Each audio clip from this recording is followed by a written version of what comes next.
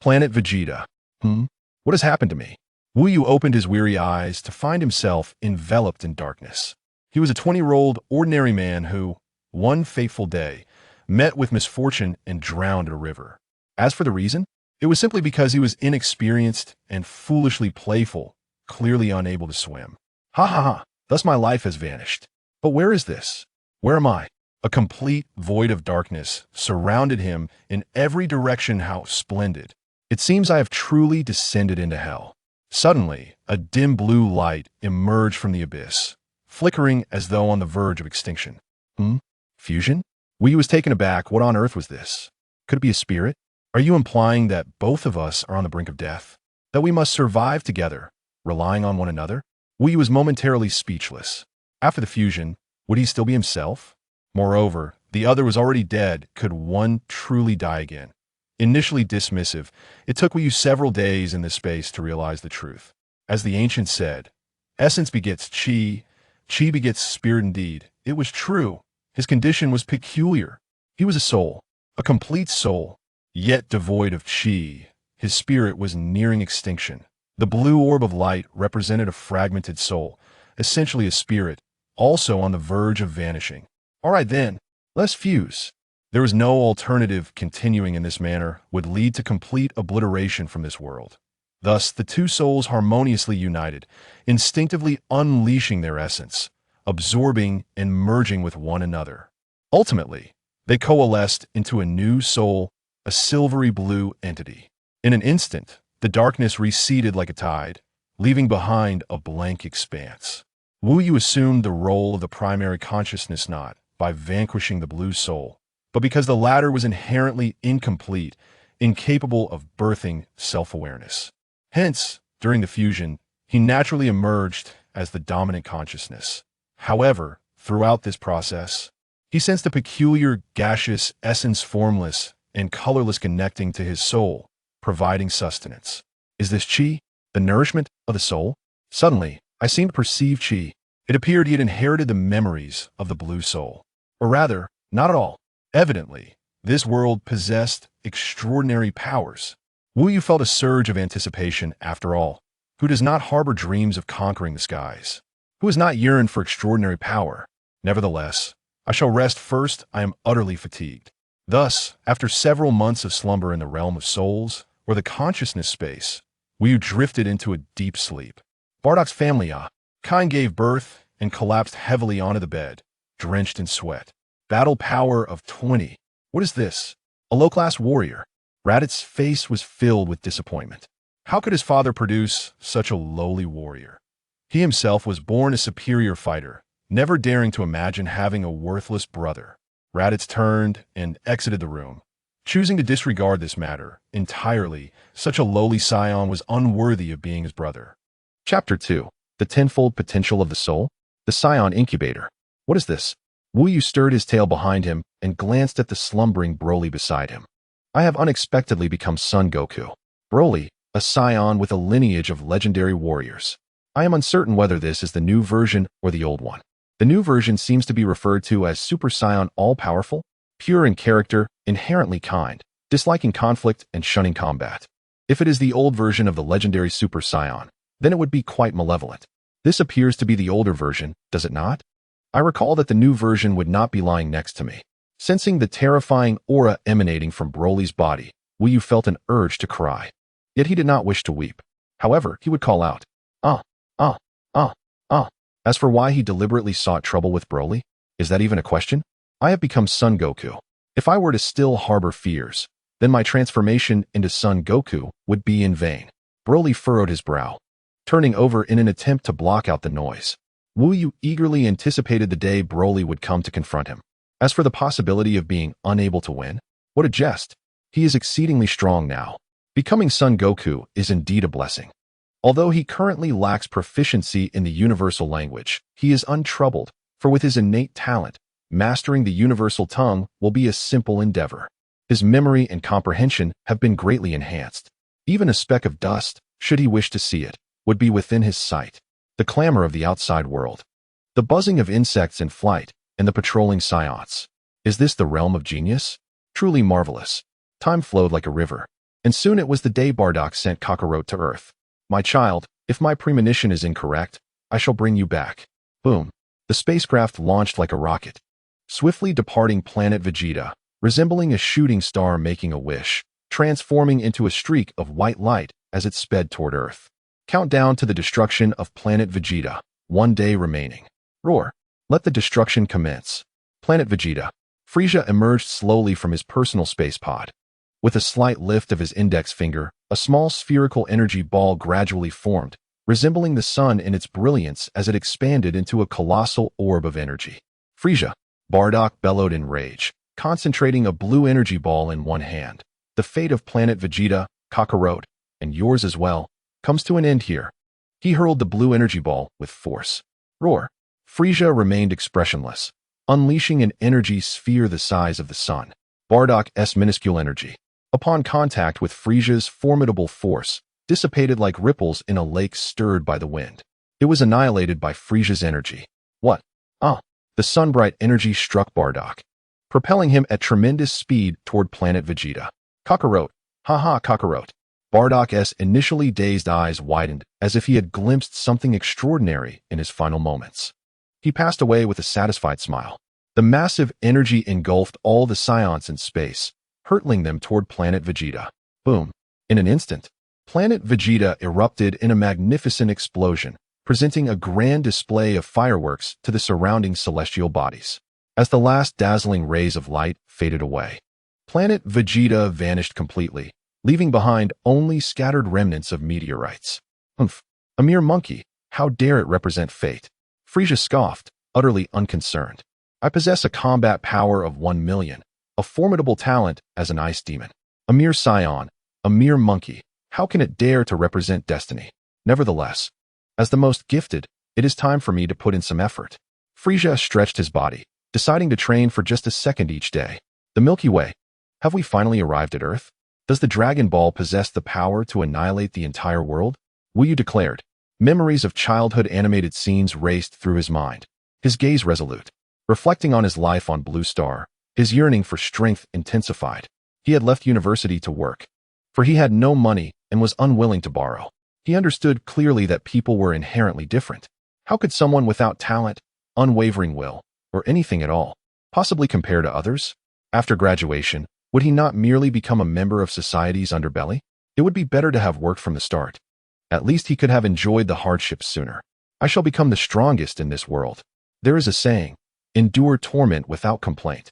I have had enough. Wu Yu's desire for strength grew ever more fervent. After all, he had never truly experienced the beauty of this world. I will seize all the beauty this world has to offer. It is all mine. Next, I shall roam this universe in the name of Sun Wukong. A surge of ambition erupted from within him, his aura subtly rising with the nourishment of his inner resolve. The spaceship traversed through countless stars, ultimately arriving at Earth, a beautiful blue planet. The vessel streaked through the atmosphere like a white meteor, plummeting towards the Earth at an incredible speed. Is that an alien? Such a powerful presence. The Supreme Kai, holding a staff resembling a giant tooth, remained calm. Though his aura bore a hint of malevolence, he could still be considered a being of righteousness. After all, most humans on Earth possessed a similar aura, balancing between good and evil. When faced with the unexpected visitor, the Supreme Kai did not intervene, but allowed Sun Wukong to descend upon the planet. Boom. After a resounding crash, the elder abruptly looked up, his gaze fixed upon the mountains several kilometers away. Are there meteors during the day? Son Gohan, gathering herbs, was astonished to witness a meteor falling nearby. Driven by curiosity, he leapt a few times to reach the site of the meteor's impact. To his surprise, he found a massive crater at the spot where the meteor had landed, within which lay a circular object encasing a child dressed in peculiar attire, complete with a tail reminiscent of a monkey. Son Gohan attempted to embrace Sun Wukong with both arms, but was met with a small hand interrupting him. Who are you, little one? Why are you here? Sun Wukong could utter no words, only responding with incoherent sounds. Upon encountering a child who had yet to sprout even a semblance of hair and could scarcely articulate a coherent thought, Sun Wufan took him home. One could only wonder from whence he came and what divine origin he hailed from. Yet, given his inability to speak and apparent lack of education, Wufan offered. Should you find yourself without a place to stay, you are welcome here. I can teach you many things. Soon, Sun Wukong prepared some buns filled with wild vegetables. Having spent an extensive period in the incubation chamber, Sun Wukong was naturally accustomed to consuming both meat and vegetables. Although he could not comprehend Wufang's words, when the buns were presented, his eyes sparkled with delight as he eagerly grabbed them with his bare hands to devour.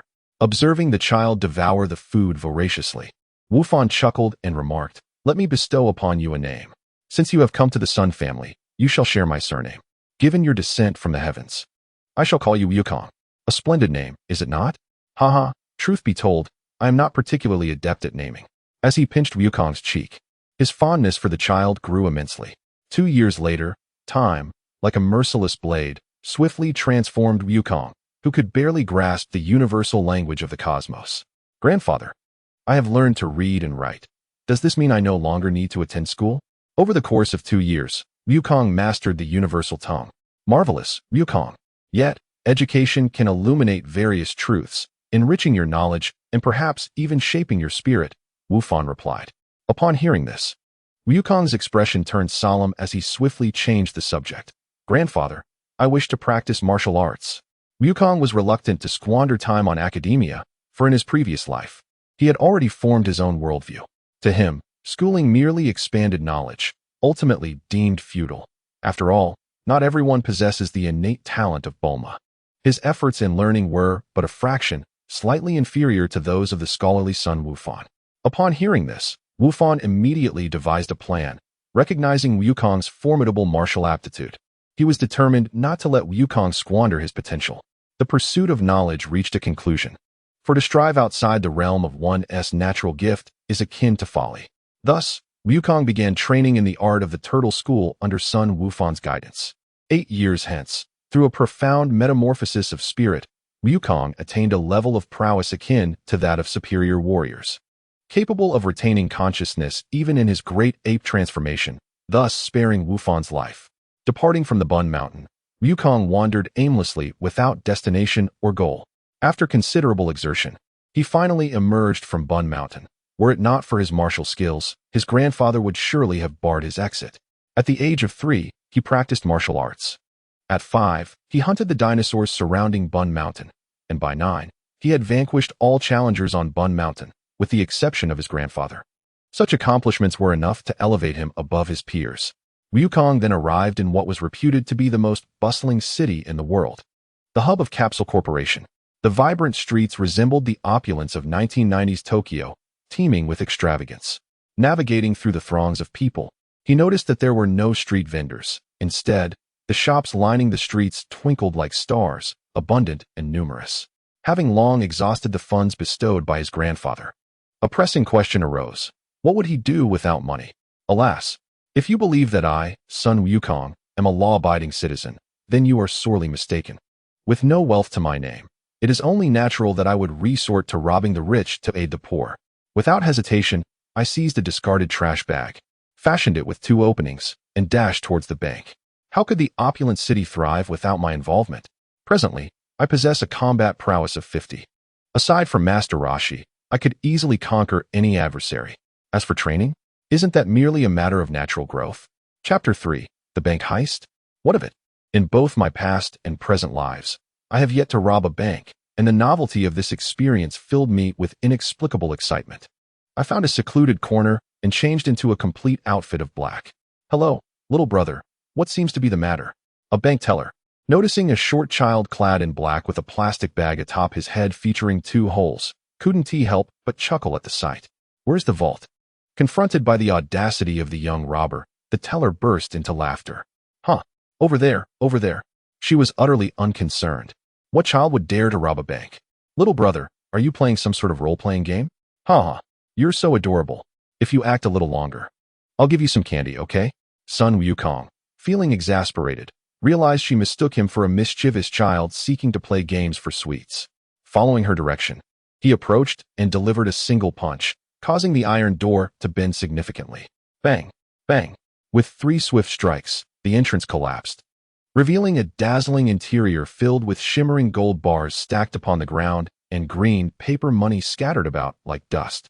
Surrounded by golden treasures, The wallets filled with cash lay neatly in the center of the room, radiating a warm golden glow. He took a few gold bars, weighing approximately 30 pounds, and restrained his greed, knowing he could always return for more. After all, he was an unparalleled master in the world. Who could challenge him, aside from those atop the highest echelons? Moreover, he had not revealed his identity. With a swift leap, he vanished like the wind. My heavens! What manner of creature is this? The bank teller's mouth fell agape as she hastily pressed the alarm button. What a thrilling first experience. Ha ha ha. It was exhilarating beyond belief. I had always yearned to do this. Countless times in my previous occupations, I had fantasized about robbing a bank, and now, I had finally succeeded. Sun Wukong laughed heartily, his gaze growing increasingly profound. This sensation was truly magnificent. After distancing himself a kilometer from the bank, Sun Wukong arrived at a jewelry store. Much like the bank he had just robbed, the shop was resplendent, adorned with precious jade and diamonds. Upon entering, he was met with a throng of patrons hesitating at the counter, each accompanied by strikingly beautiful women, their complexions fair, their legs long, and their features exquisitely refined. Hey, summon your manager. Convert these into cash for me.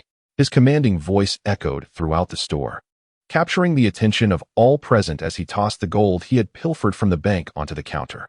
The bear-like man trembled as he replied, "Child, spare me your prattle, or you shall end up like this stone."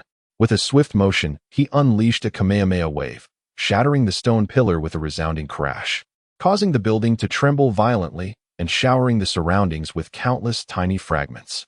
I will comply at once." The bear-like man hurriedly pulled over a bearded manager, hastily exchanging gold for currency and cautiously presenting it before Sun Wukong. He dared to offer more rather than less, much to the manager's dismay. Observing the bundles of money, a sense of satisfaction welled up within Sun Wukong. Indeed, in the presence of absolute power, most issues resolve themselves with ease.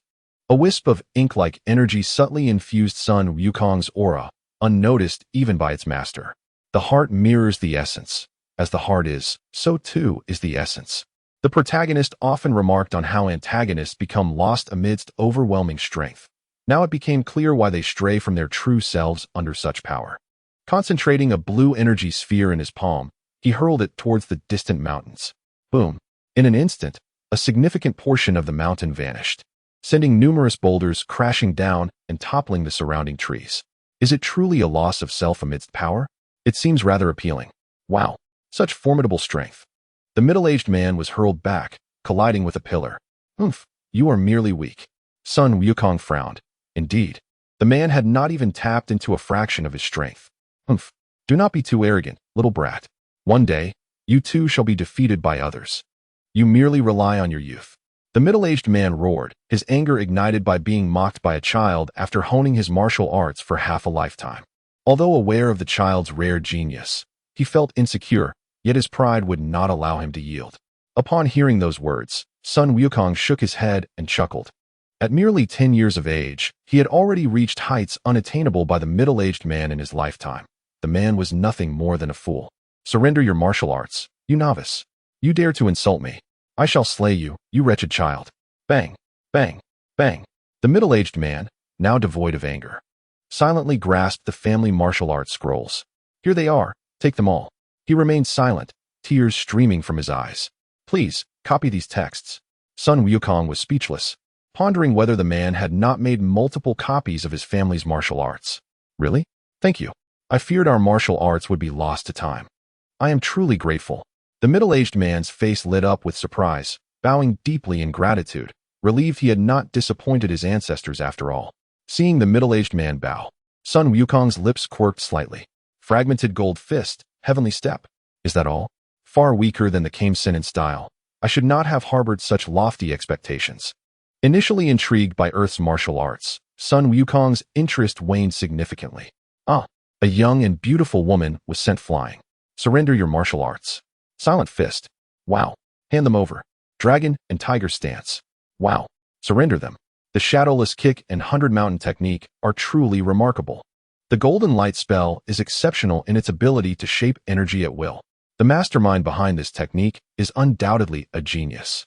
Sun Wukong, with an expression of sheer delight, has amassed hundreds of martial arts manuals across the globe. Despite the sheer volume, their utility has been rather limited for him.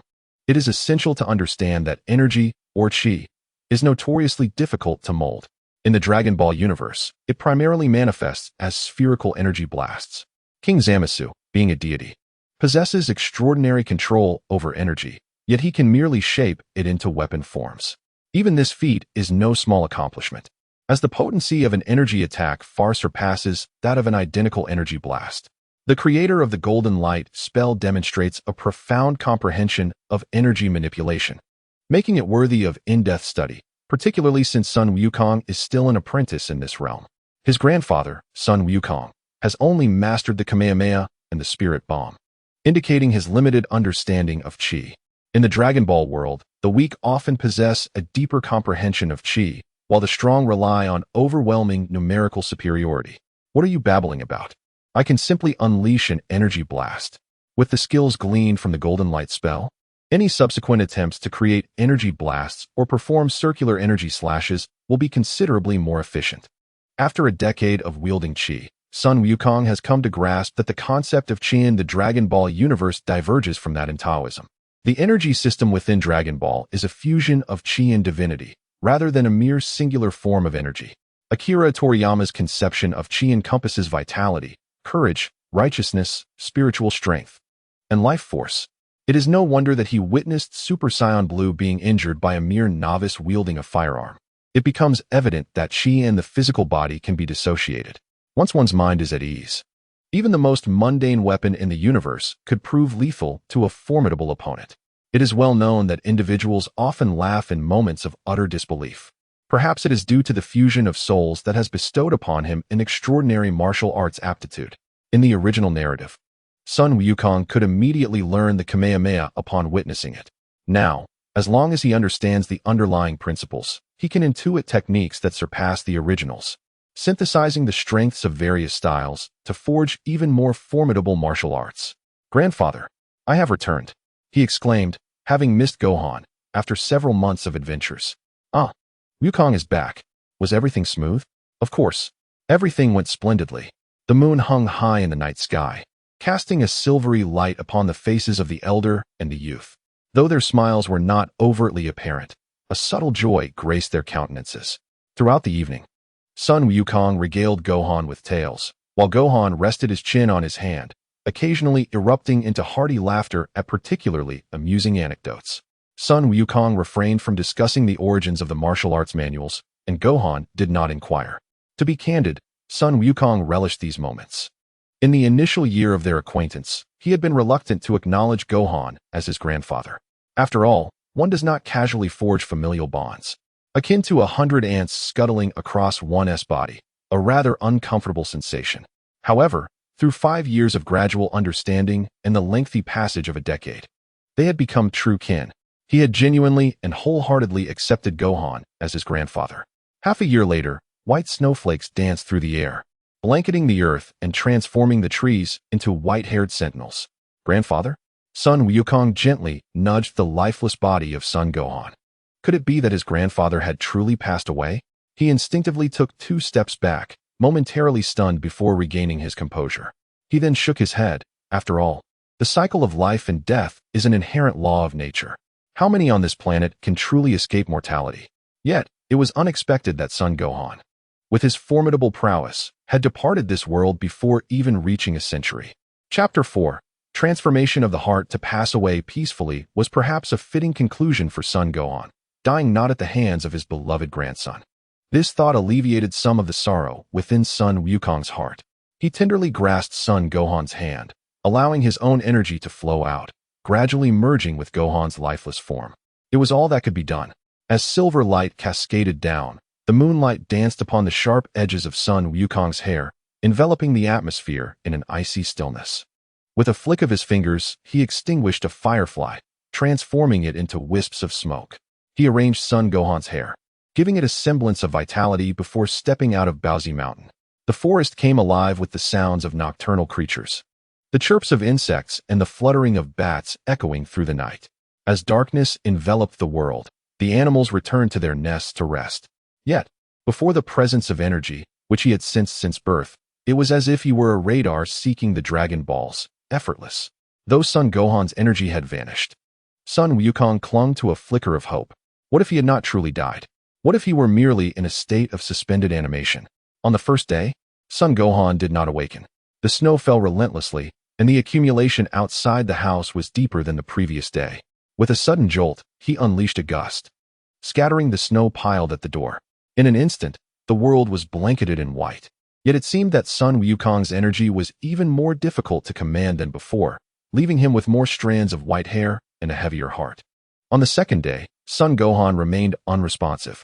The snowfall intensified. The snow on the roof grew thicker, rendering even a grown man incapable of pushing open the snow-laden door. Yet, with a gentle shove, Son Wukong effortlessly swung it open.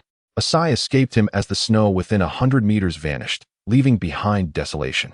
His energy surged with fury, and he swept away all the snow from the house, even dislodging the snow atop the mountain. On the third day, the full moon hung high in the sky, a tapestry of stars twinkling against a cloudless expanse. Son Wukong carefully carried Son Gohan out of the house, and upon raising his gaze, his heart raced, blood coursing through his veins at an alarming pace. This night was the night of the full moon. Son Wukong transformed into a colossal ape, lifting his head to behold the moon that had granted him tenfold strength. Instead of joy, he felt an overwhelming agitation. With a raised hand, a space opened, and a blue light flickered. Kamehameha, forever be gone. With a thunderous sound, the moon was obliterated by the Kamehameha wave, countless meteors plummeting to Earth. Though interring Son Gohan in Baozi Mountain was an option, Son Wukong yearned to find a more auspicious resting place. He swiftly located a site of perfect feng shui, creating a grave with a burst of energy, soon erecting a tomb. Once all was set, Son Wukong did not depart, but instead found a stone upon which to sit, resting his weary form. Indeed, Son Wukong is a being of little patience. Although he may not exhibit fleeting enthusiasm, he has never possessed the endurance to remain idle for an entire day. Yet, today is an anomaly. As he sits motionless upon a stone, an unusual stillness enveloping him. He neither speaks nor stirs, fixated solely on the grave before him. This vigil persists until dawn, at which point Son Wukong rises, dusts himself off, and retreats to Baobao Mountain. After a brief hunt, he consumes his meal and reclines upon his bed. With a sigh, he reflects on the loss of his first kin in this world, closing his eyes and succumbing to a deep slumber. In the dead of night, Son Wukong turns, a solitary tear escaping from beneath his eyelids, neither sweat nor mere moisture. 3 days later, he secures the door to his dwelling and embarks on a new journey. Along the way, he encounters ducks and chickens, slaying and consuming them, then pigs, cattle, and sheep, meeting the same fate, even dinosaurs. Half a year later, a confrontation arises. This is my family's ancestral medical tome, and it cannot be given to you. The bespectacled man protests. Do not waste my time with your nonsense. If you do not comply today, your entire family shall perish. Son Wukong, filled with wrath, declares, Did you think I am a benevolent gentleman? Such audacity from one so young, wielding monstrous strength to brazenly seize what belongs to others. Will he not wreak havoc as he matures? I am showing you mercy. A powerful punch lands upon the bespectacled man's face, shattering his glasses and transforming his eyes into darkened orbs. A second blow follows, and his other eye joins the first in its discolored state. Will you yield? Will you yield? Brother, please stop. I concede. I shall give it to you. The bespectacled man quickly finds himself beset by bruises. Was that so difficult? Son Wukong chuckles heartily. The bespectacled man then whispers to an elderly gentleman, who returns shortly with a new book, presenting it to Son Wukong. Upon inspection, Son Wukong finds no fault within, though it is a mere copy. Its contents are intact and inconsequential. He casually purchases a candied hawthorn on the street, having heard of the medical texts available here, and to his surprise, he has indeed found one. Initially, the man threatened him with an energy blast, leading Son Wukong to believe he was impervious. However, after a few strikes, it became evident that only his tongue was resilient. Son Wukong has accumulated dozens of medical texts, and with his formidable intellect and innate talent, he has committed them all to memory within half a year. His combat prowess has now surpassed 100. Yet his physical attributes lag in comparison to the enhancement of his energy. The rate of energy increase far exceeds that of his physical capabilities. If energy's combat power is 100, then physical prowess stands at merely 10. Contemplating the Dragon Ball realm, he realizes that regardless of the might of one's energy, one remains confined within the mortal coil. Is the path to immortality solely achievable through divinity? Aside from the eternal dragon, Sun Wukong wonders if he can make wishes upon other Dragon Balls.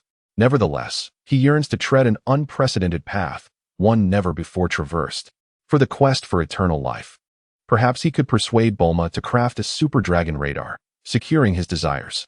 Reflecting on Gohan's passing, he contemplates, what significance does being among the strongest humans on this planet hold, if in a century one becomes but dust? Currently, he possesses an intense desire to comprehend the intricacies of human anatomy. What vistas might unfold if essence, energy, and spirit were to converge? Essence gives rise to energy, and energy, in turn, births spirit. Energy embodies the synthesis of both energy and spirit. Thus, if it were to incorporate essence, that is, the corporeal form, what transformations might ensue? Here, the concepts of essence, energy, and spirit have been slightly modified, drawing inspiration from the realm of cultivation novels.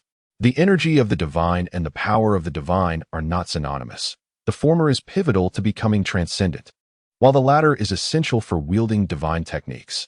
Could this lead to the attainment of immortality? He craves more material to satiate his insatiable thirst.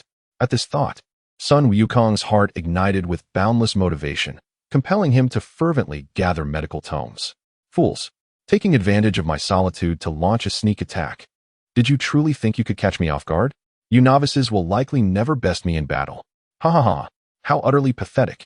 The golden-haired maiden donned a black outfit, complemented by a blue denim skirt. Meanwhile, the four assailants, failing to mount a successful offensive, instead found themselves swiftly incapacitated. How vexing. Once again, my cherished attire has been sullied. Chapter 5, The Golden-Haired Maiden. Sister, it's time for dinner. Puff. What a rare occurrence today. The dark-haired youth stifled a laugh. The golden-haired maiden forcefully pushed the door, which promptly locked with a resounding bang. Huh, it's all those fools' fault. They suddenly declared their intention of revenge against me, and even resorted to attacking with lime powder. I can't take it anymore. Is the hot water ready? I'm off to take a bath. Haha. All right. Who would have thought you'd find yourself in this predicament? The dark-haired youth finally succumbed to laughter. The room, though modest, was a remnant of her parents who had passed away years ago. It was not particularly spacious. Yet, despite its smallness, it was adequately furnished. The golden-haired maiden quickly entered the bathroom, shedding her clothing. The bathroom featured a large mirror, though much of it lay shattered and discarded in the refuse. The beauty-conscious maiden had salvaged what she could. In the reflection, her skin glowed like snow, and the contours of her abdominal muscles were distinctly visible. With a soft drip, the bathtub was filled with warm water. Today is the last day. Next week, it's your turn to cook. And remember to wash the dishes.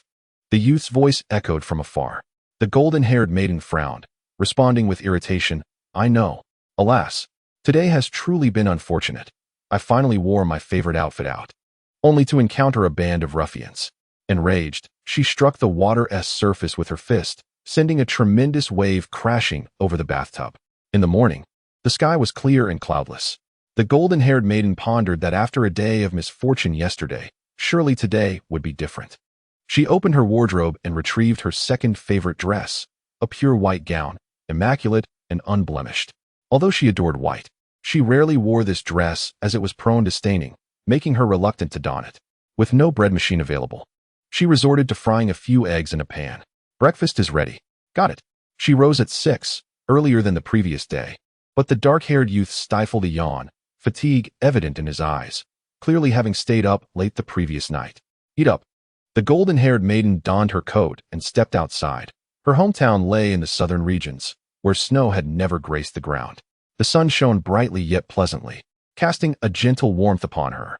The trees, once cloaked in verdant hues, had donned their autumnal garb of yellow. This one, and this one, and oh, this one too. The girl cheerfully selected vegetables at the supermarket, reveling in the special discounts of the day. With a potential saving in hand, she pondered whether to indulge in a new garment. As she skipped along, a smile unconsciously crept across her lips. Scoundrels! Worthless fools! You four cannot even best a mere child. One of the ruffians spat. Weren't you also bested by them? Retorted another. The four delinquent youths knelt at the feet of their leader, too intimidated to speak. Come on. I refuse to believe this. The leader, Having previously been chastised by the siblings, justified his confidence with the thought that they were outnumbered then, but now boasted 10 companions. "What are you afraid of?"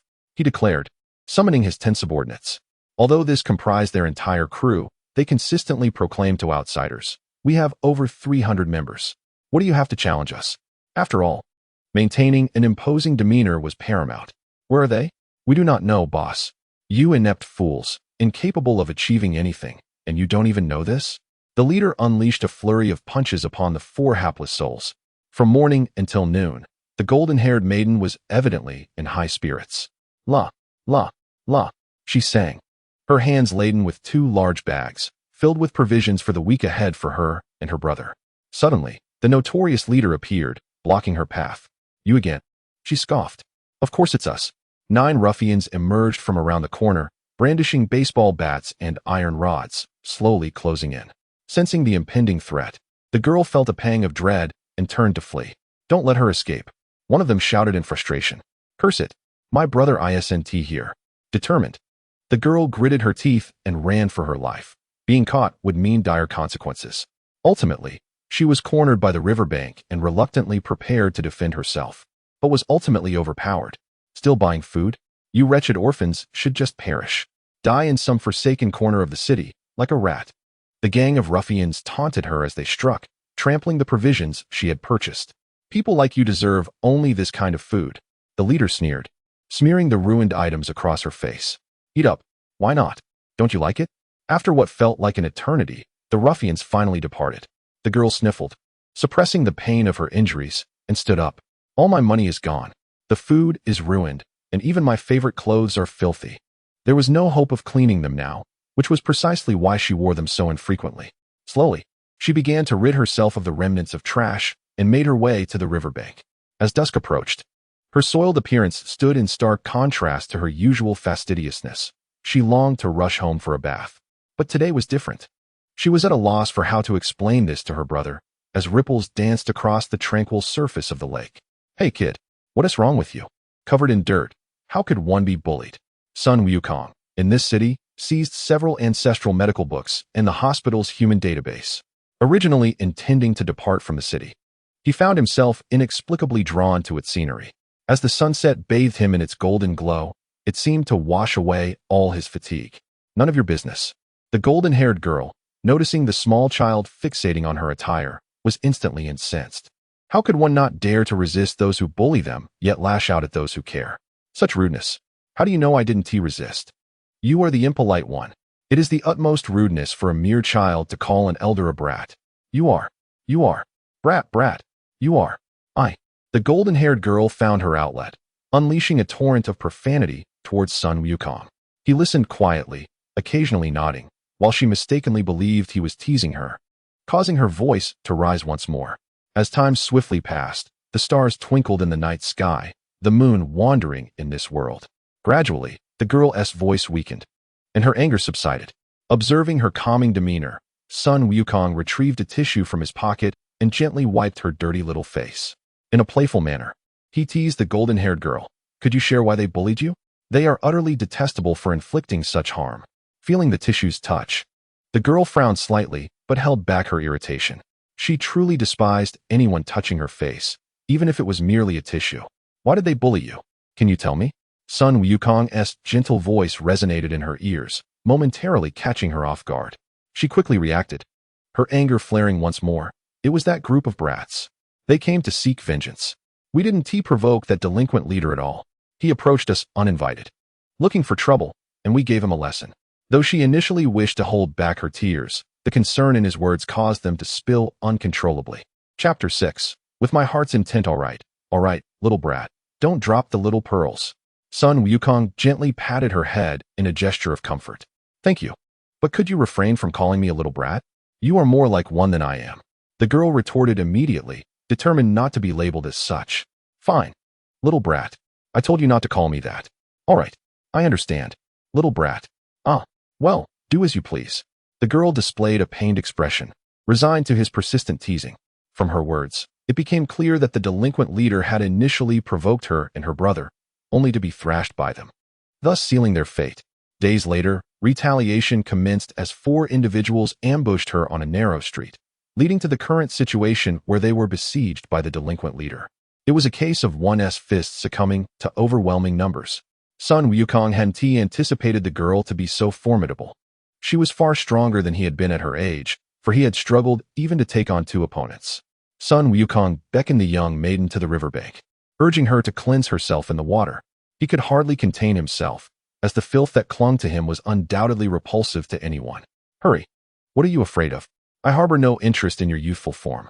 The maiden, albeit aware that Sun Wukong was merely a child oblivious to such matters, instinctively covered her most modest areas, her cheeks tinged with embarrassment. Using his chi, he fashioned a rope to bind her legs securely. Be careful. With a swift motion, Sun Wukong tossed the maiden into the river, the rope spinning wildly, ensuring she was thoroughly cleansed in the water. Wait, I don't need your help, she protested. Is this a vendetta? It must be, she exclaimed, discomfort evident in her tone. Sun Wukong spun her around in the water until the remnants of dirt and odor were nearly eradicated. The sheer volume of refuse on her was overwhelming. Vegetables, fruits, and spices clung to her skin. Without such drastic measures, a proper cleansing would be nearly impossible. You can wear this garment for now. I haven't worn it. The maiden shielded her most vital parts. Her face flushed as she bit down on the fabric. But it doesn't fit me, she protested. No worries. Just cover yourself for the time being, and I shall return, Sun Wukong reassured her, patting her head before turning away.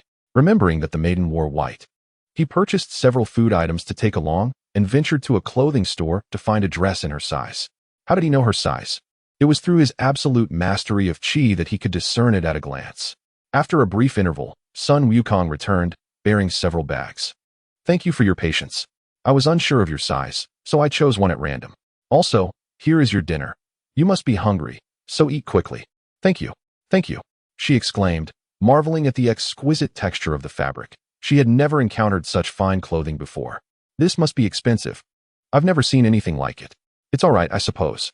Nothing extraordinary, Sun Wukong replied nonchalantly, urging her to eat, as he still needed to find accommodation for the night. With great enthusiasm, the maiden devoured a substantial portion of her meal, showcasing her prodigious appetite. Why are you staring at me? She asked, glancing back as she took another bite. Sun Wukong chuckled softly, reaching to remove some rice from her face. I am merely admiring your dining prowess. After all, you are quite adorable. Upon hearing this, her previously pale cheeks flushed a deeper shade of crimson. I am not, she retorted, laughter escaping her lips. Sun Wukong's heart leapt at her charm. He had never encountered someone who blushed so easily at playful teasing. Have you had enough? Once you finish, I shall escort you home. All right. As night fell, the light from the incandescent bulbs illuminated the figures of the boy and girl, their shadows stretching and eventually merging into one. Do you wish to become strong like me? He inquired. I do, she replied with determination. Oh, such resolve. But why do you desire strength? The maiden pondered. Is a reason necessary? Indeed, Sun Wukong laughed, finding her perspective refreshingly different from what he was accustomed to hearing. 2 individuals moved forward, step by step, their pace languid. After several hours of mutual acquaintance, they finally arrived at the young lady's abode. Thank you ever so much. Mischievous imp. I have reached home, she exclaimed. Ah, indeed, you remain quite the impolite rascal, she playfully retorted. Here, take this. You can read, can't you? This is the first martial arts manual I have created. It will aid you in becoming the foremost martial artist in the realm. Use this book to protect your younger brother and ensure he does not suffer the same indignities as you did today. This martial art was first conceived by Sun Wukong, drawing from the wisdom of those who came before. However, this tome does not adhere to traditional methods. Rather, it resembles a nefarious technique, designed to facilitate rapid ascendance to martial prowess in a short span. Rest assured, it poses no threat to your longevity and bears no hidden costs. With fervor, he grasped the young lady's cheeks, tugging at them in a fervent outburst. All right, but could you please stop pulling me? She protested, her lips pouting in mild annoyance. Until we meet again. Wait, I still do not know your name. It is inscribed in the martial arts manual, she replied, clutching the book, standing silently in place. The presence of this young man stirred a warmth within her heart.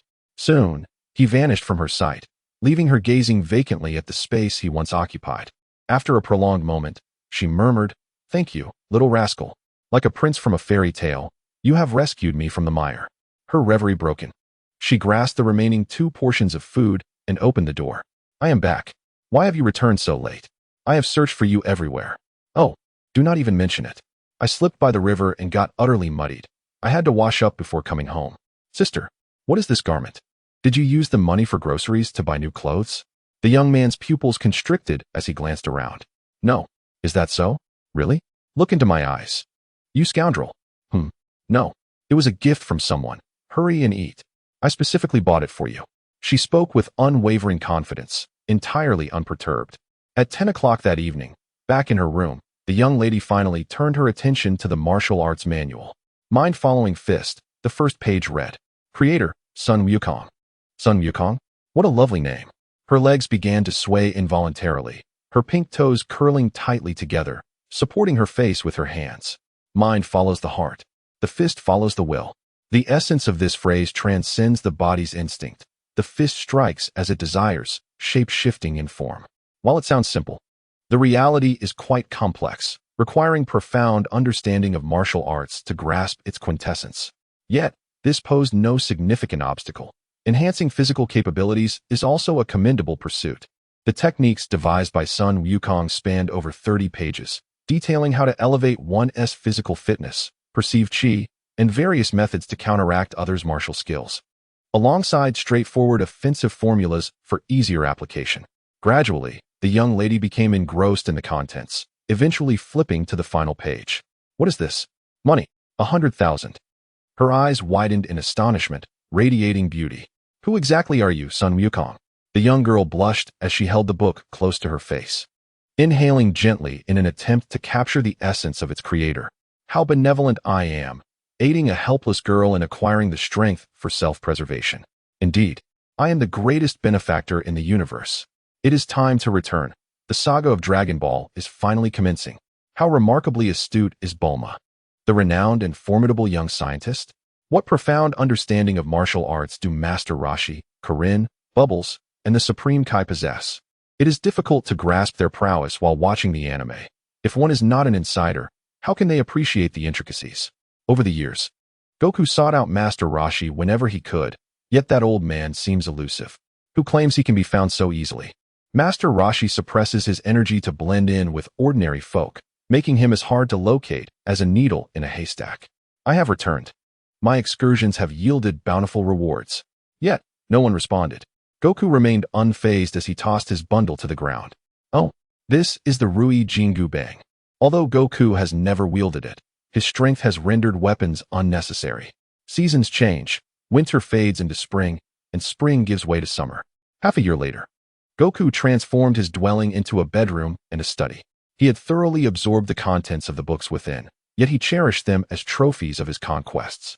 Through years of adventures spanning the land, Goku's martial prowess has surpassed that of the world's 999 martial artists, earning him the right to call himself a martial arts master.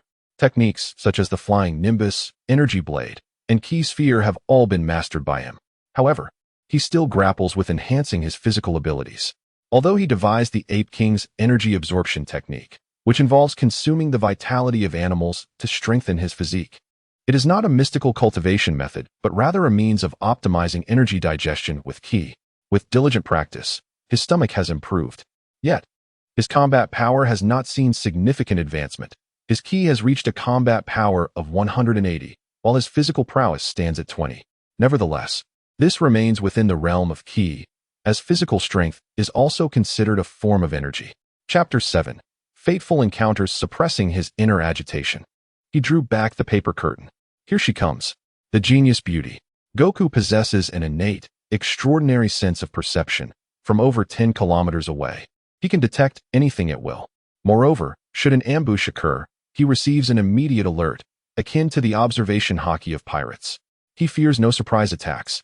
A car traversed the steep rocks, surrounded by lush greenery. The Dragon Balls are nearby. Splendid. Soon, I shall gather 3 of them. The blue-haired girl adorned with a large red bow, her ponytail swaying, wore a pink dress. Youthful and radiant, her slender figure and flawless complexion exuded a delicate flush. Whom shall I choose today? It shall be you. The red dinosaur. The energy blade cleaved through the dinosaur's neck, severing the trees behind it. The colossal body crashing down and obliterating the nearby foliage. With the head in one hand and the tail in the other, it smelled utterly delectable. Dodge. Move. Suddenly, an urgent voice pierced the air. As Sun Wukong turned around, he was met with the oncoming vehicle that collided directly with his face. In an instant, his youthful body was propelled several dozen meters away, crashing against a large tree. Ah, I have killed someone. Woe is me. The young girl felt her heart plummet, terrified at the thought of the consequences if anyone were to find out. I am doomed. Suddenly, a chilling voice echoed in her ears, transforming the once stifling air into a damp and eerie atmosphere. I shall take your life. Join me in death and descend into the abyss. Ah, no. I do not wish to die yet. Mother, help me. Sun Wukong, with bloodied hands pressed against the glass, appeared exceptionally terrifying. His crimson-stained palms opened the door, and he grasped Bulma's legs tightly, the sticky sensation of blood sending her heart racing with dread. Ah, Mr. Ghost, I am still young. I implore you, spare me. I shall never trespass again. The girl, cradling her head in her hands, knelt on the chair, tears streaming down her face and soaking her long dress.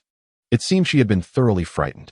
However, Sun Wukong remained unfazed. Compared to the girl's reckless behavior, her fright was not overly excessive. After all, not everyone possessed extraordinary strength like him, and she needed a profound lesson. All right, this timid girl who keeps calling for her mother, please cease your cries.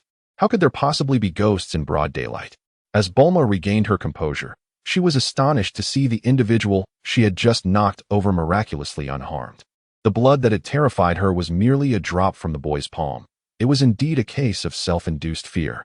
You little brat, you are insufferable. Sun Wukong clutched the dinosaur carcass once more, noting Bulma's frantic outburst with a smirk.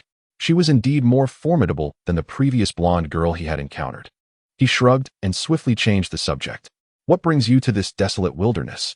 Bulma's thoughts returned to clarity. Indeed, she was here in search of the Dragon Balls. Sun Wukong's voice interrupted her thoughts again. Nightfall approaches. Many man-eating monsters lurk in these woods. There are dinosaurs over 10 meters tall, capable of flattening a house with a mere step. Is that true? Bulma's complexion turned pale. After her arduous journey to this place, she was on the verge of finding the Dragon Balls, only to discover the inherent dangers surrounding her. She felt a sense of unwillingness to leave. But then, a thought struck her. Wait, if it is so perilous, why are you residing here? You cannot possibly be deceiving me. Of course not. I am a martial arts master. You? Huh. Bulma believed she had seen through his ruse. What kind of martial arts master would be merely in their teenage years? Seeing her skepticism, Sun Wukong rubbed his forehead in frustration. The Baozi Mountain was teeming with dinosaurs. For Bulma to enter was already a testament to her luck. This place was not somewhere one could simply come and go at will. Chi Yuan slash. Abruptly, a spiraling, sharp energy cleaved Bulma's car in two. Good heavens. She fell to her knees, her eyes widening in disbelief. Was this truly a human? However, why must one display strength by targeting my automobile? I admit my earlier fright was unwarranted. Would you care to seek refuge in my home? Tomorrow, I shall take you out. Allow me to introduce myself. I am Sun Wukong. Thank you ever so much. I am Bulma. How utterly repulsive. Bulma hesitated momentarily, but ultimately grasped Sun Wukong's bloodied hand. After some contemplation, she decided to accompany Sun Wukong home, for her life was of utmost importance. The Dragon Balls awaited her exploration for a more formidable weapon to seize later. How impressive. Sun Wukong, you have lived in such perilous surroundings for 12 years.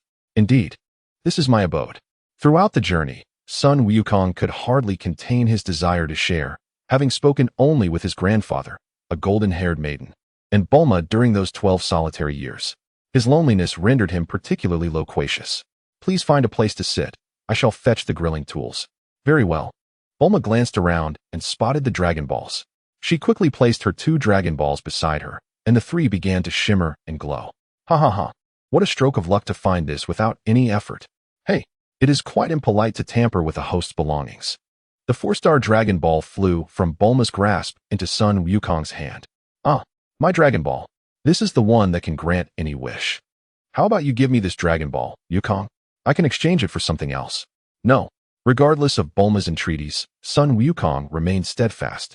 Well, Wukong, how about if I let you touch me, and you give me the Dragon Ball?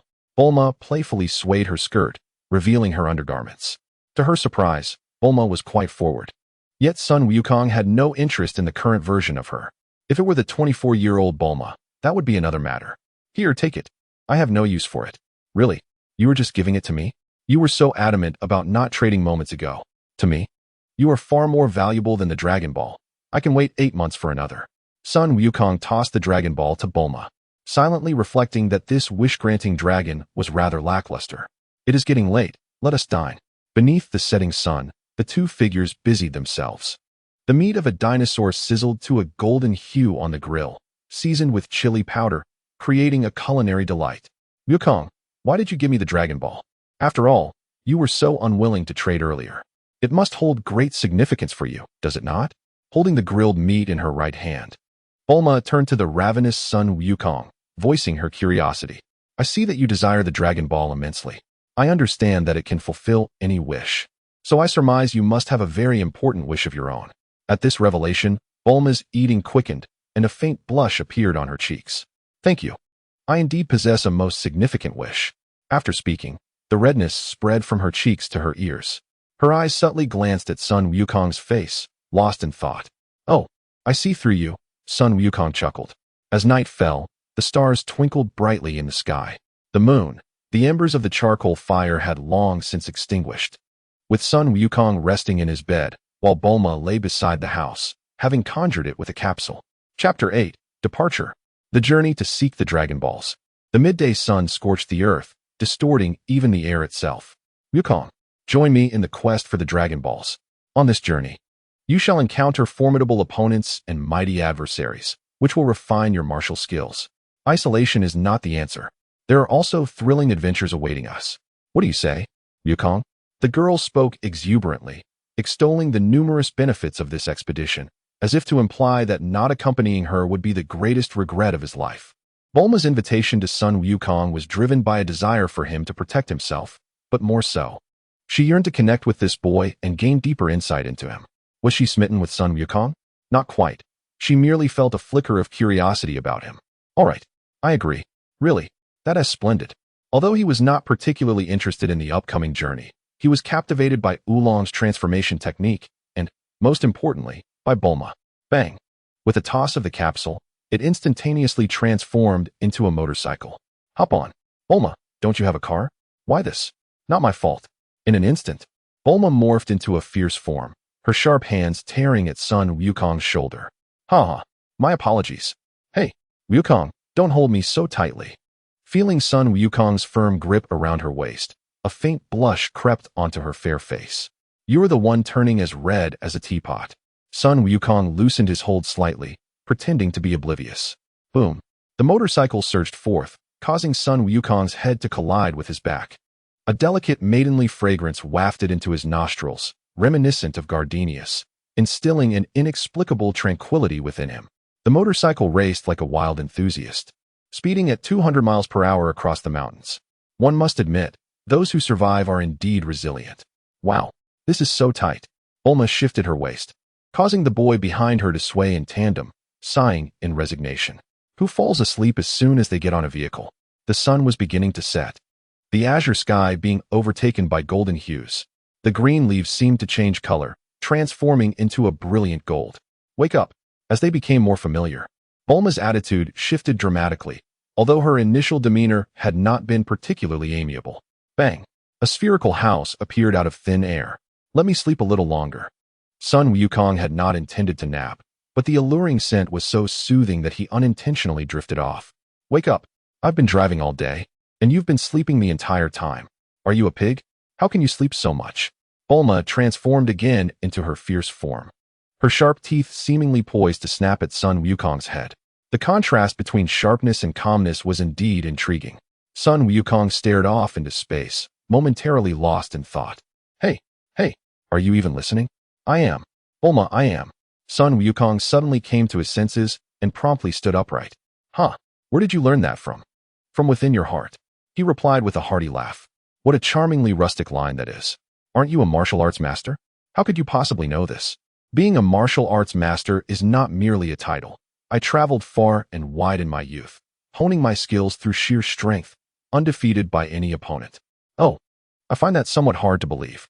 You're just a 12-year-old brat. How could that be true? Are you trying to deceive me? The girl's eyes widened, sparkling like bells, as she stared intently at Sun Wukong, seemingly challenging him to prove his claims. Unfazed, Sun Wukong entered the room and settled onto the sofa. You will see in due time. Is that so? She gently pressed a button, and the screen displayed, heating in progress. Food materialized from the versatile capsule, prepared meals ready to be cooked. Sun Wukong turned and stepped into the bathroom to boil water. Whether his claims were true or not mattered little to Bulma. She merely wished to witness the pride that radiated from him. That proud expression made her find him somewhat endearing. As the daughter of a capsule company magnate, Bulma had encountered countless individuals and could discern Sun Wukong's inherent arrogance. Was it due to his prodigious martial prowess at such a tender age? Or was there more to it? Though Sun Wukong usually concealed his true self well, Bulma could still sense it. Driven by her innate curiosity, she yearned to unearth the myriad emotions hidden beneath the boy's exterior. I'm off to the restroom. When that device beeps, remember to turn it off, you fool. Do you presume that just because I didn't find anything, it's all over? The diminutive blue creature gnawed angrily at a piece of meat. My sincerest apologies. King Pilaf. It is my fault. The blue-cloaked dogman frantically apologized to Pilaf. Do you realize that we are not the only ones collecting Dragon Balls? Others may have already gathered 6 of them. They could very well be devising a plan to seize ours. Pilaf revealed a Dragon Ball from a box and placed it before Ashu. Behold, this magnificent glow belongs solely to me. If I manage to acquire all their Dragon Balls, this world will be mine. He raised the 1-star ball high, his greed almost spilling from his eyes. A true master shall emerge in this world, and that master shall be me. I am King Pilaf. Bulma, you certainly possess considerable wealth. Your abode is quite exquisite. Of course, after bathing and rinsing, Sun Wukong and Bulma retired early for the night, for staying up late is hardly a commendable habit. Morning dawned, the sun rising to illuminate the fresh air as a gentle breeze wafted through. Sun Wukong resumed his daily training. Could I trouble you for a glass of water with salt? Seaweed would be a delightful addition. Suddenly, the turtle appeared, tapping Wukong's calf with its arm. You truly know how to indulge yourself. Bulma emerged from the door, turned back to fetch it, deeming it a simple act of kindness. Enjoy, my turtle friend. Ah, you know I am a sea turtle. I am so touched. All this time, I have been called a mere turtle, when I am, in fact, a sea turtle. The turtle continued to recount its myriad of experiences along the journey. Are sea turtles and regular turtles not similar? Who even asked you? Sun Wukong and Bulma exchanged glances, each recognizing the helplessness reflected in the other's eyes. Finally, the turtle articulated its ultimate quest. I am lost. Do you know where the sea is? Bulma presented a map, exclaiming in shock, goodness, we are 150 kilometers from the coast. What? 150? Boo-hoo! The turtle, a large creature, unexpectedly wept. Shouldn't you be striving to return instead? Sun Wukong could only express his disbelief, feeling somewhat perplexed. Logically, turtles should not cry. Although 12 years had passed, his memories remained vivid, and the narrative seemed to deviate. Is it normal for reality to diverge? Can change occur at any moment? If time were to reverse, events should ideally unfold as they once did, but one person's thoughts might veer off their original path. If a new idea arises, chaos ensues. And others' thoughts may also become tumultuous, for one cannot guarantee that a person's mind will adhere to its previous course. There will always be spontaneous inspirations leading to unforeseen outcomes. Well then, let me escort you back. Really? Thank you, young one. Retracting the myriad of thoughts. Why ponder so much? When soldiers come, one must resist. When water flows, one must dam it. In the past, I failed to comprehend that the most formidable antagonist does not require cunning schemes to confront the protagonist. Now I understand that possessing absolute strength guarantees victory. All fears stem from a lack of power. A strong individual must possess a resilient heart. If one is fearful of this and that, perhaps it is wiser to return home and seek comfort from one's mother. Chapter 9. The Turtle Sage. Ah, Wukong, isn't this too far? I want to go. I absolutely refuse, even if it costs me my life. Moreover, he should crawl back on his own. What does this have to do with us? Bulma shook her head vigorously, exasperated at the prospect of helping this ancient turtle. How long would it take to gather all the Dragon Balls? She absolutely would not. Don't worry, I'll be quick. I can do it in half a day. Is that true? Of course. Bulma, somewhat skeptical. recalled the image of Wukong effortlessly slicing through a car, and ultimately nodded in agreement. Thank you so much, Wukong. The sea turtle's eyes brimmed with tears, touched by the unexpected kindness of a stranger. Yosh, I shall carry you, Mr. Sea Turtle. Oh no, that's too much. Absolutely not. The turtle waved its flippers in refusal. It's quite all right. I am quite strong. Sun Wukong effortlessly hoisted the sea turtle onto his back, arms outstretched. Bulma, I'll carry you too. We'll arrive in no time. Really? Is it true? Bulma retreated a couple of steps, arms crossed. Of course. Otherwise, it would take us several days, and you wouldn't want to prolong the journey, would you? Sun Wukong disregarded Bulma's protests and swept her up in a princess carry. Soaring into the sky. Flying technique. Ascending 5 meters above the ground, he swiftly traversed several hundred meters. We're going to crash. Bulma instinctively clutched Sun Wukong's neck, her heart racing as the snow-capped peaks flattened beneath them. Sun Wukong maneuvered around the mountains. Snowy mountains are so soft. At that moment, Sun Wukong had but one thought, his arms tightening around Bulma instinctively. Hey, Wukong, what are you doing? Bulma's face flushed with embarrassment. She felt that Sun Wukong was being deliberately provocative. You're holding on too tightly. It has nothing to do with me. Sun Wukong stubbornly refused to admit any fault, insisting it was all Bulma's doing. As their speed increased, they soon reached the seaside. Along the way, they encountered a beastly tiger attempting to rob them. But Sun Wukong dismissed it with a casual gust of wind, sending the creature miles away. He couldn't help but think, I can fly, and you dare to rob me? How audacious. But if you manage to survive my grasp, it would truly be a stroke of luck. After a few minutes of flight, they arrived at the beach. Thank you so much, Sun Wukong. Could you please wait here for a moment? I wish to present you with a gift. The turtle, ignoring Bulma's words, turned its back and walked away. Really, we don't have time to wait for him. And Sun Wukong, did you just take advantage of me? Surely you did. Bulma glared at him coldly. Absolutely not. You were the one holding on too tight. He turned away, feeling guilty. Look me in the eye and answer me. I have a slight squint. You lecherous little rascal. Bulma tugged at her hair, exasperated by Sun Wukong's unabashed demeanor. Ultimately, she had no proof. Moments later, the turtle returned, carrying an elderly man wearing glasses on its back. Thank you, young man, for escorting my old friend home. Is that all? Shouldn't there be a gift? He is my savior. The turtle grumbled. Wait. The phoenix. The phoenix. Bulma exclaimed, thrilled. A phoenix? You're too early with your excitement. It's just a name. If Bulma were to find out later, her expression would surely be amusing, Sun Wukong thought, secretly amused. Alas, it perished last year from food poisoning. Ha. Young man, let me choose another gift, the turtle said, slightly embarrassed. Bulma sighed in disappointment. What a letdown. No, I just want that yellow orb. He didn't need the Nimbus cloud. His speed had long surpassed it, and his intentions were not entirely innocent. Should he fall, it would be quite embarrassing. Furthermore, the Rui Bang he carried was not a weapon, but merely a means of identification. Going out without connections is sheer foolishness. This is merely a useless glass bead. Do you truly desire it? Indeed, Sun Wukong replied, having already noted the turtle's aura, planning to seek him out for mentorship after locating the Dragon Balls. Although his strength had surpassed that of the turtle hermit, the insights that the original Wukong gleaned from him would undoubtedly hold merit. The turtle hermit regarded the youth, noting the Rui Bang on his back, and was certain this was son Gohan's grandson. 3 years prior, Gohan had visited him, boasting about his grandson's remarkable talents and vowing he would become the greatest in the world within a few years. Little did he expect that in just 3 years, the boy's strength would far exceed his own. Your grandfather is named Son Gohan, correct? Did he speak of me? Indeed.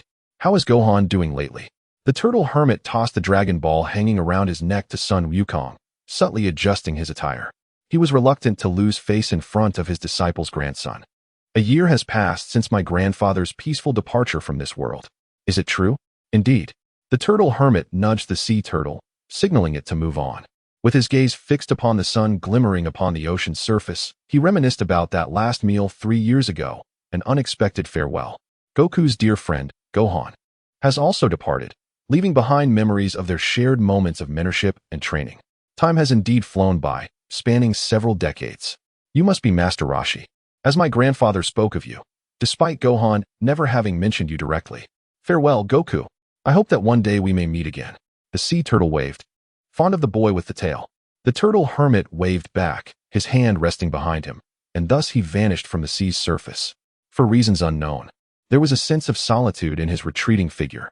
Goku, you are remarkable. Without any effort, we have obtained yet another Dragon Ball. Bulma was astounded, never expecting to collect a Dragon Ball on the very first day of their journey. Goku truly was her lucky star. With both hands cradling Goku's head, she found herself pressing against him, as he was half her height, making it somewhat difficult to breathe. Haha, my apologies. With 4 Dragon Balls in their possession, they would soon be able to fulfill their wishes. So, Bulma, what is the wish you desire to make? In her moment of joy, Bulma abruptly halted, a wave of embarrassment flooding her face. Well, it's very important, that's all. You think I don't know? Goku smirked, anticipating her reaction once they gathered them all. With both arms once again wrapped around Bulma's waist, he couldn't help but notice how pleasant it felt. As they approached the village, the sight of a motorcycle sent the villagers scattering in all directions, hastily securing their doors. The location of the 5th Dragon Ball lay within. Bulma, with her Dragon Ball radar in hand, tapped Goku, already accustomed to his embrace around her waist. Oh, you seem rather intimidating. The moment you appear, the villagers flee in fear. What did you say? Goku playfully bared his teeth, but it posed no threat to him whatsoever. Bulma sighed. Realizing that Goku was as tough as steel, he was impervious to harm. The Dragon Ball radar continued its search. Is anyone home? Hello? Goku understood that the villagers were too frightened of Oolong to dare open their doors. If a person of high moral standing were to knock and announce their entrance, that would be one thing. But was Goku that kind of person? He punched through the door, creating a hole, and gently twisted his hand to dismantle it. A man wielding an axe charged at him, but Goku effortlessly dodged. Exhaling, he watched as the axe-wielding man was sent crashing against the wall. Remarkable, Goku. You sent him flying with a single breath. Please, Oolong the Great, spare me. Throwing aside the broken door, they soon spotted the Dragon Ball in the center of the room. Chapter 10, Transformation Technique. Hey, this one is mine. As compensation for ambushing him, Goku accepted the Dragon Ball, pulling some money from his pocket and tossing it to the man. This should cover the cost of the door. With this amount, one could buy several doors. Goku, however, had little interest in money. It was something he could acquire in abundance whenever he wished. Gently tossing the Dragon Ball to Bulma, he settled into the shade of a grand tree. Bulma, let us take a moment to rest. I shall wait here for someone. Lost in the euphoria of acquiring the Dragon Balls, Bulma snapped back to reality, bemused by how Goku, without any means of communication, could possibly wait. Yet, she chose to trust him. After all, he was the one who had enabled her to gather 3 Dragon Balls in merely 2 days. A bit of patience seemed reasonable. As the villagers gradually realized that Goku's group was no false alarm, they began to emerge from their homes. Some bolder villagers engaged in hushed discussions about Goku and his companions, yet none dared to approach. Time passed slowly. Bulma retrieved her versatile capsule and summoned a house. The heat was unbearable, and she had no desire to let her fair skin darken under the sun. At last, Goku slowly opened his eyes. Oolong, you certainly made me wait, he thought, hoping he wouldn't perish in the meantime. Has he finally arrived? Bulma stirred from her recliner, feeling quite refreshed after a long nap that stretched from noon to afternoon. Oolong is here. The villagers hastily retreated into their homes, securing doors and windows. A man in a suit appeared, his face possessing an air of sophistication that belied a rather lewd demeanor. Goku, harnessing his energy, transformed it into a golden rope, ensnaring Oolong before he could react. You made me wait far too long. Oolong, who are you? Oolong was struck with terror.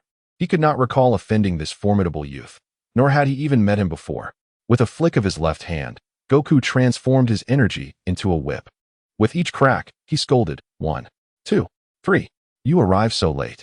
You dared to transform into a human when you are a pig. You truly tested my patience. With no entertainment to occupy him, Goku's patience waned after several hours, and he voiced his grievances while lashing Oolong. Bulma, overhearing Goku's complaints, was rendered speechless. To have waited so long only for him to resolve the villagers' troubles with Oolong. How contradictory. A man with a proud disposition. Clearly, Bulma had misunderstood. Oh no, brother, please stop. I will do anything you ask, Oolong pleaded, pointing in a direction while wincing from his injuries. Where have you hidden the woman you stole? Over there. Over there. He indicated, his body bruised and battered. Go tell the villagers. Very well. After Bulma relayed the events to the villagers, they swiftly located the abducted girls. Yulong was taken away by Goku, for he still needed to extract the secrets of transformation from him. As the vehicle roared to life, they continued on their quest for new Dragon Balls. Along the way, Goku managed to pry the transformation technique from Yulong, who proved to be utterly incompetent, having only memorized half of it despite years of practice. Alas, in recent years, Goku had been unable to find any animal skilled in transformation. Had he encountered Yulong earlier, he would have dispatched him with a burst of energy. However, he had been preoccupied with his goal of acquiring martial arts manuals and had little time for such pursuits. Enough. You are of no further use, Goku declared, etching the encounter into his memory before unceremoniously discarding Yulong by the roadside. The worthless Oolong deemed even a glance at it a waste of his existence. Of course, Bulma said nothing. For someone who would abduct children, allowing him to live was already a testament to Goku's kindness. Ah, it hurts. Oolong cried out in agony. Thus, he was ruthlessly discarded by the roadside, while Sun Wukong and Bulma continued their quest for the Dragon Balls. In the desert, the wind howled. It's so hot. So hot. Goku. Goku. Hold me. Bulma clutched a wooden stick, straining to support her body, drenched in sweat. This is utterly unfair. Just because you can fly. Look at me, drenched in sweat. While you remain completely dry. What a convenient skill. Sun Wukong hovered around Bulma, seemingly questioning the utility of such convenience if she couldn't do it herself. Earlier, Bulma had promised Wukong that he would fly to collect the Dragon Balls, but he had coldly refused her request. It was all about enduring hardship without complaint. Bulma regretted her careless words at that moment. Fine. Seeing her plight, Sun Wukong relented, though it was not due to Bulma's playful demeanor. Wonderful. Wonderful. Bulma exclaimed, raising her arms and leaping joyfully, shaking the towering peaks around her. What are you doing? Sun Wukong scratched his head in confusion. You fool. Of course. I want you to hold me. You pig. Bulma transformed once more into her sharp-toothed form, extending her hands towards Sun Wukong, urging him to hurry. Sun Wukong clicked his tongue in amazement. Bulma always turned into this when her defenses were breached. Stop right there. A man clad in red, with slightly long hair, floated nearby with a cat. It was none other than Yamcha. However, Yamcha was not there to rob them. He immediately recognized a little brat and a schoolgirl, both exceedingly innocent. Such individuals had no money to steal, and he held no interest in robbing the impoverished. As for Sun Wukong's ability to fly, he jested. My puer can fly too. What are you doing here? Lost. There's a city if you head left. In a good mood, he generously offered directions, proclaiming, Be grateful for my kindness.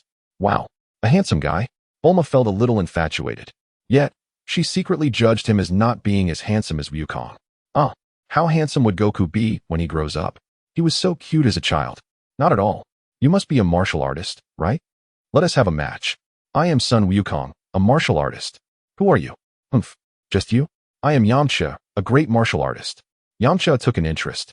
A little brat dared to call himself a martial artist? Little boy, don't think just because you've read a few comics that you are a martial arts master. If you lose, go home and eat some porridge. Stop living in your delusions. Ha. Porridge? Just what you like to eat best. Sun Wukong threw a punch at Yamcha's face, but Yamcha easily dodged. Just as I thought, little brat. Before Yamcha could finish, Sun Wukong landed a blow to his abdomen. Uffed. Yamcha spat out water, flying backward, losing consciousness. Is that all? He has not even unleashed 1% of his true strength. Worthless. Sun Wukong shook his head. The power he had just employed was hardly superior to that of Yamcha, relying solely on sheer technique to prevail. Merely dodging a punch, he had grown complacent, forgetting that even a lion must exert its full strength when hunting a rabbit. Yamcha, what is your intention? Puer exclaimed in shock. As my trophy, you belong to me. Sun Wukong grasped Puer by the head, and despite its struggles, it could not escape. Turning around, he noticed Bulma had completely returned to her former self. Truly a master of disguise. Let us depart. This is tedious. He is far too weak. Haha, is that so? Bulma glanced back at Yamcha, speechless, astonished that he was merely a pretty boy who fell with a single punch. Release me. I must return to find young Master Yamcha. Puer cried out desperately. Very well. If you teach me the transformation technique, I shall let you go. Agreed. A promise is a promise. Puer recited the transformation technique. and Sun Wukong confirmed its validity before tossing Pu'er aside. You are of no further use to me. Chapter 11. Chi-Chi-Hey. Wukong, what does the transformation technique entail? Bulma could not contain her curiosity. It is like this. After Pu'er revealed the technique, Sun Wukong swiftly mastered it. Bang! As the smoke cleared, a blue-haired maiden appeared. Ah! How truly wondrous. A beauty, comparable to Bulma herself, materialized before them, prompting Bulma to poke and prod in astonishment. Wow! This sensation is indeed real. Pervert! The girl blushed, her fair complexion turning a rosy hue as if touched by the snow-capped mountains. Sun Wukong transformed into a bird, soaring through the skies, then morphed into a yellow snake. Landing on Bulma's shoulder, he shifted into a hamster, then an insect, ultimately becoming a sparrow, quietly perched upon her shoulder. After numerous practices, he had mastered the technique with finesse. Excellent technique. Having grasped the transformation method, a cascade of inspiration flowed through his mind. This transformation technique is truly remarkable. Bulma's mouth slightly agape, her eyes wide as saucers. She could hardly imagine how convenient it would be to possess such a skill. Teach me. Teach me. Are you not aware of your own talent? Very well, I shall teach you. Transforming back into his human form, Sun Wukong began to impart the transformation technique to Bulma, emphasizing that it was not simply a matter of teaching. Mastering it required innate ability. In truth, Bulma's aptitude was rather limited, and if she were to pursue it, it would take her at least 3 years to learn. Furthermore, having sufficient energy was essential to sustain the transformation, otherwise, it would not last long. Sun Wukong held little hope for her. Bulma quickly memorized the transformation technique. Indeed, her memory was commendable, but mastering the art required more than intellect. It necessitated control over one's energy. I must also learn what that energy is called. What? With my qualifications, it will take at least 3 years to master. This revelation left Bulma feeling defeated, shocked at the extent of her perceived inadequacy. But, so what? I am the world's most brilliant scientist. My talents in science are no less than Sun Wukong's martial prowess. Perhaps they are even greater. With this thought, Bulma regained her confidence, her gaze directed at Sun Wukong, filled with pride, as if to say, underperformer. Why not bow before the academic elite? What does that look? Sun Wukong retorted. Regardless, you need not concern yourself. Bulma confidently turned around and said to Sun Wukong, let us hurry, it's sweltering. I certainly do not wish to spend the night in the desert. Humph. Sun Wukong was at a loss for words, feeling as though her recent gaze had been laced with disdain towards him. Transforming into a golden-winged roc, approximately 30 meters in size. With resplendent golden feathers and a rebellious gleam in his eyes, he exclaimed, wow, how magnificent. Lift me up. His talons grasped Bulma as he spread his wings and soared into the sky. In an instant, a multitude of fierce winds surged forth, coalescing into a tornado that swept across the desert. Oh no, perhaps I exerted too much force. Bulma's eyes sparkled with wonder. This was simply extraordinary. The values she had upheld for 17 years, if initially shattered upon meeting Wukong, were now utterly obliterated. Without witnessing it firsthand, one could never comprehend the essence of supernatural powers. Indeed, they were truly remarkable. Even if Sun Wukong were to claim the ability to grant eternal life, she would believe him without hesitation. Her previous skepticism regarding the Dragon Ball's capacity to fulfill any wish had transformed into unwavering faith and anticipation. Yamcha slowly opened his eyes. The familiar presence of Pu'er, who had been by his side for many years, now absent, causing worry to surge within him. Pu'er, Pu'er, Pu'er. Yamcha cried out frantically. Yet no familiar voice echoed back. Overcome with emotion, he knelt down, shouting, Is that you, Sun Wukong? Did you take Pu'er away? I will never forgive you, Wukong. Never. Yamcha, I am here. Pu'er had just returned when he heard Yamcha's desperate cries, feeling deeply moved. How considerate of Yamcha to care for him so much. However, upon seeing Pu'er, Yamcha felt overwhelming embarrassment, wishing he could dig a hole and hide. I didn't mean what I just said. Yamcha, I believe in you. Pu'er joyfully circled around Yamcha, a radiant smile gracing his face. That Sun Wukong is utterly despicable. How dare he ambush me? I must confront him again. Yamcha quickly shifted the subject. Yamcha, Pu'er was concerned, even if you weren't ambushed. You wouldn't stand a chance against him. His strength is surely far superior to yours. Leave this matter to me. Yukong, look. There's a little girl in a peculiar pink outfit being pursued by a dinosaur. We must save her. Bulma, upon witnessing a girl clad in a scion suit being chased, felt an uncharacteristic surge of compassion. The magnificent golden bird descended swiftly as Bulma's hair danced wildly in the wind, quickly approaching within 10 meters of the girl. The girl, who had been fleeing, immediately counterattacked, her scion horns launching from her head, spinning like a boomerang and severing the dinosaur's head, which then fell lifelessly to the ground. Boom. The dinosaur, now headless, collapsed instantly, while Chi-Chi continued to unleash spherical beams of energy. Boom. The dinosaur's body erupted in an explosion, sending debris flying in all directions. How impressive! Bulma, tightly gripped by the bird's talons, was astonished. It seemed that everyone outside possessed greater strength than she did. Sun Wukong reverted to his original form, wrapping his arms around Bulma's waist as they landed on the ground. Who are you? The girl, clad in a scion suit with fair skin and well-defined features, though still young, undeniably possessed the makings of a beauty. Her large, dark eyes regarded the duo with suspicion, and she immediately became alert, placing her hands on her forehead. I am not a bad person. Your father is called the Ox King, is he not? Do you know my father? Kiki felt a sense of relaxation, though vigilance lingered. Of course. My grandfather and your father are fellow disciples. I specifically came to visit today. Aren't we searching for the Dragon Balls? Bulma looked at Goku with confusion. Why do you speak so dishonestly? Is it true? Kiki, still a young girl, easily believed his words. Of course. Can you take me to find the Bull Demon King? Absolutely. What Goku says is true. No. My house is on fire. I need to find Master Roshi to get the fan to extinguish it. You go on your own. Kiki pointed in a direction and walked away without looking back. Wait. Aren't you lost? Why do you walk with such confidence? Wait. The fan was lost by Master Roshi. No need to look for it. What to do then? Kiki's mood plummeted. You lead the way. I can extinguish the fire. Really?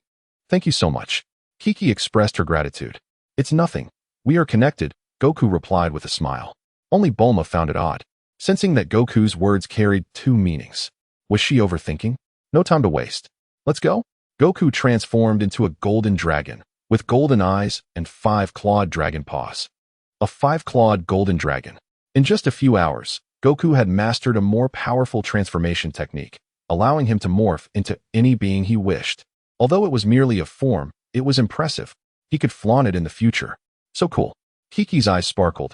She had never seen such an impressive dragon. By the way, what is your name? Kiki. They exchanged names as Goku swiftly flew in the direction Kiki had indicated. Yamcha. I saw them heading west. Puar, with a telescope, was quite certain. All right, Puar, let us go. Full throttle. Though it was dangerous, even potentially fatal, they had to pursue Goku. Chapter 12. The Bull Demon King, a Western-style castle surrounded by countless blazing flames. The air warped. The temperature rose, as if it could turn a person to ashes. Goku, you are incredible. Kiki's eyes sparkled with admiration. This was beyond impressive. Goku had traversed the distance she had taken 3 days to cover in mere moments. Basic operation. Goku replied nonchalantly.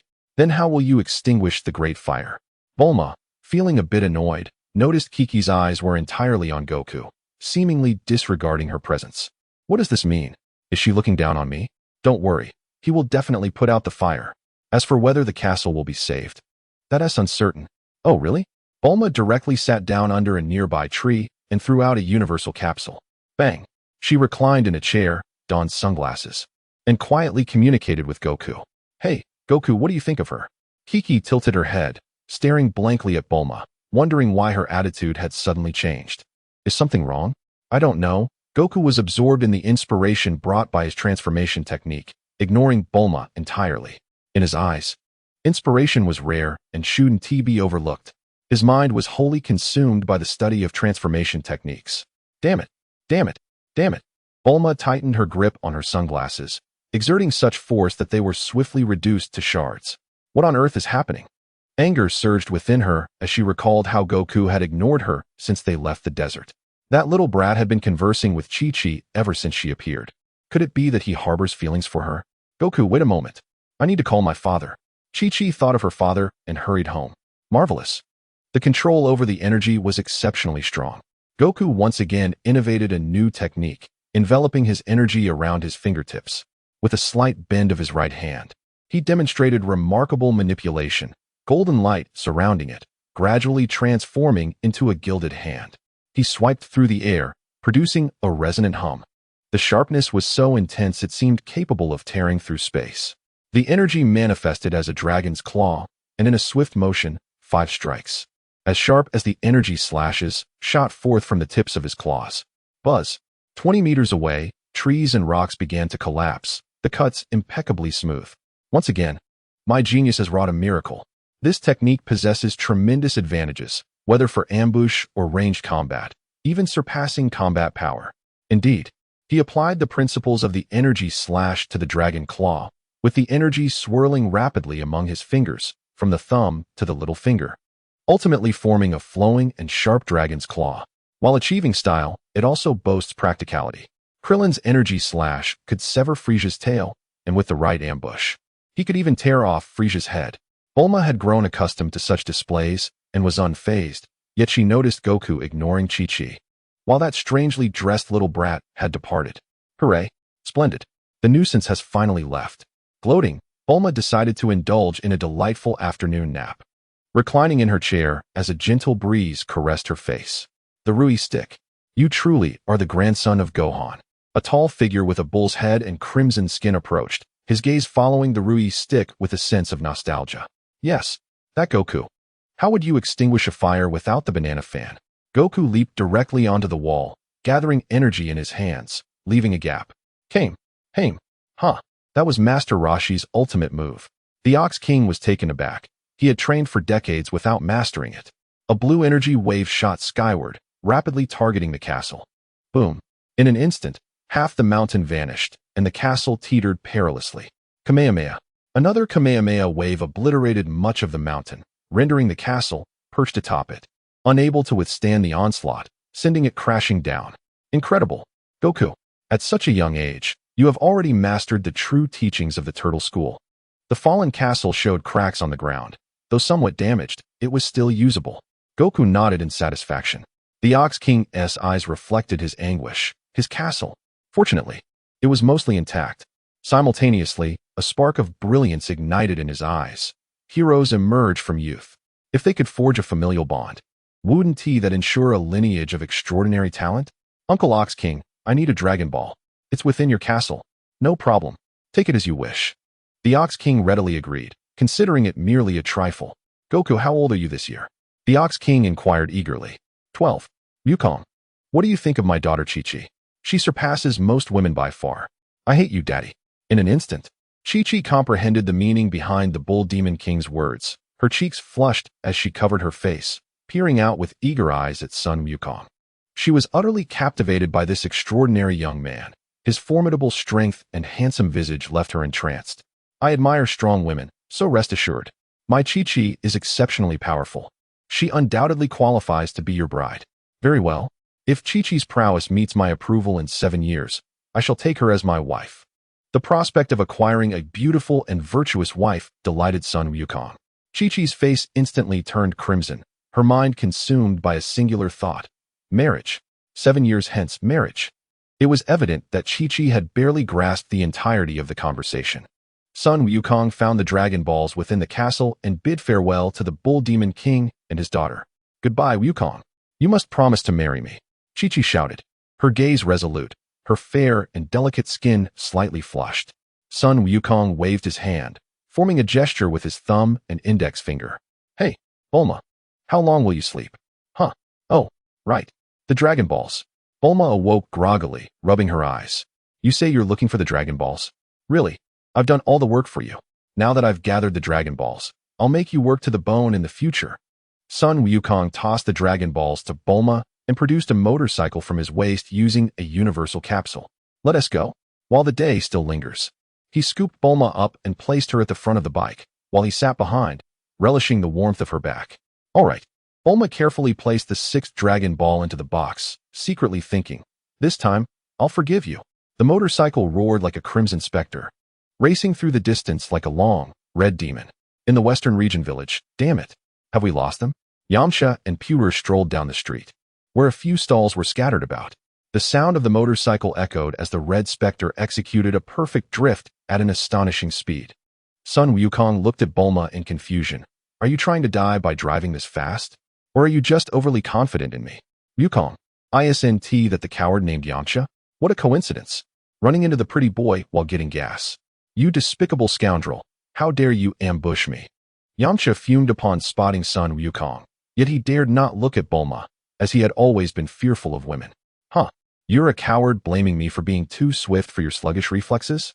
Sun Wukong retorted, momentarily speechless. Who gave you the audacity to challenge me? Liang Jingru. Let's talk. Take my wolf fang fist. Go, young master Yamcha. Yamcha charged at Sun Wukong, unleashing a flurry of punches aimed at his face. As slow as a snail, Sun Wukong closed his eyes, effortlessly dodging each blow before suddenly feigning an attack. Yamcha instinctively raised his hands in defense, fearing a strike. You are too arrogant, Yamcha exclaimed, wide-eyed, only to find Sun Wukong merely waving his fists lightly, with no intent to attack. Ha ha, Wukong, you are truly wicked. Bulma laughed maniacally from the sidelines, her amusement proving to be remarkably effective. Yamcha, momentarily flushed, felt an increase in both speed and strength. Despite Yamcha's myriad of techniques, he could not lay a finger on Sun Wukong. I concede. Yamcha admitted defeat, ultimately acknowledging his inferiority. Sun Wukong, indifferent to Yamcha's plight, resumed his position on the motorcycle, closing his eyes. Such an opponent did not even pique his interest, though it is said that a lion spares no effort even when hunting a rabbit. He found no motivation to exert himself against a sluggish, harmless creature. Chapter 13 concluded. Let us go, Puer, Yamcha said, stooped over as if all his vitality had been drained. Yamcha, my lord. Puer expressed concern. His master had always been brimming with confidence, but now he merely wished for solitude. It felt as if he had lived 20 years only to be trampled like a dog. That boy with a tail was nothing short of a monster. Yet, how could this be?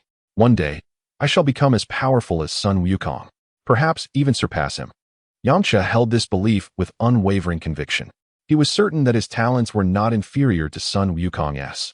The latter merely benefited from superior training. All he needed was to find an esteemed master, and he would swiftly overcome his rival. Puer, I have made up my mind. I shall seek out the greatest martial arts master in the world to become his disciple. What is wrong with that guy? He was knocked unconscious by you with a single punch and still dares to return. It's quite strange. Who knows? Let us hurry. We shouldn't waste time. Let us collect the Dragon Balls and make our wish. Sun Wukong squinted.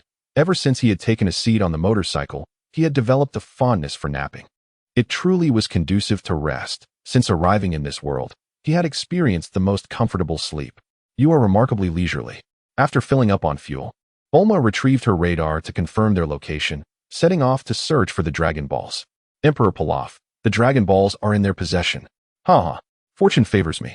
If I seize their Dragon Balls, I will be a significant step closer to dominating the world. Xiaowu, you and Axiu must obtain the Dragon Balls. Yes, Emperor Pilaf. Axiu and Xiaowu each piloted a machine away, while Pilaf took out his tablet. Meanwhile, Sun Wukong had lost all patience. This journey had reached its conclusion, and he had no interest in wasting more time. His agreement to accompany Bulma was motivated by two primary reasons: to learn the transformation technique and to cultivate a relationship with her, both of which had been accomplished. He felt it was time to seek out Master Roshi. After 300 years of existence, there must be something worth learning from him. After all, one must possess self-awareness. Blindly forging one's path without seeking improvement is futile. Given that he aspired to achieve immortality through his own efforts, he naturally needed to humbly learn from the strengths of others. Transforming into a five-clawed golden dragon, Sun Wukong carried Bulma towards the final location of the Dragon Balls. Axiu, did you sense someone passing by us just now? Xiaowu, our utmost priority is to complete the task assigned by Emperor Pilaf. We can discuss trivial matters later. In Axiu's eyes, nothing was more important than the mission set by Emperor Pilaf. Xiaowu and her companions successfully missed Sun Wukong. It's right here. The last Dragon Ball lies within this castle. Bulma clutched the dragon radar in her left hand, her heart racing with excitement. At long last, she could fulfill her wish. Yet, amidst her exhilaration lurked a deep-seated apprehension. She had deceived Goku, and should he discover her ruse, the embarrassment would be unbearable. She would give anything to erase her past foolishness, to refrain from uttering such nonsense. No, she must not let him find out. In the presence of someone one deeply cares for, there is an innate desire to conceal one's flaws, to present only the finest version of oneself. Bulma found herself grappling with this very dilemma. Noticing Bulma's distressed expression, Goku stifled a chuckle, feeling a surge of delight. The moment he had anticipated since their departure had finally arrived, and witnessing her reaction was akin to experiencing a climactic scene from a riveting novel. An inexplicable thrill surged within him. Nevertheless, Goku chose not to reveal the truth, as he still relied on Bulma's assistance in constructing the gravity room. Although Bulma possessed a thick skin, if her embarrassment led her to avoid him for a month or two, he would be utterly helpless. At Pilaf's castle, Pilaf paced anxiously, sensing an impending threat that left him inexplicably agitated. Suddenly, the castle trembled, debris cascading from the walls. An assault was underway. Who could it be? Pilaf hastily grabbed the Dragon Balls and entered the robot's cockpit, activating the launch sequence as the machine soared from the castle at breakneck speed. Just as Pilaf emerged, he beheld the Golden Dragon unleashing a powerful energy blast. "Curse it!" he exclaimed, recognizing the imminent danger. He sought to evade its wrath. The dragon unleashed a Kamehameha wave, sweeping horizontally from left to right. The robot had distanced itself from the castle by several dozen meters, but in an instant, the Kamehameha sliced through the air, demolishing half of the structure that crumbled to the ground. "My castle! How infuriating! I will remember this." "Just wait," Pilaf bellowed in despair, for it represented his entire fortune. "I found you, little pest." The dragon, having previously hovered hundreds of meters away, now appeared before Pilaf in an instant. The dragon's eyes glimmered with mischief as its left claw seized the robot's head, methodically dismantling its limbs. "The Dragon Balls must be in this silver box, correct?" The dragon shattered the glass, yanking Pilaf from the robot, and snatching the box, he clutched desperately. "No, that's mine. Please, don't.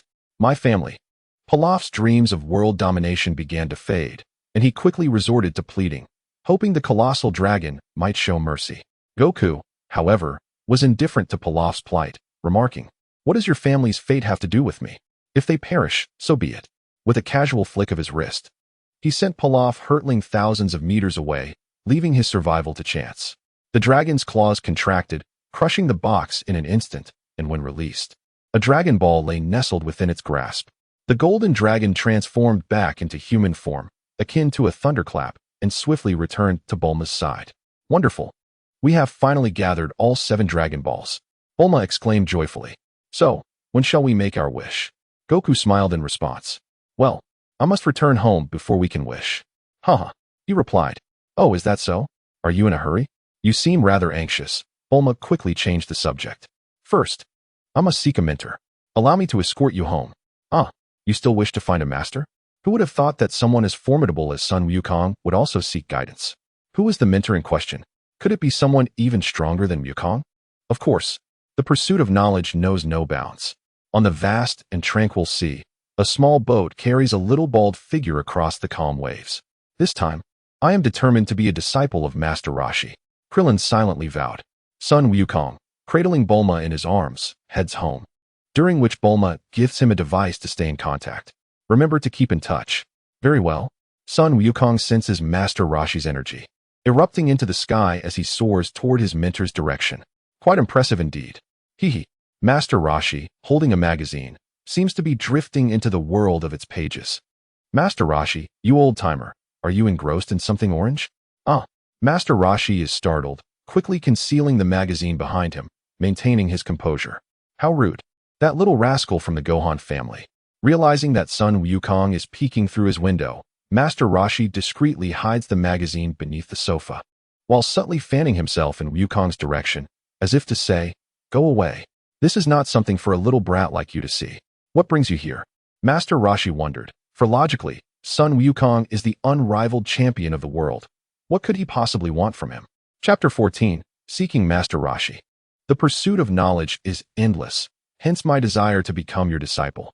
Master Roshi nodded, acknowledging that Wukong's strength and skill are extraordinary, and his innate talent renders further training unnecessary. The only true cultivation lies within the heart. Suddenly, Master Roshi grinned mischievously. "Wukong, what are you plotting?" A chill ran down Sun Wukong's spine, for he had already anticipated Master Roshi's next words. To become my disciple, you must bring a beautiful girl. Sun Wukong immediately collapsed. He knew this would be the case. He created the character correction fist.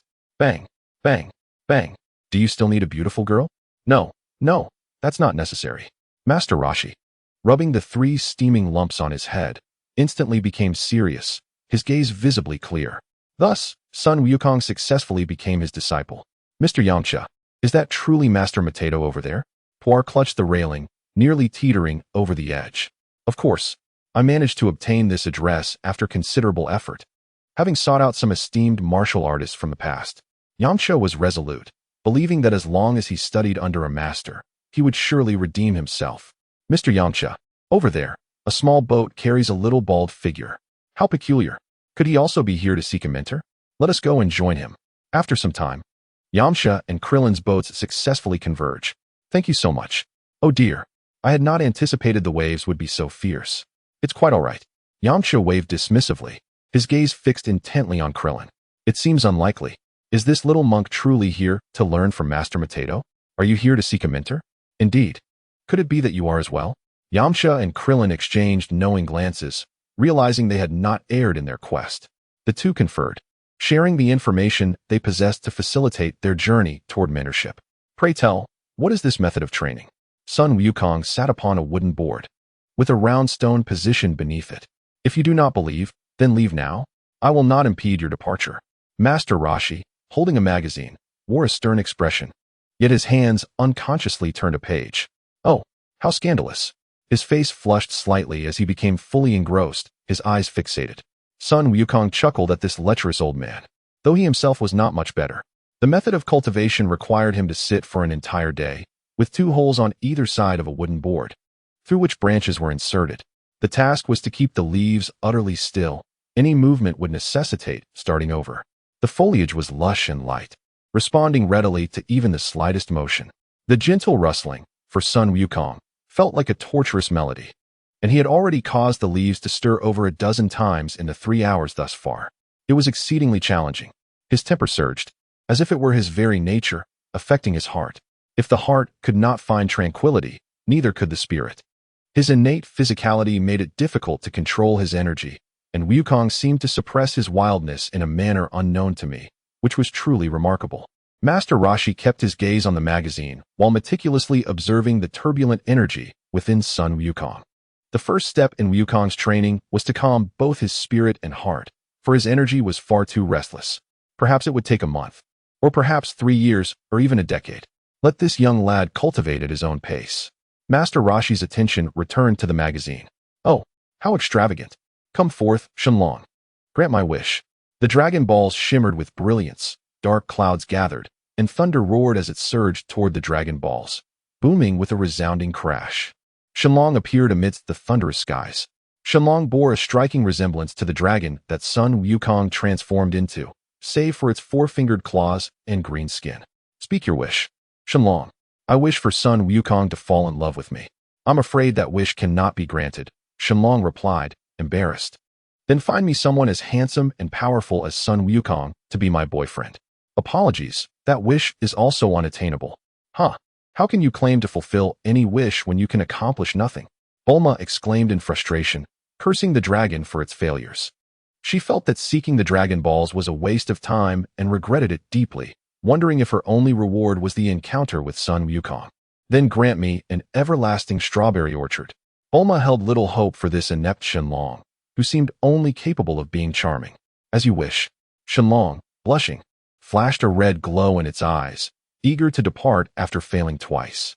The dragon transformed into the Dragon Balls, spinning in a circle, and the 7 Dragon Balls scattered across the world. It appeared that Shenlong had some utility after all. The orchard was small, but once a strawberry was picked, another would immediately sprout and grow rapidly. So sweet. As time elapses, the sky is bathed in a golden hue, as if intent on claiming the entire world as its dominion. The golden sunlight envelopes Sun Wukong, a youth with his eyes tightly shut, his body drenched in sweat. His muscles twitch slightly, yet it is not his physical limits that he confronts, but rather his heart. It beats with unparalleled fervor, as if proclaiming, I must move. It is unbearable. If only he could shift, Just a little. Despite the turmoil within, Sun Wukong remains steadfast. First, let us dine. Today as training has concluded, and tomorrow we shall resume at dawn. Master Roshi has already prepared the meal, presenting the bowl and chopsticks to Sun Wukong. After you eat, you shall wash the dishes. Master Roshi's hands move with remarkable speed, and lo and behold, the dishes on the plate diminish by nearly half in an instant. Sun Wukong, having scooped his rice, joins in the feast. As night descends, dark clouds gather, thunder rumbles, and lightning occasionally pierces through the gloom. The rain begins to patter softly, then intensifies, violently battering against the windows. Sun Wukong lies beside Master Roshi, both ensconced in their blankets. One cannot deny the Master's adeptness in teaching. He swiftly identifies Sun Wukong's shortcomings. Wukong, are you still awake? Yes, I cannot sleep. Master Roshi, having finished using the restroom and drying his hands, remarks, at your age, what could possibly weigh on your mind? Many matters that seem pressing now will fade into insignificance as you grow older. Sleep well, eat well, and grow quickly. That is your primary focus at this moment. With a gentle pat on Sun Wukong's head, Master Roshi draws up the blanket and falls into slumber. Good night. In truth, he muses, he is merely contemplating how to keep the leaves still, devoid of any worries. Yet he expresses gratitude for his master's comforting words. The ocean stretches infinitely, waves crashing with overwhelming force, peaks soaring into the clouds. Even the mightiest of ships, whether grand or small, cannot withstand the fury of the tempestuous seas. Clillin, are you certain this is the right direction? Yamcha shouts frantically, it's far too dangerous, my heavens. Had it not been for his apprenticeship, he would have never realized that the ocean is the most perilous place in the world. Several times they nearly capsized. Should their vessel overturn, death would be inevitable. Young Master Yamcha, Puar flies to Yamcha's chest, vowing to share his fate. Indeed, this is the right direction. Clillin's face pales, yet his gaze radiates determination. Chapter 15. Clillin and Yamcha, have you heard? That Lan Chi is coming our way. Is that the ruthless outlaw Lan Chi? Indeed. Indeed. The notorious Lan Chi, a stunning woman with golden hair, whom even the police cannot apprehend. The bounty on her head is exceedingly high. The wanted poster bearing her name has existed for ages, yet no one has dared to tear it down. Gazing at the alluring visage on the wanted poster, bounty hunters in the bar reveal their greed and lasciviousness. Lan Chi is formidable, yet the bar is brimming with bounty hunters. Should a confrontation arise, perhaps I shall seize the opportunity. Many shrewd individuals prepare to take advantage of the chaos. Just wait for the chance, and I shall drive away with the spoils. The blue-haired beauty displays a pained expression, clutching her forehead as the door slowly sways, seemingly whispering, you have collided with me. Upon the arrival of a strikingly beautiful young woman, the bounty hunters lowered their guard, inadvertently frightening themselves. A gentle breeze swept through the azure-haired Lan Chi, causing her locks to sway delicately. Suddenly, she transformed from a blue-haired maiden into a golden-haired enchantress, leaving the bounty hunters in a state of astonishment. For she was none other than the Lan Chi featured in the wanted poster. With a wicked smile, the golden-haired Lan Chi brandished an assault rifle that had seemingly materialized from thin air. Moments later, with a hefty bag of riches in hand, she drove away with a triumphant grin. Yamcha, we've arrived. We've arrived. Clillin exclaimed excitedly, shaking Yamcha's arm with fervor. Finally, we've made it. Yamcha, still groggy from sleep, was instantly awakened by the announcement and felt a surge of exhilaration. At long last, we've arrived. Do you have any idea how arduous my journey has been these past few days? Puar, with its eyes tightly shut, shed tears, realizing that it had no intention of learning martial arts. It had only ventured into this perilous ocean for the sake of its master, Yamcha. A quaint red cottage stood majestically by the shoreline. Goku, it seems you have made significant progress today compared to yesterday, Master Roshi remarked, still clutching a magazine filled with images of beautiful women, though secretly astonished. Yesterday, the leaves had rustled every hour. Today, after 3 hours, they remained still. It appeared that before long, this training would conclude, and in a few months, he would no longer be able to teach him. Someone approaches. The large and small boats, battered and bruised, seemed to have weathered a fierce battle. After some time, the vessels finally reached the shore, from which emerged a child, a youth, and a flying feline creature. Are you Master Wutian? Please accept us as your disciples.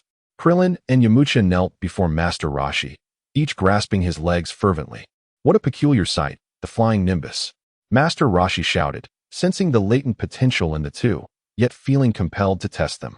A golden cloud descended from the western skies like a bolt of lightning, arriving swiftly before Master Roshi. Come aboard. Let me gauge your determination. Clillin and Yamcha, filled with excitement, recognized the cloud as one of the world's rarest treasures, a true test of their resolve. Ouch! Clillin was the first to leap onto the nimbus, only to plummet back down. Master Roshi frowned, raising his voice. Next, Yamcha, feeling the pressure, took a deep breath and jumped up similarly, but met the same fate as Clillin. What are your intentions? Your resolve is fundamentally lacking. Master Roshi scolded, recalling that he had once soared upon the nimbus himself. Though now his frequent gaze at magazines hindered his ability, while the two had yet to embark on their journey with pure intentions. Master Wutian, please do not be angry. Please do not be angry. Clillin and Yamcha hastily explained, with Clillin admitting his desire to impress girls, while Yamcha aspired to surpass his peers. Prepared, Clillin retrieved a bundle from behind him. This is my treasured collection. Please accept it. As he unfurled the package, dozens of magazines were revealed, some of which were not even available on the market.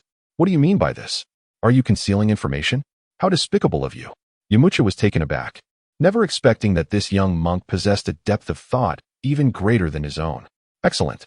Truly remarkable. This lad is quite extraordinary. Such talent at such a tender age is a rarity I have not encountered in decades. How exhilarating. The turtle hermit, flushed with excitement, finally turned his gaze toward Yamcha. Your companion has contributed. What of your offering? Yamcha gritted his teeth, his eyes wildly signaling to Pure. I apologize, Pure. I can make you truly experience the thrill of a bear encounter. Pure, understanding Yamcha's unspoken suggestion, reluctantly complied, knowing it was for Yamcha's future. In an instant, Pure transformed into a stunning red-haired beauty, shedding her top. Marvelous. The turtle hermit's nose bled profusely, and he collapsed, his left hand giving a thumbs up to Pure. Krillin's jaw dropped. This was utterly against the rules. This far surpassed his own treasures in power. Well done. Yamcha silently praised Pure, believing this would secure his apprenticeship. Just wait, son Wukong. I shall trample you underfoot and prove myself the strongest. Minutes later, the turtle hermit finally regained his composure, his expression grave and voice stern. Though you have passed my test, if you wish to become my disciples, you must find me a beautiful woman. With that, the turtle hermit's face flushed crimson once more. If you are aware of your impropriety, then do not mention it, you lecherous old man. Yamcha and Clillin pondered whether this notorious turtle hermit truly deserved his famed reputation. Is it too late to regret my decision? Yamcha then noticed a young boy sitting on a wooden plank nearby, flanked by lush branches. Sun Wukong was also there. How infuriating. To think he was a disciple of the turtle hermit. Yamcha made a swift decision. Although finding a beauty would be difficult, it was preferable to achieving nothing. He would not be outdone. Very well, I shall find one. Me too. Clillin quickly chimed in, though he harbored doubts.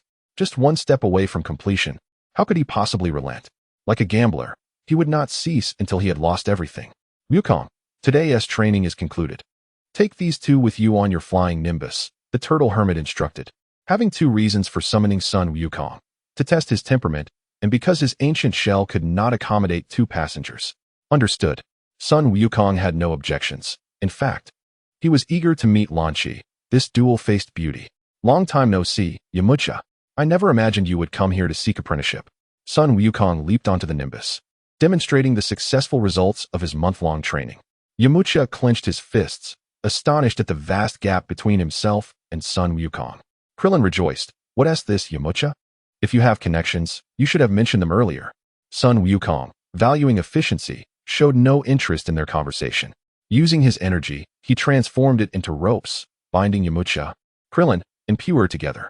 Chapter 16. Lan Chi, since the esteemed turtle hermit has entrusted you with this task, do not dawdle.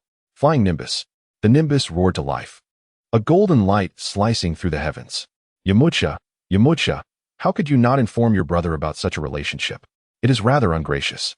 Clillin nudged Yamcha with his elbow, a mischievous grin adorning his face. Who said we were friends? After the incident of concealed information, Yamcha had no intention of acknowledging the detestable little bald man. Were it not for Poir, today's trial would have surely ended unfavorably. Young Master Yamcha is not a companion of Sun Wukong. Puar immediately leapt up to refute.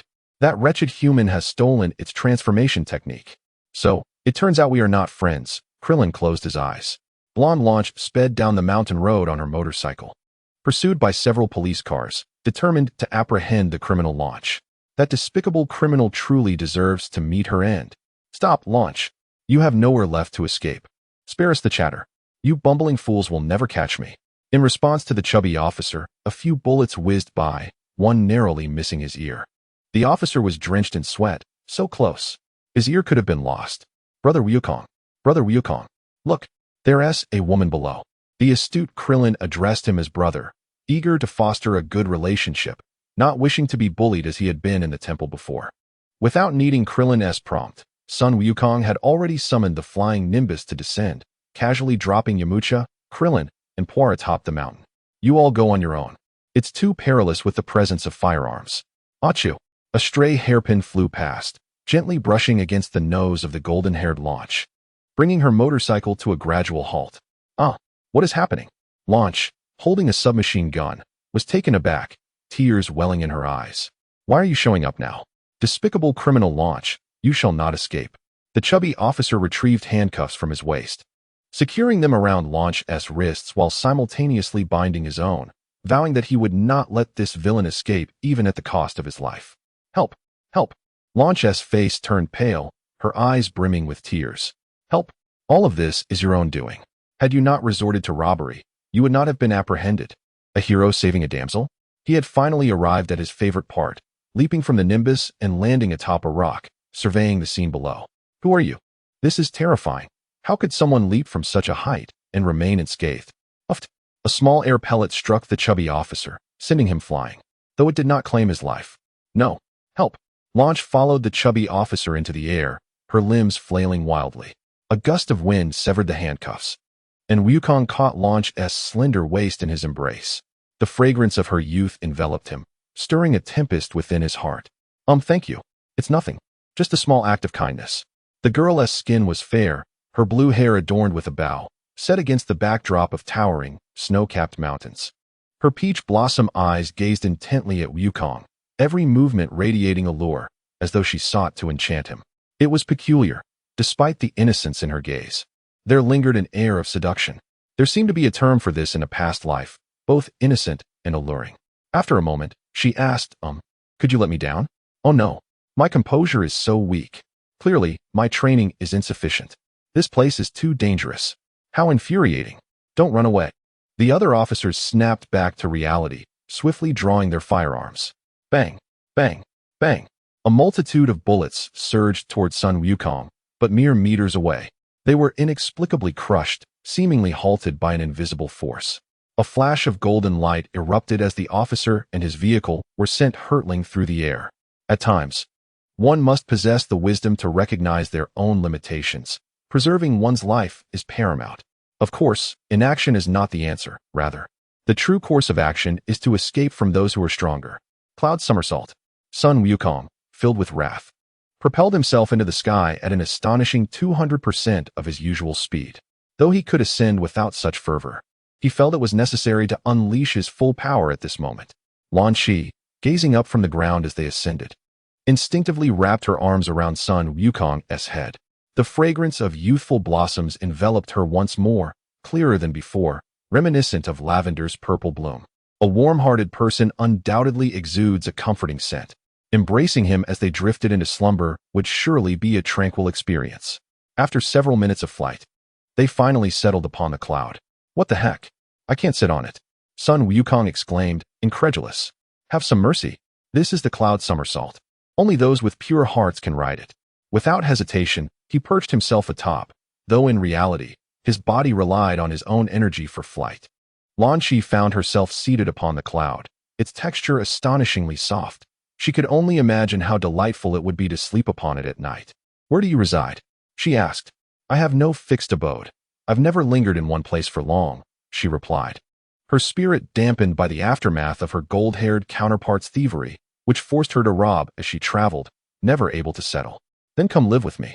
I swear I'm honest. Sun Wukong declared, his expression earnest, as if he were preparing to enlist in the army. All right, I promise you. Lan Shi covered her mouth, her eyes crescent-shaped, believing that her future days with this young man would be splendid.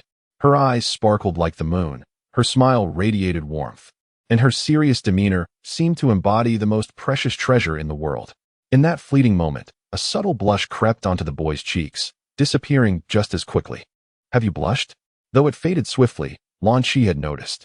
Gently, she touched his face with her hand, as delicate and cool as jade. Sun Wukong jolted out of his stupor, questioning his own composure. Is my self-control truly this weak? My training is insufficient. What's wrong? Nothing at all. Can I say I suddenly want to touch your face?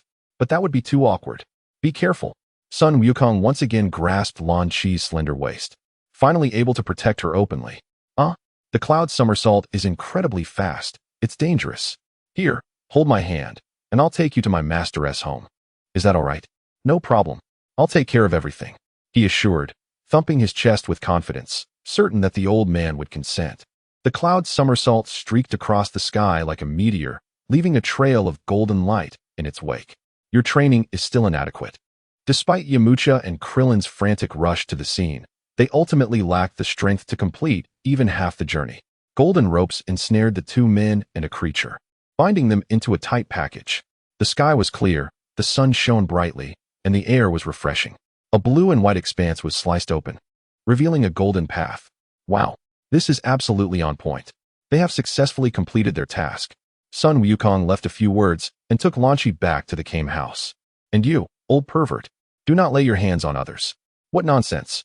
Well done, you have all accomplished splendidly. Let us eat first, for we shall commence training early tomorrow morning. The turtle hermit, feeling somewhat melancholic, waved his hand to his newly arrived disciples and turned back to the Kame house. He had already prepared the meal, awaiting the return of his pupils. In the pitch-black night, the stars twinkled against a clear sky. Shadows danced, revealing that the inhabitants of the Kame house were savoring a delightful feast. Brother Wukong, I toast to you. Your assistance today has been invaluable. Krillin raised his juice in a toast to Wukong. It's nothing. It's all your own merit. Yes, this is delicious. Indeed. Puer, be sure to eat plenty. All right. And you too, Yamcha. Haha. Children, be sure to indulge. A nostalgic glimmer appeared in the turtle hermit's eyes. It seemed he had once experienced something similar. Perhaps with someone named Sun? It has been too long. Too long. The old man can hardly recall events from so long ago. The group enjoyed a delightful dinner. And though it was merely a home-cooked meal, the flavors felt more exquisite than usual. Chapter 17. The Scion's Gift. Get up. Wukong, the sun is rising. Early in the morning, Lan Shi roused Wukong by tapping him with her clothes before turning to hang them out to dry. Everyone else has risen to train. Why are you still asleep? Today is my day of rest. Do you not understand the importance of balance between work and leisure? My mind and body are in relaxation today. Could you save me some breakfast? I will eat at 10. All right, but remember to eat. It has been a month since Yamcha and Krillin began their training under the Turtle Hermit, and Sun Wukong was nearing the completion of his own practice. Yamcha and Krillin were diligently training outside the Kame house, their martial arts uniforms drenched in sweat. It's so hot. X2 once again. They were engaged in the familiar foundational training regimen in the sweltering summer heat. Hot. The saying goes, a calm heart brings coolness. If you feel hot, it simply means your training is insufficient. Wukong, you have never exercised before, have you? Your muscles are rather flabby. After finishing his breakfast, Wukong brushed his teeth and washed his face. Has he always had such a peculiar habit? Eating before brushing his teeth? Truly unconventional. Indeed. I am not an ordinary human, but a scion from a warrior race. As you can see, I am 12 years old, yet my height is merely 1 meter 30. By the standards of normal humans, one should be around 1 meter 40 or 50 by now. In my race, we do not grow taller in our youth. Only as we approach adulthood do our bodies undergo rapid development. At that time, the effects of training will be amplified, and strength will grow at an exponential rate. What an extraordinary gift. Such wild growth reaches a point of despair. Once you reach adulthood, no matter how powerful you become, I doubt I will be surprised. Indeed, at that time, I shall train fervently until I fully unlock the potential inherited within my body. Talent, is it? Truly a thing to be envied.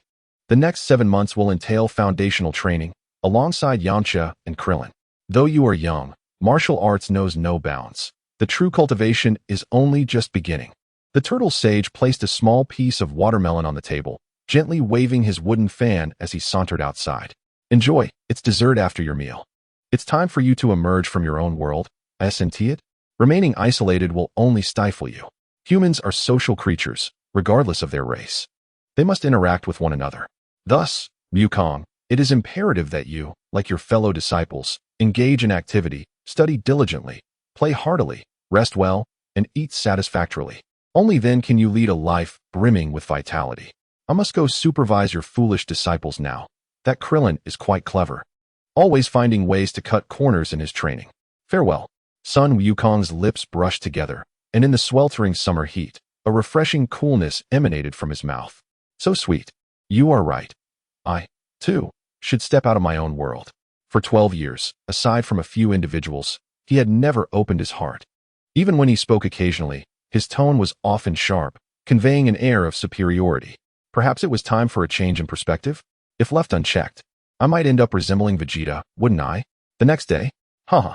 Today, senior brother Wukong is training with us. Clillin chuckled heartily, having presumed that Wukong's training was complete, only to discover that he still needed to work on the fundamentals. Shut up. Wukong playfully smacked Krillin's bald head, leaving a red mark. What a blunder. I cannot believe I allowed myself to be emotionally stirred. It seems my training is still lacking. However, Clillin does have a knack for being infuriating.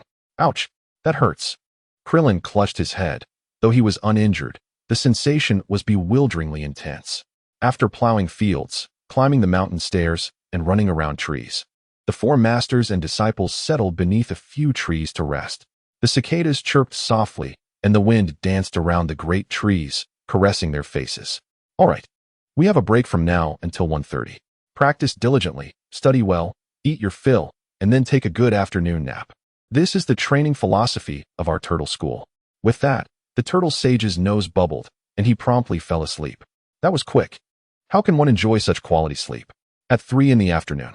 All right, today's training involves reading. The turtle sage emerged from his dwelling with a thick book that seemed to weigh more than Clillin. Oh, it itches. I can't take it anymore. My mother is coming back soon. Marguerite protested, yet Paul persisted with an obstinate demeanor. What is this nonsense? Turtle sage, don't you feel any shame? Wukong and his companions wore expressions of disbelief. I know you have a peculiar sense of humor, but who would present such a trivial book to their disciples for reading? What's wrong? Why aren't you reading? You lecherous old man, be serious. Bang, bang, bang. Each of them assisted the turtle sage with a massage. Despite the 3 large lumps on his head, he sat upright, his gaze remarkably clear and earnest.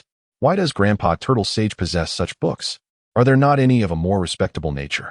They rummaged through dozens of books from the turtle sage's abode, all of them of dubious content, including even those of the Chongsam variety. Truly, after 300 years, the martial arts master's collection was indeed eclectic. Don't touch that. It is my most treasured possession. Impressive, indeed. Alas, it has been 2 months since son Wukong last contacted me, only reaching out twice. I absent-mindedly twirled a pen, which subsequently slipped from my grasp and fell beneath the table. Bulma, what brings you here? The teacher, perplexed, approached Bulma and gently placed a hand on the girl's forehead. You do not appear to be ill. Are you experiencing any issues today? If you feel unwell, do remember to take a leave of absence. I'm perfectly fine. That is a relief. The teacher sighed, possessing considerable patience for this prodigy. Meanwhile, Bulma longed for the school break to arrive swiftly. The blonde girl, after a year of rigorous training, had cultivated a battle power of 32, and since she imparted the Heart's Will Fist to her younger brother, his battle power had similarly reached 34, indicating the remarkable talents of the siblings. Hey, stay down on the ground, and if you so much as move again, you will crawl back here tonight. The blonde girl forcefully kicked the delinquent leader, her muddy shoe landing harshly on his face. Sister, today has truly been dull. Should we invite them to partake in something entertaining tonight? Absolutely. I have heard that there are certain delights that could be quite intriguing. Understood. They just arrived yesterday. No, please spare us. The delinquent leader instantly grasped the situation and hastily knelt with his subordinates, pleading for mercy. Truly, as long as you do not proceed with that, we are willing to serve you without question. We beseech you, please. This kind-hearted and beautiful elder sister, I implore you. Do not. Enough with the nonsense. The blonde girl swiftly knocked out each of the delinquent youths. Now you know to beg for mercy? Why did you not express this earlier when you sullied my cherished garments? A dark-haired boy retrieved a small quantity of powder from his pocket, adding it to the tap water and stirring it thoroughly before personally administering it to the delinquent youths. Chapter 18. The Girl's Revenge. Is everything all right? Will it be effective? No worries. I acquired it from a notorious gang leader. If it proves ineffective, he shall be the next to face the consequences. Once he had fed the delinquent youths, the boy produced the ropes he had prepared earlier and bound them in a rather undignified manner. As the sun set, casting its eerie yellow glow over the derelict floors, it seemed to whisper untold tales. On the 10th floor, the boy tossed the delinquent youths into the room and secured the door tightly. Shall we take a look? Perhaps it is best to refrain. I have no interest in witnessing the outpouring of this trash. Now that everything is settled, let us use the money we earned to indulge in a lavish feast. Splendid. The boy's eyes sparkled. He had never before enjoyed such a meal, contenting himself with only discounted fare. Unlike now, when he could savor a feast every few days. The girl smiled, sensing that their lives were steadily progressing towards a brighter future. What of you, son Wukong? How fares your journey? You are so formidable. Perhaps one day we shall meet again. When that moment arrives, will you be astonished by my presence? The silhouettes of the two were stretched infinitely by the setting sun, as their arduous lives receded, and a beautiful light began to shine upon them. Why hasn't Wukong come looking for me? Chi-Chi lamented, finding it difficult to enjoy even her favorite foods. Chi-Chi, Wukong is training. You must also train. Do you recall the conditions under which Wukong promised to marry you? The Bull Demon King observed the transformations in his daughter over the past few days, and he had been keenly aware of them. However, there was no room for doubt. As the daughter of a martial artist, it was imperative for you to embrace that legacy, and your future husband will also be a martial artist. Therefore, dear Chi-Chi, it is essential that you strive to become stronger in the eyes of martial artists. As a wife, you must possess at least the strength for self-defense, if not a power comparable to Wukong's. In the future, your husband will undoubtedly test your abilities, so exert yourself fully to grow stronger. Yes, father, I understand, Chi-Chi exclaimed, her eyes sparkling with determination. This made perfect sense. I must become strong to be worthy of my husband. She could hardly wait to finish her meal and immediately begin her training. I am truly a genius. This not only addresses Chi-Chi's longing for Wukong, but also stirs her interest in martial arts. The Bull Demon King silently commended himself, feeling quite proud. What is taking them so long? Lan Chi stood outside the window, the setting sun casting a golden hue across half her face, reminiscent of an ethereal being from a fantastical realm. Worry crept into her heart. Would the food grow cold and lose its flavor? Honestly, they have returned at this hour for the past few days. At least they could have informed her if they were running late. Do you want popsicles? I do. 2. Please. Boss, bring us 6 popsicles. Let us go. Lan Chi has prepared the meal and is waiting for us. Wukong seemed to care quite a bit about Lan Chi, which prompted Yamcha, who rarely engaged in conversation with him, to ponder deeply. Ha! Wukong did not reply, instead falling into a contemplative silence as they walked back to the Kame house. We're back. We brought popsicles. The 4 of them pushed the door open, and a delightful aroma wafted through the air. Wukong playfully placed a popsicle on Lan Chi's neck, causing her to recoil from the sudden chill. Stop it, Wukong. It was meant for you. After their training, the master and disciples exchanged few words, the only sounds being the clinking of utensils and dishes. The evenings at the Kame house were always particularly serene, as if time itself had slowed. After dinner, the group shared a tacit understanding to remain at the table, savoring the rare warmth of camaraderie. Some contemplated ways to enhance their training, others frolicked with animals, while a few gathered to peruse magazines, and some quietly washed the dishes. Listening to the lively chatter behind her, Lan Chi's south eyes resembled crescent moons, seemingly forgetting the disputes and clamor, wishing only to bask in this simple yet profound happiness. As night fell, everyone drifted into slumber. Hey, Wukong, do you have feelings for Lan Chi? Clillin, having grown more casual over the past 2 months, teased with a mischievous grin. Go to sleep. Come on, just say it. What is there to be shy about? No matter how Clillin called out, Wukong remained unfazed, as if the words were mere whispers in the wind. If you like her, just say it boldly. You have no sense of masculinity at all. If it were me, I wouldn't act like Wukong. Really pathetic. Clillin shook his head in disbelief. Wukong was indeed lacking, stretching his neck and falling asleep. As the sun rose, casting a warm glow, the hour of 1 in the afternoon arrived. The disciples, having completed their training, succumbed to sleep while Wukong sat opposite Master Roshi. Why is it that the body cannot improve, no matter what? Wukong inquired. Our physical forms possess limitations, yet our energy is boundless. The turtle hermit responded. Son Wukong shook his head. Despite engaging in prolonged discussions with the turtle hermit, he remained convinced that there must be a way to enhance the strength of the body. Strength of the body. He was determined to augment it. The first wish upon collecting the Dragon Balls was to acquire a physical form identical to his own. Indeed, a model of his own physique. Thus, Sun Wukong embarked on this experiment. Perhaps in this world, no one comprehends that energy is infinite, and likewise, the physical form is as well. He would eventually succeed, no matter how many failures he encountered. Do not be so obstinate. The turtle hermit shook his head, realizing he could not alter his disciple's mindset and could only allow him to pursue his path. Time flew by as swiftly as an arrow.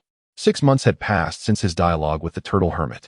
Sun Wukong diligently explored the mysteries of the body, practiced his skills, and nurtured his bond with Lan Qi. The sun blazed at its zenith, scorching the earth, illuminating the ground with its radiant rays.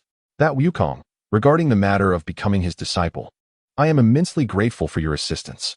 Yamcha, with a flushed face, proudly uttered these words after 8 months of training. Without Sun Wukong's help, he would have had no idea where to seek beautiful women alongside Krillin. To receive help from a rival and express gratitude was unfathomable for Yamcha.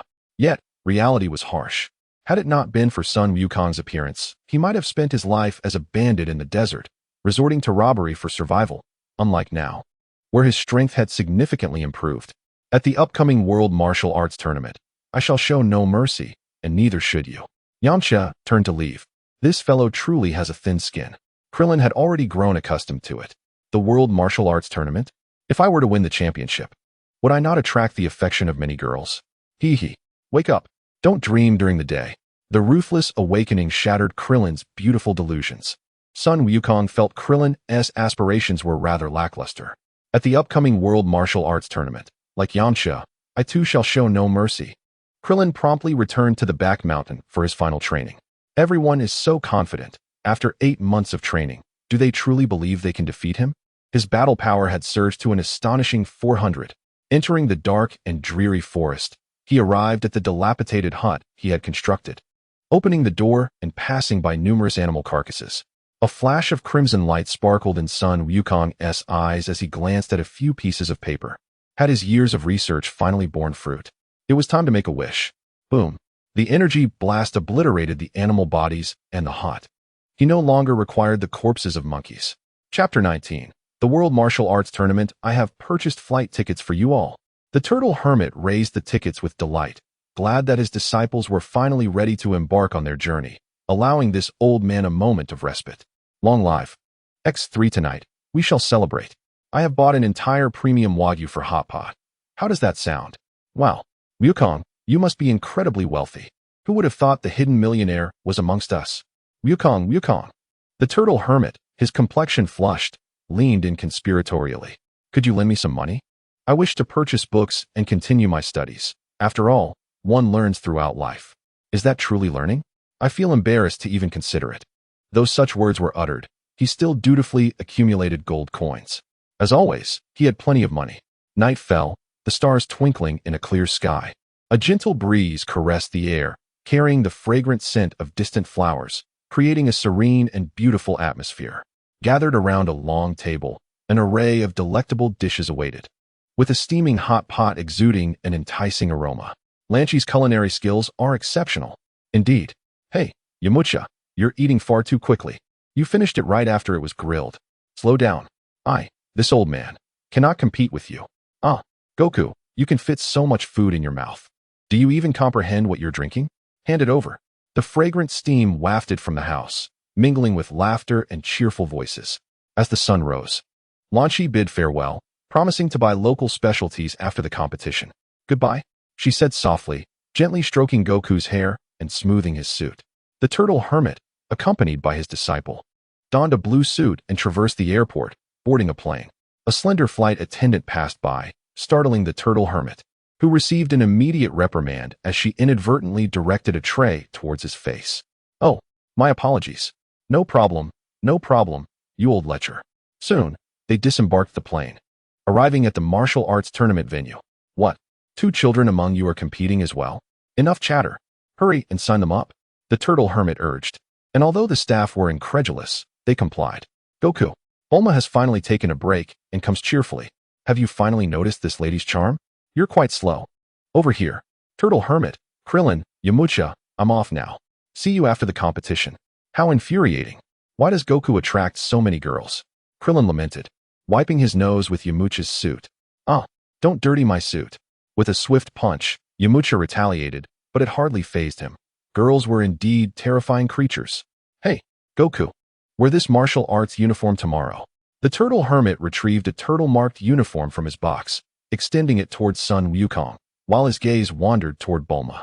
Get away from me, Sun Wukong retorted, delivering a punch that sent the turtle hermit into a boulder. Then he scooped up some stones to fill in the crater. Let us go, he declared, getting into Bulma's car and driving away. Serves you right.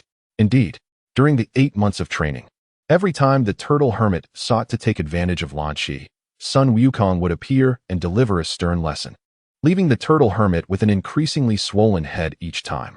Though the injuries were not severe, they were undeniably painful. If the lecherous old man did not change his ways in front of Sun Wukong, he would certainly concoct even more ruthless techniques as he grew older. Clillin and Yamcha retrieved martial arts uniforms suited to their sizes from the box, ignoring the turtle hermit, who lay asleep on the ground. Evidently, Sun Wukong showed no mercy, nearly sending his opponent to the hospital. You little rascal, how could you be so ruthless? Meanwhile, Sun Wukong reclined on Bulma's lap, an act she had encouraged. How has your training been these past few months?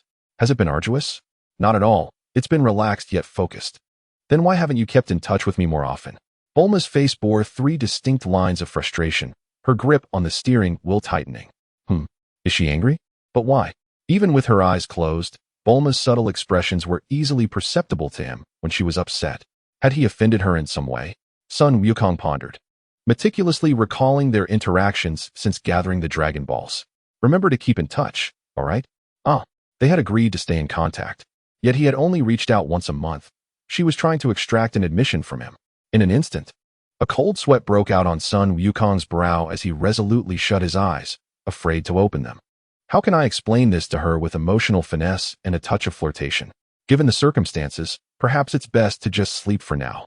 As the luxury car entered the parking lot, Bulma gently lifted Sun Wukong from his seat.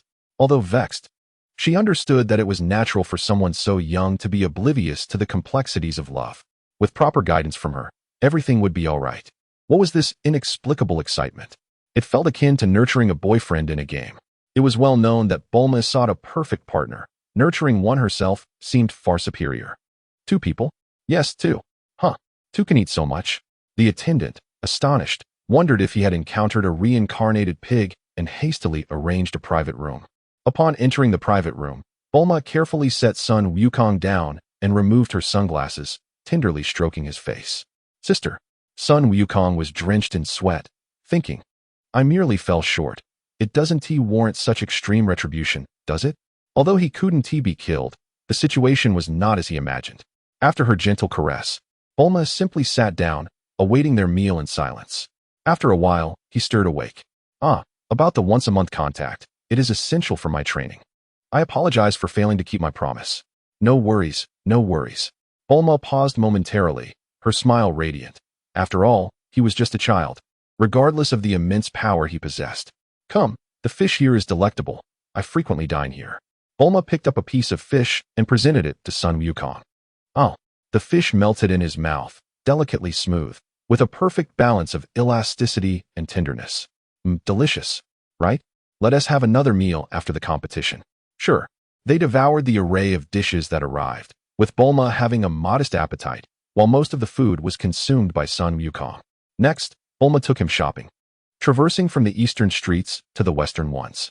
Sometimes, simply being with someone cherished is a form of training in itself. Although their time together had been brief, Bulma held significant weight in Sun Wukong's heart, and the same was true for her.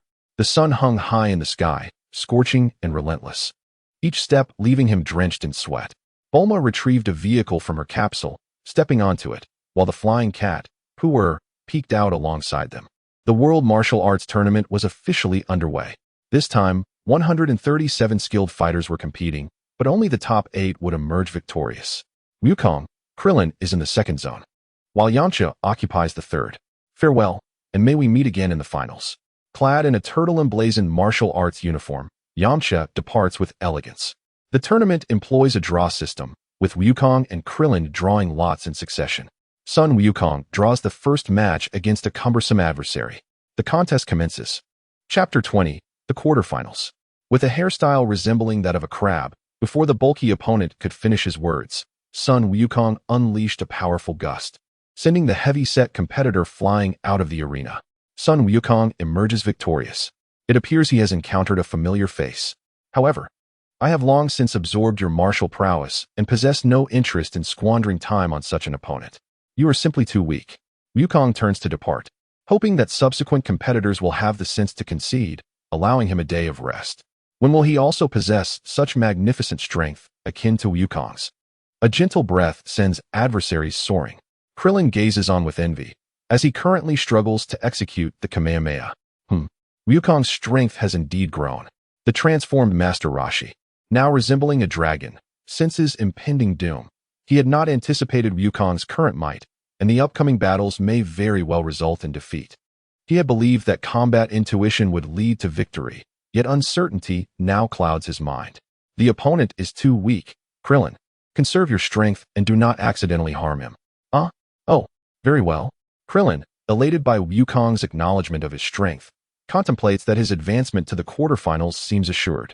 Hey, isn't that Krillin? The robust and slender disciples of Krillin's master make their entrance. Indeed, do you recall how we reduced him to a quivering pup in the corner, seemingly begging us not to strike him? That lad dares to participate in such a martial arts tournament. What a self-inflicted humiliation. After the derision of Krillin's seniors, the referee announces the next match, Krillin versus his slender senior. Krillin is struck by dismay. The confidence instilled by Wukong's earlier words dissipates, as his senior is incredibly formidable. Anxiety grips Krillin as he unsteadily ascends the stage, the familiar dread surfacing once more. The match begins. What a surprise to see you, Krillin. The slender senior launches a punch aimed directly at Krillin's face, intent on a swift defeat. Yet, to Krillin, the senior's speed appears as sluggish as a snail. Wukong truly did not deceive me. Krillin sidesteps the attack, fueled by resentment towards his opponent, and retaliates with a kick that sends the slender senior crashing through 3 walls, hurtling several meters away. What? When did Krillin become so formidable? The stout senior, gripped by fear, hastens to assess the injuries of his slender counterpart. My word, he may never practice martial arts again. That kick has undoubtedly compromised his foundation. The stout senior promptly withdraws from the competition, urgently escorting the slender one away, lest they find themselves unable to escape for a lifetime. Yamcha effortlessly kicks his opponent off the stage and turns to observe Son Wukong and Krillin's positions. With such easy victories, their entry into the top 8 seems assured. Wukong, Krillin, and Yamcha, along with the transformed Master Roshi, continue to triumph over obstacles, advancing seamlessly into the quarterfinals. The finals of the top 8 await. As the preliminary selections concluded, the advancing contestants included the enchanting Miss Lan Fong, the formidable Lan Long Jilin, the practitioner Nan Wu, the foul-smelling Stinky Man, and the faux turtle sage, Jackie Chan. The first match commenced with Jackie Chan facing off against Yamcha. Observing Jackie Chan's nonchalant demeanor, reminiscent of a martial arts master, Yamcha felt an overwhelming pressure. No matter how he probed, he sensed no vulnerabilities. What's the matter? Are you not going to attack? Jackie Chan appeared utterly relaxed, seemingly dismissive of Yamcha. However, upon closer inspection, one would notice that Jackie Chan's gaze never strayed from Yamcha. Yamcha's strength was already approaching half of his own. If he did not take the match seriously, he could easily find himself defeated. Yamcha dared not hesitate, unleashing his wolf-fang fist with ferocity, each strike lethal. How terrifying it was to employ such fearsome techniques against an elder. Jackie Chan effortlessly dodged, executing a sweeping kick, but Yamcha narrowly evaded. How swift! Yamcha was astonished. Jackie Chan's prowess loomed like a mountain, casting doubt in Yamcha's mind. Could he truly prevail? Could he? To engage with me, and still dare to be distracted. Jackie Chan's martial experience was remarkably seasoned. In an instant, his punch was upon Yamcha's face. Puff! Yamcha was sent sprawling but quickly regained his footing, readying his stance. Ryukong, do you believe Yamcha can win? No, Jackie Chan's combat experience and inherent strength far exceed those of Yamcha. Defeat is merely a matter of time. Stay calm. Stay calm. I can find his flaw. A flaw. Yes. He is aged and weakening, while I am in my prime. Surpassing the Wolf Fang Fist with the Wolf Fang Fist, in a moment, dozens of phantom punches appeared, intent on trading injuries. Yet Jackie Chan had already discerned this. Retreating several meters in the blink of an eye. Cursed be it. Seizing the moment Yamcha withdrew, Jackie Chan leaped behind him, delivering a strike that made Yamcha feel as if he were struck by an immense mountain. Gritting his teeth, Yamcha unleashed the Wolf Fang Fist once more, surpassing its previous form. Ultimately, Yamcha managed to give Jackie Chan panda eyes with his Wolf Fang Fist, while Jackie Chan's Kamehameha sent Yamcha tumbling off the stage. In a clash of experts, the shorter the duration, the more ferocious the attacks. Yamcha, you deserve commendation. You managed to compel me to exert my full strength. Gasped Jackie Chan. Splendid. The thrilling battle between Jackie Chan and Yamcha stirred my blood. Let us congratulate Jackie Chan for advancing to the top 4. Yamcha descended from the stage, disheartened. After all, his opponent was simply too formidable. Yet, why did Jackie Chan possess the Kamehameha of the Turtle School? Yamcha reasonably suspected that Jackie Chan was indeed the Turtle Sage. My apologies, I did not anticipate being the first to lose. Sun Wukong and Clillin nodded. They bore no blame, as their opponent was vastly superior. Had Clillin faced Jackie Chan, he too would likely have fared as Yamcha did, perhaps never even landing a hit. Clillin felt a sense of foreboding. His training was insufficient. Lacking the strength of Sun Wukong and the techniques of Yamcha, he was but a blank slate. Do not worry. It is merely one match. If you are dissatisfied with this ranking, you can always return next time. When you step onto the stage, you must be bold. Losing is not the end, but you must not let your spirit falter. With a gentle pat on Krillin's shoulder, Sun Wukong noticed that Clillin was drenched in sweat. His clothes completely soaked.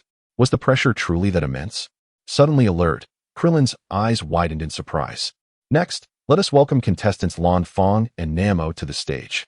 Lan Fong, with her captivating charm, winked at Namo, who instantly flushed, closing his eyes in embarrassment, unable to gaze upon her. Seizing the opportunity, Lan Fong delivered a swift sidekick, sending Namo flying several meters away. Upon regaining his senses, Namo quickly composed himself and retaliated with a flurry of strikes that left Lan Fong wounded. Realizing the precariousness of her situation, Lan Fong unleashed her ultimate technique, achieving remarkable results. Wow! Jackie Chan was left with a nosebleed, while Namo's face turned beet red from the assault. Ultimately, with unwavering determination, Namo triumphed over Lan Fong. Truly lacking in romantic understanding, Jackie Chan scoffed, lamenting that if only his opponent had been Lan Fong, his experience would have been far more delightful. What an intriguing match it had been. Now, let us invite contestants Wukong and Kirin to the arena. As Kirin and Sun Wukong ascended the stage, the sky darkened ominously. Thunder roared, and the gentle rain transformed into a torrential downpour. It seemed a fierce storm was brewing, the audacious thief of glory. Kirin, cautious in the face of this seasoned martial arts master, dared not show any sign of complacency. Are you afraid? Sun Wukong's eyes sparkled with intensity as he severed a tree beside the arena, seemingly urging, surrender quickly, do not waste our time. Chapter 21, The Final Four. How impressive. To channel the energy within and project it outward. Is this what the world's most elite masters are capable of? In stark contrast to previous opponents. Am I afraid? Kirin closed his eyes, reflecting on decades of martial arts experience. Had he ever retreated at the first sign of difficulty? No. Come forth. Let me witness the most formidable spectacle this world has to offer. What spirit? What is this? Shouldn't we seek shelter from the rain first? Indeed. Indeed. What is happening? The audience grew restless. Having purchased tickets without any cover from the rain was one thing. But must they become drenched to witness the fight? Silence. If you do not wish to watch, then leave. Kirin angrily retorted, turning to the referee, demanding an immediate resolution, as this opponent presented a magnificent opportunity for him. The blonde referee hesitated, eager to declare the match underway, yet aware of the audience's discomfort, allowing them to be soaked would tarnish their reputation. And who would return after such an experience? Match postponed. We shall resume once the rain ceases. How infuriating. Kieran longed to confront the referee with force, but suppressing his rage, he could only retreat. Is that so? What a pity. I had hoped for a swift resolution. Sun Wukong expressed his disappointment as he returned to the audience area. Come, I have made reservations at a restaurant for you all, Bulma declared, holding the keys with great flair. How wonderful. Bulma generously invited Krillin and the others seated in the audience to dine. Wow, this place is fantastic. I've longed to eat here. Master Roshi drooled, lamenting his lack of funds, recalling his visit a decade prior, when his sister had treated him. Though the restaurant was modest, it brimmed with cherished memories. The character of Sun Wukong is indeed enviable. His charm with women is only slightly less than what I experienced in my youth. One after another, the servers bring forth exquisite dishes, while the guests devour them with fervor. Hurry with the servings. We've finished. You must be pigs. She assumed that only Wukong behaved this way, but to her surprise, these disciples were equally gluttonous. Whoever marries them would have to prepare hundreds of dishes each hour. Even with communal dining, it would take an eternity. Bulma shivered at the thought. All right, coming right up. The manager, rubbing his hands together, dashed out from the private room and sprinted into the kitchen with remarkable speed. Hurry up. Attend to the customers in the private room, and we can close for the day, with salaries paid as usual. Understood. The chefs, fueled by the prospect of an early dismissal, worked tirelessly. 30 plates, 50 plates, 70 plates, 150 plates. At last, these insatiable diners were satisfied and departed, leaving the onlookers in astonishment. Without a substantial income, it is truly challenging to make ends meet. Upon hearing Bulma's lament, Master Roshi nodded in agreement, deeply resonating with her sentiment. These fellows nearly drove me to financial ruin. Bulma glanced at the trio ahead, laughing and chatting, and hurried to catch up. Wait for me. The tempestuous downpour gradually transformed into a gentle drizzle, and then into clear skies. Now, we have Sun Wukong facing off against Kieran. Both competitors stand on the arena. Bring it on. Kieran lunged with a straight punch towards Sun Wukong, who effortlessly dodged, sending Kieran flying with a swift kick. How swift?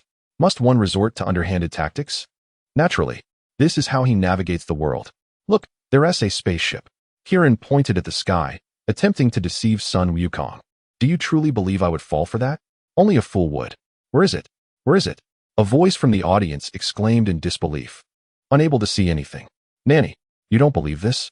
Do I appear to be a fool? Sun Wukong remained silent, delivering another punch that sent Kieran reeling, followed by a Kamehameha wave, causing Kieran to crash into a stone-lined statue, collapsing straight down. You are indeed weak. As the smoke cleared, Sun Wukong approached Kieran's side, suddenly retreating 10 paces. In the next moment, white powder erupted from Kieran's wings, enveloping the area in a dense mist. Unbelievable. Kieran possesses the ability to wield magic. He can conjure toxic mist for an attack. Magic exists in Dragon Ball, as demonstrated by participants in martial arts tournaments, with referees recognizing it as such. Is this permissible? Clearly, it is an ambush. Had Wukong not reacted swiftly, he might have been caught. Clinton sensed the impending danger. If he inhaled it, his strength would likely diminish. Clinton, you must devise a plan. Bulma urged anxiously, fearing that if this continued, Wukong would lose. If the opponent encircles the entire arena, you've fallen for it. This is my ultimate technique. What kind of ultimate move is poison? In an instant, a fierce wind arose as Kieran used his wings to surround the arena with the white mist. Sun Wukong, with this, you cannot defeat me. Once I triumph over you, I shall gain fame and fortune. Kieran laughed heartily, already envisioning a future of fame and fortune, dreaming of marrying a robust and beautiful beastman. Suddenly, with a swift motion, Sun Wukong unleashed a powerful gust of wind that dissipated all the smoke in the arena, akin to a tornado, sending Kieran plummeting off the stage. What just transpired? Let us declare Sun Wukong the victor. With a mere breath of his palm, Sun Wukong effortlessly defeated Kieran. It is worth noting that throughout the match, Sun Wukong relied solely on a single technique to claim victory. What strength does Kieran possess? He may have had grand aspirations, yet they bore no significance against me. Why did the referee deem it magic? How did that blonde-haired individual discern it as magic? With a final remark, Sun Wukong turned to leave, as it was now time for Krillin to face that odious opponent. As Sun Wukong passed the foul-smelling adversary, An immediate wave of revulsion washed over him, sending shivers down his spine. May I present Clillin against the stinking foe? Clillin, overwhelmed by the repulsive presence, ultimately discovered he had no sense of smell. And with remarkable willpower, he triumphed over his opponent. Excellent. Now, let us take a brief respite. As the afternoon arrived, the semifinals commenced. Hey, Yamcha, do you think Clillin stands a chance? Bulma inquired curiously, noting that Krillin's opponent appeared formidable, having effortlessly defeated Yamcha earlier. Jackie-chan, he is indeed exceptionally strong. Yamcha mused. Having long suspected Jackie-chan to be Master Roshi, his doubts only deepening. Yamcha subtly distanced himself from Bulma, for women can be rather intimidating. What about Wukong? I have never witnessed him unleash his full potential, but I believe he has an 80% chance of claiming the championship. Is that so? Per, standing beside Bulma, stepped away to return to Yamcha's side, affectionately patting his head. Now, Clillin faces Jackie-chan. Clillin, considerably weaker than Yamcha, seemed destined for defeat. While Sun Wukong leaned against a lion statue, feeling utterly bored. Glancing ahead, he resolved to endure this moment for the sake of becoming a triple champion. Chapter 22. The semifinals. What are you watching? A blonde girl, her neck wrapped in a scarf and glistening with perspiration, clearly having just finished a workout. A martial arts tournament, featuring numerous skilled fighters. We, too, are martial artists, and we came to observe. What is a martial arts tournament? Is it a series of minor competitions? No, it is a grand-scale event. The contestants possess formidable skills. Look, those two children are exceptionally strong. Far superior to us. What? The girl quickly wiped the sweat from her brow and rushed to the television, her eyes fixated on Sun Wukong battling Kirin. It's him. Her gaze was locked on the screen, cursing the despicable Kirin during his underhanded tactics, worrying for Sun Wukong's safety, and ultimately beaming with joy at his victory. Her lovely face breaking into an involuntary smile. Once Sun Wukong departed the arena, the girl finally tore her eyes away from the screen. Why didn't you tell me sooner? That television is broken. The dark-haired boy felt anxious, puzzled by his sister's sudden outburst. Indeed, women could be quite troublesome. Leave me alone. Intent-driven fist. The siblings began to grapple with one another, both having exchanged pleasantries beforehand. Faced with the formidable Jackie-chan, whom he had previously overcome, Clillin summoned an extraordinary level of energy, adopting a combat stance with both hands poised. Here comes my strike. Clillin unleashed a powerful jab towards Jackie, only for it to pass through an illusion. To his dismay, Jackie appeared behind him and delivered a swift kick, sending Clillin crashing into the lion statue, which shattered once more. What? That cunning old man truly knows how to conceal himself. Clillin quickly regained his footing, surveying his surroundings, yet Jackie was nowhere to be seen. It seemed he would need to resort to his ultimate technique, a pair of exquisite white undergarments. Clillin retrieved the delicate fabric from his pocket and tossed it onto the ground. Wow! As Jackie spotted the white garment falling, he charged forward without hesitation. What an opportunity! Just as Clillin prepared to launch a surprise attack, Jackie seized the undergarment, and a radiant blue light enveloped his hands. What? How is this possible? Your prowess is formidable. I cannot afford to underestimate you. Jackie had already amassed the Kamehameha wave in his hands, releasing it in an instant, sending Clillin hurtling off the stage.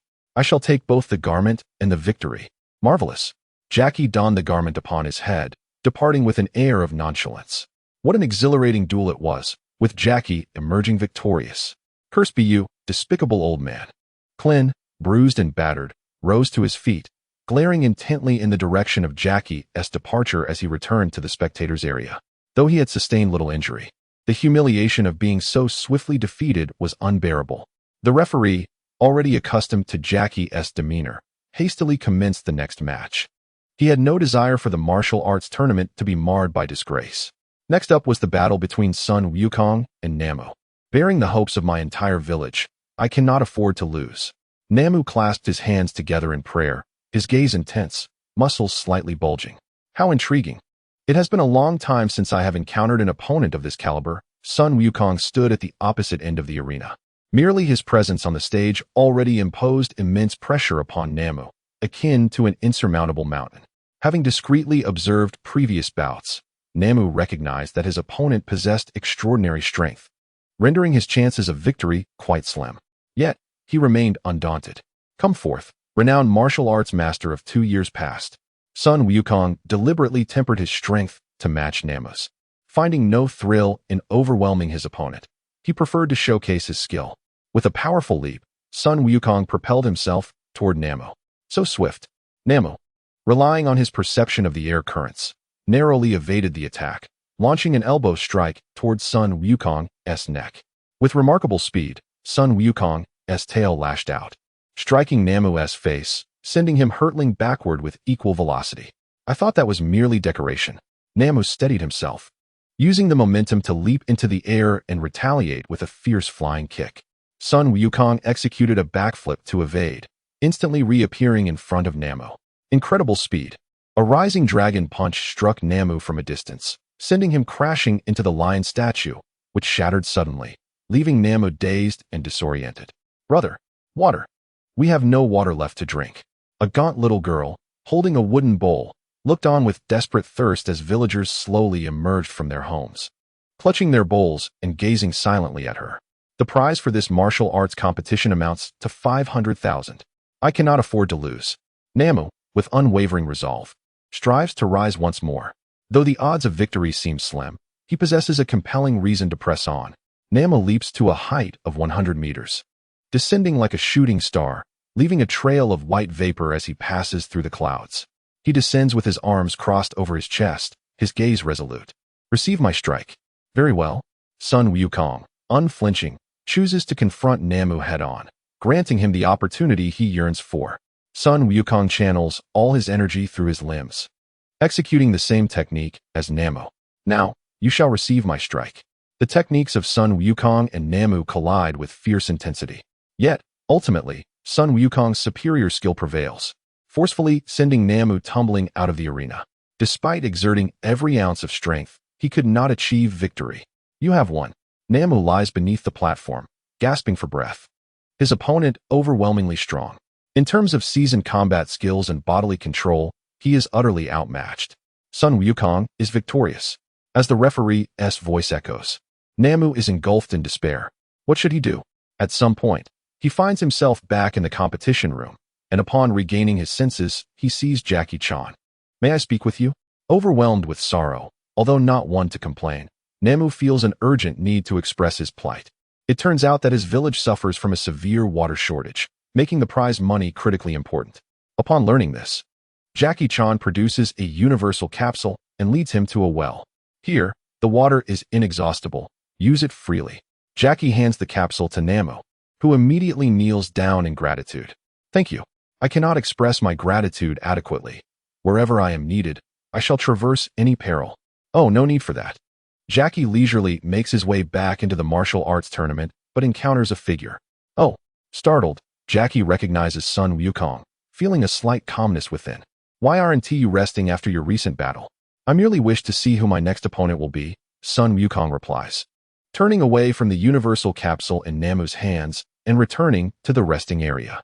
Though not a saint, he does not wish for a formidable martial artist to be hindered by a lack of water, so he makes a point to check in. A respectable adversary. Namu departs to the restroom and reaches into his pocket to retrieve leaves. What is this? From his pocket, he pulls out a piece of paper money, and nestled within it is a note that reads, I hope to face you again at the next martial arts tournament. After washing his hands, Namu hurriedly exits the restroom and dashes to the audience area, where he hears the referee announce, now welcoming competitors Sun Wukong and Jackie Chan. The champion of this round shall be selected from among them. Sun Wukong and Jackie Chan make their appearances in succession. Both clasp their fists in a gesture of respect, their eyes steely with determination. This is the grandson of Gohan, the most proud of his lineage, facing his strongest opponent to date. He must summon every ounce of his strength. The match begins. Jackie Chan strikes first, unleashing a palm that reverberates through the air, creating a tumultuous gust. Sun Wukong swiftly evades, countering with a punch that finds its mark in Jackie's abdomen, penetrating through. An afterimage, Jackie Chan emerged from behind the Monkey King, launching a flying kick from the air. The Monkey King, with his afterimages, responded in kind. With a resounding thud, the Monkey King sent Jackie flying, causing him to crash against the wall, whereupon clouds of smoke erupted, enveloping the surroundings in a small haze. The craftsmanship was truly subpar. Chapter 23. The final duel, the elderly opponent exuded tremendous strength. The girl could not help but feel a surge of anxiety for the Monkey King, her snack in hand crumbling into fragments. Jackie Chan's on-the-spot reactions and battle experience left her with a sense of hopelessness. It was almost impossible to evade him, let alone clearly discern the trajectory of his punches. The young boy with black hair felt similarly, not out of concern for the Monkey King, but rather from a realization of his own insignificance. It dawned on him that such formidable martial arts masters existed in the world. He acknowledged the bizarre diversity of beings and the astonishing prowess of martial artists that seemed almost absurd. Resolutely, he decided to leave this small city. One day, he too would stand in that realm and become one among them. The world was vast and beautiful. Remaining in this desolate place would render him forever disconnected from its magnificence. Sister, let us depart in a few days. Together, we shall explore this world and challenge all its formidable warriors, ultimately vanquishing them all. The boy's spirit soared with ambition, his heart filled with dreams of a splendid future, believing himself destined for greatness. All right. After a moment's contemplation, the girl unhesitatingly agreed. She too yearned to escape this forsaken place. With its outdated transportation, education, living conditions, law enforcement, and the rampant gang violence, the city seemed bereft of vitality, as if it lacked something essential amid the bustling crowds. What was it? It was vibrancy. She was determined to break free from this backward city, to leave behind the impoverished backwater that had stifled her for over a decade, to escape this emotionless locale. Yamcha and Krillin clenched their fists, envisioning themselves on the stage, pondering how to counter Jackie Chan's moves. Bulma tightened her grip, feeling anxious for the Monkey King, struggling to keep up with the unfolding spectacle. Monkey King, you are truly formidable. Jackie swayed unsteadily, appearing as though he might topple at any moment, his complexion slightly flushed. Drunken fist. The Monkey King aimed a kick at Jackie, who deftly evaded, retaliating with an elbow strike to the Monkey King's arm joint. Boom. The Monkey King's aura transformed into armor, absorbing the damage, while his tail lashed like a whip, striking Jackie and sending him flying. To be frank, I have encountered Drunken Fist before, and I have even trained in it. The Monkey King, having faced masters of Drunken Fist in his youth, understood its weaknesses. Attacking Jackie felt akin to a father besting his son. This cannot continue. I must unleash something extraordinary. If this persists, defeat is inevitable. Jackie, once emaciated, now exhibited an exaggerated surge of muscularity. Oh no, he was about to unleash his ultimate move. What effect could it possibly have? His speed and strength surged dramatically. I had fallen victim to him in an instant. Yamcha gritted his teeth, realizing he had barely registered the moment Jackie's muscles bulged. A blue light flashing before his eyes, and when he reopened them, he found himself already toppled from the ring. Muscular Jackie threw a punch directly at the Monkey King's head, which the Monkey King narrowly dodged. Boom. The stones of the arena shattered, stirring up a cloud of dust. Jackie Chan charged into the haze, and a gentle breeze swept through, carrying the dust towards Sun Wukong. Allow me to demonstrate a move. Jackie, taking advantage of the dust, emerged from Wukong's left side and delivered a powerful punch aimed at his leg.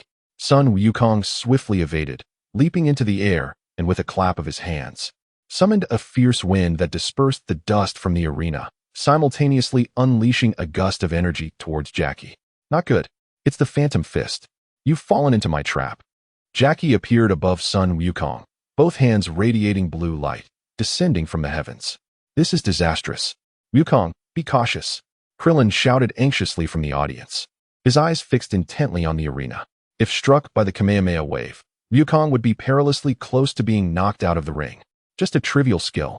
With a surge of blue light beneath his feet, he deftly dodged Jackie's Kamehameha. I always knew you were formidable, but mere strength is futile. Multiple Phantom Fists. World-shattering palm. Jackie had already anticipated Wukong's next move, and the world-shattering palm, charged and ready, erupted from his hands. Thunder rumbled as if a wrathful deity transformed into a thunder dragon, surging through Wukong's form. This embodies the wisdom of the elders. Wukong, you have lost. Jackie had already reverted to his emaciated form, clearly drained from executing such a technique. The world-shattering palm could incapacitate his opponent. Wukong, your body has no time to recover. Now, I shall simply knock you out of the ring, and I will be the champion. Do not underestimate me next time. Jackie remarked, slowly approaching Wukong before delivering a final push that sent him staggering. Impossible. Yamcha leaped from his seat. Disbelief etched across his face. How could such an extraordinary youth lose to Jackie? Indeed, it's hard to believe. Krillin's mouth hung agape. What? This is merely air. Phantom Fist. Why do the phantoms still exist? This defies logic. Jackie's eyes widened, resembling two bells, and he then heard, rather than clash head-on.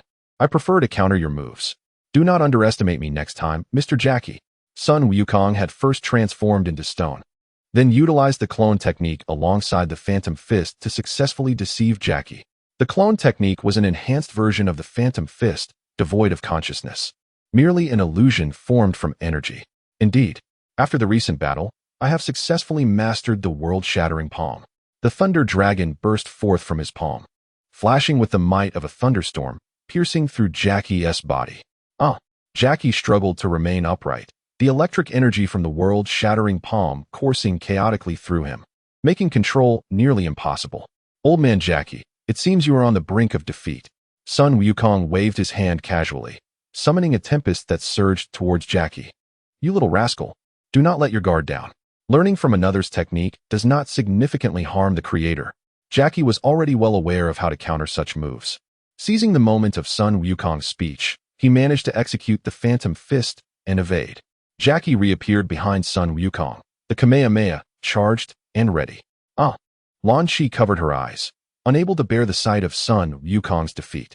Turning her head away, she gazed out at the blossoming world beyond the window, where birds sang and the warmth of a sunny day enveloped her.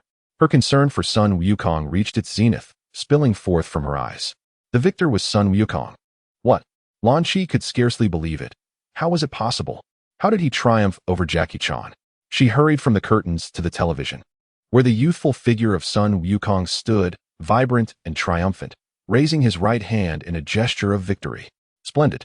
And what of the fallen figure below? A brilliant blue light surged forth as the Kamehameha wave erupted from Jackie Chan's hands, a formidable force. Fall, Sun Wukong. Jackie Chan summoned his last reserves of strength, condensing them into the Kamehameha wave, a bolt of blue energy descending from the heavens like a final judgment of thunder. Fall, Sun Wukong. If readers spot any typos or awkward sentences, please provide feedback. Chapter 24. The Birth of the Strongest. The Champion. Your sneak attack seems ineffective against me. As Jackie Chan gathered the Kamehameha wave, Sun Wukong had already sensed it in advance. This is my gift. Brace yourself, Jackie Chan. As the Kamehameha wave approached within a meter, Sun Wukong evaded it from the left, unleashing his own Kamehameha wave towards Jackie Chan. Wow. Jackie Chan was engulfed by the blue light, his eyes rolling back as he plummeted from the sky. Sun Wukong. Sun Wukong. Sun Wukong. Let us congratulate Sun Wukong on becoming the 21st champion of the World Martial Arts Tournament. Sun Wukong raised his left hand, a subtle grin forming at the corners of his mouth, as a tempest arose around him. Ha. We won. Sun Wukong has triumphed. The blonde girl clutched her brother's hair, drenched in sweat from the relentless twists and turns of the match. What's with all this excitement? It's not like you won, the boy retorted, smoothing down his disheveled hair, which had cost a pretty penny to style. Fantastic. We won. Clillin and Yamcha embraced. For Sun Wukong had finally avenged them. Wonderful. Bulma beamed, producing her prepared camera. Click. Amidst the cheers of the multitude, the moment of the boy's victory was forever captured on paper. Jackie Chan, I have triumphed. Sun Wukong, without exposing Master Roshi, placed his hand on Jackie Chan's shoulder, channeling energy into him, gently stimulating the cells within to achieve a healing effect. Witnessing Sun Wukong's victory, Nam, far in the audience, wore a smile, both congratulatory and filled with joy.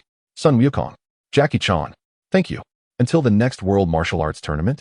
Leaving the audience, Nam placed the universal capsule over his heart, feeling a warm sensation, even touching the very core of his being.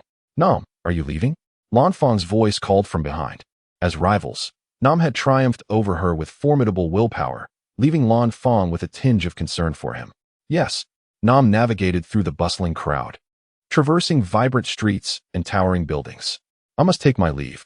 The one I cherish is still waiting for me. Having purchased some snacks, the figure of Namu gradually faded away. Well, You truly are ruthless, remarked Jackie Chan as he grasped Sun Wukong's hand and rose to his feet, his injuries healing slightly. Go on, do not worry about this old man. Sun Wukong retrieved some high-calorie food from his pocket and tossed it to Jackie Chan before turning to leave. He still had photographs to capture. Humph, at least you have a bit of conscience. Jackie Chan hastily consumed the food, his stomach already growling with hunger. After a round of photographs, Sun Wukong finally received the grand prize of 500,000. Hey, Master Roshi, where have you been? Yeah, right. Ha. I had a bout of diarrhea and spent the entire time in the restroom. I didn't expect the competition to conclude just after I finished. What a predicament. Sun Wukong approached with 500,000 in hand, shaking the prize for emphasis. Let us go. I shall treat you all to a grand feast. Yay. The crowd cheered. They returned to the same restaurant as that day. Tonight, everyone was to dine to their heart's content. Absolutely. However, Bulma was somewhat puzzled. Was Sun Wukong's 500,000 truly sufficient? Upon seeing Master Roshi, Sun Wukong and his friends linked arms, their spirits high. Never mind, if it's not enough. I shall supplement it. Boss, bring 10 portions of everything on the menu. Certainly. These big clients again. Profits are looking good today, huh? It's said that each time the World Martial Arts Tournament occurs, the revenue increases substantially. Table 10, 10 portions. The dishes began to arrive at the table, and Master Roshi was already famished. He started with a bowl of rice, then seized a piece of thigh meat and stuffed it into his mouth. Kids shouldn't drink alcohol. Krillin. Master Roshi snatched the drink from Krillin and gulped it down in one go. You're ridiculous. Yamcha first handed Puer a piece of thigh meat, followed by several bowls of rice, then joined the others in grabbing food. Sun Wukong served Bulma several bowls of rice before adding meat dishes to her bowl. For you, a big chicken leg. Sun Wukong then followed Krillin in the food frenzy, as he too was quite hungry. If he didn't act quickly, he might face an interminable wait for more food. Thank you. Bulma ate at a leisurely pace, unlike Wukong and the others, as her energy expenditure was minimal. As time passed and the sounds of clinking glasses echoed, the group finally enjoyed a hearty meal. Sir, the total comes to 800,000. As Bulma prepared to cover the 30,000, Sun Wukong's voice resonated from behind her. Here. Huh. Bulma trembled, pointing at Sun Wukong in disbelief. You have money. What's wrong? You look as if you've seen something terrifying. You have money. Of course, I can earn this money with ease. Well, Bulma felt disheartened, realizing he wasn't trying to impress her with his wealth. She booked a room for Sun Wukong while Master Roshi and the others returned to their own quarters. You all head back. I'll take my Nimbus Cloud. Wukong and Bulma arrived at the hotel, where 2 beds greeted them. Phew, it's been a long day. Bulma stretched, tossing her clothes onto the bed, and donned her inner garments before heading straight to the bathroom. Wukong, I'll wash up first. Sun Wukong set down his belongings and took out his change of clothes, gently pressing his hand against the bed. It seemed quite pleasant to sleep here, rather comfortable indeed. After a considerable time, Bulma emerged from the bathroom, boldly striding past Sun Wukong, clad only in a towel. Fresh from her bath, her skin glowed with a porcelain-like radiance, and the blush on her cheeks lingered. Her youthful visage bore an enchanting allure as she delicately perched herself on the bed, causing it to gently compress under her weight. Her translucent pink toes playfully swaying. Wukong, it's your turn to bathe, she called out, as she retrieved a face mask from her bag and applied it. Holding cucumber slices to her face, Bulma playfully pinched Sun Wukong's cheeks with her delicate toes. After a while, Sun Wukong, feeling the gentle grip, slowly maneuvered from the edge of the bed to the bathroom, not wishing to sleep in his own sweat, as he harbored a slight obsession with cleanliness. Drip, drip.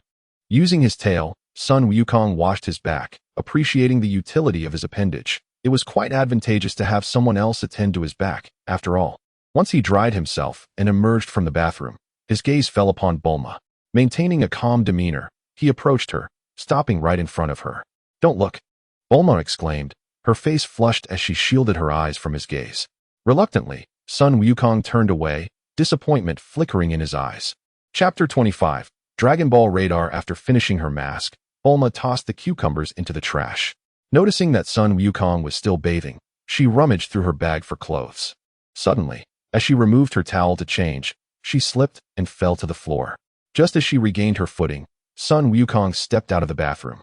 Standing before her. Hurry, Bulma urged, hastily dressing, her cheeks betraying a hint of rosy color if one looked closely. "Pervert. This isn't my fault," she exclaimed, though he had merely acted as any man might, without actually peeking. "Shut up," she shouted, reverting to her fierce persona after 8 months. Bulma chastised Sun Wukong, who remained unfazed and even brazenly unrepentant. "I'm sorry. Giving me a massage doesn't suffice," he replied calmly, jumping onto the bed and using his energy to evaporate the moisture from his body. "Never mind. Here's the Dragon Ball radar you wanted," he said, receiving the device. Pressing a button that displayed the location of the Dragon Balls before pocketing it. "What about the gravity chamber?" he inquired. "Huh? What gravity chamber?" she responded, feigning ignorance. "The one I asked you to help me with after collecting the Dragon Balls." "Oh, that one. I can't make it," she said nonchalantly. "You haven't forgotten, have you?" Sun Wukong grasped Bulma's cheeks, turning her to face him directly. "Look me in the eye." "Ah, just kidding. I'm halfway through with it. It'll be ready in a few months," she reassured him. In truth, she had not even started.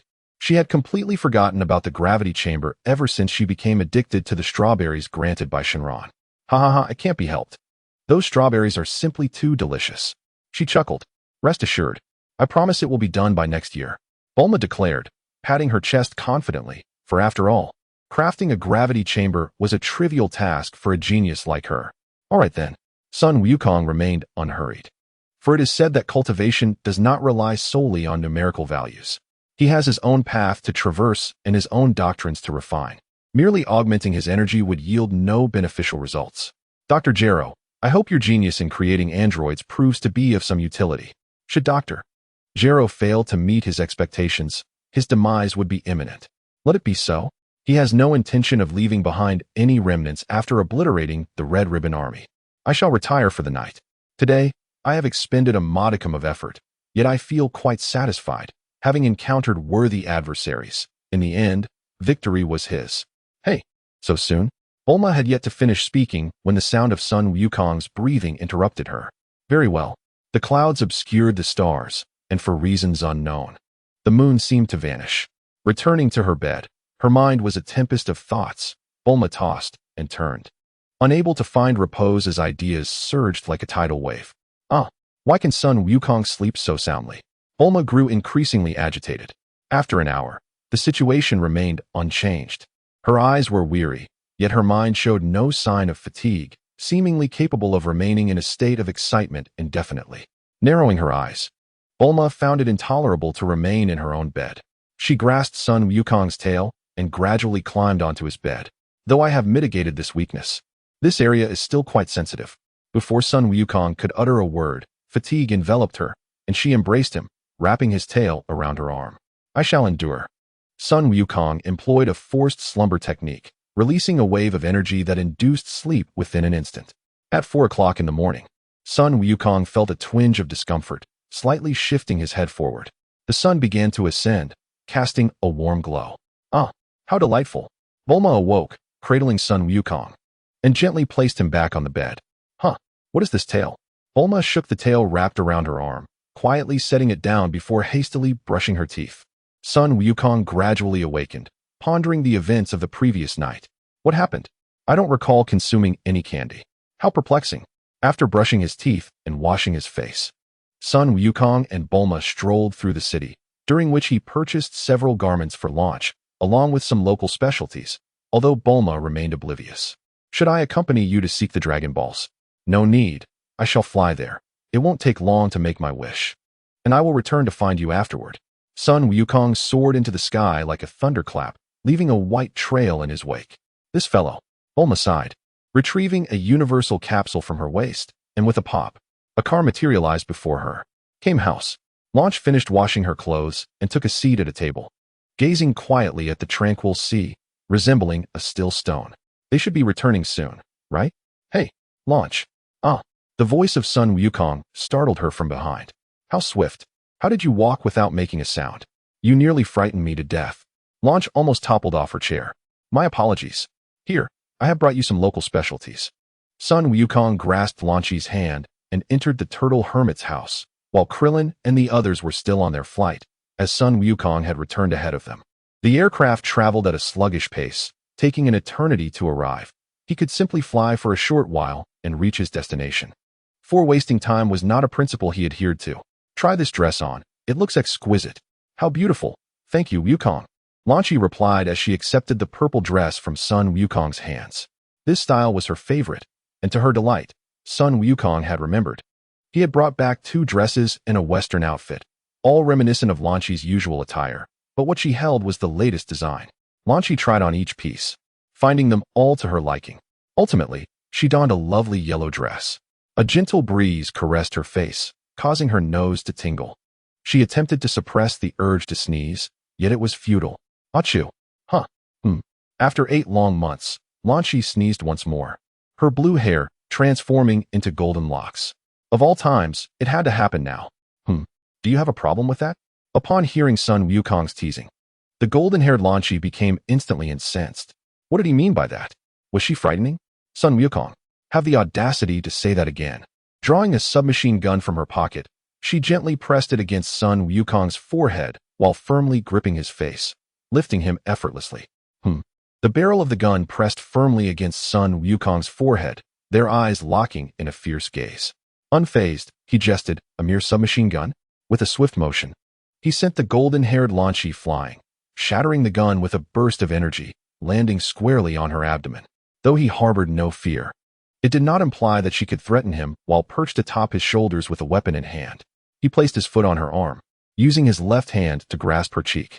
Oh, what are you planning to do? Don't. The golden-haired Lan Shi pouted, her eyes widening in surprise, utterly unprepared for how quickly she had been subdued. Chapter 26. Golden-haired Lan Shi, what do you intend to do? Lan Shi felt thoroughly tormented by Sun Wukong and could only lay on the ground, gasping for breath. What is the matter with you? Is our memory shared? Why do I feel like you know me? Lan Shi remained silent, merely turning her head away. Answer me. Sun Wukong seized her delicate face once more, turning it back to him, only to discover a faint blush on her cheeks. The originally fiery temperament had suddenly gained a hint of charm. Hey, Lan Shi, this persona of yours is quite adorable. Come on, say cheese. I just bought a camera, and you look absolutely delightful. Absolutely not. No way. She would never fall for such flattery. And Sun Wukong, get off me already. Sun Wukong retrieved the camera from his bag, interlacing their fingers as he forcibly shaped Lan Shi's hand into a peace sign beside her face, capturing her blushing visage as he pressed the shutter. Click. A fresh image emerged in the camera. Click, click, click. The relentless sounds echoed within the camera. Stop. Lan Shi struggled fiercely, finally breaking free from her restraints and hurriedly shielding the camera. It was far too embarrassing. Ha ha ha. The tail flickered in front of Lan Shi, swaying before her gaze. What do you intend to do? She inquired. Tell me, is your personality a result of shared memories? If so, what of it? Oh, it is merely curiosity, came the reply. I have long pondered this while watching anime, and only now have I found clarity. You scoundrel. Lan Shi, with her golden locks, brandished a submachine gun once more, forcefully striking Sun Wukong on the forehead. Ouch, that hurts, he exclaimed. Humph. Lan Shi retrieved some medicine from the kitchen and tossed it towards him. TCH. Blame yourself. Hurry up and apply it, you little rascal. With a resounding slam, she retreated to her room, leaving behind a crack in the door. Sun Wukong feigned a wipe, then turned back to his own quarters to tidy up his belongings. He pondered how long he might remain here, perhaps never returning. What is he up to? Is he planning to leave? A keen eye peered through the door crack, intently observing Sun Wukong's silhouette. Clenching his teeth instinctively, he finished his packing, yet she remained hidden, his mind racing with thoughts while reality stood still. Lan Shi, have you seen enough? When did you? Just now on the rooftop. I saw you peeking through the door crack. Have you been watching me the whole time? I haven't tea. I was just. Lan Shi fell silent, not even believing her own words, let alone expecting anyone else to. All right. I'll be gone for a while. You can stay here. It's rather inconvenient. Wait. Who do you think I am? I am Lan Shi. How could I? Before she could finish, Sun Wukong bound her, leaving a note behind as he soared away on his nimbus cloud. He was not negotiating with Lan Shi. He merely wished to inform her, for he did not trust her to stay at Master Roshi's place. Beside Bulma City stood a quaint 3-story villa. Welcome to your new home, he declared, pulling Lan Shi inside and handing her some money. Are you trying to keep me? I didn't expect you to be capable of such. Lan Shi teased, playfully flicking her finger at Sun Wukong's tail. Be quiet. While I'm gone, Do not resort to robbery, as I certainly do not wish for you to be wanted one day. TCH, just promise me. All right, I understand. He turned to enter the house, which was adorned with charming decorations, all reminiscent of a young girl's room. How do you like it? Isn't it lovely? You must adore this style. Who said that? Not me. Launchi's cheeks flushed, adamantly denying it. Who else could it be? Don't think I want to recognize you just because your personality differs. Sun Wukong placed a hand atop Launchi's head, giving it a gentle pat. I know it's not you. Good to know. I'm off now. Understood. Hurry along. Launchi waved him off, urging him to leave quickly. As Sun Wukong glanced back one last time, he mounted his Nimbus cloud and departed, leaving a trail of yellow exhaust in his wake. TCH. Launchi stood still for quite a while, ultimately returning to the kitchen to tie her silky golden hair up and inspect her room. This yellow dress is quite lovely. Blonde Launchi retrieved a yellow dress from her bag, donned it, and approached the full-length mirror, twirling around. Subsequently, she changed into her Western attire. Sun Wukong, your taste is truly abysmal. Who would gift such a ghastly color? How utterly tacky. The shade of chicken dung. I assure you, I am anything but tacky. This is the latest style. Wukong, I'm heading home now. Understood. My next step in cultivation is to encompass the entire world. What about you? I do not know. Kuririn fell silent, pondering what to do next, a question he had never considered before. Since uncertainty reigns, let us continue onward. We shall eventually discover our path. Wukong, could you impart some techniques to me? Kuririn hesitated momentarily, but ultimately his gaze hardened. Master Roshi had once stated that one must comprehend their own techniques independently.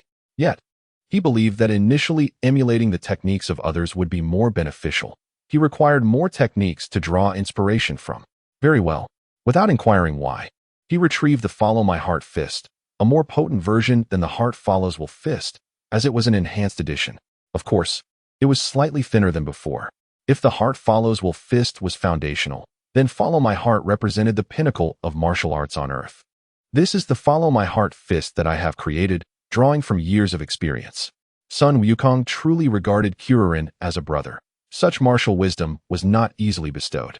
Of course, you may also pass it on to Yamcha, but this book must not be carelessly shared with outsiders. All right, I understand. Thank you, Wukong. Kuririn felt a surge of emotion. The martial wisdom of a champion was invaluable. Clenching his fists, he could not help but doubt himself. Could he truly keep pace with Sun Wukong? Others had already developed their martial arts by the age of 12, while he was still striving to learn from them. Reflecting on this, Kuririn shook his head. His current accomplishments were, after all, the lifetime achievements of others. In the journey of life, encountering those more accomplished can induce humility, while encountering those less fortunate may engender a sense of superiority, and meeting the affluent may evoke jealousy. Sometimes, the greatest challenge is not to surpass others, but rather to transcend oneself. And now, my aim is not to outshine others, but to surpass my own limits. Chapter 27. The Red Ribbon Army. Have you found them? No, Mr. Silver. The marshal's temperament was brutal. Failure to locate them would result in execution. We must search at all costs. Understood, Mr. Silver. Beep. The Nimbus cloud descended. The Dragon Ball radar indicated a location below, and the Nimbus dove downwards. Sun Wukong leaped off, landing near the Dragon Ball. Nanny, a little brat has fallen from the sky. Look, he is not even injured. How bizarre. Sun Wukong spotted the Dragon Ball nestled within the crevice of a rock, grasped it with his left hand, and exerted tremendous force. Boom. Rocks flew, smoke billowed, and the Dragon Ball revealed itself in all its glory, a 5-star ball. Ah, what extraordinary power. Two anthropomorphic creatures hastily drew weapons from their waists. Hey, you little brat. Hand over the Dragon Ball. How did you locate it so accurately? Today, I am in a good mood. If you leave now, I might spare your lives. Sun Wukong replied nonchalantly, entirely unperturbed, as he retrieved a piece of candy from his bag, unwrapped it, and placed it in his mouth. Hey, the young boy, without waiting for Mr. Een to finish speaking, had already conjured a blast of energy that swiftly obliterated him. It is often said that today I am in a good mood, yet this incessant disruption tarnishes my spirits. Run quickly. With patience depleted, another energy blast was unleashed, splitting into two in the blink of an eye, mercilessly eliminating the fleeing beastmen one by one. Now that you wish to escape, it is too late. Nimbus. Though its speed may not rival my own, it offers a comfortable ride, and there is no urgency. After Sun Wukong departed, those nearby gradually relaxed, exclaiming, "How brutal! What did you say? That individual possesses a Dragon Ball radar more advanced than ours. You dare claim that he is merely a child? Ian was actually killed by him. That useless Ian, scoundrel, sentenced his entire family to death." The marshal, in a fit of rage, slammed his hand upon the table, speaking fiercely into the phone, notified General Bai to intercept that little brat and reclaim the Dragon Balls. "Yes, Marshal. Did I not instruct you to stand clear of my side? Do you wish to make me appear diminutive? My sincerest apologies." The burly coal-black man immediately bowed in contrition. On the snowy peaks, silver flakes fell to the earth like angels descending. At the Red Ribbon Army's Muscle Tower base, a voice resonated, "Received. I shall secure the Dragon Balls and the radar." General Bai, after finishing his salute, slowly lowered his hands, his gaze chilling. "Should you encounter a child with a tail, you must inform me." "Yes, Commander. The child with a monkey's tail? I shall torment you severely before ending your life. The Dragon Balls are right here." Slowly, Sun Wukong's figure emerged, having purchased leisure attire along the way, a white shirt paired with a blue jacket and black cargo pants. Before him stood the Red Lighthouse, the very base of the Red Ribbon Army's White Division, Muscle Tower. "General Bai. Alert General Bai. The tailed boy has arrived. Has he finally come? What brings him to our domain?" General Bai pondered, suddenly slamming the table. No wonder I could never find the Dragon Balls. They were right here in my base all along. Who would have thought beneath this tower? It seems I must dig 3 feet deep. Heaven is aiding me. Ha! What is that fool laughing about?" Gathering the Kamehameha, he became overly eager, presenting a modest gift that he implored to accept. The glass window shattered under the Kamehameha's force, shards slicing into his skin. General Bai gasped, terror still etched in his eyes, as he witnessed the youth's hand glide across his neck from left to right, as if proclaiming, "Your demise awaits once I ascend." Infuriating. "Hey, gather everyone to kill him," General Bai exclaimed in horror. "This is too frightening. I nearly met my end. After so many years, I once again felt death so close." His hand brushed against his damp back, already soaked. "No, it is still insufficient." His hand stealthily reached for the switch, knowing that with it, all matters could be resolved. General Bai's heart began to calm slightly. "Humph, General Bai, then I shall entertain you slowly." Retracting his hand, fine needles erupted from his body, piercing the heads of the soldiers peeking out, leaving tiny holes on their foreheads, blood oozing forth gradually. Creak. The door creaked open, revealing a group of small karamis seated together, engaged in a game of cards, with several bottles of liquor adorning the table. "Come on. Ha ha ha ha, I've won again.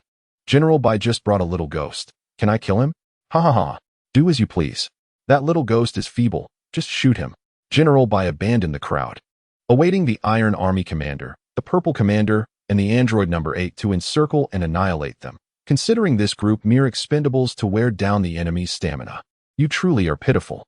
What little ghost? You ought to pity yourself. Indeed. Soon to be slain by us. Ha ha ha. You little ghost are quite the fool." The officers of the Han dynasty laughed heartily, as if the head of Sun Wukong was already within their grasp. Abandoned by his superior and on the brink of being killed by me, who should I pity? You're a monster. A devil. In a fleeting moment, the officers of the Han dynasty were cleaved in half by an unseen force. They fell to the ground, their expressions frozen as if time had halted, utterly motionless. Sun Wukong was never a good person. He simply found killing tiresome. Yet that did not imply he had never taken a life. In truth, at the age of 10, he had robbed others of their skills, and countless victims had crossed his path, with few escaping his grasp. See, is this not quite pitiful? Sun Wukong shook his head and ascended the stairs, ultimately reaching the 3rd floor.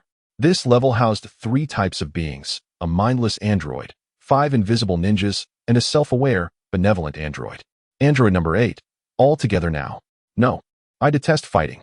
I do not wish to harm living beings. Iron Army Commander, you go first." "Number 8, you worthless piece of junk.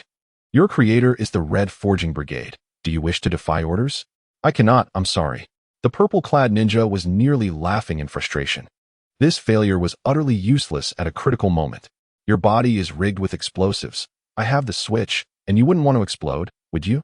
Apologies. But I still cannot commit evil." Android number 8 steadfastly refused, and just as the purple ninja was about to retort, he was sliced into numerous pieces. The purple ninja perished before android number 8, his demise tragically gruesome, blood splattering across number 8's face, causing this imposing figure to weep in terror. Such a coward. Meanwhile, after dispatching the Iron Army commander, Sun Wukong seized the opportunity while the purple ninja spoke, sweeping his dragon claws through the air.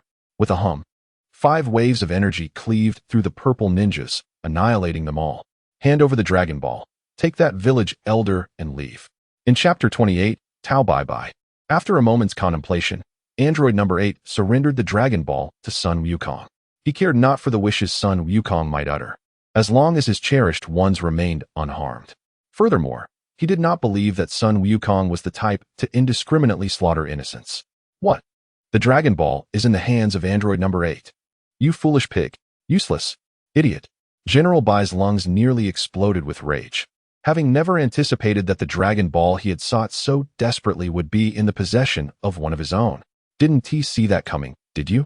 At long last, Sun Wukong arrived on the floor occupied by General Bai, casually tossing the 2-star ball in his hand. How infuriating. Do not revel in your triumph. General Bai was well prepared, his excitement evident as he pressed the button. Ha! Little imp, prepare to fall. The general envisioned himself presenting the 2 Dragon Balls to the marshal. Basking in the glory of becoming a hero, revered by all, the Red Ribbon Army was destined to dominate the world. With a piece of territory, he would become its sovereign ruler. What? General Bai's eyes bulged in disbelief. Was that figure soaring through the air still human? This was nothing short of divine. A wave of despair washed over him. Did he truly stand a chance against such a being? Could the Red Ribbon Army genuinely conquer the world? Indeed. I find your expression quite delightful, Sun Wukong remarked earnestly, his index finger shimmering with light as he slowly conjured an energy sphere the size of a marble. Then you shall peacefully descend into the depths of hell. For a lifetime of senseless slaughter and countless sins, General Bai had no other destination awaiting him. Boom. The watermelon shattered, its fragments scattering, pulp adhering to the walls, while juice flowed from the remnants. Sun Wukong emanated a gentle glow, shielding himself from the mess, as he had no desire to soil his new attire. Bang! The energy sphere obliterated the machinery, igniting flames that gradually enveloped Muscle Tower, ultimately reducing it to charred remains. While the dinosaur hidden underground was left as nothing but a skeleton. Amidst the swirling snow, Sun Wukong's silhouette faded into the whiteness. The footprints on the ground filled by the relentless wind, leaving no trace behind. Truly, my gratitude extends to that young lad. Indeed, Android 8 fell silent for a moment, ultimately saying nothing. His opponent was merciless. Yet, he had not been attacked, for he too belonged to the Red Ribbon Army. He only eliminated the wicked. Surely he must be a good person, right? Marshal, Bai and his team have also met with failure. The base has been annihilated by that little rascal. How infuriating. That little villain is remarkably strong. Which location is closest to the snowy terrain? Return to the marshal, it's the blue team. Quickly, alert the blue team. Summon the other commanders as well. With all our might, we must eliminate him. This is intolerable. We cannot allow him to dismantle us one by one. I must encircle that little villain by the seaside. Hire Tao Pai Pai. This should secure our position, for Tao Pai Pai is the world's foremost assassin. We absolutely cannot let that imp ruin our grand plan. It is imperative.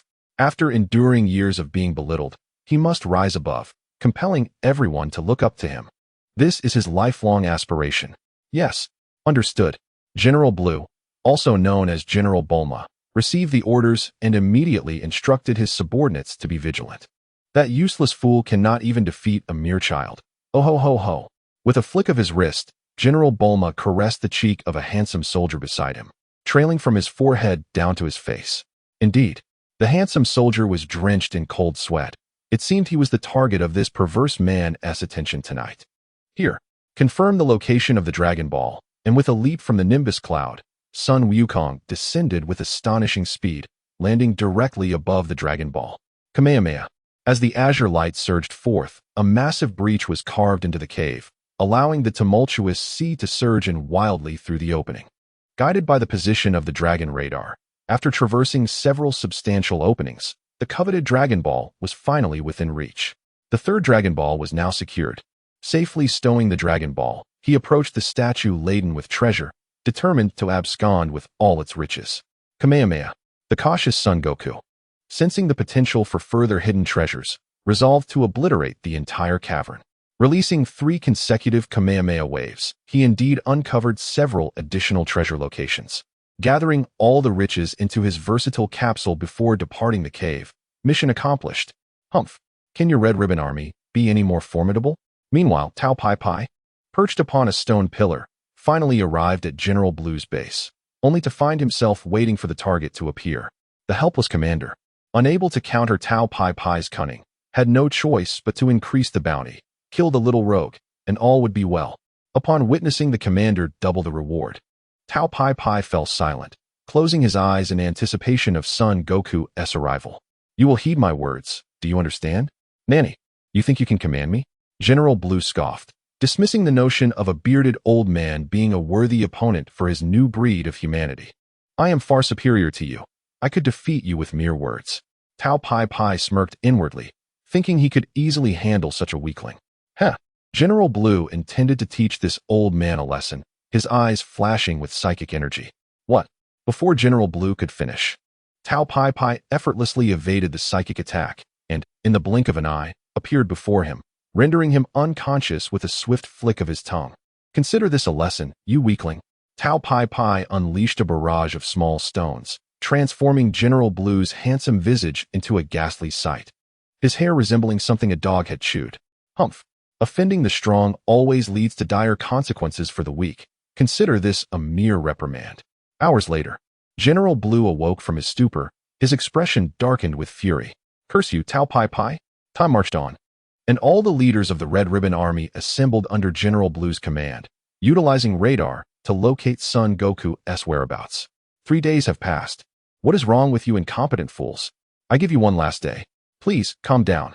After his chastisement by Tao Pai Pai, General Blue naturally acquiesced. Bowing slightly as he regarded his surroundings, his countenance shadowed with rage. I will see you dead one day, Tao Pai Pai. Humph. Should I seize the assets of these imbeciles? A glint of greed flickered in Tao Pai Pai's eyes as he pondered silently. No, their weaponry is inadequate for defense. If I fail and those fools turn their attention to me, trouble will surely follow. Once Tao Pai Pai departed, General Blue exhaled a sigh of relief. He was finally alone. Bring forth the men. Yes, General. The soldiers saluted. Are the preparations complete? All is in readiness. Tao Pai Pai, oh Tao Pai Pai. After the task is complete, your time shall come. How dare you humiliate me so? Since being bested by Tao Pai Pai, General Blue felt his heart shatter. His beautiful hair, his charming face. How could this have happened to him? 200 bombs. How will you evade them, Tao Pai Pai? Chapter 29. Subjugating the Red Ribbon Army. After obtaining the Dragon Balls near Clillin, I found myself in close proximity to that insipid figure, and it seemed prudent to eliminate him as well. He would serve as a valuable subject for Gro's research, though I feared that funds might be an obstacle.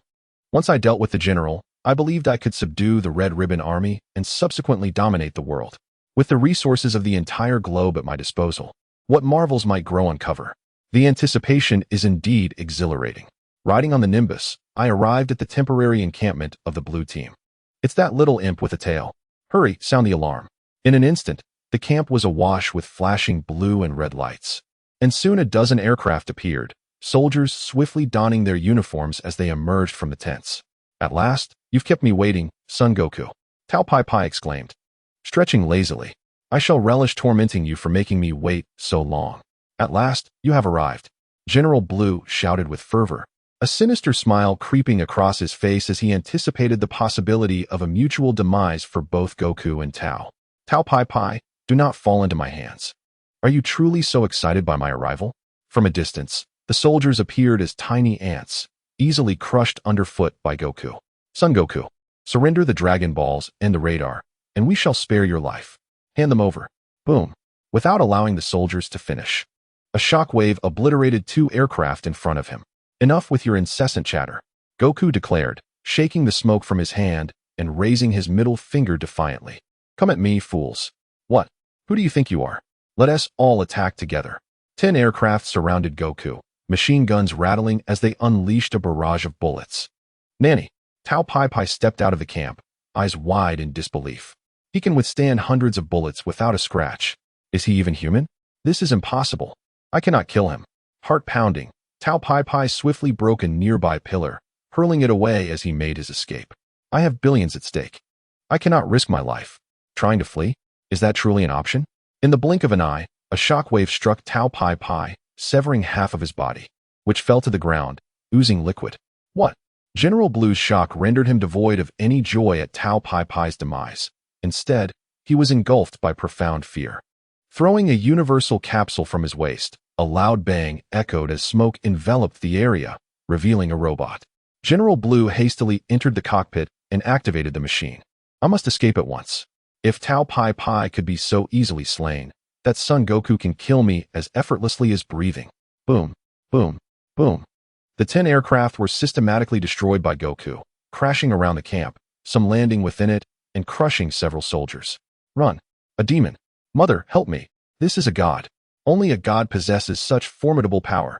The soldiers' morale shattered. Some fled, some knelt in prayer, while others grasped their weapons defiantly. Goku observed the disarray among the army's ranks without interference, only eliminating those who dared to resist. The Red Ribbon Army shall undoubtedly prevail. You worthless fools. Get up and fight back. What are you dawdling for? Though a small contingent of soldiers fled, the majority stood their ground, resolutely believing that the dawn of victory would eventually break. I offer you a chance. Depart from this place now. Such thoughts are futile. We shall defend to the death, and those who flee must perish. The fervor of the soldiers rendered them impervious to fear. Having lost so many comrades, the notion of retreat was utterly inconceivable. I harbor no desire for indiscriminate slaughter, for I am inherently benevolent. Yet, your loyalty is commendable. Since you choose not to leave, you shall remain here forever. Meanwhile, their commander, General Blue, had already discreetly departed the camp in a robotic vessel, escaping alone. Raising his hands slowly, the prince unleashed a barrage of energy blasts, annihilating all who dared to resist. Sun Wukong scoured every corner, but found no trace of General Blue. Has that coward escaped? Tao Bai Bai has already met his end at my hands. Ha ha ha ha. Flee as you wish. General Blue, if you can escape, I shall personally deliver the Dragon Balls to you. Next, he turned his attention to the Ribbon Army. Sun Wukong did not ride the flying Nimbus, for he could no longer sit. Allowing the Nimbus to roam freely, he set forth alone to the headquarters of the Ribbon Army. Ha ha ha ha. The demon has departed. Splendid. In the blink of an eye, Sun Wukong vanished from the camp, leaving behind a throng of soldiers who, upon witnessing his departure, wept tears of joy. Blue light. What is that? I know not. The soldiers, embracing one another, pondered whether it signified something. You are deceived. Even should you plead for mercy, I shall not spare you. Sun Wukong's voice echoed, leaving the soldiers' faces pale with dread. What does this mean? Before long, the soldiers who had just fled the camp began to swell, transforming into grotesque balloons, until with a resounding pop, they exploded. Enjoy the spectacle of fireworks. The energy within the soldiers was manipulated, gradually inflating them until they burst. This only affected those who could not harness their energy. The Kamehameha wave descended, obliterating the camp entirely. What? General Blue, too, was incapable of wielding energy. His body swelled until it erupted with a deafening blast. This was also the reason Sun Wukong could not mount the Nimbus. His thirst for carnage was overwhelming. Report to the Marshal. The demon Sun Wukong is attacking. What did you say?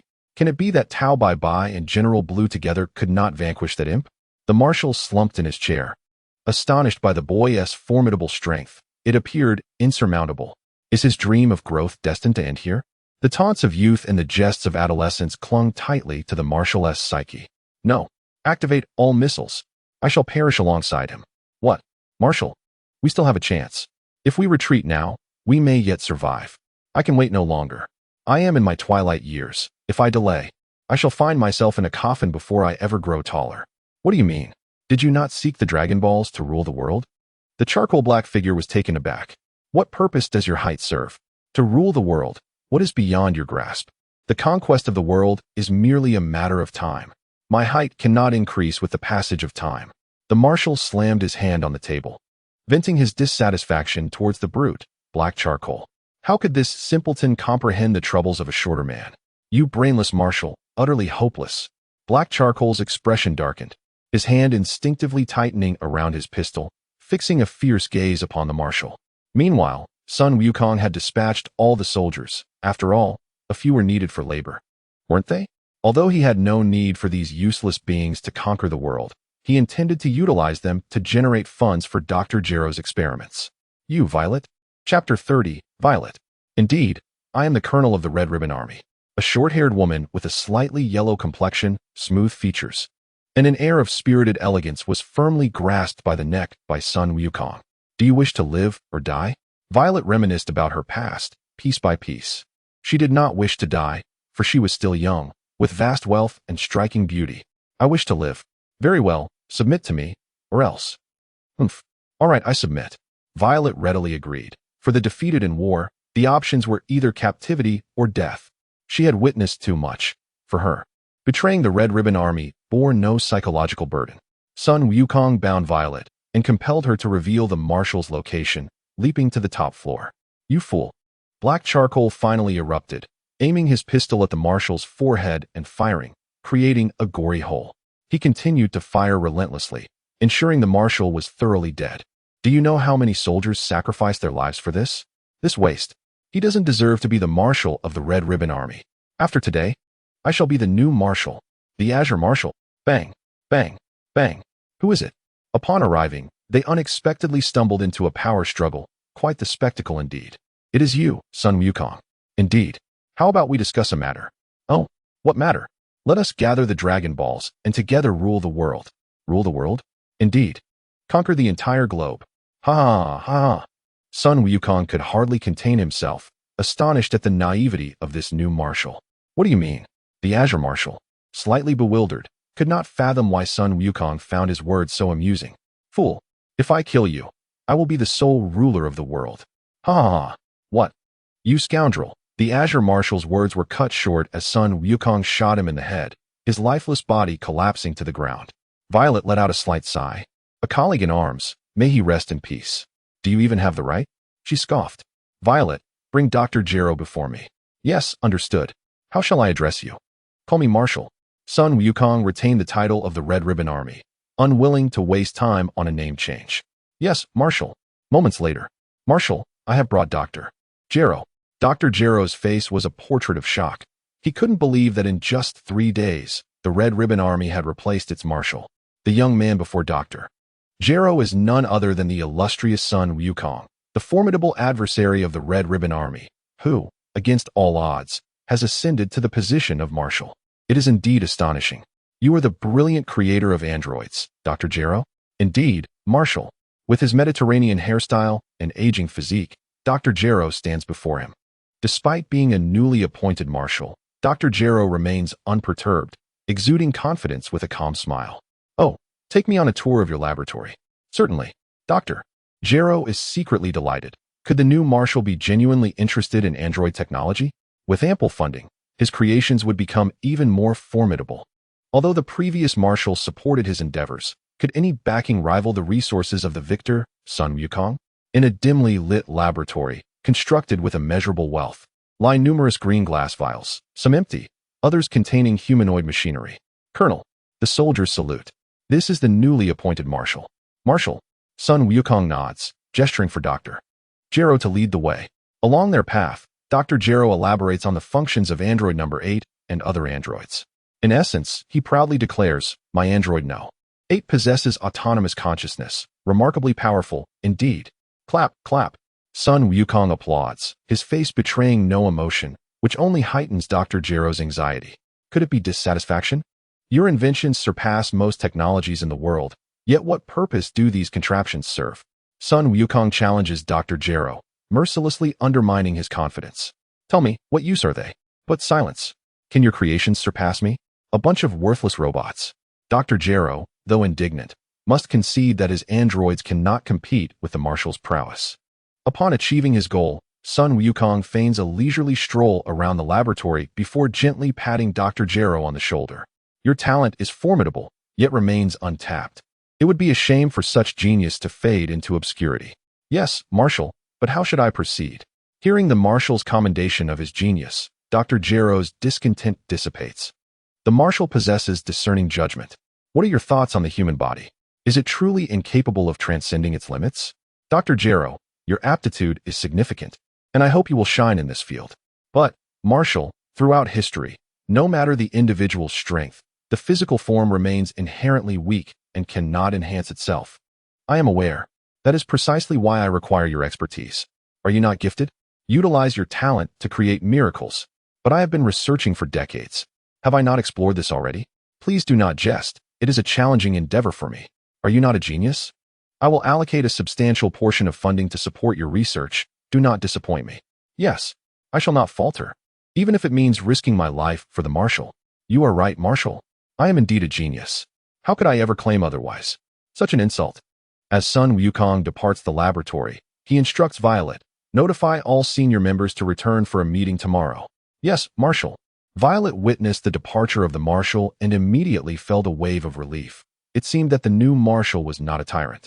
At last, her life was spared.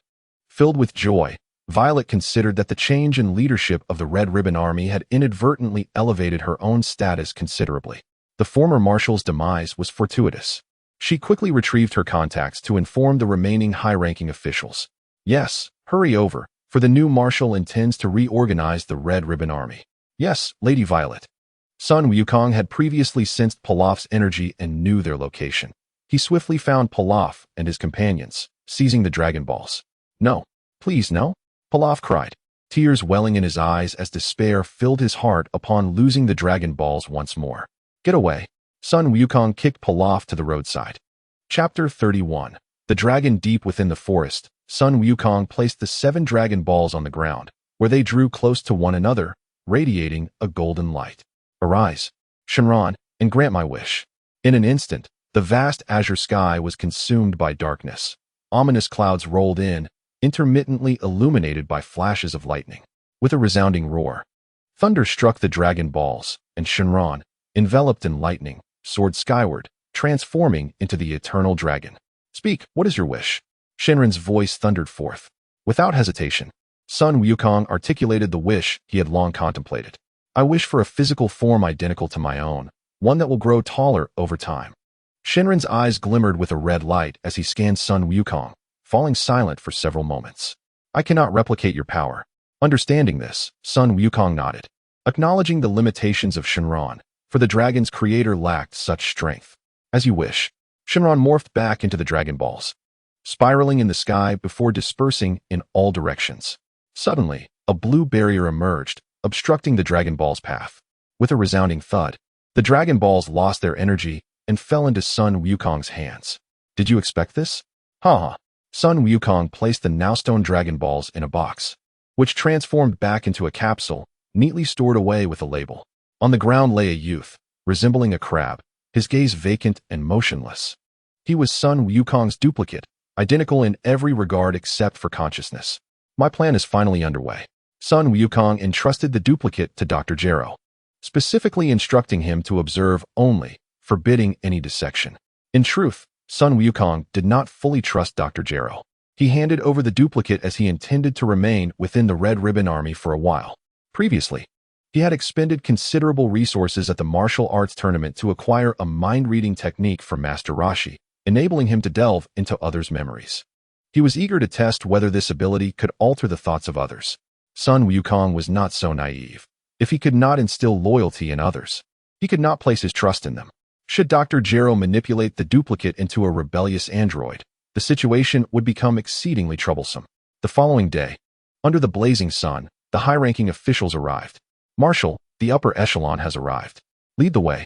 Yes, Marshal. Violet accompanied Sun Wukong to the council chamber, where several captains stood before them. It appeared that he had slain many, leaving only a handful of lesser Karami. Sun Wukong discerned at a glance that these individuals possessed strength comparable to that of Mr. Silver from before, barely adequate for his needs.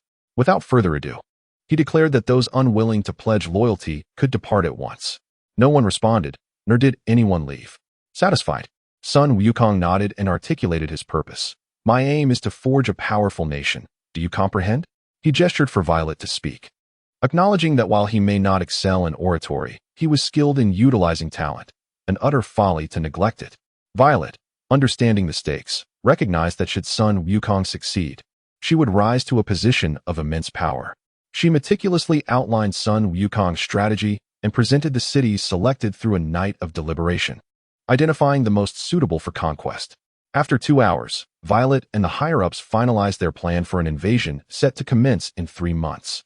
Though the Red Satin Brigade boasted advanced weaponry, additional recruits were necessary for reinforcement. Sun Wukong nodded in agreement and retreated into the depths of the forest, where the enhancement of his mind-reading abilities required urgent attention. 3 days later, countless small animals encircled Sun Wukong, nudging his feet with their heads. Each creature that received his gentle touch radiated bliss, as if regarding him as a divine being. It seemed he had succeeded. Sun Wukong remained calm. To him, such occurrences were merely expected, devoid of any particular joy. Time to return, he murmured, patting the heads of the animals before soaring into the sky, arriving swiftly at Dr. Gallo's laboratory. "Commander, open the door." Upon his arrival, soldiers saluted, their eyes reflecting envy. At such a tender age, he wielded immense power. Fate indeed seemed unjust. Why him? Why was he the chosen one? Upon entering, he found Dr. Gallo engrossed in examining his physique, his eyes gleaming with excitement. "Marvelous. This is a physique that transcends humanity," Dr. Gallo exclaimed, astounded that someone could possess such extraordinary natural attributes, an outright defiance of human norms. "Ah, Commander, how fortunate to see you. What brings you here?" Dr. Gallo inquired, his tone shifting as Sun Wukong revealed a menacing smile, his eyes glinting ominously. His previously expressionless face now bore an unsettling demeanor. "What is it that you seek?" Dr. Gallo, taken aback, fell silent, frozen in place. Sun Wukong's gaze emitted a faint light that penetrated Dr. Gallo's eyes. "You." Dr. Gallo ceased to speak, becoming utterly entranced, his once bright eyes now devoid of luster. After a prolonged silence, he finally stirred. "Who am I?" "Without a doubt, you are my magnificent master, the god of the world, Lord Sun Wukong," he proclaimed, kneeling in fervent worship, uttering a series of bizarre inquiries. This cognitive transformation proved to be quite a remarkable phenomenon.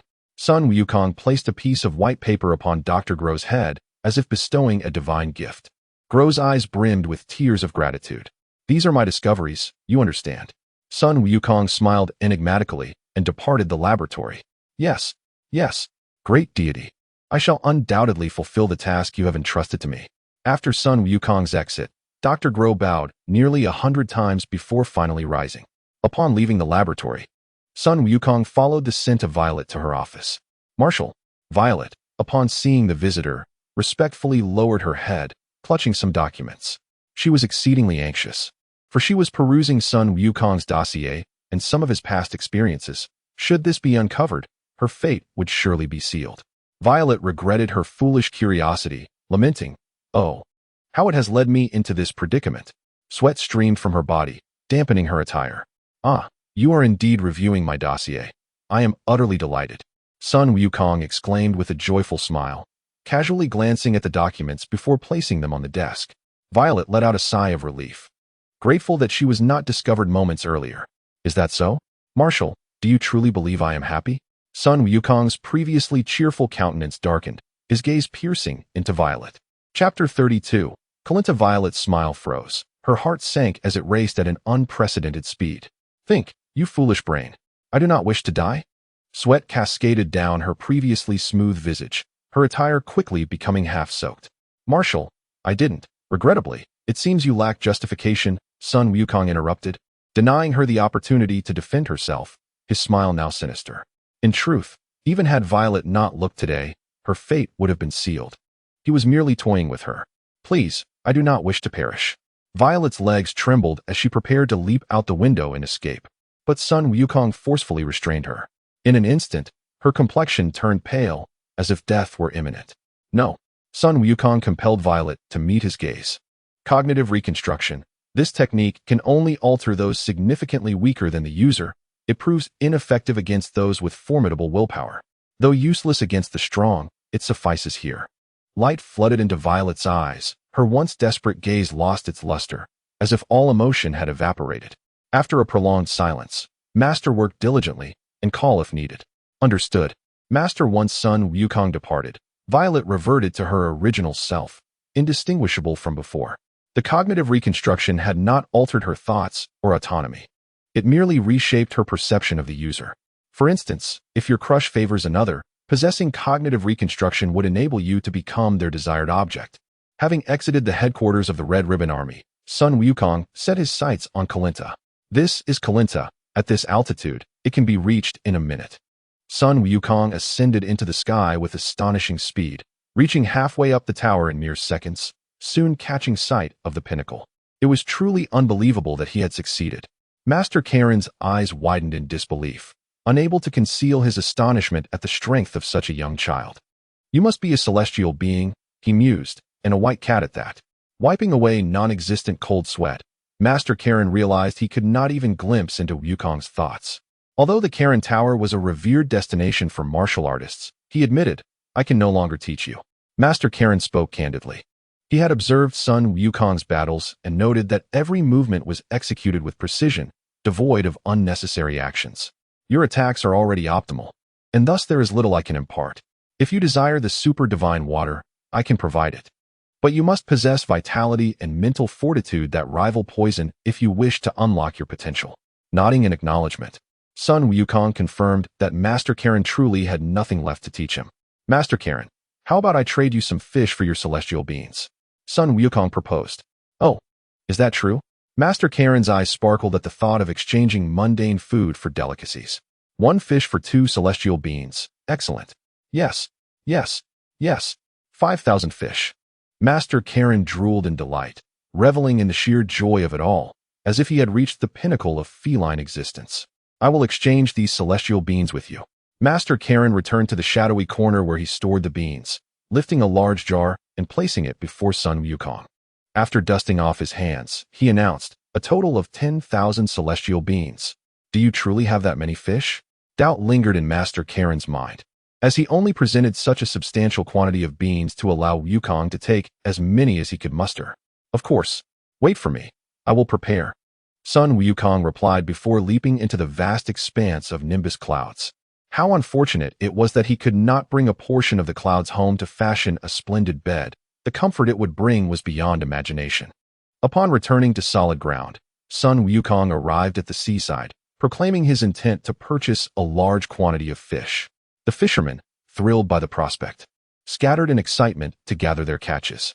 Is this true? Over 5,000? One inquired eagerly. Absolutely, as Sun Wukong acquired all the fish from the first fisherman. The excitement among the others grew, recognizing a lucrative opportunity, generous payment for substantial quantities. After 3 hours, Sun Wukong successfully gathered over 5,000 fish into his universal capsule. Though these were not live fish, they were all dried and salted. Live fish would not last long enough, and only dried fish would suffice for Master Karen. With the capsule secured, Sun Wukong somersaulted an impressive distance, soon returning to the Karen Tower. Indeed, you are quick, Wukong. Here, over 5,000 fish.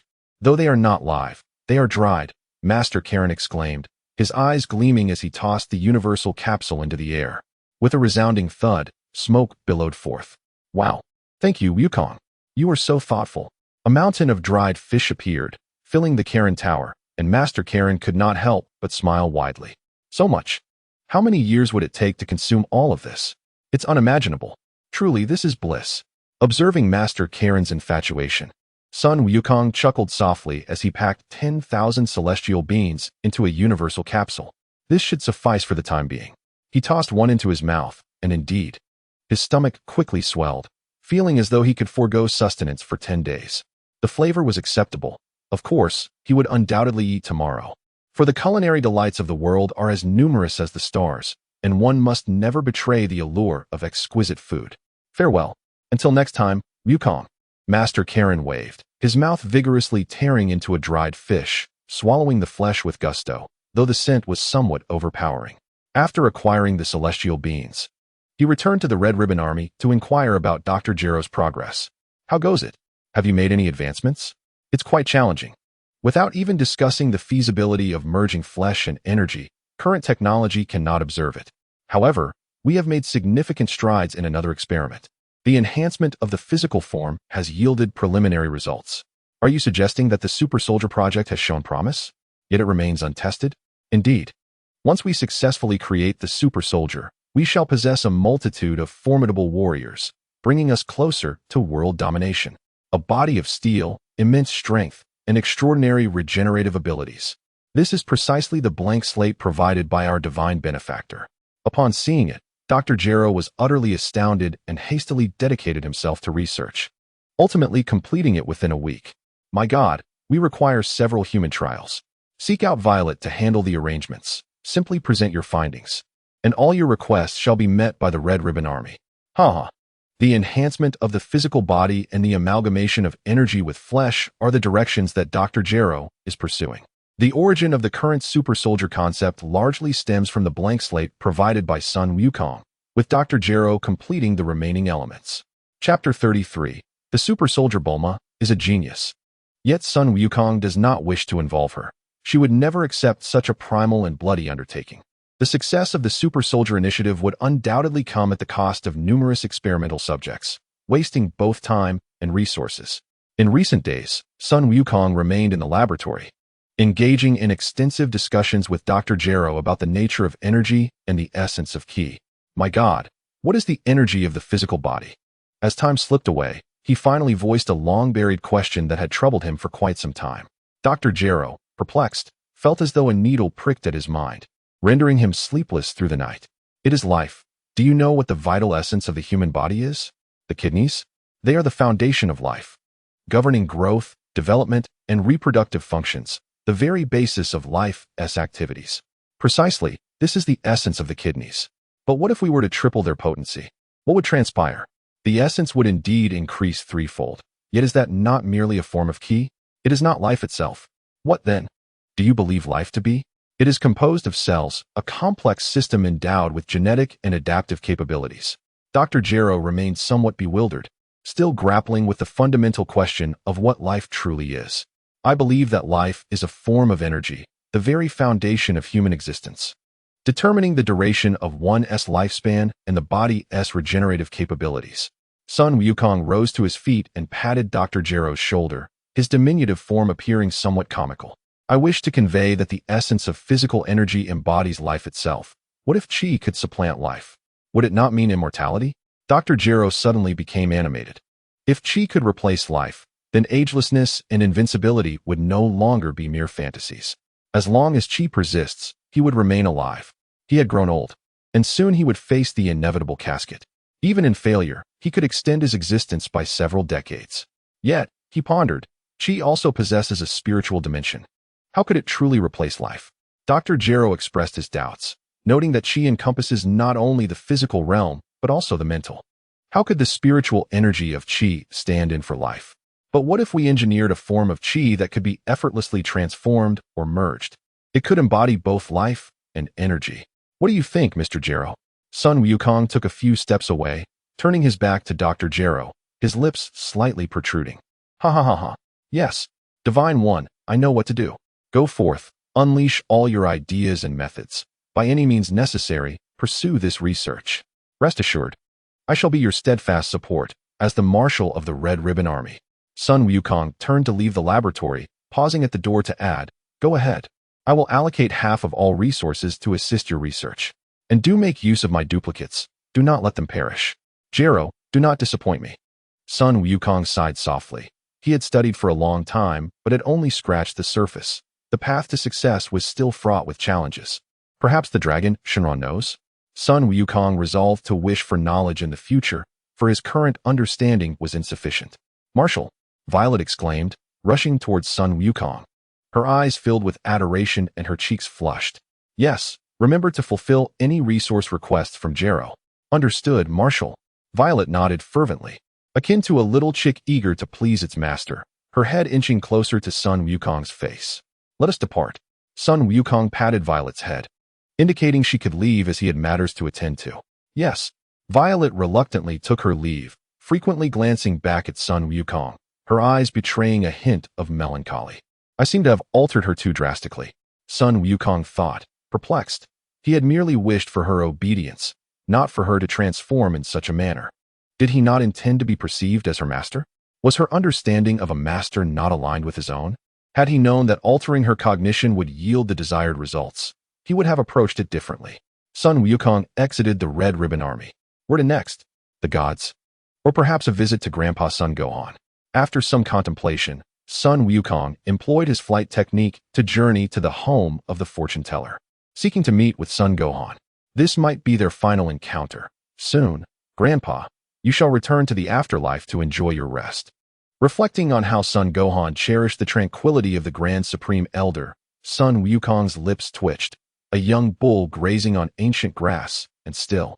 It was splendid old grass. The Elder's days might be even better than his own. In a minute, Sun Wukong swiftly arrived at the fortune teller's abode. Hey, form an orderly line. This is indeed the home of the fortune teller. Indeed, dear guest, please hold on a moment. May I inquire if it is just you here? Hee. The pink specter glanced around, ultimately pondering whether a mere child could possess such an abundance of wealth. Regardless, I am but a humble worker. Why concern myself with such matters? The specter turned back. After a considerable time, the pink specter leisurely floated over. The guest has arrived, please follow me. The specter guided Sun Wukong through the corridor and into a chamber. There sat an elderly woman, diminutive in stature and somber in expression, before a crystal ball. Oh, you are quite young, aren't you? I have heard tales of the formidable experts in your region, and I have come to challenge them. Oh, such confidence. You are quite bold, she chuckled ominously. Very well, let us proceed. I eagerly anticipate this encounter. The fortune-telling matron sneered, asserting that even if one possessed unparalleled skills, it would not matter. She had 5 experts poised to exhaust him, ensuring his inevitable defeat from the outset. Moreover, she herself was a champion who had triumphed in 2 consecutive martial arts tournaments. The fortune teller led Sun Wukong to a nearby arena, instructing the pink specter to fetch some medical supplies to prevent Sun Wukong from being gravely harmed. Are you prepared? Sun Wukong chuckled. This old woman resembles a villain. Were it not for my prior knowledge, I would truly believe it. He nodded, signaling his readiness to commence. Come forth, Batman. Suddenly, a bat emerged from a nearby room, crashing into the arena amidst a cloud of smoke, transforming into a blue-skinned boxer. Let the match begin. No sooner had she spoken than, without allowing Batman time to react, Sun Wukong dispatched him from the arena with a single blow. What? Defeated in one move? I never anticipated this child to be so formidable. The fortune teller wiped non-existent sweat from her brow. Bring forth the invisible man. Deplete his stamina. Though losing was trivial, she could never concede that her carefully recruited 5 top experts had fallen to a mere child. Begin. Ha. You cannot see me, even with my eyes closed. I can ascertain your position. Why bother looking? Sun Wukong, with a disdainful glance, struck once again, vanquishing his opponent. How infuriating. The fortune teller gritted her teeth. Another strike. This cannot be. Chapter 34, Son Gohan, follow me. Oh, a change of venue. Hee. The fortune teller grinned sinisterly as she led Sun Wukong back to the previous palace. Arriving at the chamber of the demonic statues, 2 devilish figures extended their lengthy tongues, each nearly a dozen meters long, over a bubbling green lake beneath. You shall battle upon the tongues of the demonic statues. By the way, falling in will be fatal. The fortune teller chuckled darkly, tossing a piece of meat into the lake. Upon contact, the meat swiftly turned to char, and after a few seconds, a cloud of purple smoke emerged. How do you fare? If you are frightened, you may concede. Let us commence. Your recruited weaklings pose no challenge to me. This is dreadfully dull, Sun Wukong sighed, dismissing his adversaries with ease. From the depths of hell, Demon Man shall emerge. I shall take my leave first. This child is indeed skilled. But this is where it ends. The Demon Man appeared from the maw of the demonic statue. Is this truly where it ends? The elderly man clad in a cat mask shook his head, acknowledging that his grandson had become a formidable martial artist 2 years prior, and was likely even more powerful now. You imp, your presence here signifies your strength, but this is where your journey ends. With wings sprouting from his back and horns adorning his head, he resembled a demon from the depths of hell. Enough chatter, unleash your full power. The fortune-telling elder scolded, astonished by the demon's incessant prattle. Was this little imp truly formidable? It was the first time the demon had seen the elder so anxious. It seemed he would have to resort to a trump card. Hell's light. After all, it was at the elder's behest, and should it perish, it would be of no consequence. Wait, demon, cease at once. Who in blazes permitted you to use your ultimate move? Are you unaware of its terrifying nature? Perish, little imp. Such a loquacious creature. While the demon's grand technique was indeed powerful, if it failed to strike its target, it was rendered useless. In the blink of an eye, Sun Wukong appeared before the demon during its casting, ruthlessly sending it flying. The demon crashed through the roof, soaring thousands of meters away. The demon had been defeated. Little did they know, Sun Wukong had merely employed a single technique, despite being a two-time champion of the martial arts tournament. The fortune-telling elder's mouth fell agape, her eyes wide with disbelief. Next. No need. Your prowess is commendable. This shall suffice. The elder maneuvered her divination orb to hover beside Sun Wukong, sniffing the air. I shall remember you, Sun Wukong. Once Sun Wukong arrived in the underworld, she intended to recruit him as her enforcer. Regardless of his talent, in a few centuries, he would be but dust, and she could afford to wait. Wait, fortune teller. Allow me to face that Sun Wukong. But you, trust me. The elderly man's resolute gaze compelled the fortune teller to begrudgingly relent. Very well, let the match commence. Hold on. Elder, please change the venue. I wish for a life-and-death duel with Sun Wukong. I beseech your favor. Agreed. The fortune teller led everyone back to the original arena. What do you think? Can you win? Uncertain. How peculiar you are. The fortune teller chuckled, fully aware of the impending defeat, yet determined to fight to the end. As she had always done. Stubborn fool. What? Son Gohan, not catching her words, turned to the fortune teller. None of your concern. Hurry up. Very well. Son Gohan quickly ascended to the arena, confronting none other than his grandson, Sun Wukong. The silent youth slowly spoke. I never imagined I would encounter my grandfather's spirit today. The halo above your head symbolizes death, does it not? I did not expect you to discern this, little Wukong. You have become an exceptional martial artist. Son Gohan gradually removed his mask, revealing a familiar visage. What? Sun Wukong is your grandson. The fortune teller was genuinely taken aback. No wonder that child with a tail had summoned him. No wonder the child was so skilled. Come now, I shall show no mercy. Sun Wukong assumed a stance, adjusting his strength to match that of Son Gohan. Such a rare opportunity. Son Gohan assumed a defensive stance and initiated the first strike with the crane fist. Sun Wukong deftly sidestepped, retaliating with a kick that struck Gohan in the abdomen, sending him soaring into the air with a swift motion of his left hand. Subsequently, both hands gathered energy to form a devastating wave, unleashing a resounding blast of golden light that pierced through Gohan's form. Was it merely an afterimage? Gohan emerged from above, poised to unleash the energy wave. Boom. What? Sun Wukong also countered with an afterimage, the replica left behind gradually fading away. Gohan glanced around, utterly perplexed by Sun Wukong's absence. Not above in the sky nor below on the ground. Could it be underground? Wrong guess.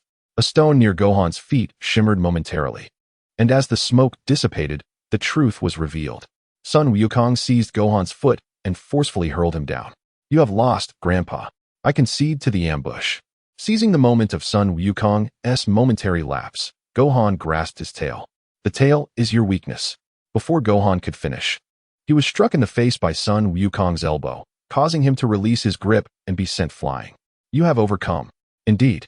Grandpa, succumb. Sun Wukong concentrated blue energy in both hands.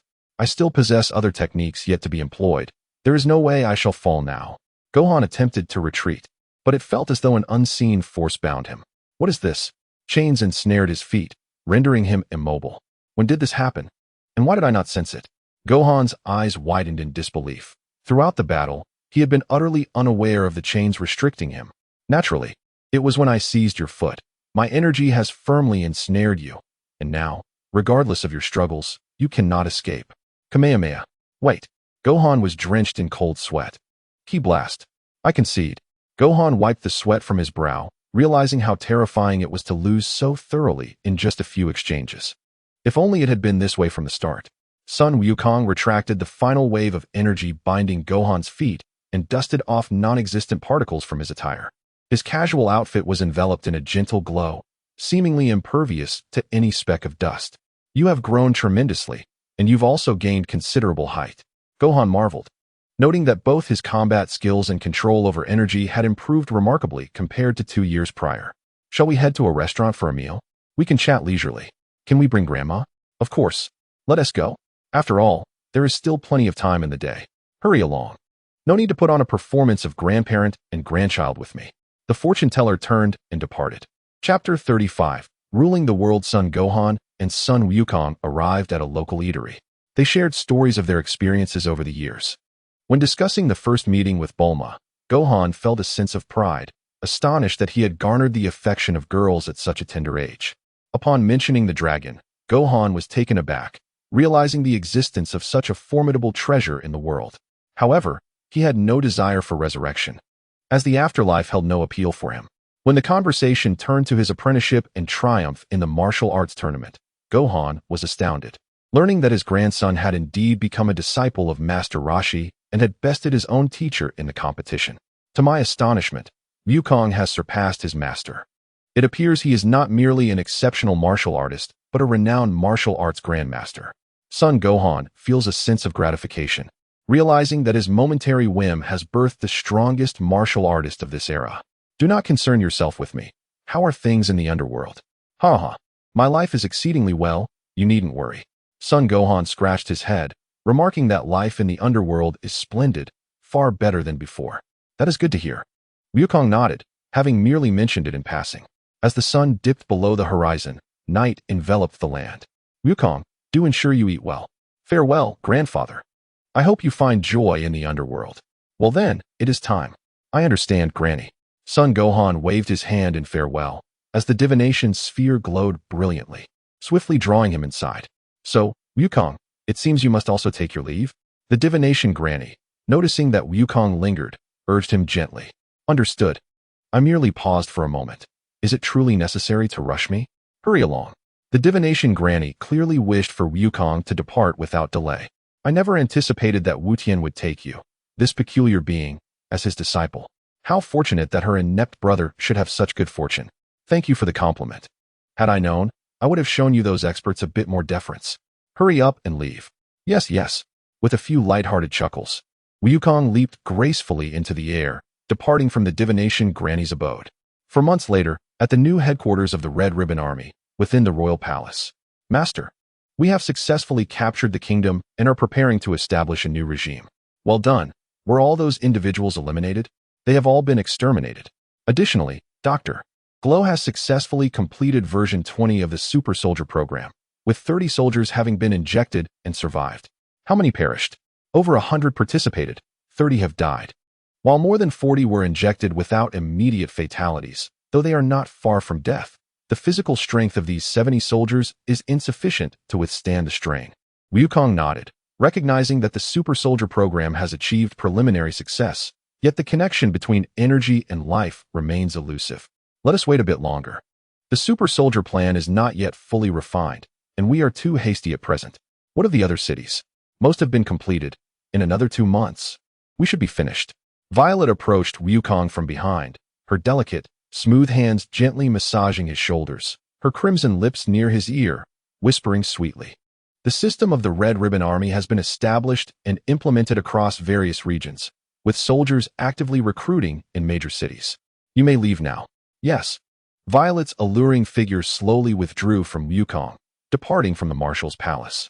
Violet has certainly grown more feminine in her demeanor. Much has transpired over the past 4 months. Wukong first cohabited with Lan Chi for a month, followed by another month with Bulma. The remaining 2 months were spent conquering the world, obliterating the previous nation in a mere half-month, achieving dominion over the world, and becoming its master. Dr. Glow completed the Super Soldier program in the 3rd month. Within just a month, along with the 30 newly transformed super soldiers, over 100 super soldiers emerged in total. The soldiers possessed bodies as resilient as steel and bones as unyielding as iron, capable of moving mountains with their immense strength and exhibiting astonishing recovery abilities. In simple terms, their combat power stood at 40, but upon injection of the super soldier serum, they transformed into martial arts masters, instantly elevating their combat capability to a staggering 100, rivaling that of the legendary Master Roshi. Should Master Roshi himself receive the serum, he would become even more formidable. Conquering the world? Merely a trivial task. Son Wukong rose from his throne and soared upwards, swiftly arriving at Dr. Gero's laboratory. Inside, a gaunt old man was frantically berating the assembled medical luminaries, who stood opposite him, esteemed figures in the medical field, while others present were notable personalities in biology and technology. No matter how vehemently Dr. Gero scolded them, These distinguished individuals remained as silent as withered trees, not because Dr. Gero was their superior or because they were awestruck by his intellect, but rather because their very lives were under his control. "Welcome, my divine presence," Dr. Gero exclaimed reverently as he approached Sun Wukong, his eyes brimming with gratitude. The entire world now recognized Dr. Gero's name. All of this was thanks to my divine patron. Without him, Dr. Gero would still be toiling away in some dark corner. Rather than basking in the glory of fame and recognition, celebrated by reporters as the greatest genius in the world. At present, he was the most formidable and renowned figure of this era, destined to have his grand achievements immortalized in history, basking in the adoration and reverence of future generations. "How is the progress?" he inquired.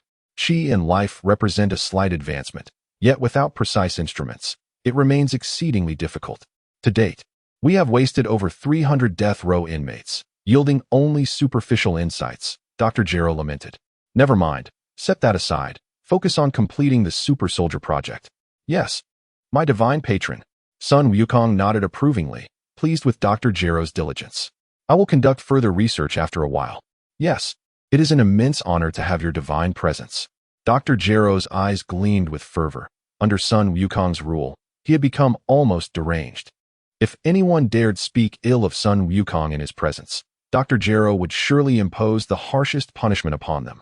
To have found such a confidant, what more could he desire? Tears of joy welled in Dr. Gero's eyes. After decades of mediocrity, he had finally succeeded. He immediately turned back to the laboratory. "Hurry up, you lot of good-for-nothings. If you do not produce something satisfactory soon, you shall cease to exist." "Yes, Dr. Gero." The others grit their teeth, reluctantly following suit, having no choice but to comply. They had no prior experience with such matters. What is Chi? What is martial arts? The plans surrounding Chi and life were utterly incomprehensible to them. Thankfully, there was a library containing a wealth of information on the foremost martial artists. 3 days. You must learn the majority of martial arts knowledge. Those who cannot will find their heads have relocated. Chapter 36. 3 years later, 3 months later. In the Red Ribbon Empire's capital, the Master declared, "The world's premier martial arts tournament has been acquired and is currently under construction in the capital." Violet donned military attire, exuding an aura of vigor, resembling a victorious general who had triumphed in countless battles. After more than 3 months, Dr. Gero's Super Soldier Serum has achieved an almost perfect success rate. After Violet's injection of the Super Soldier Serum, her combat power has soared to over 60 points. Although her muscles are not overly developed, they exude a remarkable strength, with defined abs forming a chiseled appearance. As for Gero, he has tailored the Super Soldier Serum specifically for you, currently experimenting with it in the body of your clone, ensuring a complete absorption rate of 100%. Under the orders of Sun Wukong, Dr. Gero is conducting these experiments to significantly enhance physical capabilities and latent potential. It is widely known that the Super Soldier program aims for an all-encompassing enhancement, even affecting internal organs. While ordinary soldiers receive the serum via injection, Sun Wukong is immersed in it, guaranteeing flawless absorption. In a few months, the dragon will be able to grant wishes once again. Sun Wukong closes his eyes, entering a state of meditation once more. 5 months later, the city has been completely reclaimed, and the proliferation of mobile phones has reached its conclusion. Violet personally dresses Sun Wukong and presents him with the latest smartphone, featuring a moderate brightness and eye-protecting functionality. Let's upgrade this phone a few versions, it's too unattractive." "Yes, Master." Additionally, the martial arts program has commenced, with 2,000 soldiers injected with the Super Soldier Serum successfully learning to harness their chi. "Excellent. It seems that you have executed the tasks I entrusted you with exceedingly well. I am quite pleased." Sun Wukong feels gratified, appreciating Violet's efficiency in resolving matters without his intervention. Violet suddenly grips her clothing tightly, her face flushed, her voice involuntarily rising. "Thank you for your praise, Master. I will certainly strive to do even better." "Why are you so excited? One might think you've taken something." Sun Wukong shields his eyes. A slight twitch at the corner of his mouth, suddenly startled. "All right, in a few months, we will release the news about the Super Soldier program. You know what to do, right?" "Yes, Master. Extract all the wealth from the elites. The Super Soldier must not leave the Imperial capital. And what else? Use the Super Soldier to draw out the geniuses hidden around the world. Then capture them all." Very good." Sun Wukong is quite satisfied, gently stroking Violet's purple hair, which prompts her to close her eyes in blissful enjoyment, akin to a contented puppy. That night, above the imperial capital, the 7 Dragon Balls gather, shimmering with a golden light. "Come forth, dragon," Dr. Gero exclaims, his eyes reflecting deep contemplation. What wish should he articulate to gain the maximum advantage? "State your wish." "I seek all the knowledge of the mysteries of the physical form that you possess, dragon. Place the knowledge within the imperial library." "As you wish." With a flash of red light, hundreds of books materialize within the imperial library, quietly resting upon the shelves. 1 year later. "My God, please enter." Dr. Gero respectfully leads Sun Wukong to a serene lake, where the results of countless experiments conducted by the clone have yielded the most perfect outcome. The Divine Soldier, also known as the Divine Water, is a name coined by Dr. Gero. 100-meter expanse of golden lake, enveloped by a colossal glass structure, where countless researchers linger, employing precision instruments for their tests. Dr. Gero, visibly exhilarated, harnessed the knowledge of the divine dragon to create the elixir of the gods. "Indeed, well done, Gero. I have witnessed your diligent efforts. Has the process finally commenced? Allow me to observe whether this so-called super soldier can truly undergo a metamorphosis." Sun Wukong stepped into the elixir of the gods, and with a splash, the divine liquid surged forth like a raging tide, flooding every pore. The golden light transformed into energy, permeating every corner of his being. Cells rejoiced, and internal organs underwent a remarkable transformation. His physical form seemed to evolve at an astonishingly gradual pace, akin to a snail's progression. The golden aura began to emanate from his innards, gradually ascending to his bones and skin. "Half a year from now, I shall await you," Violet remarked, turning away as the door to the laboratory closed slowly behind her. She still had tasks assigned by her master to complete and could not remain by his side. After spending a day with Sun Wukong, Dr. Gero returned to his research. The Chi and Life project was officially underway. Countless soldiers who had learned to harness Chi entered the experiment. Dr. Gero did not perceive them as mere subjects, but rather observed and collected data from their bodies. Half a year later. Sun Wukong opened his eyes, radiating energy. The golden-green lake rippling beneath him, gradually swelling into towering waves. With a crack, a pane of glass shattered, and water surged forth. 2 streams, then 20. Is this the super soldier? Reducing all chi, he thrust his hand into the shards of glass, cutting deeply into his skin without sustaining any injury. Still insufficient. Dragon Claw. He exerted force, tearing his arm and creating a profound wound, a sight to behold. 1 second, 2 seconds. Blood gradually coagulated, and his arm returned to its original state. It appears quite impressive. Sun Wukong nodded in satisfaction. His defensive capabilities had significantly increased, and his recovery abilities were now even more formidable, with a substantial boost in Qi. Previously, if his recovery rate was at 30, it now soared to 200. The enhancement of his physical form was indeed marvelous. His Qi now stood at 600. Do not underestimate these gains. A body that grows wildly cannot be compared to one forged through rigorous training. How do you feel? My God. The elevation of physical potential, the ferocious growth of strength, and the internal organs seemed to radiate newfound vitality. The intoxicating sound reverberated through the laboratory as Dr. Gero's near-manic voice reached Sun Wukong's ears. "It is truly magnificent. Ever since utilizing the super soldier process, my back no longer aches, my legs have healed, and I feel invigorated and energetic in all endeavors. I am thoroughly satisfied." Sun Wukong had never felt such ease. The enhancement of his physique left him enraptured, obsessed, radiating an aura of joy, as if he had been reborn. Was it worth the 3 years of training wasted? Was it worthwhile to expend some chi to augment his physique? Absolutely. A pursuit long sought. Regardless of how long he trained, he gained merely a few hundred in chi. How could that compare to the strength of his body? As the Second World Martial Arts Tournament approached, with the emergence of the Demon King Piccolo, Sun Wukong would possess his own token of allegiance. He certainly lacks any semblance of kindness. Seeking the divine, one cannot be certain that the celestial beings will impart martial skills upon him. His character has likely been scrutinized by the heavens for quite some time. With the menace of the Demon King Piccolo looming, it is imperative that the deities empower him, the one destined to vanquish Piccolo, to prevent a new generation of the Demon King from wreaking havoc upon the world. Having Bobo, with his formidable combat prowess of 1,000 as a mentor will undoubtedly yield remarkable results. 3 years of arduous training cannot compare to a mere year under the guidance of a master. Confidence is not inherently fearsome. What is truly alarming is a blind faith in oneself. Chapter 37. Lazuli Ha. How splendid. Glow. Have there been any breakthroughs in the energy and life project? My deity. Not yet. We are unable to even probe the life energy. Son Goku remained undaunted.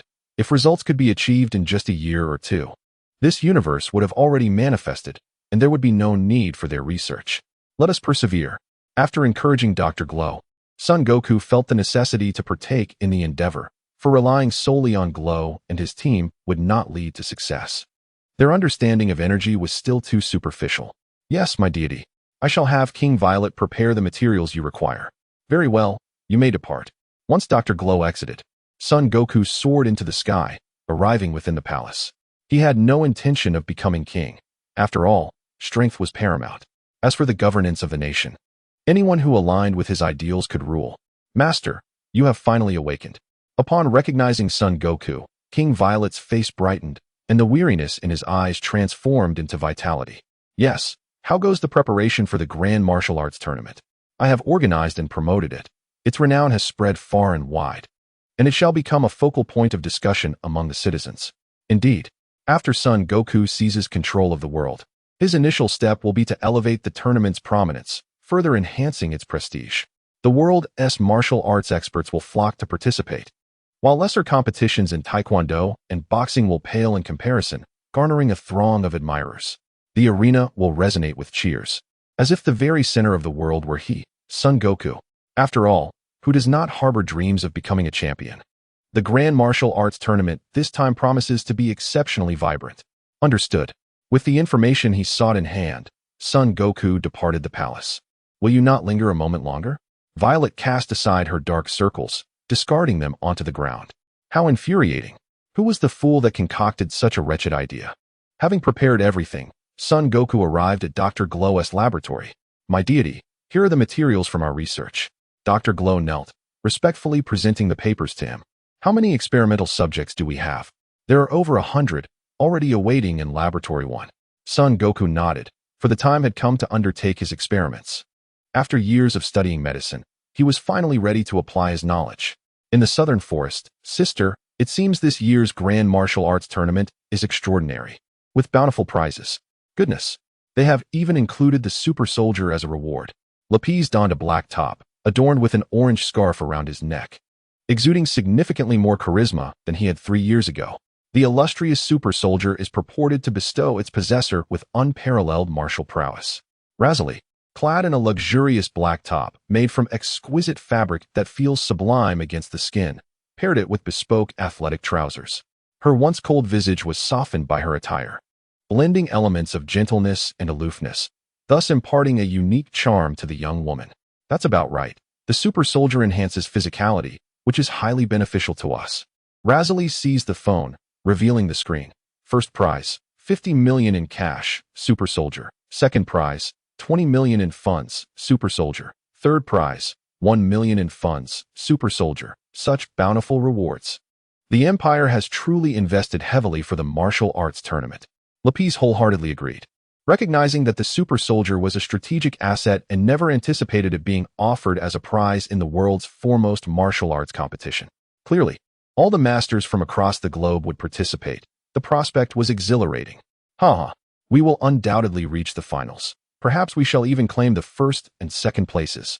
The siblings, having undergone profound transformations over the years, possessed extraordinary capabilities. You are exceedingly confident, Razali remarked, withholding her rebuttal. She relished the thought of watching her overzealous brother face formidable opponents, particularly Sun Wukong. Should I purchase a camera? She giggled. What is so amusing? Don't you believe it? Of course not. I was merely contemplating delightful matters. Is that so? The West. To her astonishment, the grand prize for this year's martial arts tournament included the super soldier. Master Roshi expressed his amazement, accompanied by his disciples, Tien Shinhan and Kairatsu. Tien, with his 3 eyes, possesses the ability to perceive at remarkable speeds, while Kairatsu, clad in white, wields supernatural powers. This seems intriguing, does it not, Kairatsu? Indeed. I came house. Due to the Empire's takeover, the world-renowned martial arts tournament will now be held every 3 years? You fool. That's an article from 2 years ago. With a phone in hand, you only just discovered this? Pure complained while perched atop Krillin's head. I had no choice. I have been diligently training for the past 3 years and barely noticed. Ha ha ha. Krillin chuckled, stroking his bald head, which glimmered under the sunlight. So have I. After 3 years of relentless toil, I can hardly wait to register and redeem my honor. Jackie-chan, this time I shall defeat you. What of Wukong? No idea. He didn't even say farewell before leaving. At that moment, you were engrossed in your little orange book. Wukong bid you farewell, and you told him to go away. It's a wonder he didn't retaliate. Who knows where that little rascal has wandered off to? Master Roshi continued to boast while holding a magazine. Forget him. How about we gather for a meal tonight? Let us go. Clillin, Yamcha, and Pure synchronized their plans, eager to head out for a feast. Hey, I want to join too. The turtle sage was immediately eager to join, for how could such a fortunate event occur without my presence? 6 months later, in Laboratory No. 1, a man was bound to a platform, while a child stood beside him, deep in thought. A glimmer of understanding began to emerge. After conducting experiments on over 200 individuals, new insights into the essence of energy and life had been gained, yet further experimentation was necessary. As for why I wouldn't experiment on my own body, what a jest. I cherish my life far too much to engage in such perilous endeavors. The path to achieving the most optimal results lies solely in extensive experimentation. For now, it is imperative to enhance one's strength. Only from a higher vantage can one see further. My lord, the martial arts tournament will officially open for registration tomorrow, and I have already taken the liberty of signing you up. Violet knelt gracefully at the door, her noble bearing reflecting the 2 years of royal life that had seemingly honed her excellence. Understood, he replied. Yes, continue the experiments. Over the past 6 months, in my quest to control others' energies, I have indeed conjured numerous nefarious inventions, such as energy bombs and energy puppets. The man appeared akin to a balloon, his life force evaporating at an alarming speed. It seemed he would soon exhaust himself entirely. Chapter 38. The Crane Sage. With a final pop, the man's energy vanished completely. His once fearful gaze now vacant and ultimately dull. He was dead. Sun Wukong's expression remained impassive. These condemned souls should be grateful for the extra years he had granted them, for otherwise, they would have perished long ago. Such experimental subjects possess no rights. Their demise elicits no sympathy, unlike the soldiers who volunteered for the trials. Clean up, he instructed his assistant nearby as he changed his attire and exited the laboratory. This time, he had truly played with fire. Sun Wukong stretched slightly, returning to the palace for a well-deserved rest to recalibrate his state of being. Under the fierce midday sun, the earth was scorched, and even the air shimmered in distortion. What was taking Wukong so long? Shouldn't he be following the martial arts tournament? Never mind. Yamcha, let us seek refuge from the sun in a shaded area. It is unbearably hot. Poor panted, unaccustomed to the desert heat after such a long absence. Very well, if we continue to wait here, we shall accomplish nothing. You all may go ahead. I have a few matters to attend to. The turtle sage had no intention of registering this time, but Yamcha, in his relentless pursuit to surpass Jackie-chan, had been training day and night, even dreaming of defeating him. Thus, there was no choice but to let him proceed. Ah, who is this? Why, it's the turtle sage. The crane sage, adorned with a crane-headed hat, floated gracefully before the turtle sage. Oh, it is you, crane sage. I see you are still among the living. Humph. You remain as unattractive and acerbic as ever. I have heard that your disciple is quite active in the martial arts tournament, even securing first place. However, the current tournament is not what it once was, and I fear your disciple might not even reach the top 8. My disciple far surpasses yours. So you might as well take your pupil and return home. Humph. You know not the heights of arrogance. What did you say, old baldy? Silence, half-bald. Humph. Let us wait and see. The crane hermit chuckled coldly, confident that his exceptional disciples would leave the turtle hermit's students weeping. He departed with his pupils. Who could that be? Bulma and Launch set down their phones, exchanging amused glances, surprised to discover that the turtle hermit and the eccentric old man were of the same lineage. Truly, the inventor of the mobile phone was a genius. Acquiring information had become astoundingly effortless. Hello, long time no see. Sun Wukong materialized behind them, as if his silence rendered him invisible. Ah, Bulma gasped, instinctively leaping to embrace Launch. Hey, Am I that frightening? Wukong inquired, a playful grin on his face. Wow, it's been ages, Bulma remarked as she regained her composure, rubbing her forehead in exasperation. Honestly, you shouldn't be that startling, right? I was taken aback too, Krillin added, theatrically placing a hand over his heart. Haha, you all are exaggerating. I had been standing there for several minutes, and none of you noticed. Wukong conversed with everyone for quite some time, learning various tidbits, such as Krillin's training in the west and Yamcha's journey to the south. Bulma had mastered the transformation technique through sheer determination, emerging more beautiful, infused with maturity rather than youthful innocence. Launch had reverted to her blue-haired self, her innocent eyes seemingly harboring something more profound. Due to his defeat by Sun Wukong, the turtle hermit had trained diligently over the past 3 years, his power having grown significantly. You didn't sign up, did you? I did. Let us eat first. It's been ages since we gathered for a meal. Let us go. With hands raised in cheer, they left the registration booth amidst laughter and joy. What's wrong? Lapis asked, a puzzled look in his eyes, as if he had uncovered some peculiar quirk of his sister. It's nothing, wait. What's with that look? It's nothing. That's just my usual expression. I'll speak if I wish to, Lapis replied, retracting her gaze as Wukong turned his attention elsewhere. What's the matter? Krillin inquired. It's nothing, let us go. Is that Lapis? Why does she seem familiar? After the siblings registered, they headed to the hotel they had booked in advance. Lapis sighed, pondering what to do about her sister's peculiar preferences. What could be done? Just pretend to be oblivious. To their surprise, a restaurant they had not expected was present in the capital city. Could the owner have struck it rich? Perhaps. That small establishment had transformed into a chain. Wukong smiled mysteriously. After indulging in a hearty meal, the group arrived at their accommodation for the martial arts tournament. Upon learning they were among the top 8, the staff offered them a dedicated, lavish residence. It was resplendent, exuding opulence, with every corner imbued with the scent of wealth, and each room uniquely designed. Who would have thought the martial arts tournament now featured such grandeur? Indeed, in comparison to their previous hardships, their current situation was astonishing. As night fell, the air remained fresh, and the stars twinkled brightly. A few white clouds drifted across the sky, momentarily obscuring the moonlight. Clillin, Yamcha, and Puar shared a room, while the turtle hermit had a room to himself, and Wukong, Bulma, and Launch stayed together. Why has the moon suddenly appeared after years of absence? Bulma frowned, pondering if someone had made a wish with the Dragon Balls. Launchie's eyes were glazed over, her face illuminated by the moonlight, resembling a sprite dwelling upon the moon. Hey, Launchie, did you hear that? Huh. Oh, I'm sorry. I was a bit lost in thought. Launchie's body trembled with surprise, her cheeks suddenly flushed. What's the matter?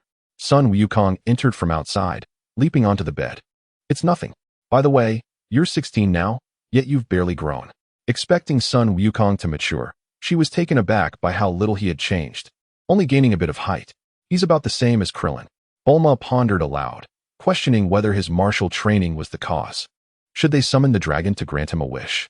Launchie felt a pang of worry, wondering if starting martial arts too early was the reason. If she were to have children in the future, she would certainly not allow them to begin training at such a young age. Bulma, Launchie said, encircling Sun Wukong with concern in her eyes. You don't understand the innate talents of our race. I can withstand bullets with my physique, which certainly makes me different from you. Sun Wukong explained earnestly, even producing a handgun from the capsule and aiming it at his own head.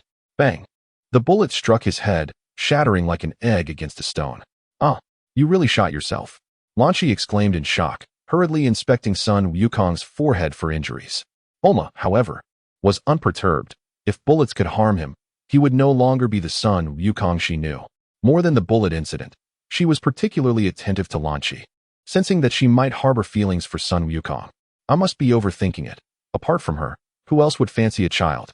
It's fine, Launchie nodded, relieved to find no marks on him. You scared me. Martial arts are truly formidable, not even fearing bullets. Indeed. Would you like to learn? No, I'm not interested in that. Compared to martial arts, she preferred the art of gardening. She had cultivated an abundance of flowers at home, thanks to the plethora of gardening knowledge available online. Chapter 39, Prelude to the Competition Tonight. Sleep with me, Wukong. Huh, what's wrong? Launchie's head was filled with question marks, her big, dark eyes blinking innocently. Bulma, observing Launchie's dazed expression, found her words caught in her throat. feeling as though she was the most lewd-minded of the bunch. It's fine, I'll join too. With that, she shot a fierce glance at Sun Wukong before heading to the bathroom to bathe. What is up with her? The bewildered Lan Shi could only seek answers from Sun Wukong. I don't know. Let us just sleep for now. For Lan Shi, it was best not to dwell on perplexing matters. Perhaps one day she would come to understand them. She embraced Sun Wukong, pressing her face against his, rubbing together as the fragrance of lavender enveloped them. After a while, Sun Wukong touched his slightly reddened cheeks. Feeling helpless, he truly disliked others touching his face. Even that was too much. Huff, huff, huff. Didn't you just lie down? So quick. It seemed he had met his match. Sun Wukong immediately wrapped his arms around Lan Shi, resting his head against her chest as they held each other closely. Drip, drop, drip, drop. Why have you all fallen silent? Just moments ago, I witnessed two pigs embracing one another, and Bulma's lips twitched. How do these two exhibit such a spousal resemblance?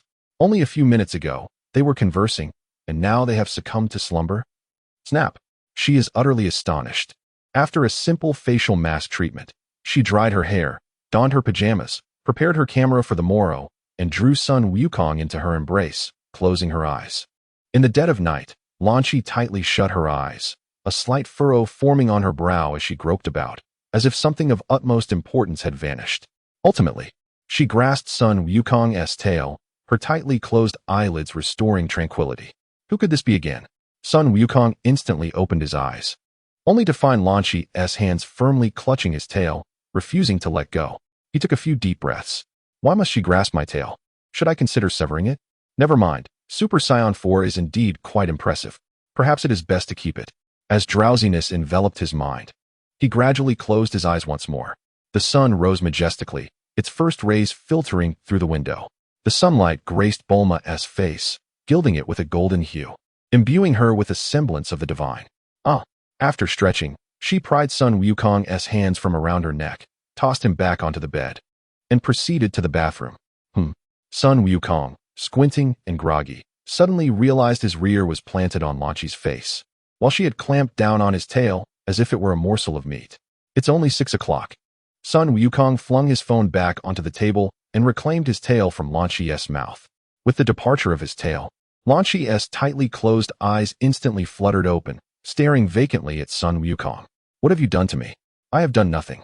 He reached out, playfully pinching Lan Shi's cheeks, tugging and pulling at her face, transforming it from round to slender. Stop it. Lan Shi gazed at him with her innocent, wide eyes, exuding a sense of vulnerability.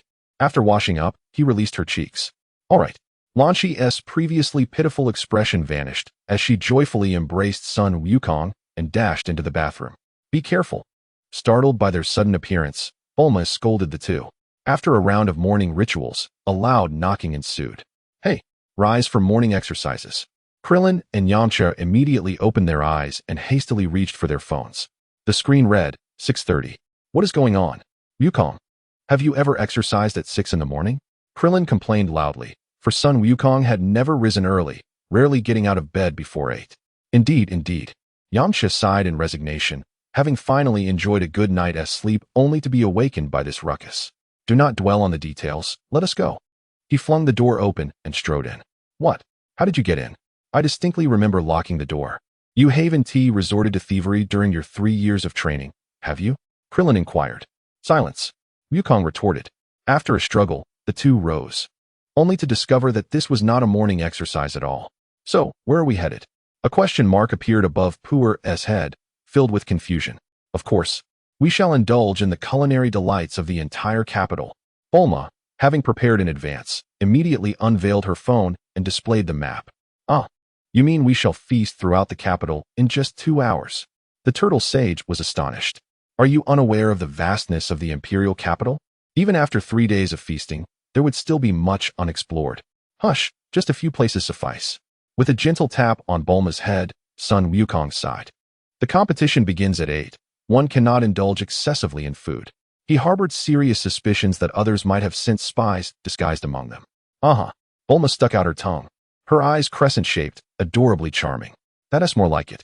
After sampling several renowned breakfast spots in the capital, the 6 individuals and 1 animal finally gathered to eat. And soon the clock struck 8. The world's premier tournament, renowned for its high stakes. required each contestant to undergo a rigorous assessment of their abilities to qualify for participation. Of course, the top 8 were exempt from this requirement. With over 10,000 participants, the tournament employed a collective elimination format across multiple arenas.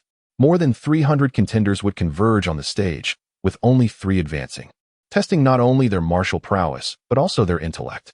Ultimately, 100 would compete in the arena, leading to the elimination of 16, followed by the top 8, 4, and finally the championship. Greetings, everyone. I remain your judge. A blond gentleman in a suit emerged from within. The audience area was 10 times the size of a football stadium, packed to capacity for this world-class event. Wukong, this is far superior to our previous experiences. Reflecting on 3 years of training, Krillin vowed not to suffer an easy defeat like last time against Jackie Chan. This time, you shall witness the prowess of the great Krillin. With a surge of ambition and fighting spirit, he exclaimed, "Ha ha, see you in the arena. Don't falter midway. Indeed, I've grown considerably stronger over these 3 years." Sun Wukong and Yamcha exited with flair. "See you in the arena." Krillin firmly grasped his martial arts uniform, keeping it pristine and unblemished. He felt no anxiety or fear this time. Sun Wukong was assigned to Arena 1, Krillin to Arena 2, and Yamcha to Arena 5. This allows me to observe their martial skills. Tianjin Fan sat in the distant audience, his gaze fixed not on the screen, but directly on Sun Wukong, the previous champion. "I wonder how strong you have become." Tianjin Fan's match was scheduled for the afternoon. "Sister, what is so captivating?" "They are merely weaklings," Lapis grumbled, biting into a piece of meat. "Just a rabble. You may leave. Do you understand?" "Fine, goodbye." Lapis immediately stood up to leave. "Didn't you ask me to go?" Yet, his clothing was tightly grasped by Lapisly, preventing his departure. With golden eyes locked onto Lapis, the tension between the siblings thickened as time passed slowly. "All right." Ultimately, Lapis relented. Lapisly calmly turned her head, a slight smile gracing her lips, her previously cold demeanor softening. Chapter 40. The competition is underway. Is this a joke? Over 300 participants? Indeed. Is there something amiss with the martial arts tournament? Many martial artists voiced their discontent. Previously, the contests were one-on-one, and now it had transformed into this chaotic scenario. You are all too weak. Only powerful martial artists would not concern themselves with such trivialities. King Chiba sneered. These 10,000 are merely extras, daring to register without understanding the stakes. It is truly laughable. That is the champion of the martial arts tournament. The other martial artists promptly stepped aside, for although the prestige of this tournament has significantly risen, its former value was by no means negligible. The King of Chiba is renowned among martial arts experts. Suddenly, a diminutive figure descended from the heavens, landing beside him. It was Sun Wukong, yet another champion of the martial arts tournament. The surrounding martial artists clenched their fists, for with 2 champions on the same stage, the prospects of advancement seemed grim. The King of Chiba was inwardly alarmed. The speed of this newcomer was as swift as lightning, surpassing his own. "Shall we form a team?" he proposed. "No need," Sun Wukong replied, shaking his head. "Apart from you, they are merely ordinary individuals. They are but weaklings, incapable of even budging a boulder. Here, there are as many as one desires. The true martial talents are the key to entering the top 100. These weaklings are merely fodder, serving to highlight the strength of the formidable." As the competitors entered the expansive arena, the voice of the referee resonated through the air. "Thank you for your patience. I hereby declare the 22nd Martial Arts Tournament officially commenced." 10 observers piloted flying devices that emerged from the buildings. "Let the competition begin." Charge. 300 individuals grappled together, fists and feet colliding. Within the 400-meter arena, there was no shortage of martial arts experts. In mere minutes, dozens were sent tumbling off the stage. The King of Chiba and Sun Wukong remained calmly stationary, a 10-meter radius around them where none dared to approach, all participants tacitly keeping their distance. Several journalists, seated in their flying devices with cameras in hand, broadcast live. "What is happening? Why are they not attacking these 2? Indeed. The audience observed as the 2 on stage stood still, while the other competitors dared not even draw near. Was there a conspiracy at play? The spectators murmured, questioning whether this national-level competition was tainted by corruption. What do you know? That is a former champion. Who would dare to strike? Who could hope to defeat him?" A devoted fan of the tournament retorted loudly, admonishing those who spoke without understanding. Let others not be misled by your ignorance. Yes, if you don't understand, do not speak out of turn. Watch closely and discern what constitutes true mastery. Do not compare it to mere boxing or taekwondo. This is the essence of true strength. Longtime viewers of the martial arts tournament chimed in, even producing their cherished footage to share with fellow spectators. 20 minutes passed, and soon only 20 remained in the arena. All renowned masters from the martial world. I am Wang Chung, a martial artist. In my hometown in the south, none can rival me. I have come to the Grand Martial Arts Tournament, which boasts 300 competitors. These individuals are but trash, wholly unworthy opponents for me. Humph, champion.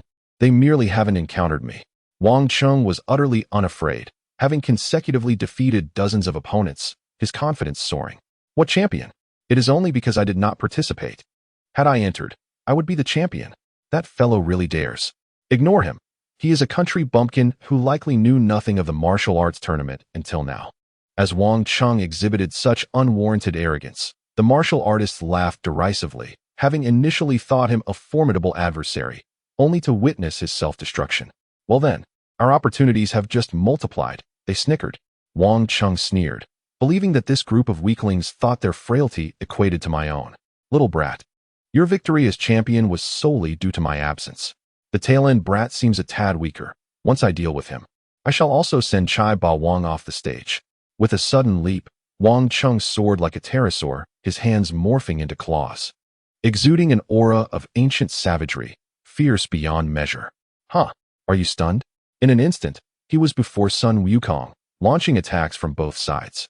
With a crack, the tail struck like a tempest, sending Wang Chung hurtling away, akin to a kite severed from its string, landing hundreds of meters beyond the ring. Dust swirling in his wake. Such audacity. Sun Wukong closed his eyes once more to rest. The other martial arts masters had lost their will to fight, merely awaiting the imminent conclusion of the match. Those who had intended to launch a surprise attack promptly abandoned the notion, opting instead to vie for the final quota. They were simply outmatched and incapable of competing. YISNT Tianjin fan watching. Dumpling tilted his head in confusion. There's no need. I am already aware. Tianjin fan and Dumpling exited the arena, returning to their lodgings. Their opponent was formidable. They needed to continue their rigorous training, leaving no room for wasted time. Huh. Wang Chung gasped for breath, the terror in his eyes still evident, his body trembling slightly. How terrifying. Is this fellow even human? Sir, can you still stand? A nearby staff member rushed over to offer assistance, fearful that Wang Chung might perish at that moment. Ha. Yukong is truly overdoing it. Yamcha laughed heartily. Surrounding him were several skeptics, gradually encircling him, only to be struck down by his newly perfected Wolf Fang fist. You are all still too weak. In the blink of an eye, hundreds of shadowy fists emerged, coalescing into a black wolf that swiftly sent dozens of competitors flying off the stage. In these 3 years, I have transcended my limits. I have become a new self. Yamcha charged into the crowd, determined to defeat everyone and seize all 3 slots. This Yamcha is exceedingly ruthless. A flaw. Clillin evaded a sneak attack, dispatching his assailant off the stage with a swift punch. His movements were as agile as a bee, deftly avoiding attacks and penetrating the throng. In mere moments, dozens plummeted from the ring. Good. Significant progress indeed. On another stage, Jackie Chan stood resolute.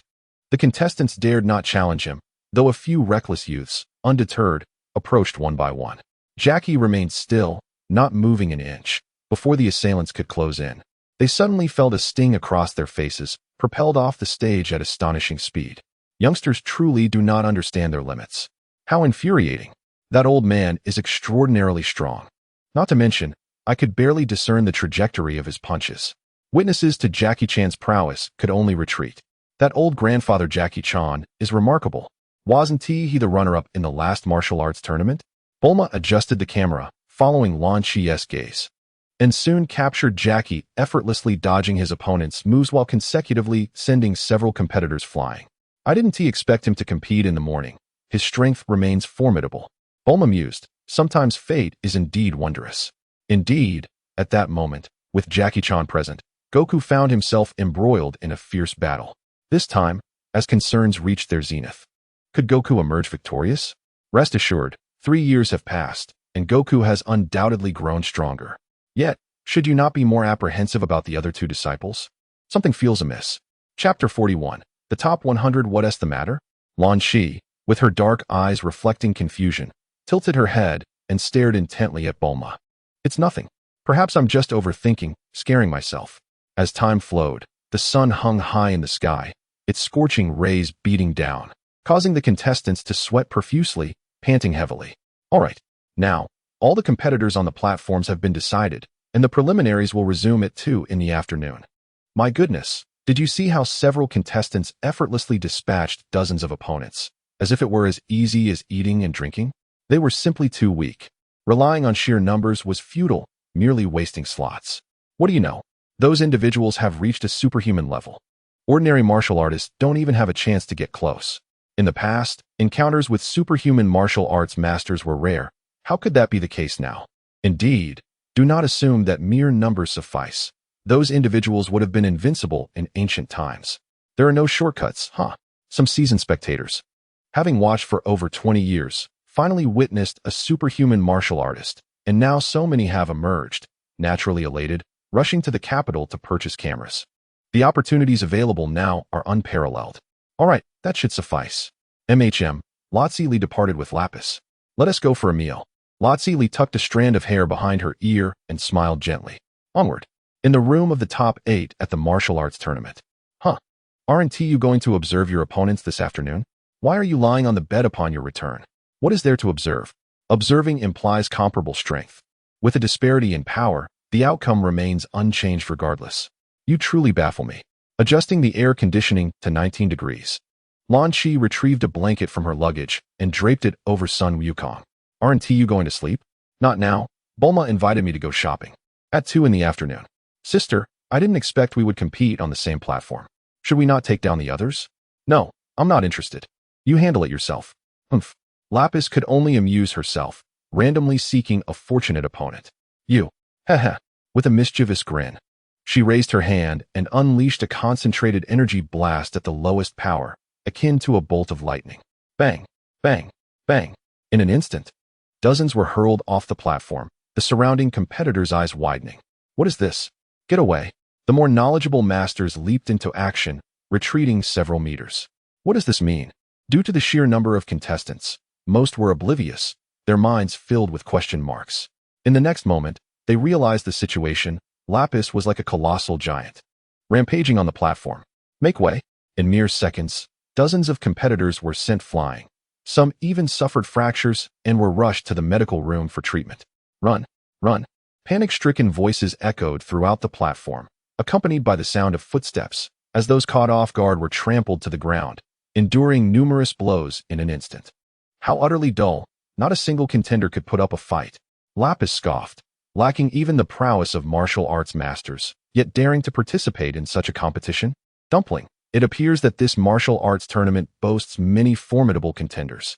Tianjin Rice hung suspended in the air, his 3 eyes fixed upon Lapis, recognizing the boy's formidable strength.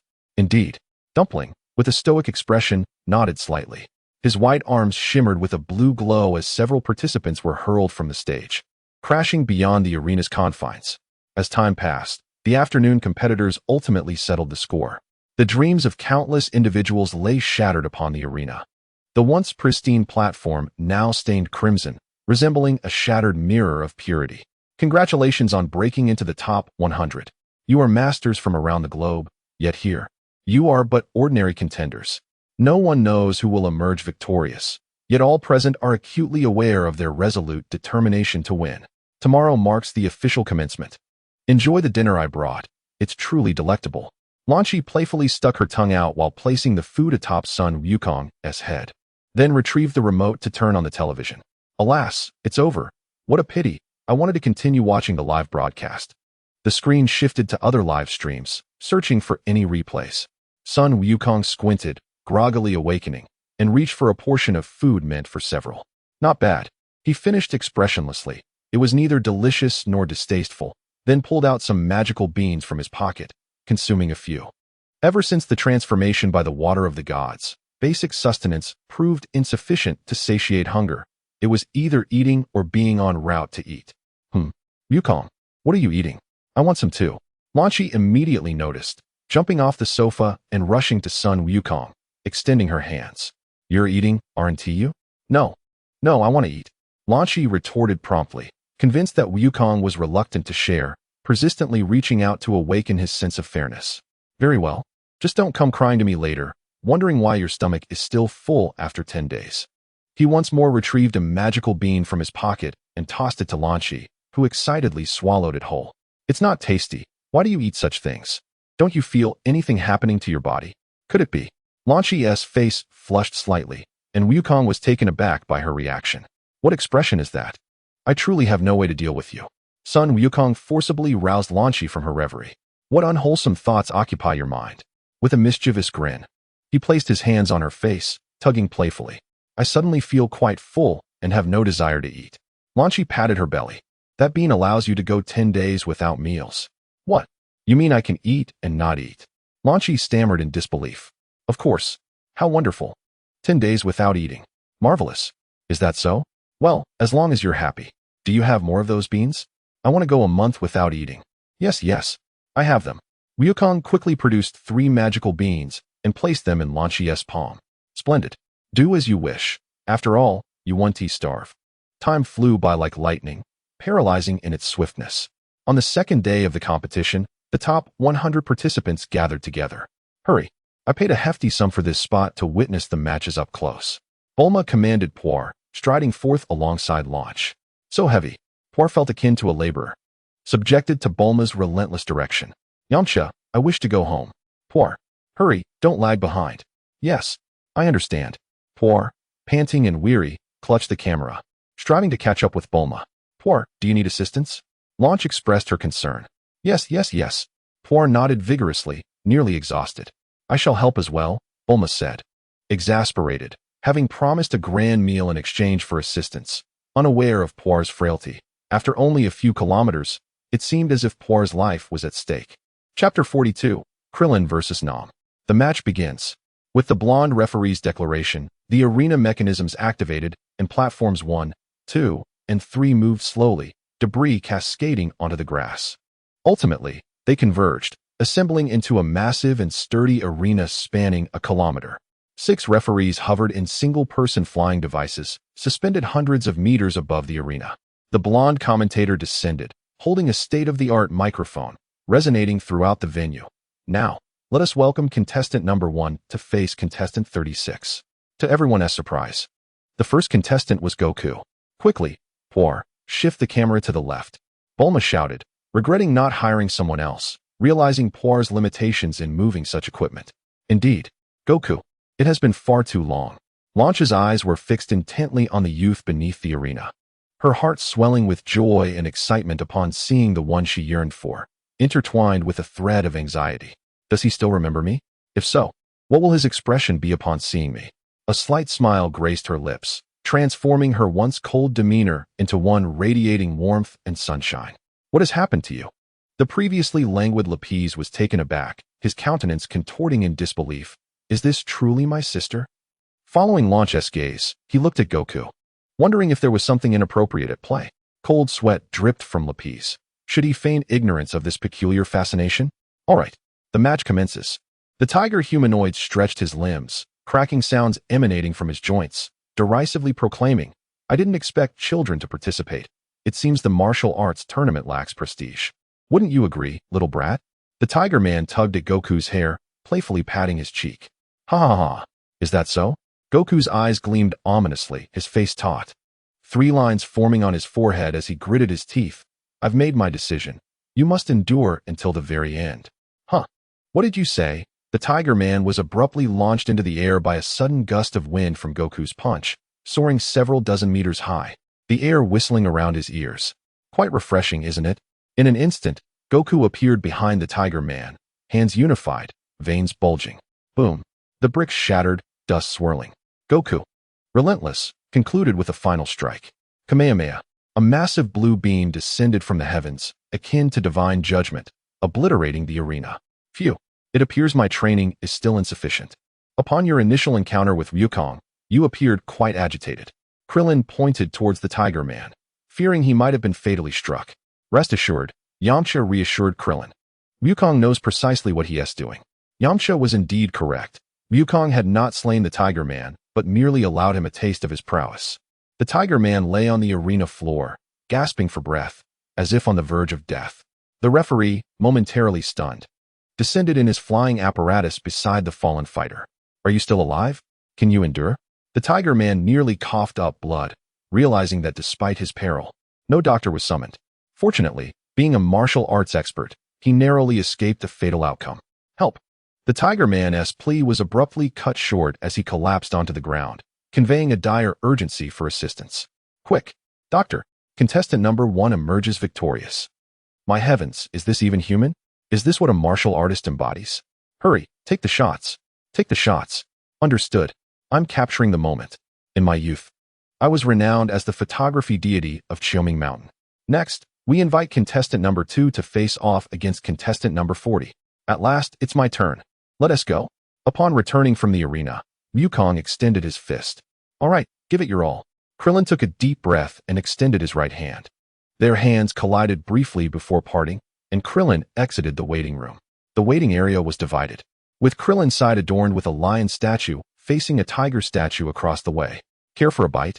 Yamcha tossed a corn cob, its kernels glistening with a golden hue. Is it roasted? Wukong effortlessly caught it. No, it's steamed. I didn't have time to roast corn. I was in a rush this morning and had to settle for a breakfast shop. Then I'll pass. You can have it. Wukong tossed the corn back, finding it quite unpalatable. Hey, it's yours now. Yamcha suddenly grinned mischievously, sending the corn back while retreating. You rascal. Wukong felt relieved, realizing that Yamcha had offered it to him merely to avoid eating it himself. You've bested me. After biting into the corn a few times, he grimaced and finished it. Not good at all.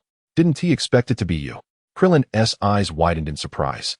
You're Wukong's disciple from Master Roshi. Nam's previously perplexed expression transformed into one of recognition.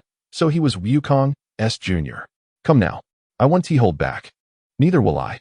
Krillin, with a slight bulge at his waist, assumed his self-created combat stance, having honed his skills over 3 years challenging martial artists worldwide.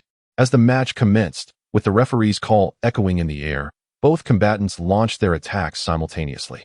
Krillin's speed proved superior, his rapid punches slicing through Nam's defenses and striking his face with force. Nam's already slender visage became even more gaunt, as he was propelled like a cannonball several dozen meters away. Nam adjusted his position mid-air, stabilizing himself with a gentle tap of his toes. Impressive. He had believed that his training had yielded significant breakthroughs, allowing him to re-enter the top 4.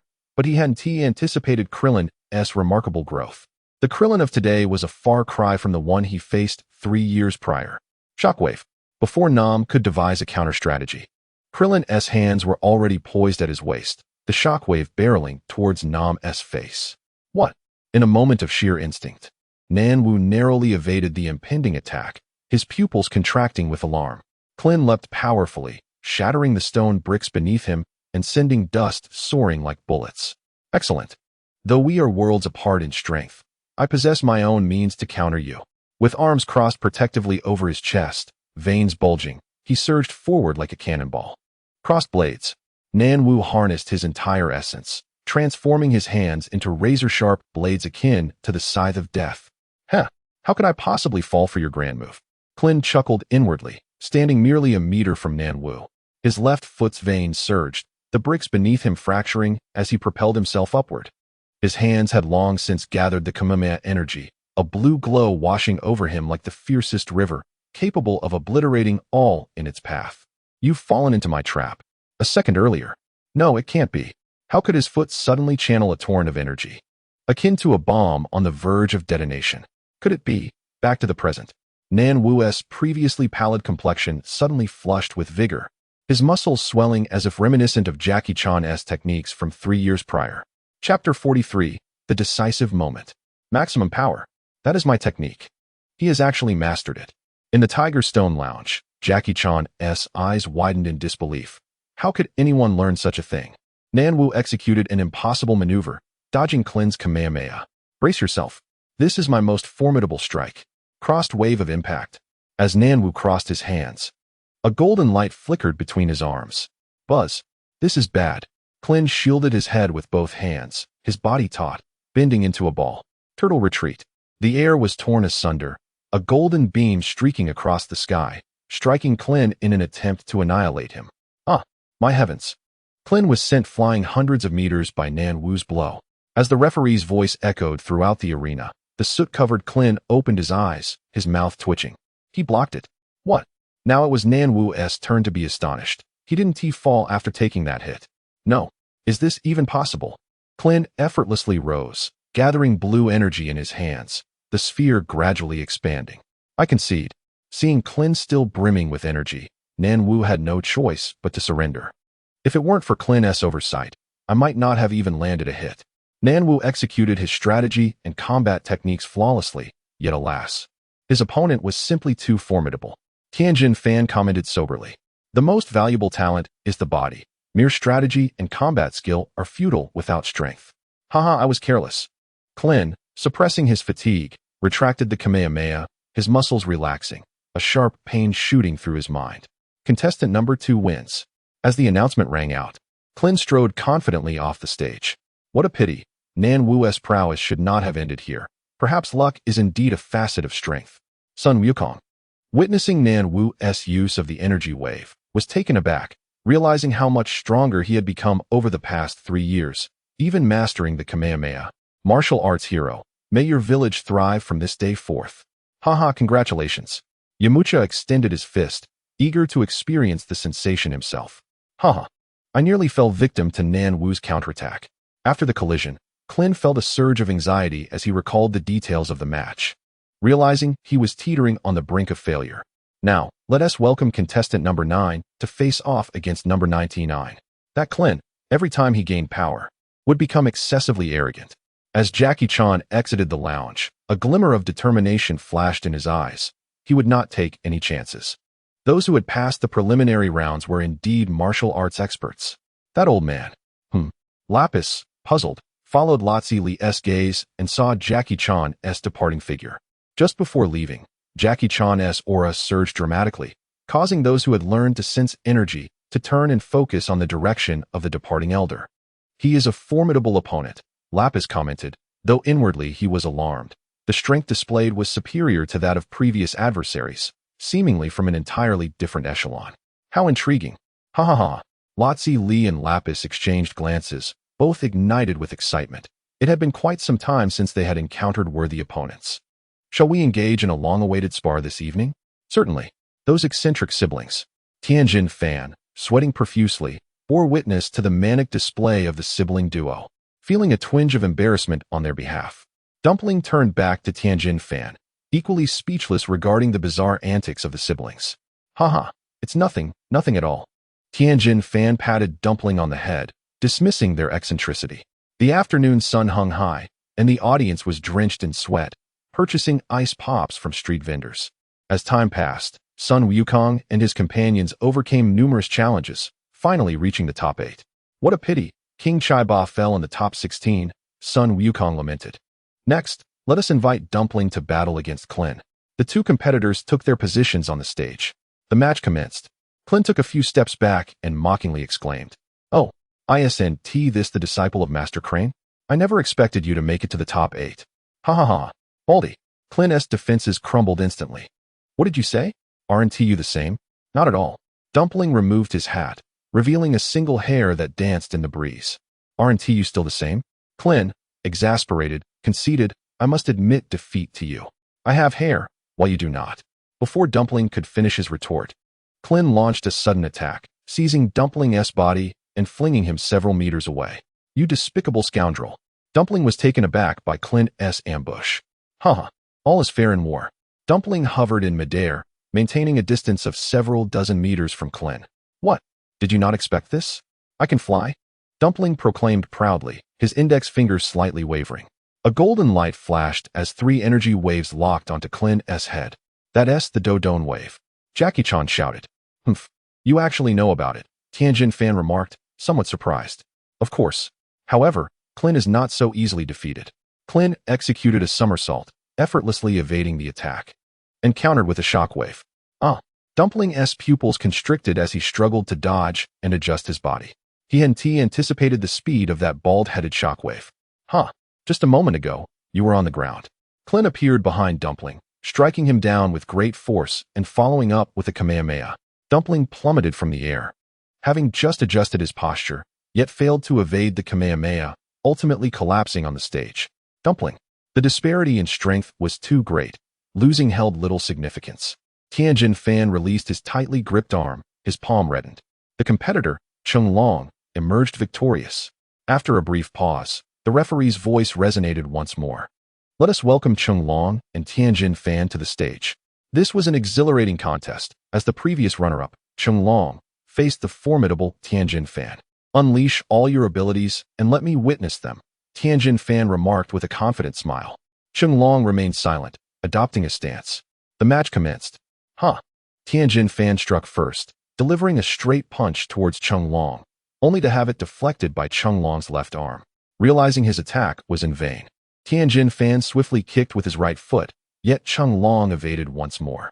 The two exchanged blows for several rounds, each delivering and receiving in equal measure. This is it. A multitude of afterimages. As Tianjin Fan exclaimed, a blue light flickered from Chung Long's hands, ready to be unleashed. Right here, utilizing his third eye, Tianjin Fan quickly discerned Chung Long's true form and delivered a kick that sent him flying. Impressive, young one. Chung Long scoffed. No movement of yours escapes my gaze. With that, Chung Long's muscles surged with power as he charged towards Tianjin Fan in a sudden assault. Anticipating this, Tianjin Fan pivoted, lightly tapping the ground with his toes, propelling himself into the air. New Crane School Solar Fist. What? A bright flash momentarily blinded the audience, who erupted in outrage. Is this for real? Indeed. Both Chung Long and the spectators endured unparalleled damage. Engrossed in the match, they were momentarily blinded by the three-eyed warrior's dazzling technique. Those watching on screen, however, chuckled quietly in relief, grateful for their vantage point. Chapter 44. The disgraceful defeat of Lapisu. Tianjin Fan executed a swift hand strike. Chung Long was struck in the back of the head, plunging into darkness, consciousness slipping away. The referee's automated system rushed forth, activating the counter. 1, 2, 3. After a few seconds, Chung Long regained awareness, flipping over to rise once more in the ring. Ouch! Ouch! How can one not care for the elderly? He exclaimed, lightly massaging the back of his head to alleviate the pain. P.S. Back up. Chung Long stood once again. Who on earth are you? Tianjin Fan sensed something amiss. Why tread down a dark path? You dishonor your skills. Sever ties with the Crane Master at once. Silence. Your words are worthless. If you do not cease, your life may be forfeit. Tianjin Fan disregarded Chung Long's admonitions, relentlessly striking with fists and kicks. Is your technique not as sharp? Perhaps it is because, after exchanging dozens of blows with Tianjin Fan, Chung Long ultimately conceded after a moment of persuasion. Tianjin Fan emerged victorious. You scoundrel! Tianjin Fan gritted his teeth as he descended from the ring, his gaze clouded with confusion and a hint of perplexity. Dazed, he returned to the locker room, hesitating for a moment before finally approaching Chung Long. What does this mean? How infuriating! Chung Long had lost. Yamcha could hardly believe that Chung Long had fallen to Tianjin Fan, reflecting on the efforts of the past 3 years with a deep sigh. It matters not. Victory or defeat is of little significance. His years of relentless effort were merely to demonstrate that he is not inferior to others.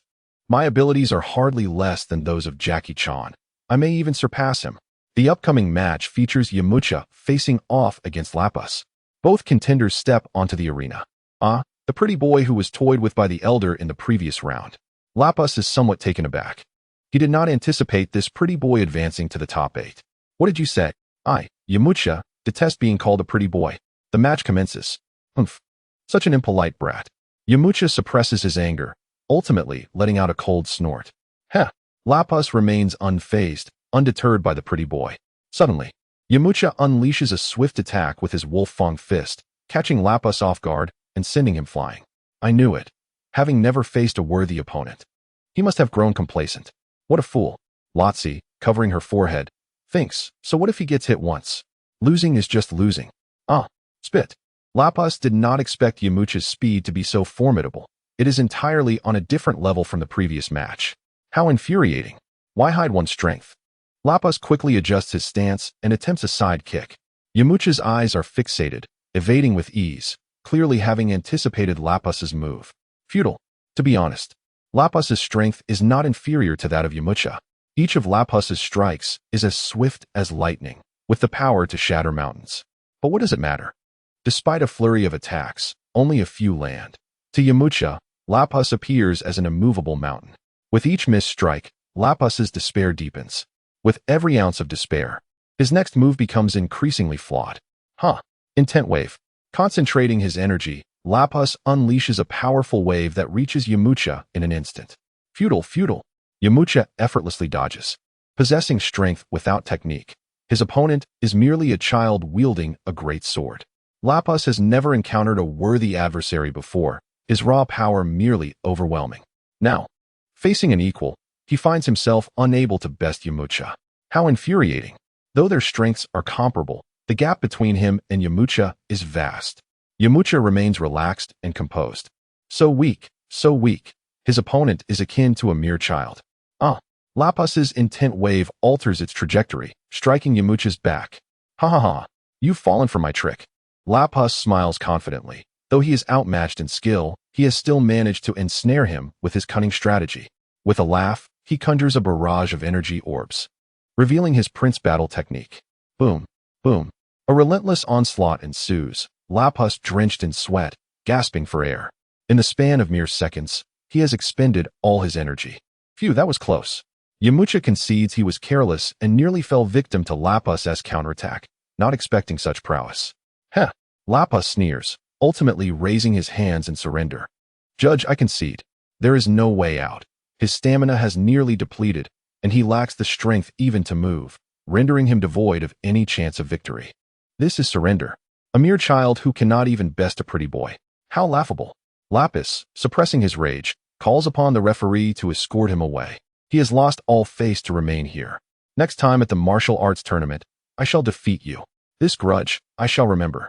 The youth silently vowed within his heart. Alas, technique utterly overwhelmed him.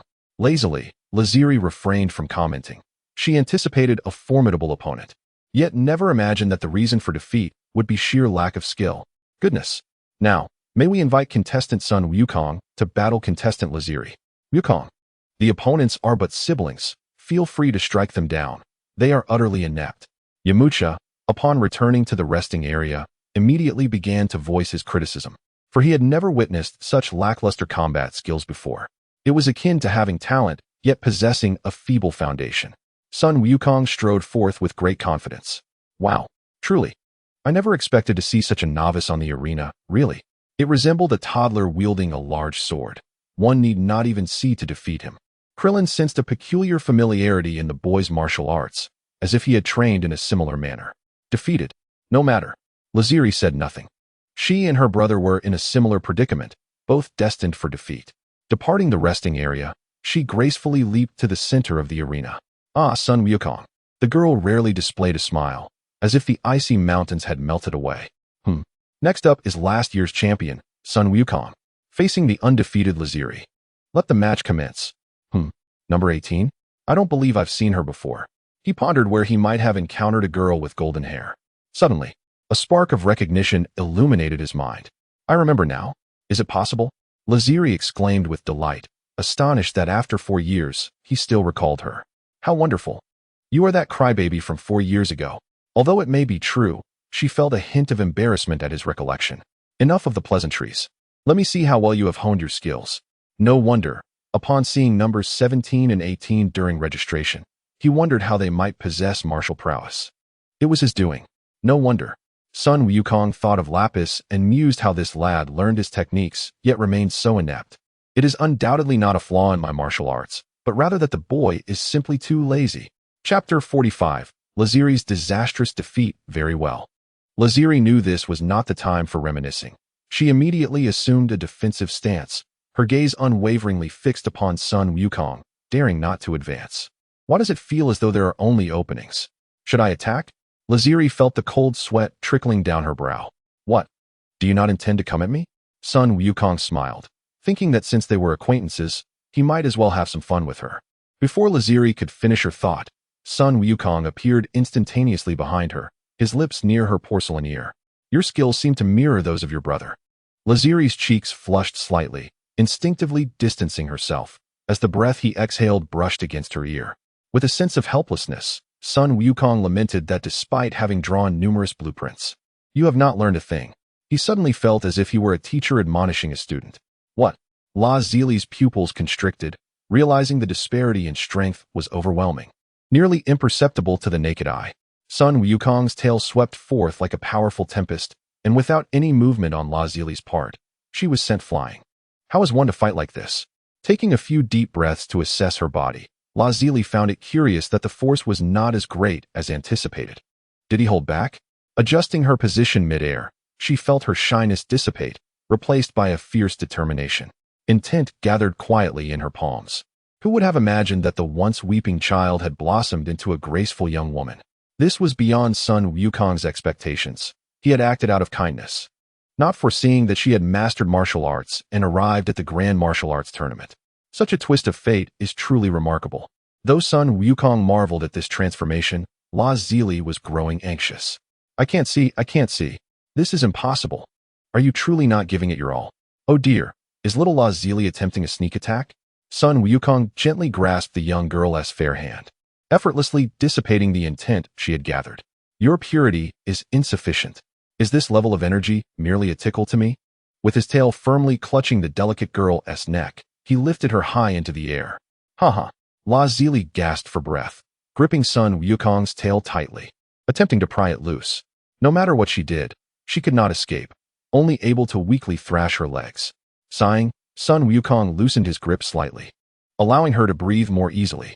You are too weak. To achieve this level in such a short time speaks to your considerable talent. Do not squander your gifts. His words were earnest. In just 4 years, she had developed energy surpassing that of Master Roshi, a feat remarkable indeed. However, it was not enough. Clillin and Yamcha were also prodigies. Lazili was indifferent to his words, feeling like a helpless little insect, even her struggles appearing pitiful. All she desired now was victory, to triumph over Sun Wukong. Her competitive spirit blazed like a fire, consuming her entirely. Have you said enough? Lazili smirked maliciously, gathering energy for a Kamehameha wave. If your techniques cannot defeat me, then I shall not use them. In an instant, a radiant golden light flashed. That is my solar fist. Initially, Tianjin Fan was astonished by Sun Wukong's prowess, but Lazili's technique immediately breached his defenses. No, I only used it once. You've already stolen it from me. The Kamehameha wave enveloped Sun Wukong, crashing down upon him with great force. A commendable technique, Sun Wukong remarked with delight. The fusion of the solar fist and Kamehameha wave is indeed stunning. You have invigorated me. Humph. Lazili finally freed herself from Sun Wukong's grasp, letting out a cold snort. Why did the solar fist prove useless? Old tales can only be shared beneath the arena. Now I truly cannot contend. Lazili realized that once Sun Wukong entered battle mode, he would not regard who you were. He would fight regardless. Lazili extended her hand. Before Lazili even had a chance to speak, she was instantly kicked off the stage by Sun Wukong. I am not yet satisfied. Please indulge me for a while longer. Lazili's attire has been torn. Her meticulously chosen beautiful garments are now irreparably damaged. How infuriating. Lazili's heart bleeds for her treasured limited edition top. A bespoke sports outfit. I have only worn it for a single day? How maddening. It seems I have landed myself in trouble. Sun Wukong remains impassive, showing no sign of concern. What is there to fear? At worst, I shall compensate you after the competition. You accompany me. Suddenly, Lazili leaps with fury, her eyes ablaze, and delivers a fierce punch to Sun Wukong's head. Die. Unexpectedly, Sun Wukong does not even flinch. Lazili has completely lost her composure, unleashing a torrent of punches upon Sun Wukong's face. My goodness, this is excessively brutal. Clillin is astonished, silently sweating for Sun Wukong. Yamcha wears a worried expression, fearing that he may lose. Women can indeed be somewhat terrifying. After 3 years of training under Master Roshi's guidance, he believed he would not be intimidated by women. Yet he finds himself feeling a hint of trepidation. Master Crane, on the other hand, is thoroughly entertained, wishing he could take Lazili's place. Go on. Yes. Strike well. Hit there. Master Roshi, your most prized disciple has grown overly complacent. After such a fierce onslaught, your pupil is doomed to failure. I say, have you had your fill of play?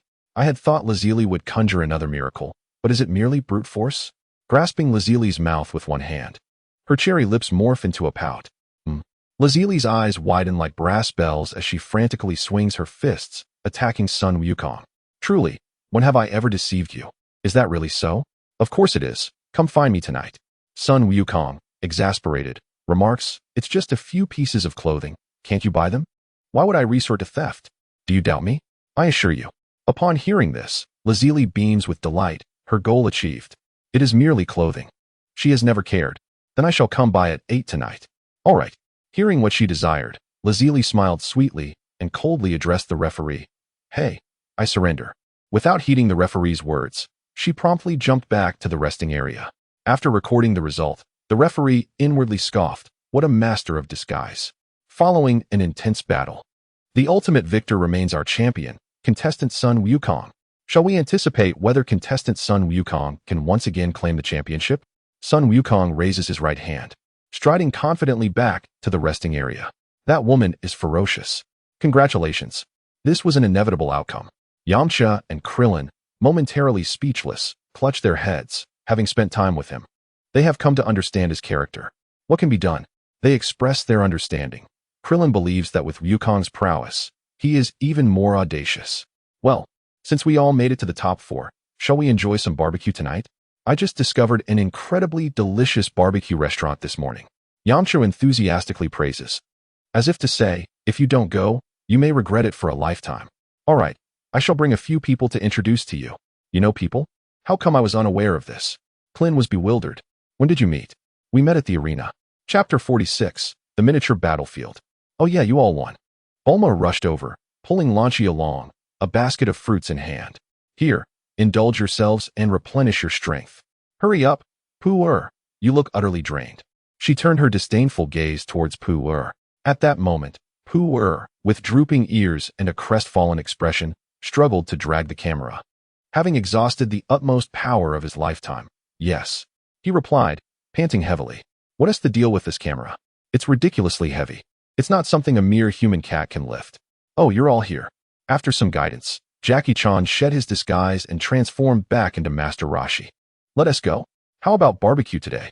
Yamcha wrapped an arm around Master Roshi's neck, feeling an inexplicable lightness, as if a long unanswered question had finally been resolved today. All right. A dismal defeat. Lappa sighed, finding it exceedingly difficult to land a hit on Yamcha. We are no worse than them. It's merely that our skills are a bit inexperienced.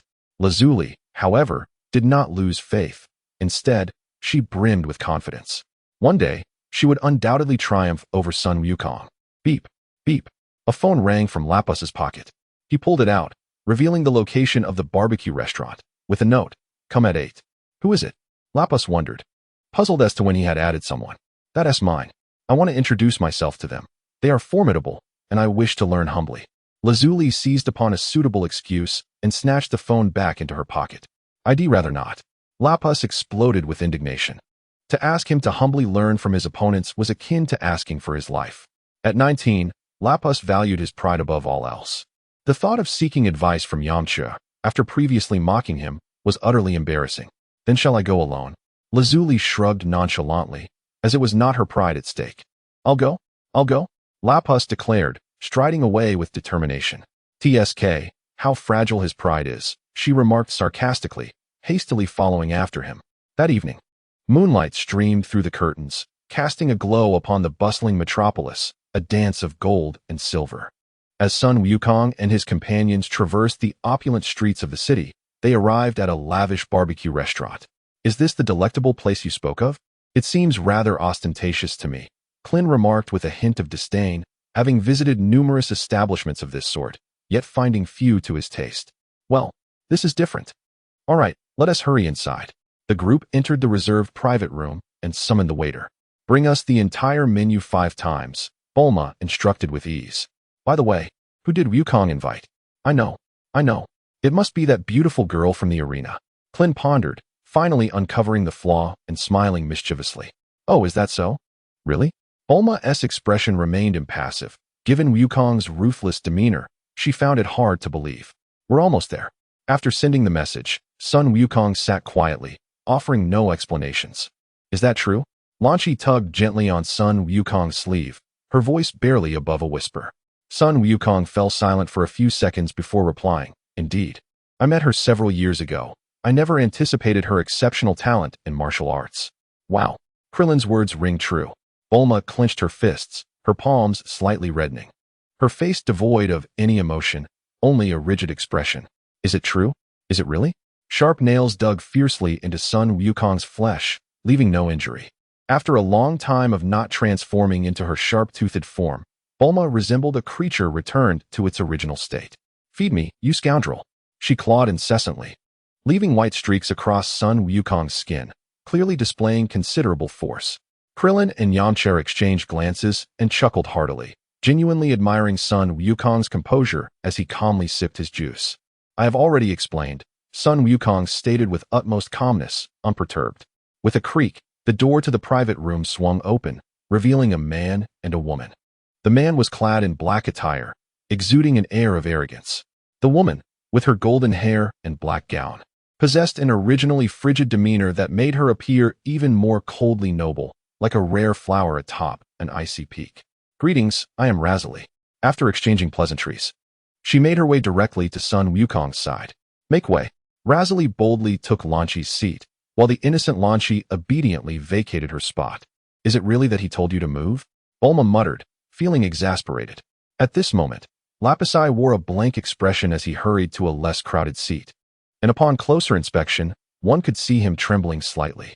His embarrassment was compounded by his sister's awkwardness, internally shouting, Don't look at me, don't look at me, don't look at me. Humph. Bulma rolled her eyes, thinking, what audacity for that woman to vie for a man with her. What do you mean? Razali had barely settled when she heard Bulma's voice. The tension in her heart ignited like a flame. You dare compete with me for a man? Bulma boldly acknowledged her intentions without any shame. Wow. Master Roshi, Clillin, and Yamcha exchanged glances, their eyes ablaze with gossip, as if a fire that could never be extinguished burned within them. Wukong, this lad is quite fortunate. At that moment, Lapisi's trembling ceased, his heart no longer racing. Oh dear, sister, I'm embarrassed for you. The exposure of their romantic entanglement left him in turmoil. What should he do now? Lapisi pondered. I have not. Razali's face instantly flushed crimson, her fragmented denials growing softer and softer. She dared not meet Sun Wukong's gaze, bashfully averting her eyes. So thin-skinned. Bulma thought to herself, wondering where the earlier bravado had vanished. With a creak, the guest's barbecue was ready. The waiter opened the door to the private room, wheeling in a cart laden with barbecued delicacies.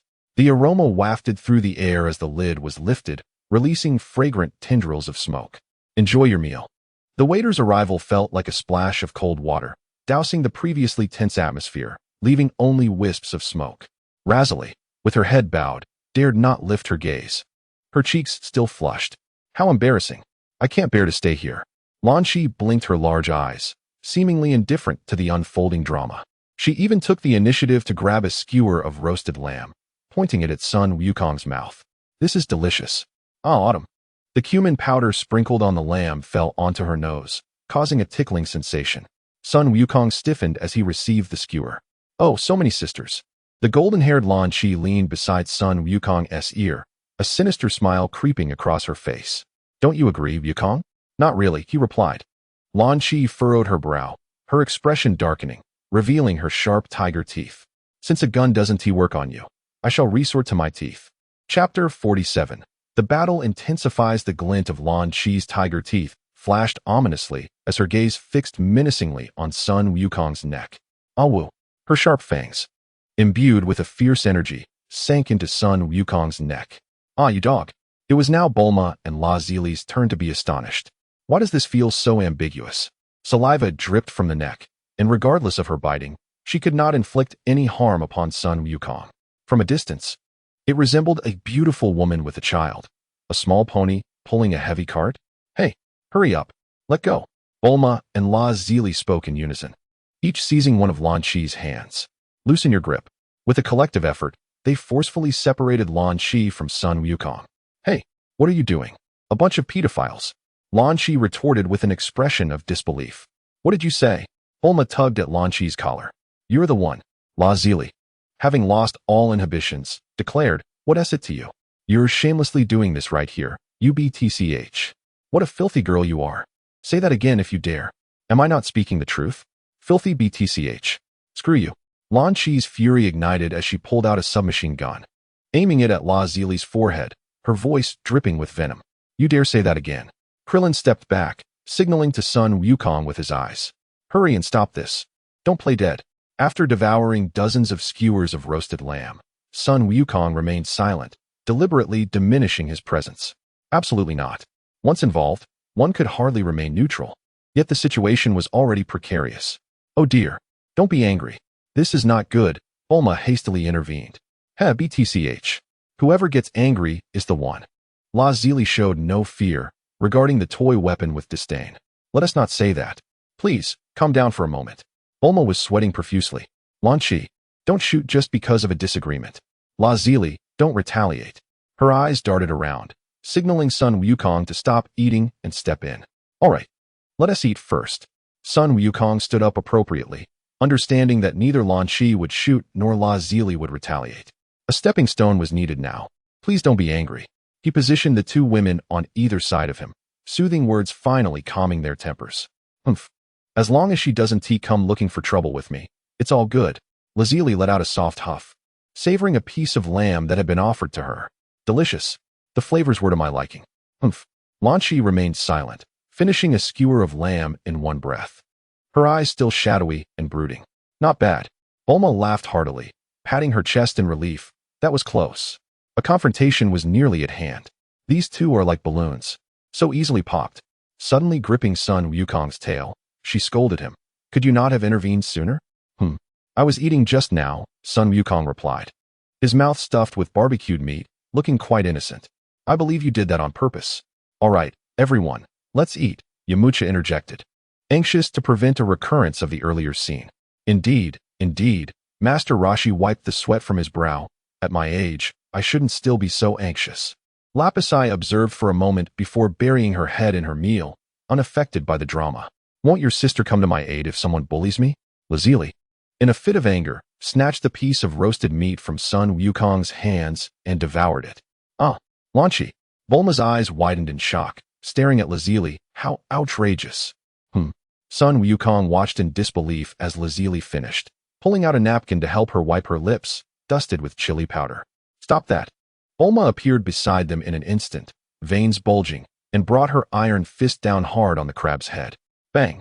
The crab's head smoked, collapsing onto the table. Following the quarrel between La Zili and Lan Chi, a rare tranquility enveloped the atmosphere for several hours, much to everyone's relief. Bulma instinctively distanced herself from Sun Wukong. These two women were far too dangerous. Krillin and Yamcha shared the same sentiment. Goodbye, do keep in touch. La Zili sweetly bid farewell, taking her brother with her. Phew, the troublesome ones have finally left. Bulma felt at ease, with only the blonde Lan Chi remaining. How could she possibly turn into the blue-haired Lan Chi? What is the matter?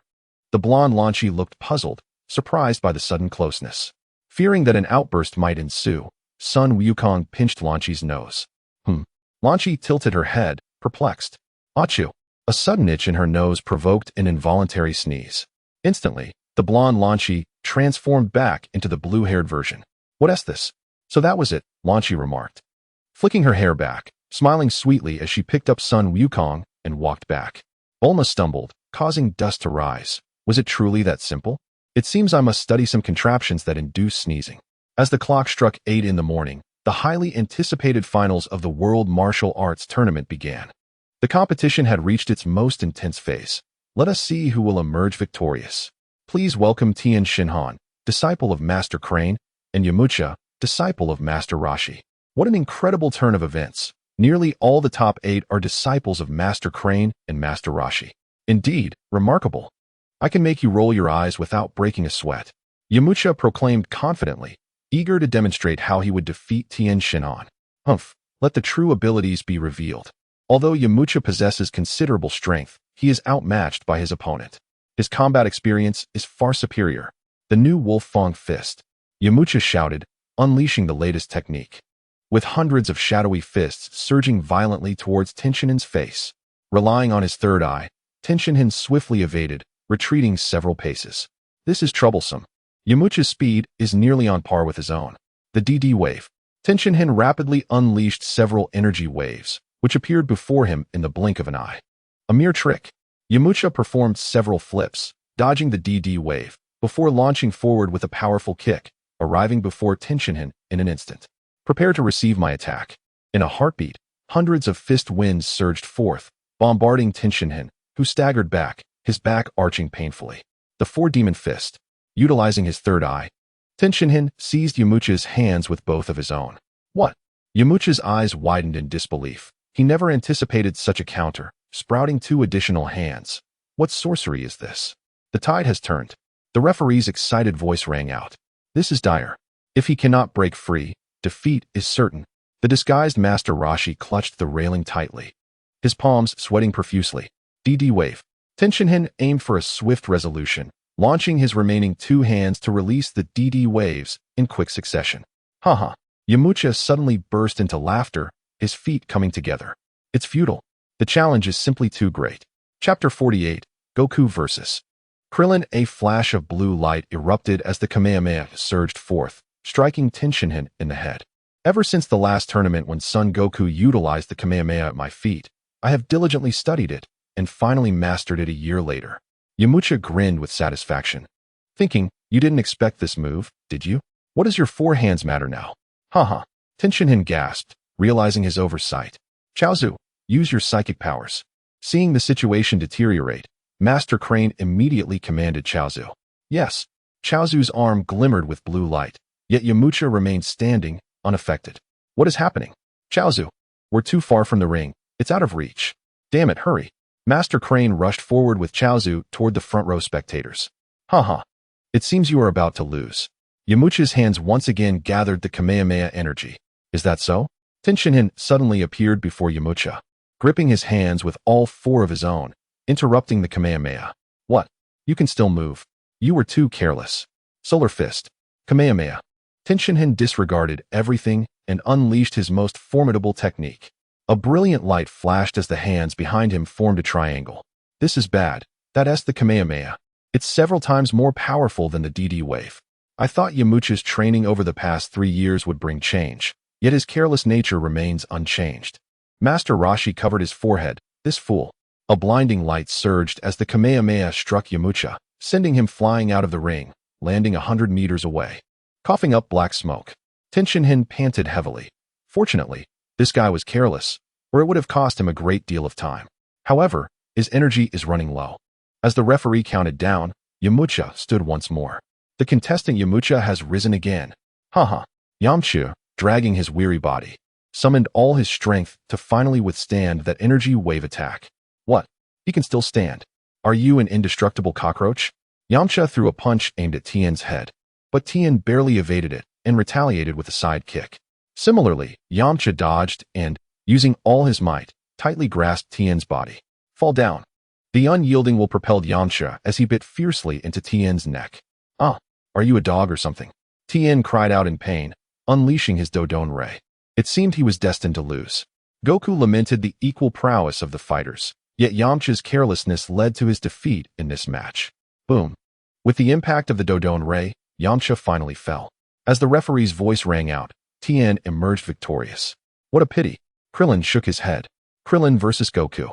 Krillin adjusted his martial arts uniform, his gaze resolute. Don't hold back. All right. The two competitors took to the stage. Yamcha sighed carelessness. It seemed to be his nature. Perhaps he never considered changing? Haha, my training is still far from sufficient. Nanny, what is this? Pilaf and his companions knelt in terror, huddling together. A rice cooker released a cloud of green smoke, gradually forming a figure with green skin. Haha, I have finally emerged. King Piccolo laughed maniacally, fervently declaring his long-awaited freedom. He sought to conquer the world and annihilate humanity. He vowed to obliterate everything that those who sealed him had sought to protect. Hurry, set up the camera. A dejected Puer adjusted the camera to focus on the arena. Yamcha has lost. The perspective shifted to Krillin and Goku. The match began. In an instant, both fighters vanished from their original positions, raising a small cloud of dust. Bang! The collision of their fists echoed like iron clashing. Not bad. Goku unexpectedly praised. Hee. Today is different. Goku intensified his strength and struck back fiercely. Such tremendous power. Krillin's pupils constricted, sweat pouring down his face and into his chest. What are you dazed about? Goku's figure disappeared again, reappearing in an instant on Krillin's left side. Wow. Krillin's face flattened as he was sent flying by a punch. His body bounced like a rubber ball on the arena, scattering dust from the stone bricks all over his martial arts uniform. Krillin adjusted himself on the ground and looked up, noticing how the foot above him seemed to grow larger. Bang! Krillin was sent flying once more for dozens of meters. So fast. The speed of the strikes was incomprehensible. Even the positions were indistinguishable. This time, Goku exerted all his strength but did not rush to determine the victor. Krillin, harnessing the momentum, leaped into the air to buy himself some reaction time. Where? Krillin looked left and right. Goku's figure appeared like a ghost. Sometimes standing on the left, other times hundreds of meters away in the arena. What difference was this from a ghost? The truth was, Goku's speed was so swift that the naked eye could not capture it. Are you ready? Krillin's eyes widened in astonishment. Just moments ago, Son Goku stood several hundred meters away. In the blink of an eye, he mysteriously floated beside him. As Krillin turned his head, a golden energy wave surged towards him. The wave of free will. A technique created by Son Goku 3 years prior. Boom. The arena was engulfed in dust as Krillin was once again knocked down. So swift. Tien Shinhan gritted his teeth, overwhelmed by the speed. His naked eye could barely discern the movements. Can I truly win? It seems impossible. Certainly, I can. The unwavering voice of Master Roshi echoed in Tien's ears, steadfast in his belief in Tien, for his disciple is a genius. Haha. Krillin struggled to rise. His left cheek and hand struck by the energy wave. Blood trickled down his arm, staining the stone bricks with a drop. He had not even unleashed a technique and was utterly defenseless. It's over, Krillin. The figure of Son Goku slowly emerged, the Kamehameha wave advancing towards him. Krillin was propelled out of the arena, ultimately losing consciousness. Congratulations to Son Goku for his victory. Can he claim the championship once more? We shall see. This is an utter domination. Son Goku is overwhelmingly powerful. Should he be banned? I believe so. Other longtime fans chimed in, lamenting that during Goku's battles, they could hardly see anything, only able to pause the footage frame by frame. It's quite taxing. As the referee's voice resonated throughout the arena, a dazed Krillin fell backward, only to be caught by Son Goku, who carried him back to the resting room. From his waist, he retrieved 2 senzu beans, tossing them to Yamcha and Krillin, instructing them to chew the beans with their teeth. Thank you. What is this? It's marvelous.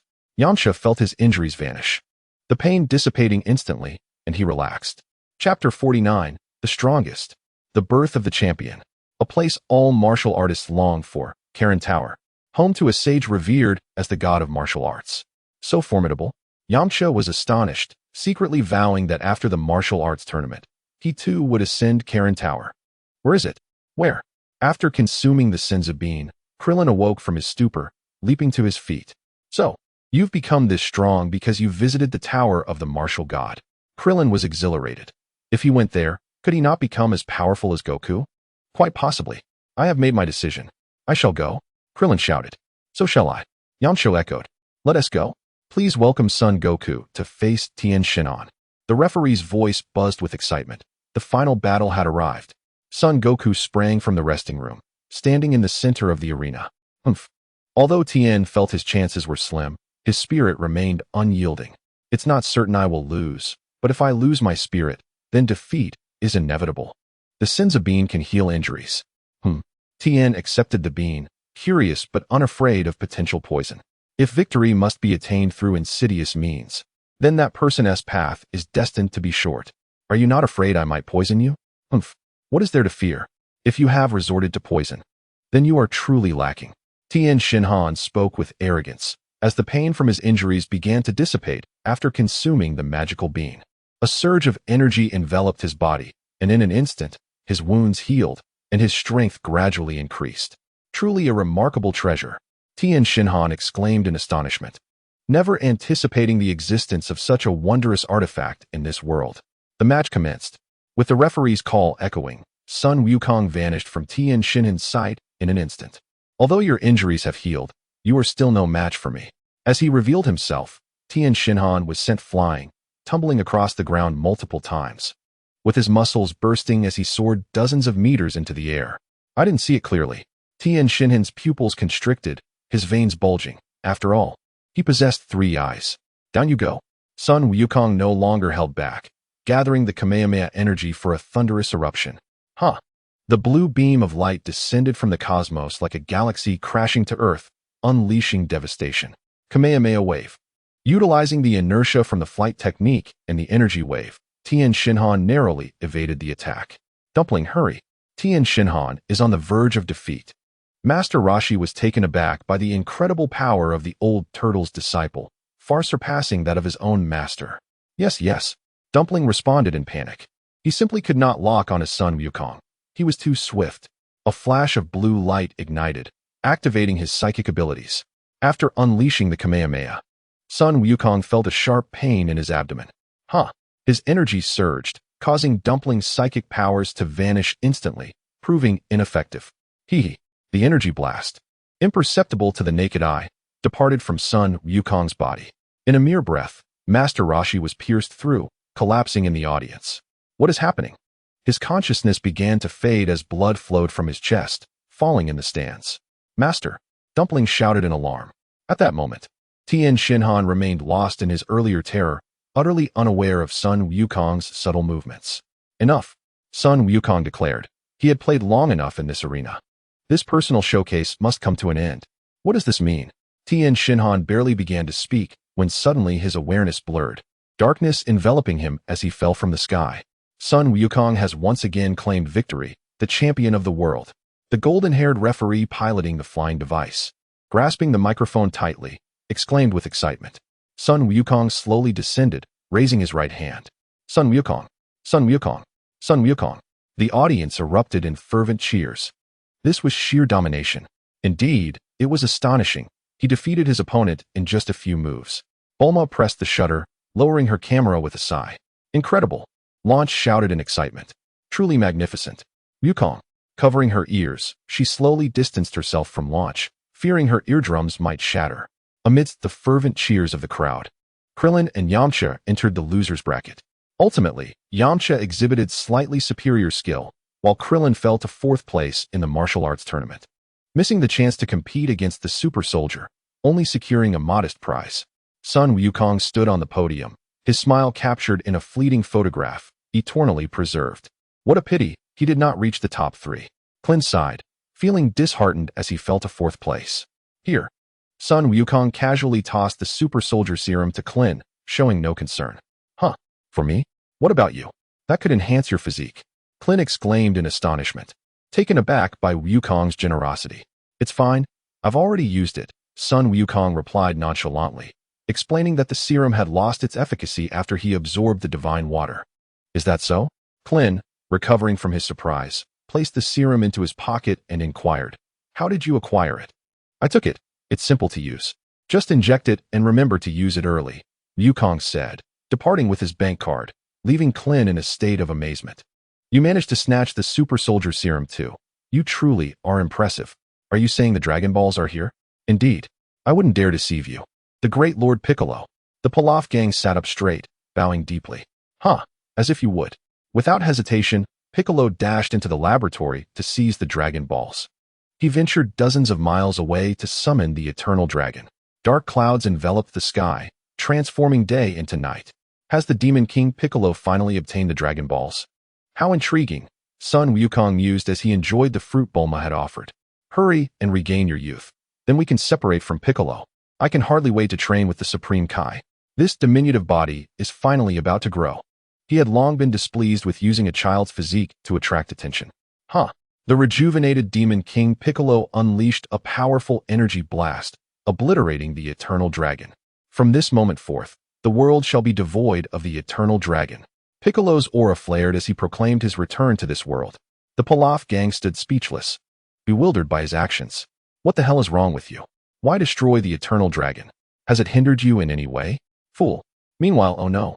That's it. Master Roshi broke out in a cold sweat. The Demon King Piccolo had broken his seal. His left leg bulged with veins, shattering the stone tiles beneath him as he leaped hundreds of meters. Instantly, Master Roshi was at Sun Wukong's side. Piccolo has resurrected. He is an exceptionally terrifying creature. Master Roshi gathered Clillin, Tien, and the others, trembling as he recounted the power of the Demon King Piccolo and shared tales of Master Mateto. Please leave a comment. Please give a 5-star review. Chapter 50. Demon Sealing Wave. Transfer your Demon Sealing Wave to me. What did you say? Impossible. That is an extremely dangerous technique. Master Roshi's veins bulged, his face flushed with anger. Can this be carelessly used? What do you consider life to be? I merely wish to study it. Research is not permitted. This is exceedingly perilous. TCH, I'm not like you. Wait until you grow up, then I'll teach you. You're still too young, and your resolve is not steadfast enough. I fear you might conjure some monstrous abomination. I know your character, Sun Wukong, all too well. Rest assured, I would never deceive you, old man. Master Roshi immediately retorted, asserting his reputation for integrity throughout his youth, when he was renowned for his uprightness and selflessness. Although he had become somewhat lecherous in his old age, one could argue that flaws do not overshadow virtues. He indulged in a moment of self-admiration. How perilous! Bulma thought anxiously, not wishing for Goku to embark on a reckless quest to save the world, fearing for his life. What does the world matter to Goku? He should simply live as he wishes. Krillin and Launch shared her concerns, knowing that even Master Roshi could not defeat such a formidable foe but could only seal him away. Huh? An old specter of a bygone era dares to challenge me? Goku scoffed, radiating an overwhelming aura, his presence akin to that of a divine warrior. Goku! Krillin exclaimed in shock. Faced with such a vast and powerful energy, even the Demon King Piccolo would pale in comparison. Old man, witness how I sever the head of the Demon King Piccolo. With that declaration, Goku leapt thousands of meters into the sky, vanishing into the horizon. Goku, you must return safely. Launch worriedly implored. What? Wait, Goku! Master Roshi shouted in exasperation. To act recklessly without understanding the opponent's strength would lead to grave consequences. Fear not. He is the strongest in the world, Bulma reassured. This reckless young fool. Master Roshi fumed, stamping his feet. Piccolo has always cast a shadow over my judgment of strength. Perhaps Goku truly can triumph, for he is even more powerful than Master Roshi. Meanwhile, Goku arrived at Piccolo's lair within mere minutes. The green-skinned alien, adorned with small horns, was unmistakably an extraterrestrial. The rejuvenated Demon King Piccolo was in the throes of producing his first offspring. Pathetic. Piccolo gasped, astonished by the overwhelming power. What a grave danger. I never anticipated that the martial artists of today would surpass even the strength of Master Roshi by dozens of times. With a subtle bite, he cracked the egg, its contents flowing back into his belly. Oomph, you are truly too weak to kill me. He would embrace arrogance when appropriate, humility when necessary, and caution when warranted. These were Goku's guiding principles in his second life. Such audacity. Goku remarked with a smirk, his finger twitching slightly. With a sudden flash, a crimson line appeared on Piccolo's arm, and within a second, it lay severed upon the ground. Ah, who are you? Piccolo howled in agony, clutching his severed arm tightly.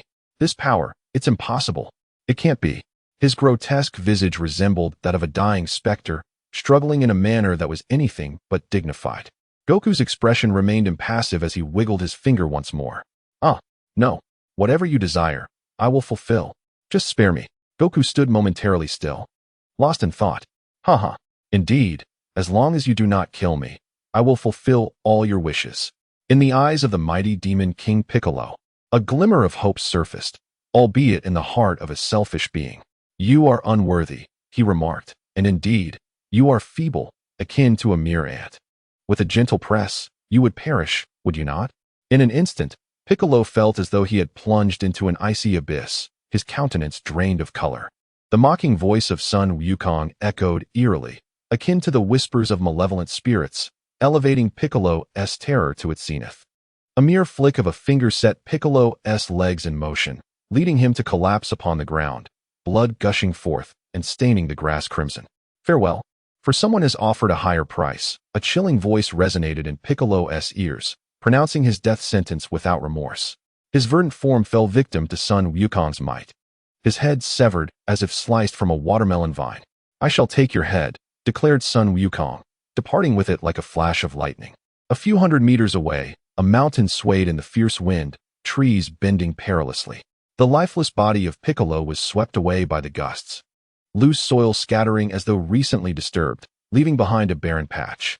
My child, do not seek vengeance. He is too powerful. Pursue your own desires, whether as a hero or a villain. My hope now lies in uncertainty regarding Wukong's fate. It is driving me to despair. Master Roshi paced restlessly, filled with anxiety. Indeed, he mused. Launch, oblivious, licked her ice pop, its melting drips staining her attire without her noticing. Have faith in him. Bulma trembled slightly as she retrieved the Dragon Ball radar from her multifunctional capsule. Why are the Dragon Balls not registering? What has transpired? Are you alright, Bulma? Krillin offered her a tissue. I'm fine. Yamcha's gaze was fixed upon the sky, his unease intensifying. We should unite. We ought not to fight alone. He uttered those scornful words with pride. Yes, indeed. We cannot allow Wukong to face this alone. Puar shouted from the side. Let us confront any challenges together. Fear not. After all, I am the strongest. Sun Wukong stood enigmatically behind Master Roshi, holding the severed head aloft. Ah, you scoundrel. You nearly frightened me to death with that head. Master Roshi turned in astonishment, only to be met with sheer terror. The sight of Piccolo's eyes fixated upon him was utterly chilling. Huh, I knew you could do it, Yamcha exclaimed, excitedly embracing Wukong's shoulders. Splendid. We have successfully saved the world. Bulma shouted with elation. Hey, it was me, wasn't it? Haha, of course. It was us. Sun Wukong smiled as he took Bulma's delicate hand in his own. Certainly. With smiles restored, they all celebrated their triumph in saving the world. Wandering through the capital, they vowed to consume everything in sight. Don't snatch. I'll grab it. Ah, you. Wukong, try this. It's delicious. What is it? I asked you, what is it? Ah, protect the food. There's saliva on it. A gaggle of small bellies declared, not as good as you, Grandpa Wukong. The youth devoured all the food, leaving 5 individuals sprawled on the ground. 5-star reviews, please. 5-star reviews. Lazily illustrated by Bulma, Chi-Chi, and Launch. Chapter 51. The Celestial Being. More training? Bulma lamented, expressing her discontent with the current situation and the future that lay ahead. Do not worry. Goku assured with utmost seriousness. These final 3 years are crucial. Alright then. Goodbye, Goku. Do remember to visit often. Launchi waved her hand. Certainly. Goku replied. A sense of familiarity washing over Bulma. As they traversed the bustling streets, weaving through the throngs of people, they arrived. Laziri, steadfast with determination, followed closely behind her brother. She requested to train alongside him, and Goku consented. Greetings, Mr. Goku. I humbly seek your guidance, Labby said with respect. Initially, he harbored discontent. But upon discovering that his martial arts training originated from Goku's own creation, his gratitude was boundless. Let us depart. Goku nodded slightly, seemingly indifferent. They soared over oceans, forests, and deserts, ultimately reaching Karin Tower. Master Karin, it has been quite some time. Indeed it has. Truly, heroes emerge from youth, Master Karin replied, his expression complex. Perhaps, it was wise not to intervene back then. Goku, you have saved the world. Goku nodded, his demeanor unperturbed. It was merely a matter of convenience. The celestial being has summoned me. After a continuous flight, he arrived. Who are these two? They will be training under you, he said, unceremoniously handing the siblings over to Master Karin. Goku. Laziri seethed with anger. What does this mean? You promised me and then handed me off to someone else. You scoundrel. I will never trust you again. Listen, I will return for you in a few months. Goku attempted to pat her head, but found it out of reach. So he ascended instead. Laziri puffed her cheeks, skeptical of his words. Truly, the youth declared earnestly, retrieving clothing from the multifunctional capsule. Look at what I accomplished before. Very well, you must ensure we meet often. Yes, certainly. Master Karin's beard twitched. How disgusting. Is this what humans refer to as their mating season? Labby's turned away, whistling, not my concern. Not my concern. After bidding farewell to Laziri, he employed the technique of air manipulation, arriving at the celestial being's abode in mere moments. With green skin and a visage resembling that of the demon King Piccolo, he was indeed the celestial being. You have arrived. Indeed. The celestial being appears strikingly similar to Piccolo. You are correct. Piccolo is my creation, the celestial being admitted candidly, gazing at Goku with a complex expression. He had not anticipated that a seemingly minor decision would become pivotal in saving the world. A warrior of justice and evil, you are truly a paradox. Goku, you have yet to fulfill the conditions I set forth. What do you mean? Though Goku was aware, he feigned ignorance. Piccolo still lives. Oh, but I personally ended his life. How can you claim he lives? The celestial being offered no explanation, merely turning away. I hope you encounter someone identical to me. If he is steeped in sin, you must eliminate him. A flicker of hope lingered in the celestial being's heart. I have fulfilled my promise. From now on, Bobo shall be your sparring partner. The celestial being agreed to two requests, one to restore the Dragon Balls, and the other to find a mentor to teach him martial arts. Yes, my lord. The figure cloaked in darkness silently observed Sun Wukong. I am Bobo, the attendant of the celestial being. Sun Wukong unleashed a sudden punch, fierce as a tempest. Not bad. Bobo sidestepped, reappearing behind Sun Wukong in an instant. Silently attacking without honor. How unbecoming. Why does one need that? Bobo, momentarily struck by enlightenment, pondered, indeed, what is the purpose of this? Your martial prowess is commendable, yet it lacks something essential. What is that? Sun Wukong inquired, perplexed. It is the harmony between heart and skill. Though your technique is exceptional, your spirit falls short. You must possess the tranquility of the sky while being as swift as lightning. Your heart and body are misaligned, always a step behind. Bobo shook his head. Once more. Sun Wukong charged again. What is that? Bulma extracted a potion from her backpack. This is the super soldier serum, she announced, a gift for you. Wukong, really? Gifts ought to be given openly, not in secrecy. Bulma exclaimed with a sweet smile. Launch had just opened the door and spotted a bottle of super soldier on the table. Your gift, Wukong. Wow, a gift for me. Launch cried out in delight, taking the potion and showering it with kisses, utterly thrilled. Sister, how did this end up in your backpack? Lapis questioned, puzzled, as the potion was violently shaken. Hey, don't shake it, you fool. Lazuli's furious voice thundered like a storm, resonating through the air. Is that so? Lapis jumped in surprise, wondering why the commotion was so loud. Humph. Lazuli wiped the sweat from her brow, casting a fierce glance before resuming her training. She was determined to seize the super sacred water. Haha. Sun Wukong gasped for breath, drenched in sweat, his body thoroughly soaked. In stark contrast, Mr. Bobo stood calmly without even a bead of perspiration, illustrating just how effortlessly he had battled Sun Wukong. Not enough. Your techniques lack purity. Continue. Sun Wukong charged once more. Half a year later, Clillin, Tien Shinhan, Yamcha, Clillin, and Kaiatsu maintained resolute gazes, gripping the pillar, ready to ascend. Tien Shinhan, having heeded Master Roshi's advice, left the school. After half a year of companionship with Clillin and Yamcha, they had forged a strong bond. With a sudden crash, Bobo was sent flying several meters, landing in a tree, which toppled over. You have graduated, Bobo remarked in astonishment. Has it truly only been half a year? My battles with Sun Wukong felt like an eternity. To his surprise, upon counting the days, he realized it had indeed only been 6 months. Your progress astounds me. I look forward to your future. Bobo's words were heartfelt. Thank you. You are quite remarkable as well.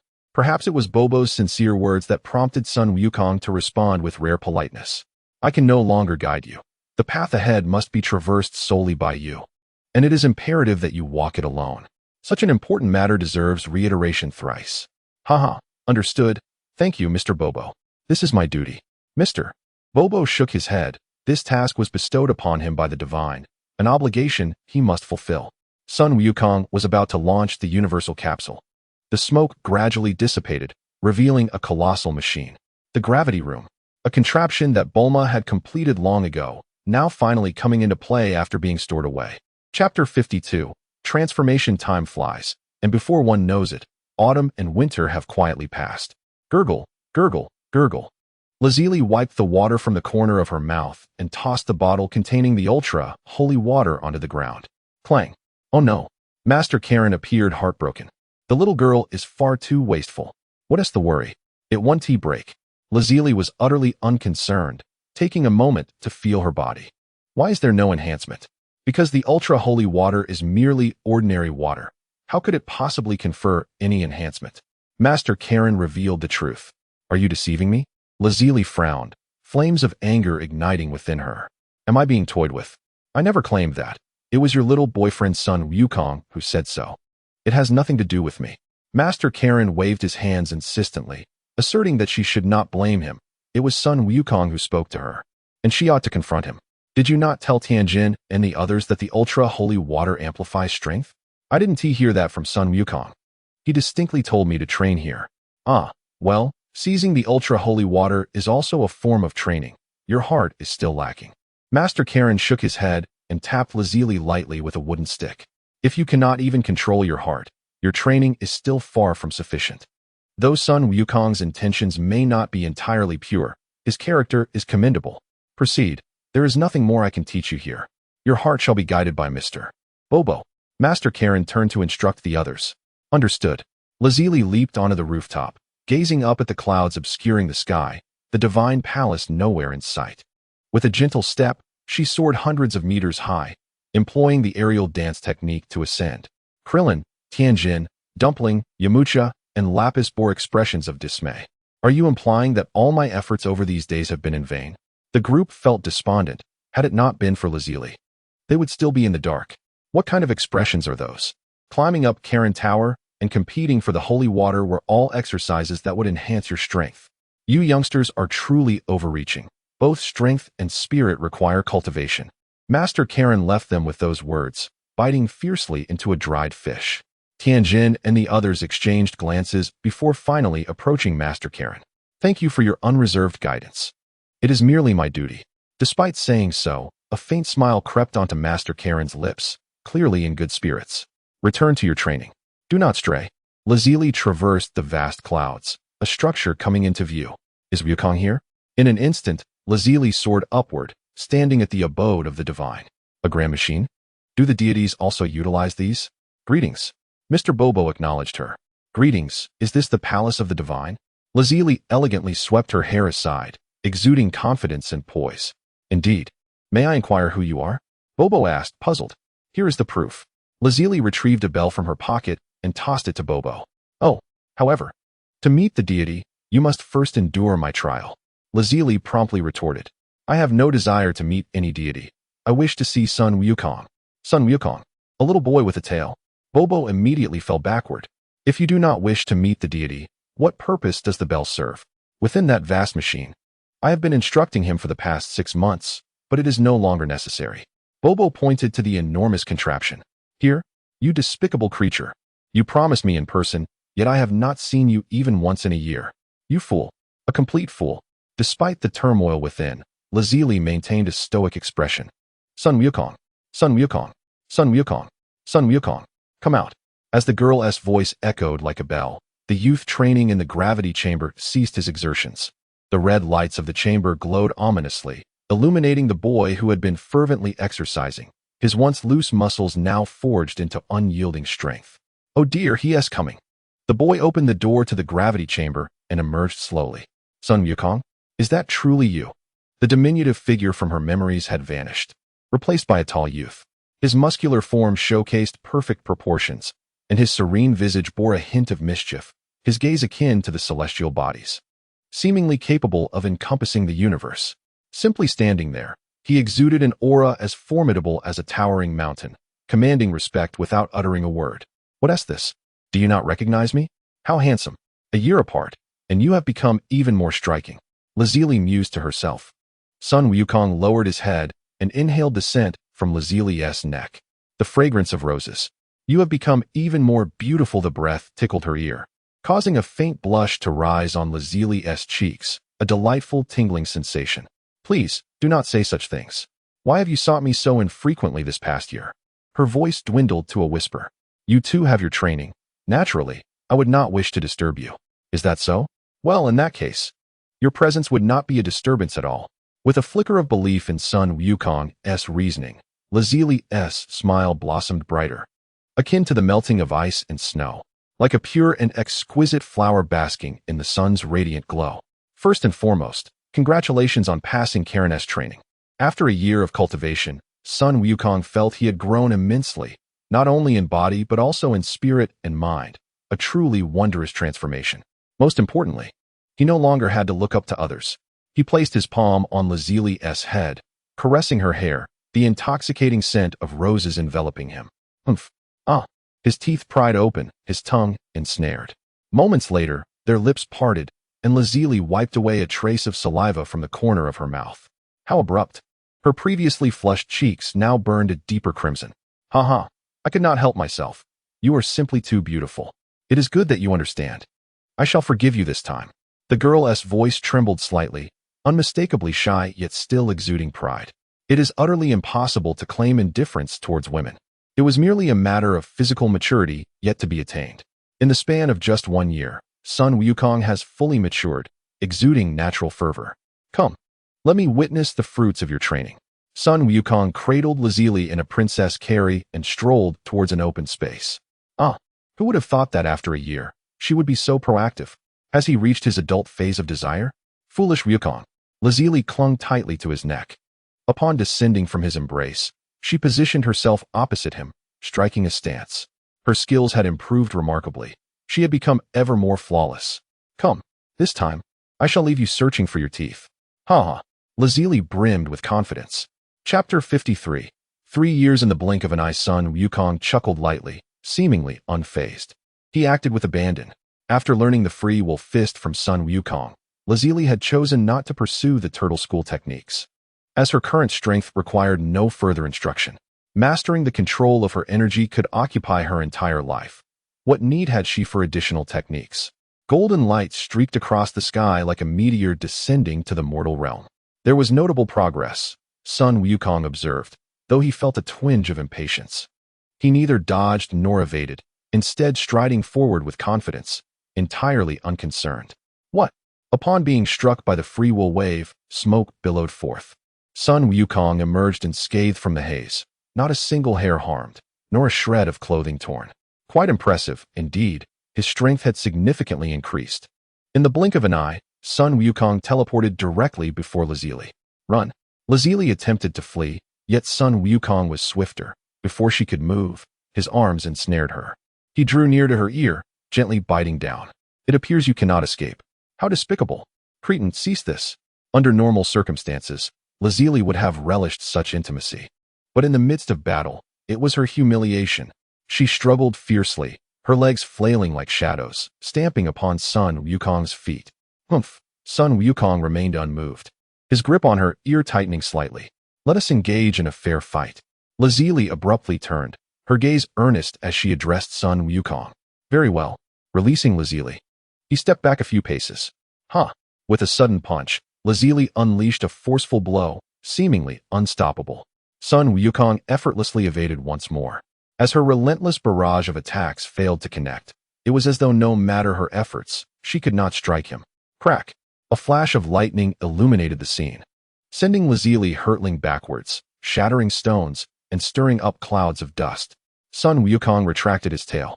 As the dust gradually settled, Lazuli lay unconscious on the ground.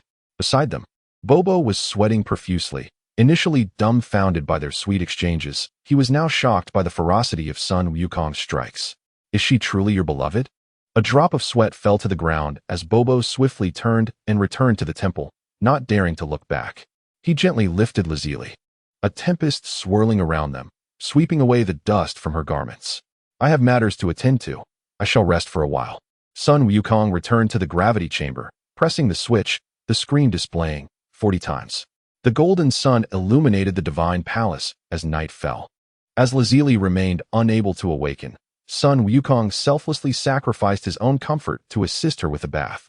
Garments were gently removed, and the maiden was placed in the tub, her skin as pure and white as freshly fallen snow, smooth and delicate. Drip, drip, drip. At last, he completed the cleansing, dried her off, dressed her in nightwear, and laid her upon the bed. Sun Wukong planted a tender kiss upon her pristine forehead. Good night. With a soft click, the lights faded, casting the room into darkness. The following morning, Wukong, you foolish monkey. A year had passed. The disciples of Lapis completed their training and arrived at the Celestial Palace to continue their studies, while Lapis stealthily entered her sister's chamber.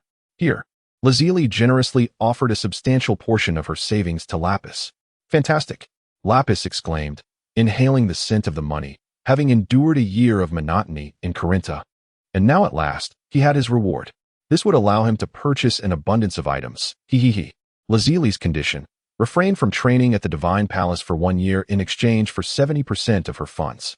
A year later, within the gravity chamber, The pristine white sheets were stained with crimson, a light blanket covering the two. Sun Wukong held Lazili close, their bodies entwined. As she pulled away from his neck, Lazili tidied up the remnants of the previous night, her legs trembling slightly. With calm determination, she took a magical bean, and in an instant, the pain in her thigh ceased, and her legs steadied. Get up. It's your fault, I went to bed so late. Lazili stepped upon Sun Wukong's face to rouse him from slumber. Sun Wukong drowsily opened his eyes, not in a rush to dress. The princess scooped Lazili into her arms. Drip, drip. The sound of water droplets from the bathroom echoed, shadows dancing through the curtains. Click, click, click. After a considerable time, the sounds of water ceased, and Sun Wukong emerged, fully clothed, from the bathroom. He approached the sink to brush his teeth and wash his face. Lazili, adorned in her meticulously chosen attire, entered to do the same, her delicate feet firmly stepping on Sun Wukong's. What is it? Look what you did. Lazili revealed faint red marks adorning her skin, particularly around her exquisitely sculpted collarbone. The outfit I had prepared no longer fits. Fortunately, I had several alternatives. Haha. My apologies. I forgive you. Lazili smiled sweetly, easily pardoning Sun Wukong. As they brushed their teeth, Sun Wukong handed Lazili the toothbrush containing toothpaste. After a prolonged moment, the two emerged from the gravity chamber, greeted by the five who had been waiting outside. Hey, are you ready yet? Bobo inquired of Sun Wukong, not doubting the capabilities of the others against the formidable King Piccolo, but rather concerning himself with the terrifying advancements in Sun Wukong's power over the past 3 years. Surely, no one in the galaxy could rival him now, Bobo pondered silently. Of course.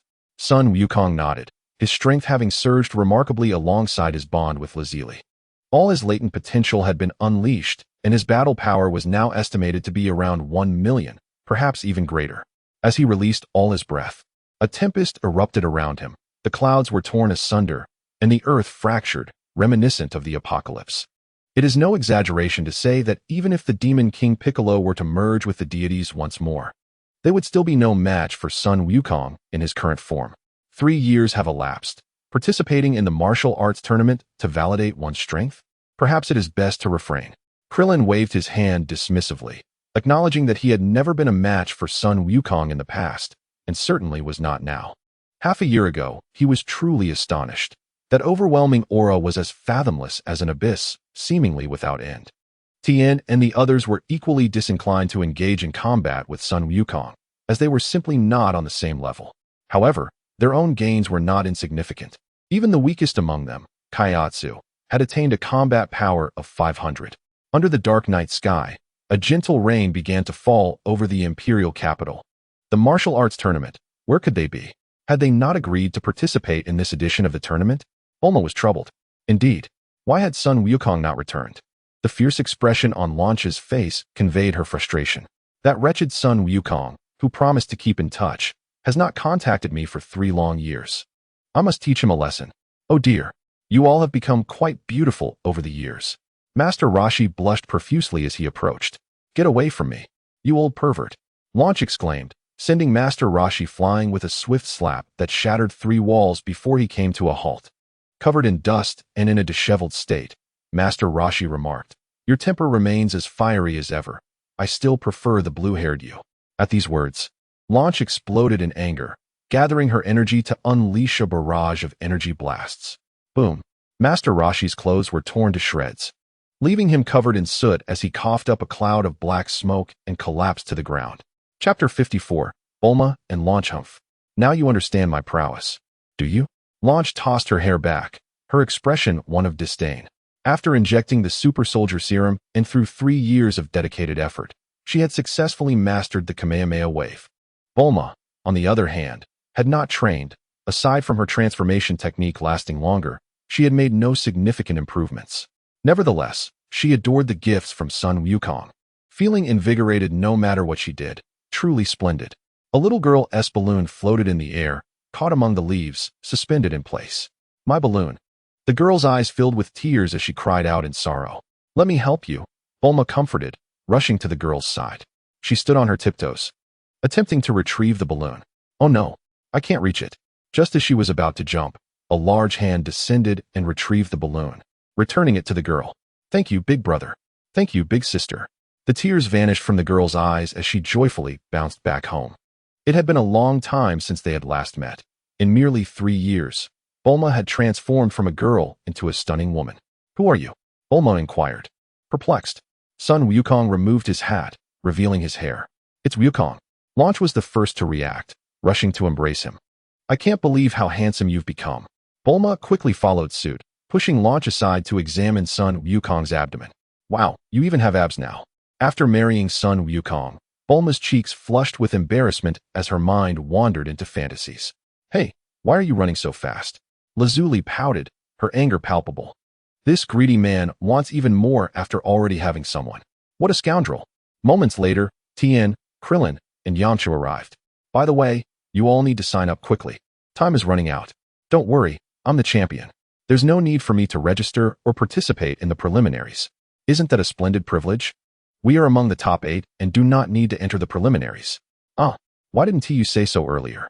We've been waiting here for nothing. After a lengthy chat with Master Roshi and Bulma, time passed gradually, and the light rain began to cease. The once overcast sky parted, revealing a tapestry of twinkling stars. At 11 p.m., the martial arts tournament's champion, Sun Wukong, had a special assistant from the Red Ribbon Army prepared. You've grown up, you can't sleep with us anymore, Bulma declared. Then I'll sleep with Lazuli, he retorted. Bang, bang, bang. No one can sleep with you. Sun Wukong collapsed onto the ground, smoke billowing from his head. Indeed, the originally blonde Launch was transformed back to her blue-haired self by Bulma's invention, gazing at Sun Wukong with a blissfully naive expression and flushed cheeks. Lazuli, having battled alongside Sun Wukong twice, was soundly asleep in bed. All right, I understand, Sun Wukong conceded. That's more like it. Bulma expressed her satisfaction. Well, fine, Launch said, her expression one of disappointment. What kind of face is that? Bulma thought to herself. Sun Wukong chuckled. Just because you say I can't go, does that mean I want tea? Please, I've never been that obedient. At 1 in the morning, Sun Wukong stealthily approached Bulma's bed, giving it a gentle shake. What are you doing? Aren't you going to sleep? Bulma murmured, her eyes barely open, still heavy with sleep. Sure. Bulma's eyes widened as her mouth was covered. Their lips met in an impassioned kiss, fingers exploring wildly, their eyes locking in intensity. After a long while, Bulma began, but was once again knocked down by Sun Wukong. After some time, you little rascal, Bulma panted, lying in Sun Wukong's embrace, tracing circles on his chest with her finger. Sleep now, he said, lightly massaging her neck, warmth coursing through her body. So comforting, what is this? A little magic from the heavenly teachings. An hour later, Sun Wukong returned to his own bed, the sound of his breathing filling the air. Bulma felt a bit more at ease, pulling the blanket snugly around her as she reflected on the earlier events, closing her eyes and drifting into slumber. The moonlight illuminated the ceiling, its whiteness tinged with a hint of darkness. Sensing the breaths of others, Launch opened her eyes, dark circles evident beneath them. I wasn't asleep, she whispered to herself, gently rising and turning to see Bulma with her eyes tightly shut, her eyelashes fluttering slightly as if she had endured a fierce battle. Each step felt like that of a thief with a guilty conscience, causing her heart to race. Thump, thump, thump. The excitement surged, and Launch's delicate face grew increasingly flushed. The delicate little feet finally approached Sun Wukong's bedside, as the fair little hands gently clasped his larger ones. With a deep breath, Lan Shi turned to keep an eye on Bulma. Seeing Bulma's steady breathing and the sweet smile gracing her lips, it was evident she was lost in a delightful dream.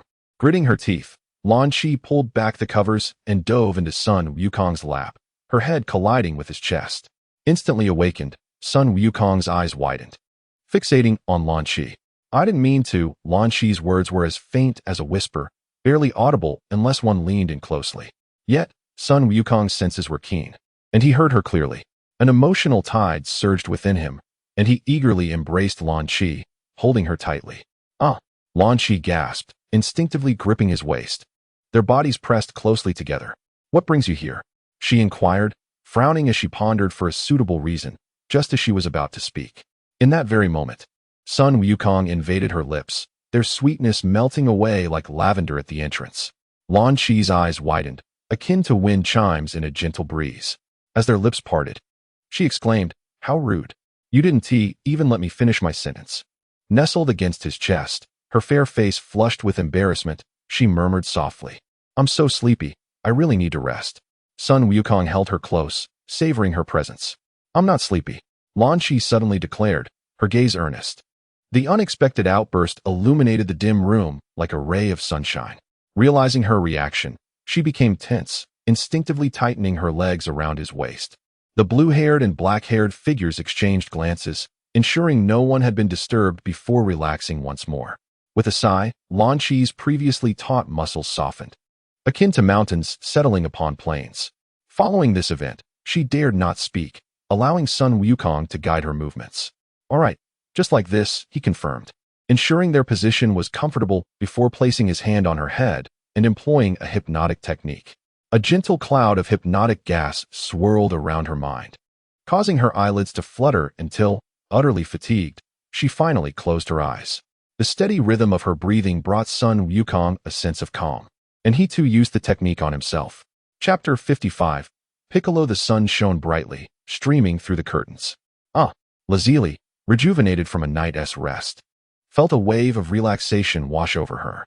Little did she expect the grand surprise Sun Wukong had in store for her. Scoundrel! Scoundrel! Scoundrel! She had thought he was merely speaking empty words, yet he had indeed acted. "How dare you? Get up! Get up!" Pulling back the covers. She was met with Lan Shi's face, instantly flushing with rage. "So it was you, you shameless harlot, who betrayed me." Her petite feet mercilessly stomped on Sun Wukong's face, rousing him from slumber. "What's wrong?" he inquired, perplexed. "What do you think is wrong?" Lazuli's anger flared as she pointed accusingly at Lan Shi. "Aren't you going to offer me an explanation?" Sun Wukong, with a stoic expression, laid Lan Shi down on the bed and quickly donned his clothing. Bulma awakened, her expression one of sheer astonishment. You all." After a thorough explanation from Lazuli, Bulma's previously muddled consciousness became crystal clear. "You are far too greedy." "Absolutely not. You can only marry one." Bulma's sharp teeth sunk fiercely into Goku's face, venting her pent-up fury. "In this world, there are no regulations mandating monogamy. According to imperial law, the number of wives a man may have depends solely on his capabilities." Goku, with utmost seriousness, elucidated the legal statutes. "That cannot be. If Lazuli is unwilling, then why should I share my husband with that harlot?" Bulma's traditional values prevailed. She would never permit her man to have multiple wives. "Be quiet. Even if the law permits it, I will never agree." Bulma stormed out of the room in a fit of rage, causing cracks to form on the walls and debris to fall. "You better reflect on your choices. Choose me or those other women." Lazuli seethed, a sinister smile gracing her lips, as if to say that not choosing her would lead to dire consequences. Following Bulma's departure, only Goku and Lan Shi remained. "They are terrifying." Lan Shi, who had long been awake, clung tightly to Goku's waist, her eyes brimming with tears, exuding an air of vulnerability. Goku gently embraced her, preparing to offer comfort. "Just marry me, okay? With their personalities, they would undoubtedly become wilder after marriage. But if you choose me, it would be different. I would be gentle." Goku suddenly froze, perplexed by this sudden twist. "Wait, why does this feel a bit like green tea?" "Don't worry, I will handle it well." After washing up, Goku and Lan Shi left the room. Lan Shi bit her lip, her eyes shimmering with an unprecedented emotion. "I don't want you to handle anything. It's best if those two women give up on you quickly. That way, I can have you all to myself." With that declaration, Lan Shi returned to her usual demeanor, standing before the mirror, determined to adorn herself exquisitely to outshine the other women. Her beautiful blue hair resembled the moon, pure and pristine. Ugh, how annoying. Lan Shi hastily retrieved hair dye from her bag, transforming a strand of golden hair into blue. Meanwhile, on the other side. "Hello? Violet? Master? I'm here." Violet's sultry voice echoed. "Bring out the items we have prepared." "Yes." Violet immediately summoned the researchers to commence their tasks. Goku was well prepared for this matter. What was initially a small-scale deployment had now escalated into a widespread ideological infiltration. "First, let us have breakfast." After purchasing breakfast, Goku returned to the martial arts tournament room. As today was the preliminaries, there was no need for him to compete. "Here is the breakfast I brought for you." "Wonderful." Lan Shi rushed over to accept the bag, her hands eager. "Hug me." Goku lifted Lan Shi and seated her on a chair. "You eat first." "All right." Goku then took out his phone, where the screen displayed, Damn it.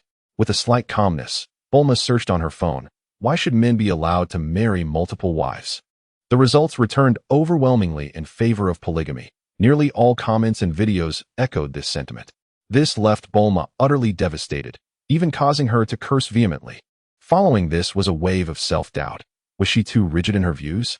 On the other hand, Lazuli found herself in a similar predicament, no matter how she searched. The results mirrored Bulma's. Was it truly correct to marry multiple wives? The answer was, of course. This was a given. Indeed, this was Goku's cunning strategy. With the widespread proliferation of mobile phones, almost everyone is ensnared by information. Whenever he desired, the messages one received could only be of this nature, and they would multiply exponentially. After witnessing countless events, one would gradually come to accept and even comprehend until their beliefs were completely transformed. Goku.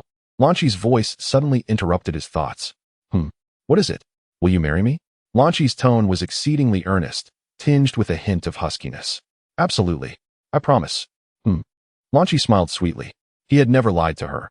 He surely wouldn't this time.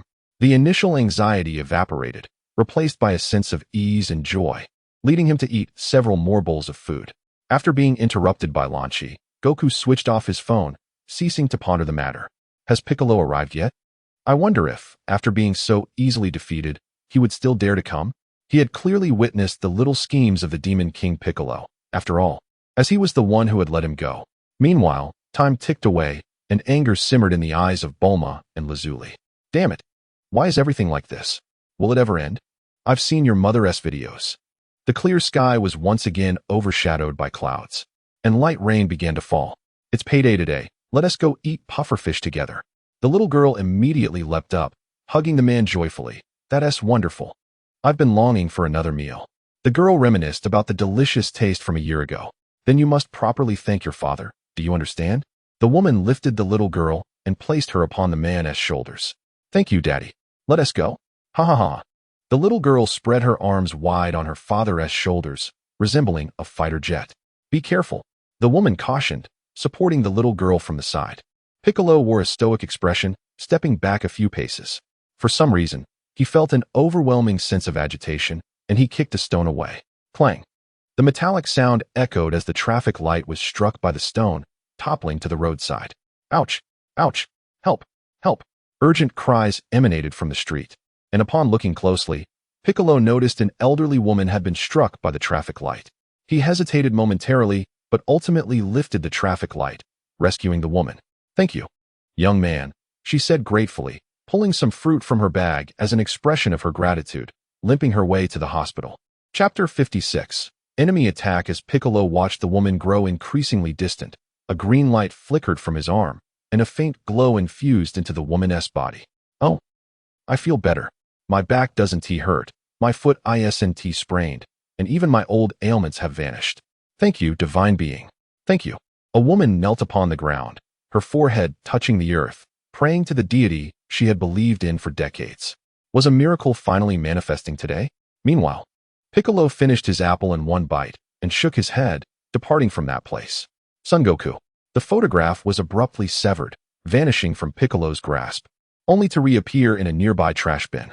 This time, he had no intention of participating in the martial arts tournament. Son Goku was formidable, indeed, extraordinarily powerful.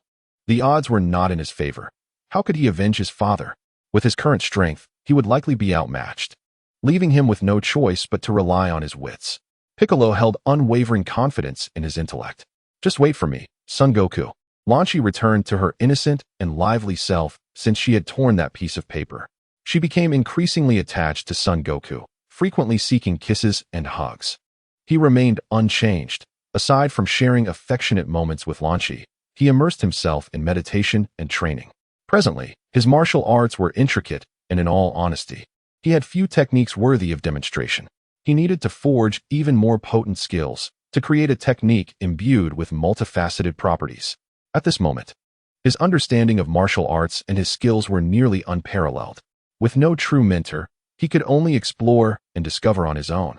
The Kamehameha Wave, the Universal Shockwave Palm Dragon Claw, Follow My Heart's Desire Energy Bomb, Energy Puppet Transformation Technique, Cognitive Reconstruction, Multiple Afterimage Fist. We shall not mention the others for now. He would ponder over them slowly, There was no rush. He derived immense satisfaction from creating martial arts techniques. Wukong, aren't you going to sleep? Lan Shi clung to Son Goku like an octopus, wrapping herself around him. Sleep. Of course, sleep. He embraced Lan Shi and drifted into slumber. Was Son Goku truly here? Piccolo gradually opened his eyes, his expression dark as the depths of the ocean. With this, success was assured. Piccolo retrieved a small pouch from his waist, containing a powder of a pale pink hue. Its effect, inducing deep slumber, rendering consciousness nearly impossible to awaken. What could you accomplish, even with extraordinary abilities? You remain but a mortal. Once Son Goku entered a profound sleep, his energy would plummet, at which point Piccolo would strike. An hour later, Piccolo observed from a distance of 10 kilometers. The transparent curtains seemed non-existent to him. The moonlight illuminated Son Goku's face, his breathing steady, his expression tranquil. Beside him, Lan Shi rested her head against his chest, her features obscured. A little longer, caution would serve him well. Piccolo fixated on Son Goku, his toes tensing with anticipation. Should Son Goku notice him, he would flee instantly. 3 hours elapsed, and Piccolo's heart eased slightly. It appeared Son Goku and the blue-haired woman had succumbed to sleep. Lowering his energy to its nadir, he approached his target with remarkable speed, finally reaching the floor below. Piccolo crept slowly towards the room where Son Goku lay, halting to absorb the calmness within. He felt no urgency, instead patiently waiting for a few moments. It seemed there were no issues. Piccolo gently scattered the powder at the door's threshold, utilizing his unique physical prowess to disperse it inside. Son Goku, prepare to meet your end. Do you require assistance? In the dark and silent corridor, a faint sound emerged, akin to a flash illuminating the entire world. Piccolo was drenched in cold sweat, rigidly turning his head to face an ever-growing hand. Boom! A tremendous roar echoed through the building as the walls crumbled, and Piccolo was propelled like a cannonball, soaring hundreds of meters away. Heh, a clever scheme, but futile against me. Son Wukong, ever bold and in deep slumber, was not merely confident in his strength. Rather, he possessed an inherently powerful soul that granted him foresight of impending danger. This innate ability elucidated why he could detect Piccolo's presence. In the blink of an eye, Son Wukong appeared behind Piccolo. What? How can you be so strong? In my memories, you were never this formidable. Father, you have deceived me. The disparity between Son Wukong's current prowess and the legacy imprinted in Piccolo's memory was staggering. Piccolo maintained a calm facade, yet despair gnawed at his core. The mere release of energy rendered him immobile. Years ago, I ended your father's life, and now, you shall meet the same fate.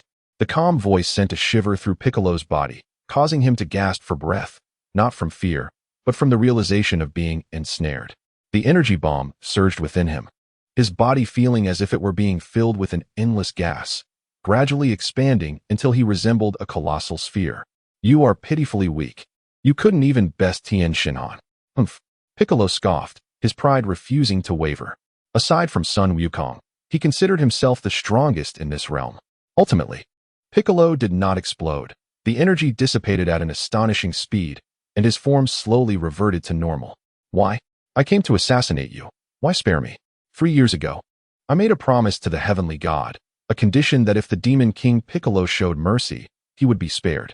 But I am not merciful. Piccolo had never regarded himself as benevolent. In fact, he harbored a touch of malevolence. I believe in kindness, Son Wukong remarked before vanishing, leaving Piccolo to ponder alone. Of course, my temper is not to be trifled with. Should you return, I shall ensure your demise. Is that so? I have no need for your mercy. Piccolo retorted coldly and departed. Son Wukong, you shall regret this. I will demonstrate that I am the strongest on this planet, aside from you. Meanwhile, the day passed. Is it over? Who was that? Just a green-skinned creature. Go back to sleep. We have a match tomorrow. Good night, dear. As time flowed, the sun shone brightly. The top 100 competition commenced. Tien Shinhan, Clillin, and the others rested for a day, rejuvenated, basking in the sunlight as they headed to the martial arts tournament. The competition continued with a knockout format, and the disparity between the participants was vast, enabling them to effortlessly reach the top 16. The first contender faced the 70th. The referee's voice resonated throughout the arena, clear even from 3 kilometers away. The opponent was a charming young girl, her features well-defined, with bright, sparkling eyes reminiscent of a starlit sea. Her flowing black hair cascaded like a waterfall, and her skin was smooth and delicate, akin to jade.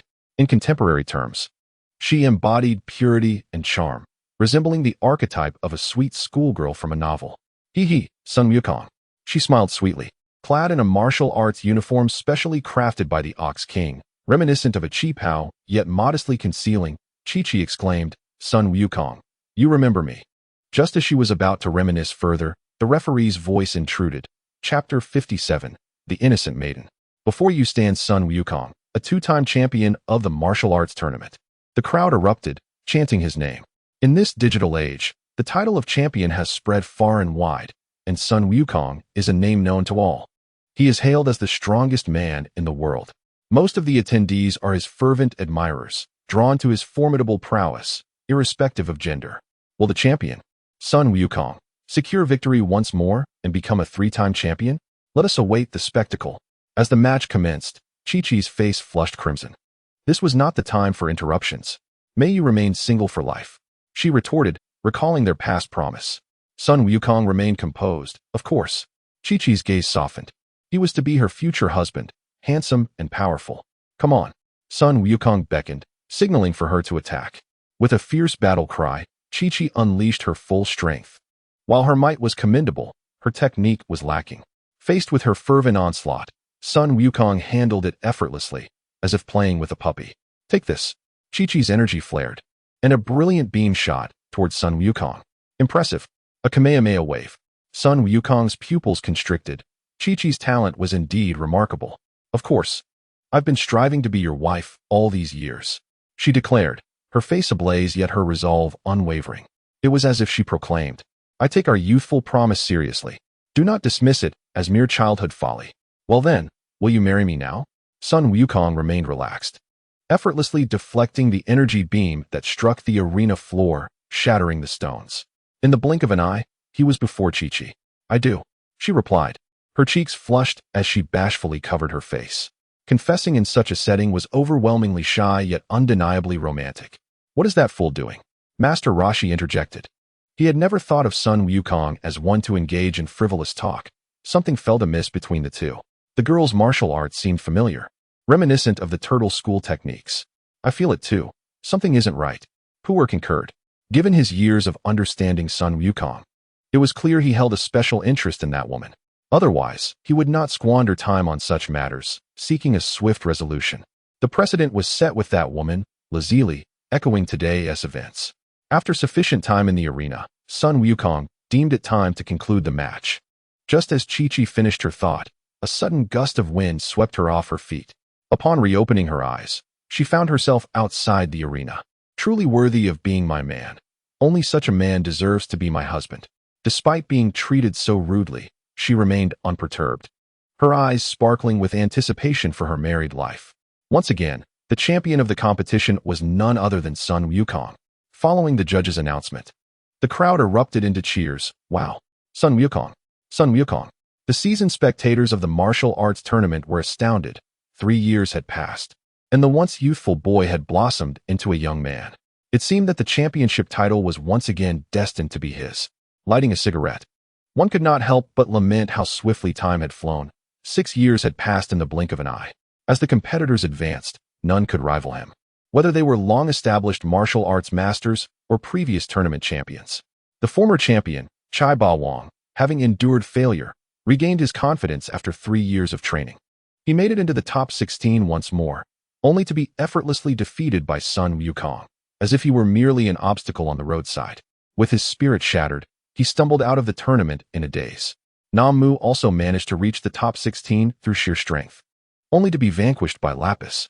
Nevertheless, he felt content. The prize for making it to the top 16 was substantial enough to improve the living conditions of his village. His family would find joy, and the days of hunger would soon be a thing of the past, giving way to a life of happiness and well-being. As the competition intensified, aside from dumplings, everyone else advanced to the top 8. Tianjin Fan stood on the stage, unassuming, like a towering mountain. The match commenced. Who are you? Tianjin Fan, with his 3 eyes, discerned the disguise before him. Who am I? Naturally, I am Loki, the man replied, a sinister smile gracing his lips. His aura overwhelming, reminiscent of a formidable demon. Tianjin Fan scoffed, his entire being radiating power as the arena was engulfed by a tempest, energy coalescing in his hands. Boom. In the next instant, the energy blast struck the man's cheek with immense force, shattering the surrounding stone bricks and sending dust swirling. Is that all? The man remained unscathed, his attire merely dusted with debris. Oh really? Taking advantage of the smoke obscuring the man's vision, Tianjin Fan utilized his afterimage technique to position himself behind him. Sensing the opponent's strength, Tianjin Fan approached with caution, forming a triangular stance, channeling his energy. Kikaho! A colossal shockwave erupted from his hands, resembling thunder. The man's pupils constricted as he was propelled 100 meters away in the blink of an eye, yet the vast range of the energy blast offered him no refuge. With a tremendous crash, a 100-meter radius of the arena was obliterated, revealing the earth beneath. Spitting out a mouthful of blood, the man's clothing disintegrated, revealing his true form. It was none other than Piccolo. Surprised by Tianjin Fan's cunning ambush, exploiting the blind spots of vision. That is, Master Roshi's eyes flared, resembling enormous bells. Piccolo. Wasn't he slain by Sun Wukong? Indeed, he was killed, but this is Piccolo's offspring from before his demise. Sun Wukong replied nonchalantly. You scoundrel, why did you leave behind this calamity? Master Roshi's fury reached its peak as he clutched the hem of Sun Wukong's garment, his eyes wide with indignation. Why are you so reckless? Well, I didn't see it back then. I only realized it now. Sun Wukong offered a flimsy excuse. You are Piccolo. Did you not perish at the hands of Sun Wukong? Tianjin Han retreated several hundred meters. Huh. Defeat me first, and then we shall speak. Piccolo ceased to conceal his prowess, unleashing his full potential, dividing himself into 3 clones to encircle Tianjin Han. Employing the dance of the sky technique, Tianjin Han ascended to a height of 100 meters in the blink of an eye, with his arms extending peculiarly from his back. For demon fists, the 3 Piccolos unleashed 6 beams of laser, swiftly catching up to and striking Tianjin Han. Seizing the moment while Tianjin Han was distracted, the 3 Piccolos firmly grasped his entire body. Boom! A tremendous sound erupted, as stone bricks shattered over hundreds of meters, rendered utterly inoperative. Following the explosion, the green-skinned adversary collapsed into the earth, unconscious, and Tianjin Han emerged victorious. Tianjin Han had already employed the afterimage fist, concealing himself behind Piccolo, awaiting the perfect opportunity to deliver a decisive blow. Your strength indeed surpasses mine, yet you cannot withstand this strike. This was the self-destructing clone technique devised by Tianjin Han, a formidable tactic to vanquish Sun Wukong. Since recognizing Sun Wukong's might, Tianjin Han had ceased to fantasize, yet continued to perfect the self-destructing clone technique, unexpectedly catching none other than the Demon King Piccolo in its wake. Congratulations to Tianjin Han for his victory. Chapter 58 follows Chapter 60. Chapter 59, The Most Beautiful Bride at the Wedding. Huh? Sun Wukong scoffed, fully aware of the situation. Well, take your time. He left those words behind and soared into the sky. In 3 or 4 years, I shall still be single. I can certainly manage. After extending several invitations, Sun Wukong finally accomplished his task and returned to the imperial estate. The wedding venue was vast, yet the banquet was modest, consisting of merely 1 table. How is it? Lazili casually inquired. Mission accomplished. Sun Wukong embraced Lazili. As time passed, the sun shone brightly. The forest remained lush and thriving, yet on this day, fierce beasts collectively relocated, trampling vast expanses of flowers and trees, leaving countless dark footprints in their wake. Soon, the time for the wedding arrived, with Tianjin Han and Clillin gathered together. Who would have thought that brat Wukong would marry first? Here I am, still a bachelor. Yamcha lamented, having long since lost his fear of women, now frequenting numerous hotels. Oh please, still a bachelor? Clillin scoffed. Yamcha, already a handsome man and a top contender in the martial arts tournament, was now even more sought after. Countless women desired to share his bed, cycling through one after another. Ha ha ha, Yamcha chuckled awkwardly. The brides made their entrance. 4 brides appeared simultaneously, and a cacophony of fireworks erupted, confetti raining down. The wedding proceeded at a leisurely pace, following the flurry of rituals and a hearty feast enjoyed by all. As time passed, the orange sun began to set, and guests departed one by one, leaving a trail of disarray. In the bedroom, Chi-Chi's eyes widened, her face flushed with embarrassment. The following morning, Chi-Chi arose as the model wife and mother, the first to awaken. Just as she got up, her legs trembled unsteadily, causing her to stumble. Fortunately, she recovered in time, performing a backward somersault and successfully regaining her balance. The three women came over, dressed and ready. Sun Wukong opened his eyes, finding everything to be fine, and then closed them once more. Last night, he expended tremendous energy and was in dire need of recuperation. "Get up," shouted blonde Lan Shi, tugging insistently at his face. Each time, she would pinch her nose. Throughout the night, she had switched personalities countless times, nearly descending into madness at one point. She even believed herself to be blue-haired Lan Shi. "What are you doing? This is far too rude," Lotzi lamented, unwilling to see Sun Wukong come to any harm. "Indeed," Chi-Chi echoed, "isn't hitting my husband tantamount to slapping my own face? You all." Blonde Lan Shi's fury erupted, her body trembling. "It's not you. Don't talk nonsense here. If you have the capability, why not try it yourselves?" "Enough." Sun Wukong gently patted blonde Lan Shi's head and carried her out of the room. The remaining individuals turned their attention to the pristine mattress, where faint traces of blood could be discerned. "Is it still usable?" Bulma inquired, lacking experience. "Leave it. Let us get a new one," Chi-Chi replied nonchalantly. Seizing the opportunity while their focus was on the bed, Lotzi stealthily followed Sun Wukong. "Knock, knock." The girl embraced his waist from behind, her hands wandering. Hee. After a moment, "Let's clean up first." The initially furious blonde Lan Shi's face suddenly flushed. "Lotzi, Sun Wukong, you were the loudest just now. Did you hear anything?" Chi-Chi asked. "No," Bulma replied, her gaze fixated on the sheets. "That was my first time. Let us keep it private." "Really?" Chi-Chi dismissed it lightly. The old man from the capital was quite skilled. The soundproofing was impeccable, not a single noise to be heard. Always trust in the quality assurance of the 9 clans. In the capital, at the royal palace. "Master, I have brought you the little dance you requested." Violet sat regally upon the king's throne, exuding elegance and charisma, a veritable empress. Sun Wukong enveloped Violet in his arms, nibbling on her delicate ear. "Take your time." The king collapsed, the blood-red table worth billions becoming even more crimson. With a single drop of water falling to the ground, spring arrived in a vibrant hue.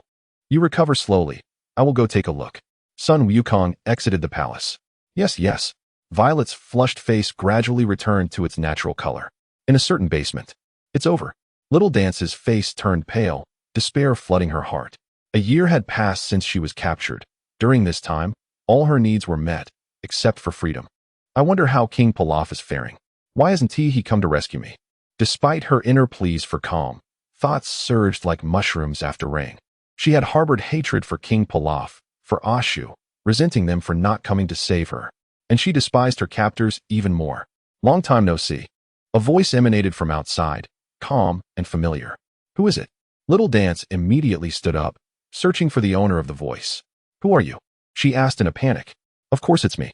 Sun Wukong suddenly appeared, cradling Little Dance in his arms. You are Sun Wukong." Little Dance's face paled further. "It's over. The ultimate evil demon. My life is at an end.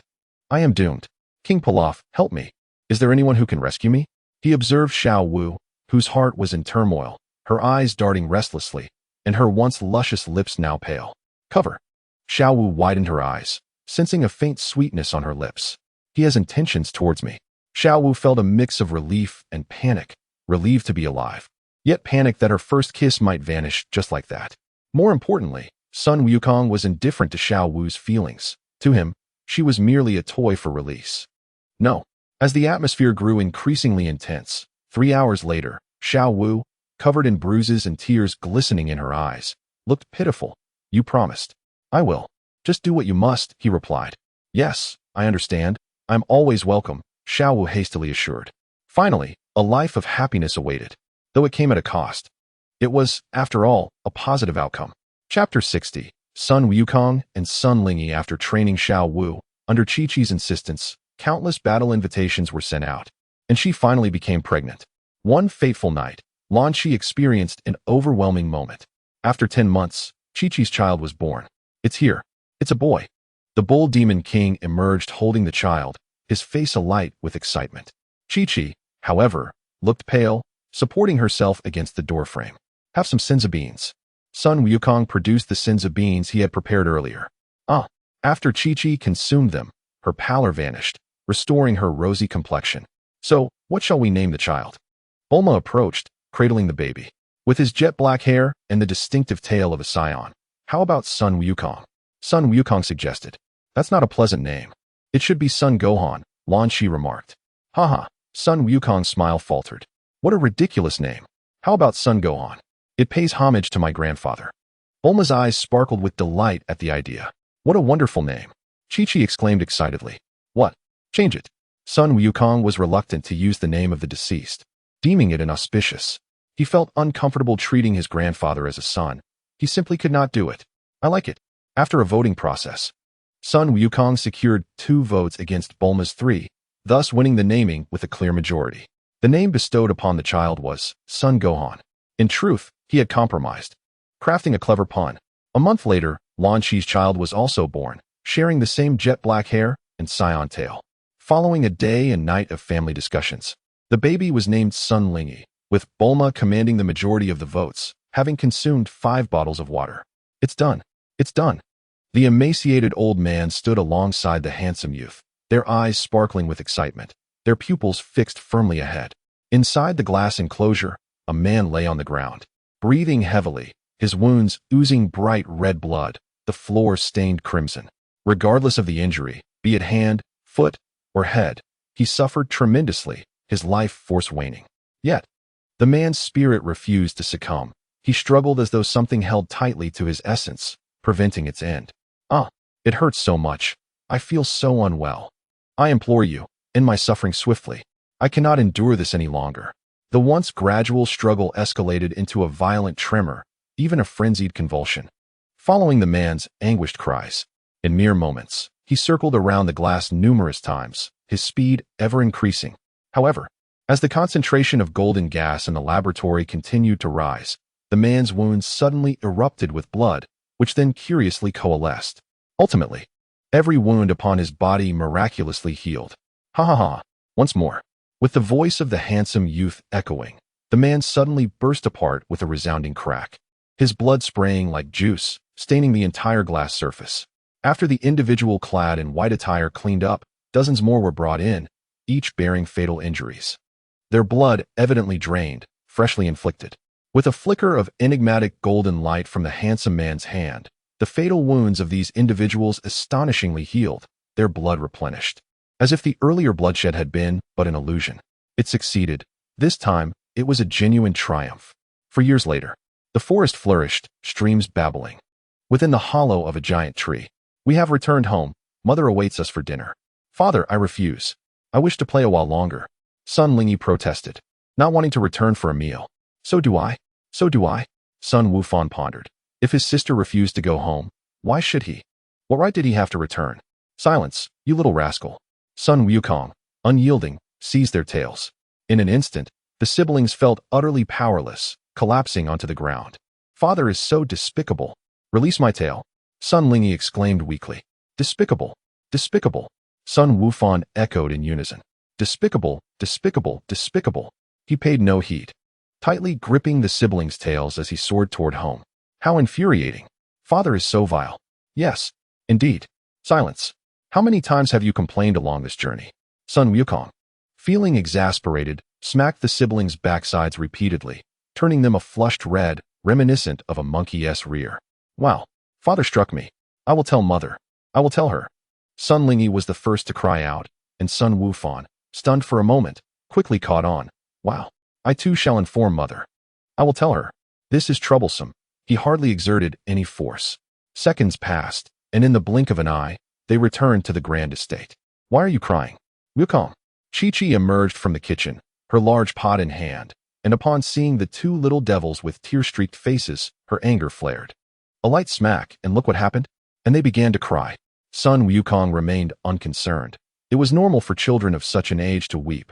So he reassured himself. Do you have nothing to say? Relax. In a while, they'll be fine. It's not a significant matter. You worry too much about them. Sun Wukong embraced Chi-Chi, softly comforting her. Indeed, you have a point. Chi-Chi's face flushed as she entrusted the child to Lan Shi's care and took Sun Wukong into the restroom. A meteor streaked across the sky, crashing onto the earth and creating a massive crater in the grasslands, spanning 1,000 meters in diameter. What was that? A farmer, driving a blue car, hurriedly approached and leaned out to investigate. What is this? It turned out to be no meteorite. The circular spacecraft in the crater slowly opened its doors, revealing a figure emerging, long black hair, with a tail draped around the waist. It was none other than the Scion Raditz. How are the humans of this planet still alive? Raditz seethed with anger upon recalling that little brat Kakarot. Don't come any closer, the farmer exclaimed in panic, raising his gun to aim at Raditz. Humph. A mere scum with a battle power of only 5. Raditz scoffed, striding forward confidently. Bang! A gunshot rang out, and the bullet flew forth. Child's play. Raditz effortlessly caught the bullet and hurled it back at the farmer. In an instant, the farmer was struck, a gaping wound appearing on his forehead, and he collapsed. Blood seeping from the injury. How foolish this race is. There is an energy fluctuation. Who is it? Kakarot? Raditz activated his scouter, detecting a reading of 400 battle power ahead, 600 kilometers away. His body surged with energy as he hastened towards it. Chapter 58. The End and the Beginning. After Piccolo lost consciousness, the referee dragged him away for treatment, while Tien Shinhan chose not to pursue further and turned to leave. The remaining competitors entered the top 8. Clillin faced Yamcha, employing cunning tactics to successfully defeat him. An unnamed contestant battled against Lapis, but was swiftly vanquished with a single blow. Lazuli fought against Sun Wukong, who easily defeated her after dodging several of her attacks. In the semifinals, Clillin met Tien Shinhan, where Clillin unleashed a devious surprise attack with his Qianzhen, ultimately leading to Tien Shinhan's narrow defeat. Sun Wukong faced Lapis, knocking him out in 3 moves and securing victory. In the final match, Sun Wukong confronted Clillin, who immediately conceded, acknowledging that he stood no chance. If the outcome was known from the start, why not concede sooner? Was it necessary to endure such suffering? Let us congratulate Sun Wukong, who once again claimed the championship, becoming the first ever 3-time champion of the World Martial Arts Tournament. Following the referee's announcement, the audience erupted in applause, and discussions continued even after Sun Wukong departed. After a photo was taken, one was placed in the tournament's frame, displaying 3-time champion Sun Wukong. What about the previous championship photos? The Empire deemed the earlier tournament champions to lack merit and annulled the titles of the first 20 events. As for your photos, the reason there are 3 is that you were the champion of the inaugural tournament, thus the Empire did not annul that title. Now, with the second tournament's victory also yours, the golden-haired referee explained softly. All previous martial arts tournament champions were rendered void, leaving only the 3 photographs. Oh, I see. Sun Wukong did not dwell on it. The annulment was preferable. There was little substance to those titles, and he need not elaborate. 1 month later, after introducing other girls to Chi-Chi, she felt a pang of sadness but held no objections. In her view, it was entirely normal for a strong man to take multiple wives, as long as he cherished her above all. Bulma, however, was taken aback. She had assumed that after collecting the Dragon Balls, her interactions with the young girl would come to an end. To her surprise, the little one, so young yet so perceptive, had gotten engaged. The little girl certainly had her aspirations. Lazuli's face flushed even deeper. She had thought there were only 3. And now there was another. Son Goku, you insufferable cosmic scoundrel. Lan Shi, now sporting blue hair, could only swallow her grievances, tears welling in her eyes. Too timid to voice her feelings. Why must there be yet another? Upon learning more information, Chi-Chi's confidence soared. She insisted on dragging Son Goku to obtain a marriage certificate and even planned a wedding for a month later. Upon hearing this, the 3 women were instantly alarmed, regardless of the number involved. If Chi-Chi married Son Goku first, wouldn't she become the head of the household? You may marry, but you absolutely cannot take any other women besides us 3. Bulma exclaimed vehemently.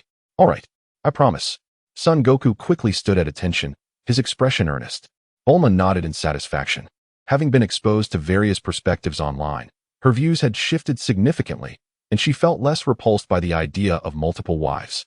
Most importantly, securing her position as the first wife granted her considerable authority concerning future decisions, such as the marital home and children. I want to marry you too. Lan Shi immediately raised her hand and rushed to embrace Son Goku's waist. Since Bulma had taken the plunge, she certainly would not fall behind. You all. Lazuli clenched her fists, her eyes misty with despair. With 3 women now in agreement, what was she to do? If she declined, Would Son Goku abandon her? Just then, Son Goku's voice reached her ears. Marry me.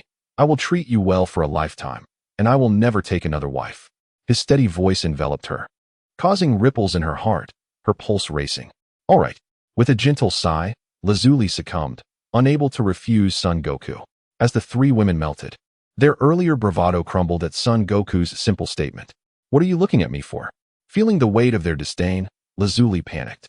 Her cheeks flushed, eyes filled with affection. She wrapped her arms around Son Goku's neck and pulled his head toward the other women, as if to say, they are bullying me. Help me take revenge. All right, let's eat first. Son Goku felt elated. The most significant issue had been resolved, and he could hardly wait to devour several hundred bowls of rice. After satisfying their hunger, Son Goku first met Bulma's parents, Dr. Brief and Panchi. Truth be told, this was Son Goku's first encounter with Bulma's parents, and it was quite a revelation. Oh my, I never expected Bulma would actually get married, Panchi remarked, astonished. Indeed, I truly did not foresee this, Dr. Brief echoed. Silence. Do not speak as if I am destined to remain unmarried. Bulma transformed into her sharp-toothed form. After a brief exchange with her parents, she set off with Chi-Chi to the home of the Ox King. Upon learning that his esteemed son-in-law, Sun Wukong, had arrived, he promptly arranged a grand banquet with 100 tables to honor him. To his astonishment, upon hearing that Sun Wukong intended to marry 4 women, the Ox King gasped. Can you handle that? Yet, he refrained from further comment, reasoning that a true man, a great hero, could certainly manage a few more women.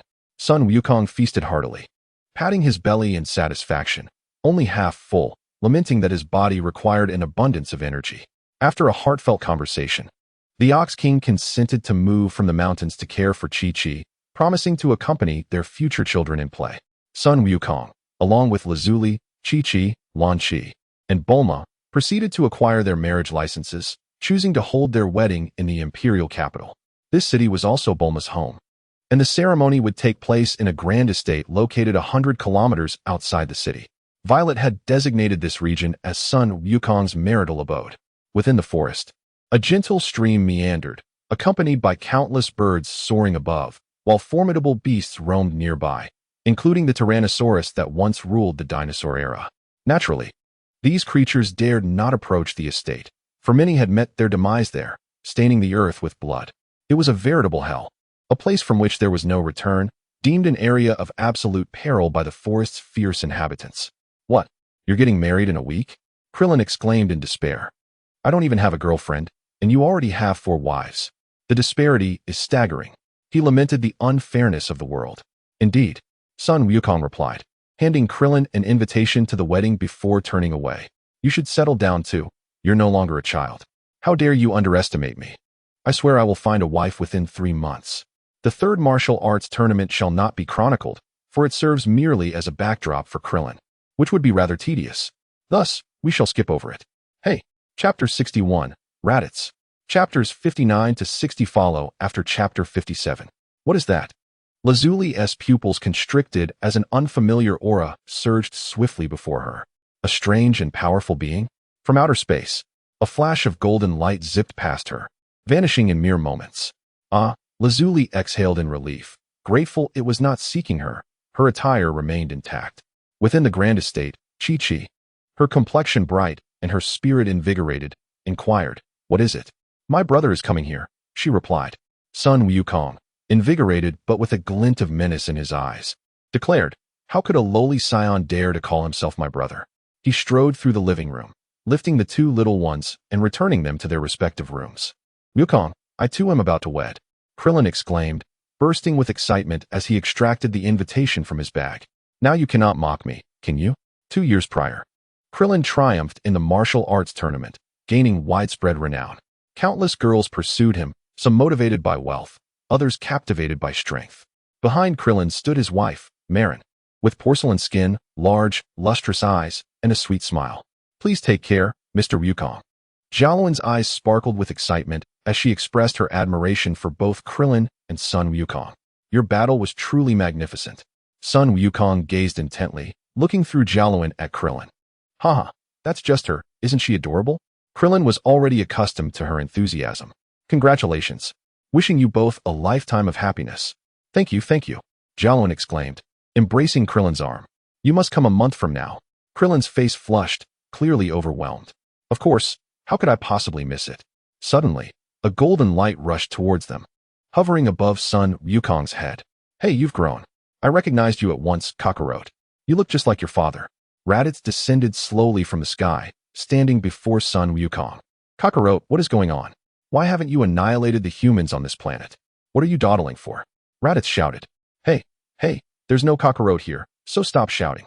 Krillin responded cheerfully, waving at the dark-haired giant. Come on, stop drinking and making family claims. He is my brother. What? He is your brother? Everyone was taken aback. Chi-Chi and Lan-Chi emerged from the room, their faces filled with shock, having never seen this person before.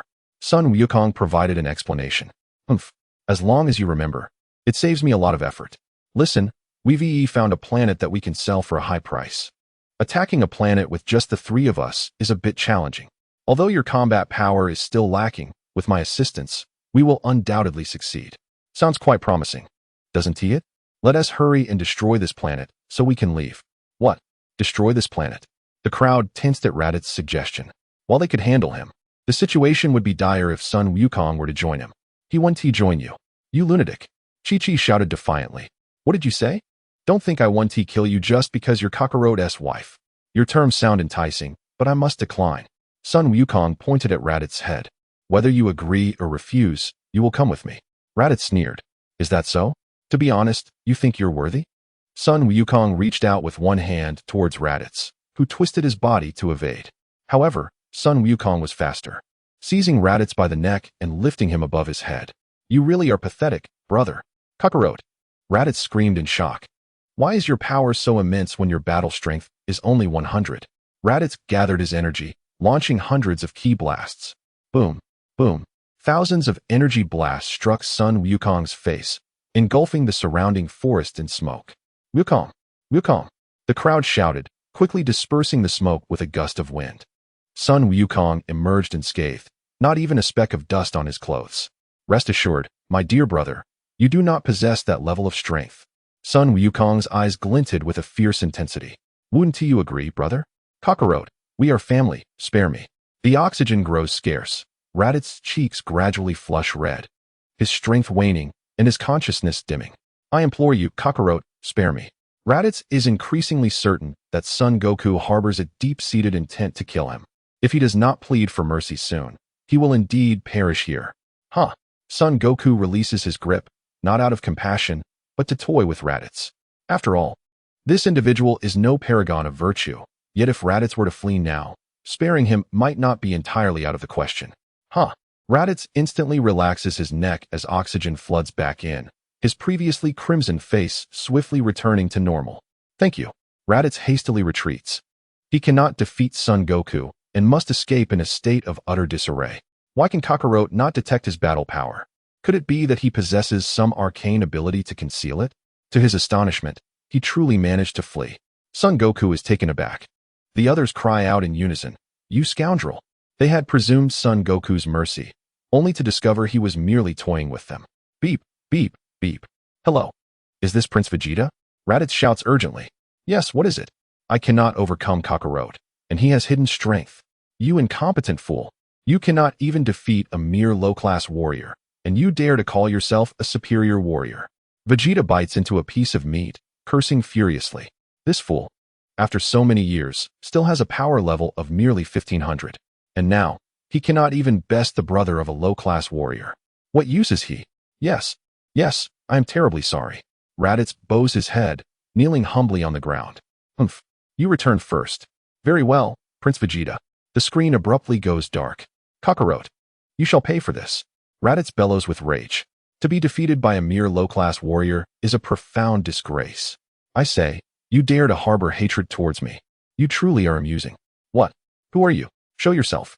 Raditz looks around, spinning 360 degrees to unleash his strongest attack. Prince's battle technique. Boom, boom. Thousands of energy blasts erupt from his hands, ravaging the surroundings like a hurricane, obliterating everything within a 10-mile radius. Chapter 62, Vegeta. Who I am is irrelevant. What matters is that you are about to die. A sinister voice reverberates in Raditz' ears, an ear-splitting roar, as if he is engulfed by a cacophony of tormenting noise. What? Raditz's words falter as his entire being rapidly inflates, resembling a colossal balloon. With a thunderous bang, the balloon appears to burst, resulting in a catastrophic explosion. The grass is annihilated, rocks crumble, and an unknown blast devastates a 10-mile radius, erasing all traces of existence. Energy bomb. You could have lived, but alas. Hundreds of kilometers away, Son Goku reclines in his wife's embrace, relishing a massage. Why has your mood suddenly brightened? Launch inquires softly. Well, a small nuisance has been resolved. Biological brother? Do not jest. Your brother Goku has never acknowledged this worthless sibling. An unknown planet. Raditz has met his demise, killed by an unknown means. That worthless fool. Is there a need for revenge on Raditz? Does he even deserve it? Surely it was that Kakarot who did him in. He must have learned a great deal of magic on that planet. Vegeta scoffed. However, Kakarot might be worth meeting. Perhaps he possesses considerable strength. And enlisting him could prove beneficial. To have easily slain Raditz, his battle power must be around 5,000, which is quite suitable. I am also curious to see the utility of magic. Target, Earth. The Grand Estate. Training at the age of 4? You must be joking. Bulma seized Goku by the collar. You never exercised as a child. Are they still your children? Indeed. No way. Chi-Chi shouted in haste. Is it too early? Perhaps we should postpone. Lazuli expressed her dissent, while Launch nodded in agreement like a chick pecking at rice. Very well, but they must accompany me in their training. Goku pondered for a moment. It indeed seemed a bit premature. Exercising and training are not the same. Exercising builds physical strength, while training enhances energy, albeit at different rates. This suggestion holds merit. The family meeting concluded with a focus on training. The following morning, hurry up and get up. Goku rose early, cradling the still sleeping little ones. Accompanied by Lazuli. Since marrying Goku, Chi-Chi had long neglected her martial training. To her, my husband is the best in the world. Why should she train? Launch and Bulma each pursued their own interests. Lazuli, as always, had fallen in love with training since her youth. Goku is both her husband and her rival, her target. I don't want to. Lazuli pleaded with her mother, begging for mercy. Sun Lingy had little interest in training. She preferred combat over cultivation. Training is so dreadfully boring. I want to go. Compared to Sun Lingy, Sun Wufan, during his infancy, was influenced by Goku and developed a fondness for training, though he certainly did not enjoy fighting. Fighting is exceedingly dull, I assure you. You are truly like water and fire, with such peculiar personalities. Lazuli lifted Wufan with her left hand and tossed Lingy to Goku, expecting him to educate their daughter. I don't want to. In the brief moment of being thrown, Sun Lingy immediately struggled, her anger soaring. She flew 10 meters away before abruptly halting, only to realize it was not her mistake, but rather that her ankle was tethered by an energy rope. Bad daddy. You think I don't know you? Sun Lingy resignedly flew to Goku's neck, hugging his head and shutting her eyes. Still not enough sleep? Do you really need more rest at this hour? Goku had long grown accustomed to Lingy clinging to his head while sleeping. If she didn't tea, she would cry, tears streaming down her cheeks. An hour later. Hey, you're too slow. Piccolo, growing impatient, pointed at the sun and shouted. 3 years prior, Piccolo and Goku had engaged in a fierce battle, which served to settle their past grievances. Today marks the commencement of the conditions agreed upon by Piccolo and Sun Wukong, as he deliberately trains the two young ones in wilderness survival, honing their skills in nature. The duration is set for 3 months. Should they fail to meet the standards, an additional 3 months will be required. But let us not dwell on such matters, for we shall inevitably waste ample time ahead. Sun Wukong tossed Ling-Yi to Piccolo, saying, Here, assist me in her training. She has little interest in cultivation, so I entrust you with nurturing her into a capable warrior. He then threw Ling-Yi into Piccolo's hands. This quiet one also deserves some training. He snatched her from Lotzi Li and tossed her back to Piccolo. Are you asking me to babysit? I hope you want to send her back to me again. Piccolo exclaimed. What are you saying? Are we not friends? Kindly take care of them. Sun Wukong chuckled, hastily diverting the conversation. This is the gravity chamber. As promised, he tossed the universal capsule to Piccolo and turned to leave with Lotzi Li. Wonderful. Daddy doesn't mind us. Sun Ling, he shouted with glee, swiftly flying from Piccolo's embrace. But sister, we must train under Piccolo. We cannot play. Sun Wukong immediately seized his sister by the collar. Let go. Let go. Brother, brother. Brother, I want to play. It hurts. Sun Ling pleaded, her eyes sparkling with innocence as she blinked at Wufan. My apologies, does it hurt? Sun Wufan promptly released her. Hee hee. Sun Ling beamed with pride, thoroughly pleased. Witnessing the entire scene, Piccolo smacked his forehead and shouted in exasperation, Come here. You too. He grabbed the collars of the two young ones and transported them several kilometers away to a desolate wilderness. For the next 3 months, your training will take place here, and you are prohibited from flying. Is that understood? Lotzi Li expressed some concern. Although the young ones were not her own, her affection for Sun Wukong extended to his children. No worries, I'll keep an eye on them. This is merely an initial challenge, akin to a vacation. Sun Wukong dismissed her worries. With their innate combat power of 200, the siblings were naturally unfazed by any environment on Earth. In his youth, he had traversed the martial world with that very same power.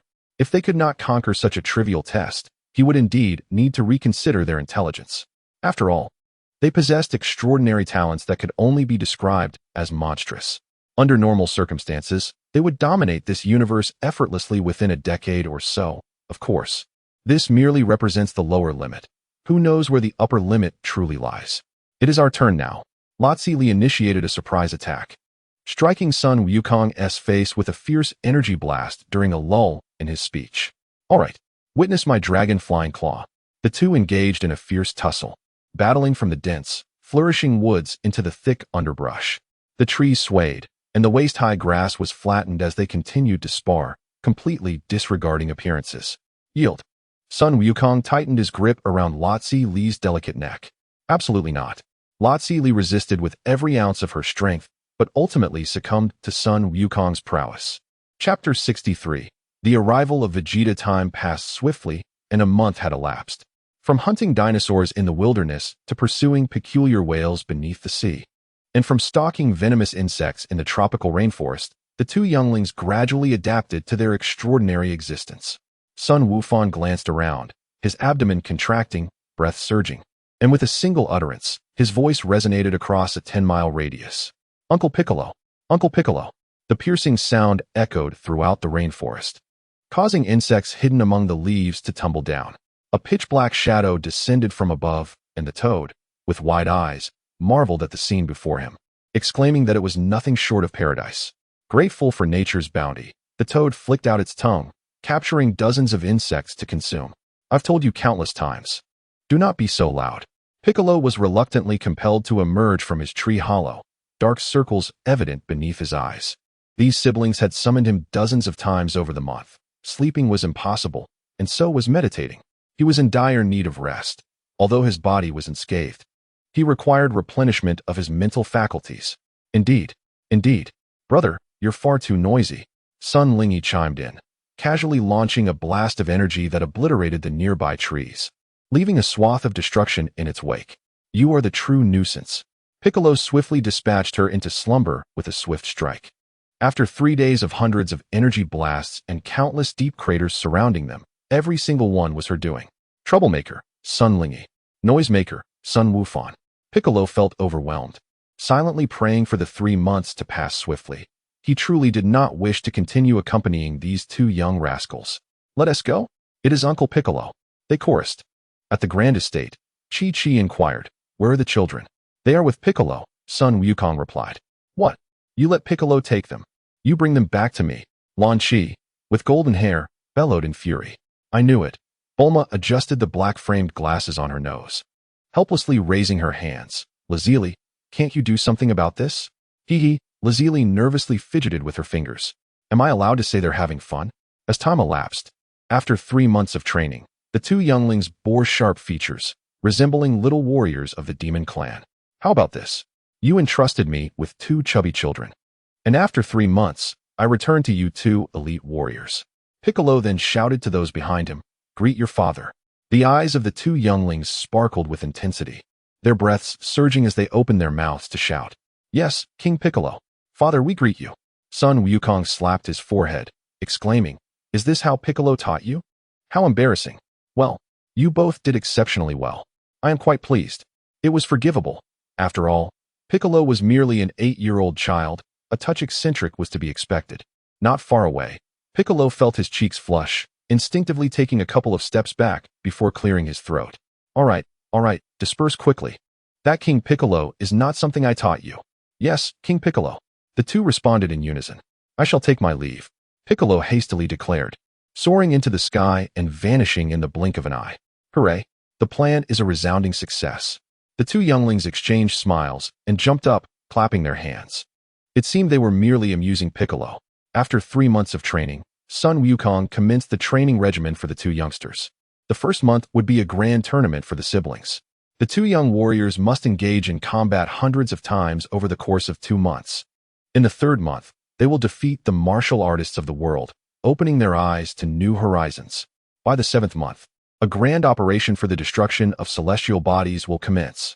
Under the guidance of Sun Wukong, they will venture to desolate planets to master the art of energy manipulation, learning how to achieve maximum destruction with minimal effort. Days pass, and a year slips by unnoticed. In an unknown expanse of space, within a circular spacecraft, the moment has arrived.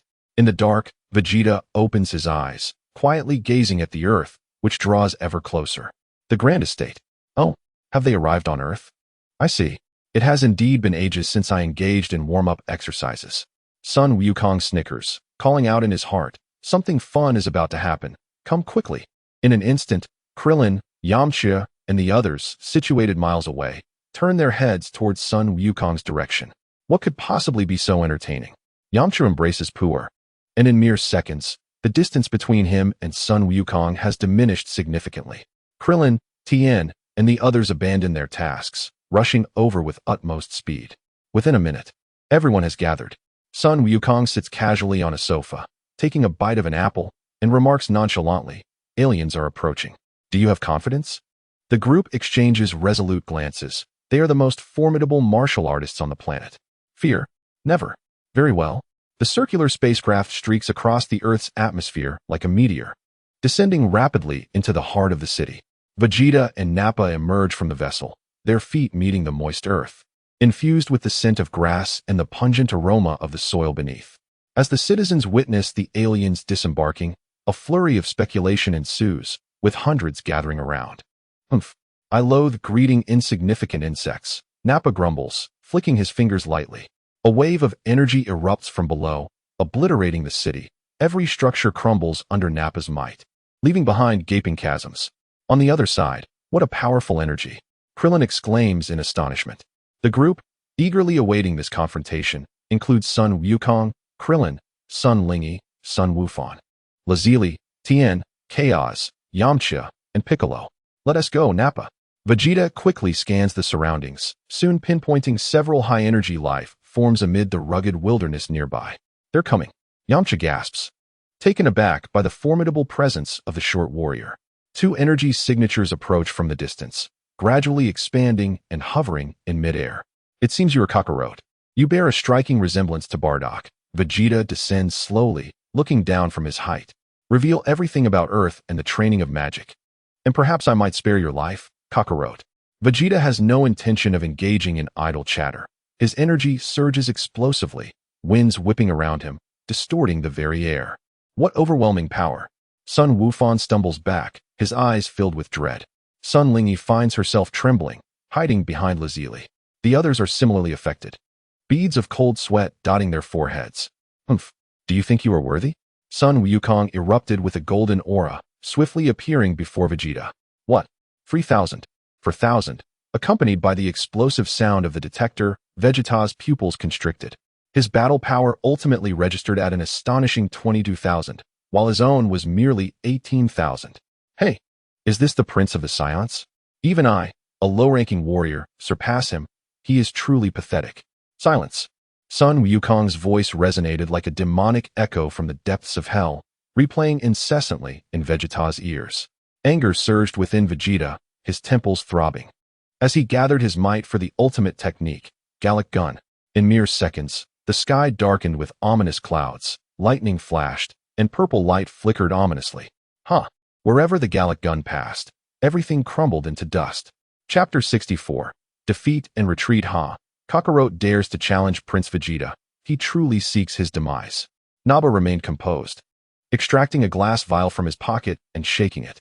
Indeed, there are still 6 capsules left. You are fortunate, for I shall relish in tormenting you until your last breath. Ha ha. Naba planted the seeds and spread his arms wide. Let the game begin. 6 plant-like beings emerged from the earth, short in stature with green skin and red eyes. Is that so? It seems we have been underestimated. Ha ha ha. Yamcha removed his casual attire, revealing his orange martial arts uniform, still the same as ever.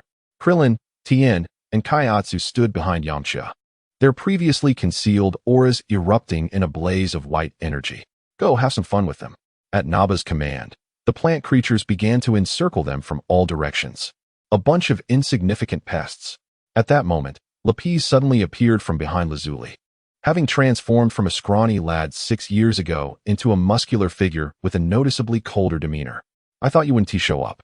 Lazuli crossed her arms, her icy expression softening slightly with a hint of a smile. Lapis let out a laugh, unleashing his energy, instantly breaking through the encirclement of the plant beings. Hey, that's stealing the spotlight. How despicable. The 4 were taken aback. Do you have any idea how long we rehearsed this formation? You just cut in line. Humph. You 2 handle those plant creatures. Lazuli concentrated her energy into a destructive flash, and with a thunderous roar, she unleashed a purple light akin to an apocalyptic explosion. You join in too. The 4 exchanged glances, simultaneously channeling their strongest attacks. Kamehameha Wave, Dodon Ray, Super Ki Blast, Energy Cutter.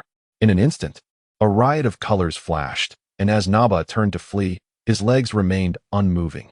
The oncoming assault had already reached him. Boom.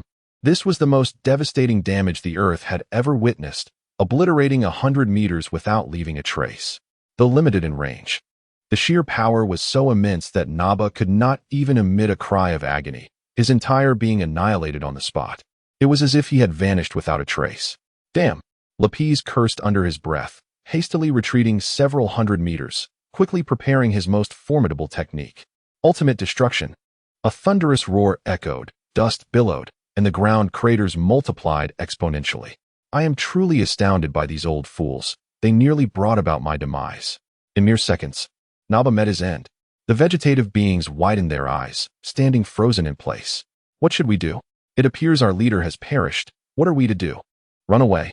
The vegetative beings scattered in panic, diving into the ground as if leaping into water, excavating tunnels within moments, spanning dozens to hundreds of meters. Brother. Lingy and Gohan exchanged glances, their hands clasped together as they unleashed their most formidable technique. Demon-breaking flash. Instantly, within a 10-kilometer radius, everything was obliterated. Even the vegetative beings that had escaped to depths below 10,000 meters were caught in the wave. Under the brilliance of the violet flash, their bodies were crushed, their cells annihilated, vanishing completely from this realm. On the other side, boom, the Gallic gun was sent flying by Sun Wukong, crashing into the ground behind him, causing a 100-meter stretch of rock to shatter and scatter. Huh, is that all you can muster? Tiny fragments of stone struck Sun Wukong, turning to dust as he casually shook off his hand, indicating, is that it? Humph.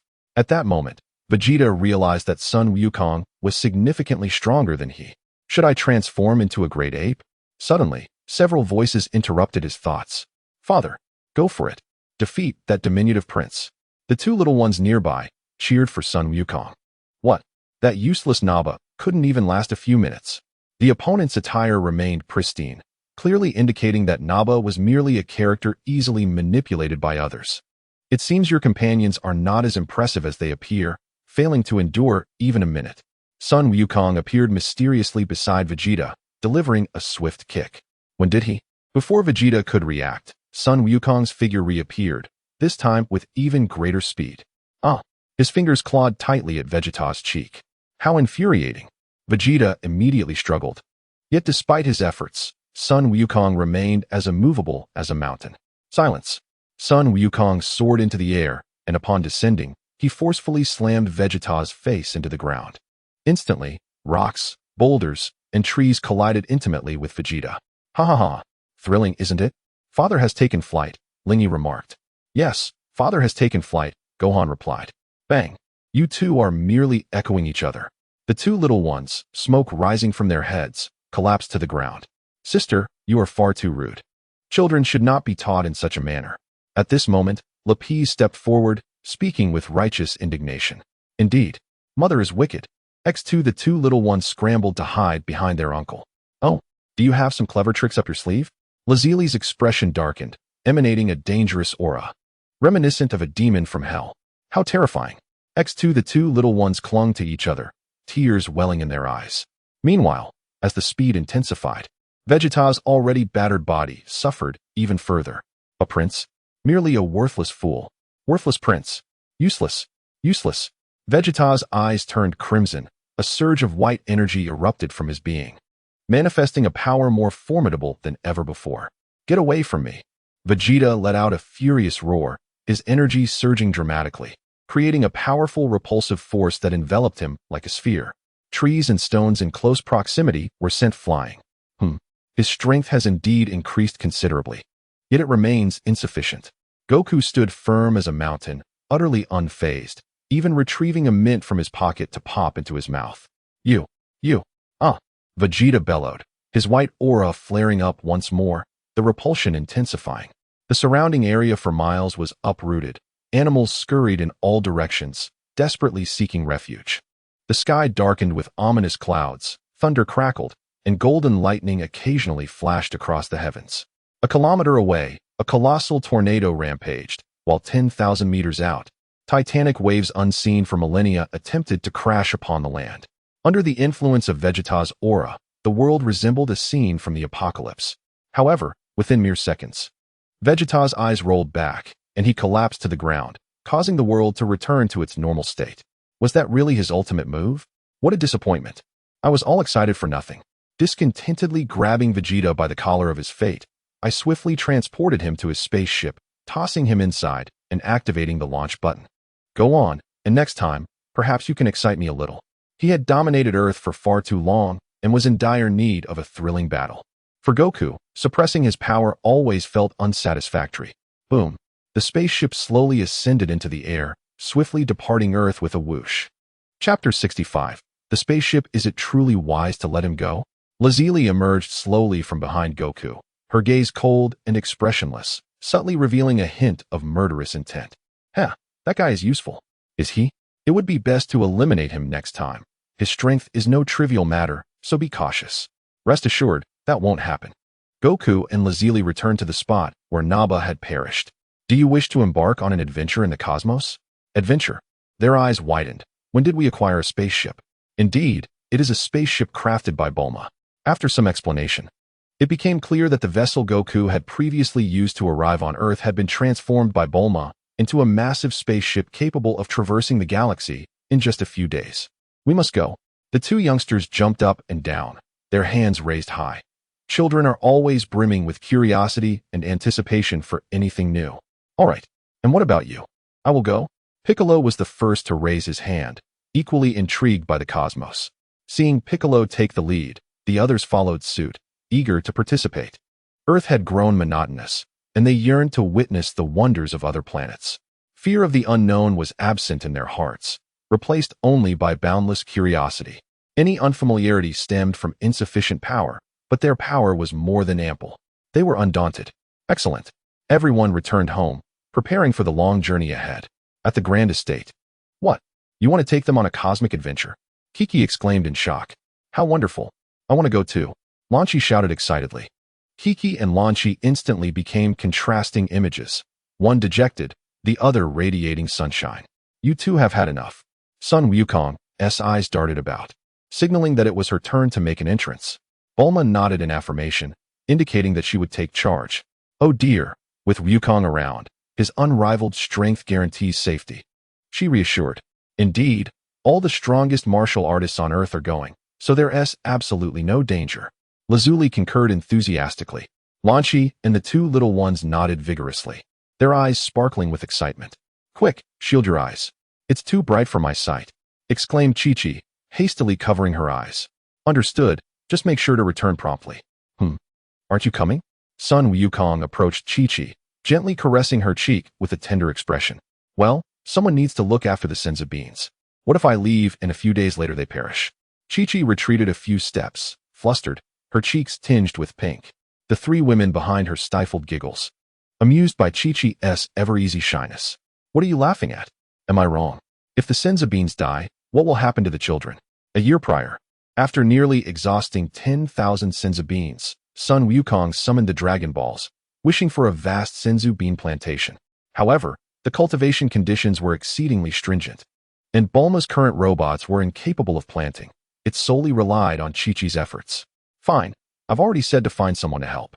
But you insist on doing it yourself. Humph, mind your own business. I'm willing to do it. No one can do it better than oneself. Essentials cannot be treated lightly. Inside the spacecraft, Kakarot actually spared me. Vegeta's expression was one of disbelief, his mind racing. Damn it, damn it, damn it. Vegeta's veins throbbed as he slammed his fist onto the control panel, a faint purple arc of electricity crackling in response, causing the ship's trajectory to veer slightly. Damn you, Kakarot. How could you let me go? Let me go? Vegeta was humiliated. He had been defeated by a mere low-ranking warrior, who then chose to spare him. Did they see him as worthless? As no threat? Kakarot, you will regret this. I will personally defeat you. Vegeta vowed silently, determined to one day vanquish Kakarot and bring him to shame. He envisioned himself declaring, "Umph. Too weak. You are utterly defenseless now. I shall not accept your life. It belongs to you, the defeated." Regardless of Vegeta's fantasies, the spacecraft continued its course toward the Frieza Force Base. After several days, the ship finally reached its destination. Ahead, a colossal ship loomed like a steel behemoth hovering above the planet, with an incessant flow of vessels entering and exiting its lower docking area. As the ship entered the metallic giant, Vegeta stumbled out, breathing heavily. "Lord Vegeta," exclaimed an elderly researcher, donning black-framed glasses, rushing to assist him and swiftly escorting him to the treatment room. After a flurry of activity, the old researcher exhaled in relief, wiping the sweat from his brow. Just then, a naive-looking researcher ambled by. "Senior, why the fuss? He is not dead, after all. Are you foolish? What if he dies? How would you explain that when they come to inquire? He is Vegeta, a significant figure with a battle power exceeding 10,000. However, it is of no concern to us. We can simply ignore it and claim ignorance in the face of accountability." The researcher remains perplexed, scratching his head in confusion. Alas, setting aside accountability, even if we succeed, what if that temperamental Vegeta decides to eliminate us? For individuals like us, who are at the very bottom, our lives can be extinguished with a mere wave of a hand. It's as if we could be obliterated in an instant. The senior researcher shakes his head and departs. Having worked here for decades, he has witnessed many of his colleagues either perish or suffer grievous fates, leaving only a handful behind. He, fortunate to remain, attributes his survival to his wisdom. The researcher silently notes this wisdom, his notebook filled with the senior's invaluable experiences. He adds a phrase, "Seek not accolades, but strive for a lack of faults." Sighing, he wonders when this monotonous existence will come to an end. Returning to his quarters, he reflects on the plight of himself and others. This is the fate of the Frieza Force researchers, abducted from countless planets to aid in the development of formidable weapons. If all goes as anticipated, the researcher is destined to remain aboard this spacecraft for an eternity. After a prolonged slumber, Vegeta slowly opens his eyes, shattering the glass with a single punch as green liquid spills forth. "Lord Vegeta, all your injuries have fully healed, and your spacecraft has been restored," the senior researcher exclaims in haste. Where has Lord Frieza gone?" Vegeta inquires, inspecting his body and testing its mobility. According to reports, the king has already departed. Has he gone there already? The grand estate awaits. After 18 days of preparations, everyone gathers. Chapter 66, Planet Namek. Are we ready? Bulma tosses a universal capsule to the ground, and smoke billows forth as a massive spacecraft materializes. Incredible. Krillin steps back, astonished. How many years did it take to create this? What a fuss, Piccolo remarks as he enters the ship alone, while the others follow, indifferent to Krillin's reaction. "Hey, wait for me." Krillin rushes aboard, fearing abandonment. This spacecraft, a product of Bulma's genius, embodies a perfect fusion of her brilliant ideas and design. Remarkable, simply astounding. A stroke of genius. Goku cheers enthusiastically, even brandishing a support stick in her honor. Launching into a tirade of praise, Bulma captures the audience's attention, though Lazuli, forehead twitching, retreats with her two small companions, not daring to glance back. An hour later, Bulma's lengthy presentation concludes, and everyone exhales in relief. Well said. But perhaps refrain from such lengthy speeches next time. The ship boasts dozens of rooms, equipped with robots for cleaning, a modest stock of Earth food, and a substantial reserve of senza beans. It is clear that until they reach planet Namek, their sustenance will primarily consist of senza beans. Goku, Launch, and Lazuli sit cross-legged, their eyes closed, as they endure 20 times the gravitational force. Subtle glimmers of golden light begin to manifest, swirling around them. There are 4 gravity chambers in total, and everyone else is equally devoted to their training, preparing for the forthcoming challenges. What was initially perceived as an ordinary journey took an unexpected turn the day before departure when Sun Wukong laid bare the truth. This expedition was aimed at confronting extraterrestrial beings. "Why didn't you mention we were to battle aliens sooner?" the group exclaimed, promptly entering their training mode. King Frieza and Vegeta appeared to have defected, seeking refuge with them. Those who lack strategy dare to openly betray me," Frieza remarked darkly, a sardonic smile etched upon his face. Indeed, Vegeta seems restless, should he dare to approach. "I shall not hesitate to sever his head." Dodoria stood behind Frieza, his gaze icy and menacing. Frieza reclined languidly in his hovering vehicle, nonchalantly dispatching dozens of Namekians with a mere gesture, leaving the village nearly devoid of its inhabitants. Merely a monkey dares to betray me? My power has grown exponentially. It would take Vegeta 10 millennia to even dream of defeating me. He reflected on the encouragement he had received from a certain monkey 2 decades prior, attributing his enhanced combat prowess to that fateful inspiration. "As long as I wish for eternal youth, my strength will ascend even further." Frieza erupted into a boisterous laughter. Yet the murderous intent in his eyes intensified. "Father, you must be cautious." Dodoria's pupils dilated, sensing that Frieza's power had seemingly surpassed its previous limits. Was it merely an illusion? This way, after a fierce battle with Vegeta, Sun Wukong had become adept at sensing Vegeta's energy signature, allowing him to locate his position across the cosmos. Received. The robot quickly maneuvered the spacecraft. After 3 days of travel, they drew nearer to Vegeta. Vegeta has halted. It appears we have arrived. Sun Wukong felt at ease.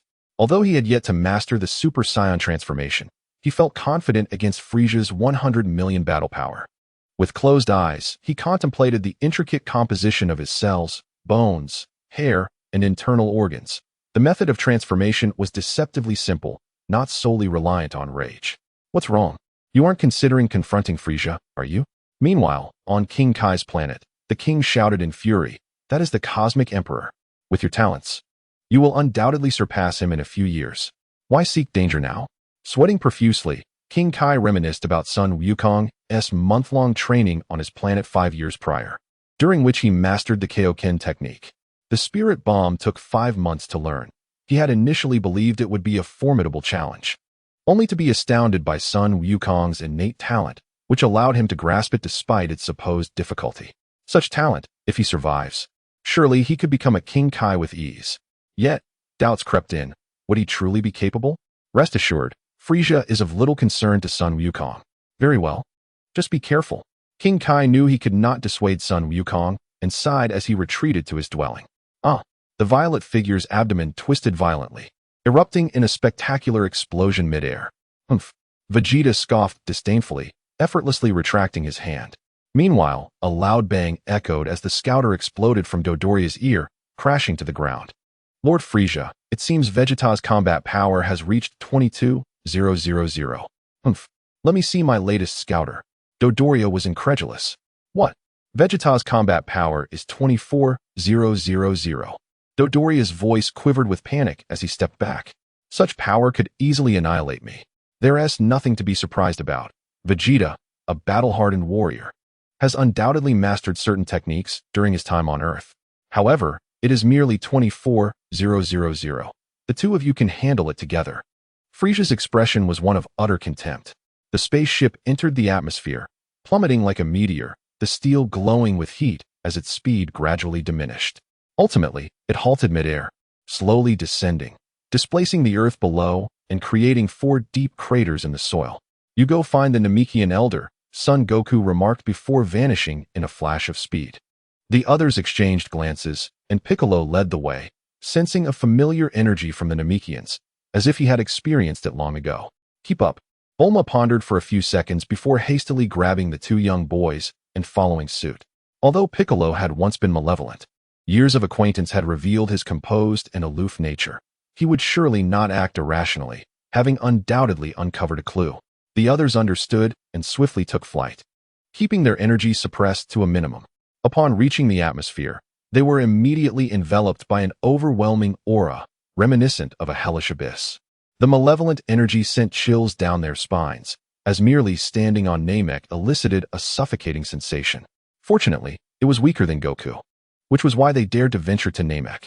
On another front, was Frieza's power truly 530,000?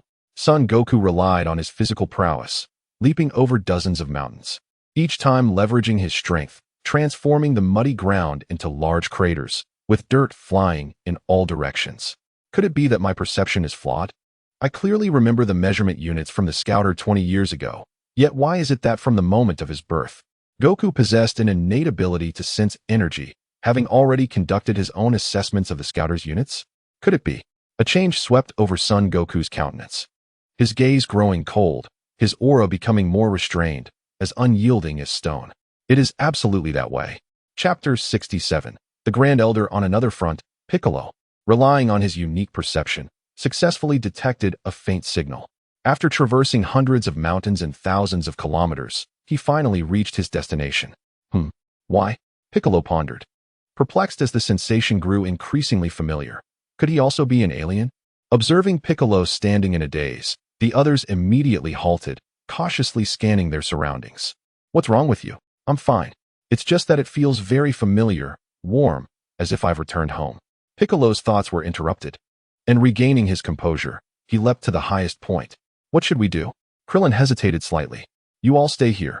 As Lotzi and Lapis exchanged a glance, they unhesitatingly leaped into action.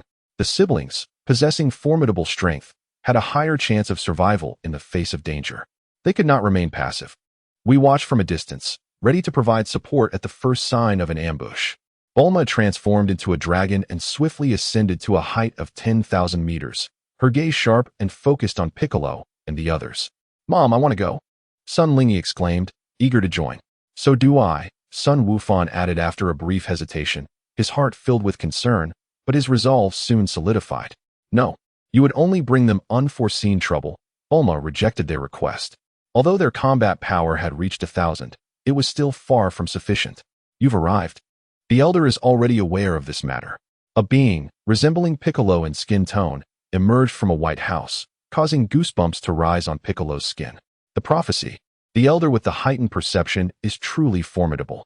I don't know, Piccolo explained, a bead of sweat trickling down his brow.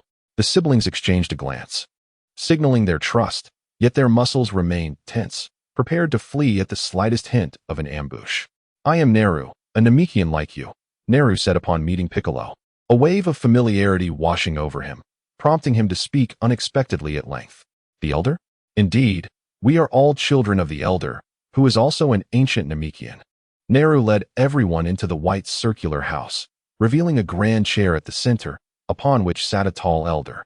The rare elder, with his eyes closed, bore sparse gray hair, and if not for a keen observation, one could hardly notice the faint glimmer of wisdom peeking through the slight crevices of his eyelids. You are the child of Katats, the elder remarked in surprise, having initially believed it was Katat's return. What brings you to me? Piccolo realized then that he too was a Namekian. I have little time left. I hope you can defeat the enemies invading this planet or drive them away. I'm sorry, I am powerless, he lamented. With only 6,000 in battle power, how could he possibly contend against hundreds of thousands of foes? Was he to invoke extraordinary strength? As for saving others, the sinister aura drew ever closer to the other Namekians. They were on the brink of death. Merge with me. Neru approached, his gaze resolute and his spirit ablaze, driven solely by the desire for the survival of their race. Neru. The Elder was taken aback, never having considered this possibility. Elder, we have reached a dead end. If he is truly a prodigy of the Dragon Clan, let him merge with me to defeat Frieza. Neru shouted in anger, his determination unwavering. With each passing day, the essence of his kin diminished, and if his death could bring forth peace, so be it. Is that so? The Elder pondered for a few moments before gradually nodding, as his children were on the verge of demise. Were it not for his prophecy, they might have already begun to merge. Hey, you Haven T asked for my opinion. Piccolo frowned, questioning whether he would still be himself post-merger. It won't affect you. The only benefit of merging is an increase in combat power, Neru quickly clarified, sensing Piccolo's concerns. After a moment of contemplation, Piccolo nodded. Such an opportunity was worth seizing. If you undertake actions that alter my character, I will take your life with my own hands. Piccolo extended his left hand. Of course, it was mere nonsense. Nezuru nodded and reached out, and at the instant their hands touched, a brilliant radiance erupted from within Nezuru, merging with Piccolo's essence. A flash of white light enveloped them, and Nezuru vanished, unleashing a ferocious energy from within Piccolo, intensifying exponentially, now 100-fold. La Zili and La Paisai were left dumbfounded, unable to believe their eyes. Could it be true? Had he truly leveled up so dramatically? Such an immense power.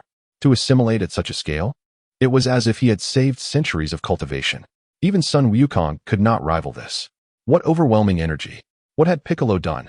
The onlookers outside rushed in to support, only to be greeted by uproarious laughter.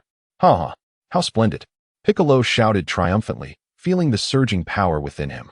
He felt invincible. Such potent energy. The elder remained silent for several moments, his eyes eventually revealing a look of satisfaction as he nodded with a smile. Come forth, my child. Huh, Piccolo. For reasons unknown, or perhaps due to newfound confidence in his power, approached the elder. Very well. The elder placed his palm upon Piccolo's head, his face alight with excitement. Closing his eyes. What is that? Bulma questioned, as La Zili approached to explain.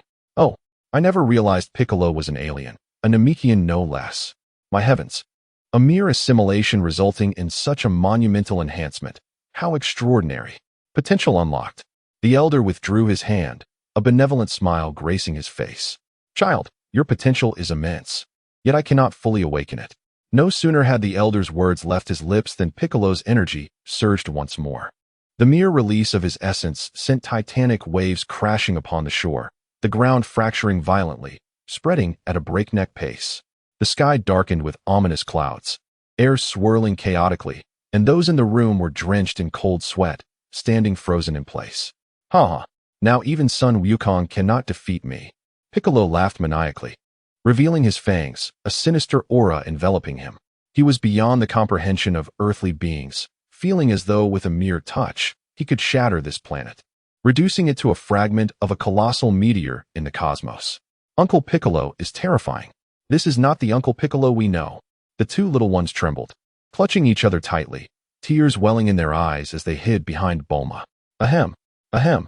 Upon hearing the children's voices, Piccolo coughed a few times, quickly regaining his composure. Adopting a cool demeanor. A rapid surge in power can make it difficult to control one's emotions. As soon as he finished speaking, Piccolo darted before the two children at an untraceable speed, delivering a playful punch to each. Wow! The two little ones cried out in pain, their heads smoking as they clung tightly to Bulma's legs. Please leave a 5-star review with words. Please leave a 5-star review with words. Please leave a 5-star review with words. Chapter 68, Frieza's Intuition. Is it truly acceptable to bully children in such a manner? As the weight in the hearts of the crowd dissipated, they swiftly turned their disdain towards Piccolo. Coughing slightly, Piccolo felt a hint of crimson rise to his green cheeks and hastily shifted the topic. So what of the elder? He chuckled. Oh, that is merely one of my abilities, designed to assist you in unlocking your potential. The elder, observing the interactions between Piccolo and the others, felt a deep sense of contentment, his gaze exuding warmth and kindness. Is that so? Have you found friends, and those who care for you? That is truly wonderful. After the potential was awakened, the elder inadvertently sensed Piccolo's memories. He had no desire to pry, yet his instincts took over before he could realize what was happening. Come, children, let me help you unlock your potential. He beckoned to the gathering. It won't affect you? No, it won't. Besides, I have but a few days left. The elder interrupted Piccolo with a smile. I hope you swiftly defeat the enemy and then resurrect my children. Whether it was the elder's sorrow for the children or his boundless love, Piccolo fell silent for a few moments before nodding in agreement. As Krillin's potential was ignited, the others began to feel a surge of anticipation. I wonder if Goku can do it? The three women, after their potential was awakened, couldn't help but reminisce about their husbands. Time passed, and it was the turn of the two little ones. However, after the elder gently patted their heads, he suddenly opened his squinted eyes. Your potential is remarkable. I cannot fully awaken it. Compared to Piccolo, they were indeed strong, yet life seemed so unfair. From birth, some were endowed with such innate gifts. But where is the fairness in life? Moments later, two formidable energies surpassed all but Piccolo, and a white aura surged to colossal proportions. A pressure enveloped the surroundings, fissures rapidly spreading across the ceiling. The ground trembled ominously. The overwhelming aura resembled an insurmountable mountain peak. What the? Is this right? The crowd was taken aback, astonished that a mere awakening of potential could eclipse the strength they had painstakingly cultivated through countless efforts. What on earth did they consume? How could their battle power suddenly skyrocket by multiple folds, even hundreds? Vegeta's hair stood on end, his gaze filled with disbelief. What has that Namekian on earth ingested? The ultimate wish-granting dragon? Such a surge in power feels akin to making a wish. And what of Kakarot's little one? Could it truly be that they had consumed the ultimate wish-granting dragon? No, I cannot remain idle. Vegeta clenched his teeth, his eyes fiercely fixed on the position of Frieza's army. Frieza had already located the fifth Dragon Ball, slaughtering the Namekian villages. Damn it! Must I remain powerless and enraged? Vegeta smashed his fist into the rocks, yet his anger only intensified. He had already slain Dodoria and seized one Dragon Ball. But now it seemed all he could do was prevent Frieza from obtaining the Dragon Balls, unable to fulfill his own desires. Hey, Vegeta, it seems you are in a bit of trouble. An abrupt voice echoed in his ears, causing Vegeta's body to stiffen as he mechanically turned to face the source. You, Kakarot, how did you make it here from Earth? Vegeta retreated a few paces, his eyes still wide with terror, as the malevolence he harbored towards Kakarot mingled with fear. Heh, of course it was you who brought me here. What?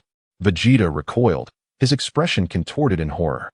This encompasses a significant portion of the galaxy. How could Kakarot possibly sense my energy? It is crucial to note that the energy sensing technique he learned on Earth only allowed him to perceive the entire planet. Only those adept in energy perception could comprehend the disparity between his and Kakarot's strength, akin to dust before a star. Are you beginning to feel fear? Goku's gaze was indifferent, yet his smile radiated brightness, devoid of warmth. If this is enough to break your spirit, you shall never have the opportunity to challenge me. One who has lost even their courage cannot transcend their limits. Vegeta snorted disdainfully, refraining from responding, yet he inscribed Goku's words in the depths of his mind, awaiting the day he could repay them tenfold. I shall make Kakarot kneel before me and sing of submission.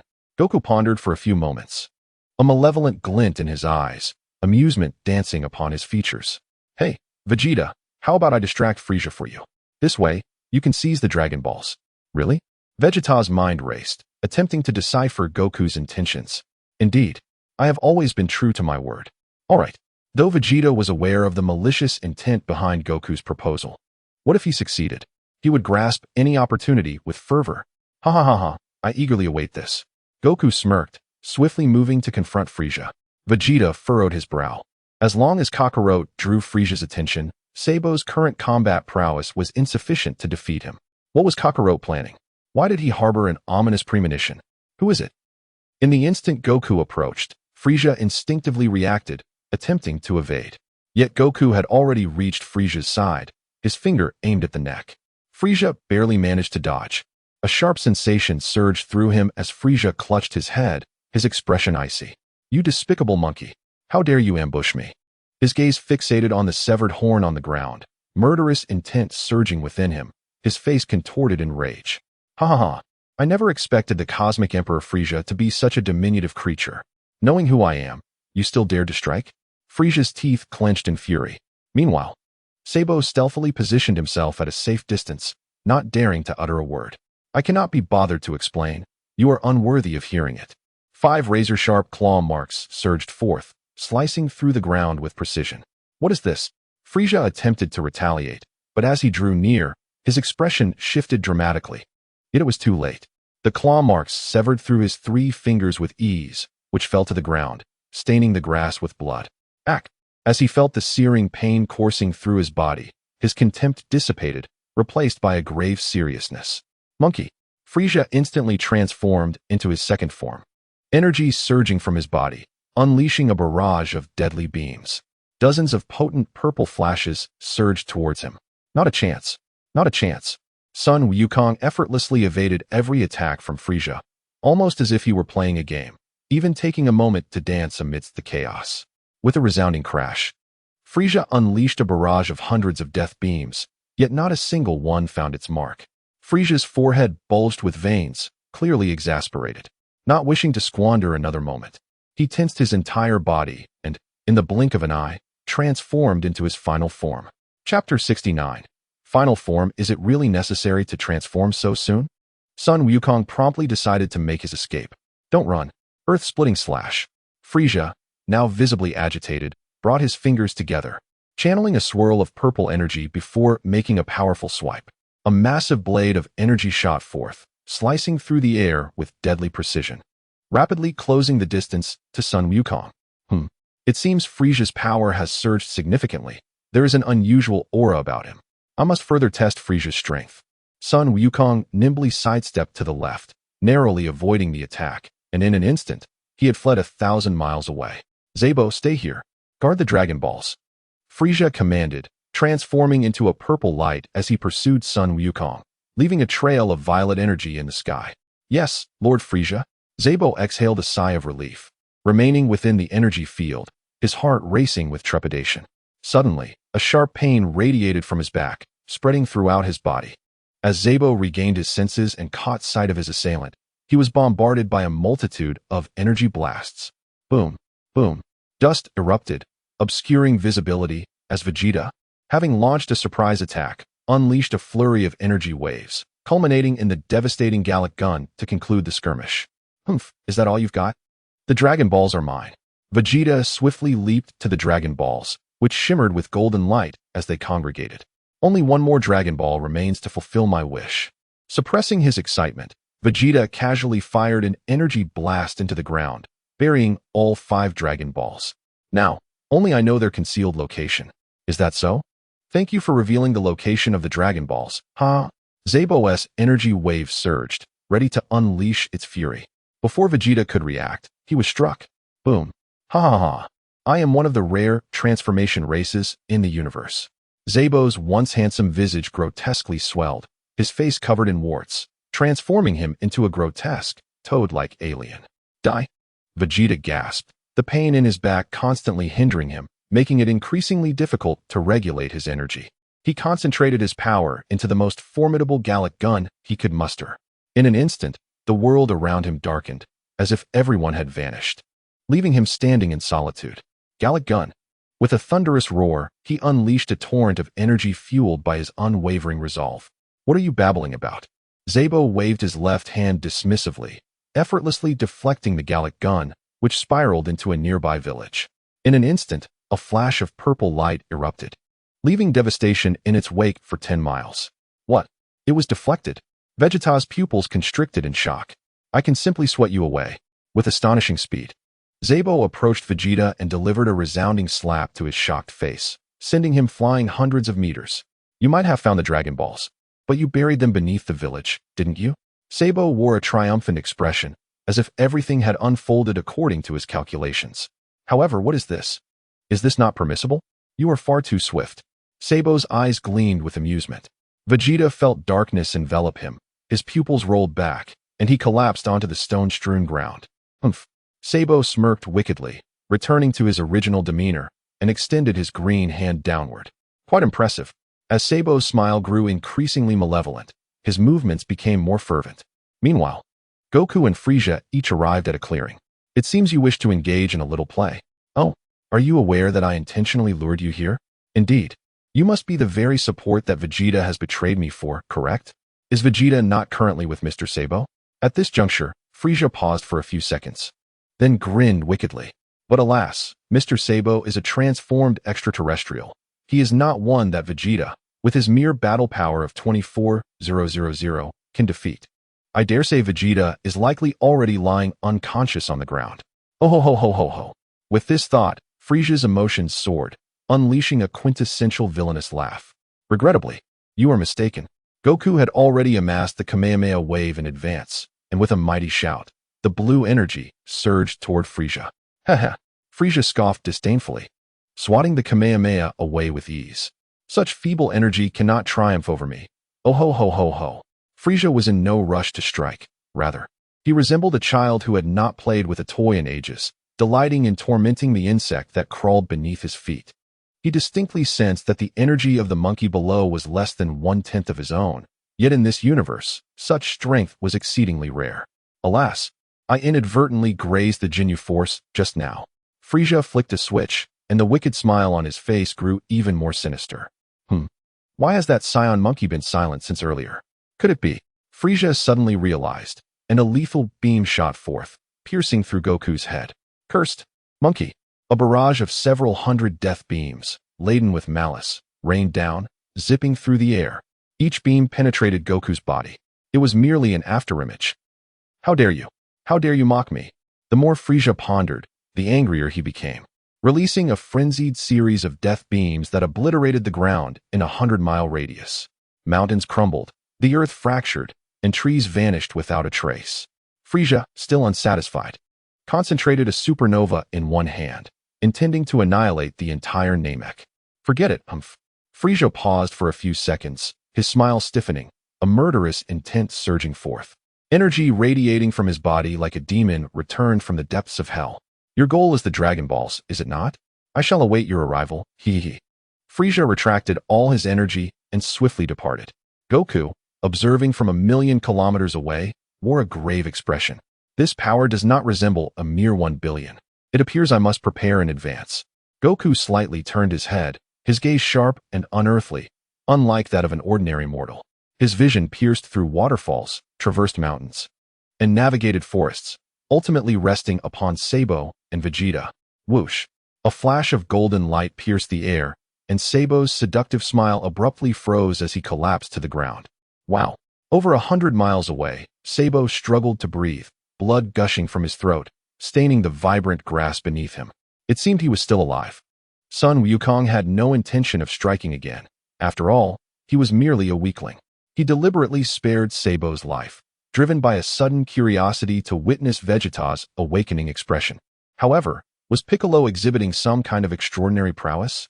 His battle power had surged to astonishing heights. Yet, this development was quite intriguing. Sun Wukong chuckled softly, gauging Frieza's battle power, and inexplicably felt a sense of relief within. Everything was under control. Frieza's battle power should be around 400 million. It was still manageable, even at a distance of several hundred kilometers from Frieza's base. Uncle Piccolo, should we notify Dad? Sun Wufan's palms were slick with sweat, his entire being tense. The aura emanating from Frieza had suddenly intensified by several multiples. A bead of sweat trickled down Sun Lingyi's forehead, though not as overwhelmed as Wufan. She too felt the pressure mounting. The sentiment echoed among the children and all present. They were acutely aware of the vast disparity in strength between themselves and their opponent. Chapter 70. The Arrival of the Ginyu Force. Do I not wish to? I do. But how can we make contact? Shall we provoke Sun Wukong directly? That would surely result in Frieza ending him on the spot. Piccolo's face was a portrait of exasperation, his green skin appearing even more vibrant. Suddenly, the group realized their folly, and an awkward atmosphere enveloped them, each longing for a hole to bury themselves in. For a moment, the ambience was as frigid as an iceberg, daring not to thaw. Rabbis glanced at Lazuli, who in turn looked at Bulma, who then surveyed the others. Were they truly to sit idly by? The Elder's lifespan was dwindling. If they did not seize the Dragon Balls soon, they would soon turn to stone. Supreme Kai? Have the Dragon Balls been fully collected? Piccolo's thoughts traversed countless stars across the galaxy, reaching the Supreme Kai's realm on Earth. Yes, they have all been gathered. Shall we make a wish now? The Supreme Kai's gaze was dim, his emotions intricate. Was extinction imminent? He hoped they could weather the storm. Is Sun Wukong a Super Saiyan? His adversary is Frieza, the mightiest force in the universe. Not yet. Follow my lead. Piccolo pondered for a few moments, deciding to wait until they gathered the Namekian Dragon Balls. What if they revived the Namekians and Frieza lost his sanity, annihilating the planet? They would have to seize the Dragon Balls to relocate them to another world. After all, their current strength was insufficient to confront Frieza. Piccolo recounted his recent conversation with the Supreme Kai. Bulma contemplated the situation, her expression grave. First, we must acquire the second Dragon Ball. Then find a way to distract Frieza while we sneak aboard the ship to steal the Dragon Balls. Upon hearing this, the others agreed enthusiastically. The plan seemed quite promising, at least in terms of success rates. One by one, they raised their hands in affirmation, leaping forth with remarkable speed, traversing the vast desolation in mere moments. Snap! Snap! Krillin leaped into the water, causing ripples to dance across the lake's surface. With a waterproof dragon radar in hand, he swiftly spotted the Dragon Ball sinking to the riverbed. "Found you!" he exclaimed, releasing a few bubbles as he hurriedly utilized the instant transmission technique to fly upwards, almost breaking the surface. Just as he emerged from the water, Yamcha pressed down on his mouth and nose. Krillin, panicking, flailed his limbs. He was on the brink of losing consciousness. "Don't speak, there's someone around." Instantly, Krillin ceased his struggles, regaining his composure. He gently tapped Yamcha's hand, signaling him to release his grip. Yamcha nodded and let go, wrapping his arm around Krillin's waist and whisking him away from the village. Back at their hideout, "Lord Frieza, we have never set foot in this place. It must be Vegeta who massacred this village and concealed the Dragon Balls here," Sabo declared fervently, almost swearing on his entire family's life. "Oh ho ho ho, Mr. Sabo, I have faith in your intellect." Frieza reverted to his diminutive first form, yet his energy surged even more fiercely, reflecting his foul temper. "Please wait here. Allow me to handle this rough business." After bowing, Sabo ascended into the air, radiating brilliance and appearing exceptionally striking. "Run, run." Piccolo's pupils constricted as he urgently directed the others while clutching the two small children. At the moment Sabo unleashed his power, Piccolo retreated 10 miles away. Sabo condensed tens of thousands of miniature energy spheres, unleashing them in all directions. The Dragon Balls should withstand this, shouldn't they? What? How can they run so fast? In mere seconds, the group reached their limit at 5 miles. Any further would require the use of their energy. However, if detected by the radar, death would be imminent. Frieza was still above them. Boom, boom. Thousands of energy blasts rained down, obliterating everything within a 10-mile radius. Rivers dried up, the earth erupted, leaving only a field of stones. Wow. The group exhaled a cloud of dark energy, frantically fleeing in despair. Once they had distanced themselves 10 miles from Frieza, they collapsed onto the ground, gasping for breath. Damn it.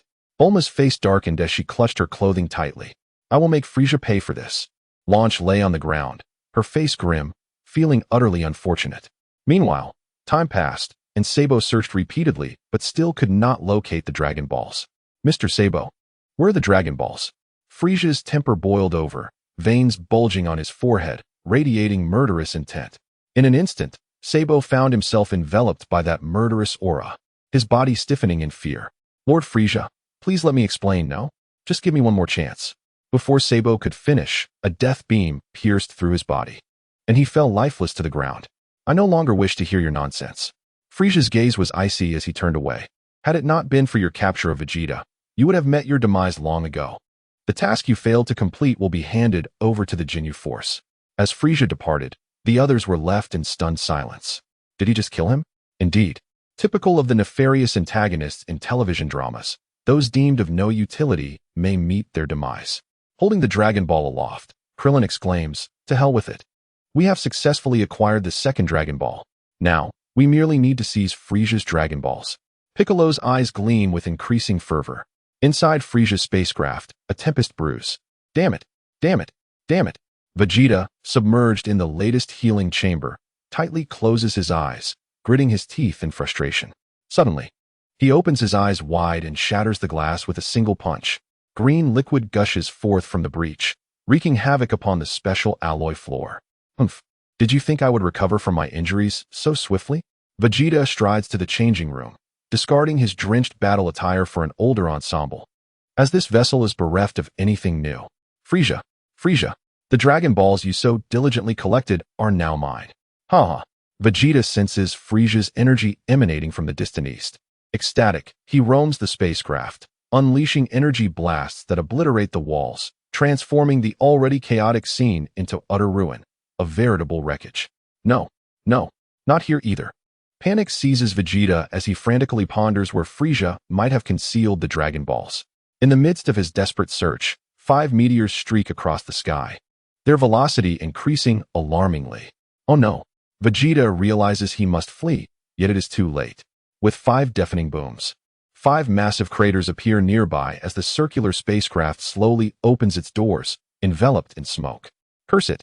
Why has the Ginyu Force arrived? Has Kakarot's power drawn them in? Guldo, Rikuum, Berta, Jeez, Ginyu. As the smoke dissipates, the 5 members of the Ginyu Force strike a theatrical pose, performing a magnificent entrance dance.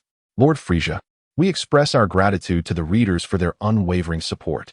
Chapter 71. The Sharpening Stone. After the Ginyu Force stands for several minutes. No one comes forth to greet them. Cough, cough. Following an awkward silence, they return to their usual demeanor. Lord Frieza is absent. Guldo presses a button to scan the eastern region. Bang! The scanner overloads and shatters, leaving Guldo with a ringing in his ears as he shakes his head to regain composure. Who instructed you to search in such a manner? Who is it? Ginyu scans the spacecraft, discovering a weakling with a power level of merely 5 inside. The other team members, drawn by curiosity, surround the ship, energy gathering in their hands. Is it a rare alien capable of manipulating power levels at will? The Ginyu Force inches closer. Curse it! Vegeta, still unfamiliar with sensing energy, struggles to conceal his presence completely. What to do? What to do? Will you not emerge? In another second, we shall destroy this vessel. Ginyu threatens menacingly. However, such an act would be unwise, for should they proceed, Lord Frieza would certainly deliver a harsh lesson. As the Ginyu Force closes in, Vegeta's heart races with trepidation. Thump! Thump! The frog hopped past the Ginyu Force beside the spaceship. TCH. It's just a frog, Guldo exclaimed, kicking it away. Was this frog the source of the power level they detected at 5? Ginyu then pressed a switch and signaled his team to depart. Thank goodness, Vegeta sighed, emerging from the changing room. The desire to seize the Dragon Balls dissipated, replaced by the urgent need to flee before the Ginyu Force returned. After a few moments, sensing that they were far away, Vegeta stepped out of the ship. Just as I thought, someone is here, Guldo sneered. It's Vegeta. Ha ha ha. Let us play a game of kickball with him. Jinyu's eyes sparkled with mischief. Good idea. I concur. The Ginyu Force sped towards Vegeta's direction. What? Didn't they leave? This is a trap. Vegeta's veins bulged as he shot westward. Where is Kakarot? In a panic, Vegeta desperately sought the direction Kakarot had departed. Yes, to the south. Just as he turned, alas, the Ginyu Force had already surrounded him. Hey Vegeta, where do you think you're going? Ginyu teased. Surely you're frightened of us, just thinking about heading home for a drink. Huh? Ha ha ha ha ha. After a bout of laughter, Vegeta's expression darkened. Die? He unleashed a charged Gallic gun aimed at the weakest Guldo, intending to bypass him. Haha. Guldo evaded Vegeta's attack with incredible speed. Damn it. Time has stopped. Huh. A righteous ambush. Jeez landed a punch on Vegeta's head. The sudden blow sent Vegeta flying. Huh. I'll catch it too. Raikum delivered a powerful kick to Vegeta's chest. Wow. Vegeta, dazed, felt a crack as his sternum shattered, blood pouring from his mouth. His internal organs were pierced by splintered bones, blood reversing its flow, teetering on the brink of death. Raikum, that was too brutal. I can't even fight back. Bata fumed. Sorry, you miscreants. I'll treat you to chocolate Christmas. That's more like it. Ginyu interjected, cautious not to let Vegeta perish. All right, spare his life. Ginyu was wary. Since Lord Frieza had spared Vegeta for a reason, killing him would lead to complications. Thousands of kilometers away, Vegeta had brushed against death twice in one day, significantly boosting his power level. Goku opened his eyes, his gaze penetrating the distance. Witnessing Vegeta being returned to the medical room, a flicker of golden light emanated from Vegeta's body, his energy dissipating once more, as solid as a rock. With a power level of 200,000, once he recovered, the Ginyu Force would be in dire straits. I'll observe for now. It's time for Goten and the others to hone their skills. The Ginyu Force was a sharpening stone. Well done. Truly worthy of my command. Frieza rarely displayed a smile. Indeed, he was not comparable to that incompetent Sabo, who, after being ambushed by Goku, could not even manage to inform me in time. Truly a failure. Naturally, if you are enjoying yourself, allow me to perform a celebratory dance for you. Ginyu bowed flamboyantly, exuding confidence and composure. No, perhaps it would be better to wait until after the wish is made. Watching Ginyu dance is no different from attending a defense presentation, is it? Alas, what a pity. My Lord Frieza, Oh ho ho ho. Frieza's forehead throbbed with veins as anger surged within him. Hold it in. Hold it in. On the other side, Krillin used the provided telescope to scrutinize the spaceship. What is going on? Bulma shook Krillin. It's Frieza and several aliens who can dance, resembling the superheroes on television. In Krillin's mind, posing superheroes were a notion formed after the advent of the internet. Superheroes? Piccolo snatched the telescope, sensing the formidable energy of the 5 individuals. Upon closer observation, his eyes widened in shock. Their most formidable trait was not merely their energy, but a special ability acquired through an unexpected mutation. A gift from the universe to a certain life form. A gift? What is that? The 2 young boys scratched their heads, bewildered. Others shared the same curiosity, gazing at Piccolo with confused expressions. It's somewhat akin to magic, yet distinctly different, a power that surpasses magic. Such a special ability can at least render one the strongest in their home planet. Wouldn't that make them invincible? More powerful than magic? Yamcha was at a loss. Not exactly. Although stronger than magic, it is not insurmountable. A myriad of knowledge raced through Piccolo's mind, and he had already devised a strategy. Mere fortunate recipients of gifts. Just wait until I make you regret it. Piccolo rarely regained the aura of a great demon king, and the surroundings turned cold as if encased in 1,000-year-old ice. Cough, cough. Cough, cough. Sensing the unusual gazes, Piccolo's cheeks flushed slightly. What are you looking at? Listen to the plan. Don't dawdle. After an extensive explanation from Piccolo, everyone finally understood the weakness, though perhaps it would have been better left unsaid. It's just an ambush, I assenti it. Frieza. Frieza. Come out. Come out. Frieza. Chapter 72. Who is the killer of Gula? Which fool does not recognize the illustrious name of Lord Frieza? Oh ho ho ho ho. So it is that Namekian who has come seeking revenge against me? Frieza descended from his infant carriage and walked slowly towards Piccolo. Could it be that he has come to surrender the Dragon Balls? Jinyu, fetch this Namekian gentleman a chair. Yes, my Lord Frieza. Jinyu turned and departed. Piccolo snorted coldly, his expression devoid of emotion. Frieza became increasingly convinced that Piccolo had come to surrender, given his demeanor. This expression, this attitude. I would not believe he comes seeking vengeance. A moment later, Jinyu emerged from the spaceship. Please. Once Piccolo was seated, Frieza gracefully took his own seat, his tail languidly swaying. Oh ho ho ho ho. Dear Namekian gentleman, where are the Dragon Balls you possess? In this intense moment, Piccolo's expression is grave, his fingers poised in the midst of his antennae. As he finds himself in a hellish predicament, descend into the abyss. He commands with chilling resolve, his gaze piercing and laden with lethal intent, directed squarely at Frieza. Special beam cannon. Piccolo concentrates his energy, manifesting a spiraling wave of power that surges forth with ferocity. Bang! In his first form, Frieza is caught off guard, unable to evade the deadly assault, and is pierced through the chest by the special beam cannon. You wretched Namekian! Frieza's energy erupts violently, propelling him into his final transformation with astonishing speed. Thankfully, the resilience of the Frost Demon is formidable, otherwise he would have surely succumbed to this Namekian's might. With this thought, Frieza's murderous rage intensifies, and he unleashes a torrent of energy that deflects Piccolo's subsequent attack with ease. What? He exerted all his strength to summon the special beam cannon, yet it was effortlessly repelled. The sheer magnitude of Frieza's aura is terrifying. Meanwhile, thousands of miles away, Goku abruptly opens his eyes, fixating on Piccolo's location. Is it truly impossible for someone with 10 million battle power to eliminate Frieza, who possesses merely 300? I must teach that boy Piccolo a lesson. Why was that special beam cannon so diminutive? It was hardly fatal. Were Piccolo aware of Goku's current thoughts, he would undoubtedly scoff in exasperation. How was I to know that Frieza could still function after being pierced through the chest? He is more resilient than even a Namekian. At that moment, as Piccolo engages in battle with Frieza, the siblings Lazuli and her brother lead their comrades in a surprise assault against Jinyu. Jinyu cries out in agony as a sharp force severs his arm, which falls lifelessly to the ground. Die! Lazuli bellows, her left hand gathering energy. Dragon Claw. Her talons seem capable of cleaving through anything, bisecting Jinyu's form with brutal efficiency. She then turns and shouts, "You all go and eliminate the others. Bulma, seek out the Dragon Balls." The comrades behind her wear expressions of cold determination, burying their emotions deep within as the intent to kill surges forth. In the midst of the chaos, Goku seizes the opportunity to arrive nearby in an instant, opting to remain an observer rather than engage in combat. Goku, Goku, Goku, Goku, Goku. At that moment, the voice of King Kai resonates from a distant realm, traversing vast distances. What is it? Goku perceives an unsettling emotional turbulence emanating from King Kai. His consciousness reaches out to King Kai's planet, stabilizing the king's volatile emotions. It is Frieza.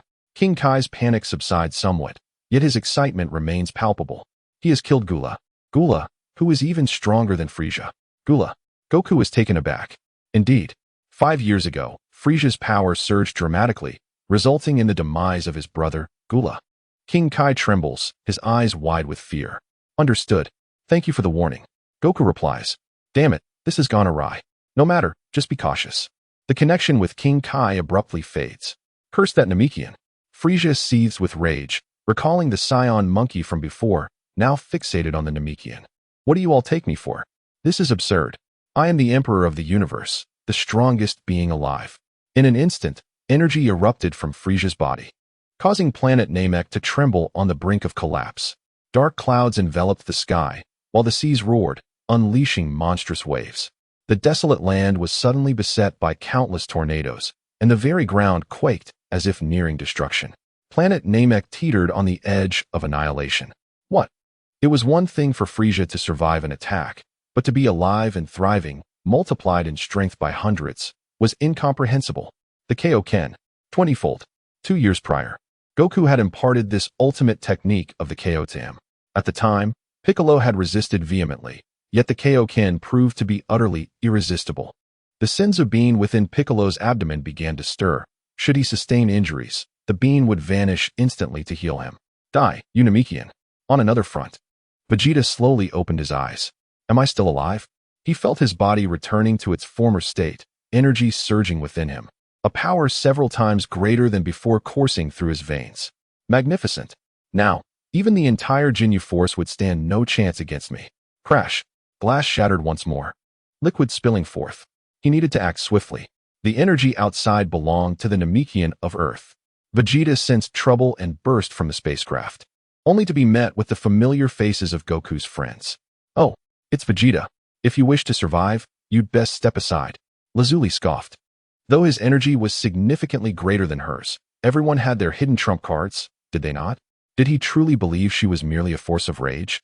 Sensing the auras of Goku and Goten, Vegeta snorted, leaping fiercely from the ship. Ginyu, on the brink of death, extended his left hand, tears streaming from his eyes. He was truly nearing his end. Die. Krillin remained cautious, denying his opponent any opportunity. Such a talented warrior, once overconfident, would find themselves perilously close to death. The Kamehameha was charged and ready. A blue light surged forth, and the Ginyu Force captain met his demise. Goten could hardly bear to look, turning his back. How revolting. Goten's demeanor was as calm as still water, showing no sign of disgust. Let us go. Bart, Guldo, Jeez, and Rikum, alerted by the commotion outside, immediately assumed a defensive stance, communicating through their unique gestures. Someone is outside. Jeez, has Ginyu been ambushed? Rikum, should we flee? Bart, wait. Where's Guldo? The trio glanced around, only to discover that Guldo, who had been right beside them moments ago, had vanished. That scoundrel had slipped away. Kamehameha, energy slice, demon flash. Before they could comprehend how their adversaries had pinpointed their location, they were struck by a combined assault from Lazuli and her allies. The trio screamed in agony, reduced to ashes under the might of the energy blast. Chapter 73, Barunga. 10 miles away, Guldo gasped for breath. I never imagined such a formidable Ginyu would be obliterated in an instant. Truly incredible power. Upon witnessing Jinyu's demise, Guldo immediately activated his time-stop ability, escaping to a distance of 10 miles. Suddenly, a flash of golden light appeared. I am truly fortunate. Vegeta emerged from behind Guldo, unexpectedly encountering the remaining members of the Ginyu Force. What? You are Vegeta? Guldo's head was severed by a brilliant flash of light, falling to the ground. His eyes wide with disbelief, blood staining the grass. Did you not foresee this? Vegeta, filled with murderous intent, recalled the moments when he was nearly slain, vividly remembering every second of pain and resentment towards his own weakness. I never imagined you would be the one to kill me. Ha ha ha. It is your weakness that is the original sin. With a single hand, Vegeta concentrated his energy into a wave, aiming it at Goldo's head. Bang!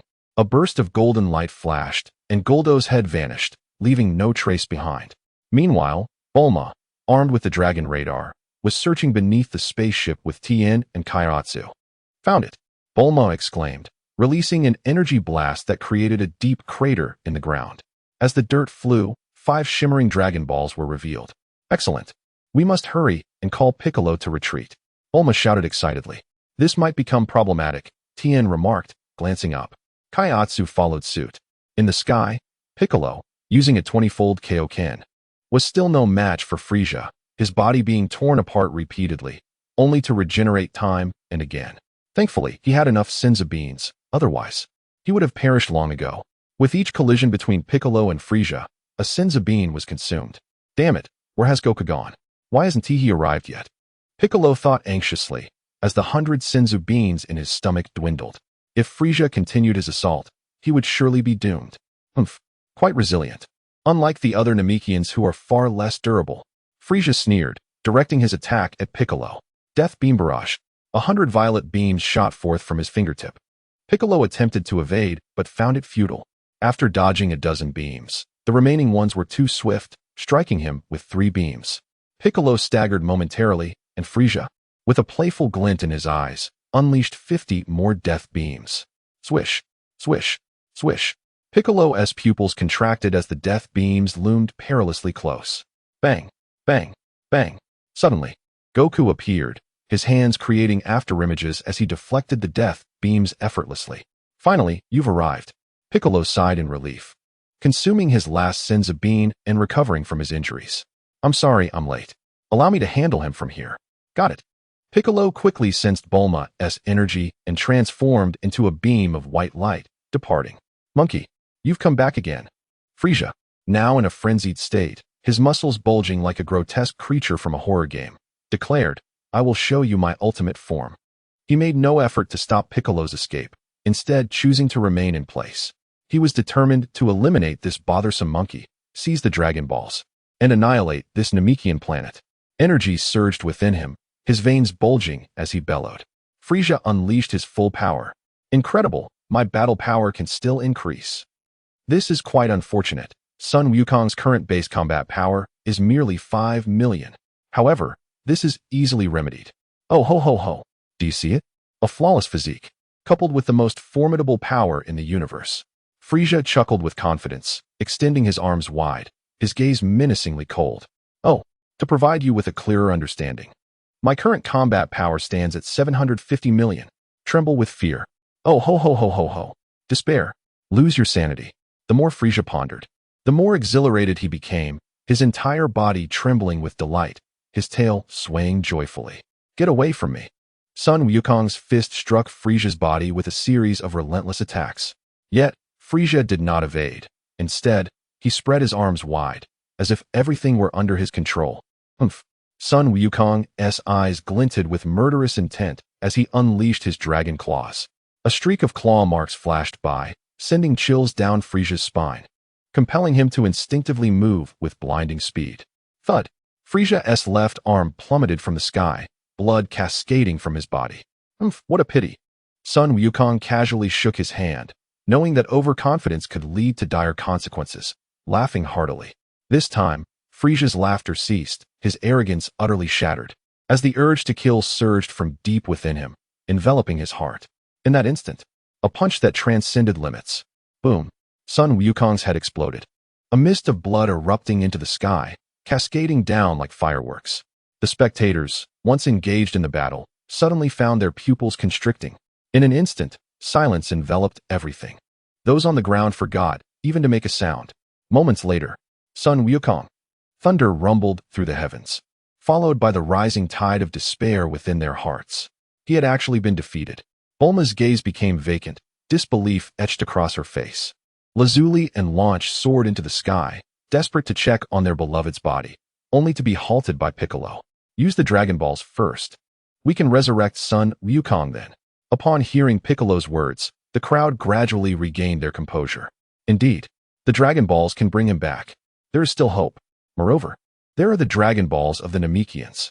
As long as we wish to revive Sun Wukong, we can transfer him back to Earth using the Namekian Dragon Balls. A surge of hope ignited within them. Bulma presented the 7 Dragon Balls to Piccolo. Impossible. Even Kakarot has fallen. Vegeta's eyes widened in shock, retreating a few steps. Terror etched across his face. With Kakarot defeated, could he still exact revenge? Can even the Super Saiyan not defeat Frieza? Arise, Shenron. Piccolo intoned the Namekian incantation taught by the Elder, grant my wish. Meanwhile, Frieza wiped the blood from his fists, a sinister smile creeping across his face. Surely, you do not believe I would grant you the opportunity to consume those beans, monkey. Frieza, having battled Piccolo numerous times, was well aware that there lay a green bean within Piccolo's stomach. With each bean consumed, the Namekian's wounds would heal. Even a fool could deduce this. He naturally understood that Sun Wukong possessed a similar artifact. Frieza toyed with a green bean in his hand, one he had seized from the Namekian's belly. Piccolo was caught off guard, unable to react before it was snatched away, believing instead that he had merely digested one more bean. With a thunderous roar, the once overcast world grew even darker.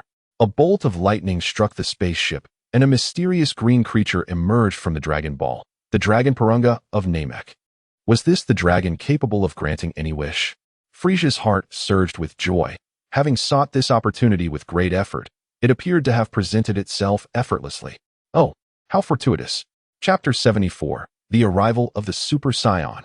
Frieza swallowed the senzu bean, his muscles bulging as his body rapidly healed at an astonishing speed.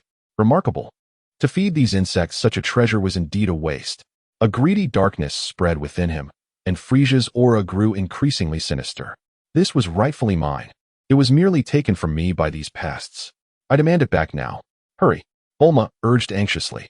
Piccolo, drenched in cold sweat, gritted his teeth, contemplating his wish. Ha ha ha. In an instant, Frieza stood before Piccolo, exuding an elegant demeanor. Oh, do you wish to resurrect that monkey? How unfortunate. After a brief pause, he continued, as if descending into the depths of despair, you have failed. Haven to you? Oh, how delightful. The Dragon Balls are mine, and you? Prepare to perish.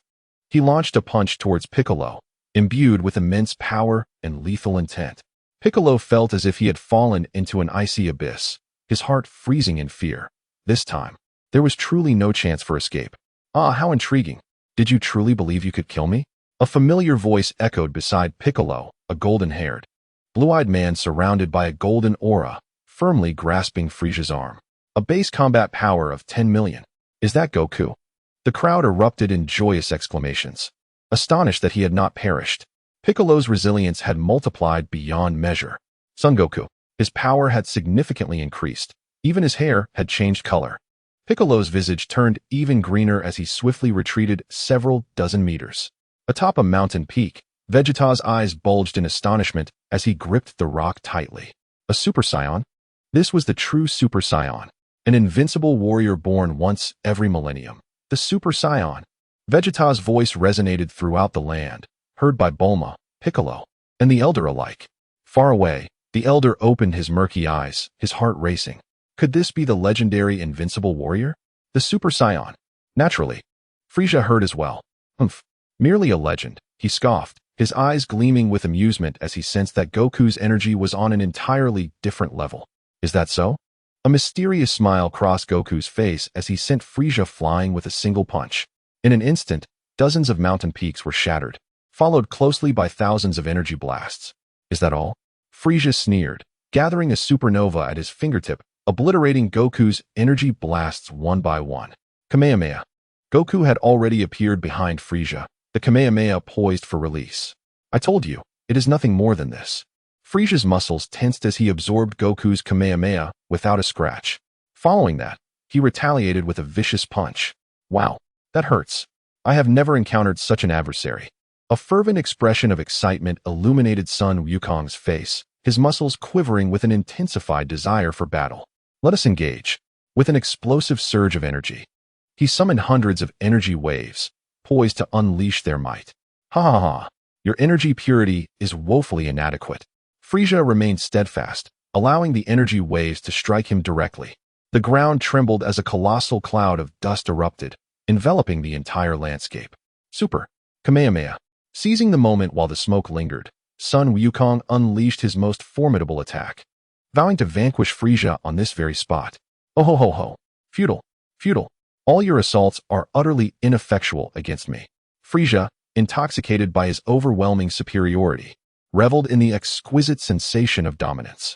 Meanwhile, on Earth, in the God Temple, the sky was shrouded in dark clouds, accompanied by flashes of lightning and thunder. Above the temple, the eternal dragon hovered majestically. Mr. Popo, it is the great god. The dragon has resurrected all the Namekians slain by Frieza. As you wish. The dragon uttered this phrase, transforming into 7 Dragon Balls that scattered across the earth. On Namek, the Namekians who had perished at Frieza's hand slowly opened their eyes, raising their hands in disbelief. We have been revived. What is happening? Is it the dragon? Has someone used the dragon to bring us back? But wait. Our dragon can only revive one individual. Could it be that the Dragon Balls scattered elsewhere have resurrected us? Regardless, the Namekians rejoiced in their resurrection, embracing one another with tears of joy, recounting the thrill of their miraculous return to life. In the Grand Elder's dwelling, he gasped, have we truly been revived? Quickly, use Purunga. I can hardly endure any longer. The Grand Elder's face tightened, his life force surging as he struggled against the encroaching specter of death. Piccolo, hurry. Perhaps the Grand Elder's voice transcended space, as Piccolo, miles away, turned to the eternal dragon and declared, my first wish is to transport all Namekians, except Frieza, to Earth. A flash of red light enveloped Purunga as he responded. Son Goku and Vegeta refused to be transported, the others can be. What? Why? The 5 exclaimed in a state of urgency. At that moment, Son Goku's thoughts resonated through the ether. You all return first. I intend to defeat Frieza on Namek. After a brief silence, he reassured them, if I perish, then use the Dragon Balls to bring me back. This statement served as a calming balm, instilling in everyone the understanding that, at the very least, Son Goku possessed an avenue of retreat. All right, if it becomes impossible to win, we'll contact King Kai and wish you back immediately. With a flash of red light from Purunga's eyes, all Namekians had vanished from Namek, save for Frieza, Son Goku, and Vegeta. Vegeta, now piloting his spacecraft high above, prepared to flee at the first sign of the planet's destruction. Let you all escape. After battling Piccolo and Son Goku, Frieza had naturally learned to sense energy. He was acutely aware of the instant the Namekians were revived. As for why he did not thwart Piccolo's wish, that remained a mystery. Certainly, I am aware of their stronghold, rather than merely wishing for it now. Frieza yearns to obliterate Son Goku on the spot. This monkey, time and again, obstructs my endeavors. I shall ensure the demise of this scion monkey. The Earth? Once I have vanquished Son Goku, I shall swiftly make my way there. Ha ha ha. Despair now. Frieza held his head high, his gaze dripping with contempt, his lips curling into a sneer. 20 years ago, I annihilated planet Vegeta. At that time, a monkey dared to thwart me. It was akin to an egg colliding with a stone. Oh ho ho ho. 20 years ago you slaughtered countless scions, and now, 2 decades later, it is I, a scion, who shall bring about your end. Although the disparity in combat prowess is stark, Son Goku's fighting spirit remains undiminished, growing ever stronger. Oh ho ho ho. You are indeed confident, but such confidence is futile. And why is that? Simply because my battle power stands at a staggering 750 million. Frieza spread his arms wide, tilting his head back, disdain radiating from him. Perish, monkey. I have grown weary of this childish game. I shall channel my 750 million strongest strike, harnessing the might of countless forces. In an instant, the world fell silent. The winds ceased, the rivers halted, and the ground stilled. Everything seemed poised on the brink of annihilation beneath this singular blow. Boom. Son Goku could not evade it, and was struck by Frieza's fist, reduced to a bloody pulp, leaving behind only a portion of his corporeal form. Chapter 75. At this moment, I am the strongest. For years ago, congratulations to me, the divine, uniting spirit and essence. I have become an eternal god. The God Elder was none other than Dr. Gero. At this moment, he knelt before the raven-haired youth, his eyes filled with fervor, as though witnessing the birth of an everlasting existence. The dark-haired boy was Son Goku. At this moment, he toyed with the lives encased within the glass dome. With a flick of his hand, the lives within the dome vanished, transforming into a golden essence that returned to Son Goku's grasp. Thus, This plan concluded, Gero, I am quite satisfied with your assistance. After extensive experimentation, Son Goku finally fused essence and life into one. Henceforth, as long as the essence endures, life shall persist eternally. Son Goku snapped his fingers, and a surge of essence instantly surged into Dr. Gero's body. Remarkably, Dr. Gero's physique underwent a transformation. The age spots on his face gradually faded, and his bald head began to sprout hair. His once dull and sallow skin shed away, revealing a complexion as delicate as fresh snow. Illness vanished, and clarity returned to his mind. Within mere seconds, Dr. Gero evolved into a robust and handsome young man. Gero, you shall rest for a few days. As for the research on artificial beings, there is no need to pursue the Essence and Life project any further. In the future, as long as you remain steadfastly loyal, you shall be among the eternal. The underlying message was clear. Focus on your work and refrain from meddling in other matters, lest your life be in jeopardy. Yes, my divine being. Clearly, Dr. Gero was oblivious to the subtle implications, consumed by fervent obsession. I find solace in this. These measures are to safeguard the lives of your family. Do you understand? In his hands, Sun Wukong gathered several orbs of golden energy and bestowed them upon Dr. Gero. I understand. I understand. I am profoundly grateful for the mercy of the divine. Dr. Gero fervently bowed his head multiple times, his eyes still brimming with fervent gratitude. What is happening? Is it truly the case that the legendary warrior, the Super Saiyan, cannot vanquish Frieza? Vegeta was drenched in cold sweat. Is this correct? Could it be that this is merely a figment of the Saiyan's imagination? Was the ancestor who defeated Frieza merely a fabrication? Is this simply a consequence of the Saiyan's long-standing subjugation? An involuntary fantasy etched into their minds, fortuitously inscribed upon a stone tablet? Thus, the legend was born. A wave of despair surged within Vegeta, yet he did not depart. Instead, he remained rooted in place, his gaze fixated unwaveringly upon Kakarot's lifeless form. Perhaps it was the last vestige of hope, perhaps an unwillingness to accept defeat, or perhaps a bitter resentment at the shattering of years of dreams. He, Vegeta, would see the ultimate conclusion, even in death. He had witnessed Kakarot's demise at the hands of Frieza with his own eyes. Yet, he remained trapped on that accursed planet Namek. Stand up, Kakarot. Humph. Sun Wukong, vanish into oblivion. Frieza elegantly shook off the bloodstains, standing gracefully in place. Next, it was time to seize the Dragon Balls, little insects. Beware. Oh ho ho ho ho ho ho. Suddenly, blood and flesh surged toward the remnants of Sun Wukong's body. 1 piece, 1 drop. 10 pieces, 10 drops. A whirlwind erupted as Sun Wukong's body began to reconstitute. Blood was reforming, flesh was mending, and his energy was amplifying. Did you truly believe you could extinguish my life? Sun Wukong's body returned to its former state, unscathed. His voice was calm. With arms outstretched, Sun Wukong's gaze was filled with disdain as he unleashed his energy. In an instant, chaos reigned over the cosmos, and Namek faced yet another colossal crisis. What does this mean? Frieza squinted his eyes. Hey, this is not good. It seems Sun Wukong's strength is not far from my own. He chuckled. Thank you for allowing me to undergo this transformation. Now, I shall grant you death. Sun Wukong sneered. Did you truly think my dragon claw was merely for show? You think your defenses are impenetrable? Had it not been for the Scion's near demise enhancing their combat prowess, I would have long since dispatched you. Frieza, this worthless being. Did you really believe that a power level of 750 million was impressive? In truth, I have had numerous opportunities to slay Frieza, yet I refrained. The reason is this. As he felt the potential within his body waning, the brink of death no longer capable of further enhancing his combat power, Sun Wukong was not surprised by this outcome. He had known it all along from watching the anime. In the Cell Saga, Vegeta had already made it clear that the enhancement from near death was merely the activation of one's inherent potential, not a phenomenon of any sort. Combat power, 750 million. With the power of the Super Saiyan retracted into his being, the crisis on Namek vanished without a trace. Heh, our strengths are indeed comparable. Are you truly certain you can defeat me? Frieza was now sweating profusely, attempting to calm Sun Wukong, for he did not wish to meet his demise. Is that so? In an instant, Sun Wukong appeared behind Frieza, his poised fist propelling him into the depths of outer space. Ha ha ha ha, Sun Wukong. I have triumphed. It is widely acknowledged that Scions are incapable of surviving in the vacuum of space, Should Frieza escape into the cosmos, Goku would be unable to pursue him.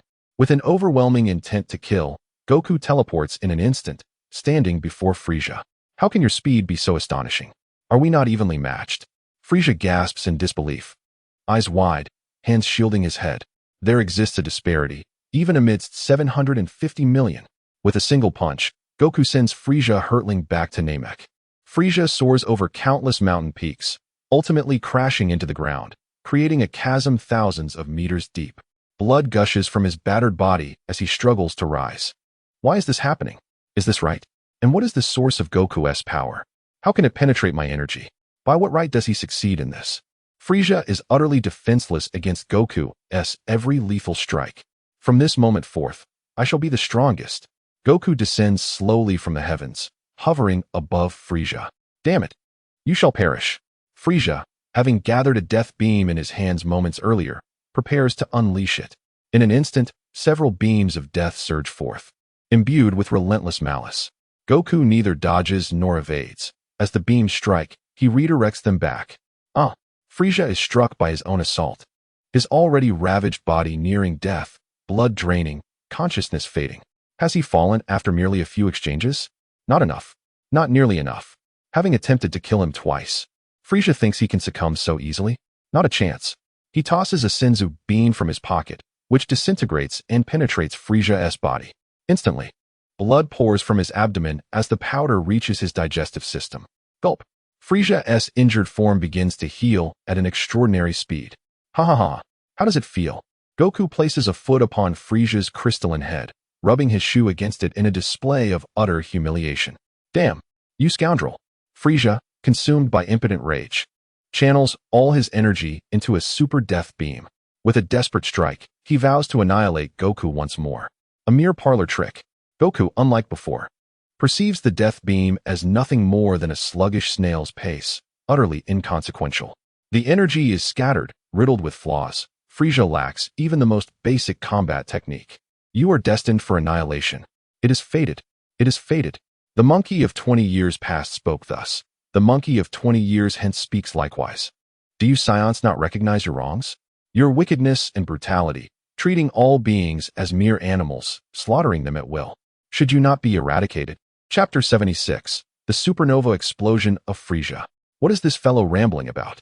Goku, with a frown, thinks, is this right? You were the one who attempted to kill me twice. Now it is your turn, and you still dare to plead? With a thunderous roar, Goku seizes Frieza by the head, lifting him to the highest point. Weakness is the original sin. The demise of the Scions unfolded thus. And your death shall be no different.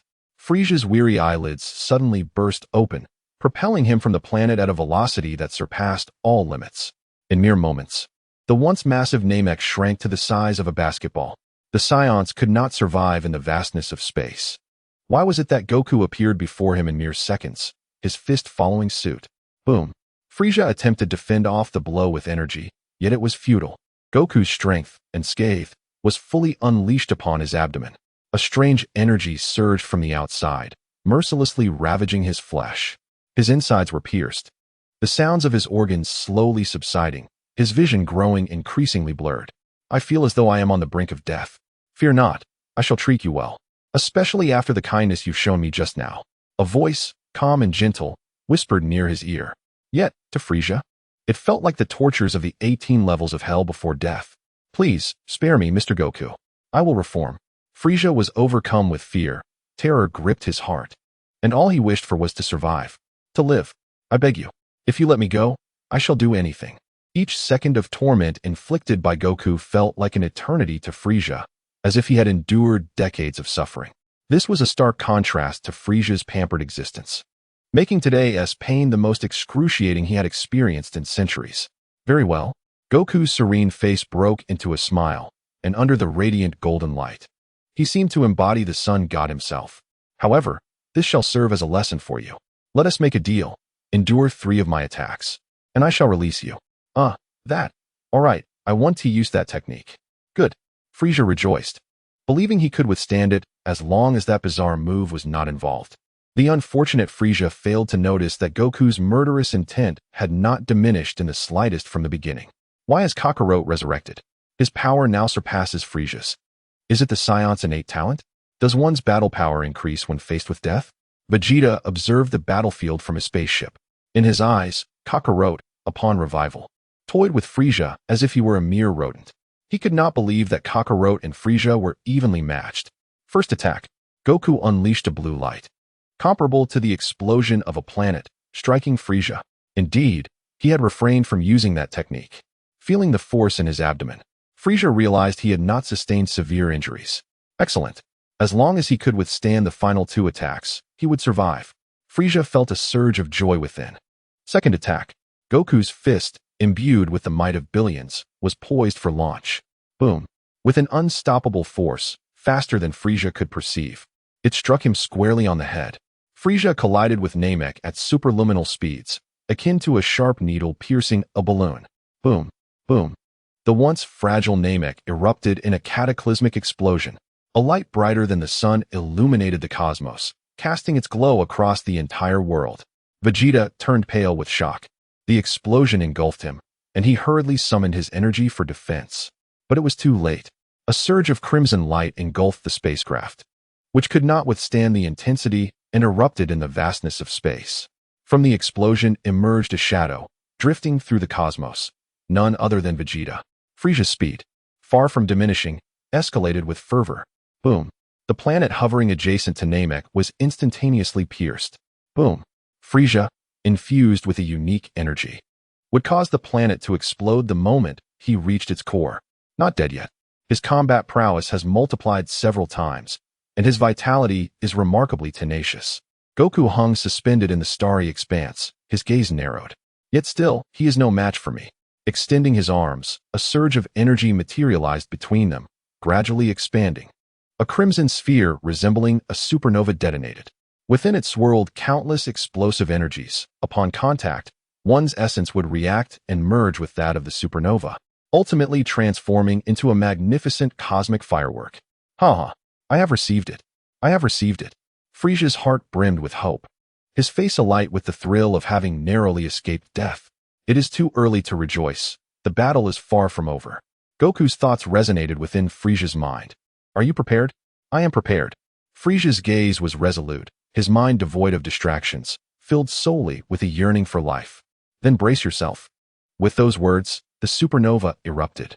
The explosion, surpassing that of Namek, surged forth with an overwhelming force. Stand firm against it. Frieza summoned all his energy in a desperate attempt to withstand it. Strangely, the supernova did not detonate. Rather, it diminished in size, drawn into Frieza's own energy. A fragment of Namek. Half of Namek. A colossal rock. Ultimately, it vanished from sight, leaving Frieza suspended in place, breathless. I have met your conditions. Excellent. I trust you have truly reformed. You may depart. Should I encounter you committing evil again, I shall not spare you. Thank you, Mr. Goku. I shall certainly amend my ways. Frieza rejoiced, taken aback that his opponent genuinely honored his promise. He had assumed it was merely a game, as he had often played in the past. Frieza harnessed his remaining energy to depart from Namek, vanishing in an instant. Of course, our next encounter will be different. After all, I am the one who keeps promises. Goku's murderous intent surged as he gently grasped in the direction Frieza had fled. Frieza, we shall meet again. This time, I will not let you escape. The thought thundered through Frieza's mind like a cataclysmic storm. Wait, Mr. Goku, no. You cannot do this. Frieza's body grotesquely swelled, growing larger and larger. Half of Namek. A whole Namek. A supernova. You promised me. Boom, boom, boom, boom. In that instant, amidst the millennia of darkness in the galaxy, a ray of light illuminated the entire cosmos. Frieza's body erupted, sending shockwaves across hundreds of surrounding planets. Even some planets remain eternally affected, having departed from their trajectories for billions of years, embarking on an interstellar journey. I promised. Did you not hear me say that during our next meeting, I would not let you off easily? I could tell at a glance that you were up to no good. Sun Wukong, with an impassive expression, was inwardly filled with immense joy. Chapter 77. Cell. A lifeless body drifted through the vastness of space, its aura dim and its visage pale, seemingly on the brink of death. Vegeta. Now it was Sun Wukong's turn to be astonished. You did not follow me back to Earth, and I said nothing. You trailed behind me to observe the battle. and I remained silent. Yet, you survived the explosion of Namek. You are truly blessed. In truth, Sun Wukong did not intentionally destroy Namek. It was merely an accident that sent Frieza into the core of the planet. Namek was already on the verge of destruction, and with his unintentional assistance, the people of Namek could not let go of the old without welcoming the new. Consider yourself fortunate. Sun Wukong departed from this section of the cosmos. As he accelerated, the stars appeared to engage in a race, rushing to meet him. A golden light enveloped Vegeta's body, transporting him to a life-bearing planet. Let Sun Wukong return to Earth. Balunja's crimson light flashed, and he rejected the offer. Rejected? The crowd was astonished. Why? What was appealing about that desolate place called Namek? Had he truly been rendered foolish by Frieza's blows? Suddenly, a thunderclap echoed. I might return in a year. I wish to acquire knowledge in the universe. Sun Wukong's thoughts resonated in everyone's minds. Very well. How infuriating. Leaving us on Earth while you frolic freely in the cosmos. The three women sighed in exasperation. After much persuasive eloquence, Sun Wukong finally placated his wives. What should be done with the remaining two wishes? Piccolo turned to the others and inquired. The crowd glanced at one another, lacking any particular wishes. Piccolo nodded and approached the Namekians. What about you? The Namekians chattered among themselves, expressing a desire to return to Namek after hearing of Frieza's demise. Yet, just minutes after arriving on Earth, they found themselves homeless. Thus, the Namekians wished for a planet with a beautiful environment to serve as their new Namek. As for the final wish, it seemed inconsequential, so they opted for the dragon to return. The Cell games commenced. Son Gohan, making a critical error, lost to Cell and was subsequently absorbed. Cell did not annihilate Earth. Instead, he departed without causing any destruction. Years later, Cell hunted countless formidable warriors across the universe, absorbing them. Wherever there were strong beings, his presence could be felt. Cell believed himself to be invincible, unmatched in this universe, the strongest being in existence. Just as he basked in his solitude, he recalled the time machine. Indeed, the very time machine he had seized from Trunks. Thus, he returned to Earth, the place of his origin. If you do not wish for those you care about to perish, then create for me a machine capable of traversing time and space. Gero grasped Bulma by the collar, compelling her to gaze upon the terror etched upon the face of her beloved. I had no intention of taking your lives, for I have never been one to revel in bloodshed. A flicker of hope ignited in Bulma's eyes. Will you truly spare them? Certainly. A promise is a promise. I apologize, Sun Quan from another dimension. Tears welled in Bulma's eyes as she turned to Trunks, her gaze resolute. But I have compelling reasons for my actions. In the vast expanse of the cosmos, a brilliant aurora danced across the starlit sky. Is this the place, King Kai? Indeed. It took me 3 long years to find it. Thank you, esteemed King Kai. Now that's more like it, the King Kai replied with a smile, turning away. The aurora glided through this star system, completing several grand circuits in just a single day. Finally, they arrived at the planet Yardrat. As Son Goku unleashed his aura upon stepping onto the planet, he was surrounded by countless peculiar species. The beings eyed him with hostility, revealing their spirelet to demonstrate their strength. Who are you? Son Goku's nonchalant voice resonated across the planet. Let this gentleman through, commanded one of the green-skinned beings. Yes. A dozen green-skinned individuals emerged from the crowd, their heads resembling droplets of water. Greetings, sir. Please, follow me. Son Goku nodded and followed the green-skinned beings through a technologically impressive entrance. Before him stood a colossal green-skinned elder, adorned with 2 horns, exuding an air of calm confidence, an unmistakable benevolent presence. Greetings, sir. I am the elder of this planet. The elder rambled on, and when Son Goku revealed his identity, the elder's eyes sparkled with joy. To think he was in the presence of the hero who defeated the Jinyu Force. The elder welcomed him with great enthusiasm and even arranged a grand banquet in his honor. When Son Goku expressed his desire to learn the art of spirelet, the elder readily agreed, generously stating that he could learn in any manner he wished. He could even remain on this planet indefinitely. Thus, Son Goku resided on Yardrat, immersing himself in their teachings. Are you suggesting that instant transmission is not merely a skill, but rather a manipulation of ki? Precisely. It is merely a means to allow our spirit to move or appear to increase in number and size. The green-skinned beings reverted to their original forms, transitioning from diminutive figures to giants. These techniques are commonplace among the Yardratians. If you can comprehend the structure of the spirit, you will surely unlock the path you seek. Please, teach me. As time passed, Son Goku's days were filled with purpose, his mastery of key techniques flourishing significantly, especially under the close tutelage of Little Green.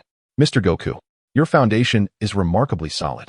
In just 3 months, your proficiency in instant transmission surpasses that of the Yardratians. Little Green exclaimed in astonishment.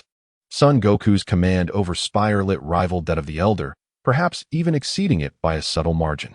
Thank you for your kind words. Son Goku bowed, expressing his gratitude for Little Green's meticulous instruction over the past months. It is thanks to your guidance that I have made such progress. No worries, this is my responsibility. Little Green repeatedly waved his hands, indicating that this was all due to your own efforts. After mastering the art of instant transmission, Sun Wukong did not hasten to depart. Instead, he chose to continue his studies here. Suspended in midair, Sun Wukong extended his consciousness, observing the myriad wonders of the universe. This time, his focus shifted from Little Green to all the inhabitants of planet Yadalat. At this moment, Yadalat fell within his observational range, and every movement on the planet unfolded before his eyes. 6 months elapsed quietly, leaving half a year until Sun Wukong's return to Earth.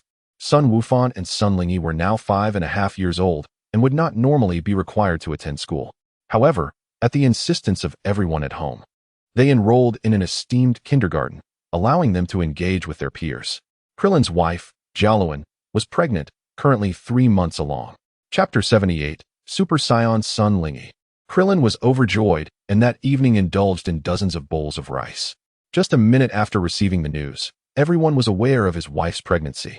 Lapith continued his rigorous training in the deep mountains, reaping abundant rewards during this cosmic journey and gaining a broader perspective. Engaged in brutal exercises. Each session consumed a magical being. Piccolo, as usual, trained in the desolate wilderness. His body, as solid as rock, sat in meditation, his mind guiding the colossal boulders that orbited around him. A month later, today marked the official school day for the two little ones. Wufan and Lingyi, clad in exquisite uniforms, entered the campus under the escort of Chi-Chi. Hello, classmates. I am your teacher, Orange. The homeroom teacher, with a sweet smile and gentle voice, approached the children. Today marks the beginning of your first semester here. Sun Wufan listened attentively, while Sun Lingyi stifled yawns, her eyelids drooping, on the verge of slumber. I'm so sleepy, learning is really boring. Sun Lingyi, with her naturally lively disposition, inherited a touch of her mother's spirited fierceness.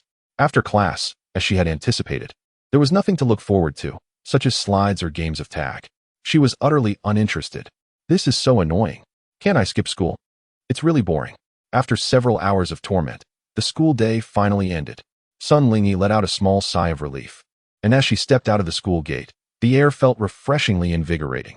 Chi-Chi waved her arms, signaling, "Children, I am here." The two little ones ran to Chi-Chi and climbed into the luxurious car. Inside, it was resplendent, adorned with precious decorations. Mom, can't you let me skip school? It's really dull. No. What are you going to do if you don't go to school at your age? Chi-Chi's immediate response was one of refusal, followed by a sincere effort to address Sun Lingyi's aversion to education. Every day, at home, it's chaos. All the animals scatter at the sight of you, as if they've encountered a little demon. Since infancy, Lingyi had been notorious for her mischievousness, and regardless of punishment, she had never altered her spirited nature. Day by day, the anguished cries of the animals grew increasingly unbearable to their own ears. No, please, I implore you. Despite Sun Lingyi's repeated pleas, Chi-Chi remained obstinate. Find the other 3 mothers. If they agree, then I shall concede. Sun Lingyi's eyes sparkled with excitement as she sprang from her seat. Really? Of course. Would I deceive you? Yay. The naive Sun Lingyi failed to notice the cunning glint in Chi-Chi's eyes, unaware that she had already fallen into the trap laid by the adults. Sun Lingyi's first target was Lazili, for her mother adored her most dearly. Lazili readily agreed. Clearly, the plan was a resounding success. Next, Sun Lingyi approached Bulma, who flatly refused. Instead, she brandished a test paper, insisting that if she scored 80 points, she would not have to attend school. Sun Lingyi, eager to comply, cheerfully replied, "No problem." Little did she know, this marked the beginning of her nightmare. As time passed, the following day found her back at kindergarten. After 3 months of diligent study, she finally scored over 80 points, earning Bulma's coveted no-school reward. Only her mother, Lanchi, remained. Elated, Sun Lingyi approached Lanchi to explain her intentions. However, Lanchi immediately dismissed her, and no amount of coaxing or pleading had any effect. Time slipped away, and soon dawn broke. Sun Lingyi collapsed in despair, having begged Lanchi all night without success. On her way to school, she felt as though she were a mere shell of herself, heavy with disillusionment. Life seemed devoid of meaning. This world was far too cruel. I must create a world without school. Classmates, quiet down. Please pay attention to me. The teacher's stream of knowledge flowed endlessly, covering everything from ancient human history to modern scientific advancements. Knowledge poured forth from the teacher's lips, as clear and comprehensible as drinking water. The dull facts were forcefully inundated into her ears, and Sun Lingyi, already disheartened by her 3 months of effort, felt her irritation deepen. Noticing her distraction, the teacher called on her repeatedly. After the 5th summons, her frustration ignited, transforming into a raging tempest that enveloped the room. To hell with school. Get out of my way. A thunderous roar echoed throughout the campus as Sun Lingyi could no longer contain herself, her long black hair shimmering ominously, as if poised to explode at any moment. School, perish. With a furious shout, a golden aura erupted from Sun Lingyi. Her black hair and eyes instantaneously transformed into golden locks and azure irises. Super Saiyan had arrived. With a chilling gaze, an unnameable pressure emanated from her being, instilling fear in all around her. Run for your lives. In an instant, her classmates scattered in all directions, while the teacher hesitated briefly before instinct took over, prompting a hasty retreat. What was money compared to one's life? In her flight, the teacher inadvertently triggered the fire alarm.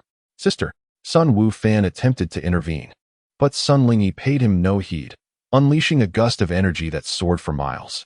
Stay back. I will destroy this place. Sun Lingyi soared into the sky, her hands gathering radiant beams of anti-demon energy. Whoosh, whoosh, whoosh. 3 brilliant flashes erupted, and within mere moments, the kindergarten encompassing several kilometers lay in ruins. Fortunately, the people had evacuated in time, sparing them from casualties. With a sense of satisfaction, Sun Lingyi transformed back from her Super Saiyan form and departed with grace. However, upon returning home after a day of joyous exploration in the desolate mountains, she was not greeted by a sumptuous feast, but rather by the menacing aura of her mother's. Activating her bloodline suppression, she exclaimed, "Wow!" Sun Lingyi hastily fled her home, desperately evading capture on Earth. Meanwhile, Goku, indulging in a lavish meal, remained unfazed, accustomed to the chaos. Her sister's defiance had reached new heights, her arrogance soaring. Sun Lingyi, halt. Stop. You brat. Come back.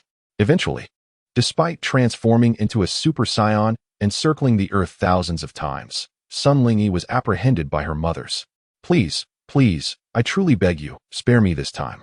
Her eyes shimmered, tiny pearls glistening within. No way. Come here. After a night of scolding, Sun Lingyi lay in bed, dazed and drained of all energy.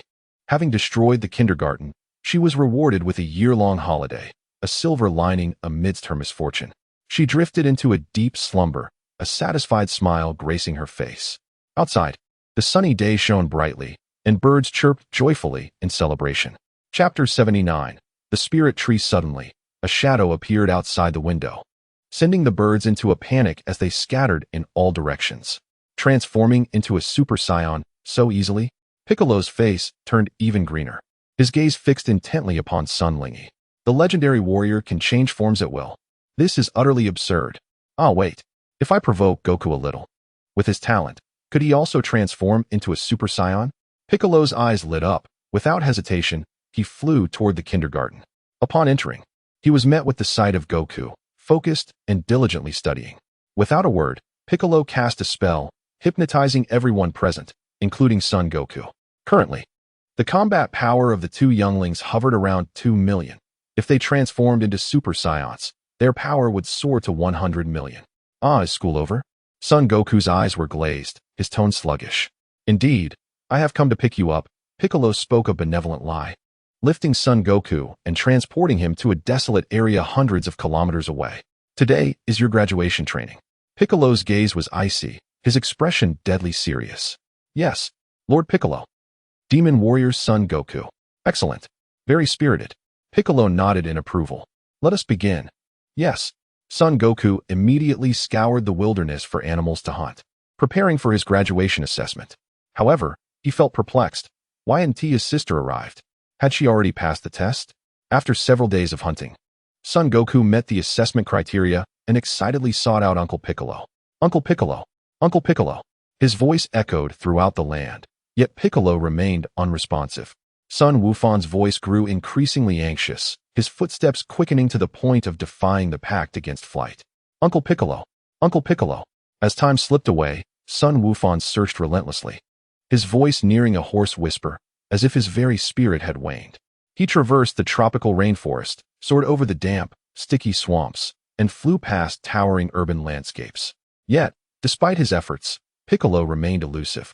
Just as despair began to settle in, a formidable aura suddenly emanated from his home, prompting Son Wufan to hastily employ his flight technique and return.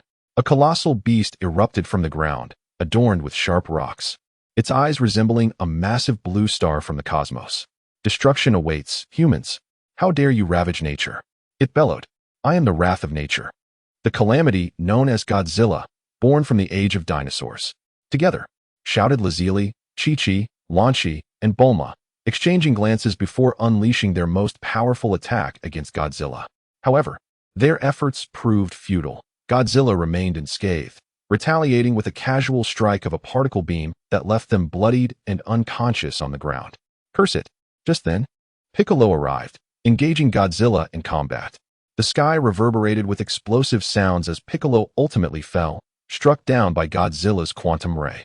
A severed head tumbled to the ground, landing at Son Wufan's feet. Uncle Piccolo! Son Wufan staggered back, his gaze dimming, teetering on the brink of despair. Visions of corpses flooded his mind like scenes from a film, bright memories racing through his consciousness. How dare you kill them? In an instant, dark clouds gathered, thunder rumbling ominously.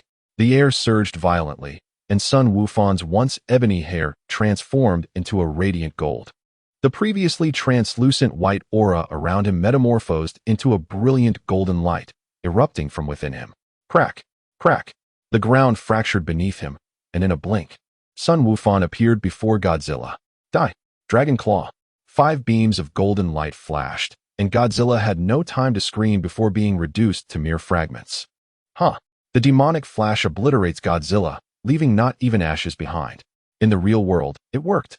Piccolo, his pupils constricted, swiftly rose to his feet, retreating at a remarkable speed to avoid being caught in the crossfire.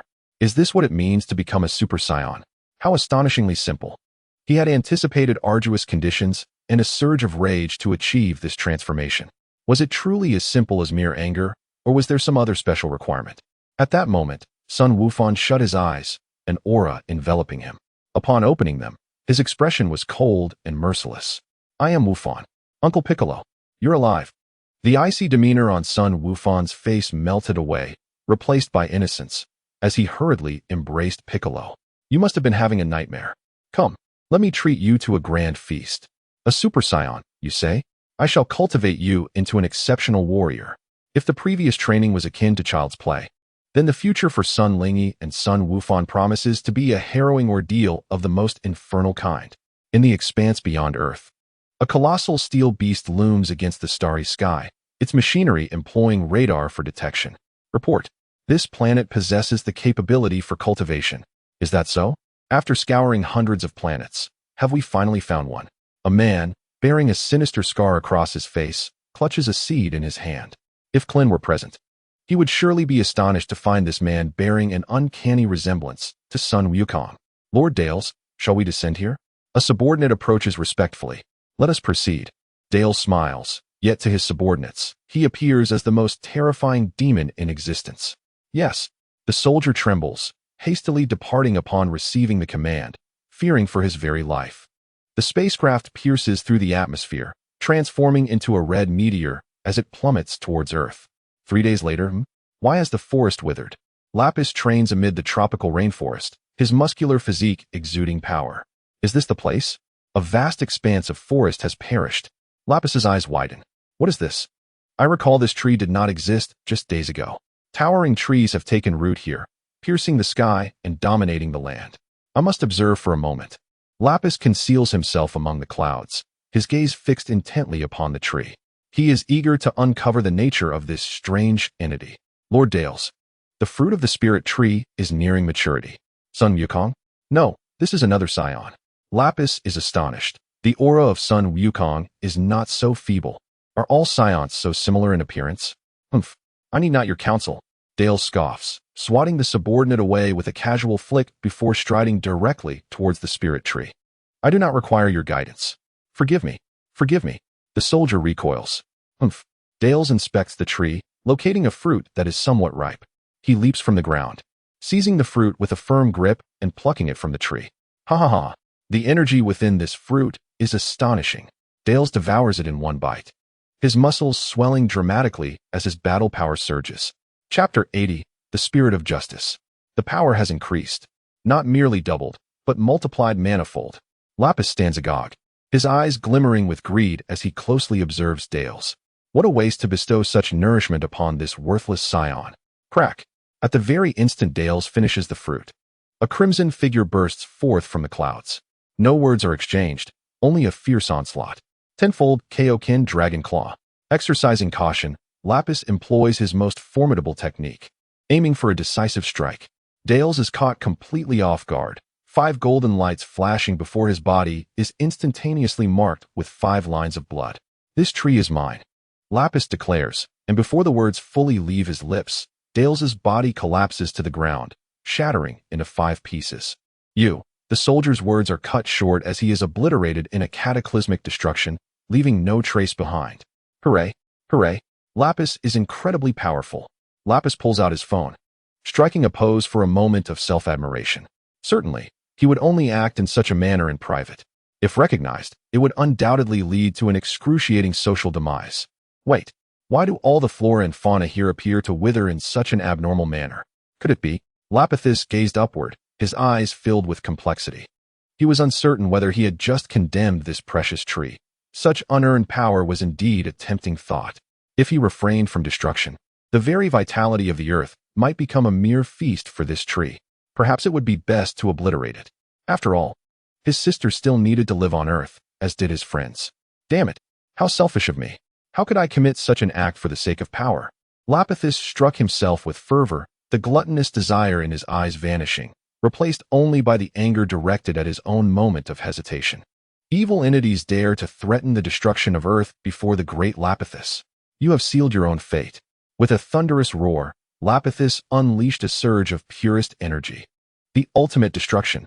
A streak of violet light cleaved the sky, entwined with righteous vigor. The heavens spontaneously emanated vitality, transforming into dots of white light, merging into the ultimate destruction. The world seemed to cry out, coalescing its essence to assist him. Boom. Under the force of the ultimate destruction, the spiritual tree crumbled like dry twigs, crashing heavily to the ground. Its form dissipated into faint white light, scattering throughout the realm. Withering vanished, and vitality resonated across the heavens and the earth. The once dark, desolate grass gradually regained its verdant hue. In the distance, the waterfall rejuvenated, while fish frolicked in the river. Colorful flowers, bolstered by the essence, blossomed anew. Famished bees, their bodies mere skin and bones, buzzed joyfully around the blossoms. Indeed, this feels delightful. With arms outstretched, embracing the world, inhaling the freshest air, his heart felt as if it had been purified. From decay to rebirth, it was as though he had traversed the cyclical nature of the world. Lapithis's aura surged, the righteous energy erupting from his being. Is this the essence of righteousness? My strength has multiplied manifold. Vitality orb? I believe I have grasped it. Reigning in his energy, he circled the remnants of the spiritual tree. Look, this is what I have saved. Creak. Lapithis stepped back, and before him lay a peculiar seed, emanating waves of mystery. What might this be?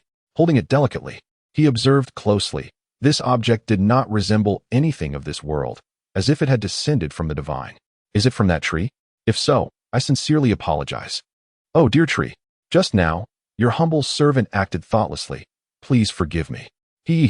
Suddenly, he felt as if he had lost the ability to conjure the vitality orb again. Transforming into white light, he instantaneously arrived at Sun Wukong's abode. Knock, knock. A flurry of urgent knocks echoed, rousing Lazuli from her slumber, who casually discarded a cucumber. What is it that you seek? Lazuli emitted a pulse of energy, and the door lock clicked open. She retrieved some drinks and a box from the refrigerator, placing them on the table. What is the matter? She popped open a bottle and handed it to Lapithis, while tossing a box filled with fresh fruits onto the table. Lapithis gulped, striving to calm his excited heart. There are truly marvelous treasures. A seed was placed upon the table, followed by a mysterious smile. This, aside from the Dragon Balls, is the most extraordinary treasure. Oh, Lazuli's interest was piqued. Her usually composed brother was unexpectedly excited by this seed. What purpose does it serve? Is it possible that this seed holds a significance in Lapith's heart that surpasses that of the Senzu beans? You shall find out in due time. With a cryptic smile, Lapith hastily departed, only to return shortly after, holding a universal capsule. This I shall reveal to you at once. Lapith's tone paused slightly, his gaze unintentionally drifting toward Lazuli. I know. It's merely a selection of various Nintendo game merchandise, is it not? Such a gaming fanatic. Heh, you do understand me. Without further ado, allow me to present this treasure. As a cloud of smoke dissipated, a spaceship towered over the Earth, and the two entered the technologically advanced control room. Activating the radar, they set course for a vibrant planet. Yes, we are exploring for you. Please hold on. The circle spun for several seconds. Amidst countless planets, a target was located. The spaceship slowly ascended, and after soaring several meters, it abruptly departed from Earth. A white light streaked across the starry sky as the vessel traveled at superluminal speed towards its destination. After a span of several minutes, they finally arrived. The steel behemoth let out a thunderous roar, radiating high temperatures, transforming into a meteor. Boom! The meteor collided with the planet. Waves of scorching red light engulfing the forest in flames. Peculiar life forms were instantaneously roasted by the heat, leaving behind a delicate aroma. The steel giant emerged with merely a hint of dust, completely unharmed. Let us proceed. The two leaped together, transforming into a beam of white light. Arriving in a vibrant forest, they cast the seed into the soil, and within mere seconds, tender sprouts began to emerge. What is this? Cackle, cackle, cackle. Take a good look. It is nearly certain that this is a spirit tree, Lapith exclaimed in exuberance. I shall surpass Son Goku and become the strongest in the universe. Lazuli took a few steps back. Ever since reading that novel, she had grown quite audacious, though her self-awareness seemed to have been devoured by a dog. The tender sprout slowly twisted as it sensed the life energy of this planet to be even more delectable than that of Earth. Its body grew wildly, voraciously absorbing all that this planet had to offer. In just a matter of minutes, the spirit tree had matured into a towering giant, casting a shadow over a vast portion of the forest. What is this?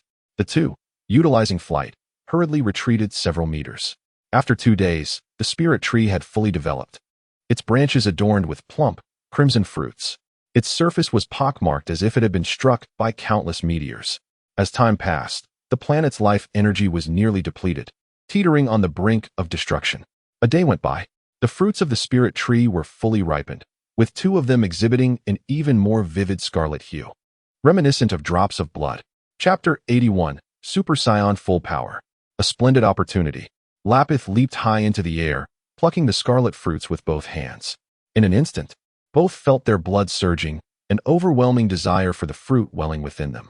They sensed that consuming it would undoubtedly bring about an indescribable transformation. Exchanging a glance, their hearts consumed by greed, they simultaneously took a bite. The flesh of the fruit enters the esophagus, and energy meanders throughout the body. This energy transforms the very essence within. The muscles of the two swell dramatically, their auras erupting. 2 beams of white light flash across the world, illuminating the darkened planet. Their strength has increased by more than mere dozens of times. Lapus, exhilarated, moves his body and strikes towards the distance. Boom. The planet in the distance is utterly annihilated. Why do I feel as if this younger brother resembles a villain? Is it merely an illusion? Sister, what's wrong? It's nothing. Let us hasten to harvest these fruits. This planet is doomed. Within merely 3 seconds, they transported all the spiritual tree fruits back to the spaceship, which then returned to Earth at superluminal speed. After half a year, Sun Wukong sat in deep contemplation upon a sharp rock. Instantaneous movement.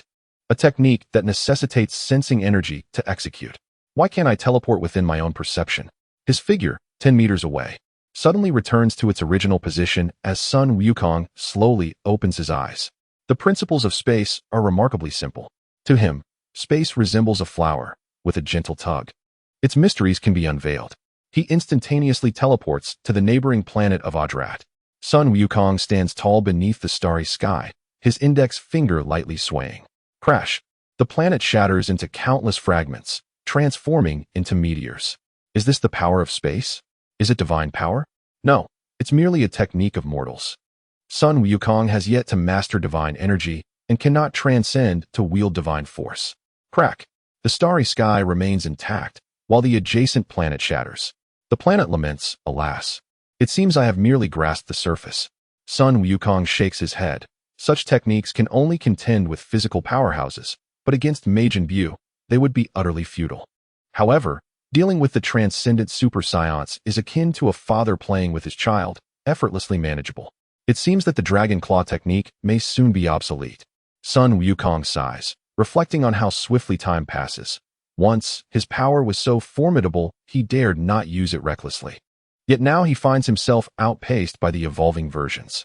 Has my soul traversed countless dimensions, granting me an extraordinary comprehension of space and time? Of course, this is merely Sun Wukong's own speculation. He has a premonition that perhaps, in the future, he need not learn the angelic mastery of ultimate freedom. Divine techniques are ultimately the arts of others. Why not forge his own? With a single gesture towards the void, a portal materializes before him. Sun Wukong steps lightly, vanishing in an instant. Though the realms beyond the universe are challenging, within the cosmos, he is as comfortable as a fish in water, wielding complete mastery. King Kai exclaims, "Oh no! Stop eating! Stop eating!" He hurriedly protects his provisions, remaining resolute despite Sun Wukong's sweet words. The king's gaze is unwavering, utterly unmoved. If he continues to consume, I, King Kai, shall be left starving. Merely 3 hours of sustenance could last me a year. I must not allow this black hole to devour any more food. You're so stingy. Isn't the great King Kai above such trivial matters? Sun Wukong relents, washing and putting away the dishes. What can I say? King Kai's hospitality is indeed remarkable, and the food is extraordinarily fresh. Divine food truly is of a different caliber. Humph. If you're so capable, then don't eat. Fine, I want to eat. Regardless, it is nearly finished. Here, as promised, is the complete collection of jokes. Sun Wukong casually retrieved a book from his pocket and tossed it to the king of the world. Hey, hey, the king exclaimed, hastily catching it and storing it carefully. You have a bit of a conscience. But what brings you to my humble abode? I seem to recall someone expressing disdain for this desolate place. The king, feigning nonchalance, whimsically waved at the bookshelf, which held countless humorous tomes gifted by Sun Wukong. Well, I came to visit you, dear elder. After stating this, Sun Wukong disregarded the king entirely and laid down on the grass, comfortably drifting into slumber. Really, can't you at least converse with me? As the king, I too experience loneliness. With that, the king retreated indoors, seizing a book of cold jokes, engrossed in its content. A while later, peals of laughter escaped his lips. The sun shone brightly, filtering through the leaves and illuminating Sun Wukong's face, softening his sharp demeanor under the warm glow. Boom! Transforming into a super scion. His black hair and eyes instantaneously morphed into golden locks and azure orbs. The golden aura was swiftly retracted within, revealing not the slightest hint of its presence. Achieving full power as a Super Saiyan was effortless for him, yet mastering the Super Saiyan 2 transformation remained elusive. Thanks to his early mastery of energy control, concealing his aura was as effortless as sipping water. Hey, don't train. This place is quite fragile, you know? Sensing Sun Wukong's energy surging dramatically, the king peered out in alarm. Rest assured, I won tea. With that, Sun Wukong began to flicker in and out of visibility, as if he might vanish from existence at any moment. This fellow is flaunting his instant transmission in front of me. The king chuckled, returning to his cold jokes. On Earth, I'm back. The man opened his arms, his expression serene. It had been a mere 6 months, yet it felt like an eternity. The silhouette towering against the starry sky abruptly vanished, leaving behind faint ripples in the void. As the sun set, the White House was bathed in a golden hue. Lingy, tell your brother to come down for dinner. Chi-Chi removed her apron and untied her hair, letting it cascade down to her waist. 6 years had passed, yet Chi-Chi remained as radiant and delightful as ever, evoking a desire to cherish the moment. Why not just eat a senza bean? What is the need for a meal? Sun Lingy pouted, tossing a bean into her mouth. I'm on my way. Lingy's petite form burst forth with energy as she hurried to summon her brother. Haha, that child. The blue-haired Lanchi covered her mouth, her eyes crescent-shaped. A little mischief might be delightful. I truly enjoy Lingy's vivacity. Sun Wukong grasped his chopsticks, deftly picking up a piece of meat that was a feast for the senses. Indeed, we share that sentiment. Chi-Chi and Lanchi exchanged smiles. Ah, you're back. The two women gasped in astonishment and quickly shouted toward the rooftop. Lingy, Wufan, come down quickly, Daddy's home. Daddy's home. Just as Lingy had called her brother for dinner, she leaped from the 4th floor. With an elegant arc, she landed on Sun Wukong's shoulder, embracing him tightly. Daddy, Daddy, Daddy, let me tell you. Lingy chirped incessantly, like a lark, her words flowing without pause. Ha ha ha, are you surprised? Is it unexpected? Sun Wukong rarely displays a smile as he gently lifts Lingy off his shoulder. In just half a year apart, she has gained quite a bit of weight. Chapter 82. The time-space shuttle. At that moment, Sun Wufan descends from upstairs and takes a seat at the dining table, wearing a mysterious smile. Father, you are unaware of something. What? In just half a year, you have both transformed into Super Saiyans. Excellent. Truly worthy of being my children. He places his hands on the heads of the two little ones, playfully ruffling their hair. Ah, let go. My hair is going to be a mess. Lingy quickly escapes from Sun Wukong's embrace, desperately protecting her hair. The two girls stifle their laughter, trying to suppress their food from spilling out. Perhaps I should just take you to shave your head. It would look better that way. Father, it was my brother who suggested that. It was not my own intention. Wu Fan, who is in the midst of eating, interjects. After a bout of playful scuffling, the family finishes dinner. After spending 2 hours in the hall, the two little ones are sent back to their room by Chi-Chi for bedtime. Chi-Chi and Lanchi whisper in Sun Wukong's ear. Spirit tree fruit. It turns out that Bulma and Lazili are not home to study a spirit tree fruit they brought back a month ago. You knew. Now it is the turn of the two women to be astonished. This fruit can enhance combat power several times with just one bite. He actually knows. Could he be a relative? Perhaps a little brother-in-law. A relative who killed his brother-in-law? What do you mean by that? What expressions are you making? Ha ha ha. It's nothing. That Scion. Is he also your brother? Chi-Chi quickly changes the subject. Which Scion? It must be Dallas, right? The one who looks remarkably like you, with a scar on his face. Lanchi recalls what Robbie's had said, fidgeting with her arm. Oh, you're talking about Dallas. That lowly Scion. Then it's no big deal. As soon as her words fell, Sun Wukong suddenly grinned mischievously and snatched Chi-Chi and Lanchi away. That night, the skies were tumultuous. In a distant time and space, the passage of time varies greatly. Similarly, the processes and outcomes differ significantly. In just 3 years, after Bulma dedicated 12 hours daily to her research, she has finally completed it today. This is what you wanted. Can you spare them now? Cell takes the universal capsule and tosses it to the ground. Instantly, a cloud of mist envelopes the area. Of course, provided that no errors arise. As the mist dissipates, Cell gazes at a time-travel device far superior to the previous one, nodding in satisfaction. But I need to test it now. After saying this, Cell summons dozens of little cells to initiate time travel. Alright, Bulma sweats profusely, too afraid to act rashly.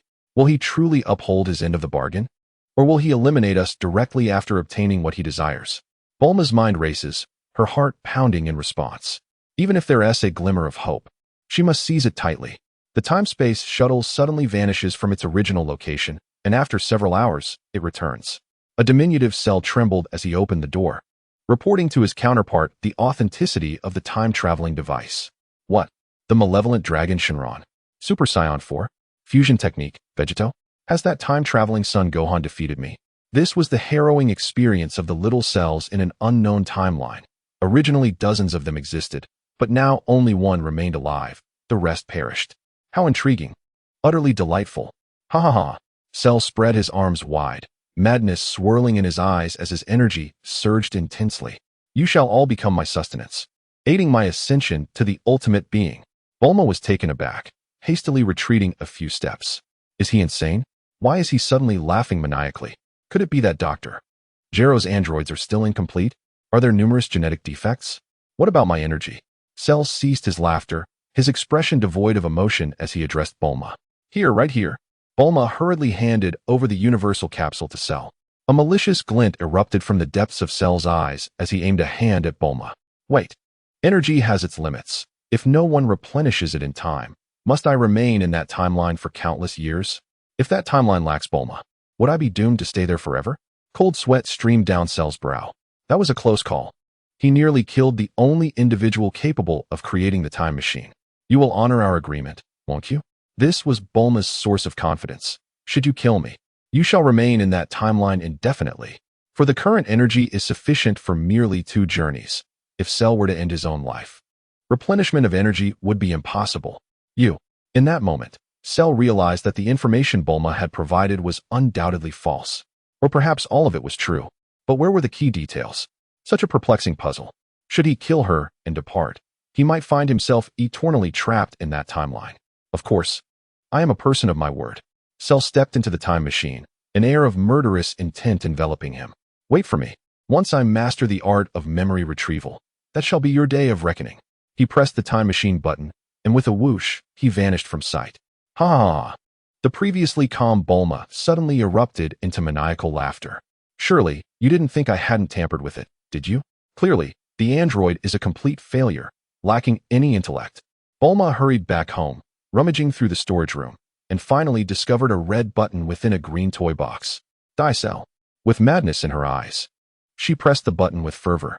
She sought vengeance for son Goku and his companions. The time machine entered the temporal tunnel, while Cell blissfully savored his afternoon tea. Indeed, this is exquisite alien flesh. With each bite, the meat would explode in his mouth, filling the area with a rich aroma. Naturally, only he, as a superior android, was worthy of such indulgence.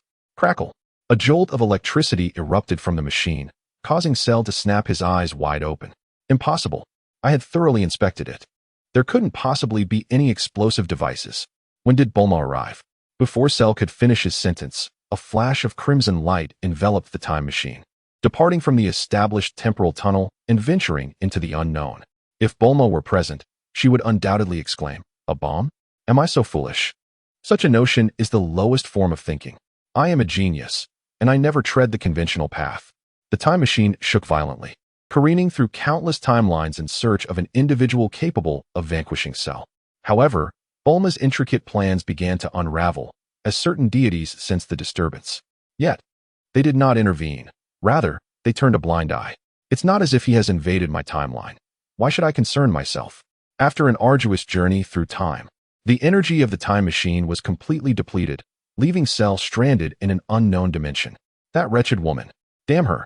The murderous intent in Cell's eyes was palpable. However, it is evident that your calculations have faltered. Ha ha ha. No one has come to slay me.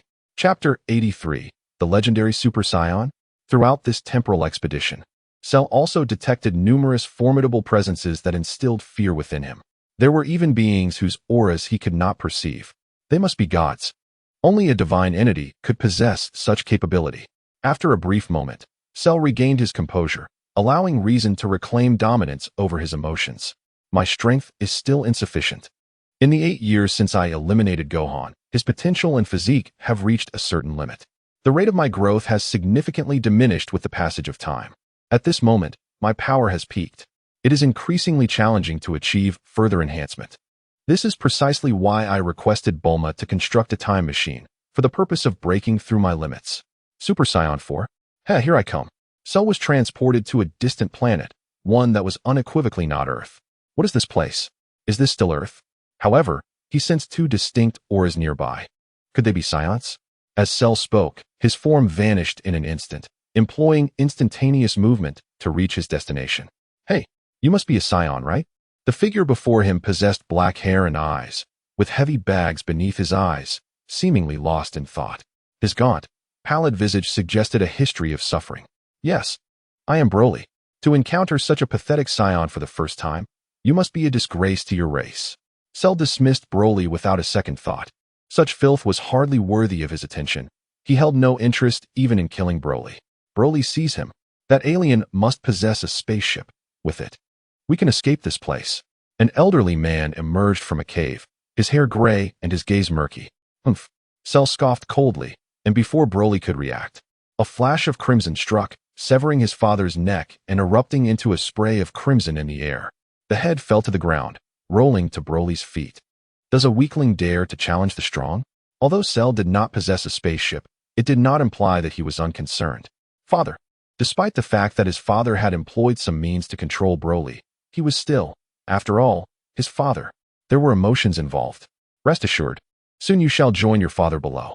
Cell, uninterested in the tender father-son bond, thought that if one loved their father so dearly, they might as well accompany him down below. With a delicate flick of his finger, the Kamehameha surged forth with tremendous force. The azure light brutally washed over Broly. Despite being engulfed by the fierce blue radiance, Broly, with his formidable physique and innate talent, managed to endure at Cell's hands. Something feels amiss. Cell's long dormant senses awakened, prompting him to retreat several hundred meters away. Die, you wretched creature. Broly transformed into the legendary Super Saiyan, his once black pupils swiftly shifting to a vibrant green. Boom. Broly let out a thunderous roar as a green aura erupted violently, plunging the world into darkness. In the next moment, the spot where Cell had stood shattered into countless fragments. Is this some kind of jest? How is this so different from other Super Saiyans? Cell hastily retreated, soaring into the skies. Super Broly unleashed a devastating punch, catching Cell off guard, who had no time to evade and was brutally smashed into the glacier. This creature's energy is overwhelmingly ferocious, truly barbaric, akin to a raging gorilla, emerging from the glacier. Cell's bones crackled, seemingly unfazed by Broly's assault. Upon witnessing Cell still alive, Broly's fury erupted once more. His power surged at an astonishing rate. 1 punch, 10 punches, 100 punches. The strength continued to escalate, seemingly endless. Damn that gorilla. Cell's body swelled dramatically, surrounded by crackling lightning. The energy enveloped the entire planet, darkening the skies, trembling violently as if the world itself could scarcely endure. Lightning flashed as Cell vanished from sight. In the next instant, he reappeared behind Broly. The Kamehameha wave erupted from his hands, an unstoppable force striking Broly from behind. Broly screamed in agony, shattering the glacier as he plummeted to the ocean floor. Phew. Cell wiped away the non-existent sweat from his brow, his gaze fixed intently on Broly's descent. What manner of power is this? Is it a mutated Saiyan species? The next moment, Broly surged forth once more from the depths, now wielding an even more formidable strength. His previously lean physique had burgeoned, inflated by an overwhelming aura, resembling a bodybuilder sculpted over a decade, possessing power that surpassed Gohan's. Cell stared in disbelief, fixated on Broly, attempting to discern something. You are quite impressive, indeed, hee. Cell's voice dripped with malice, as Broly's rationality faded away. The green pupils vanished, leaving only the whites of his eyes. Hee ha ha ha. Encircled by lightning, his hair grew wildly, and boundless power surged within him. Die. Cell was met with yet another ferocious onslaught. Bang, bang, bang. The heavens echoed with explosive sounds. The two engaged in a fierce aerial exchange, each strike landing with palpable force. Initially, Broly's strength paled in comparison to Cell's, but after 3 hours of relentless combat, Cell gradually found himself at a disadvantage, being continuously pushed back by Broly. Strangely, the surface of Cell's skin was smooth, devoid of any signs of injury. Come on, continue. Let me experience your limits. 3 hours later, Broly's power had quadrupled compared to 3 hours prior. What an extraordinary talent. With a thunderous roar, Broly's strength reached its zenith. His muscles gradually contracting, though still growing. It was at a pace far less than a tenth of what it had been before. Is this truly your limit?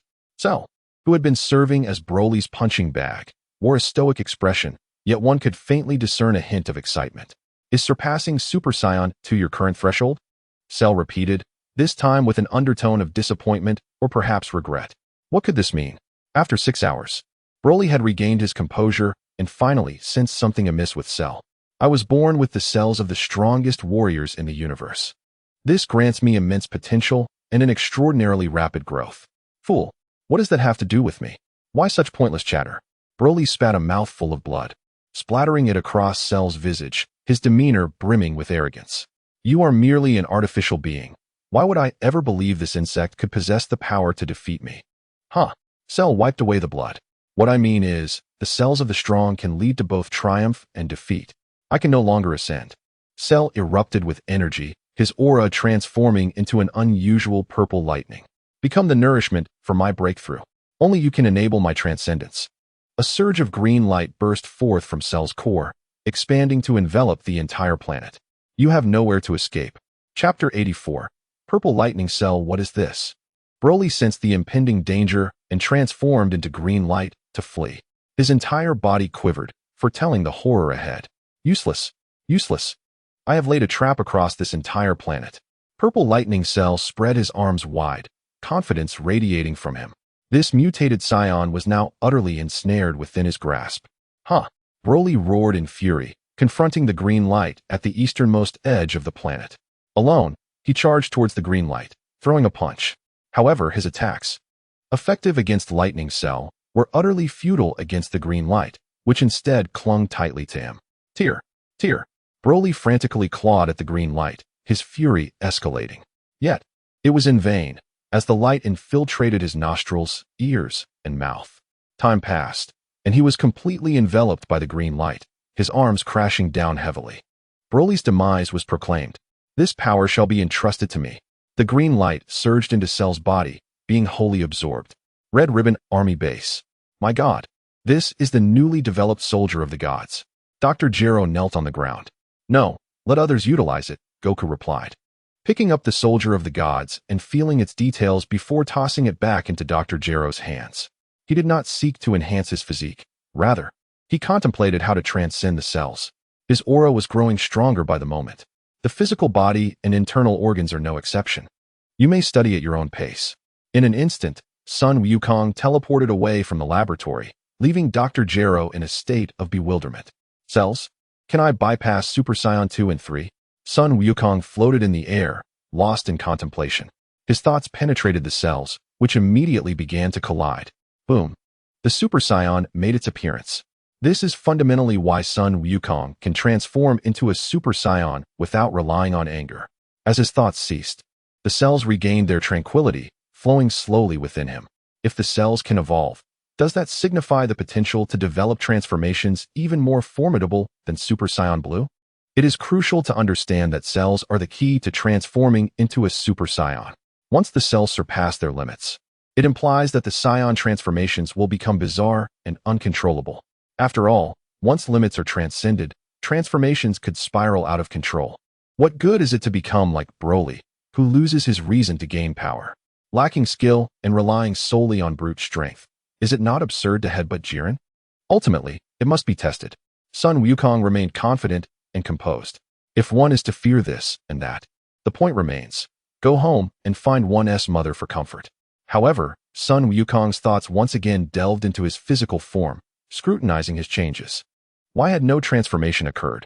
My body is, after all, the most formidable in this universe. Logically speaking, if the physical body has improved, the potential should also increase, and the cells should evolve accordingly. Why does it still feel stagnant? Although the cells are somewhat stronger than before, they remain of little use. Nonetheless, Sun Wukong had a premonition that success would soon be within reach. In a flash, he vanished from his original position. In Bulma's laboratory, how does it feel? Lazuli swallowed the entire fruit of the spirit tree in one go, her cheeks puffed up like a little hamster hoarding food. Remarkable. The energy is more than 3 times as strong. Bulma gave a thumbs up, delicately biting into a piece of the fruit. They had been researching for quite some time, but had yet to grasp its principles, which left Bulma feeling disheartened. It was her first experience with failure, and it was truly distressing. What on earth is this composed of? Why is its genetic similarity to Earth Zero? Let me have a taste. Sun Wukong appeared mysteriously, forcibly seizing the fruit from Lazuli's mouth. The chase ensued, with Lazuli retreating repeatedly, her energy intensifying dramatically. The room was filled with a pink hue. Hey, I'm still here. Don't ignore me. Bulma, who had initially been in a daze, finally reacted amid Sun Wukong and Lazuli's frenzy. She joined the fray. The chairs and stools in the laboratory were of poor quality, creaking and groaning noisily since earlier, which was quite bothersome. Skipping 1,000 words, so you are researching this? Sun Wukong consumed dozens of spirit tree fruits, his blood circulating violently, muscles throbbing, as his body was transformed by the new energy surging within him. His overall strength increased exponentially. After all, as his energy heightened, his essence synchronously elevated. Why stop eating? With a flushed complexion, Lazira held the fruit of the spirit tree close to Sun Wukong's lips. No need. It has become useless to me. He shook his head in refusal. It was not that he had developed a resistance to the spirit tree's fruit, but rather that his energy no longer required such nourishment. Absorbing it would yield no enhancement. Instead, it would be a hindrance, a burden. After all, his essence had long diverged from the traditional. Resistance, is it? Bulma hastily noted this in her journal. Almost. I am the only one. Really? Of course. This is food fit for deities, quite exquisite. Wait. It's food that gods consume. Lazira had such fortunate circumstances. The two women exchanged incredulous glances. Why, then, is the king of the universe so feeble? Could he be the lowest among deities? Truly pitiful. The two women felt a momentary pity for the king of the universe, but soon shifted their focus. Well, we haven't indulged in that for quite some time. Another tempestuous encounter ensued. Sun Wukong, with a carefree demeanor, adjusted his trousers and departed, leaving chaos in his wake. This fellow has become quite ferocious. Lazira's hair was in disarray. I understand. He seems boundless, as if there is no end to his vigor. Bulma nodded in agreement. In the empire of the red satin, the capital city, my master hasn't visited me in ages. What could he be up to? Violet thought, her legs slightly crossed, lost in myriad thoughts. Xiao shivered, distancing herself a few meters from Violet. She certainly did not wish to recall that day, when her legs still ached.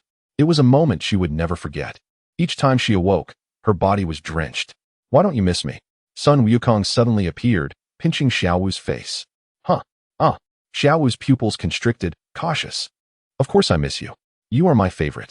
Her delicate lips pressed a fervent kiss against Sun Wukong's cheek. Master Violet quickly rose, enveloping Sun Wukong in a tight embrace, inhaling deeply the essence emanating from him. Violet was entranced. I must say, the scent of my master is truly delightful. Thus, two patches of grass were flattened, shattered by wooden sticks. Chapter 85. The Arrival of Cell. Time passed, and the vibrant green leaves turned to gold, becoming a diminutive spirit tree. It had been 2 months since Sun Wukong returned to Earth. His daily routine still involved flitting between Chi-Chi and Violet, alongside his training. A white crystal spun at his fingertips, occasionally emitting a crackling sound akin to shattering glass. Mastering spatial techniques, Sun Wukong had developed numerous skills, such as storage space, spatial slashes, and divine might, which allowed entry into the storage realm. Daddy! Daddy! Sun Lingy darted through the sky. She absolutely did not wish to find him. Sun Wukong's expression darkened as he snapped his fingers toward the heavens. Suddenly, a pitch-black door appeared before Sun Lingy, after a moment of darkness. She found herself lifted by Sun Wukong. What is this? Oh, it's just Daddy. That is quite frightening. Lingy crossed her arms, her small face slightly pouting, conveying her displeasure. Sun Wukong flicked her forehead with a finger. Ling Yi suddenly crouched on the ground, tears brimming in her eyes, pressing her forehead. I shall run away from home. With that declaration, she stormed off, employing her flying abilities to leave her abode. Several dozen miles away, she exclaimed, "Yay! No more school." In her exhilaration, she even conjured a little figure from clouds to express her delight. This child. Sun Wukong waved his hand, signifying his understanding of Sun Lingyi's fervor. After all, he too once harbored thoughts of demolishing a school, only to see those aspirations realized by his daughter. Truly, she is my daughter. A genius indeed. Tick-tock, tick-tock. The sky darkened ominously, storm clouds gathered, and thunder roared, followed by a deluge of fine rain. What is this? Sun Wukong felt an unsettling discomfort wash over him, as if a heavy stone had suddenly settled in his heart, foreboding abandonment by the world. A colossal bolt of lightning illuminated the realm. Is this a premonition of danger? In over 2 decades of vanquishing adversaries, he had never encountered such a sensation. Tick-tock. The fine rain intensified, and a fierce wind arose, bending the vegetable leaves in the courtyard down to the earth. What is the matter? Lazili's concerned voice came from behind, her hand gently massaging Sun Wukong's shoulder. Drawing nearer, Sun Wukong lifted his gaze, his eyes harboring a profound power, traversing vast distances, aiming resolutely at a target. Are you delirious from the fairy beans? He mused. Take Bulma, Krillin, and the others aboard the spaceship and leave. A great danger looms over Earth. Thump, thump, thump. His heart raced, blood coursing through his veins at an alarming speed. Let us go. With Sun Wukong's furious shout, Lazili's hesitation evaporated instantly, and she hurled the spaceship into the cosmos. Hurry, come to me. Bring the Dragon Balls. This voice differed from all previous calls, a thunderous echo exploding in the minds of Krillin, Tien, and others. In an instant, all thoughts shattered, leaving only one resolution: to gather everyone and head to Sun Wukong's home. Hooray! No more school. Ling Yi, oblivious, rejoiced at the thought of escaping her academic duties. In contrast to the child's simplicity, the adults were plagued by myriad thoughts. Countless possibilities flashed through their minds. Yet before any news could emerge from Sun Wukong's lips, the spaceship ascended slowly, whooshing away from Earth. Conceal your energy, do not be detected. This command enveloped the minds of all aboard the spaceship, forcibly etched into their hearts, prompting everyone present to cloak their presence. Leaving a final note, Sun Wukong closed his eyes, remaining still, fully concentrated on sensing beyond the planet. He was determined to uncover what manner of entity this was. A premonition of danger? I am indestructible. How could I possibly fear? Am I to be intimidated by you? Where are we headed? Krillin cautiously reassured his wife, Jialuan, beads of sweat forming on his forehead. First, to New Namek. Bulma promptly activated the spaceship. The steel behemoth enveloped in searing heat, smoke billowing forth. Full power. Whoosh. With a velocity surpassing that of light, the spacecraft hurtled towards Namek. The vessel trembled violently, prompting Bulma and Launch to grasp the handrails tightly, striving to maintain their balance. In mere minutes, the spacecraft arrived at the new Namek, and upon landing, the figures on board transformed into radiant white light, hastening towards the current Grand Elder, Muley. The Dragon Balls. Gather the Dragon Balls. Yes, Muley initially hesitated, but quickly realized that these were the benefactors of the Namekian people. Bring forth all the Dragon Balls. Under the Grand Elder's command, the Dragon Balls were swiftly collected. Suddenly, a thunderous roar announced the dazzling arrival of Porunga. Record every action of Goku on Earth and present it live. As you wish. Porunga gleamed with red light, indicating the simplicity of the task. The air surged rapidly, and a colossal screen, 100 meters wide, materialized in the sky. Meanwhile, at the distant edge of the galaxy, in the vastness of outer space, this is Earth, yet I cannot sense Bulma's presence. A wave of despair washed over Cell. He did not wish to linger in this universe and time. Is that Goku? He exists, yet Bulma does not. Having absorbed Broly, Cell's cells and genes underwent significant transformation, evolving in an indescribable manner. His perception abilities had similarly evolved. Even in the absence of Goku's aura, Cell could still pinpoint his exact location. Damn it, could it be that Goku has killed Bulma? Not even Gohan's presence can be felt. Cell sank into utter hopelessness, his gaze fixed intently on Goku. Ah, how intriguing. I did not anticipate your moral decline in this timeline. Suddenly, Goku's eyes shot open, and he gazed skyward. If you have appeared, why do you hide? A murderous intent surged forth, and his entire being erupted into a colossal hand, instantaneously materializing before Cell. Come down, he bellowed, his aura intensifying, transforming the giant hand into a size half that of Earth. From a distance, it resembled divine retribution. A trivial skill, Cell scoffed, unleashing his energy to shatter the enormous hand into countless specks of starlight, akin to the Milky Way cascading to the Earth. In that instant, Goku released his aura. Cell instantaneously transported himself before him. With a countenance as dark as water and an aura of death surrounding him, he exclaimed, I have been eagerly awaiting Bulma's presence on Earth. Yet you have slain her. I shall demand your life in return. Are you foolish? An artificial being seeking revenge for Bulma? Could it be that in a timeline unbeknownst to me, Bulma and Cell have become involved? How revolting. Goku spat onto the grass, his expression contorted in disgust. Who are you? What is your purpose here? Typically, a normal person would not inquire such things. But is Cell a normal person? Chapter 86. Enemies from alternate realities. My name is Cell. Perhaps you have not heard of me. Cell gracefully stepped back, brushing off the dust from his attire and striking an elegant pose. You have traversed to this timeline to surpass your limits, only to be ambushed by Bulma, leading you to my realm? Indeed, Might I inquire why you have taken the life of Bulma? How audacious of you. Goku pressed his forehead, striving to suppress a chuckle. Has the fool truly divulged everything? Or does he possess unwavering confidence in his own abilities? Cell smirked disdainfully, his gaze laced with amusement. Having long since condemned Goku to death in his thoughts, it appears you are the one responsible, and even if you had spared Bulma, I would still have to eliminate you. Precisely.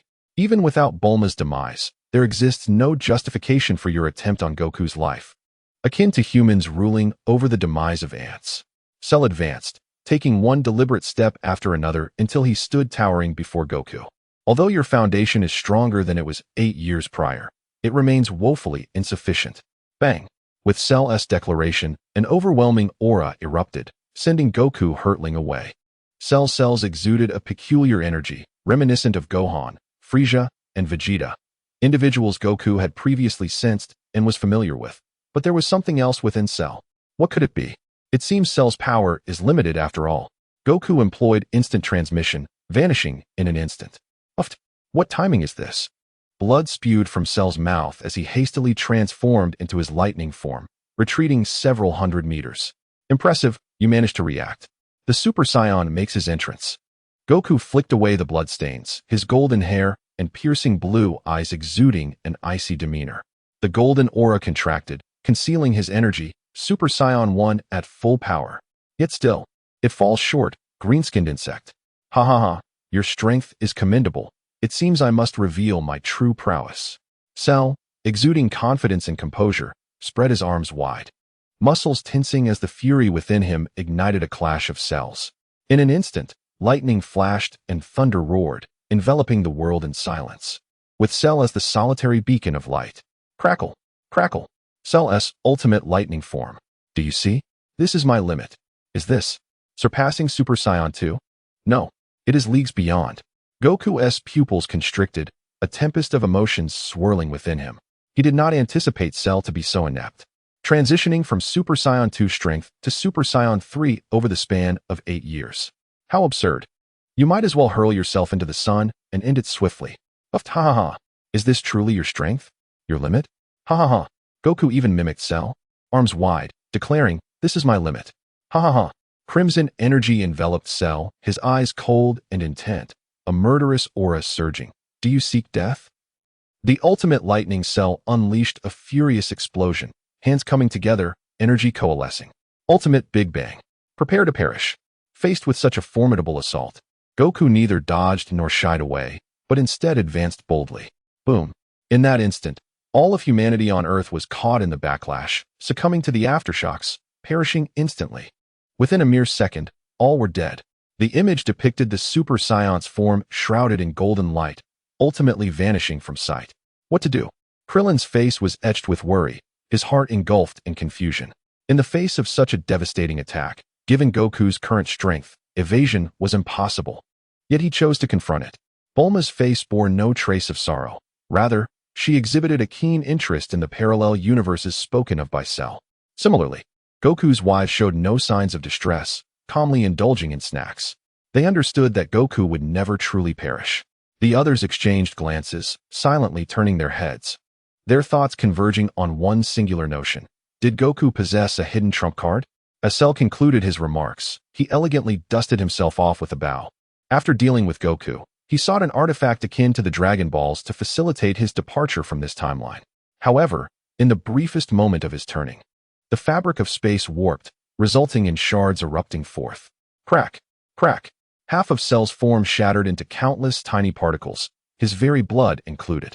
Within a mere fraction of a second, Cell reacted, evading the attack with utmost swiftness. Goku, he bellowed in fury, refraining from counterattacking and retreating billions of kilometers away from Earth. Oh dear, I actually managed to evade the shattering. In that instant of assault, Goku had invoked his divine prowess to enter a pocket dimension, yet the effort proved futile as the space was obliterated. He had forgotten that Super Saiyan 3's might could indeed rupture dimensions. At that moment, Cell was drenched in sweat, his arrogance swiftly dissipating. He had nearly met his demise at Goku's hands.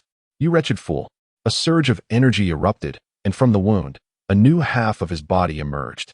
It seems I'm not dead yet. Is this truly necessary? Goku chuckled, exuding confidence and calm, fully in control of the situation. Even Super Saiyan 3 could not best him. Shattering. Goku remained still, yet Cell's position suddenly distorted, and the cosmos echoed with the sound of hundreds of mirrors breaking. But, in a mere fraction of a second, Cell regained his composure, dodging the fragments with remarkable speed. You find yourself at a loss now, don't you? Humph. Cell smirked, reopening his arms in a position of superiority. Yet, upon closer inspection, one could see Cell's pupils fixated intently on Goku. Any slight shift in the atmosphere would compel him to flee immediately. Is that so? I fear you are mistaken.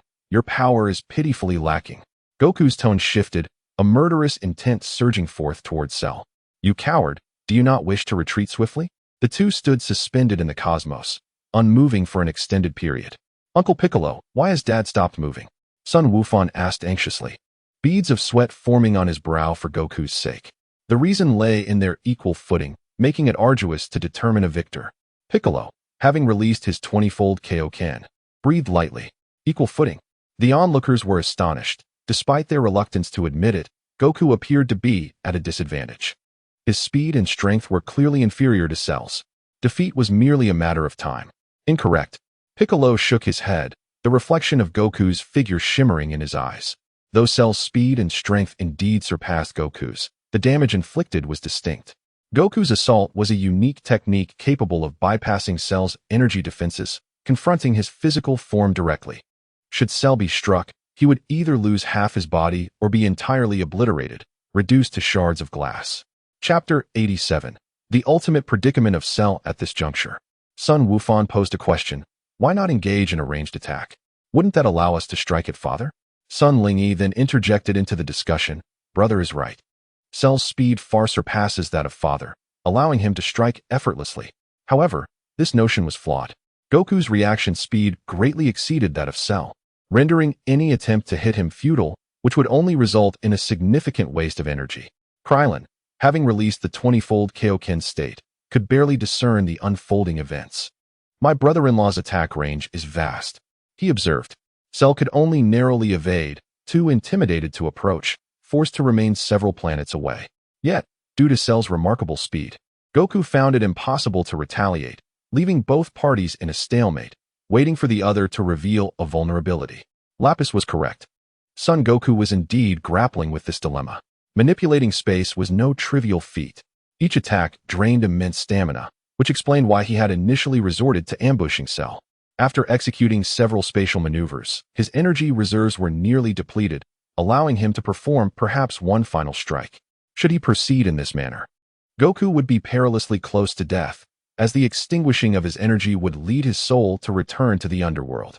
Cell, too, was reluctant to act rashly. His stamina was not significantly better than Goku's. Each evasive maneuver consumed a considerable portion of his energy. As for forcibly shattering space with energy, that was absurd. Not to mention the stamina expenditure, with Goku's reaction speed. Wasn't that tantamount to courting death? Currently, both remained locked in a tense standoff. Curse it. This version of Goku is formidable, like an insurmountable mountain. Cell pondered, feeling a surge of trepidation as his fighting spirit waned. He no longer desired to continue the battle.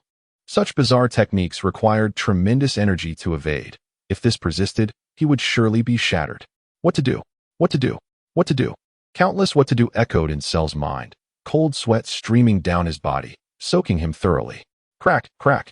The taut Cell heard an exceedingly subtle sound, which heightened his anxiety to the brink of explosion. Crack, crack. It originated from Goku's abdomen. Upon closer inspection, Cell was taken aback. Goku's belly was slowly writhing, seemingly engaged in some clandestine activity. Oh no, this is troubling. Run away. Run away. You're doomed, Cell. Goku flashed a bright smile, his white teeth glimmering ominously, reminiscent of a demon emerging from the abyss. As dozens of senzu beans were digested, the life energy within was fully absorbed, causing his aura to surge back to its zenith. Indeed, it was the senzu beans. Life energy constituted Goku's essence, and he could assimilate it as well. As a miraculous healing elixir, senzu beans possessed unparalleled life force. This was precisely what Goku had been lacking. No sooner had Goku's words left his lips than Cell dashed forth, exerting all his might to flee this accursed place. Wasn't it said that an energy exceeding 20 would induce overwhelming force? Why had he not experienced that? Instead, he was reduced to a mere dog, fleeing in utter disarray. The fabric of space shattered. In an instant, dozens of planets were ensnared, disintegrating into shards of glass, reflecting the brilliance of the sun. Alas, the ultimate lightning being, Cell, utilized his formidable perception to execute instantaneous movement, departing from the galaxy. Attempting to escape? Where can you possibly flee?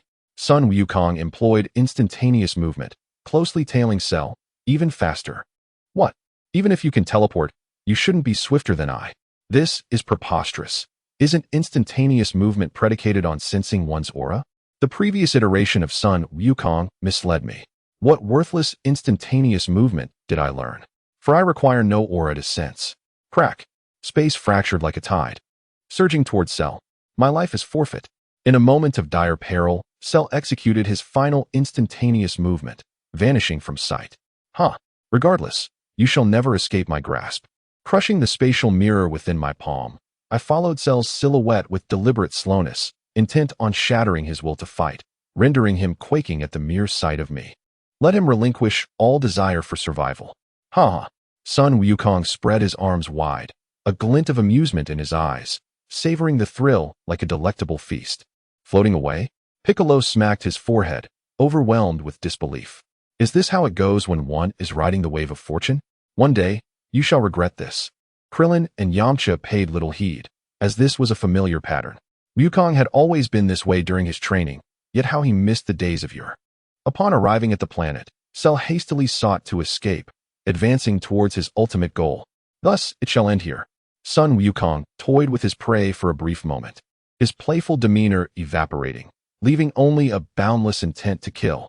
Space. Shattered. My final glimmer of hope.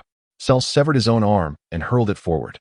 In the next 0.001 seconds, the shattering enveloped Cell's head with a crack. Cell's body disintegrated into pieces, 1, 100, 1,000,000, scattered across the ground, along with his cells, transforming into shards of glass. What good is this? Oh no, this is troubling. Sun Wukong channeled all his energy, shattering the space ahead. My sincerest apologies, Sun Wukong, but it is too late. The Aerodalians, renowned for their resilience against death, may possess feeble strength, yet they are notoriously hard to kill. A green light flickered across Cell's form. His body required but a mere fraction of energy to restore itself. Such is the nature of the Aerodalians. Their vitality is remarkably tenacious, deserving of the title the indestructible cockroaches of the universe. You failed to absorb prior, and now you seek to do so. Surely, there must be some limitation. Sun Wukong remained unfazed, pondering how much longer their tenacity could endure against him. Now, the tables had turned, and Cell fell silent. Indeed, Sun Wukong had not erred. No matter how difficult it may be to vanquish him, isn't it still merely a matter of a few moves for Sun Wukong? What can Cell possibly do? Limitations surely exist. 3 years prior, he had devised a technique capable of devouring other cells and merging them into his own. Even when paired with other elements, remarkable effects can be unleashed. However, one can only merge twice in a lifetime, and I have already exhausted my final fusion. I, Cell, am now teetering on the brink of death.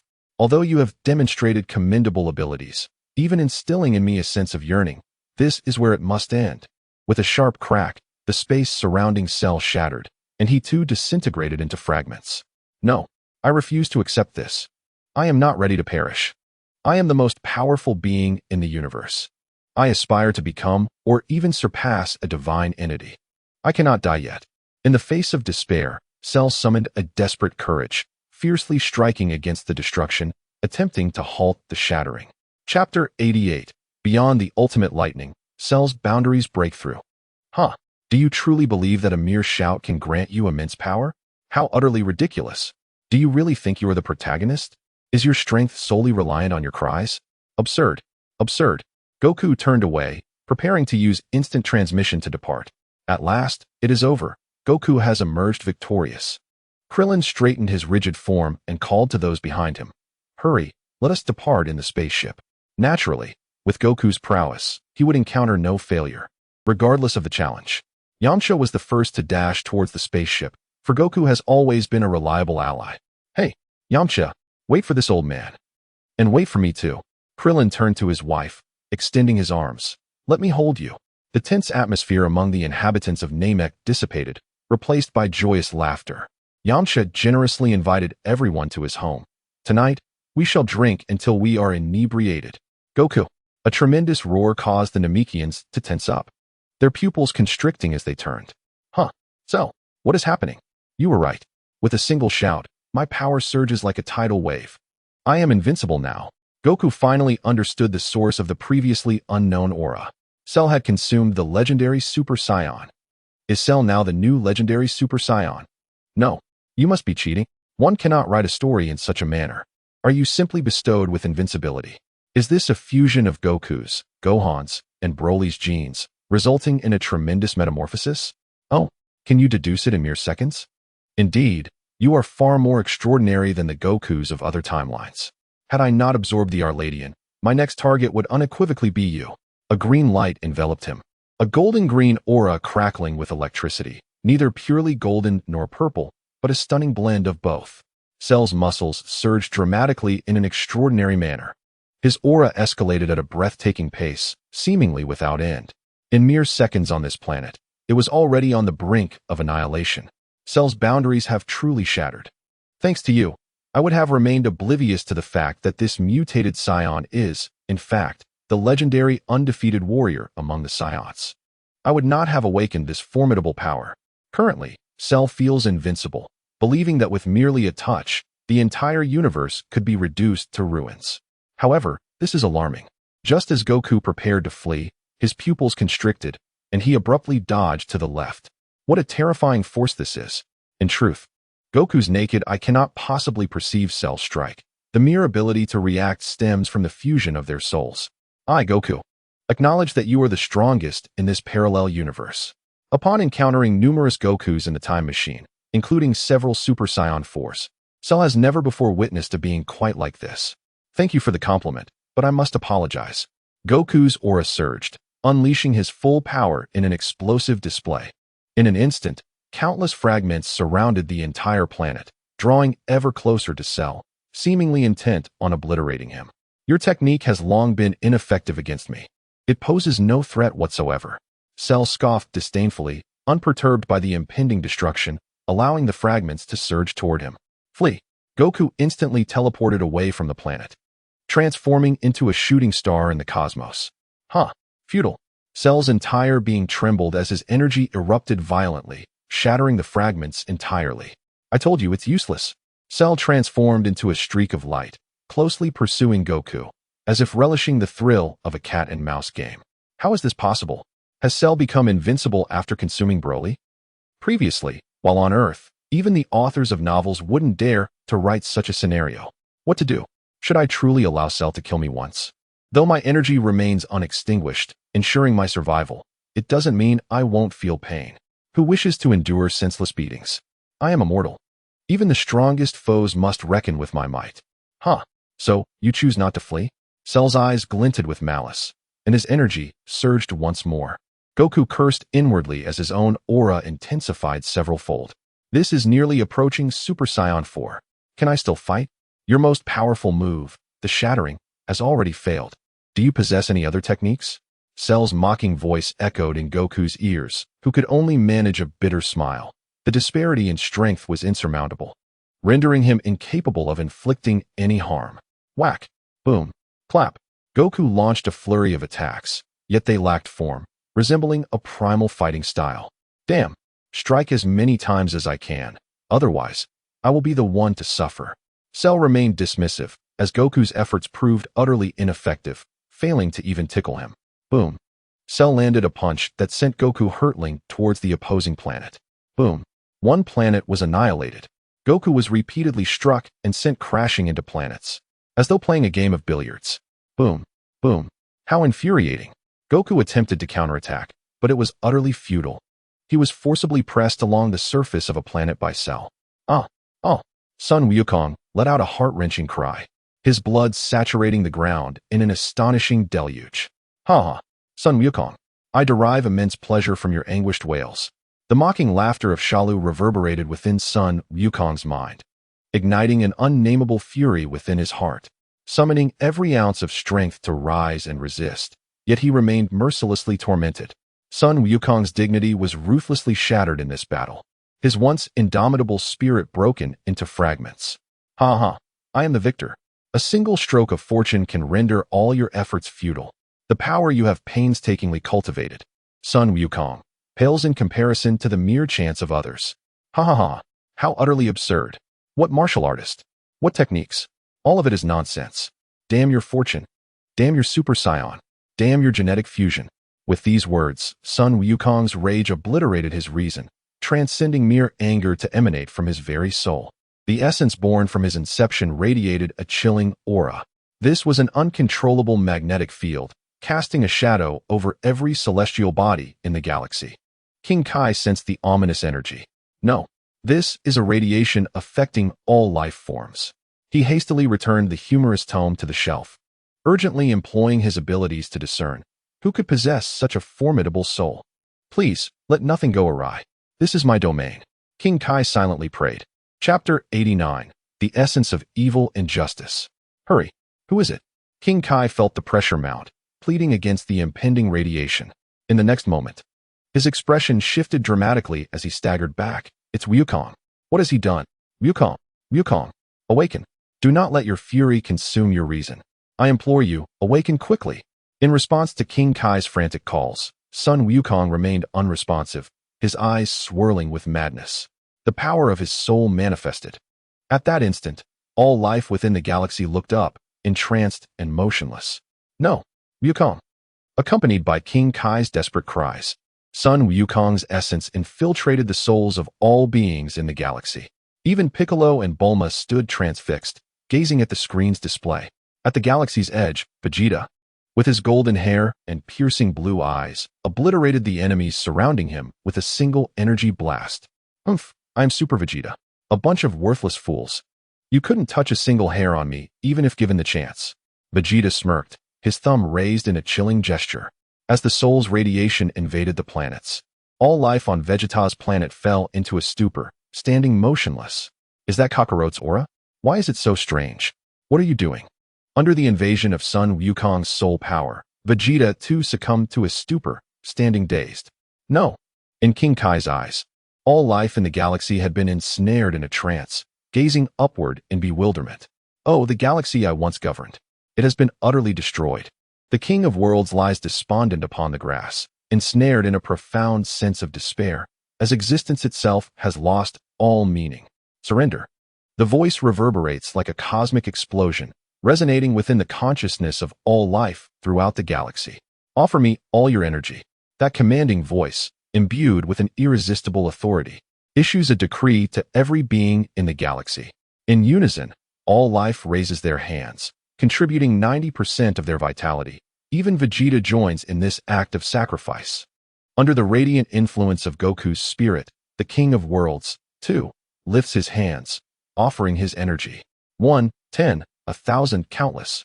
Ha ha, and I owe it all to you, Cell. Were it not for you, I would never have realized my true potential.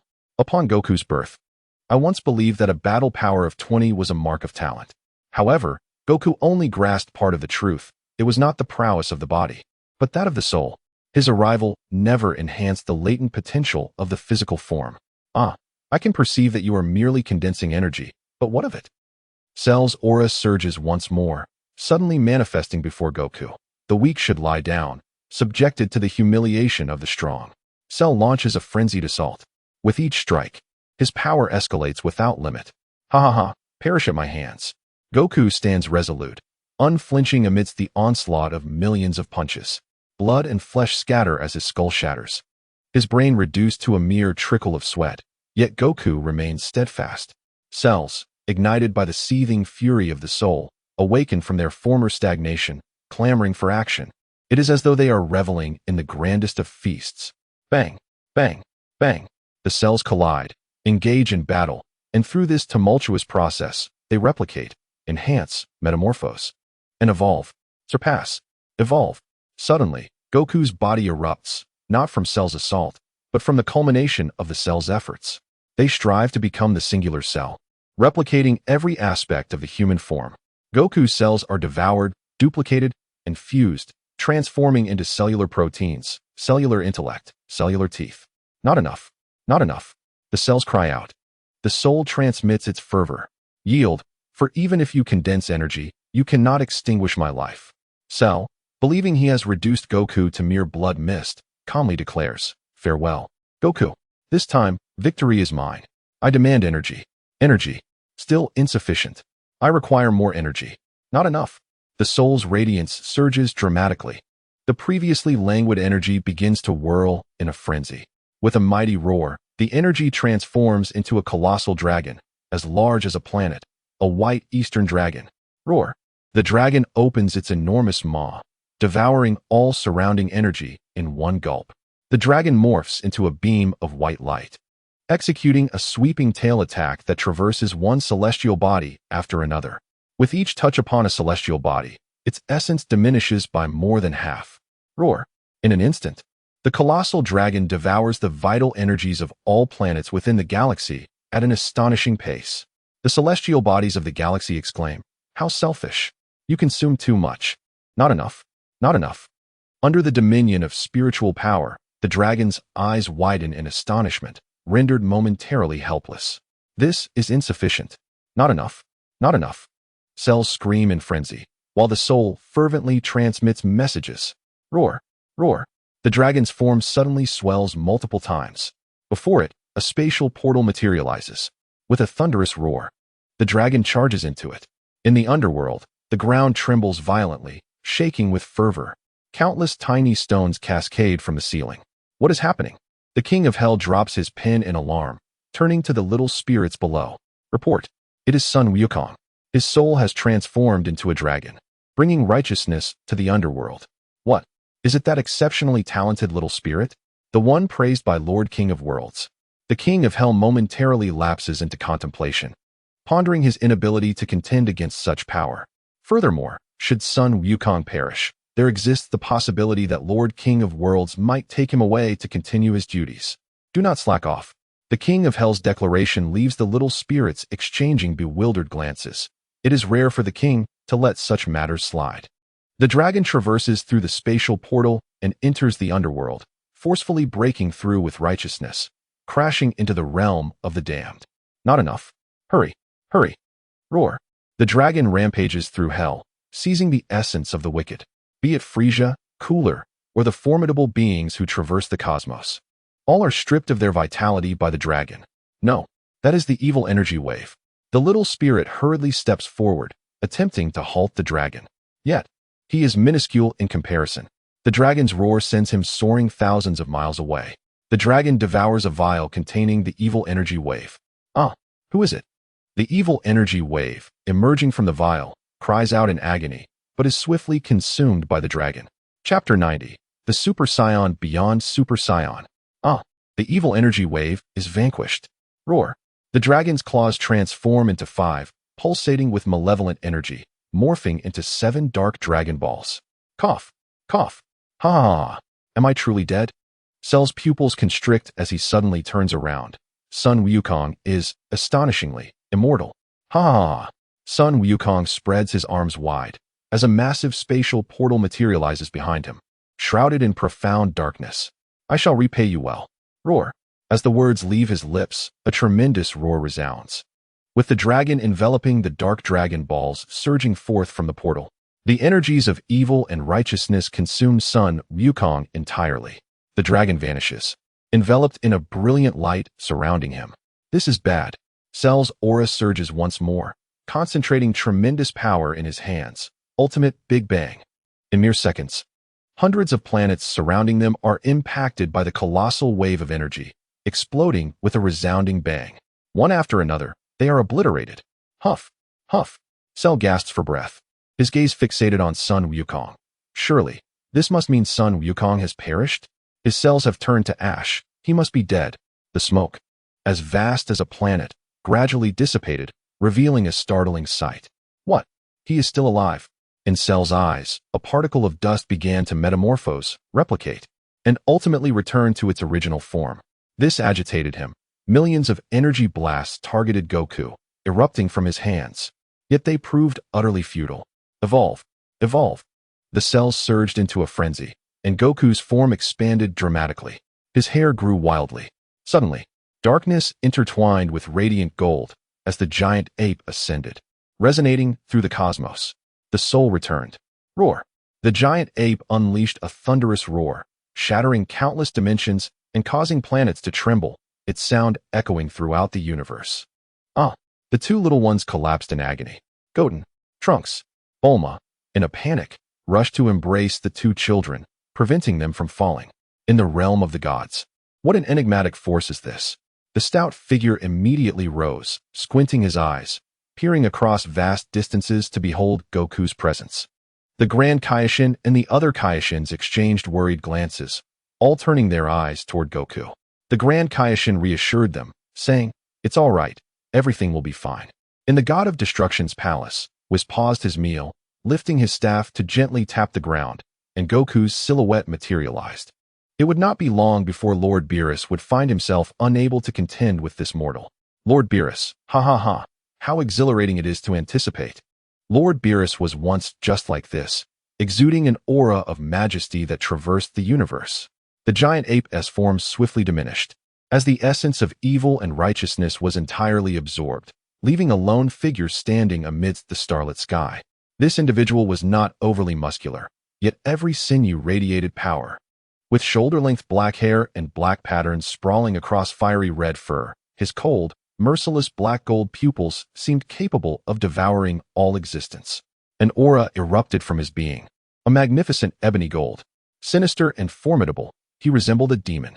He transcended the evil form of Super Saiyan, referencing Super Saiyan 4, albeit with different hues. Time appeared to halt as Cell gaped, fixated on Goku. What is this? Thanks to you. This is the Super Saiyan who transcends all Super Saiyans. No sooner had the words left his lips than Goku instantaneously materialized before Cell, delivering a crushing blow to his abdomen. Whoosh! Cell spat out a mouthful of blood, the space behind him fracturing and obliterating the planets beyond. What sorcery is this? This new form is infinitely stronger than I imagined.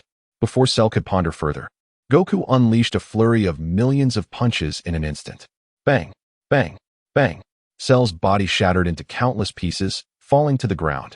Yet, under the influence of the Arladian genes, the fragments slowly reassembled, ultimately restoring him. How? This is a pinnacle you shall never reach in your lifetime. Damn it! I am the legendary invincible warrior. How could I be so easily defeated by you? Bang!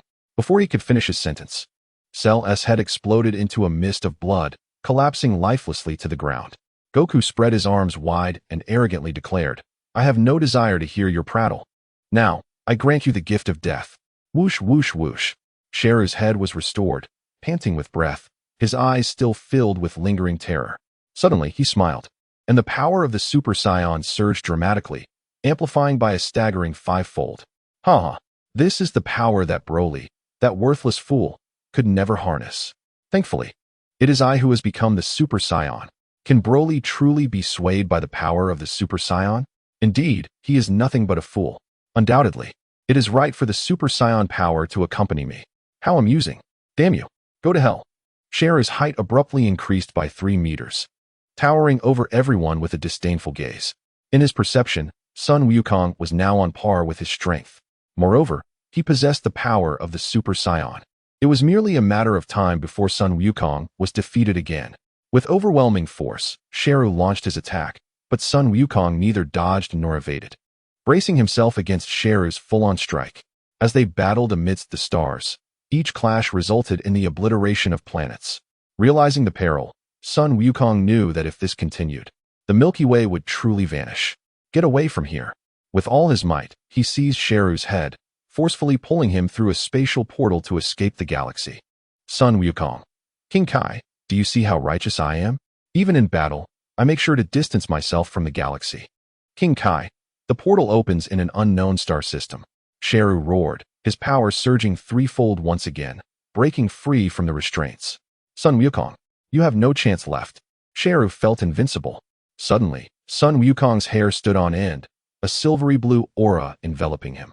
His silver hair shimmered with blue patterns, exuding an aura of righteousness. Resembling a deity or an immortal, he had transcended to the righteous form of a Super Saiyan. The second round officially commenced. Sun Wukong smiled effortlessly, stretching his limbs, completely disregarding Gero. Arrogance. You are too arrogant. You have no comprehension of the terror within my power. Underestimating your opponent will lead to your downfall. A punch, surpassing all limits, surged towards Sun Wukong. Die. The fist swung wide. Gero's pupils constricted as he narrowly evaded. How could this be? I sensed no spatial aura. How could Sun Wukong avoid it? By what means did he escape? Go to hell. Gero unleashed every ounce of his strength, each punch infused with his total power. Yet, no matter what, he could not strike Sun Wukong. Every time he was about to land a hit, Sun Wukong always slipped away in an uncanny manner. It was as if time itself paused. Wait, time paused. Gero stared at Sun Wukong in disbelief. Could it be that Trunks, bearing the surname of Sun, should be called something else? Thanks for the 2 likes on the myriad of scrolls in hand. As for additional updates, apologies, I am powerless. The author types too slowly. Please, your favorable reviews are appreciated. Chapter 91, The Power of King Kai. Time paused. Gero could hardly believe it. But only a time pause could explain this bizarre evasion. How clever. I never imagined you could deduce it in just 1 second. Indeed, Sun Wukong, while absorbing the righteous energy, comprehended the force of time with absolute power. Time paused. A second prior, Sun Wukong's fist was already in motion. With the force of a mighty thunder, a devastating blow struck Cell's face. Time flows. This is your reward. Bang. A buzzing sensation echoed in Cell's head, and by the time he regained his senses, he had already obliterated dozens of planets. Whoosh, whoosh, whoosh.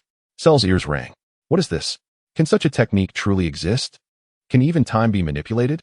This is beyond the limits.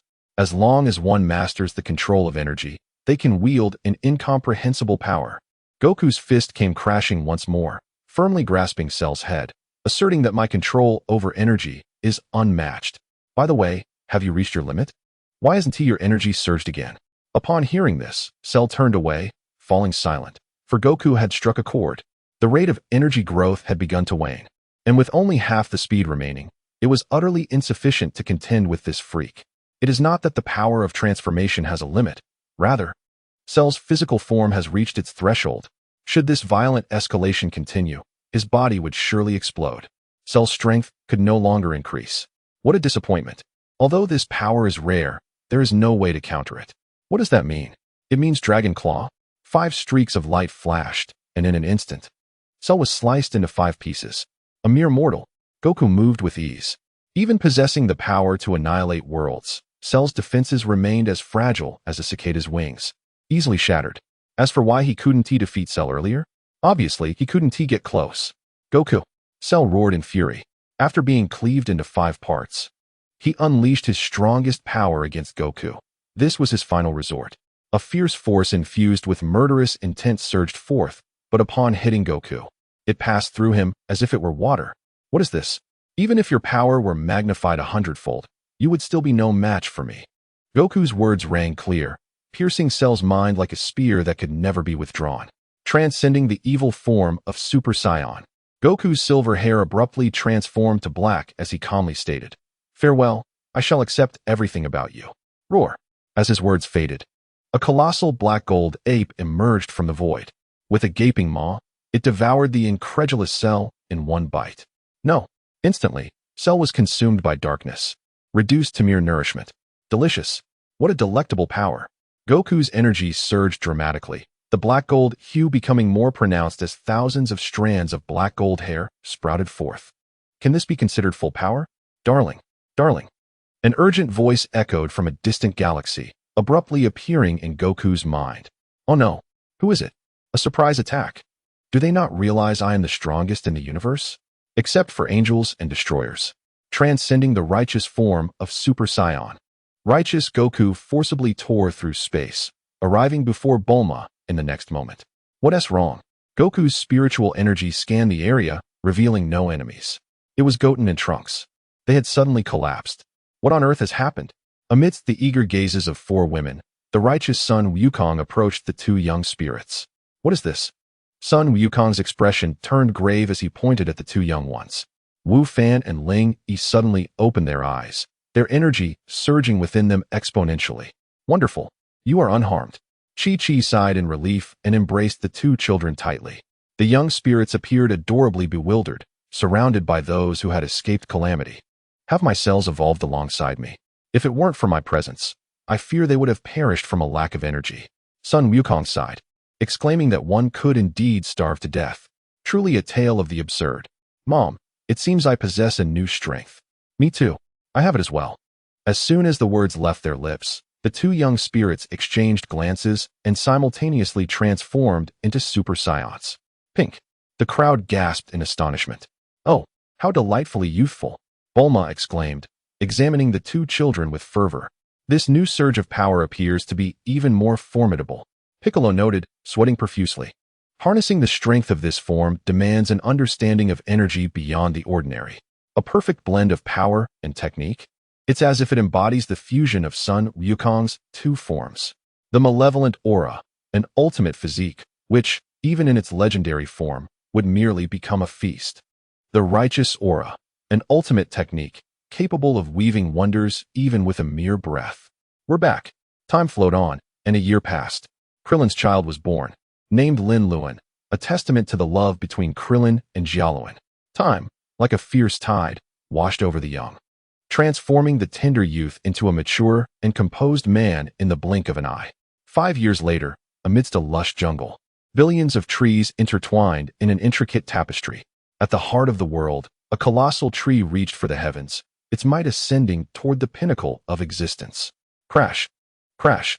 Trees were pulverized, and fissures ominously appeared in the sky. Indeed, they were cracks. 5 shadows darted through the trees, their powers unleashed, traversing the towering tree. Their eyes filled with dread. There is no escape for you. The silver-haired deity emerged from the void, his gaze icy, appearing before the 5 with a mere step. It was the legendary art of instant teleportation. Why must you pursue such ruthless annihilation? A stout figure stepped forth from the crowd, bowing respectfully to Sun Wukong. Though we are divine, we are not malevolent deities. Rather, we strive tirelessly to forge a beautiful civilization for our planet. To their astonishment, the 5 were all Supreme Kai, the most exalted deities in the cosmos. Indeed, why have you relentlessly pursued us this past year? A slender youth emerged from the throng, glaring furiously at Sun Wukong. You must not. Xin return. It was no wonder he was hailed as the bravest Supreme Kai. Sun Wukong inwardly scoffed, acknowledging his audacity. Yet, he deemed it unworthy to speak. The Supreme Kais were not deserving of his words. Surrender all your power. Transcend the evil form of Super Saiyan. The malevolent energy surged violently from within. Grasping Xin by the throat, an overwhelming devouring force consumed the majority of his divine power. Gasping for breath, Xion's eyes rolled back as he collapsed to the ground. Xion, the Grand Supreme Kai lamented, nodding to the mightiest South Supreme Kai, who understood. Remove the earrings. The Pod-era earrings. Fusion. The Supreme Kai of the East merged with the Supreme Kai of the West. Oh, is this the fusion of the mightiest Supreme Kai and the most formidable deity? A flash of white light illuminated the scene, revealing a figure. How should one assess this? It appears both corpulent and muscular, indeed a peculiar amalgamation. Behold, the strongest Supreme Kai has made an appearance. The combined divine power of the fused Supreme Kai surged explosively, the energy escalating wildly. Although Son Goku could not perceive it. Chapter 92, The Unknown Dimension. Bang! Son Goku's fist followed suit, striking the abdomen with great force, causing the fused Supreme Kai's eyes to roll back as he collapsed to the ground. Though you are not inferior to the Cell at full power, I regret to inform you that I am pressed for time. The power of absorption claimed the divine strength of the fused Supreme Kai. Turning to the remaining enchanting Supreme Kai of the West, he declared, "It's your turn." The West Supreme Kai, taken aback, instinctively shielded her chest, her complexion turning rosy. No, please. In an instant, Son Goku stretched and tossed the dazed West Supreme Kai aside, teleporting to the summit of the colossal divine tree. Is this the essence of the gods? The power of the divine? How extraordinary! The moment he fully absorbed it, Son Goku grasped the essence of divinity and divine power. The explanation for such formidable strength can be encapsulated in a single phrase: omnipotence.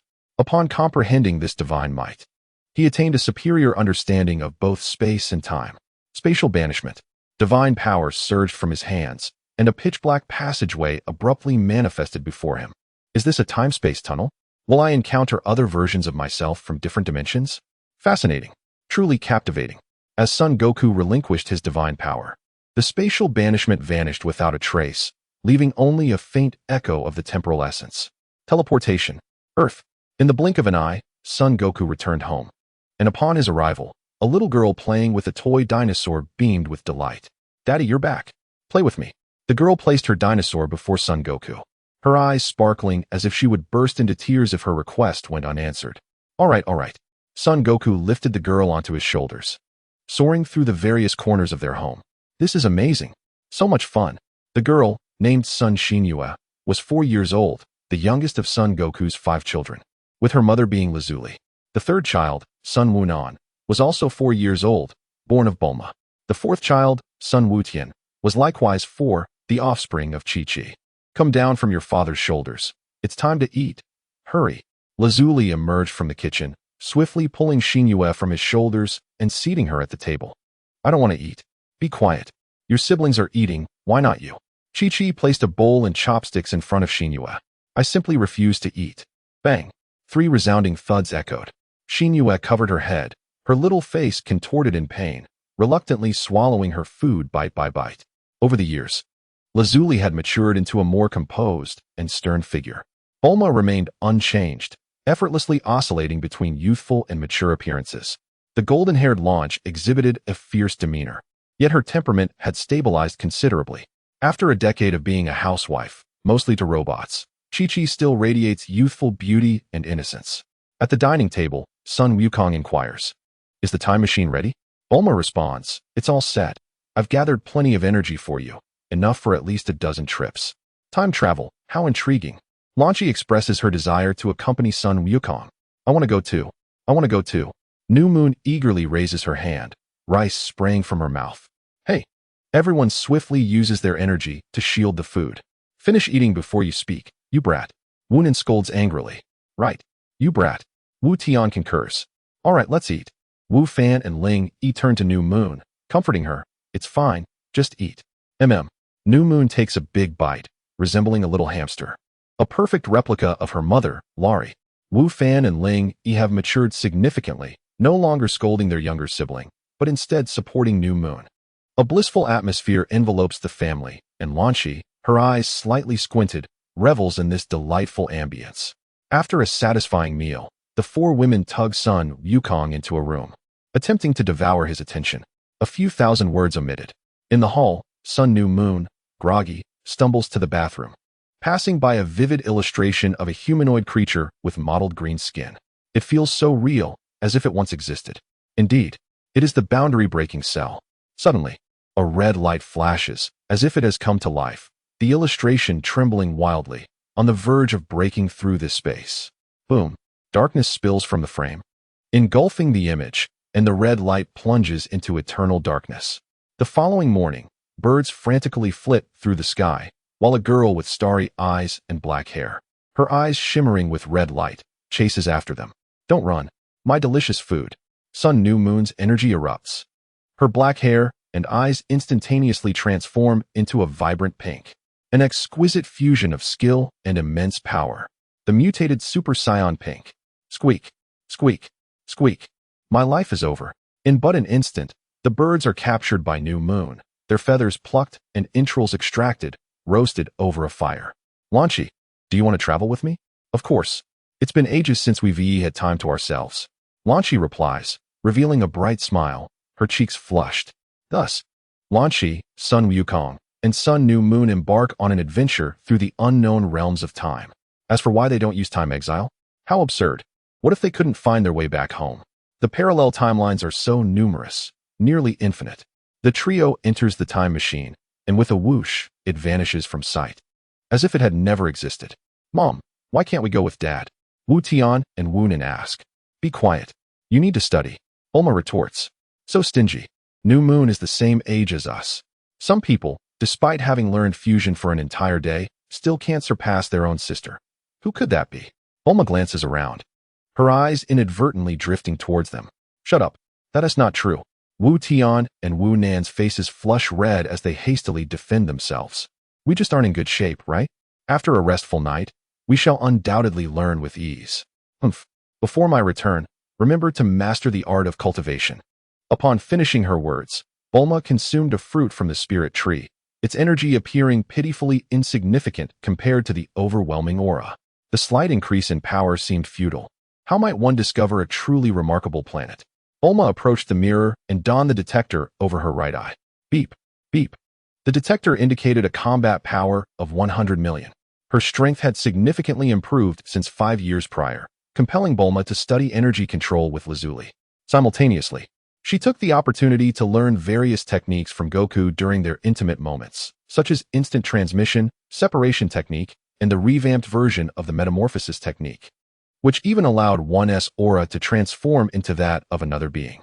The time machine arrived at its first coordinate, transporting her 3 years into the past, where Bulma, utilizing her formidable talent, forcibly accessed all data within the time machine. Chapter 93. An evil android from another unknown dimension? The initial timeline of Lightning Cell. 1 month after Cell's departure from his timeline. Oh no, is that Cell? Why has the time machine returned? Bulma was filled with panic. Could it be that in the endless expanse of time, no one existed who surpassed Cell? What to do? Accompanied by Trunks, her mind raced to devise a means of survival. After a flurry of brainstorming, Bulma clenched her teeth. I'm sorry, dear. Go find Chi-Chi. She hurled a universal capsule, which promptly revealed a spaceship with a loud bang. But Mom, no buts. She forcibly seated Trunks, secured him with a seatbelt, and pressed the switch. Remember to perfectly conceal your aura. With a whoosh, the spaceship soared into the sky, destination, Chi-Chi's house. Bulma's gaze was resolute as she banished her inner fears, bracing herself for death. I'm sorry, Goku. It seems I cannot avenge you. Whoosh. The space trembled, and a colossal steel beast materialized upon the barren ground. The time machine had successfully arrived. Bulma felt a sense of despair wash over her. Her eyes dimmed, and her complexion turned pale. So it has come to this. It was truly unbearable. Why must such heinous events unfold? Why? Why does Cell possess such extraordinary fortune? Whoosh. Smoke erupted from the machine. No, please. As the smoke cleared, the door of the time machine opened, and a little girl emerged. Yay! The absolute genius, Sun Shinua, has successfully arrived in an unknown dimension. The girl stood confidently on the time machine, hands on her hips, surveying the world. Bulma's eyes widened in surprise. It was not Cell after all. This machine was supposed to belong to him. 2 figures soon exited the time machine. One was a blonde woman adorned with a red bow, her expression fierce and emotive. The other was a black-haired man with a crab-like hairstyle, dressed in ordinary black loungewear, his demeanor cold. Son. And launch. Bulma's expression shifted dramatically, her eyes nearly popping out as she fixated on the two. Indeed, it is you. Only you could conjure such a brilliant design. Sun Wukong waved a hand in greeting, instantaneously appearing before Bulma, placing his palm upon her forehead. Accessing memories. He exclaimed, Of course, I am a genius beauty. Bulma, with an air of pride, lifted herself to the heights of the mountains, her nose held high in the sky. While she appeared boastful, her mind was subtly observing.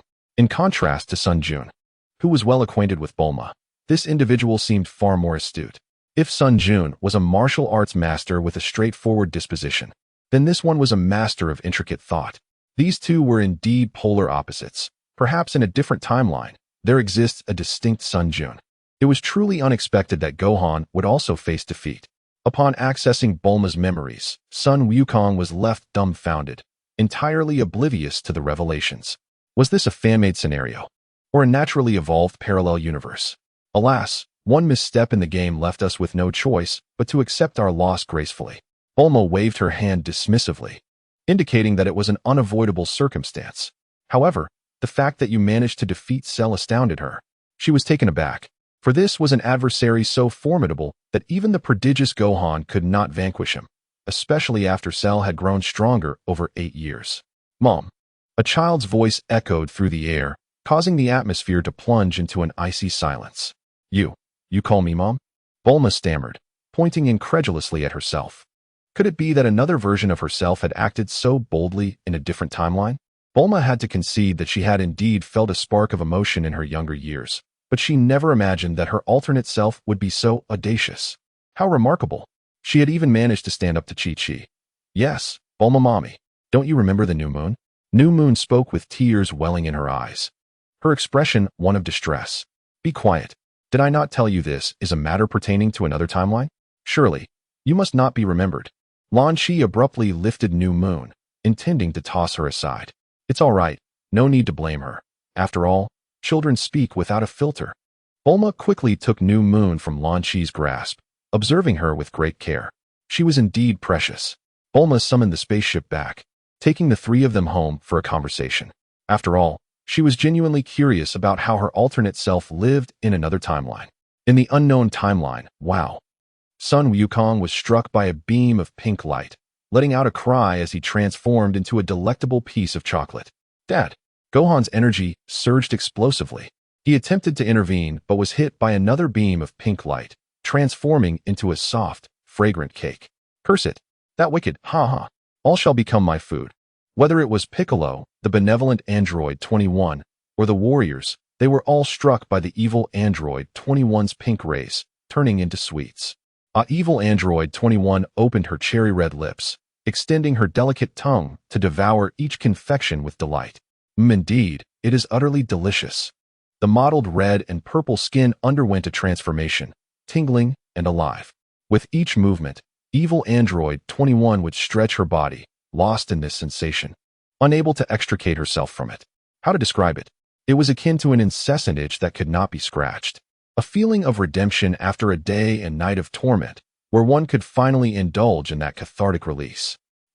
With the fervent cries of the nefarious evil 21. An overwhelming surge of energy enveloped her. She eagerly licked her lips, savoring the remnants of flavor, and pinched her cheeks in satisfaction, exclaiming, "Indeed, only the energy of Sun Wukong can satiate my appetite. The amount of energy I can absorb is boundless." After indulging in her delightful feast, Evil 21 sought a tranquil refuge and fell into a deep slumber. 3 days later, my stomach growls once more. I am ravenous, insatiably hungry. After 3 days, Evil 21 had digested the energy, her hunger seemingly overflowing from her very eyes. So hungry, so hungry. In a frenzy, she stomped the ground, creating a massive crater beneath her feet, and in an instant, she found herself in a bustling human city. Another day of toil awaits. I am utterly exhausted. Each passing second feels akin to teetering on the brink of death. How I wish for a moment of respite to linger just a little longer. Let the world hasten its demise. Very well, I shall grant your wish. The voice of Evil 21 resonated throughout the city, instilling panic among the humans, who scattered in terror. 100,000 beams of pink light transformed the inhabitants into confections. Chocolates and petite cakes littered the streets. Unpalatable, disgusting, utterly inedible. Evil 21 sampled the sweets one by one, ultimately declaring her verdict. Astonishingly dreadful. Not worth a recommendation at all. Indeed, the flavor of Sun Wukong remains unsurpassed. Evil 21's thoughts surged forth, giving birth to a magnificent idea. If I could traverse through time and space, I have made my decision. I shall devour every incarnation of Sun Wukong across all timelines. Evil 21's scheming. Kind-hearted 21's vision. Chapter 94, Majin Buu. Shall you visit Chi-Chi? After comprehensively understanding the situation, Bulma immediately concluded that this Sun Wukong was a notorious cad. How could he possibly have 4 wives? It was utterly terrifying. How could I, in another timeline, have accepted such a fate? A chill coursed through her, prompting her to distance herself from Sun Wukong by several meters. When I can't see you, is that it? No need. This timeline Sun Wukong would have revived long ago if he wished to. It wouldn't be my place to intervene. Sun Wukong promptly declined. The Chi-Chi of another timeline was not his spouse. Thus he saw no reason to expend energy on the matter.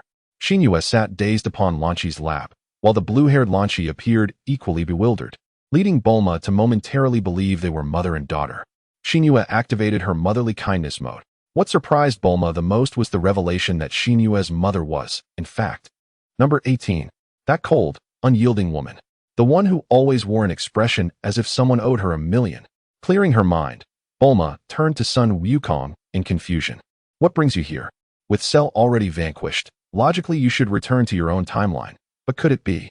Could it be that this Sun Wukong is also a martial arts fanatic? Of course, I came to observe the differences between this world and my own. but primarily to see the Sun Wukong of this timeline. Indeed, you guessed correctly. Then off you go, and remember to convey a message to Trunks for me. Certainly. Thus, after a brief farewell to Bulma, Sun Wukong took the hands of Xin Yue and Lan Shi, the two bewildered souls, and instantly transported himself to King Kai's planet. As for the lively new moon's seemingly dazed demeanor, it is, of course, a mimicry of her mother, King Kai. Is it not so, Uncle Goku? Suddenly, future Trunks transforms into Super Saiyan 2. Surrounded by crackling lightning, he appears cold and merciless, as if to crush all adversaries. Quite impressive. You have fully mastered Super Saiyan 2. Ha ha ha ha. Trunks scratches his head, cautious not to become arrogant, for Uncle Goku has likely surpassed this form long ago. Piccolo, Gohan, and Vegeta are crowded together on a tiny planet, tirelessly honing their skills. Ah, you are indeed here. Father. Two fathers. Gohan hurriedly confirms, his fingers fidgeting restlessly. Goku. Kakarot. The 8 are collectively astonished. There are indeed 2 Gokus. Yes, another Goku from a different timeline. Trunks, having had experience, instantly recognizes that this Goku is not an imposter. No, it is another parallel universe, not merely a timeline. New Moon jumps in, declaring your ignorance is profound. Who is this little brat, brimming with pride? Indeed, I am the Goku from another parallel universe, but I have a question for you. Speak. Why is Vegeta on King Kai's planet? Shouldn't he be in hell? Kakarot, be silent. Vegeta is suddenly agitated, for Kakarot has spoken the truth. He was indeed in hell at that time.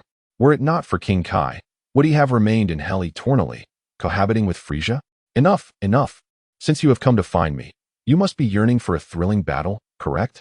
The unknown Goku's eyes blaze with fervor, his energy coursing within. The instinct to fight fully awakened. The unknown Goku issues a challenge to Goku. Goku pauses for a few seconds, pondering a battle after merely a brief encounter? Truly a martial arts enthusiast. Very well, it is a perfect opportunity for a warm-up match. His words brim with confidence, as if defeating the unknown Goku were as effortless as sipping water. Bring it on.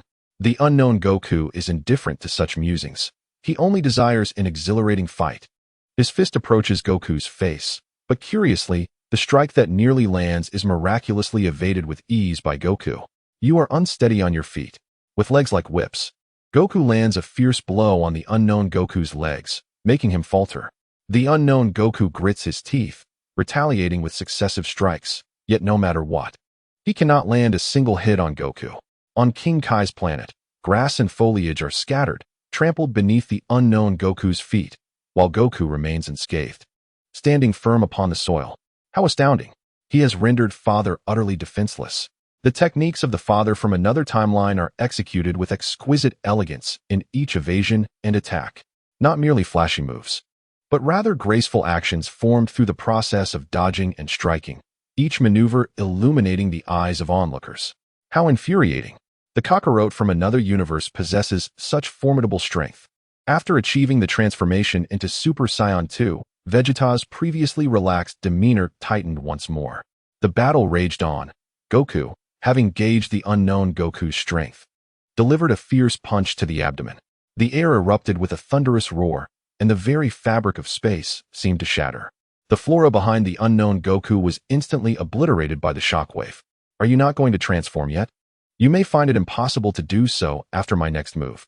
I never anticipated that your techniques would remain entirely enigmatic to me.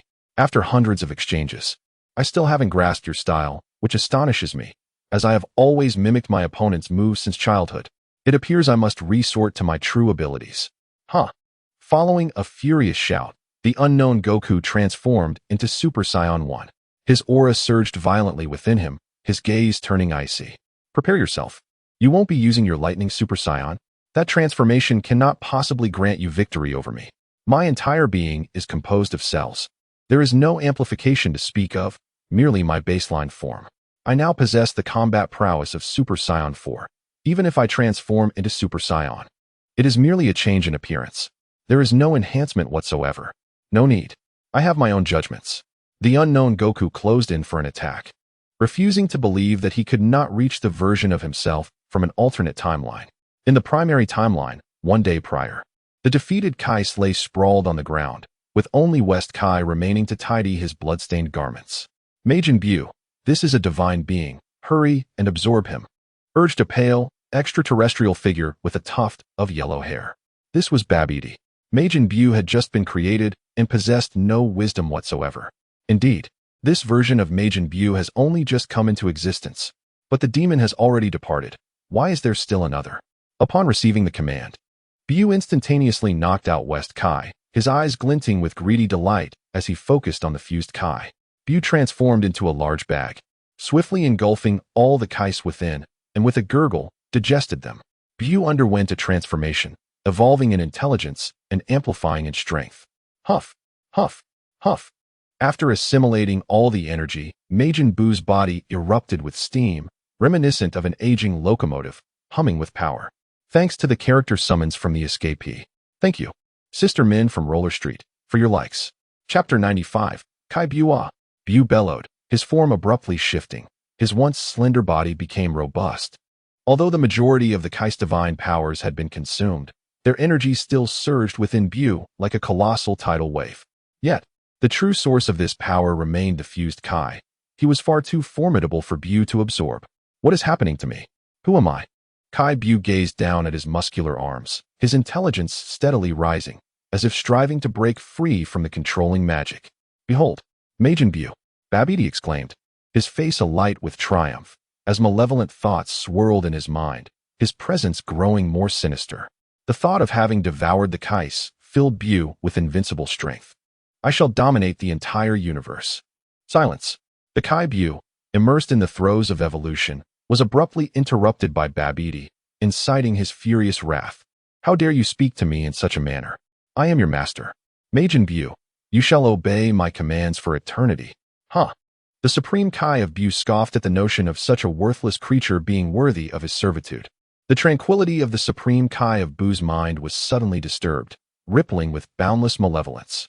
Just as Babidi intended to inflict suffering upon Bu with his magic. The next moment, the supreme Kai of Bu effortlessly shattered Babidi's control with divine power. How dare you prattle on before me? Prepare to meet your demise. Alas, it was the great supreme Kai. In an instant, Babidi's head was forcibly severed, landing at Bu's feet. You have slain Babidi in your arrogance. The Demon Realm King, Dabura, seethed with fury, unleashing his petrifying magic with all his might, spitting forth a massive glob that struck the supreme Kai of Bu with precision. Huh, die? Even if you are hundreds of times stronger than I, my magic shall petrify you. Dabura, filled with hubris, turned to collect his master Babidi's remains. As for Bu, the death of his master held far greater significance than that of others. What a pitiable creature indeed. What? You did not. Before Dabura could finish his sentence, Bu unleashed a pink beam that transformed Dabura into an exquisite chocolate model of the Demon Realm King. A frog in a well, you are utterly ignorant of my power. Bu devoured the chocolate in one bite and utilized instant transmission to depart from this beautiful planet. After completely absorbing the Supreme Kais, it was not merely an evolution of intelligence. Rather, he had been fundamentally altered by the divine power of the Supreme Kais. Goodness and evil were obliterated, and strength surged forth endlessly, divine energy coursing through his being. Indeed, Bu could generate divine power autonomously. Moreover, it was a fusion of the Supreme Kai's divine energy. The Supreme Kai of Bu has emerged. Goku? What is it that compels you to seek Goku? Is it delectable food? A simple desire to observe? No. For within Bu's heart lies a singular ambition, to conquer him, to reclaim the glory of the Supreme Kais. The divine is an entity that must not be insulted. He intends to eradicate the mortals who dare to infringe upon the honor of the gods. In an unknown dimension, time flows differently. While the main timeline experiences just a day, this dimension has been approaching a full 3 years. Is Bulma prepared? The Evil 21 inquired. Now, Evil 21 no longer bore the dull hue of darkness, but was instead a vibrant pink. After completely digesting Good 21, she had reverted to her original form. Yes, Lady 21, I have constructed a time machine for you. 3 blue-haired women spoke in unison, equipping 21 with energy to enable her to traverse different timelines hundreds of times. Though they shared identical appearances, their expressions were vacant, each movement reminiscent of a robot. They were indeed soulless replicas, stripped of all emotion. Well done. It truly is a shame that I did not consume you at that time. 21 placed a small cake to her lips, her elongated tongue coiling around it before swallowing. A look of satisfaction gracing her face. Yet, as a hint of regret flickered across her features, her countenance contorted into a bitter expression. If only a being with consciousness could have devised such machinery. Due to the flawed genes of Bulma, number 21 reluctantly produced this inferior creation, yet it was barely sufficient.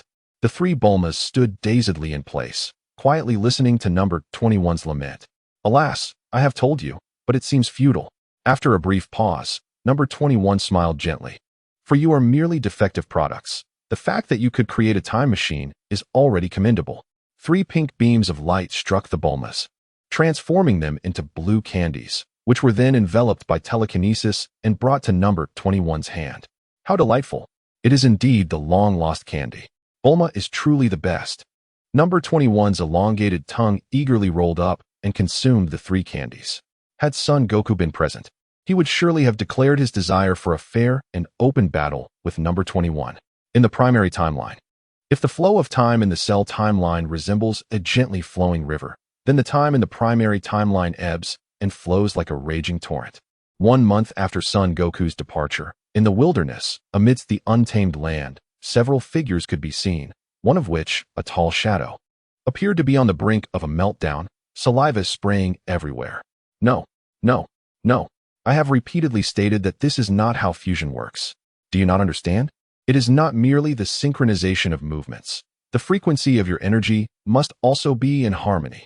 With his last words, Piccolo exerted all his strength to bellow at Wu-Tian and Wu-Nan. He truly could not teach these 2 little rascals. They were even more troublesome than Lingyi and Wu-Fan had been. Lingyi and Wu-Fan were merely mischievous and a bit loud, but these 2 before him were genuinely foolish. Although Son Goku had modified the fusion technique considerably, the difficulty had not increased much, yet these 2 had been struggling with it for a full 2 months. My goodness, how can they be so dim-witted? Do not be angry. Anger is detrimental to your health. Wu-Nan, sweating profusely, attempted to quell Piccolo's fury. Yes, Uncle Piccolo. There is a saying that diligence can make up for shortcomings. We will work hard. Wu-Tian chimed in, though he secretly hid behind Wu-Nan. You all must practice harder. Yes. Wu-Nan and Wu-Tian hurried off to train, but their eyes exchanged a secret smile in a place where Piccolo could not see. The grand plan was a resounding success. It turns out that in order to evade learning, they had resorted to this tactic. One could only say they were quite clever for their young age. Upon Earth, in the distant starry sky, the Supreme Kai-Bu stood amidst the cosmos, gazing down at the entire planet. Neither cruel nor benevolent, his eyes reflected only tranquility. Is this the planet inhabited by that mortal? It seems he is absent. With a slight perception, Bu closed his eyes in meditation. As for seeking trouble with the mortal's kin, absurd. I am a noble deity. How could I stoop to such trivial matters? Chapter 96. The King of Waves, Gogeta. In the face of the attacks from the super unknown Son Goku remained effortlessly composed. Too weak. It was as though he anticipated every attack trajectory of the unknown Goku, precisely interrupting his moves. Huh. Who? Yeah. With a roar, lightning enveloped his form. And the Super Saiyan 2 made its entrance. This is the transformation that surpasses Super Saiyan 1. His gaze grew increasingly cold, and his aura surged with an uncontrollable fervor, amplifying his strength exponentially in an instant.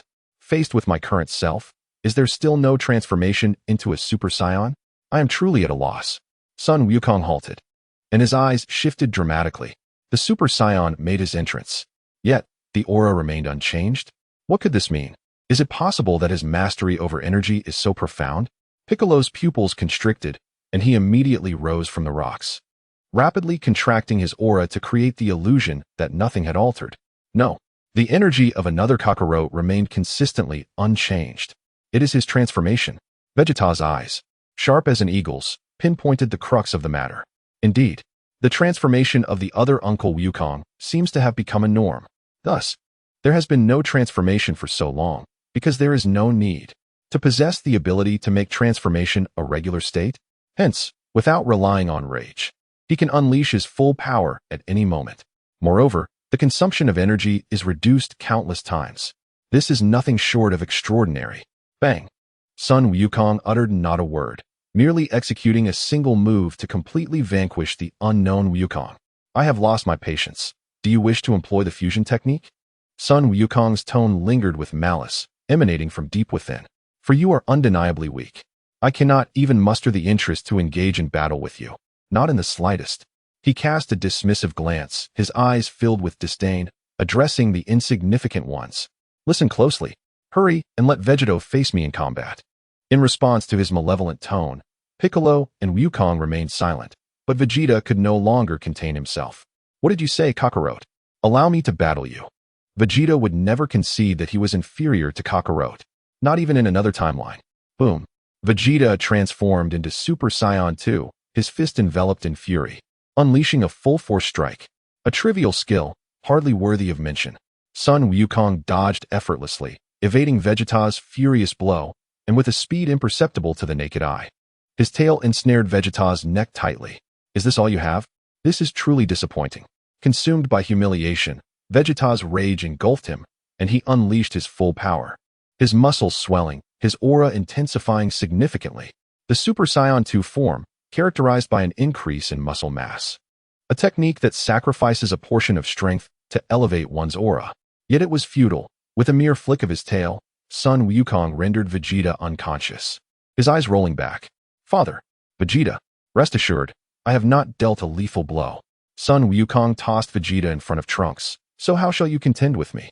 In the presence of this different incarnation of Sun Wukong, the recovering Vegeta fell into rare silence, exchanging a glance with the unknown Wukong.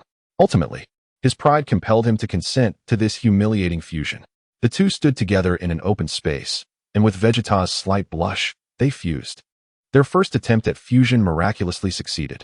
The most flamboyant Saiyan, the Prince of Saiyans, Vegeta, made his appearance. Are you ready? Vegeta transformed into Super Saiyan 2, his eyes aflame with combat spirit, sparing no words. Given the brief duration of the fusion, he must secure victory swiftly. Now this is more like it. With a newfound seriousness, Sun Wukong tossed his coat to Lan Shi, revealing a black shirt beneath. A battle in hell? He had no intention of destroying King Kai's planet.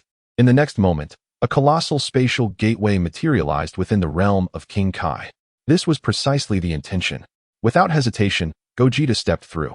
Only King Kai was moved to tears, touched that another version of Goku from a different time and space would think of him so profoundly. Due to King Kai's previous expression, everyone suddenly realized a rather awkward truth. It appeared that all the trees and flowers on King Kai's planet had lost their vitality. The group arrived in hell. As they entered the skies above, the urgency of their energy prompted Gogeta to make the first move. With a powerful collision of fists, the very foundations of hell trembled, countless fragments soaring as magma erupted, resembling the apocalyptic end of the inferno. Locking eyes, both warriors simultaneously released their strength. Their powers erupted in a fierce clash, exchanging dozens of blows in hell. Surprisingly, their moves were strikingly in sync. To think we would think alike, Gogeta exclaimed with exhilaration. What an exhilarating experience. This is a battle of equals. Not necessarily. Sun Wukong's energy surged once more, doubling his strength compared to Gogeta. Damn it. Every time I clash with this guy, his energy amplifies. So he is not holding back anymore, is he? It's time to showcase true power. Bring it on. Gogeta could only match Sun Wukong's rising energy, their fusion time shortening yet again. Only 5 minutes remained. That is Sun Wukong. That monkey is in hell too.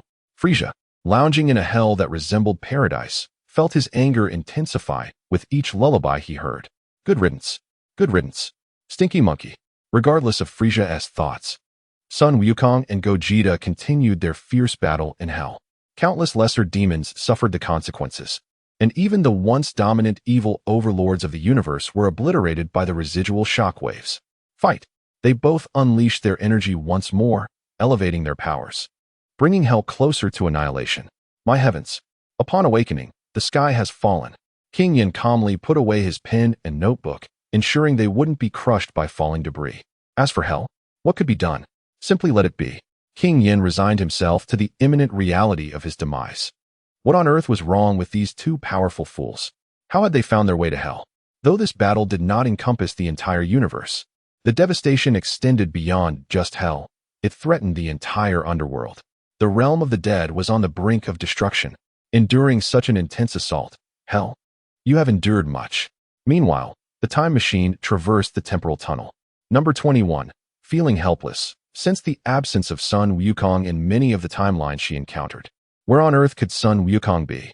Gurgle, gurgle. Her stomach seemed to urge her to eat. She was on the verge of starvation. Number 21 gazed at timelines devoid of even a single warrior with a battle power of 100 million, suppressing her cravings as she continued her temporal journey. She would absolutely not consume any garbage. Even if it meant death, she would only indulge in a heavenly peach, not a basket of rotten apricots. Sun Wukong, Sun Wukong, where on earth are you? I truly miss you. Please appear soon.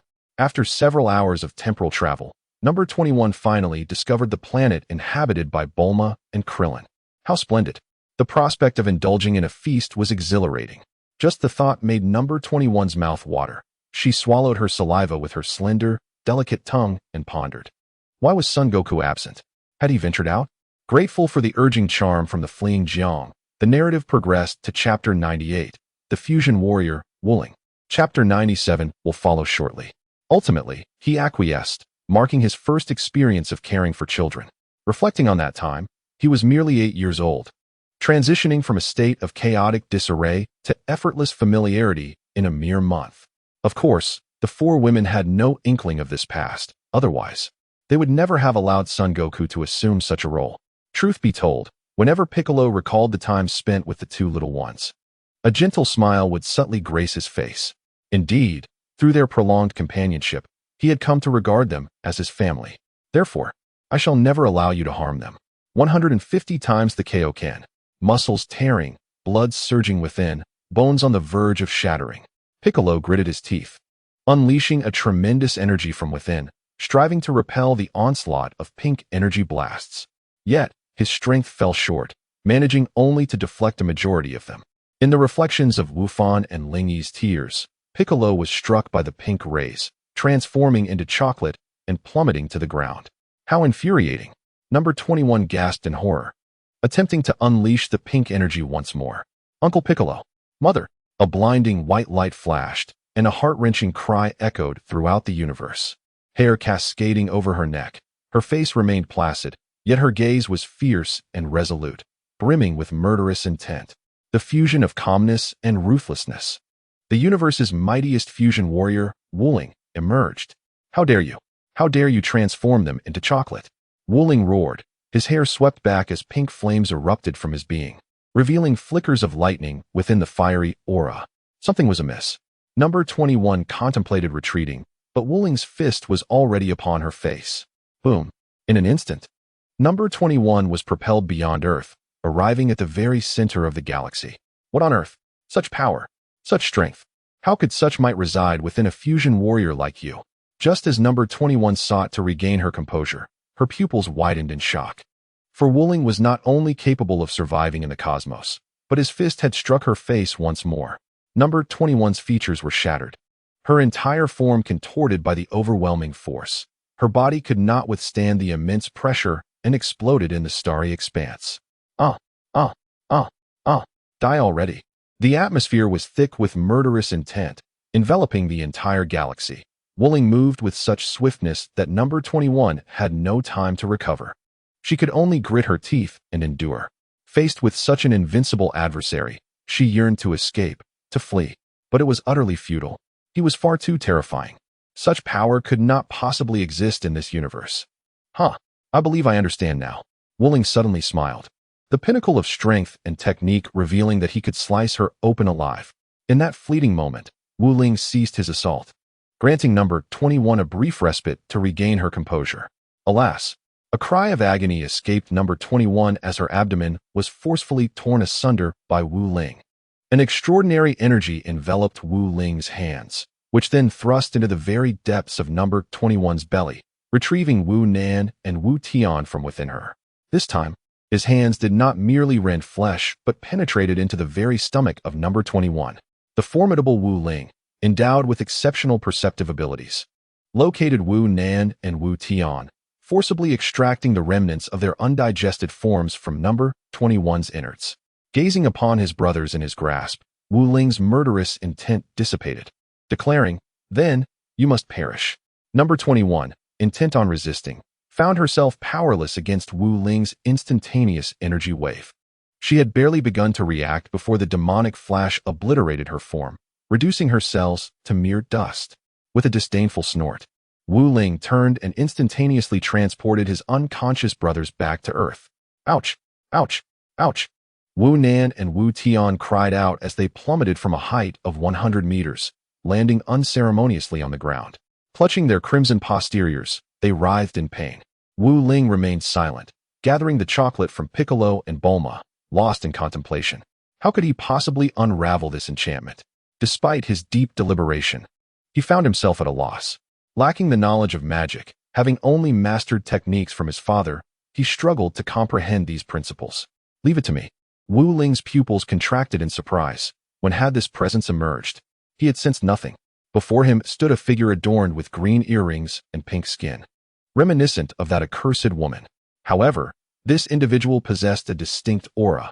It was not merely her appearance, but her power and a certain nobility that set her apart. Leave it to me. The Supreme Kai Bu's voice resonated once more as he extended his hand, signaling for the chocolate to be handed over. Wu Ling hesitated but ultimately surrendered the chocolate to Bu, left with no choice but to trust this enigmatic powerhouse.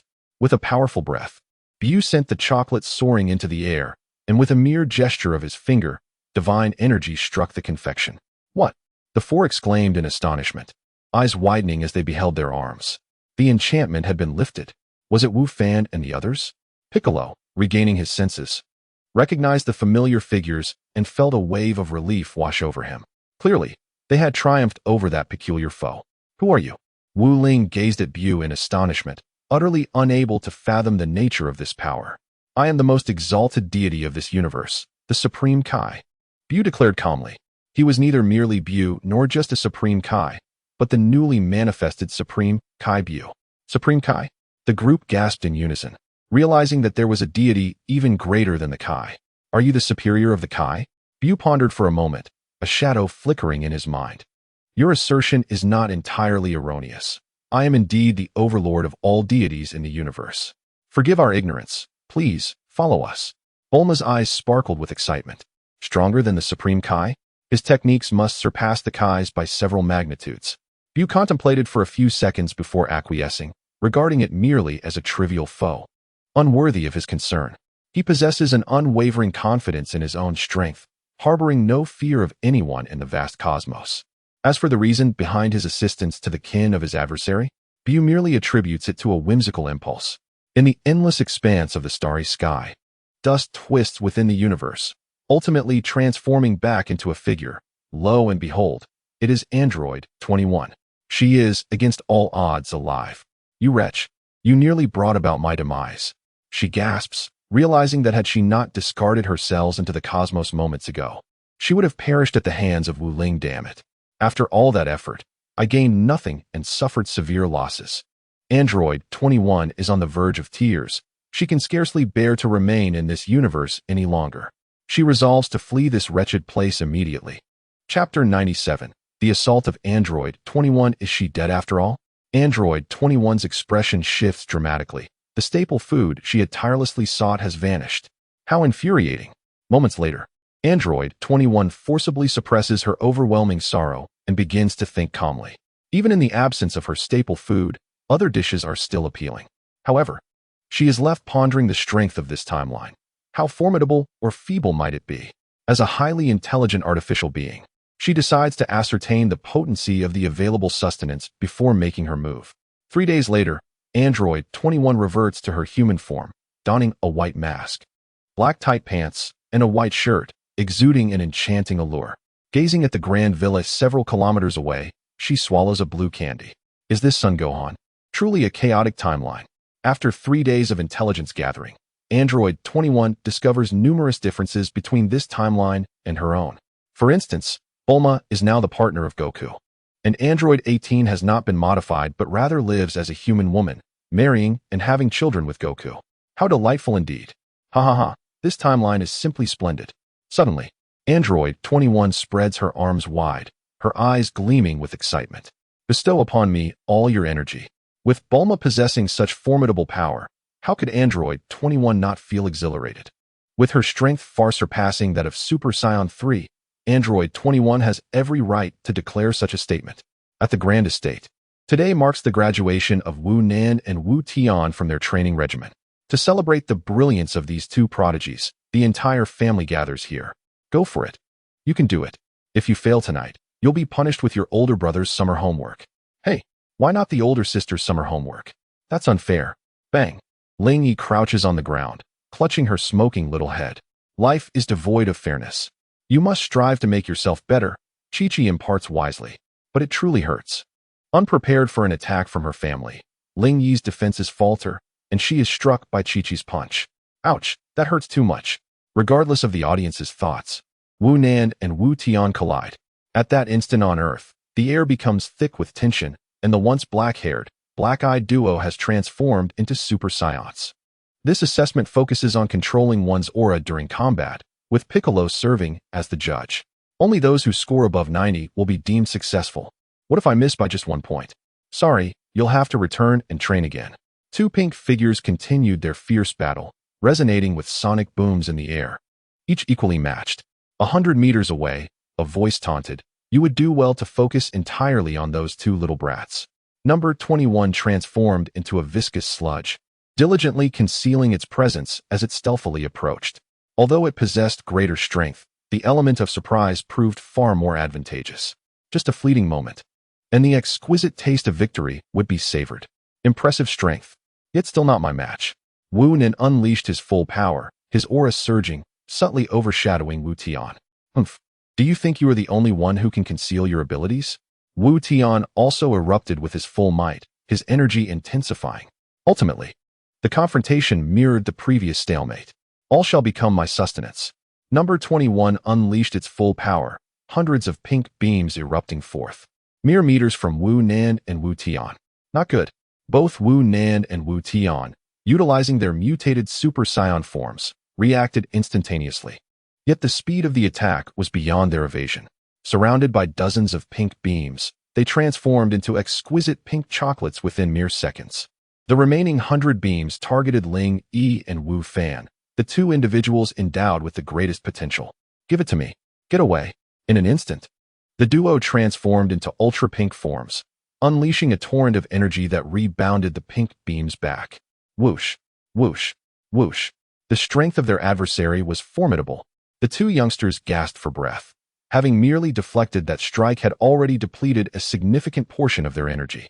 Surprisingly, you possess quite impressive strength. Far superior to my timeline's son Wukong.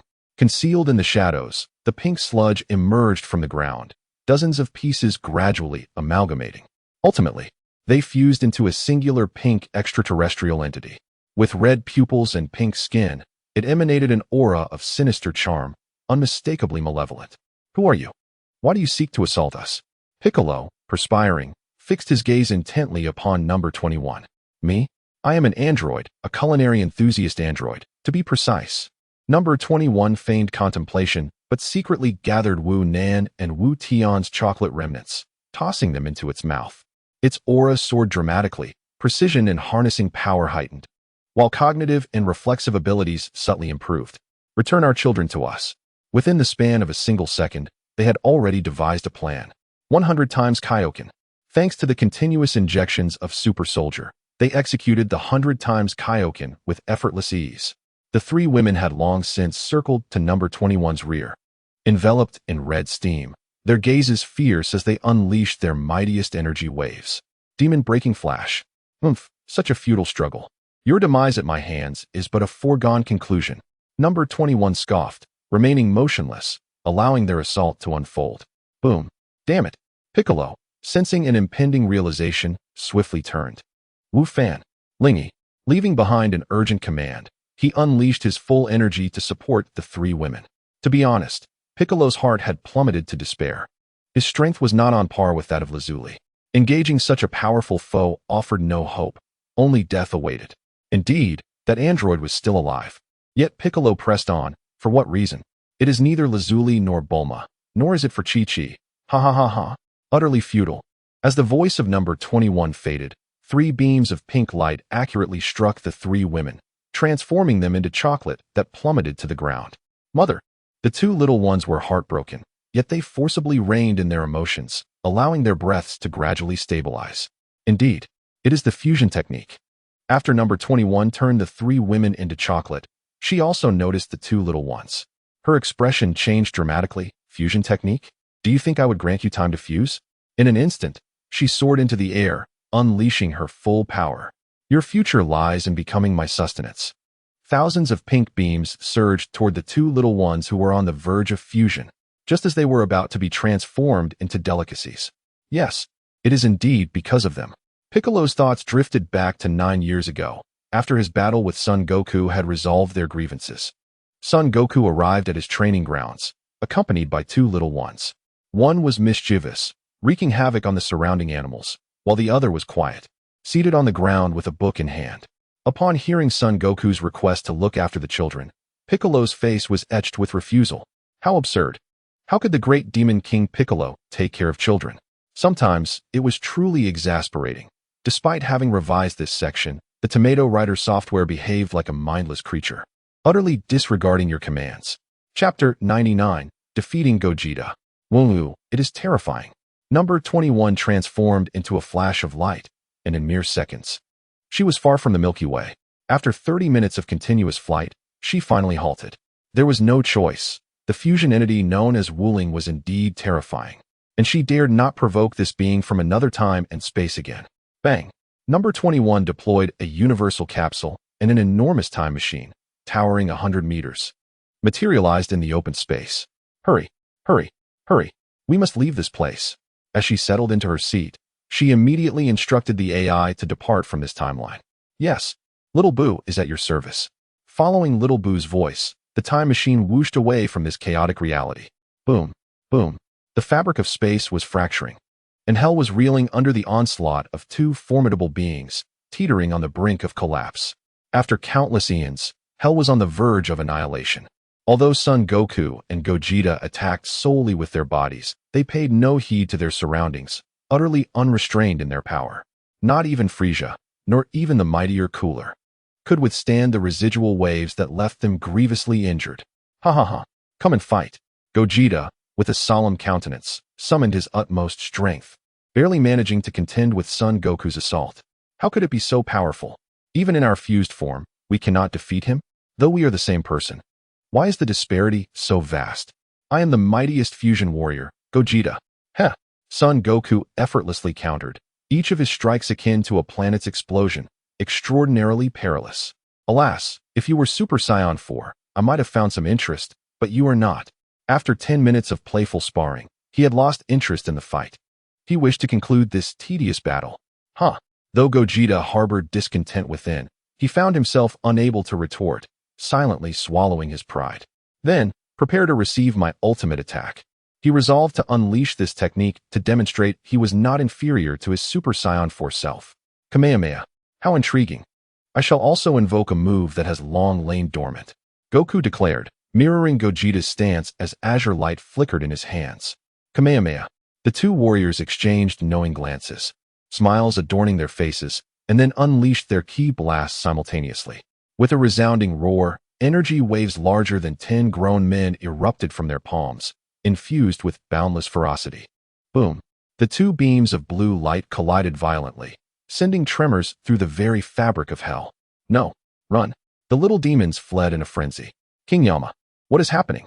Why are such formidable beings clashing in hell? A furious alien screeched as it was obliterated by the overwhelming forces, reduced to mere ashes. Damn you! King Yama, what are you doing? How could such powers exist here? Amidst the wails of countless villains and the surging malevolence, a chorus of despair echoed through hell. The very ground beneath them was ravaged, reduced to a swirling mass of dust by the aftermath of the Kamehameha. Goku. After a prolonged stalemate, Gogeta grew anxious. The time for their fusion was nearing its end, and he faced imminent defeat at the hands of another Goku from a different timeline. Yet he was unwilling to concede. Goku, you must fail. With the last vestiges of his strength, Gogeta bellowed, Kamehameha, 30-fold. Fall before me, Goku. The energy surged, intensifying 30-fold. A hint of white light shimmering within. Excellent. Splendid. Goku's eyes gleamed with madness and exhilaration. But it is you who shall fall. Kamehameha, universe exploding. The size of the energy wave did not expand, but a golden aura erupted from his hands, melding with the azure light. Boom, boom, boom, boom. Suddenly, a spatial barrier materialized, enveloping both Goku and Gogeta. The two titanic forces clashed, and with a colossal explosion, a dense cloud of smoke enveloped the entire area. Yet, astonishingly, hell itself remained unscathed. Damn it, why didn't you utilize such power sooner?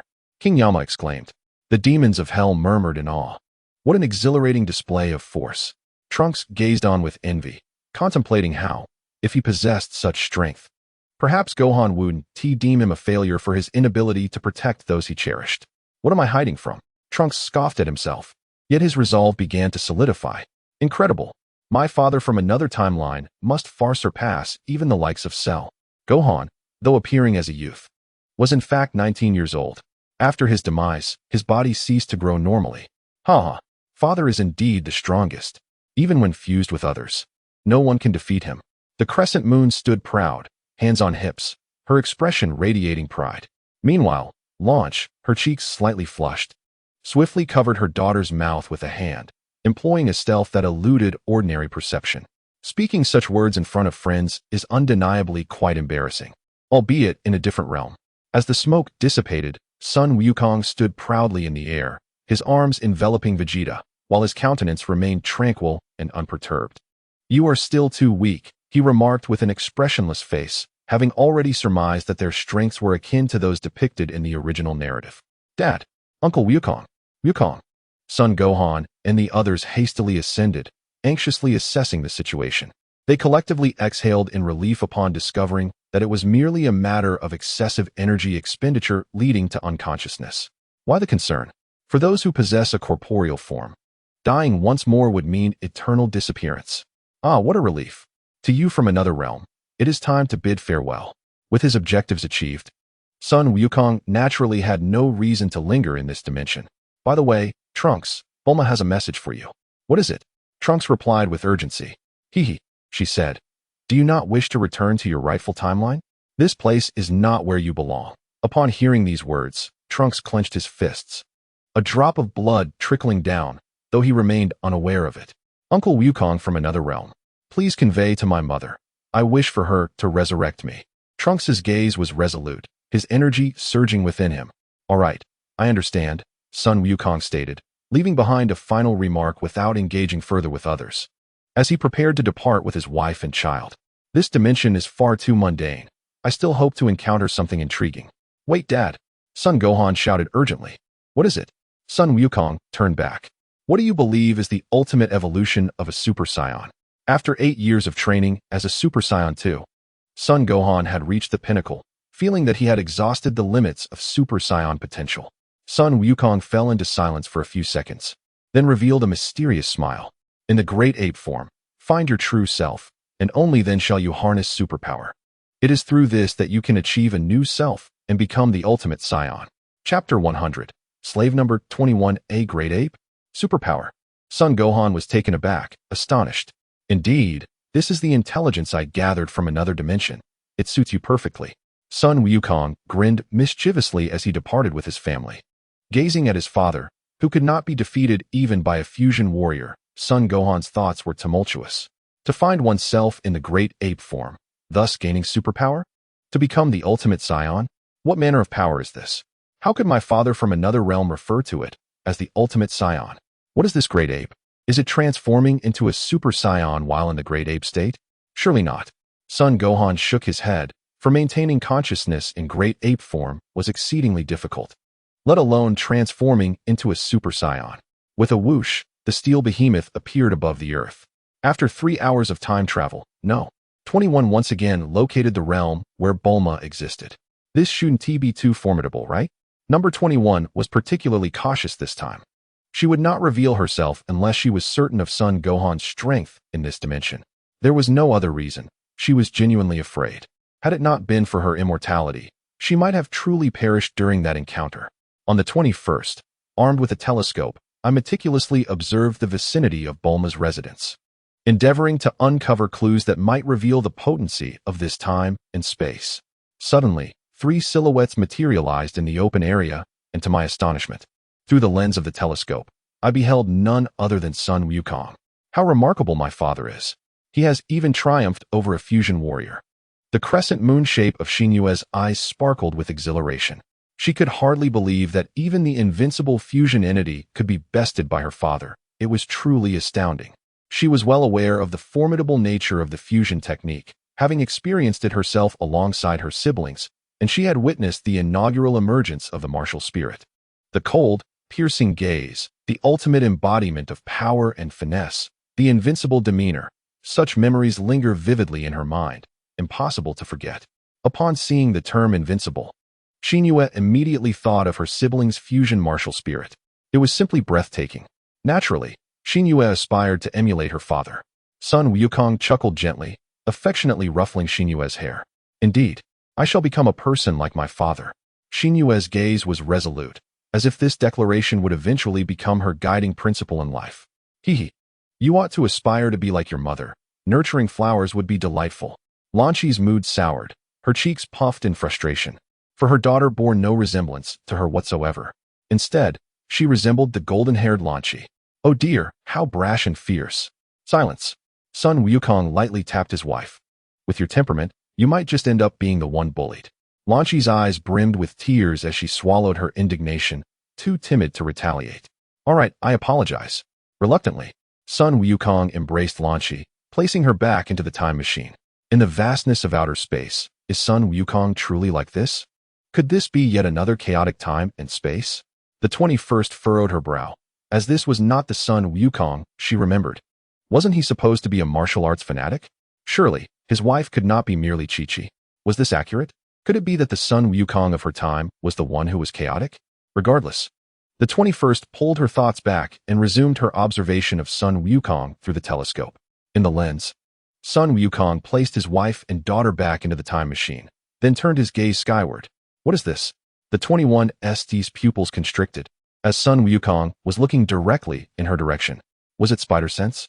How precise? Sun Wukong smiled calmly, extending his right hand and gently making a fist. What gesture is this? The 21st felt no trepidation. At such a distance, there was no way he could strike her. Absurd. Did he think she would be intimidated? She was the ultimate android, number 21. With utter disdain, she thrust her middle finger towards Sun Wukong, her expression grotesquely twisted. Oh, you dare to provoke me? Sun Wukong grinned menacingly. I was just lamenting my inability to find you, and here you come to me. Dear, it's time to go home. Lanchi peered out, her eyes wide and innocent. Yes, Daddy. I want to tell Mama Chi-Chi so many things about this time and space. Xinyue soared atop Lanchi's head. All right, I'll be there shortly. Sun Wukong bestowed upon the 21st a mysterious smile before turning to board the time machine. What does this mean? The 21st was perplexed. But the next moment, she understood. Snap, snap. A sudden cacophony of shattering glass erupted around her. As number 21 focused her gaze, she discovered herself ensnared within an abyssal net. What could this possibly be? Determined, number 21 unleashed her aura, striving to transcend her limits and break free. It was merely space. Witness how I shall dismantle it. Like a radiant sun, number 21 summoned forth a tempest, astonishingly conjuring winds in the vacuum of outer space. 3 beams of pink light erupted from her being, relentlessly assailing the inky net.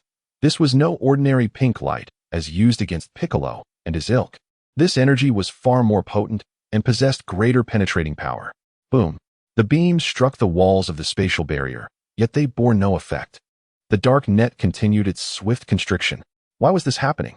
With my prowess, I should be able to overcome such a phenomenon. Number 21's eyes widened in terror as the ominous net drew ever closer. Suddenly, a familiar voice whispered in her ear, and time and space began to fold. The dark net morphed into a square, pressing downwards, and astonishingly, it flattened number 21 into a dark mirror. Time machine, activate. The time machine whooshed as it departed from this realm of Cell, traversing through the time tunnel, where Son Goku retrieved a spherical orb, his smile chillingly sinister. I find you quite intriguing, number 21. In the primary timeline, Bu, under Bulma's hospitality, stepped aboard a luxurious cruise ship. During their conversation, Bulma discerned Bu's fondness for sweets, which brought her immense joy. She had discovered his weakness. Wouldn't it be a breeze to extract techniques and magic? After a day of preparation, however, she realized she might lack the necessary strength, and she chuckled heartily. Chapter 101. Buu's invitation. Bulma arranged an extravagant assortment of sweets before Bu, who was immediately captivated. Sensing the exceptional quality of these confections, among all the desserts he had tasted, this planet's offerings were unparalleled. Yet, he did not rush forward. Instead, he calmly regarded Bulma. The majesty of the divine must not kneel before temptation. These are a token of gratitude for your assistance in breaking our enchantment, Bulma cleverly stated. No need. This is merely my duty, Bu replied, raising his hands in refusal, his expression earnest. This is our heartfelt offering. Please accept it. Bulma's gaze was resolute. Very well then. Bu conceded, his countenance conflicted, but upon seeing her unwavering determination, he reluctantly accepted. The other 6 onlookers observed their exchange with disdain, thinking, if you want it, just take it. Why act as if consuming it would lead to demise? After Buu's agreement, with a subtle motion of his hands, the sweets on the table vanished in an instant. The onlookers gasped in astonishment. While Buu's lips moved, they understood that this self-proclaimed Supreme Kai was merely stowing the sweets away in his personal space. To keep them from discovering this, he had deliberately twisted his mouth as if to say, would not taking it lead to death? Subsequently, they all took their seats, eager to uncover what made the universe's most noble deity so extraordinary. If the Kai could create the Kaioken, what remarkable techniques could this Supreme Kai possess? Or perhaps the ability to forge planets. Delicious. Scrumptious. After Bu carefully stored away most of the desserts, he immediately reached for the candies on the table and tossed them into his mouth, a satisfied smile gracing his face. Yet, despite reveling in his culinary delights, Buu's keen observation remained unwavering, his gaze fixated on the warrior known as Wuling. Why was that? Wasn't the fusion technique supposed to last only 30 minutes? Surely, the time had elapsed, and he should have reverted from his fused state. This fusion warrior was remarkably powerful, surpassing even the fused Kaishin. And Bu acutely realized that in this universe, only that individual could rival him. If he were to become the Kaishin. Bu paused, savoring a particularly exquisite piece of chocolate. His expression elicited knowing glances from those around him, followed by collective laughter. What kind of Kaishin was he? Truly just a greedy little rascal. Feeling the weight of their stares, Buu's satisfied smile faltered momentarily before he regained his composure, appearing quite proud. In the time-space tunnel, Daddy, are we almost home? The lively Shinue was more animated than anyone else in the household, seemingly inheriting Goku's spirited defiance against monotony and Lazili's contemplative nature. She was Shinue, unable to contain her excitement. Almost there. Goku, with his eyes firmly shut, summoned his soul's energy to explore intriguing phenomena across countless timelines. All right then, I'll play a little longer. Shinue reluctantly retrieved her gaming console, preparing to conquer the final level. Goku opened his eyes, visibly displeased. Why Haven T? I found a suitable timeline. All I encounter are worthless ones, lacking even 1,000,000 in battle power. Truly the dregs of the multiverse. Within the black orb, Goku, let me out. What kind of Scion ambush is this? If you have the courage, face me in a fair fight. Number 21. Trapped by Goku, had exhausted every method to break free from this space. Fatigued, she discerned through mere encounters that this individual harbored a multitude of sinister intentions. You'll remain here forever. Goku paused momentarily, then chuckled, surprised that you managed to have 3 Bulmas create a time machine. Truly a genius, but alas. You've become my slave. Shut up. Number 21 roared, unleashing her full power, yet it remained ineffective. It seemed this dimension was impervious to her strength. Despite number 21's prowess, breaking through this alternate dimension should have been simple. Yet, this space was insurmountable, imbued with a peculiar energy rendering it exceptionally resilient. On the other side, I've struck gold. In just 30 minutes, I, Bulma, have extracted 30 types of magic. Bursting with excitement, Bulma exclaimed, I never imagined I would excel in this domain too. Mr. Bu, you eat first, it will be ready shortly. After ordering 3 large trucks of desserts from the factory, Bulma hurriedly pulled out pen and paper, her mind racing as she meticulously recorded each type. The others paid little heed to the magic, although it could transcend battle power. It was ultimately too singular. Moreover, Goku had informed them that in a few years, he would devise techniques to counteract magic. One can only possess the means to decipher the mysteries of magic. What forms of sorcery remained beyond comprehension? Suddenly, a colossal iron beast materialized in the open space, towering majestically above. It was Majin Buu halted his indulgence in a small cake, his pupils constricting. Son Goku, how audacious of you to traverse the fabric of time and space with such recklessness. This is a grave sin against the cosmos.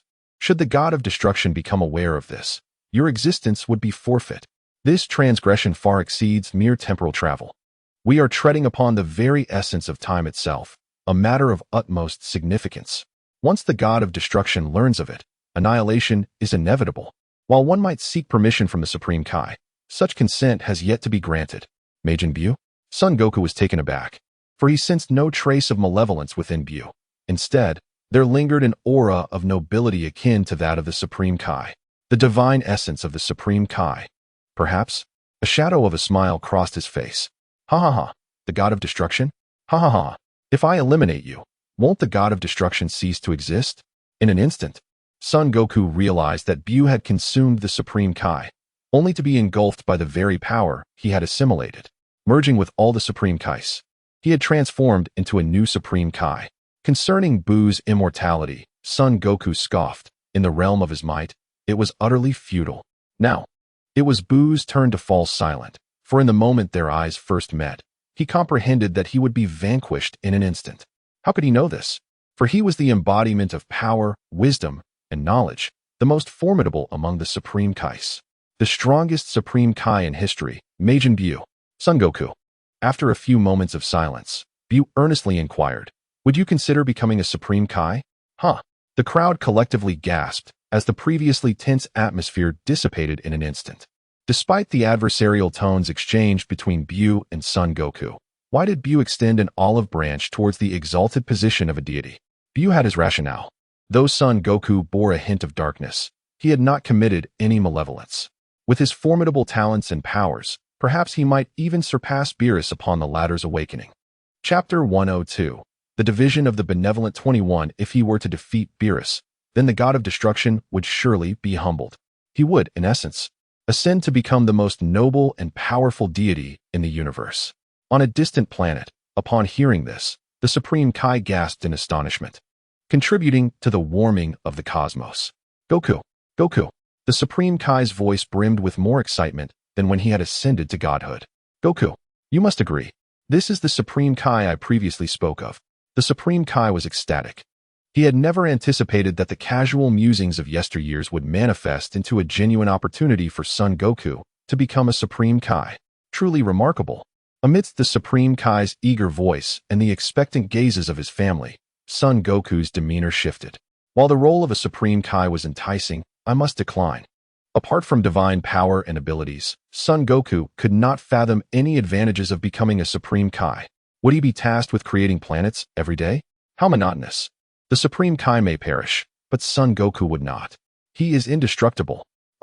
The crowd's faces were etched with shock, for once one became a Supreme Kai. Could the King of Hell's minion be commanded at will? The entire universe seems to belong solely to him, Sun Wukong. It was at this moment that he realized the ignorance of those around him. What if one day the Omni King, in a fit of whimsy, decided to erase the universe with a mere gesture? There would be no escape from becoming the god of destruction.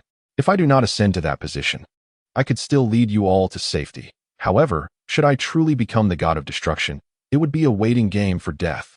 The realm of divine existence, such as that of a god, is merely for show. Aside from divine power and longevity, it offers no substantial benefit. If ever you aspire to become the god of destruction, simply crush the circular button that Buu tosses to you. Subsequently, Buu employs the god of destruction's version of instant transmission to depart from Earth. What an intriguing and unique god of destruction. Sun Wukong yearned to capture Buu for a thorough examination. Wukong, the god of destruction, was on the verge of bursting with rage. After all, this was the god of destruction. You dare to decline? The position he longed for so dearly was effortlessly rejected by Wukong. The god of destruction felt an overwhelming sense of despair, caught in a drought of hope. Soon enough, you will understand. Sun Wukong remained indifferent, believing that the divine status would only serve as a hindrance, providing no real enhancement. The others exchanged glances and resumed their previous festivities. For Wukong would never forsake something of value to him. This God of Destruction title is fraught with pitfalls. At the party, Crescent babbled on, recounting tales from the Cell timeline. The crowd was taken aback, as it all seemed far too chaotic. Their timeline was utterly reversed. That night, Sun Wukong pulled back the covers and instantaneously transported himself into the depths of the black orb. Number 21 sat motionless on the ground, her gaze vacant as she stared at the spatial walls. Oh, what's wrong? Have you surrendered so quickly? Sun Wukong approached number 21 without a hint of caution. Get away from me. In an instant, the previously dazed number 21 unleashed her most formidable technique, the transformation beam. The pink ray struck Sun Wukong, and she gleefully exclaimed, "Haha, I have one." For anyone hit by this attack would be transformed into dessert, Sun Wukong included. However, her celebration was premature. He seized number 21 by the neck and drew her closer. What? Number 21 gasped in shock, her magic proving utterly ineffective against him. Are you so eager? Sun Wukong smirked devilishly as he invaded her space. Whoa. Number 21's pupils contracted. She attempted to struggle, but found herself tightly embraced by Sun Wukong. Entirely at his mercy, her tongue was ensnared, her essence siphoned away, and her cheeks flushed a deep pink. She had transformed into a maiden state. After some time, number 21 panted heavily, her complexion flushed, evidently exhausted from the ordeal, before collapsing to the ground. Have mercy on me. Not a chance. Sun Wukong countered as he attacked once more. Number 21 felt her strength drain away, leaving her limp and powerless on the floor. After a prolonged moment, she seethed. How despicable. As her awareness returned to reality, she erupted with fury, a tempest swirling around her. You vile scoundrel. You were the one who tempted me. Sun Wukong vanished from sight. Curse you. Just wait. Number 21's face remained flushed, realizing that she had. The next day, on the 21st, tranquility was restored. Yet she found herself in a state of demonic transformation, standing vacantly in place. It was evident that after the previous ambush, she realized the futility of defeating Sun Wukong and resolved to seek alternative opportunities from the shadows. Oh, you're still here. Would you care for some candy? With that, Sun Wukong transformed his energy into a fishing rod, the bait being candy. Do you think I am a fish? She bellowed, her voice echoing, as the atmosphere plunged into a frigid silence, leaving the 21st number stunned. Are you truly not going to eat? He smirked mischievously, waving the candy before her. I will not. 21's expression darkened, though her words belied the fact that her resolve was wavering. A week had passed without a single dessert, and she had reached her limits. In the next moment, her stubbornness succumbed to her body's instincts. 21 transformed into a fleeting shadow, fixated on the candy, and took a fierce bite. In an instant, the candy vanished. You deceived me. Tears welled in her eyes as she gritted her teeth. Ha ha ha. Sun Wukong continued to dangle the fishing rod in front of her. Yet 21 remained undeterred. She lunged at the candy repeatedly, but each time she was on the verge of biting, the candy would mysteriously reappear nearby. You fool. You are utterly despicable. After being repeatedly toyed with, 21 realized he had no intention of letting her have any. I shall slay you. Hunger ignited her fury, transforming into an overwhelming inferno that enveloped 21 in a scorching heat. Thump, thump.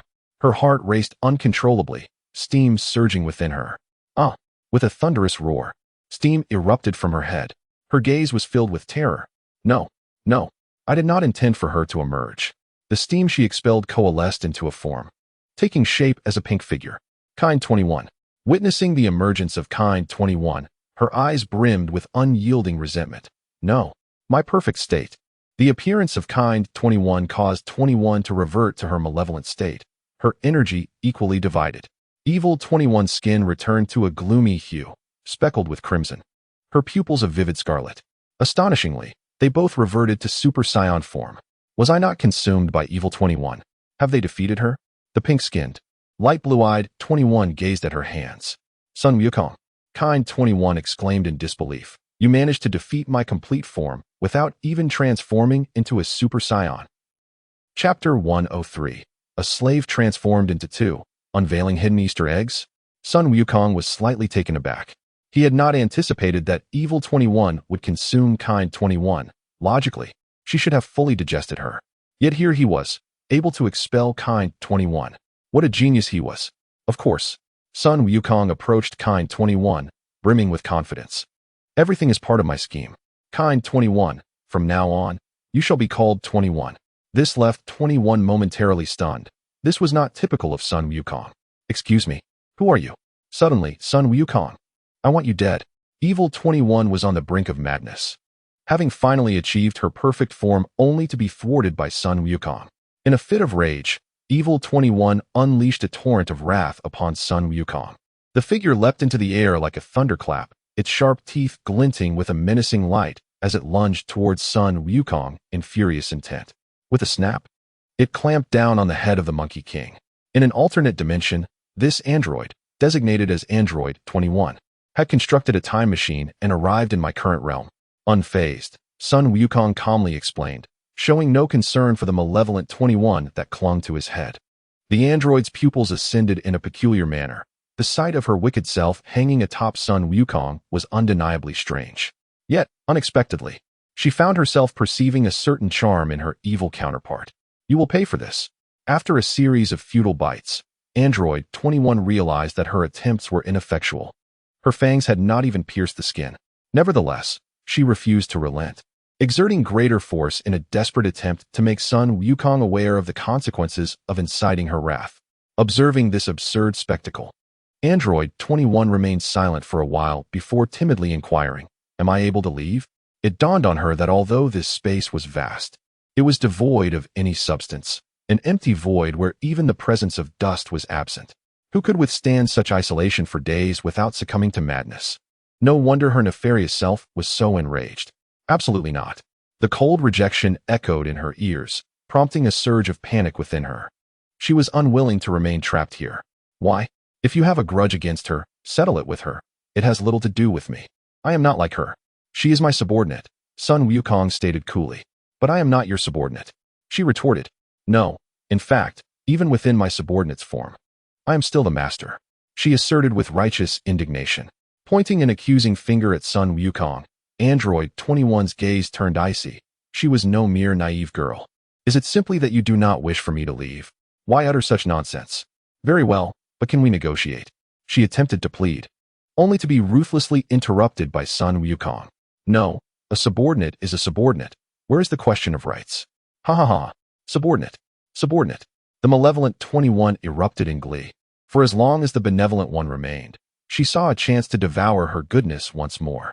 Upon hearing the evil proclamation, Android 21 was momentarily speechless. Are you foolish? Are you not also a subordinate?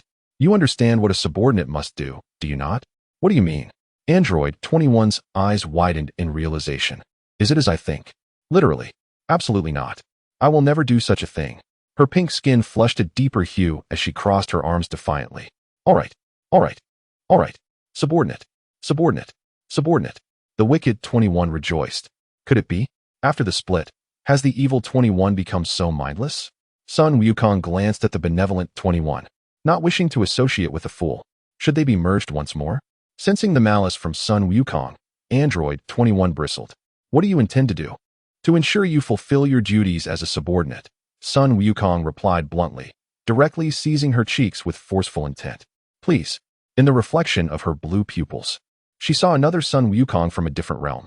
She attempted to struggle, yet was held down with an unyielding grip, completely immobilized.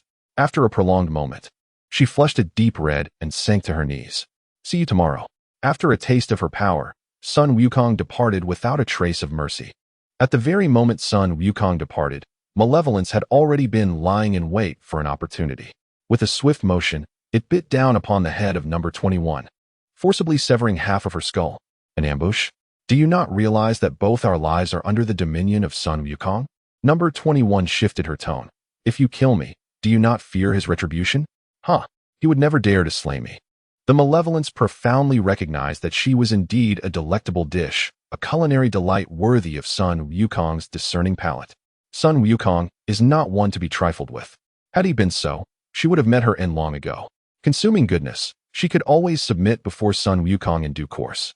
But as long as goodness exists in this world, her heart would remain heavy. Only one of them could prevail. It was their mutual understanding. Humph. Number 21 immediately adopted a defensive stance. Should malevolence reveal any weakness, she must seize the moment. She must reclaim her former self. The malevolence swallowed the morsel of flesh, its aura surging, momentarily overshadowing goodness. Troubling indeed, goodness retreated a few steps, her heart racing with anxiety. She had no choice but to resort to her ultimate technique. Transformative light, the renowned skill of maiden, capable of transmuting beings into confections. This was her sole path to victory. Behold, the malevolence erupted in fury, charging directly at goodness to unleash its most formidable strike. An opportunity. At the instant the malevolence's fist collided with goodness's head, she focused the transformative light in her grasp, making contact with the malevolence. It is my turn. Become a part of me. Struck by the transformative light, the malevolence was instantaneously transformed into chocolate, unable to even emit a cry. Goodness rejoiced, astonished by the ease of her triumph, and hurriedly consumed the malevolent chocolate. Indeed, there could be no mistake. This was the essence of malevolence. Goodness tightly closed her eyes, savoring the power surging forth from within her. Magnificent.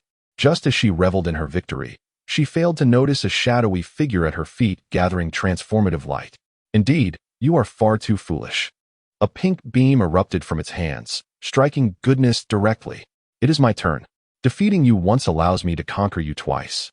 Goodness could not even utter a scream before being transformed into a splendid piece of chocolate. Such mindless beings should serve as my sustenance. The malevolence devoured the chocolate, and her pallid skin swiftly transformed. In an instant, she regained her pink complexion, her strength flooding back within her. She had once again become her complete form. Meanwhile, Sun Wukong hung in the starry sky, his eyes tightly shut. Engaged in training? Lazuli appeared beside him, her aura subtly altered. Divine energy? You are nearing completion of your training. Not bad for such a short span of months. Lazuli twirled proudly before him, her graceful form illuminated by divine energy, exuding a cold and noble demeanor. Quite impressive. It won't be long before your training in divine energy concludes. This is not the matter at hand. Lazuli nearly lost her focus under Sun Wukong's influence, promptly articulating her purpose. Is there a more formidable technique? I feel that the dragon claw is somewhat limited. Though the dragon's claws are sharp, they are best suited for close combat. When the distance increases slightly, enemies can easily evade. Furthermore, against formidable opponents with strong recovery abilities, it is challenging to gain any substantial advantage. Chapter 104. The Veruga People. Very well, Sun Wukong nodded. Once you have mastered the divine energy, I shall teach you. To be candid, it will take Razuli 3 years to achieve instantaneous movement, which indicates that her innate talent is not particularly formidable. Although his version of instantaneous movement is slightly more complex than the average, Razuli still finds the practice of spatial techniques exceedingly arduous. Is the threshold so high? Razuli pondered. All right, I shall certainly master divine energy by next year. In an unknown time and space, on Earth, a spaceship traverses the time tunnel. This colossal steel beast, measuring 10,000 meters, is unperturbed by the ravages of time and space. In an instant, it breaks through the tunnel and appears above Earth. In the parallel time and space, designated as Time-Space 016, we have already deployed the detector. A driver, drenched in sweat, hurriedly presses the detector button. Damn it! Why am I the only one piloting? This is exhausting. A blue-haired avian in green attire strides past the driver and approaches the massive detector. Earth, is this tiny planet truly home to the strongest in the universe? Do not be astonished. In countless parallel universes, nothing is too extraordinary. A purple-haired avian, adorned in opulent purple garments, approaches him. Come, let us witness the mightiest of this universe. Indeed, elsewhere, at 6 in the morning, birds frolic in the sky, chirping incessantly. Vegeta emerges from Bulma's residence. Inhaling the fresh air, his spirits lifted. If Vegeta had not reverted from fusion, indeed, this is the scenario. After Sun Wukong and Vegeta fused using the Patera earrings to defeat Majin Buu, the fusion had not been undone an hour later. Once the crisis was averted, Bulma and Chi-Chi were left in disarray. Is this right? Their husband has become one. After an hour of discussion, Chi-Chi conceded Vegeta to Bulma, believing that her Goku had perished at the moment of fusion. This warrior named Vegeta was not her Goku, hence she did not wish to accept him.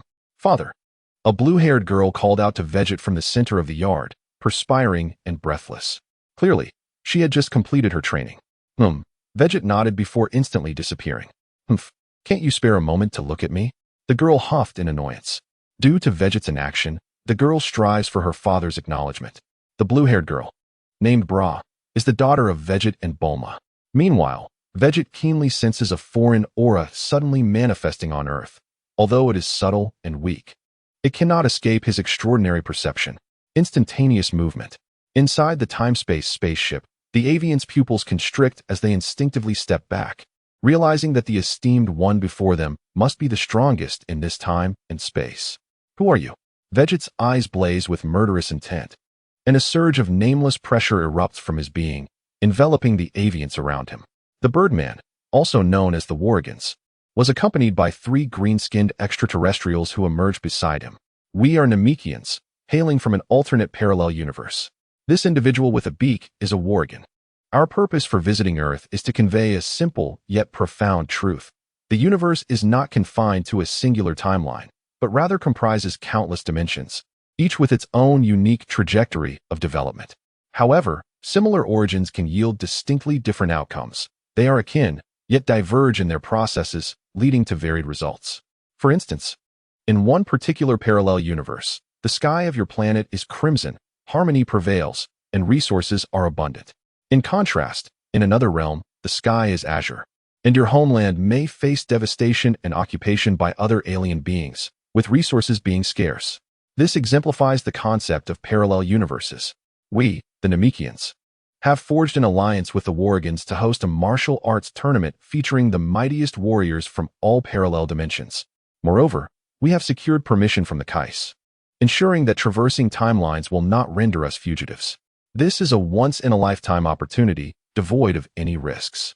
Vegeta listened intently, nodding subconsciously. As the pressure dissipated, the Worgans collectively exhaled in relief. This individual was far more formidable than those from other parallel realms. Sensing the potential, the Worgans hastily added, should any participating warriors perish, we can utilize the Namekian Dragon Balls to resurrect them. The only question that remains is, do you wish to participate? Participate? The warriors, feeling Vegeta's overwhelming presence, immediately gathered. You are indeed swift, Vegeta remarked, unperturbed. Had they not arrived within seconds, he would have been surprised. The Namekians reiterated the situation to the warriors, who, brimming with enthusiasm, eagerly raised their hands to join. After some discussion, they agreed to reconvene in a month, at which point the Namekians would return to escort them. With a whoosh, the time-traveling spacecraft departed from Vegeta's timeline, navigating the temporal tunnel at an astonishing speed. The Worgans, their fingers leaving traces like shadows, sought out the mightiest warriors across parallel universes. If Gogeta were to defeat the Super One-Star Dragon, indeed, in the timeline where Gogeta existed. A year after the warriors triumphed over the Super One-Star Dragon, Goku, at Chi-Chi's fervent insistence, located the Namekian Dragon Balls and wished to return to his youthful form. At that moment, Chi-Chi was thoroughly pleased. After all, it is quite challenging for anyone to accept that their husband of many years has reverted to the appearance of a child. With a thunderous roar, the spacecraft forcefully broke through the temporal tunnel and arrived at the beautiful blue planet, Earth. I recall that the previous universe's strongest warrior also hailed from Earth, correct? It is not unusual. If a universe has a strongest warrior, it is plausible that other formidable beings exist in similar parallel dimensions. For example, the mightiest in one timeline may be ranked as 1, while in another, they may be ranked 2, with a high likelihood of being father and son, brothers, friends, or rivals. Meanwhile, across the expanse, the air reverberated with explosive sounds as 2 figures clashed in the sky. Each of their strikes seemed capable of obliterating hundreds of celestial bodies. Yet miraculously, the aftermath of their collision left no trace of their immense power. Be cautious. With a mysterious smile, OOB vanished before Sun Wukong's eyes. Wow. Sun Wukong heightened his senses, his head swaying slightly as he evaded OOB's punch. Impressive. He has indeed mastered instant transmission. Sun Wukong's excitement surged as he instantly appeared before OOB, gathering the Kamehameha wave to strike him forcefully into the depths of the sea. Boom. Wow. OOB once again utilized instant transmission, reappearing before Sun Wukong and spewing a mouthful of seawater. Ah, ah, ah. Sun Wukong hurriedly raised his hands to block, exclaiming, "How despicable, OOB. Ha ha, all's fair in war." Seizing the opportunity while Sun Wukong was defending, OOB concentrated all his energy into the Kamehameha wave. Be careful. This is my ultimate power. Chapter 105, Time and Space, Kamehameha. With a furious roar, two gigantic blue Kamehameha waves erupted from OOB's hands, the air compressing instantaneously, transforming into a force of propulsion. Now this is interesting.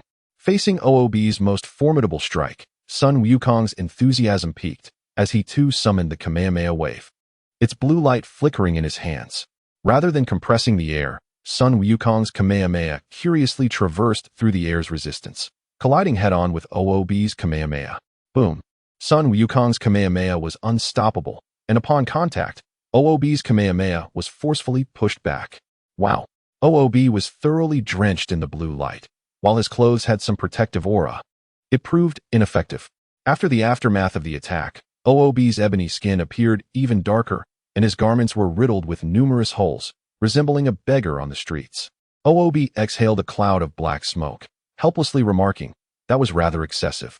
After the Super Saiyan transformation, when Master was in high spirits, his strikes were often unrestrained. "My apologies," Sun Wukong said as he instantaneously appeared before OOB, glancing around to ensure his well-being. Internal injuries would be troublesome. After transforming into Super Saiyan 4, Sun Wukong had significantly elevated his foundational strength in just a year's time. Even OOB had suffered greatly at his hands.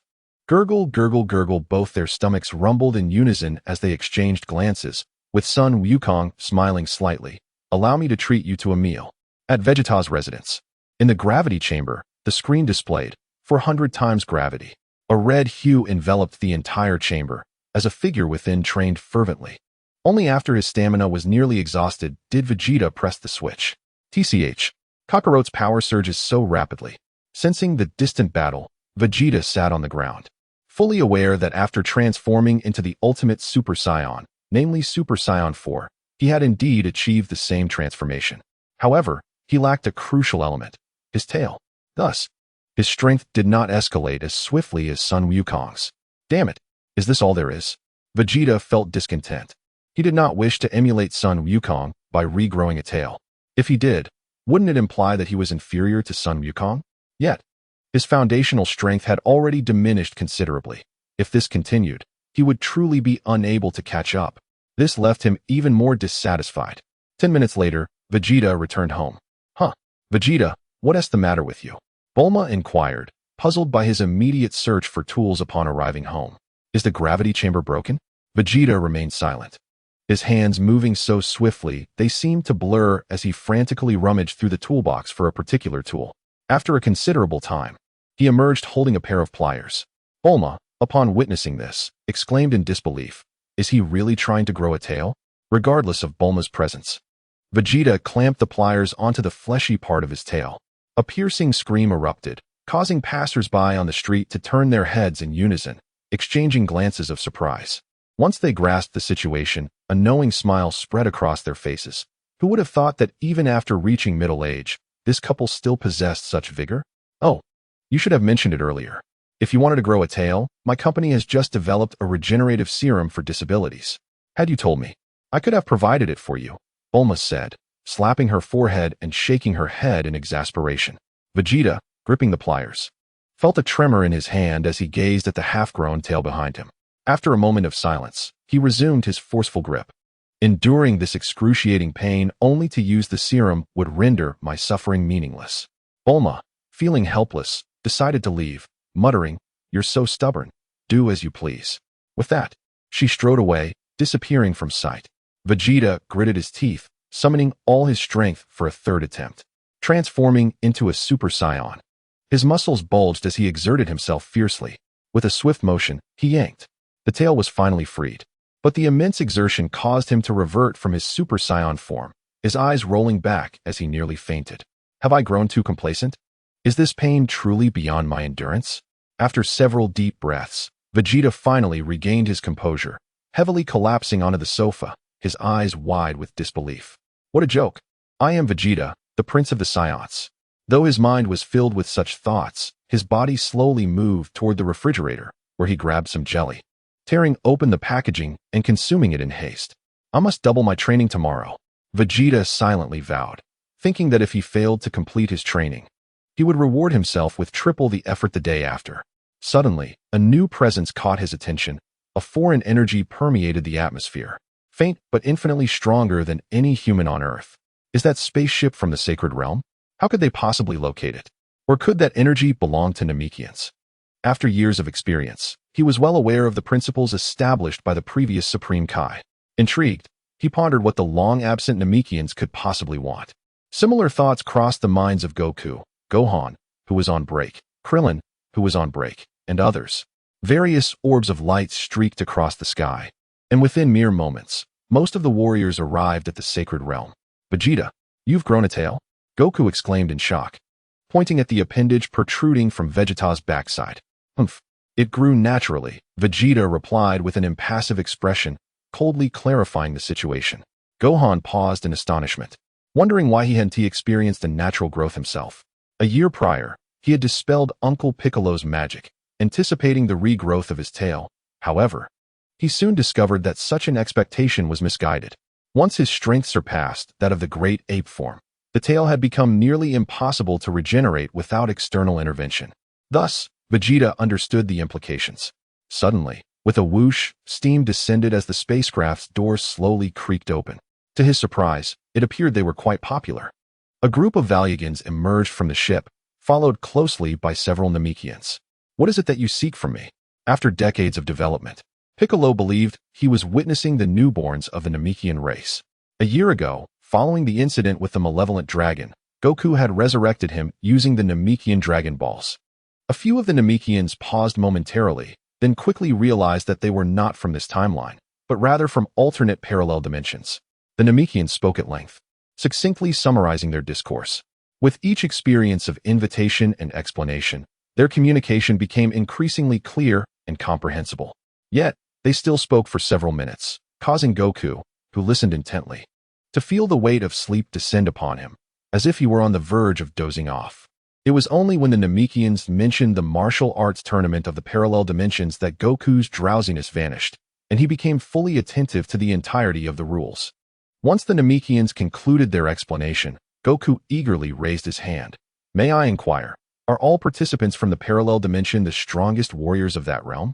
Even one of the universe's formidable beings may compete. The grand prize is the Namekian Dragon Ball, capable of granting any wish. The Namekian's voice gradually diminished, sensing that the individuals before him seemed rather unconcerned. Wow! Goku's eyes sparkled with excitement as he was the first to raise his hand, proclaiming, I wish to participate. Vegeta, noticing this, promptly followed suit, declaring, I, too, shall enter. He mentally recalibrated his training regimen, vowing to catch up with Kakarot within a few months. The other warriors mirrored their enthusiasm, stepping forward to join in. After all, this was a parallel dimension, a rare opportunity to witness the prowess of other universes. As for the Namekian Dragon Balls, perhaps caution would be prudent. They recalled the crisis of the malevolent dragon. Had it not been for Gogeta, Earth might have met its demise. Report. One of the Valugians, equipped with a detector, relayed his findings. The temporal flow of this dimension. Others nodded in agreement, then addressed the warriors. Due to the accelerated temporal flow in your dimension, we shall return in 6 months to escort you for participation. The warriors acknowledged this, collectively hoping to rejuvenate their martial awareness within the 6-month time frame. It had been far too long since they had faced genuine combat, and their strength had waned considerably. Chapter 106. The divine power of the Kaishin in the primary timeline. The sky was a brilliant blue, the air refreshingly pure, far surpassing that of Earth. Is this the realm of the gods? Truly extraordinary. Goku stood atop the divine realm, not out of a desire to assume the role of Kaishin, but rather to seek answers from the all-knowing Elder Kai. He gazed downward, his mind swirling with countless thoughts, contemplating the seal of the Elder Kai. He instantly transported himself before the Kaishin's sword, gripping it tightly. Bang! Though the sword of the King of Worlds faced obstacles, its power was insufficient. Sun Wukong was not in a hurry to break the seal. Instead, he picked up the King of Worlds' sword and scrutinized it, the cold light reflecting off his handsome visage. In the open space, he executed several sword techniques. Buzz, buzz, buzz. A few glimmers of cold light flashed, and droplets of blood trickled down his arm, falling onto the tender green grass, creating a silence as profound as death. Having not wielded a sword in so long, minor missteps were to be expected. Sun Wukong forcibly suppressed the urge to destroy the King of Worlds' sword. However, it surprised him that the sword could inflict harm upon him. His defense was such that he could withstand the explosion of thousands of planets without a scratch. What a fine sword! Alas, while it is remarkably sharp, it is regrettably not very sturdy. Moreover, his techniques included the dragon's claw. For him, it was tasteless to consume, yet too precious to discard. Just kidding. In truth, even if it were destroyed, I would not lament its loss. As soon as Sun Wukong finished speaking, he gathered a basketball-sized orb of energy in one hand. Though small in size, this technique possessed immense power. Boom. The moment it merely touched the King of Worlds' sword, the sword melted into a pool of molten iron. At last, has someone drawn forth the King of Worlds' sword? An echoing voice resonated through the heavens and the earth, bearing the breath of the ancient. A stooped figure of the King of Worlds, with sparse hair, stretched languidly, and the murkiness in his eyes gradually cleared. He had finally emerged after a long slumber within the sword. Young friend, you do not appear to be an apprentice of the King of Worlds. Who are you? Despite the formidable quality of Sun Wukong's divine aura, the elder King of Worlds discerned instantly that he was not a deity. Sun Wukong introduced himself briefly and then observed the elder King of Worlds closely. You are the King of Worlds with the broadest vision in the universe? The elder King of Worlds felt a surge of pride at such a frank compliment. Yet he forcibly suppressed it under his resolute will. What brings you to seek my counsel? Sensing that Sun Wukong had a request, the elder King of Worlds decided to oblige him. Although he contemplated having this unfamiliar powerhouse accomplish a task for him, he felt the dual nature of Sun Wukong's divine aura and decided to follow his heart instead. Avoiding death leads to survival. This was the truth the elder King of Worlds had gleaned over countless ages. He was not afraid simply because Beerus had sealed him. I have a matter that has troubled me for quite some time. Sun Wukong paused for a few seconds before articulating his thoughts clearly. Why is the divine power I have transformed into weaker than the energy I have not transformed? For instance, if divine power requires 3 seconds to activate a technique, his own power only takes 0.5 seconds. Sun Wukong released a transparent orb of light with one hand, presenting it before the elder King of Worlds. Is this truly the case? The elder King of Worlds was taken aback, extending his hand to touch the orb and sensing it intently. After 30 minutes, he finally opened his eyes, his expression grave. This energy is indeed the divine power of the King of Worlds, yet it is also not the divine power of the King of Worlds. Not the divine power? Sun Wukong inquired with confusion. The elder King of Worlds did not directly answer Sun Wukong's question. Instead, he countered, do you understand the concept of dimensions? What are dimensions? Is it not merely the mortal's term for the divine realm? The distinction is stark. The dimension referred to is that of the divine, not that of mortals. This dimension serves merely as a hierarchical classification of deities from the perspective of humanity, based on their ranks, and is ultimately of little significance. If one were to seek differences, it would be evident that higher-ranking deities possess longer lifespans and find it easier to acquire power and skill. Though the means by which you have attained the divine strength of a Kaishin remains unclear, your lack of dimension, divine rank, and divine techniques inherently limit your capability to unleash the full extent of your power. Moreover, it is crucial to note that this divine energy you wield is not true divine power. It is but a semblance, a counterfeit. Initially, this revelation seemed inconsequential. After all, one could always learn divine techniques from Bu. However, upon hearing the term counterfeit, Goku's mind faltered. Counterfeit? The old Kaishin, perceiving Goku's astonishment, elaborated. Within you resides an unnamed force, distinct from the divine aura and energy previously encountered. Had Goku not boldly presented his energy for examination, the Kaishin might not have discerned this anomaly, despite his prowess. In essence, your divine power possesses an unusual quality that adversely affects your performance. To illustrate, if the divine energy of a Kaishin is quantified as 10, yours would be merely 4. Should you master divine techniques, yet require an energy threshold of 100 to activate them, while a Kaishin only needs 10, the disparity is glaring. Through the old Kaishin's explanation, Goku came to realize that his divine power diverged significantly from that of other deities, possessing a quality far inferior. Witnessing Goku's stunned silence, the old Kaioshin offered reassurance. There is no need for despair. Divine energy is merely a form of high-quality energy. And should you align your own power with the quality of divine energy, it is still possible to achieve greatness. Chapter 107. One's own path. The voice of the old Kaioshin grew fainter, for he understood the improbability of such an endeavor. Divine power is inherently superior to all other forms of energy. Coupled with divine techniques, it can even reverse the fortunes against those stronger than oneself. Take, for instance, the god of destruction, Beerus, who possesses the unique divine technique known as destruction. Even if others surpass him in energy, his destruction embodies infinite energy, allowing him to disregard energy disparities and enact annihilation. Thus, even when faced with a group of formidable opponents whose energies exceed his own, Beerus wields destruction, rendering him virtually invincible amidst their onslaught. This is the terrifying nature of divine techniques. In a universe devoid of rules, those who can manipulate the rules ascend to greatness. Goku profoundly grasped this truth, which underpinned his primary motivation for confronting the Kaioshins.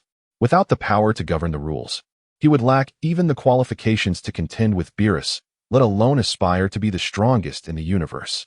Lacking divine techniques rendered him no different from a stray dog on the street. His desire for advancement was overwhelming.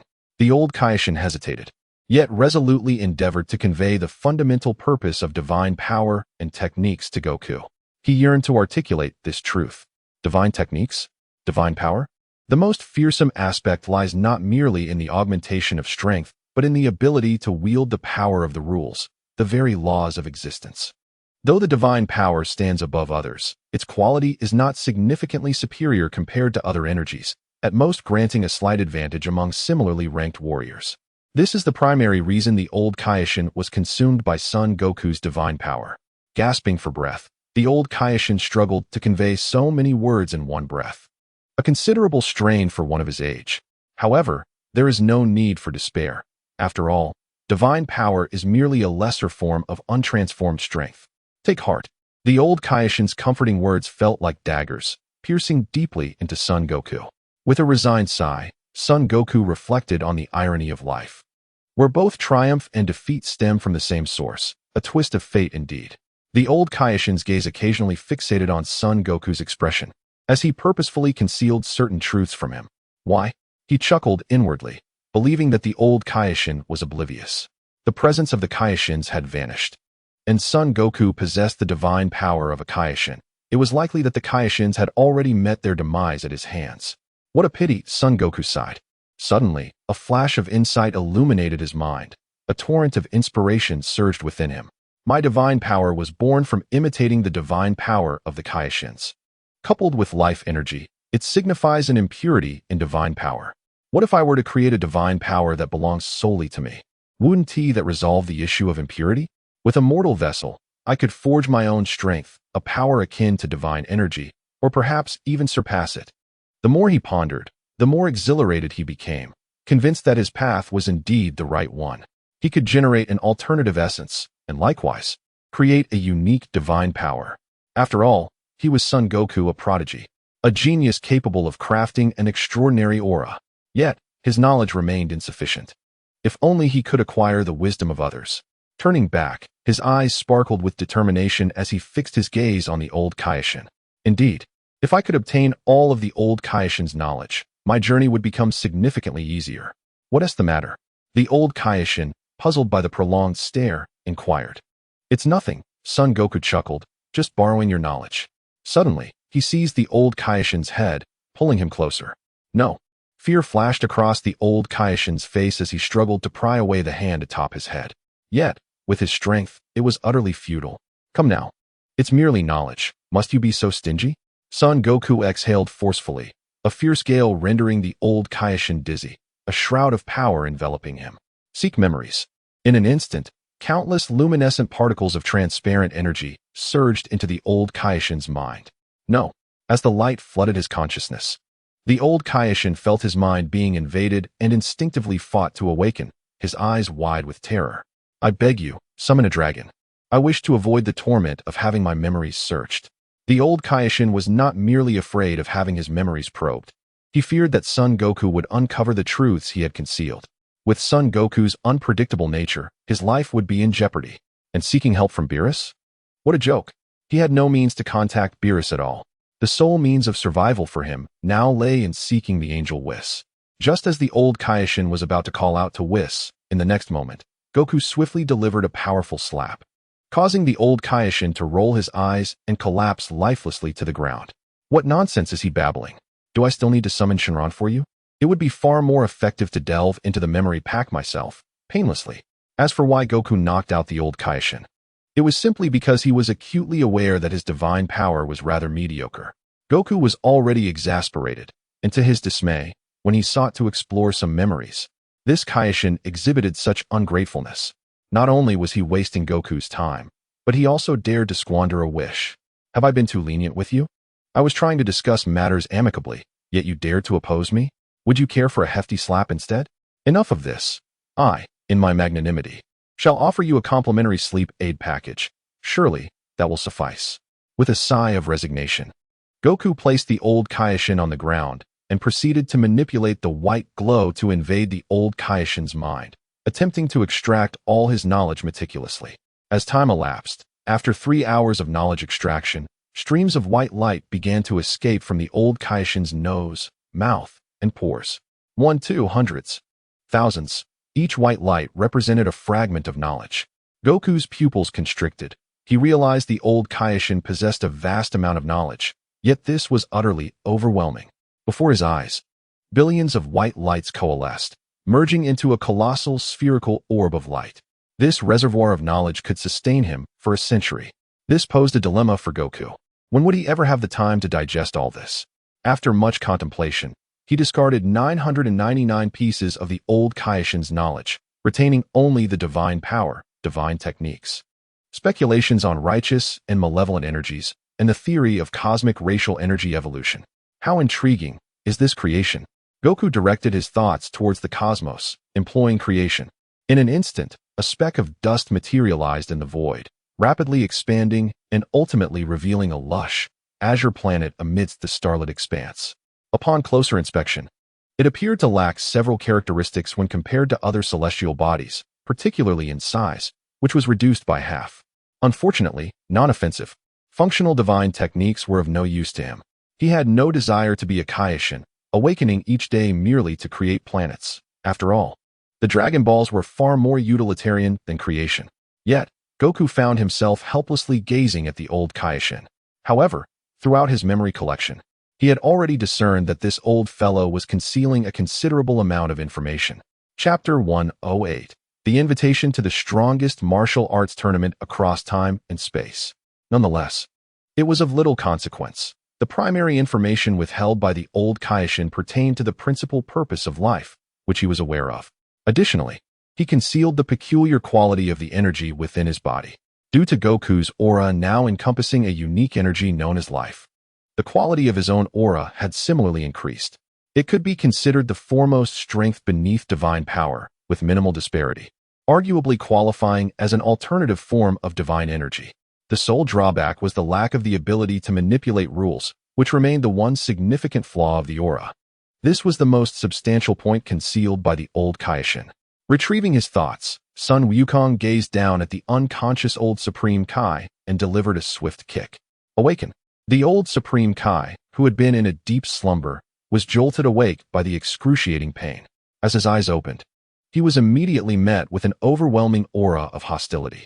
It was over. The old Supreme Kai's eyes dimmed as he slowly closed them, extending his arms in acceptance of death. Come forth. None who has become a Supreme Kai is feeble. Sun Wukong was unfazed. Anyone sealed by Beerus was undoubtedly resilient. He stomped forcefully on the old Supreme Kai's face, declaring, "Your spirit seems commendable, yet I wonder if your body can withstand such force." With fists like a tempest, Sun Wukong unleashed nearly 10,000 strikes upon the old Supreme Kai in the span of a mere second. Panting, he wiped the sweatless sheen of his skin, feeling a sense of relief. Meanwhile, the old Supreme Kai lay battered and bloodied, his life force ebbing away with torrents of crimson staining the grass beneath him. He felt as though death was imminent, unable to muster a sound beyond labored breaths. Though he could exist in a spiritual form, if Sun Wukong were to slay him once more, it would mean true demise. Sun Wukong gathered a sphere of energy with one hand directed at the old Supreme Kai. Sensing the surge of power, the old Supreme Kai was gripped by fear, a premonition of his impending fate washing over him, prompting him to close his eyes once more. With a resounding impact, the energy sphere struck the old Supreme Kai, yet contrary to his expectations of death, he felt his wounds mending, life invigorating him as if heralding a rebirth. After a moment of silence, the old Supreme Kai finally spoke. Why? Given your nature, you would surely choose to kill me. There is no reason. For me, a measure of punishment suffices. Sun Wukong was not surprised by the old Supreme Kai's reluctance to accept his fate. He had witnessed enough deceit and concealment throughout his life. After all, who among us has not harbored secrets over the decades? In an instant, Sun Wukong teleported away, leaving behind a remark that would undoubtedly bring embarrassment to the old Supreme Kai, who prided himself on his audacity. It was not I who ended the Supreme Kai's existence, but rather they were consumed by a manufactured entity. Yet that very creation was also devoured, culminating in the emergence of a new Supreme Kai. As the old Supreme Kai processed Sun Wukong's departure and the revelations that followed, he struck himself in frustration. I am truly foolish. How could I, such a shrewd being, allow my anger to dictate my actions? Regardless of the old Supreme Kai's thoughts, Sun Wukong returned home, settling onto his sofa while contemplating the transformation of his energy. He yearned for his aura to possess the ability to manipulate the laws of existence, akin to divine power. Yet, no matter how he racked his brain, he found no solutions. Resolving to set the matter aside, he reminded himself that progress comes gradually. One must savor each bite of food and allow time for growth. One cannot expect to become a glutton in a single gulp. Such matters require patience. Redirecting his focus to the skills of space and time, he mused, space? Time. These two techniques were familiar to him, to the point that a day without their use left him feeling restless. Though both were potent abilities, could they be strengthened further? Sun Wukong had numerous ideas regarding space and time, yet curiously, some had proven successful while others had faltered. Rather than deeming it a failure, it is more accurate to say it was an impossibility. He felt these techniques were correct, yet he was unable to execute them. This perplexity had troubled him for quite some time until today, when he finally found clarity. It was not a failure, but rather a deficiency in the purity of energy that impeded success. In the battle against Cell, he did not pause time across the entire universe. Instead, he froze the time surrounding him, including Cell's, which created the illusion for Cell that time had stopped. After all, even the angels cannot manipulate the time of the entire universe, let alone him. It is undoubtedly impossible. He had intended to delve deeply into the realms of space and time when an unexpected presence materialized from the cosmos. This was the essence of time and space. What was happening? Why were there so many time machines? Cell possessed one, number 21 had one, and now another had appeared. My Earth truly faces numerous calamities. Were it not for my role as a guardian, it might have been obliterated long ago. If the Supreme Kai were here, he would surely spit out a mouthful of blood, exclaiming, "Is this your Earth? Is this right?" Yet, he did not deny his guardianship, for without Sun Wukong, Earth would certainly have perished at the hands of Demon King Piccolo. Then I shall take a look. I sincerely hope your strength exceeds mine, or else. His collection of time machines would likely increase by one. Inside the time ship, the parallel universe 034 had successfully arrived. As the pilot's words echoed, the crew emerged from the lounge, exchanging glances filled with curiosity. Another Earth? How many Earths have we seen? This planet is indeed a miraculous creation, harboring such a multitude of formidable beings. It is known that those who emerge from Earth rank among the most powerful across all parallel universes they are aware of, some even stronger. Figures like Vegeta and Sun Wukong are considered the pinnacle of strength. Suddenly, a figure appeared from the ship, causing the eyes of those aboard to narrow, though they soon regained their composure. Instant teleportation was something they had witnessed countless times. They had grown accustomed to it. How intriguing, it is indeed a Namekian, accompanied by an unknown extraterrestrial. Sun Wukong's voice resonated like thunder, capturing the attention of all present. As they exchanged glances, expressions of shock spread across their faces. Another Sun Wukong? This makes 3 already. It was truly unexpected that there were so many parallel universes featuring Sun Wukong and Vegeta. Esteemed strongest one, greetings. We are Namekians and the Valuegans. Chapter 110. Transcending Time and Space. Chapter 109 follows. At the moment of impact, Sun Wukong instantaneously released his energy, forming an invisible barrier that deflected the attack entirely. What is that? Dark clouds drifted away with the wind as a green light descended from the heavens, illuminating the shadowy figure. Bearing a resemblance to Sun Wukong, adorned with patera earrings and an evil grin, stood none other than Black Wukong. Indeed, he bears an uncanny likeness to me. You are the one who has usurped my body. Kakarot, no more words. Vegeta cared not for any of this. He was determined to defeat Black Wukong with great ferocity. We did not come here to engage in idle chatter with you, but rather to settle accounts. Likewise, we seek vengeance for our future son and wife. In an instant, Vegeta's aura surged wildly. A flash of lightning gleamed in his eyes. He transformed into Super Saiyan 2. His figure shot forward like a cannonball, delivering a fierce punch to Black Goku's head. With hands clasped, Black Goku effortlessly withstood Vegeta's assault in his normal state. Observing that his attack had been thwarted, Vegeta unleashed a relentless barrage with his feet, but the effect was minimal. Just as Black Goku prepared to counterattack, Vegeta executed a swift side kick, sending Black Goku hurtling away. Wow! Black Goku spat out a mouthful of blood, wiping his mouth. Although he was unsure from which timeline this Vegeta hailed, he thought, "Do not presume you are the only one capable of such feats." With a wicked grin, Black Goku unleashed his power, transforming into Super Saiyan. "Is that all you've got?" Vegeta scoffed, for he possessed even greater strength. Divine energy coursed through him as his cells resonated with the divine essence, and he transitioned calmly into Super Saiyan Blue. "What? Is Super Saiyan your only form? Why not transform into my state?" Vegeta irradiated with a brilliant blue light, his gaze icy and filled with unwavering confidence. Merely standing there exuded a palpable pressure upon Black Goku. "TCH, I am not intimidated." Cold sweat trickled down Black Goku's brow as he fixated on Vegeta's form. "Is this transformation attainable only through divine energy? Humph, then perish." In a flash, Super Saiyan Blue Vegeta appeared before Black Goku, whose pupils constricted in shock, too fast to react. Vegeta gathered energy in his left hand and delivered a crushing blow, sending Black Goku flying thousands of miles away. Dust and debris erupted, lingering in the air. "Hey, Vegeta, why didn't you leave me a chance?" Goku also wished to witness the prowess of this being known as Zamasu. "Humph." Vegeta pondered for a moment, then turned to say, "I forgot to hold back. That guy is far too weak. I haven't even exerted my full strength." Although Black Goku possessed most of future Goku's power, could he really hope to defeat him with merely Super Saiyan? He isn't even worthy to carry his shoes. Furthermore, despite embodying future Goku's form, Black Goku could not even tap into 40 of future Goku's strength. He was only fit to battle someone like Trunks. Chi and spirit are not the same. While the spiritual energy within the body is indeed a form of Chi, it constitutes only a small fraction.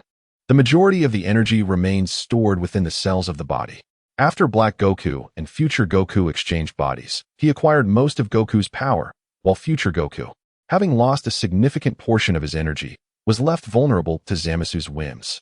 As for why Black Goku was not Vegeta's match, the latent power hidden within his cells had yet to be awakened. Future Goku's potential had been honed to its utmost limit. Every shred of strength he possessed was a result of relentless determination and unwavering training.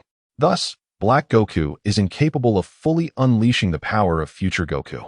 As time gradually passes, the mist dissipates, and to the astonishment of the three, a faint green light envelopes Black Goku, revealing the presence of another, Zamasu, the Kaioshin. Trunks is utterly convinced, for he has encountered this undetectable aura before. A Kaioshin? Zamasu. Huh. With a mere release of his hand, Black Goku's injuries miraculously heal. Having assumed the body of Son Goku, I find myself unable to freely control even the Super Saiyan form. Yet now, I have discovered the essence of the Saiyan race. No sooner had Black Goku uttered these words than his power surged dramatically, propelling him towards Vegeta, whom he struck with a ferocious punch, sending him flying. Super Saiyan Blue Vegeta is hurled 10 meters away, steadying himself with his aura. Humph. Although your strength has significantly increased, it is futile. In an instant, Super Saiyan Blue Vegeta appears before Black Goku, delivering a brutal blow that pierces through his chest. Under the relentless onslaught of Super Saiyan Blue Vegeta, Black Goku collapses once more, landing at Zamasu's feet. Zamasu wears a mysterious smile, channeling his healing technique to restore Black Goku's wounds again. This sensation, it is utterly magnificent. As his power escalates, he becomes increasingly adept at wielding Son Goku's physique. The fusion of divine essence and Saiyan biology grants Black Goku mastery over future Goku's power at 65. This equates to a fundamental command of the body. Now, it is my turn. Divine energy swells, coursing through him, as pink hair replaces golden locks. In that fleeting moment, Trunks can no longer sense Black Goku's aura. The divine is distinct from the Saiyan. Thus, this form is born. Neither red nor blue. In the vernacular of you Saiyans, let us call it rose red. The Super Saiyan God variant of Super Saiyan Rose makes its grand entrance. Vegeta's expression grows grave. The combined might of future Goku and Zamasu, while not entirely equivalent, proves to be a formidable challenge, especially as the strain of Super Saiyan Blue has begun to take its toll. Confronting the current Black Goku is indeed a daunting task. Zamasu's power ranks among the elite of the Kaishin. Son Goku resolves not to allow Zamasu to interfere with Vegeta's battle against Black Goku. No longer a mere spectator, Son Goku transforms into Super Saiyan Blue and charges at Zamasu. The four engage in combat on Earth, and in a single exchange, Super Saiyan Blue Goku pierces Zamasu's chest. Meanwhile, Super Saiyan Blue Vegeta battles Black Goku, with the air crackling from hundreds of energy bursts. Incredible! Is this truly the strength of my father? Trunks' pupils constrict. He finds it challenging to discern the specifics of the battle. Zamasu's body swiftly regenerates, as he conjures an energy blade to launch a surprise attack on Son Goku. In this state, you cannot hope to defeat me. Son Goku slightly turns his body, delivering a forceful punch that sends Zamasu hurtling out of Earth's atmosphere. Vegeta, I am here to assist you. The moment these words escape Son Goku's lips, Vegeta's face flushes crimson, his temperature surging explosively. Get away from me. I do not need your help. Vegeta unleashes his full power, violently propelling Rose-Black Goku thousands of miles away. The consumption of Ultra Blue is excessively high. Its essence is nearly depleted. How frustrating. The duration of Ultra Blue is too short. Chapter 109. A year later, after the Namekians introduced themselves to the Verugas, they bowed deeply in a gesture of respect. The Verugas? Sun Wukong pondered for a few moments, recalling that he had only seen this race in the authentic timeline of Dragon Ball in his previous life. Indeed, traversing time and space is a grave offense, yet, with the approval of the Kaishins, we have acquired a permit for such travel. The Namekians chattered excitedly, essentially inviting Sun Wukong to participate in the martial arts tournament. Sun Wukong contemplated for an extended period, still lacking any clear direction. Does the Dragon Ball narrative encompass such events? Is this a fan creation, or a natural evolution of time and space? Regardless, Sun Wukong remained unfazed. In the presence of absolute strength, any crisis crumbles like a cookie at the slightest touch. Mr. Sun Wukong? The crowd focused intently on him, awaiting his response. Wait, Sun Wukong declared, snapping his fingers, summoning a portal. In the next moment, Lazuli, Wufan, Piccolo, and Krillin, no matter what they were engaged in, were forcibly brought aboard the spaceship. Wow! This extraordinary ability left the Verugas wide-eyed, showering applause upon him. It was truly remarkable how he could summon so many individuals in an instant. It seemed this version of Sun Wukong was extraordinary indeed. Other versions of him from different timelines would not possess such a skill. Krillin, who had been playing with his daughter, was suddenly yanked by a tremendous force, drawn here in an instant. Wukong. The others' gazes remained fixed on Sun Wukong. If he did not provide a satisfactory reason today, they would not hold back. Well, it wasn't as if they could do anything to him. Sun Wukong cleared his throat, adopting a serious expression. I have summoned you all here for a matter of utmost importance. Upon hearing this, the expressions of the crowd darkened. What do you mean by summon? Mr. Namekian from another parallel universe, please explain again, they urged. After much effort, the Namekian had finally completed his explanation, only to be interrupted again. Could you not have called them here from the outset? Seeing a dozen pairs of eyes staring intently at him, the Namekian reiterated, we are hosting a martial arts tournament. Minutes passed, and the Namekian, parched and weary, finally uttered the last word. Indeed, many of the strongest from countless parallel universes. The others began to discuss excitedly, except for Bulma, who was aware that her husband possessed a time machine. She had traveled through parallel universes numerous times, albeit to worlds where Earth was but a lifeless orb. After much deliberation, it was decided that they would participate in this martial arts tournament. I have trained for decades. I shall showcase my prowess at this tournament. Yamcha exclaimed with a hearty laugh. Time had passed, and although their personalities and thoughts had evolved, their strength continued to progress with time. Even against Frieza, they could vanquish him without difficulty. Let us show them the might of our timeline. Lapis flashed a confident smile. It had been over a decade since the disastrous martial arts tournament, yet he remained the proud youth he once was. The distinction lies in the fact that skill and strength have undergone a remarkable transformation. No longer is he merely a child wielding a large sword. I sense that this upcoming gathering will be quite intriguing. With a mysterious smile, Sun Wukong turned to the Namekian and declared, "We shall participate. You are welcome. But you may only join us in a year, as the flow of time in your realm is exceedingly rapid." Upon hearing the Namekian's explanation, the crowd nodded in understanding and exited the spacecraft. The Namekian and the Veruga pressed a button, and with a whoosh, the ship broke free from the constraints of time and space, vanishing in an instant. As Sun Wukong watched the colossal metal beast depart, he felt a twinge of regret. His collection of time machines remained unchanged. A glimmer of insight crossed his mind. Was the flow of time indeed swift? Could it be that he was in the wrong temporal period, desperately trying to catch up with the time of other dimensions? Yet, his contemplation was abruptly interrupted. "Oh no. Wukong, please send me back. My daughter is still waiting for me," Clillin exclaimed, remembering his daughter, Lin Luan, and urgently tugging at Sun Wukong. All right. I'll send you back first." With a casual wave, in the blink of an eye, they returned to their original location. A year's time? The flow of time for the Birdman was merely half a year. In that fleeting moment of contact, he had extracted the memories of the Veruga, thus acquiring knowledge of their universe's temporal dynamics. Fascinating. What a grand spectacle must await at this martial arts tournament, which had been prepared for so long.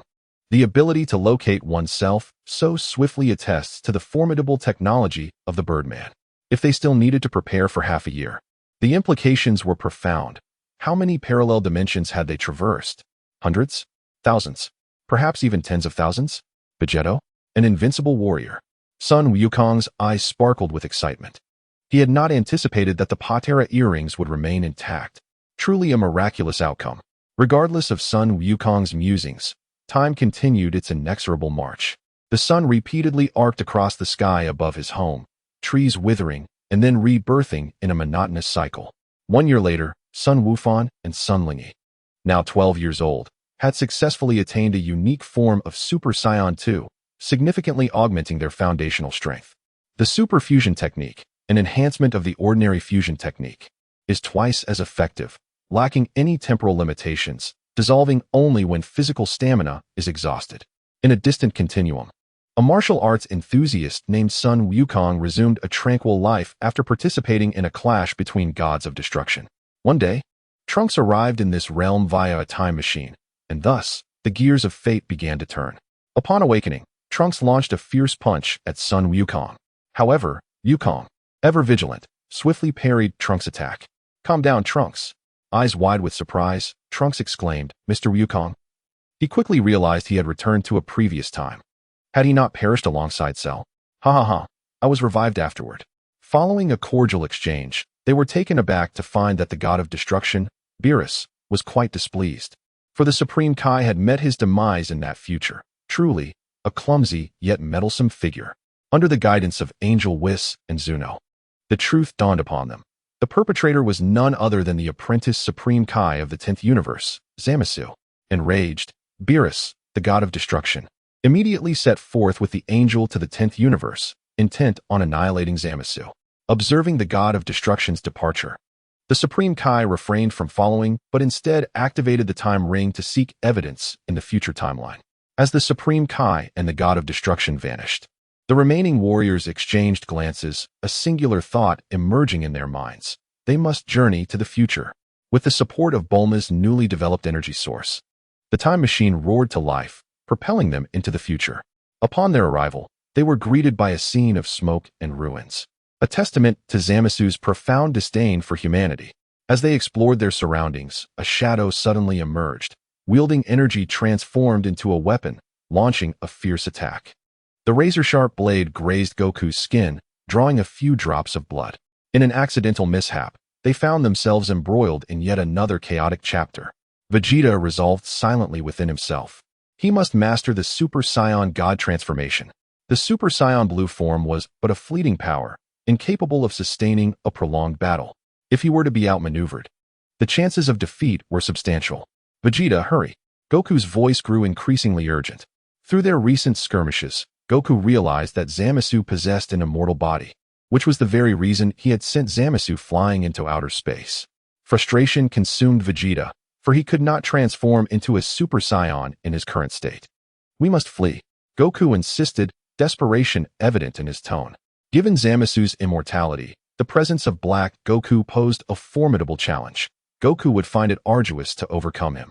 Although Zamasu's energy level was inferior, as a Kai, he wielded magical abilities and unique techniques that could bypass conventional energy attacks. Moreover, Goku's current capabilities were insufficient to inflict meaningful harm on Zamasu's immortal form. Damn it! Vegeta gritted his teeth, aware that now was not the time for anger. They had no choice but to retreat in the time machine. With a whoosh, the time machine vanished. Zamasu returned from outer space. Were they venturing into other timelines? This was dire.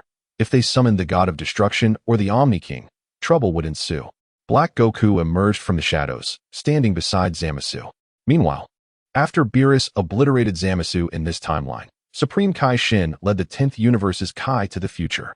Upon returning to the original timeline, Vegeta charged directly toward the sacred temple, determined to utilize the hyperbolic time chamber to complete his training as a Super Saiyan God, not merely achieving the red form, but mastering the ability to switch seamlessly between red and blue. This would drastically reduce energy consumption. Goku, on the other hand, sought the teachings of Master Roshi to learn the Mafuba technique. As time passed, Goku and Vegeta once again boarded the time machine, returning to the future. Meanwhile, in the 10th universe, Kai Gawasu, Zamasu's mentor, attempted to redeem Black Goku. He extended his hand towards Black Goku, saying, "Come, Zamasu, acknowledge your mistakes, seek forgiveness from Lord Zeno, and then return with me to Universe 10. Black Goku took a step back, his tone slightly weakened. The plan has already commenced. Below, Zamasu sensed trouble and was about to intervene. Suddenly, the Supreme Kai Shin, Trunks. Am I teleported in front of Zamasu? Do not attempt to obstruct Lord Gawasu's efforts to redeem Black Goku. Do not think to hinder me. Zamasu concentrated his energy, his palm morphing into a purple energy blade, aimed at the Supreme Kai Shin. Gawasu approached Black Goku, reaching out in an attempt to grasp his hand and lead him out of the dark prison. At the moment Gawasu was about to make contact, the previously silent Black Goku smirked, transforming his right hand into a purple energy blade, piercing Gawasu's abdomen. Gawasu spat a mouthful of blood, his eyes vacant.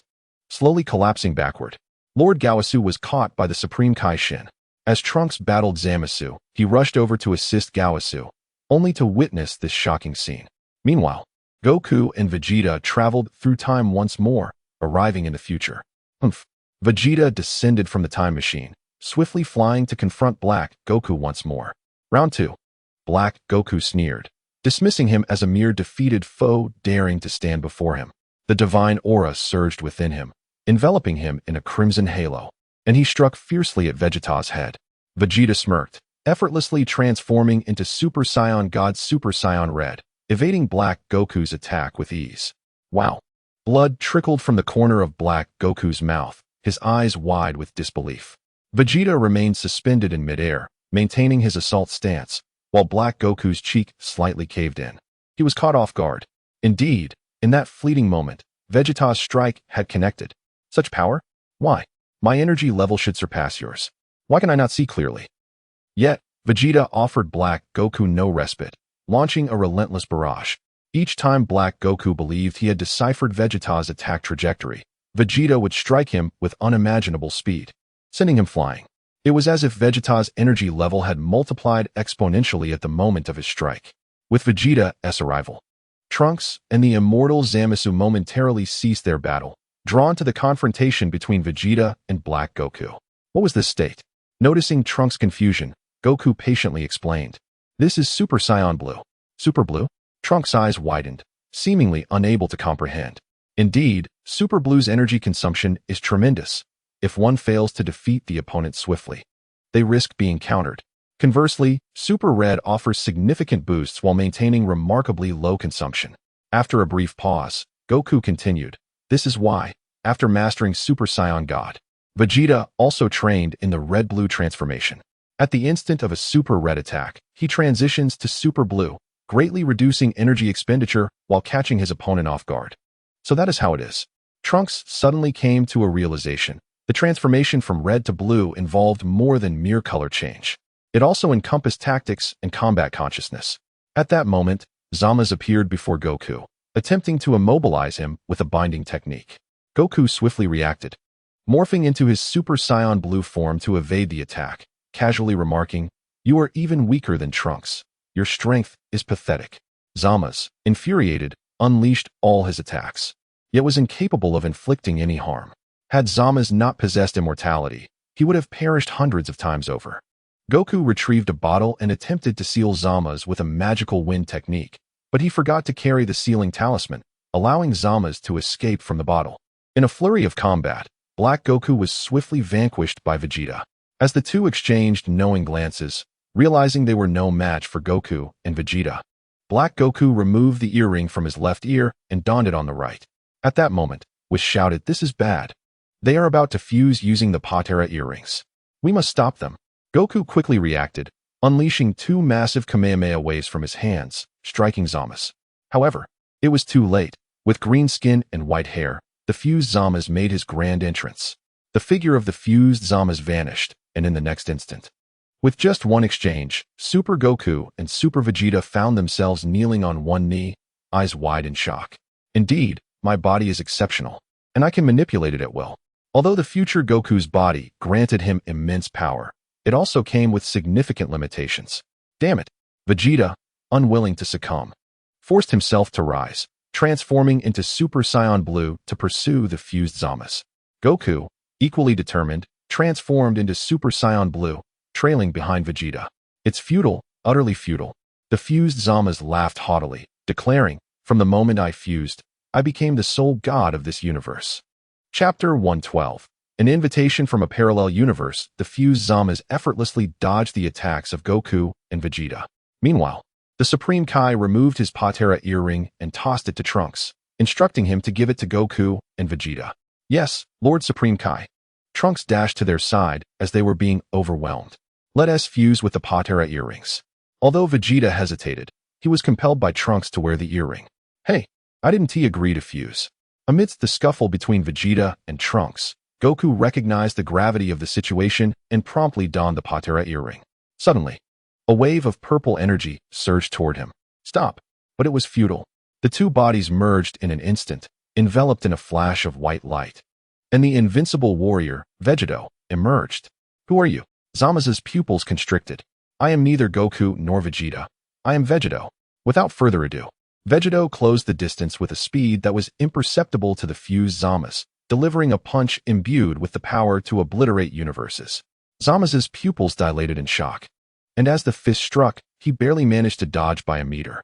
Boom. Yet, the residual force shattered half of his body. Damn it! Zama's sought to flee. Yet Vegeta's Kamehameha was already upon him. Just as Vegeta prepared to annihilate Zama's, the fusion unexpectedly concluded. In that moment, both Goku and Vegeta were left bewildered. Was it truly possible for their union to dissolve after merely a few exchanges? Zama's, relieved, then cast a sinister smile, charging at the two warriors, who fell simultaneously.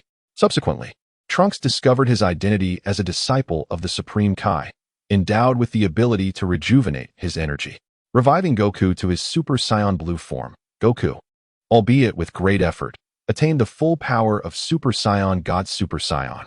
After an intense skirmish, he unleashed an imperfect technique known as destruction, which obliterated half of Zama's body.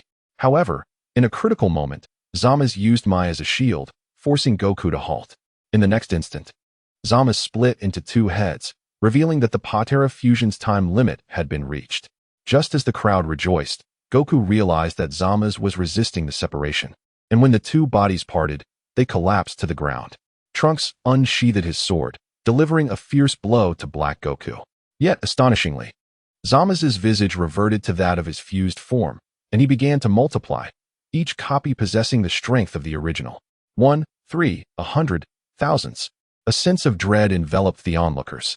At this critical juncture, Goku recalled a powerful artifact, the Omni King. He swiftly activated the device, and the Omni King materialized before them. Who are you? Why does this place exude such malevolence? It feels so ominous and hopeless, he remarked, sensing the despair that permeated the planet. After listening to Goku's explanation, the Omni King, displeased with Zama's, wielded his power to erase Zama's along with the universe itself. As the Omni King initiated the erasure, Goku and his allies utilized the time machine to return to their original timeline on Earth. After a half-hour's wait, they re-entered the time machine, journeying back to the future, which had become a realm of nothingness, bringing the Omni King into the hyperdimensional space. After delivering the future Omni King to the present Omni King, Goku fulfilled his promise. As time flowed on, gentle spring rain pattered down on Earth. A colossal steel beast traversed through time, arriving in this formidable realm. Earth? How can this still be Earth? Exclaimed the astonished beings, recalling the 9 individuals from different timelines they had previously encountered. A Veluga mocked another for his ignorance. This elder Veluga had spent his life traversing the fabric of time, akin to an expert in parallel dimensions. Throughout his existence, he had witnessed countless lives and deities, understanding well the similarities and differences inherent in parallel realities. Among the myriad of parallel timelines, several commenced identically, yet their divergent paths led to unforeseen outcomes, thus rendering their astonishment unwarranted. Following the defeat of the fused Zama's, Bulma took it upon herself to seek out Earth's delicacies, hosting a grand banquet in her home. Angels, gods of destruction, Sun Wukong, and Piccolo gathered around the table, indulging in a sumptuous feast. Trunks, your timeline has vanished. Why not reside in this one? Bulma said earnestly, her concern for her son from the future evident. Trunks, taken aback, sipped his drink in silence, unsure of how to respond. Just as he grappled with his thoughts, an unfamiliar aura swept over him, providing an unexpected reprieve. What is this? The essence of time and space. Dreadful. Who could it be? Beerus felt his skin tighten, a murderous intent radiating from him. Which fool dares to intrude? His appetite for the feast evaporated, replaced by a surge of hostility as he charged towards outer space. Hey, wait. Lord Beerus, Sun Wukong, sensing the impending danger, teleported directly before the source of the strange aura. Who are you? He exclaimed, eyes wide with disbelief. How could Piccolo be here? Wasn't he just sitting next to me? Has he learned to teleport too? As Sun Wukong stood in shock, Beerus tore apart the spaceship. Entering within, do you realize that trespassing into another timeline is a grave sin? Beerus's fury reached its zenith as he raised his hand, preparing to obliterate them all. Wait, Lord Beerus. Sun Wukong quickly positioned himself in front of Beerus, pulling a lollipop from his pocket in a desperate attempt to calm him. Beerus narrowed his eyes, ready to redirect his wrath towards Sun Wukong, but then he noticed the limited edition lollipop in his hand. His eyes sparkled with delight as he snatched the delectable candy and took a substantial lick. Truly exquisite. Coughing to regain composure, Beerus adopted a serious demeanor. I shall grant you but 1 hour. He pointed a finger at the limited edition lollipop. Instantly understanding, Sun Wukong grinned and replied, I'll have Bulma prepare you hundreds of those limited edition lollipops. Beerus's eyes widened in astonishment, caught in a fit of coughing. Hundreds of limited edition lollipops. How long will that take to consume? If it takes 100 years, that would be sheer bliss. The stern expression on Beerus's face softened, his tone relaxing. Then I am not truly a malevolent god. As long as I depart at the designated time, I shall act as if I know nothing. The Namekians and the Varga people breathed a sigh of relief, as if Sun Wukong had rescued them. Thank you, Lord Beerus. We promise to ensure their swift return to their own timeline. As Beerus departed, the pressure that had weighed upon the Namekians and the Varga dissipated. The divine presence they had just encountered had instilled a nameless fear, rendering them incapable of movement or speech. Thank you, Mr. Wukong. The Namekians and Varga expressed their heartfelt gratitude. Though they had received permission from the Kaioshin, it merely cautioned against wrongdoing, without guaranteeing their survival. Wait, you know me? Sun Wukong inquired, puzzled. Indeed, We hail from alternate parallel dimensions, having encountered other versions of you. Through the explanations provided by the Namekians, Sun Wukong was enlightened. It turned out they traversed parallel timelines to host a grand martial arts tournament. They had also invited other iterations of themselves from different realms, including a parallel Vegeta. Sun Wukong's eyes sparkled with excitement as he exclaimed, "May I participate?" "Of course. We wholeheartedly welcome you."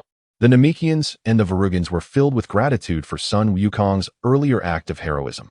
After a moment of contemplation, Sun Wukong smiled at the group before him and said, "Please, follow me."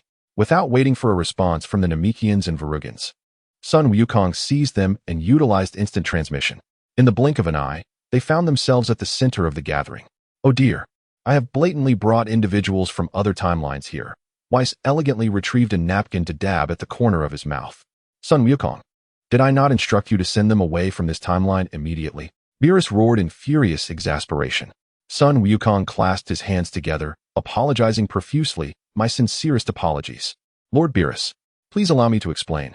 After a brief moment, following Sun Wukong's elucidation, Beerus realized that these individuals from parallel dimensions were permitted to traverse time and space by the god of destruction of their respective realms. Furthermore, their presence was to facilitate an extravagant martial arts tournament. Upon hearing this, Beerus let out a disdainful huff, pondering which god of destruction possessed the audacity to allow such an event. The others, now intrigued, gathered together to discuss the matter at hand. "Parallel dimensions? I must go? How fascinating. I shall join as well," echoed several voices. "Humph, I too shall partake in this martial arts tournament," Vegeta declared, unwilling to be outdone by Sun Wukong. After an hour of deliberation, the majority expressed their desire to participate. Beerus, initially reluctant, was swayed by the prospect of exquisite cuisine, claiming the finest chefs from dozens of parallel dimensions. The phrase "the finest" ignited a gleam in Beerus's eyes. Dozens of parallel dimensions. The finest chefs.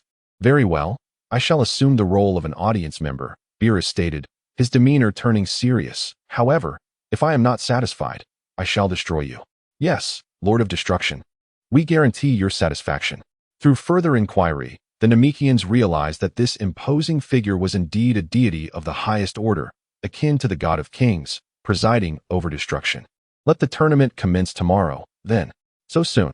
"To be frank, we began our preparations 6 months ago. Your parallel dimension is the last we are visiting." The Varugans piloted their time vessel, landing on Earth. "All right, may we have an hour to prepare?" "No problem. Take your time," the Namekians replied nonchalantly. In the primary timeline, tender green shoots blanketed the soil, a gentle breeze rustling through.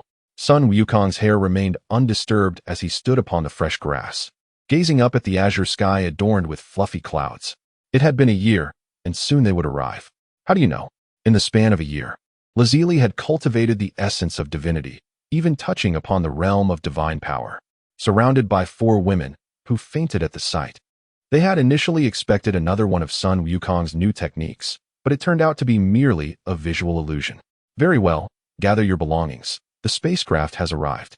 As Sun Wukong's words echoed, a colossal steel beast roared into existence, gracefully descending before them. "Mr. Sun Wukong, please board the ship." The Veluga beings opened the door, stepping aside to bow and extend their right hands. The group nodded, clutching their meager luggage, snacks, anime, games, mobile phones, and celestial beings, items that could not be forsaken as they prepared to traverse the fabric of time and space. Once everyone had boarded, a command from the Veluga initiated the time-space vessel, which surged forth, breaking the shackles of time and space with a swift whoosh, propelling them through the temporal tunnel. Throughout the journey, Sun Wukong's mastery over energy skillfully evaded high-tech detection radars. He temporarily seized control of one Veluga's mind, elucidating the rules of the martial arts tournament and the nature of other parallel universes. The Veluga stood there, mesmerized, as Sun Wukong unveiled that, although they had initially discovered 100 parallel dimensions, the sheer number and the inherent weakness of most rendered them mere fodder compared to others. Thus, they had condensed the multitude into a mere 20. Naturally, without Sun Wukong's control, such revelations would have remained unspoken. This revelation astonished the group. How remarkable that they had sifted through 100 parallel universes to retain only 20. Nevertheless, their confidence remained unshaken. Suddenly, Sun Wukong's gaze shimmered with silver light as he turned to observe the temporal tunnel's exterior. Each parallel universe radiated its own hue: red, purple, yellow, and green, while Sun Wukong's own world was cloaked in black. Countless parallel timelines intertwined, their magnetic fields forming a resplendent river of colors, flowing endlessly into the distance. An infinite expanse devoid of visible termination. Fascinating, Sun Wukong mused momentarily before breaking into a smile. It appeared that he was not the only formidable warrior, as others existed as well. In that fleeting moment, his foresight activated, revealing visions of Beerus, the angel, and glimpses of Super Saiyan Wukong and Super Vegeta from his previous life. A grim realization washed over him.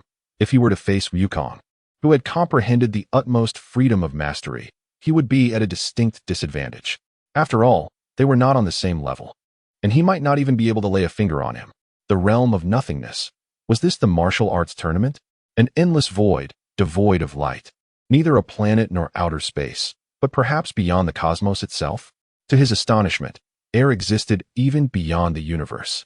Vegeta stood in the waiting room, his eyes tightly shut, his energy transforming into transparent threads that probed the surroundings. Truly remarkable. To host the competition in the realm of nothingness was an extraordinary feat. Initially ignorant of what this realm entailed, Vegeta learned of its wonders through the explanation of a certain Supreme Kai, realizing that such a mystical place existed beyond the cosmos. Was it the Grand Supreme Kai of Universe 3, the divine being who vanquished Majin Buu? With a mischievous smile, Vegeta expressed his excitement. How intriguing. Do not disappoint me. Formidable beings from other parallel universes. After vanquishing Majin Buu, his power surged in an almost otherworldly manner. Surprisingly, following the defeat of Majin Buu, Earth did not encounter peril. Rather, it enjoyed a prolonged period of tranquility lasting several years. This left him with an unyielding energy, a force he could not freely unleash. He yearned for a worthy adversary, someone with whom he could engage in a perilous battle for survival. Minor crises do not count as crises. Note, in this narrative, power, energy, stamina, and mental strength all equate to Qi. The divine power and divine Qi represent the strength of the gods. Chapter 114, Eve, Part 2. Wow. I didn't expect we would be the fourth to arrive, Goku exclaimed as he leapt from the time vessel, gazing around to find only King Kai, Cell, and Krillin. An aged Krillin, resembling Master Roshi, with a thick white beard adorning his chin. At that moment, a group emerged from the lounge, accompanied by the excited voice of a little girl, Grandpa. Grandpa, at last I see you. Since the fusion of Vegeta had not yet been undone, Little Fong had never met her grandfather upon her birth. She had always heard her father say, "Dad, he is a very strong and reliable person. It seems that as long as he is around, all challenges can be easily overcome."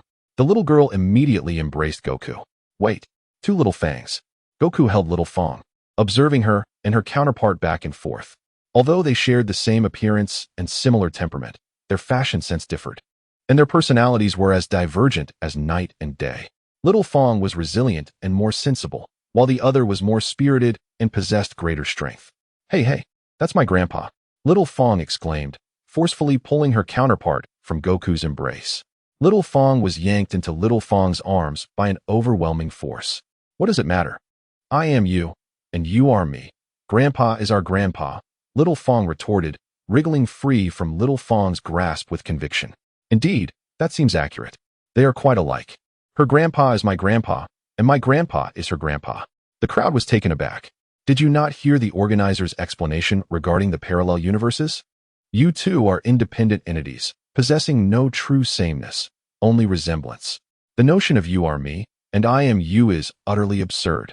The group redirected their attention to the individuals before them, only to discover that they were all quite similar, save for the absence of Vegeta and Goku. "Oh, Piccolo. I never expected to encounter you in another timeline," Goku greeted with a wave. Although they frequently met in their original timeline, it was surprising to see Piccolo again after over a decade since the defeat of Majin Buu. Time truly flies. "Are we not all the same?" Bulma questioned, removing her glasses in astonishment. Just then, a voice echoed from the shadows. "It is I. From the moment I appeared, the parallel universes diverged into two." Vegeta stepped out of the lounge, his expression impassive. "Vegeta!" The crowd gasped in shock. Suddenly, Before they could utter a word, a thunderous voice resonated from behind. Vegeta. The inhabitants of the multiverse had arrived at the martial arts tournament, trembling in astonishment as they pointed at Vegeta. Another Sun Wukong. And their Vegeta. Now it was the turn of Vegeta's timeline, and the crowd was in utter disbelief. The existence of one parallel universe was astonishing enough, but another one? Listen to me. How can Vegeta still exist? Isn't he supposed to disintegrate? Ultra Wukong was astounded, his words stumbling. Disintegrate? What do you mean? Vegeta inquired, perplexed. Shouldn't a mortal fusion disintegrate after 30 minutes? How can you maintain the fusion indefinitely? Ultra Wukong retorted. Maintain the fusion. The people from Vegeta's timeline felt darkness descend before them, realizing that the Patera earrings could indeed allow for disintegration. But why? Why couldn't their Vegeta disintegrate? Consequently, the crowd surged forward, seeking wisdom from Ultra Wukong and Vegeta, creating a commotion akin to a bustling marketplace. As time passed, the contestants gradually made their appearances. Finally, the time had come. The time-space spacecraft was rather sluggish, wasting a full 30 minutes of my time. Sun Wukong was the first to disembark, stretching languidly. With his current skills and knowledge of coordinates, he could traverse time and space in just 5 minutes. Xianu followed closely behind, stepping off the spacecraft. She had been restless all night, fatigue overwhelming her. Coupled with the grandeur of traversing the time tunnel, it left her utterly captivated, invigorating her spirit. Dad, I'm so tired. Let me take a nap, she exclaimed. As she disembarked, the excitement that had once filled her mind vanished, replaced by an overwhelming urge to sleep that rushed into her consciousness. With drooping eyelids, she flew onto Sun Wukong's neck, resting her head as she clung tightly to him, and with a mere blink, she drifted into slumber. What were you doing last night? It's barely morning. And you look as if you're about to collapse, Lin Luan remarked, witnessing the scene as she tugged at Krillin's pants. Daddy, I want to. Krillin smiled indulgently, scooping Lin Luan onto his back and striding towards the designated resting room prepared by the organizers. Observing this, Sun Wukong chuckled helplessly and said to Lazili, let us find a resting room too and lay Xnu down. Subsequently, he gently lifted the sleeping Xinu from his neck, her breath transforming into a soothing lullaby as he placed her softly upon a nearby surface. At that moment, Bulma emerged from the spacecraft, approaching Sun Wukong. Why do I sense multiple auras from you? Upon her utterance, everyone turned their heads in astonishment, having sensed it too. That familiar yet strange energy. There were 2 others in addition to the one before them. It's the me from the parallel universe. There are 3 similar auras. And not just me, but 3 others resembling you as well. Sun Wukong's words illuminated their realization that, astonishingly, the martial arts tournament was host to the greatest number of individuals from parallel universes, none other than themselves. Good heavens! As Clillin was about to enter the lounge, he halted his steps and gazed toward the center of the building, where he astonishingly perceived 4 reflections of himself. Clillin's assertion was unwavering. Although the presence of the 4 individuals was faint, his extraordinary sensitivity to his own aura allowed him to discern their existence without doubt. It was at that moment he realized that at the heart of the martial arts competition stood 4 versions of himself. Despite some discrepancies in their energies, his conviction remained unshaken. In this temporal realm, each individual possessed at least 2 parallel selves. How intriguing this was! Sun Wukong raised his hand and gestured forward. Let us proceed and unveil their true nature. At this point, he was only aware that one of them was the Super Wukong, while the origins of the other 2 remained a mystery. However, utilizing his foresight into the future was certainly an option. Chapter 115. List of contestants taking a step forward. A glimmer of silver flashed in his eyes, and a smile graced his lips. So it is this one, Wukong? The first film he ever watched from Toei Animation. He had once believed it to be the conclusion of Dragon Ball, feeling a deep sadness in front of the screen for a long time. Who? Asked Razali, who stood beside him, turning her head in confusion. It is I, Sun Wukong. Sun Wukong? The attendees pondered the significance of this statement repeatedly. Did the name refer to himself? No, it must denote the version of himself from a parallel universe. They exchanged glances and spoke in unison. Could that individual be exceptionally powerful? It was known that few could capture his attention, not even the parallel version of Sun Wukong, unless that person was simultaneously himself and extraordinarily formidable.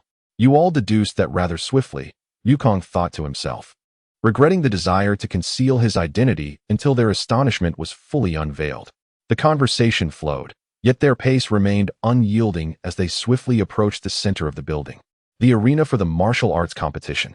As the main universe's participants entered the competition venue, the organizers, upon witnessing the arrival of the final timeline, eagerly seized the microphone. To all parallel universe participants, we welcome you to the martial arts tournament hosted by the Namekians and the Varugans. The rules of the competition were announced. Fainting for 30 seconds or disappearing from the arena for 30 seconds would result in disqualification. The organizer's voice boomed like thunder, reverberating throughout the arena, deafening in its intensity. He pointed upward at the high-tech planet. Falling from the planet also counts as a loss. The prize for this tournament was the unique Namekian Dragon Balls, capable of granting 3 wishes. The assembled powerful beings from various parallel universes scoffed at the notion. In their realms, acquiring Namekian Dragon Balls was a trivial matter. Why would one need to participate in this tournament to obtain them? Absurd. Witnessing the disdain of the formidable competitors, the Namekian organizer felt a wave of embarrassment wash over him.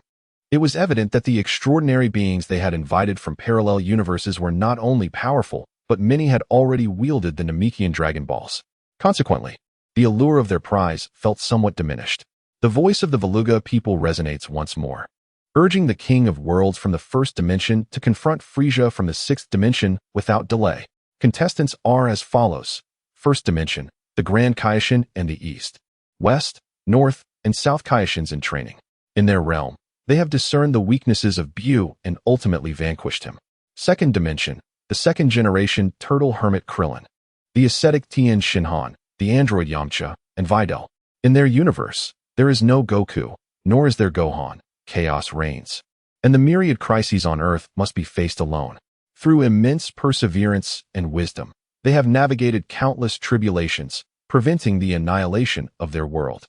3rd dimension, the evil spirit wave. In his universe, there are no deities, no humanity, and indeed no life. He has slain the unfinished fusion of Goku and Vegeta. In the 1st year, he obliterated dozens of star systems, prompting the Kaishin Shin to intervene, only to be killed by the evil spirit wave, leading to the destruction of the divine realm. At the moment of the Kaishin's demise, the 7th universe fell into a countdown to obliteration. In the 10th year, the majority of life in the universe was annihilated. By the 20th year, the evil spirit wave consumed all beings, harnessing the universe's negative energy to transcend limits and become the ultimate evil spirit wave. 4th dimension, the energy warrior of billions, Metal Cooler. 5th dimension, Frieza, Cooler, King Cold, and the Ginyu Force. Vegeta and Goku have been slain. 6th dimension, Cell. He has killed Gohan, emerging as the victor of the Cell games. 7th dimension, Nail. After being attacked by Frieza, they collectively assimilated to become the strongest Namekian without any external aid. 8th dimension, Majin Buu. Vegeta and Goku had not yet completed their fusion and became Buu's next meal. 9th dimension, Goku, Vegeta, Nappa, and Raditz. Goku, having not sustained a head injury, ultimately destroyed everything on Earth. 10th dimension, Bardock. He is a true scion. 17th dimension, Vegito, and others. 18th dimension, the inhabitants of the timeline. 19th dimension, the beings of the hyper-timeline. 20th dimension, the primary timeline. Outside the arena, a gasp escaped the lips of Super Saiyan Goku, exclaiming in astonishment, "It's Frieza." With a glimmer of disappointment, he remarked, "However, he is not as formidable as the Frieza from our timeline." This piqued Goku's interest. "Is your Frieza exceptionally powerful?" The Frieza from his timeline remains unchanged, both in strength and temperament. "Indeed, and quite strong," he affirmed. Just as Super Saiyan Goku was about to elaborate, a sudden exclamation from Xiao Fong startled him, nearly deafening his ears. That is my father in his youth. So handsome. He looks just like me." At this revelation, everyone turned to gaze in disbelief. Gohan. The young Gohan. 3 Videl from different timelines pushed through the crowd, eager to catch a glimpse. There sat Goku, clad in a black casual outfit, settling into the rest area, surrounded by a throng of admirers. On either side stood Lazuli, Bulma, Chi-Chi, Launch, Gohan, Goku, and 3 unfamiliar faces. Following them were Piccin, Yamcha, Tien, Krillin, Piccolo, Dend, and a mysterious woman named Jialuan, who all took their seats. As the match commenced, Krillin's previous thoughts of retreating to the lounge dissipated, leaving him no choice but to allow his daughter to endure a moment of discomfort on the chair. Wow, how cool and adorable. The three Bitalists sparkled with excitement, each embracing her husband. A wave of embarrassment washed over the three Gohans. Gohan as a teenager, and a youthful son Goku, along with Piccolo and Krillin. The others from different timelines exchanged bewildered glances, sensing the peculiar dynamics between Android 18, Launch, Bulma, and son Goku, which felt strangely intimate, akin to a long-established married couple. Could they be in the wrong timeline? It was all too chaotic. Everything was the complete opposite of their own timeline. Each character exhibited their distinct traits. Through their observations, it became evident that everyone from the main timeline emanated an odd sensation. Their movements, habits, aura, and physical prowess all differed from what they were accustomed to. Furthermore, each individual harbored a mysterious power within their essence. Their minds were not malevolent, yet it seemed that they possessed a touch less benevolence and a hint more of malevolence. A person's character and worldview invariably shift in response to those around them. This transformation is not intentional, but rather a subconscious assimilation of the strengths of the formidable. Son Goku had always been the strongest among them, and Krillin and the others were inevitably adopting Goku's approach and strength through their training. Thus, the characters from the main timeline bore some resemblance to Goku in their personalities. At that moment, as he devoured his meal while casting a dangerous glare at the Grand Kai, Beerus spoke up. Do not take it too seriously. With each new timeline that emerges, it signifies that you are no longer the same individuals. In the eyes of the main timeline, you are the chaotic timeline. Beerus extracted a napkin from his pocket, scrutinizing the group before him. You are the most shocking and repugnant timeline. Of course, Beerus did not find Son Goku and his companions disgusting. Rather, it was the essence of their timeline that repulsed him. There were simply too many parallel timelines. This overwhelming multitude made Beerus feel exceedingly nauseated, so much so that he wished to obliterate all these parallel timelines at once. As Beerus glared at the group, he reflected on how their paths had gradually diverged, leading to the emergence of numerous timelines. Chapter 116. The legendary Super Warrior Broly. What does this mean? Super Goku pondered, scratching his head. This is all your fault. He continued. You must understand that each time a similar timeline branches off, it brings with it tremendous peril, a danger potent enough to annihilate all beings across parallel timelines. While I am somewhat indifferent to vastly different timelines like those numbered 1 to 18, it is these remarkably similar timelines that truly concern me. You see, the greatest threat posed by similar timelines is their capacity to devour, absorb, and merge with one another. Once this realm of time and space is consumed, the god of destruction shall embrace death without a whisper. This silent demise is precisely why traversing time and space is deemed a grave sin. Of course, in the cosmos, parallel timelines are constantly splitting and merging, which is hardly remarkable. However, what is most alarming is when a newly formed parallel dimension possesses a remarkably cohesive worldview. Imagine that the timeline inhabited by Beerus is the primary timeline among all parallel dimensions, while all others, except for that of Son Goku, are fundamentally flawed. There exists but one worldview, that of the seventh universe. Such parallel realities are perpetually at risk of vanishing. In contrast, the timeline of Beerus is overseen by the Omni King, the supreme ruler of all deities, who inspires no fear whatsoever. If the timeline of Vegeta also harbors an Omni King, it indicates that they are rivals. For the presence of an Omni King signifies a relative completeness of their dimension, granting them the qualifications to stand as competitors. If it were not for you, how could there be so many timelines akin to ours? Beerus roared in fury, striking the table with such force that it splintered. The food scattered across the floor, a sight that momentarily pained Beerus's heart. It is the existence of these parallel timelines that proves you are indeed a source of chaos. Your dimension hosts not one, but 3 superior parallel timelines. Furthermore, some of these timelines possess worldviews that are hardly inferior to our own. Whis, either intentionally or inadvertently, gazed towards the position of Son Goku in the primary timeline. He sensed that this young Son Goku's timeline was not dissimilar to his own.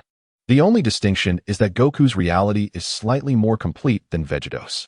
This does not merely refer to the presence of an Omni King, but rather to an essence reminiscent of a divine dragon, a world that Whis' own timeline lacks. Is that a world of dragons? At this moment, the announcer's voice resounded throughout the competition venue once more. Congratulations to the great Supreme Kai for defeating Frieza. Now, we invite the unknown contestant from Parallel Dimension 14 to face off against Vegeta from Parallel Dimension 17. Upon hearing the announcement, Vegeto's interest in the parallel timelines faded, and he gracefully leaped to the surface of the planet. Who is this unknown contestant? Vegeta pondered. Please hold on a moment, the announcer said, hastily using a walkie-talkie to unfreeze the unknown contestant, preparing for their entrance. All right, we understand, the Valuegans responded promptly, rushing into the cold storage to retrieve a 2-meter-tall ice block. Within the ice, a shadowy figure could be discerned. The Valuegans quickly brought it to the arena, and amid the astonishment of the crowd, they employed magic to swiftly dissolve the ice. It was Broly. Vegeto's face was a canvas of astonishment. After all, Broly had been vanquished by them over a decade ago. Could it be that in another timeline, I did not succeed in defeating Broly, but instead sent him into outer space? And then, after many years, he was discovered by the time-traversing Valuegans, who brought him to the tournament of time and space.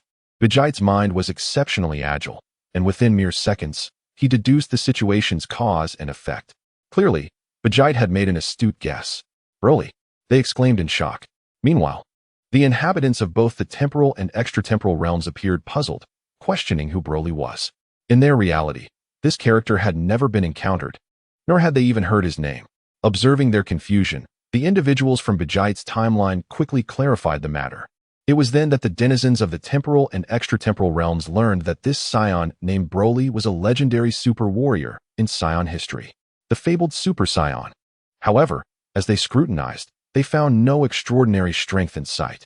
2 Gokus and 2 Vegetas, even after employing their perceptive abilities to observe multiple times, realized that this so-called super warrior named Broly possessed a unique gene.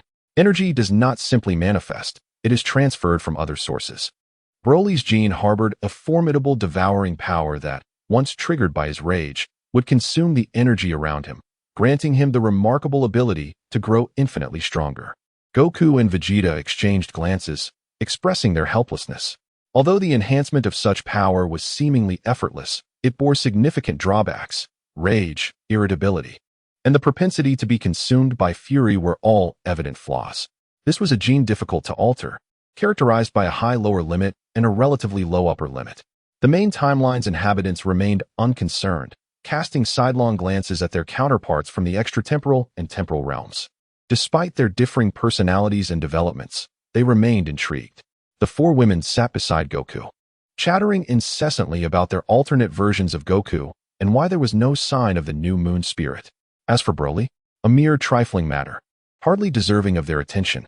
In a fleeting moment of contemplation, the Veluga people employed magic to gradually melt the ice. As half of the ice melted away, Broly's head emerged, his facial muscles extraordinarily developed, his eyes brimming with murderous intent, ferocious, menacing, and terrifying. In the next instant, as his consciousness returned, the blurred corners of his vision caught sight of the Veluga people, awakening the brutality within him. Kakarot. With a colossal arm, he seized a Veluga, intending to soar into the sky, only to find himself still bound by the remaining ice. His anger intensified, and he bellowed, "Break free." Using the Veluga's head like a hammer, he struck the ice with tremendous force. Boom. The Veluga's head shattered like a ripe watermelon, splattering blood everywhere. Indeed, Vegeta had anticipated this very outcome. It was his first realization that the Veluga and Namekian races possessed audacious courage, daring to bring forth an evil being like Broly. Should the Veluga and Namekian races face annihilation, Vegeta would be utterly unsurprised. Their demise would be entirely justified. Chapter 117. Broly's Reversal of Fate. Haha. Broly grinned menacingly, and his powers surged dramatically. In the span of over a decade traversing the vastness of outer space, he instinctively absorbed the energy surrounding him, allowing his resurgence to surpass his former self by several magnitudes. Broly's power had intensified beyond all measure. Vegeta, utilizing instantaneous movement, appeared before Broly, mockingly declaring, "Hey there, big guy, your opponent is me." Upon awakening, Broly found himself confronted by an ant daring to mock him, a smirk curling at the corners of his mouth. In the next instant, his left arm, akin to a scythe, gleamed with a chilling light as he swung it towards Vegeta. Buildings were instantly reduced to rubble, a single strand of hair falling amidst the chaos. Yet, the figure before him vanished without a trace. In that fleeting moment of Broly's assault, Vegeta had already leapt behind him. With a powerful kick, Broly was driven into the ground as if he were a mere nail. After all these years, you still haven't improved, Vegeta remarked, feeling somewhat unchallenged. Despite Broly's strength multiplying tenfold, Vegeta himself had grown stronger by 100 times. Get lost. Broly's pupils vanished as he unleashed his full power, transforming into a Super Saiyan. His energy surged like an unfathomable ocean, obliterating everything within a 10-mile radius. Die! Broly charged at Vegeta with ferocity. In the control room, alarm bells rang. This is bad. We must return that lunatic to his timeline. The driver, gripped by fear, trembled as he operated the machinery. The teleportation device, a product of Veluga technology, was meant to forcibly return competitors to their own timelines. No, the teleportation device cannot send that madman back. Another driver exclaimed, frantic, as he ripped open the circuit board of the device, desperately attempting repairs with an urgency more intense than ever. We must hurry, or our lives will be forfeit. In the audience, Shinue perched upon Goku's shoulders. Gazing at Broly's frenzied demeanor, she inquired, Daddy, is he a Saiyan too? He looks more like a giant gorilla. Her words elicited laughter among the onlookers, who found her description remarkably fitting. Upon closer inspection, they indeed saw the resemblance to a massive gorilla. At that moment, high above in the sky, Vegeta had transformed into a Super Saiyan and was engaged in battle with Broly. Their foundational strength was formidable. Each clash of their fists resonated with thunderous echoes throughout the void. Missed me, ha ha ha ha. Broly unleashed a flurry of punches. Yet Vegeta effortlessly evaded them, even managing to taunt Broly with 3 flicks of his tongue during the intervals of evasion, mocking him as a gorilla and a worthless fool. With an air of nonchalance, Vegeta regarded Broly with disdain, almost playfully teasing him. Ah, Broly. Incensed by the lack of respect and the audacity of being mocked by this super warrior, bellowed, I am the legendary Super Saiyan. I am a super warrior. I am giving you face. How dare you underestimate me? Broly's expression darkened, his eyes seemingly ablaze, as he inhaled deeply, drawing in vast amounts of air. His fury enveloped him like a great net. The cells surged with fervor, unleashing a tremendous devouring force that voraciously absorbed the errant energies surrounding them. I shall paint the ground red with your blood, Broly proclaimed, and as his words faded, the energy within him erupted dramatically, his power far surpassing that of Majin Buu from the era of Vegeta. Ha ha ha, now this is intriguing, Vegeta retorted, unperturbed, for he was indeed invincible. A flash of golden lightning flickered in his azure eyes as his energy surged dramatically. Super Saiyan 2. His power reached new heights, once again overpowering Broly. Let us commence the second round. Vegeta beckoned to Broly. Come forth, gorilla. Veins bulged on Broly's forehead, and without uttering a word, he charged at Vegeta with a formidable punch. So swift was his strike that the sound had not yet traveled before his fist connected. Vegeta's lips curled into a smirk, his palm transforming into a fist, ready to retaliate. In an instant, the two combatants, one large and one small, collided their fists together. The clash of their powers birthed a black void in the space between them, followed by the manifestation of Vegeta and Broly's might. This black space existed for a mere second before its obliteration. Their strengths were evenly matched. Broly's fierce visage contrasted sharply with Vegeta's nonchalant demeanor. Broly furrowed his brow and unleashed a flurry of afterimages, while Vegeta responded with an equal barrage of punches. In a chaotic dance, fragments of their garments flew as an intangible aura enveloped them, subtly forming a distinct alternate dimension. Broly's rough control of energy clashed with Vegeta's meticulous finesse under equal circumstances. Broly was no match for Vegeta. He was even toyed with by Vegeta. Huh. Broly gasped, witnessing his opponent's effortless grace, his inner fury surging. Wow. In a sudden shift, Broly ceased his assault, allowing Vegeta to unleash his strikes, resulting in a multitude of bruises on his exterior. Noticing his opponent's lack of fighting spirit, Vegeta paused, awaiting the referee's decision. Boring, yet another flashy but ineffective foe. Such a waste of my time. The referee, risking his life, soared above in his vehicle. For he was the universe's foremost arbiter, dedicated to his craft across all parallel universes. If you do not act now, you shall regret it. Just as Broly's words dissipated, he underwent another transformation, his power soaring beyond Vegeta's. Boom. Before Vegeta could react, his cheek was struck, sending him flying off the stage. I told you so. Feeling the exhilarating surge of power coursing through him, Broly reveled in his newfound strength. Descending freely as he aimed to deliver a fatal blow to Vegeta, he concentrated a sphere of green energy and hurled it towards the direction of Vegeta's descent. The energy struck the ground, instantly enveloping the area in a vast cloud of smoke. Within the haze, a glimmer of gold flashed, and a long-haired figure burst forth. The third round commenced. Vegeta appeared fierce and merciless, his gaze fixed intently on Broly. Vegeta's form startled Broly momentarily, yet he soon scoffed. A Super Saiyan showcasing such flair. Possessing not one, but 3 forms. Why are there 3 forms? It is quite perplexing. Could it be a lack of innate talent that results in the creation of such inferior forms? They are utterly incomparable to even a single hair of a Super Saiyan. In the audience, the 18th and 19th dimensions marvel at the extraordinary ability to contend with Vegeta within mere minutes. Gohan's jaw drops in astonishment. With such a talent, one could surely safeguard everyone against any crisis. Trunks from the future is momentarily struck by envy before his expression dims. Meanwhile, Goku and Vegeta shake their heads, acknowledging that while this talent is formidable, it ultimately represents a flaw. Yet, this overwhelming gift precisely compensates for that shortcoming. However, they do not require such a talent. At least not at this juncture. Chapter 118, Broly's Demise. Below the arena, Vegeta lets out a derisive snort. In the next instant, Broly, frothing at the mouth, is sent flying.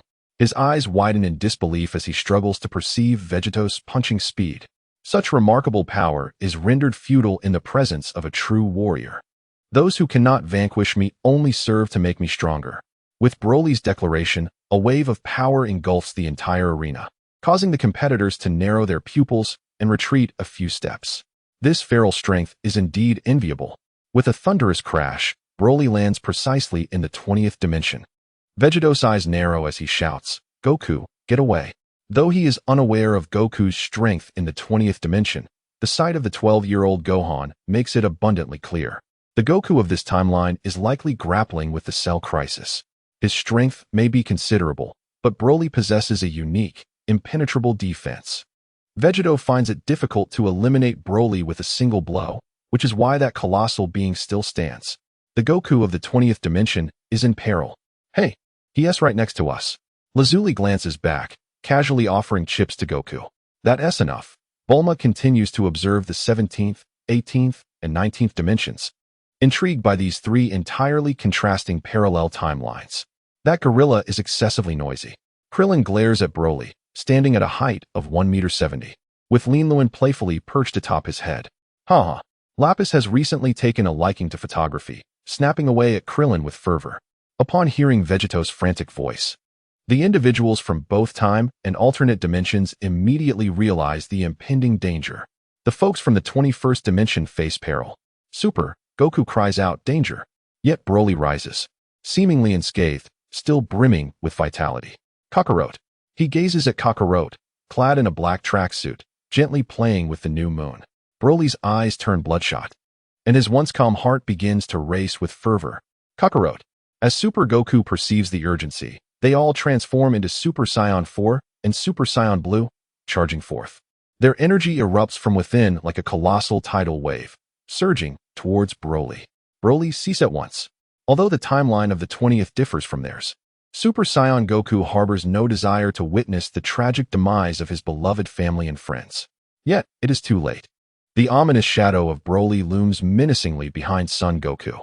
Kakarot, I shall make your blood spill for miles. Broly's left arm bulges with tension as he lunges to seize Goku's head.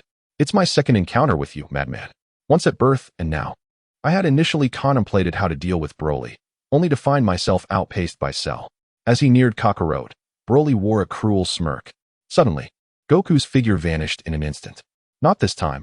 You won't be so fortunate. Broly's voice echoed as he prepared to turn. Boom. Goku granted Broly no opportunity, swiftly grasping his head with a sinister grin. Trash. The moment those words escaped his lips, all competitors stood in stunned silence. Super Saiyan Goku was equally astonished, suspended in midair as if captured in a still photograph. He had subdued Broly in a mere heartbeat. and in his base form.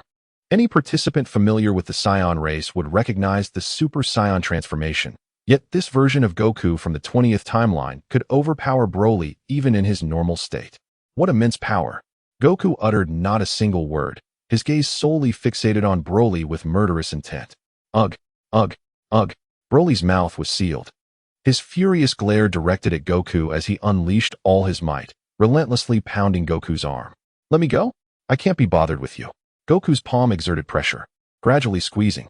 Before long, Broly's head resembled a large watermelon, and as Goku transformed his palm into a fist, the watermelon shattered, crimson splattering everywhere. The legendary Super Saiyan Broly met his demise. It was effortless, almost casual.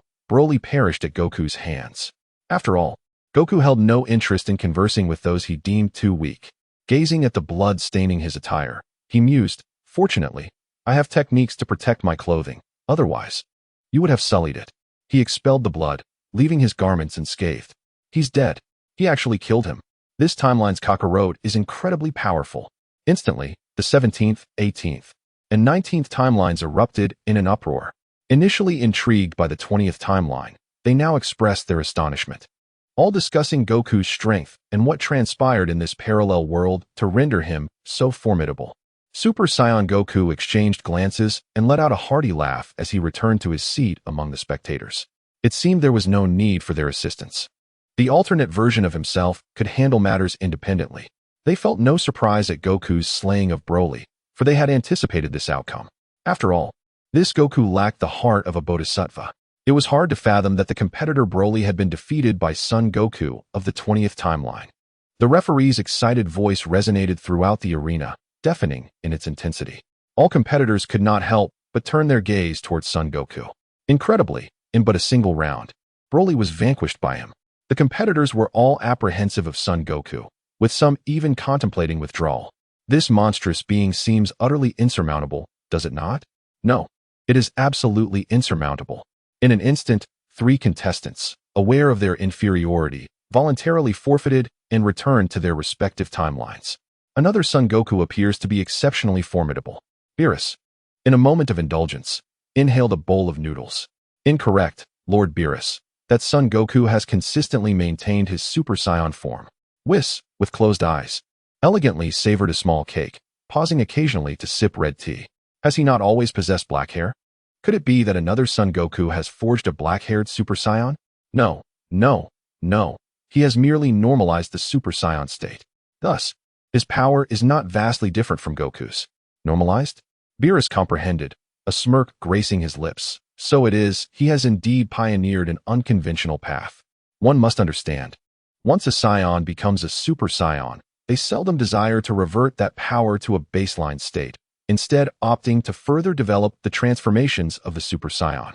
Much like the time-traveling Son Goku, this tournament appears to be a personal showcase for the Son Goku of other timelines. Whis glanced at the other competitors and shook his head. Compared to the ultimate Goku, the contestants were undeniably weak. Chapter 119.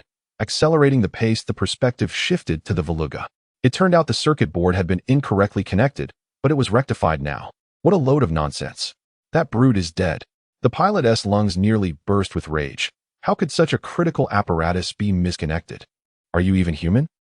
As the Veluga and the Namekian began to organize themselves, the judge's voice echoed once more. Thus, the third match features Krillin from the 2nd timeline versus Bardock from the 10th timeline. 9th timeline. Hey, Kakarot, this is your father, Vegeta remarked. Father? Huh. Kakarot immediately ceased his speech. The term father has always been met with profound indifference by the Saiyans. Father? Anyone who obstructs him must perish. The scene shifted to the planet's surface. The white-bearded Krillin gazed upon Bardock, incredulous at yet another Saiyans' presence. This martial arts tournament is indeed a den of malevolence and chaos, a gathering of the wicked. It has annihilated countless beings. This brutal race, the Saiyans, exists in nearly every timeline. This universe is truly despairing. Upon hearing this, Bardock retorted with displeasure. What hypocrisy! This world is inherently one of survival of the fittest. Even without Saiyans, other warrior races would emerge. Your words are sharp, and besides, the meat you consume is also life. So why do you continue to eat? The two locked eyes, each holding divergent views. Simultaneously, they proclaimed, "Let strength speak." The judge glanced left and right, signaling the commencement of battle. Just as the judge's words fell, Bardock launched the first strike, aiming directly for the white-bearded Krillin's head. Krillin smirked, dodging backward, and retaliated with a powerful turtle shell strike. Wow! Bardock was sent hurtling away. Evidently, Bardock's strength pales in comparison to that of Whitebeard Krillin, and the disparity is substantial. Very well, you may descend now. Whitebeard Krillin, enveloped in crimson steam, spoke calmly. In the face of absolute power, whose perspective holds validity. Naturally, it is the strong. You underestimate me far too much. Bardock spat a mouthful of blood, his cells surging within him, a golden aura blazing fiercely. The Super Saiyan has made his entrance. Is that individual named Vegeta also a Saiyan like you? Whitebeard Krillin immediately broke into a cold sweat, realizing that most of the formidable beings are indeed Saiyans.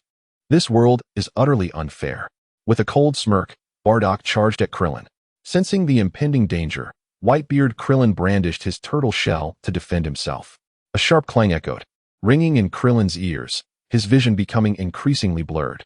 The turtle shell continually thwarted Bardock's assault, yet blood streamed from Krillin's orifices, threatening to overwhelm him. As his injuries intensified, his resolve hardened, and he retrieved a bottle from his chest. "Break for me." Bardock unleashed another powerful strike. Utilizing his key sense, Whitebeard Krillin deftly dodged, raising his hands and bellowing, "Demon Seal Wave." In an instant, a 10-meter green light materialized, enveloping Bardock entirely.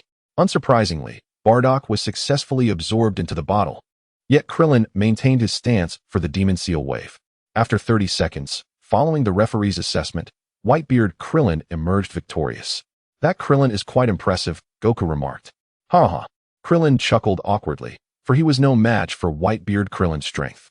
In a concealed corner, Goten and Trunks quietly convened. "Let us go and observe our father from that timeline." Perhaps not. If they discover us, no worries. Look, that's the younger version of me standing there. Our father from that timeline won't harm me." Upon hearing this, Trunks fell silent, grabbing Goten and dashing towards the main timeline. "What are we waiting for? Let us go." Meanwhile, Son Goku lay upon Bulma's lap, yawning. "Daddy, play with me. Play with me." New Moon incessantly chattered beside Son Goku, irritating him to the point of shutting out his hearing.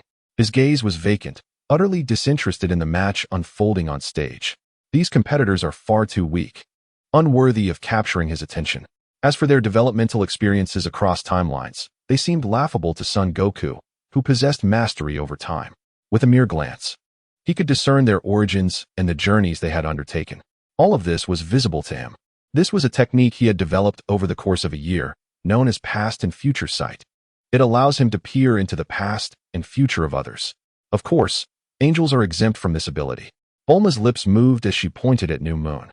Son Goku, who had muted his hearing, looked over in confusion. Lo and behold, the timeline's Goten and Trunks had arrived.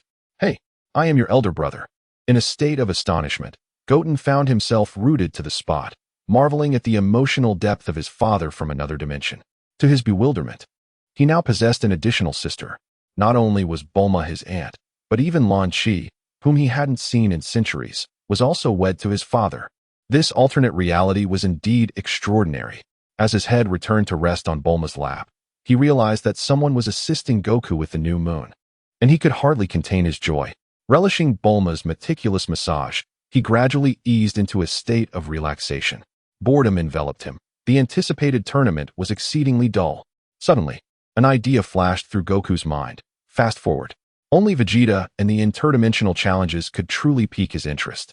Yet, engaging in the tournament, as it was, would undoubtedly waste precious time. Why not simply fast forward and dive directly into the climactic events of the story? Procrastination was not in his nature. After all, he was Goku. If he could just manipulate the staff, he could reshape the tournament to his liking. However, the challenge lay in infiltrating the consciousness of the staff without drawing attention. After all, how many present could rival or even surpass him in strength? Cautiousness was key. Goku's thoughts flowed like tendrils of energy, subtly infiltrating the underground, unseen. His ethereal presence navigated through the subterranean realm, quietly perceiving every Veluga and Namekian in the vicinity. In the control room of the time-space transmission device, two drivers sat side by side, staring blankly at the large screen. Why hasn't the food arrived yet? I'm starving. One lamented. The divine being known as Beerus had been consuming the provisions without restraint, leaving the finest chefs unable to attend to other matters. The driver's vacant expressions reflected their lack of energy, their stomachs rumbling incessantly. Who on earth is responsible for bringing this insatiable god? One grumbled. Just then, two silken threads emerged silently from the depths below, momentarily hesitating before recognizing their target. In an instant, the threads lunged forward, piercing the driver's skulls with deadly precision. What on earth? One exclaimed. Who did this? The two drivers slumped backward, their vitality draining away. The threads penetrated flesh without leaving a trace, swiftly invading their minds and seizing control of their bodies in a flash. Moments later, the two drivers rose slowly from the ground, a glimmer of crimson flashing in their eyes, followed by a sinister smile. Success. Now, to continue with my plan of domination. Meanwhile, Goten gazed into the distance, contemplating whether to explore their dimension. The sudden addition of a sister left him feeling somewhat embarrassed. I want to go too, he declared, observing that his father was unfazed. Realizing there was no danger. Most importantly, he could venture into the parallel dimension for some fun. I will accompany you. Truth be told, the inhabitants of the primary dimension were equally intrigued by those from the interdimensional realm. Goten took a few steps back, full of anticipation. He certainly did not wish for anyone to discover his secret escape. Is that not allowed? Piccolo stepped out from the crowd, locking eyes with Goten. Of course it is. Goten hesitated momentarily, but ultimately acquiesced.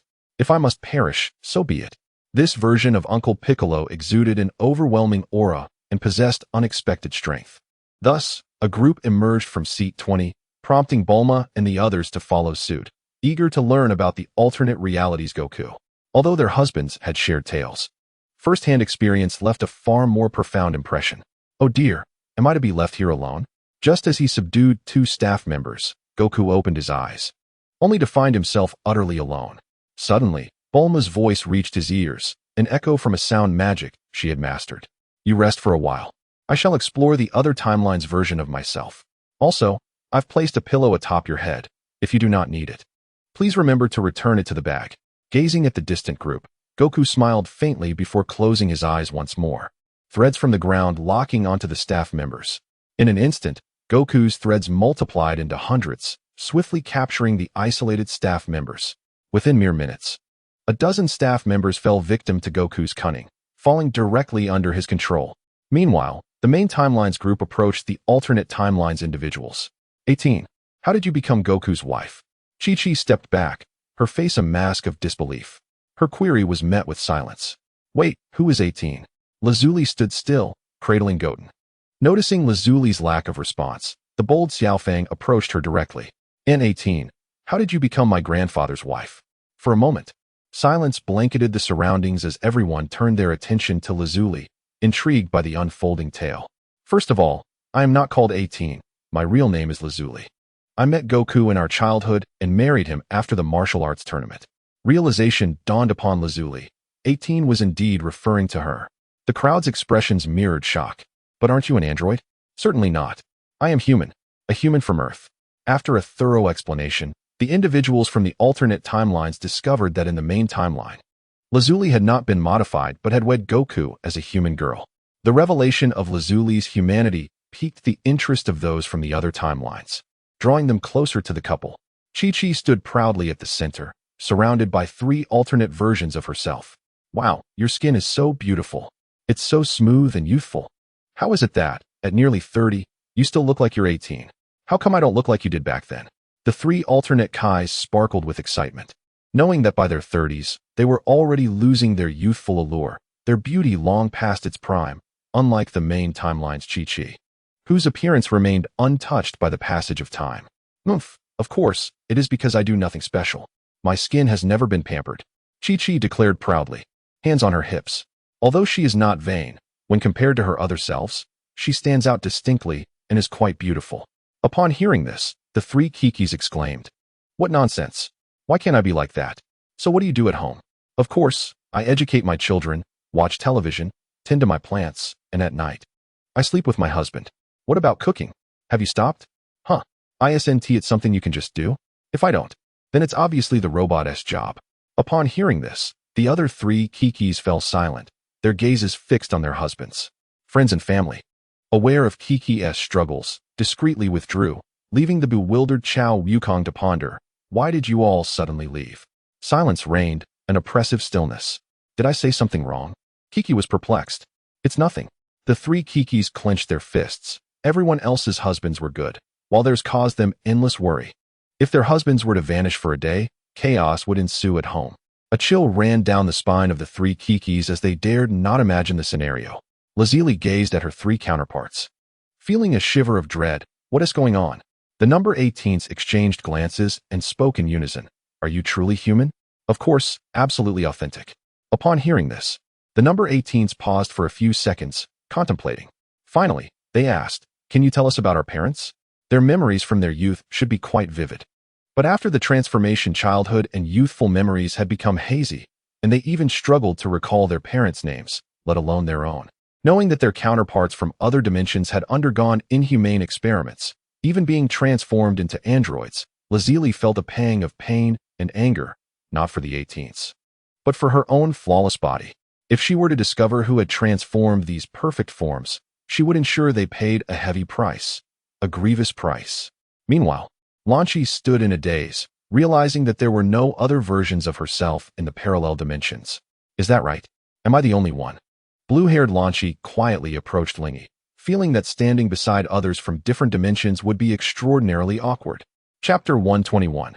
Controlling all staff. Bulma remained remarkably composed, holding hands with Xinyue and Wunan as they walked slowly towards their counterparts.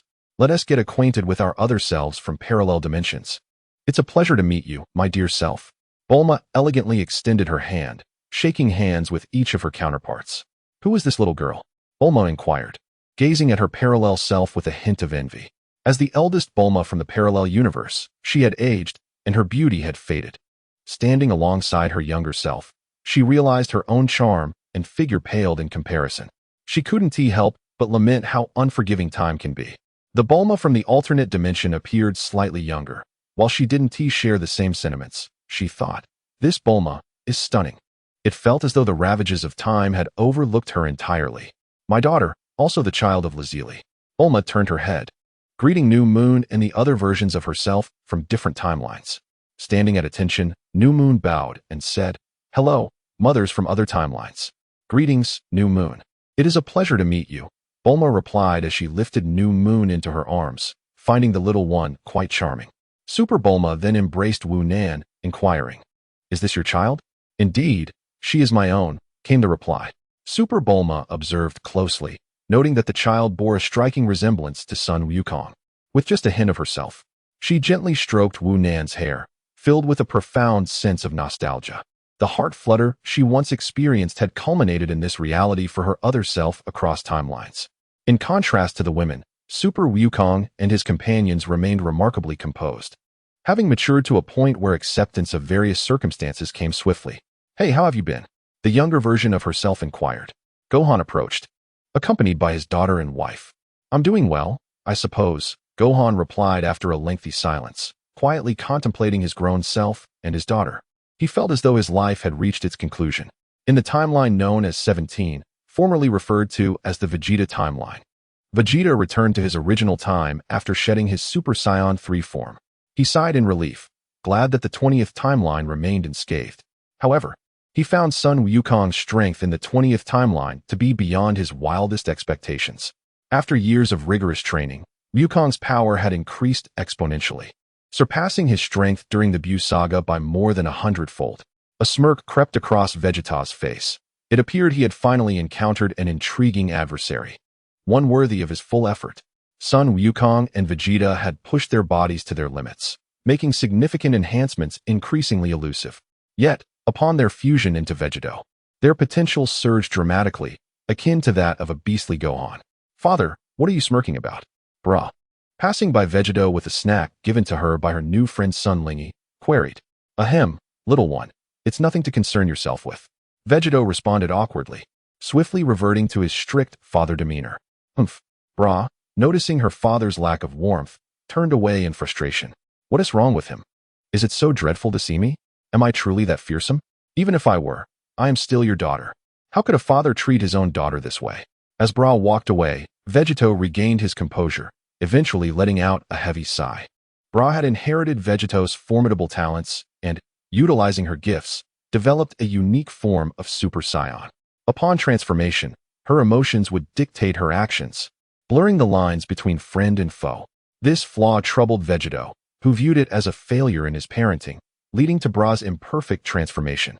Thus, he assumed the role of a strict father, hoping to temper Bra's character through discipline, ultimately guiding her to master that formidable transformation. After all, that Super Saiyan was indeed terrifying, possessing the power to obliterate everything. On this earth, no one but him could hope to restrain the rampaging Bra. Even he had to proceed with utmost caution. Vegito shook his head, choosing not to dwell on Bra any longer. He firmly believes that under his meticulous guidance, Broly will one day master that formidable form. His gaze returned to Sun Wukong, with his heart ablaze with the spirit of battle, radiating an intensity akin to a roaring inferno, bearing down upon Sun Wukong. Sun Wukong opened his eyes, and there stood Vegeta, exuding an overwhelming presence. That aura was a blend of excitement and challenge, or perhaps it was the exhilaration of an invincible warrior facing an equally formidable opponent. How intriguing, Sun Wukong mused, feeling unexpectedly surprised. Logically, a Super Saiyan Blue Vegeta should have no chance of provoking him. Besides, having vanquished Broly in his regular form, it was conceivable that his adversaries would reassess their judgment of his strength favorably, unless he possessed absolute confidence in his own capabilities. Furthermore, Vegeta surely had no hidden cards up his sleeve. He could not possibly be oblivious to that. In response to Vegeta's imposing aura, Sun Wukong retaliated with equal fervor. In that instant, an intangible pressure enveloped them, causing the very space around them to tremble as if on the verge of shattering. With a thunderous boom, a surge of black and red lightning erupted between the two, born from the immense tension. A tempest arose, sweeping across the entire arena. In that moment, the two combatants on the planet were compelled to take to the skies, evading the violent atmospheric pressure, yet still being inexorably drawn into the maelstrom. Wow! They are about to clash. Whis gently tapped the ground with his staff.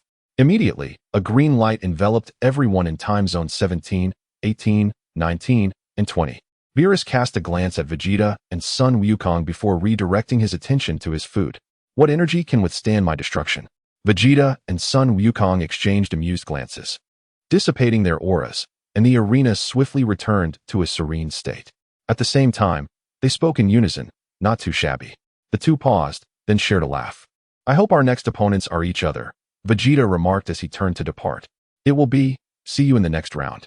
Sun Wukong replied with a mysterious smile, closing his eyes once more.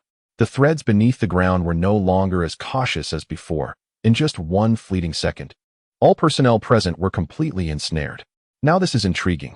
An invincible warrior. Let me see just how much you truly weigh. Darling, what happened between you and number 20? Bulma rushed over, whispering. Nothing much, just encountered a strong opponent, and my hands were a bit restless. All right then, Bulma sighed in relief. After all, in a duel between two powerful beings, it would only be the weaker ones who suffer, especially with their children present. Chapter 122, Dimensional Chaos. What if they get injured? Vegeta perceived her concerns and reassured her. Rest assured, I know my limits. Yes, I trust you, Bulma nodded. After all, Vegeta possessed both emotional intelligence and intellectual prowess, coupled with a mastery of social dynamics and strength. A true hexagonal warrior. 30 minutes later. What is going on? Why has there been no announcement regarding the duel? Organizers. The gathered crowd waited for a full 30 minutes, yet the organizers remained conspicuously absent. The patience of the competitors began to wane, their frustration with the organizers mounting. At that moment, some malevolent participants harbored dark thoughts of taking the organizers' heads as trophies to toast with. How could they be so inconsiderate as to keep them waiting? After an additional 10 minutes, the organizers finally arrived, somewhat apologetically addressing the competitors. They explained that due to directives from higher authorities, one-on-one matches had been deemed rather tedious. Thus, they decided to host a massive brawl after 10 minutes. All competitors would enter a realm consisting of 30 technologically advanced planets. Ultimately, only one would emerge victorious from these 30 celestial battlegrounds. Upon hearing this announcement, the participants erupted with excitement, and many spectators shared their keen interest. What glorious chaos was to unfold! They certainly did not wish to witness the struggles of the weak. They craved battles akin to those of Vegeta and Broly, rather than the dull encounters reminiscent of Bardock and the elderly Krillin. Meanwhile, Beerus paused his meal, intrigued that the main event was finally commencing. Indeed, Lord Beerus, it appears this confrontation is reaching its zenith, remarked Whis, halting his own actions to gently tap the screen with his angelic staff. Instantly, countless stars illuminated the 30 planets, allowing Whis to monitor every movement of the competitors, complete with a slow-motion feature. The organizers were equally exhilarated, though the weight of the occasion pressed heavily upon them. This was their first time overseeing such a grand competition, and one misstep could result in devastation from the aftermath of powerful clashes. Clenching his fists, the organizer vowed to uphold the honor of the Veluga people.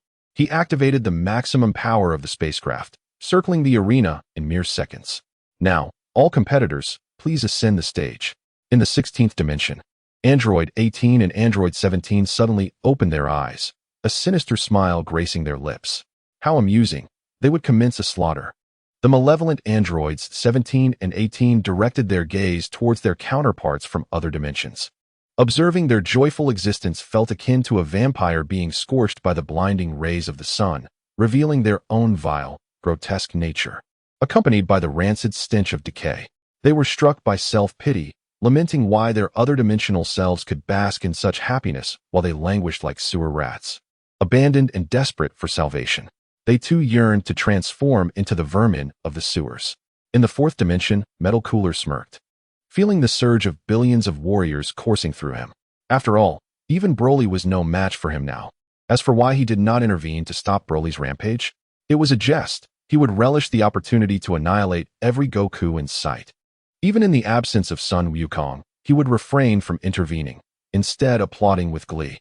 In the 3rd dimension, the malevolent entity finally opened his eyes, surveying all other forms of life, a wicked grin spreading across his face. I shall annihilate each and every one of you and seize the machine that traverses dimensions to slaughter beings from other realms. After an eternity, he found mere death unsatisfying. Instead, he sought to obliterate their will and torment their souls. Ultimately, he would depart this world bearing the regret of his existence. In the 8th dimension, after absorbing the Dragon of Devourment, Majin Buu mastered a vast majority of the world's magic, even acquiring a power known as the Will and Miracle. He could create boundlessly. Of course, this was merely his perspective. The strongest warriors from dimensions 17, 18, 19, and 20 exchanged glances, each displaying a smile. Prior to the commencement of the contest, they had already scrutinized all present competitors and had selected their adversaries. The moment they took to the stage, the battle would be poised to erupt. Bra and Sun Lingy faced each other, their eyes brimming with combat fervor. Suddenly, they simultaneously swung their fists, their powers colliding, compressing the surrounding air and forming a formidable air cannon. Boom! Bang! The air, forced by immense power, inflicted considerable damage, wreaking havoc upon the nearby structures, which were now perilously close to obliteration. Not bad. You're not too shabby. Not too shabby, my foot. You too, cease this at once. Bulma burst through the barrier of air, delivering a gravity-infused strike to the two unruly youngsters. Ouch! Bra and Lingy immediately crouched on the ground, grimacing in pain, shielding their smoking heads. You both go up there and fight. Yes, we understand. After a brief scuffle, Krillin and Piccolo gently leapt into the air, swiftly soaring to one of the nearby planets. As more competitors ascended, Vegeta and Sun Wukong also instantaneously transported themselves upwards. Bra and Lingy exchanged a glance before similarly teleporting to the same location. Watching Lingy follow her father, Bulma exhaled in relief. They finally made it up there. Haha. It seems Lingy and Bra share quite similar temperaments, having bonded in such a short time. Bulma applied a whitening essence to herself. After suffering a blow, she yearned to regain her youthful appearance and compete with Bulma. Mom, am I not going? The crescent moon circled back into Lazuli's embrace. No need, just keep me company. Lazuli placed a gambling board in the center of the table. All right, I'll accompany you, Mom. With a burst of energy, the crescent moon leaped from Lazuli's arms, brimming with confidence. Ha ha ha, how adorable. Chi-Chi gazed at the crescent moon, her thoughts drifting back 20 years to Gohan, who was just as endearing and innocent.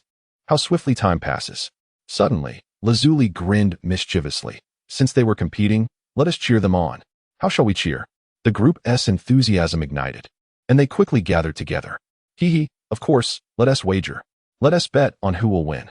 Lazuli, brimming with enthusiasm, earnestly elaborated on the rules. For instance, contestants would be randomly selected and divided into groups. Winning, losing, and drawing. Players could freely choose their champions. If, for example, Sun Wukong and Ling Yi were to triumph together, that would constitute a winning group, earning them the stakes from the contest. In the upcoming chapter, titled King Against King, if Sun Wukong and Ling Yi were to both falter, then the winning group would claim the wager. Conversely, should Sun Wukong prevail while Ling Yi falters, the stakes would still go to the winning group. How delightful. It sounds exceedingly entertaining, one remarked. Indeed. It not only heightens our sense of awareness, but also stirs within us a desire for his victory. And what, pray tell, are the stakes? Lazuli's lips curled into a smirk, as someone finally posed the question. Locking gazes with Crescent Moon, they all broke into charming smiles. Why? It is snacks.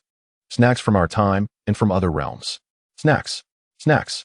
Delicacies from other timelines. Even Beerus, who previously showed no interest in the wager, perked up, his mouth stretching into a grin. The others exchanged glances, realizing they had not brought any snacks with them, save for Super Bulma and Super Chi-Chi. Trunks and Goten, still in their youthful forms, were understandably eager. Everyone's eyes turned to Beerus, who had acquired several hundred limited edition lollipops from Super Bulma just an hour prior. What are you all looking at me for? Beerus said, beads of sweat forming on his brow. Lord Beerus, did you not procure over 100 lollipops from Bulma? Do share them. Whis gradually inched closer to Beerus. Humph, those are mine. There's no way I would part with them for a wager. Nay, I merely wish to borrow them. Should I emerge victorious, I shall gladly return half of the spoils to you, Lord Beerus. Whis' proposition was met with fervent nods from the others. Hearing this, Beerus realized it was a sound deal. Regardless of the outcome, he stood to gain. Moreover, as a god of destruction, with the Kaioshin accompanying him across timelines, he had no fear of others defaulting on their debts. If I lend you this, I could feast for a decade. Well, seeing your pitiful faces, I shall lend them to you, Beerus replied, feigning reluctance while secretly reveling in his good fortune. The others shared a smile as they eagerly claimed the limited edition lollipops from Beerus. Whis, make a note of this. Once the competition concludes, take the Kaioshin to their timeline at once. Understood, Lord Beerus. As Beerus's attention wandered to the others, Whis deftly slipped a lollipop into his spatial pocket. Meanwhile, the main timeline's participants exchanged knowing smiles, for their stakes far exceeded those of Beerus's group by several hundredfold. They could engage in this game until the end of time. Lazuli produced a roulette wheel, inscribing the names of the contestants on paper and affixing them to the wheel. Let us commence. With a vigorous push, the wheel began to spin wildly, and under the watchful eyes of all, it gradually came to a halt on the name of Sun Wukong. Number 20. Shall we continue for another? One inquired. Perhaps not. The second should indeed be Ling Yi. As fate would have it, she is set to duel with Bra. As the crowd exchanged glances, smiles broke out among them, sealing their decision. Beerus was the first to place his bet on Team Goku, confident that despite the prolonged struggle between Vegeta and Broly, neither could match the strength of Goku. Additionally, in such hybrid scion lineages, the prowess of the ancestors often pales in comparison to that of their descendants. Thus, he felt assured in his wager. Meanwhile, the spectators from the 17th timeline hesitated momentarily before placing their bets on Team Vegeta, for Vegeta had yet to unleash his full potential. Who could truly ascertain strength? Moreover, Bra was formidable in her own right. The power of her transformation was not something to be easily withstood, not even by the likes of Ling Yi. The participants from the time-space continuum deliberated briefly, ultimately relying on their instincts to place their bets, some on Team Goku, others on Team Vegeta, and still others on Team Broly. They opted for smaller stakes yet more diversions, ensuring a balanced approach to the gamble. Witnessing the congregation's bets, Whis smiled gently and pointed toward the ground, initiating the contest. In the void, a screen materialized before their eyes, shifting the perspective to Goku and Vegeta, who stood suspended in the emptiness, gradually channeling their energies to their utmost potential. Suddenly, Vegeta made the first move, but without transforming into a Super Saiyan, he appeared notably feeble. In just a half step, Goku had already anticipated his action. delivering a powerful punch to Vegeta's abdomen. Yet, Vegeta felt no pain. Without your transformation, you are far too fragile, Goku declared, and as the words left his lips, a deafening sound erupted from Vegeta's midsection, a wave of excruciating pain enveloping him. Boom. The impact sent Vegeta's body hurtling like a high-velocity iron needle, piercing through 6 technologically advanced planets in succession. Due to Goku's unique technique, upon reaching the core of the last planet, a cataclysmic explosion ensued. In an instant, 6 brilliant stars illuminated the somber void, seemingly striving to dispel its gloom. The contestants caught in the aftermath of the planetary explosion were incinerated in a blaze of fire. Their flesh charred to cinders, bones scorched black. In mere moments, 3 competitors had perished. The remaining fighters, engaged in their own battles, felt a chilling dread creep up their spines, their bodies freezing in horror as they instinctively distanced themselves from these 2 harbingers of destruction. Goodness, even from several planets away, we're still caught in this chaos. The Super Saiyan fighters were indeed terrifying. Their battles showed no regard for the existence of others. At this moment, Goku had yet to find his opponent, as that individual had gone into hiding. These 30 planets were simply too vast, making the search akin to finding a needle in a haystack. Meanwhile, Bra gazed at the fallen form of Vegeta, a flicker of concern flashing in her eyes before she vanished. Her father's strength was far greater than this. However, Ling Yi would not afford her the luxury of time. Noticing Bra's momentary daze, she unleashed her ultimate technique, the demonic breakthrough flash. Concentrating her power, it transformed instantly into a colossal golden dragon. Roaring, the dragon surged forward. Sensing Ling Yi's escalating energy, Bra snapped back to reality, her expression shifting in alarm. The dragon was barreling straight toward her. Even a rapid transformation into Super Saiyan 2 would not suffice to evade it. There was no way out. Bra instantly transformed into a Super Saiyan 2, her arms and legs shielding her body. Boom. The colossal dragon engulfed Bra, morphing into a beam of golden light, vanishing into the void. Futile. With my strength, foundation, and combat prowess, my consciousness far surpasses yours. Do you think you can defeat me? That is utterly impossible. Well done. This is how Bra should be dealt with, swiftly and decisively. Beerus exclaimed with excitement. As long as Goku emerged victorious, he would be the true winner, claiming the stakes between the teams. While Whis calmly sipped his afternoon tea, his gaze remained fixed on the stakes at play, revealing a flicker of turmoil within. For his wager rested on Team Goku, and should they falter, his confections would only sustain him until the next match. He recognized Bra's potential, yet did not anticipate her being effortlessly struck down by Ling Yi. No, the outcome is not yet determined. Meanwhile, Goku instantaneously teleported to the planet where Vegeta had fallen. This was still a situation where he had held back. Otherwise, Vegeta would have long been expelled from the void. Has he fainted? Or has he already considered surrender? That was merely a warm-up. Chapter 124, Vegeta's Transcendent Form. As the smoke gradually cleared, a figure with golden hair and azure eyes emerged. Golden flames blazed fiercely, crackling with dozens of flashes of lightning. Vegeta's power surged dramatically. Is that all? Goku scoffed disdainfully. This form bears no difference to him compared to the previous one. It is merely a matter of a single strike. Perhaps not. Vegeta directed his gaze at the group of 17, 18, 19, and 20, gesturing upwards, advising them to ascend, lest the collateral damage be too great. They are not as fragile as you imagine. Goku, puzzled, replied, better safe than sorry. Very well, as you wish. Upon concluding their exchange, the two surged upwards into the upper realms of the void, with stars twinkling in their wake. Ling Yi, realizing Bra would not return, unleashed a fierce burst of energy and soared skyward, not wishing to miss this grand battle. Suddenly, halfway through, a figure appeared ahead. Super Bra had utilized instant transmission to return. She was a mere 0.01 centimeters away from Ling Yi, and just as they were about to collide, Super Bra clenched her fists and delivered a devastating blow towards the oncoming Ling Yi. Boom.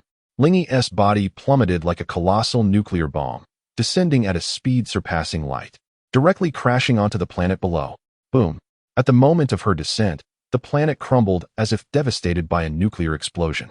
A brilliant light flashed within the void. How infuriating. Ling Yi, for the first time, faced such a humiliating disgrace, and she promptly ceased concealing her strength.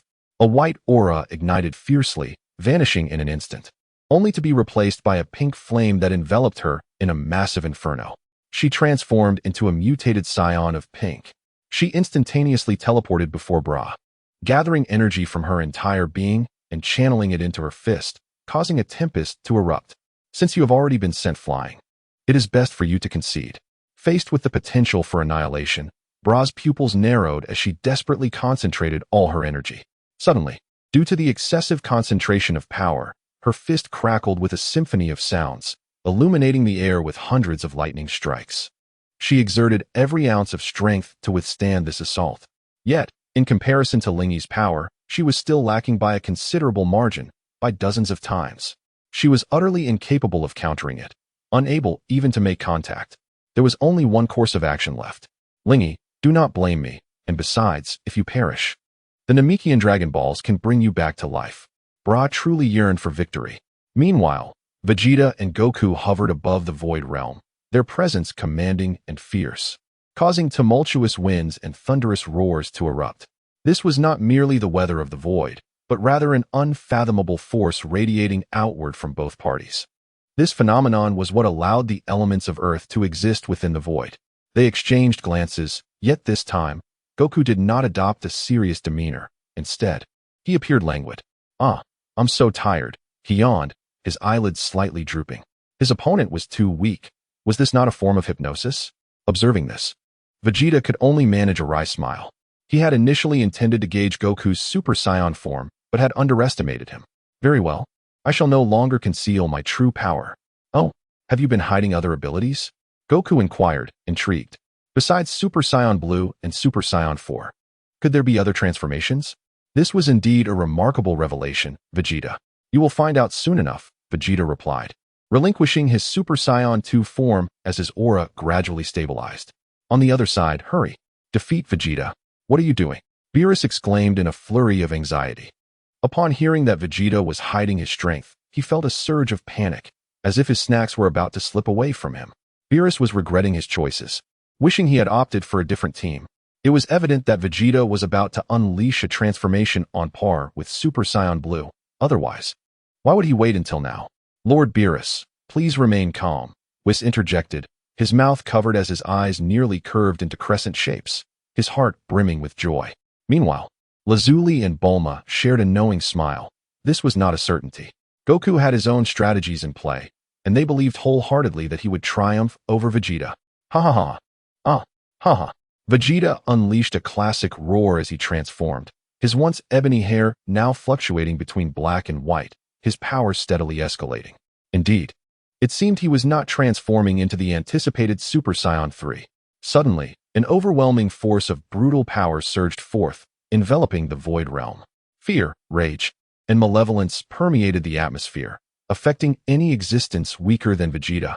This is the moment after Vegeta and Majin Buu's battle, where, after a decade of rigorous training as a Super Saiyan 3, a new form is finally conceived. The once expanding aura is swiftly contracted by Vegeta, just as Son Goku believes the transformation is nearing its conclusion. With a resounding roar, Vegeta unleashes his fury once more, causing his energy to surge exponentially. A force far more formidable than before, hundreds of times stronger, perhaps even more. Son Goku, astonished, exclaims, "No, you must be joking. How can you still be transforming?" Subsequently, Vegeta's power erupts in full force, his figure transforming into a radiant pillar of white light, piercing through the shadows of the void as if to illuminate the entire world. Apologies for the wait, he declares, his silver hair cascading around him, muscles sculpted to perfection as though crafted by divine hands, his gaze chillingly fierce. Behold, the Super Saiyan who transcends the Super Saiyan. I have named this form Silver White. His proclamation reverberates throughout the void, reaching the ears of all present. The other Super Saiyans are left in disbelief. Such power is undeniably sinister. What has he done to attain this formidable transformation? Meanwhile, Vegeta and Super Vegeta observe in silence. Having found no suitable opponents, they can only witness the clash between Vegeta and Son Goku.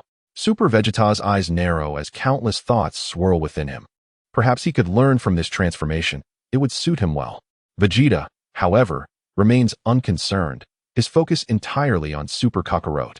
He is desperate to comprehend the nature of Kakarot's transformation, unable to sense its energy. He feels an instinctual belief that this blue Super Saiyan form could greatly aid him. Damn, I have long said that Vegeta must possess a transformation akin to the Super Blue.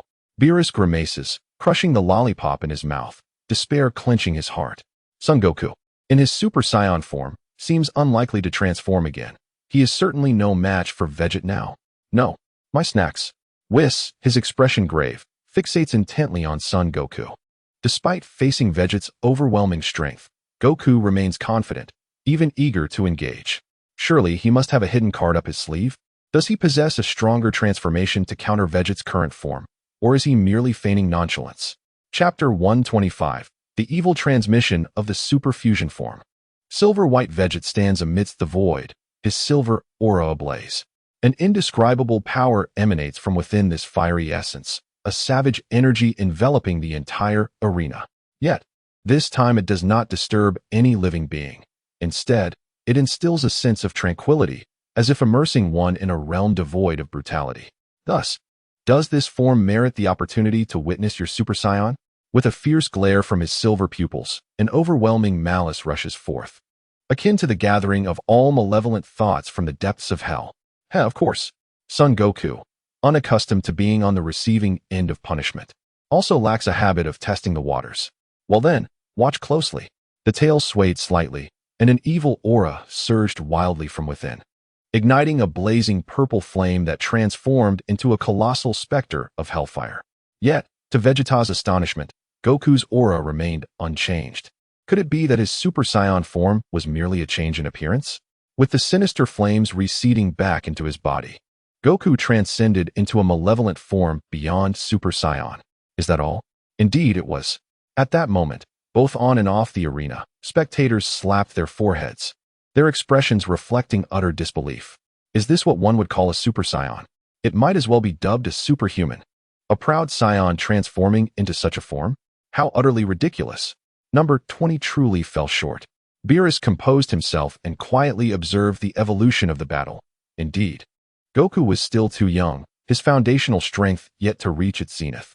Vegeta, on the other hand, was commendable. Although his form was not perfect, he had mastered it with remarkable finesse, showcasing an extraordinary talent. Whis, as an angel, had lived for an unfathomable duration. Yet one thing was certain. He had outlived the god of destruction. Throughout the ages, he had encountered many formidable beings, some rivaling the power of gods, others akin to Frieza, and still others of Vegeta's caliber. Yet, it was undeniable that Vegeta ranked among the elite he had encountered. Suddenly, Whis smiled faintly. However, Goku's form was also a formidable transformation. Though it did not augment energy levels, it was sufficient to stand tall among the masses. After both sides comprehended each other's strengths, Vegeta nodded in understanding. No wonder he had not transformed into a Super Saiyan. It was because he could not elevate his power. Tread carefully. I shall not hold back. The two locked eyes, and Vegeta drew in his silvery aura, significantly reducing his energy expenditure. He was the first to strike. In a mere instant, he was before Goku. A massive explosion attack. Enormous silver energy coalesced in his palm. Goku, intending to use instant transmission to evade, found his arm firmly grasped by Vegeta. Want to teleport? Don't even think about escaping. As he spoke, Vegeta completed the gathering of energy, forming an orb the size of a basketball. Yet to Goku, it was energy compressed to its utmost limit, possessing the power to annihilate myriad alternate dimensions in an instant. Surrender. With your current strength, you stand no chance against me. Confronted by this inescapable reality, Goku smirked. Really?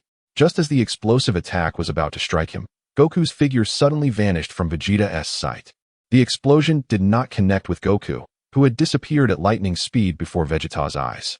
Instant transmission. It is known that if one seizes the opponent's body, and the opponent employs instant transmission, they typically transport together. Only someone with profound understanding of the technique could achieve such a feat. Goku freed himself from the grasp using instant transmission, reappearing behind Vegeta in an instant. With both hands united, he delivered a fierce blow aimed at Vegeta's head. Vegeta instinctively reacted, effortlessly dodging, a sinister grin spreading across his face. Not bad at all. He extended his hand, his fist unfurling towards Sun Wukong's face. Super energy shockwave. Sun Wukong's pupils constricted as he instantaneously teleported away, several dozen miles distant. How swift! The silver-white form not only amplified his energy, but also enhanced his reaction and cognitive processes to unprecedented levels. Futile. In the face of such a vast disparity in energy levels, no matter what one does, victory remains unattainable. Vegeta concentrated the majority of his power, striving to deliver a decisive blow to Sun Wukong. He instantly teleported and struck Sun Wukong with a powerful punch. Suddenly, his pupils narrowed. As his fist connected with Sun Wukong's body, it felt as though he were striking underwater. His strength was drastically diminished. Then, without warning, Sun Wukong's energy erupted from within, his power surging dramatically. Is this Broly's legendary Super Saiyan power? Faced with this astonishing enhancement, Vegeta could only attribute it to Broly's legendary might. With a smirk, Sun Wukong thought it more aptly described as his own Super Saiyan ability. Indeed, several years prior, upon achieving the evil Super Saiyan state, he had utilized that malevolent power to devour evil state's innate ability, devour, energy absorption, great ape strength, transforming into a black gold great ape to consume cell. The purple lightning cell, legendary Super Saiyan power, he could accomplish all of it. The power he simulated from his own cells was even more formidable than the legendary Super Saiyan power itself. Moreover, his abilities extended beyond this. He secretly siphoned Vegeta's energy in ways undetectable to him. He even simulated Vegeta's energy within himself, ultimately identifying his weaknesses. Thus, the second round. Witnessing Sun Wukong's extraordinary Super Saiyan prowess, Vegeta suddenly erupted into laughter, realizing that he had underestimated the uniqueness of Sun Wukong's Super Saiyan form. However, my silver-white form is no mere trifle. Aware of Sun Wukong's capabilities, Vegeta dared not be complacent. With a casual wave, 100-meter silver-white spear materialized amidst the void of the Null Realm. Hundreds of these long spears appeared. With a glint of cold light, the spears converged, spaced several meters apart. To the eye, they resembled a colossal energy dragon taking flight. Whoosh, whoosh, whoosh. The dragon roared fiercely, targeting Sun Wukong. Faced with this overwhelming assault, Sun Wukong appeared perplexed. After all, he possessed the ability to teleport. With Vegeta's combat intellect, he could not possibly be unaware. So, what was Vegeta's intent? Given his awareness of Sun Wukong's capabilities, in the brief second of Sun Wukong's contemplation, the dragon arrived, opening its massive maw, seeking to engulf him. Vegeta's eyes sparkled with triumph. His scheme had succeeded. It was here. As expected, Sun Wukong once again utilized instantaneous movement to evade the dragon's attack. The dragon roared in frustration at the spot where Sun Wukong had vanished. Sensing Sun Wukong's presence, its claws slashed through the spatial barrier, tearing it apart. The dragon transformed into a shooting star, darting into the space tunnel. Suddenly, Sun Wukong's acute danger perception triggered a frantic warning, and he attempted to utilize instant teleportation to escape, but it was too late. The colossal dragon had already arrived, its gaping maw poised to deliver a fierce bite. Boom! Upon entering the dragon's belly, a peculiar sound resonated in his ears. With a deafening roar, a mental disturbance surged chaotically through Sun Wukong's mind. Chapter 126, The Mightiest Silver. The mental disruption abruptly interrupted Sun Wukong's attempt to teleport away, leaving him trapped within the dragon's belly. Evil, brutality, and fury surged within his consciousness. Yet after a brief moment of adaptation, Sun Wukong's formidable soul rendered Vegeta's mental interference largely ineffective. In fact, Vegeta's wrath aided Sun Wukong's evolution beyond the Super Saiyan form, significantly enhancing his evil fusion. The soul banished the anger, brutality, and malevolence within, as his cells, sensing this energy, frantically relayed information to his brain. More. We need more. This power facilitated their evolution, propelling the evil fusion to new heights. Within a mere 10 seconds of mental disturbance, Sun Wukong's power surged, doubling in strength. Furthermore, the rate of enhancement continued to escalate. Outside, the dragon coiled within the void of the realm, soundly asleep. Have I won? Although Vegeta created the dragon, his control over energy was limited. After consuming Sun Wukong, the dragon should have returned to his body rather than remaining in the void. Spiraling. Vegeta's expression shifted dramatically. This was dire. Meanwhile, in a moment of impending crisis, Facing such power, Bra unleashed her full potential.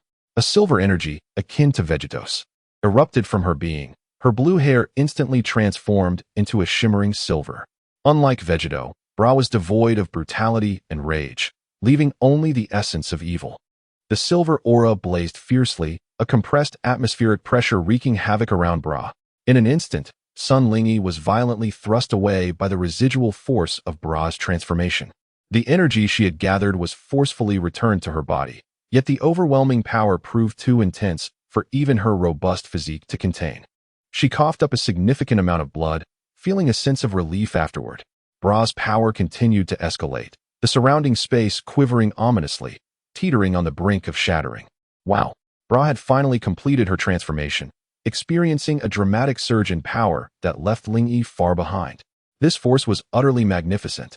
Confidence, arrogance, brutality, and malevolence enveloped Bra's mind. Her rationality shattered in an instant, consciousness succumbing to the grip of evil. Bra opened her crimson eyes, exuding an overwhelming pressure. In that moment, the competitors around her were drenched in cold sweat, their bodies pinned to the ground, utterly unable to move. In a fleeting moment, unable to withstand the overwhelming silver form, Bra was consumed by her own power. Bra, no, the evil Bra, hovered in the void, gazing indifferently downward. At this moment, I am the sole master of this battle. The malevolent Bra, brimming with an extraordinary confidence, holds everyone present, including her father Vegeta, in utter disdain. Since her transformation into her silver-white form, she has become invincible. How audacious of this little wretch to so thoroughly bestow upon me. The epitome of perfection, such disarray. The visage of the wicked Bra is grotesquely contorted, as she recklessly unleashes her evil emotions. In the next instant, her crimson eyes fixate on Sun Lingyi, radiating an aura of murderous intent. Now, how shall you meet your demise? This is dire. Bra has transformed into her silver-white state. Bulma's countenance pales, and she hastily retrieves a magical talisman from her bag, desperate to summon Vegeta to thwart Bra's rampage. Otherwise, this contest will inevitably succumb to the limitless power of Bra. Indeed, once Bra assumes her silver-white form, she loses the ability to self-regulate, voraciously absorbing all surrounding malevolent energy. Thus, her strength is bound to grow infinitely with the passage of time. If this threshold is crossed, even Vegeta may not stand a chance against Bra, for she is a naturally invincible warrior, endowed with unparalleled strength. Suddenly, Bulma's pupils constrict in alarm. The magic has failed. She cannot reach Vegeta. Is there truly no way out of this predicament? Despair engulfs Bulma, but then, a flash of inspiration strikes her mind. Yes, Whis. With his power, he can surely contact Vegeta. Mr. Whis, I implore you to help me reach my husband Vegeta. Bra is already transformed into her silver-white state. Bulma, now ashen-faced, presents all her snacks to Whis, pleading for his assistance in contacting Vegeta. Rest assured, they will sense it. They will undoubtedly notice in time. Bulma possesses immense battle power, and thus has acquired the ability to sense energy. If someone of her caliber can perceive it, how much more so can Vegeta? Upon hearing her other self's explanation, Bulma finally feels a sense of relief. Indeed, how could she have forgotten this technique? As this realization dawns, Bulma, just returning to her seat, finds Whis staring intently at her with an expressionless countenance, as if to say, "Do not disrupt my good fortune." Bulma inwardly chastises herself. Oh no, I have jeopardized his good fortune. Meanwhile, Sun Lingyi, covered in dust, seethes with rage. This marks the first time in her life that she has been so easily defeated. Even merely the residual energy from the clash has rendered her utterly defenseless. Sister, do you need assistance? Bra is too strong and utterly wicked. Her heart is consumed by evil. The telepathic voice of Sun Wufan echoes in her mind, filled with deep concern. Yet, this statement ignites within Sun Lingyi a fiery determination, akin to a bomb ready to explode. No, I can handle her myself. With that declaration, she shuts off her brother's telepathic connection, leaving only a tempest of fury within her heart. Now, I will make you fall. Sun Lingyi gritted her teeth, her gaze icy and fixed intently on Bra. Ha ha. Are you joking? Just you? The originally murderous Bra was momentarily taken aback, but then a wicked smile crept across her face. Do you really think you stand a chance? Sun Lingyi responded with a cold laugh, and then the divine energy within her surged furiously, replacing her aura with that of the divine.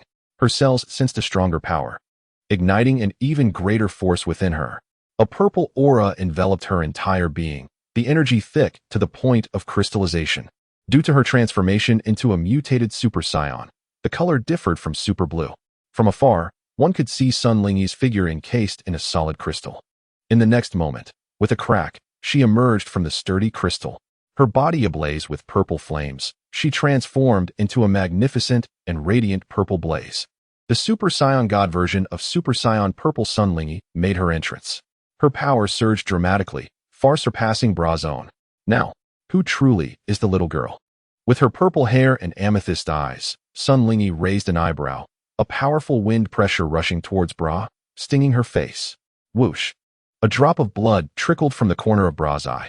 Chapter 127. The battle continues. Evil Bra's pupils constricted as she gasped for fresh air. Quick! So fast!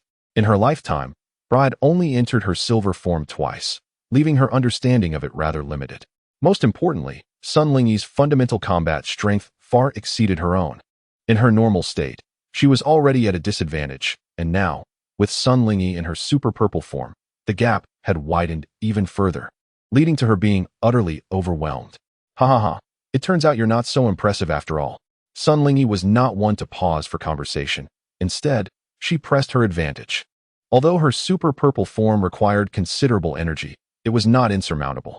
Her energy was still far less than that of Super Saiyan Goku and Super Vegeta. Comparatively, maintaining the super purple form was merely a matter of a few extra minutes over Goku and Vegeta. She still had a few steps to fully master her full power. Sun Wufan spread his hands, indicating that this was the result of being lazy. Little girl, now it's your turn. Sun Lingyi's left hand flicked slightly, unleashing an extreme wind pressure infused with divine energy. A tempest. Bra's body darted to the right as her danger sense alerted her. Instinctively, she sought to evade the threat. In an instant, Bra made a sudden dash, creating a distance of several kilometers. Yet the disparity in power was monumental. Even with Bra's early evasion, the wind pressure, laden with divine energy, was immensely formidable. Coupled with Goku's unique instant transmission technique, Sun Lingyi could teleport her attacks within the range she sensed around her. No. Witnessing that overwhelming power, Bra let out a wail, raising her hands to shield her head, resolved to endure the blow. Boom, bang, boom, bang, boom. The wind pressure was tremendous. Even if the blue planet was not within the epicenter, it would still feel some effects. In a mere instant, the azure planet was nearly obliterated, teetering on the brink of annihilation. Sun Lingyi felt a slight tremor in her ears, subsequently returning to her normal form. Her heart easing with relief. Thankfully, she had moderated her strength. Otherwise, she might have unwittingly taken a life. Beulah's eyelashes fluttered, her hazy consciousness gradually sharpening. Sensing Sun Lingyi's proximity, a smirk graced her lips as the energy within her began to circulate quietly.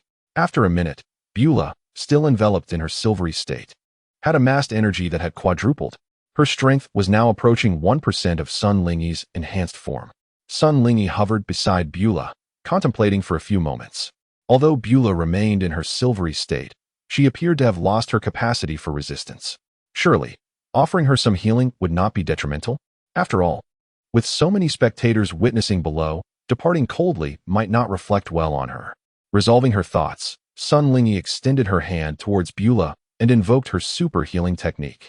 A surge of energy flowed into Beulah's body, transforming into cellular energy that stimulated boundless regeneration. Within mere seconds, Beulah's injuries had significantly healed. Sensing her body was nearly restored, Beulah suddenly opened her eyes wide, a wicked grin spreading across her face. You fell for it. Beulah unleashed her full power, condensing all her energy into her hands and directed her mightiest strike at Sun Lingyi in her normal state. Your mercy is your weakness. Super explosive attack. This technique, conceived by Vegeta, was devastatingly destructive. If it landed, it could disrupt the opponent's psyche, potentially inflicting permanent mental damage, leaving them a mere shell of their former selves. Sun Lingyi's pupils constricted. Instinctively, she sought to activate her enhanced form, but it was too late. If she proceeded, she would be forced to endure Beulah's ultimate blow at close range. While there was a chance of defense, she was unwilling to take that risk. If you wish for death so fervently, then perish.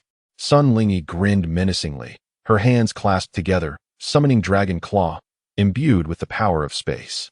This technique had yet to be unleashed upon an adversary. Thus, the first fortunate recipient shall be you. Space-shattering Dragon Claw. The strike was exceptionally sharp, capable of bypassing any defense and cleaving directly through. Moreover, the Dragon Claw contained spatial power, rendering any wounds inflicted incapable of self-regeneration. Unless one invoked the Divine Dragon, they would remain permanently incapacitated. Both fighters channeled their utmost strength, their murderous intent palpable as they prepared to strike one another.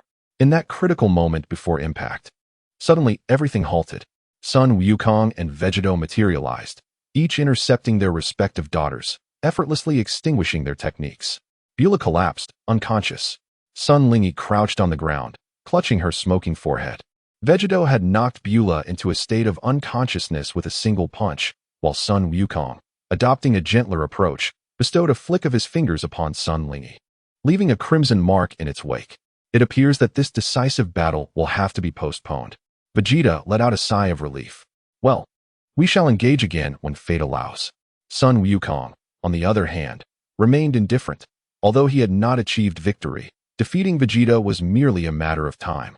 Moments earlier, in Vegeta's eyes, the colossal dragon began to diminish in size at an astonishing pace, ultimately transforming into golden light that entered Sun Wukong's being. Your energy is truly delectable, Sun Wukong exclaimed as he absorbed the dragon's energy. In just a few seconds, he effortlessly claimed all the energy from the dragon for himself. Is this even possible? Vegeta's eyes widened in disbelief, for after Sun Wukong absorbed his energy, their powers were now nearly equal, with Sun Wukong possibly holding a slight edge. Thus, the third round commenced. Sun Wukong wasted no time. He instantaneously teleported before Vegeta, unleashing a powerful left punch. Faced with the soundless and airless nature of Sun Wukong's instantaneous movement, Vegeta had no choice but to heighten his senses to counter this unexpected assault. As Sun Wukong gathered his technique, Vegeta gritted his teeth and concentrated all his strength into his palm, opting to collide with Sun Wukong's incomplete move head-on. However, Sun Wukong's teleportation was far from simplistic. At the moment their techniques clashed, he employed instantaneous movement once more. What? How is this possible? Vegeta's expression changed dramatically. Your ability to conceal your movement point during teleportation is impressive enough, but you can teleport again while executing a technique? How is your comprehension of space so profound? Are you truly Sun Wukong? Suddenly, Sun Wukong teleported behind Vegeta, who had anticipated this and swiftly turned to unleash another explosive attack. I've vanished again. Sun Wukong's figure dissipated from sight. The explosive assault missed once more, causing veins to bulge on Vegeta's forehead as his anger surged. How can he keep escaping? Haha, you cannot catch me. Sun Wukong taunted, appearing to Vegeta's left. In the next moment, I'm teleporting again. He manifested on the right. I'm teleporting yet again. Sun Wukong continued his rapid teleportation, leaving Vegeta no opportunity to react. Get lost. Vegeta roared, unleashing his full power as his silver-white energy surged. He aimed to force Sun Wukong's figure into view. Yet, Sun Wukong was as agile as a monkey, evading every strike, leaving Vegeta with no choice but to resort to such desperate measures. Chapter 128. Opponents of their own. You've fallen into my trap. At the moment Vegeta gathered all his strength, frozen in a tense second, Sun Wukong acted. He teleported once more, appearing before Vegeta and unleashing the ultimate demon-breaking flash, intent on sending Vegeta plummeting beneath the void. Boom. In the nick of time, Vegeta's silver-white energy culminated, and he struck with all his might against the oncoming ultimate demon-breaking flash.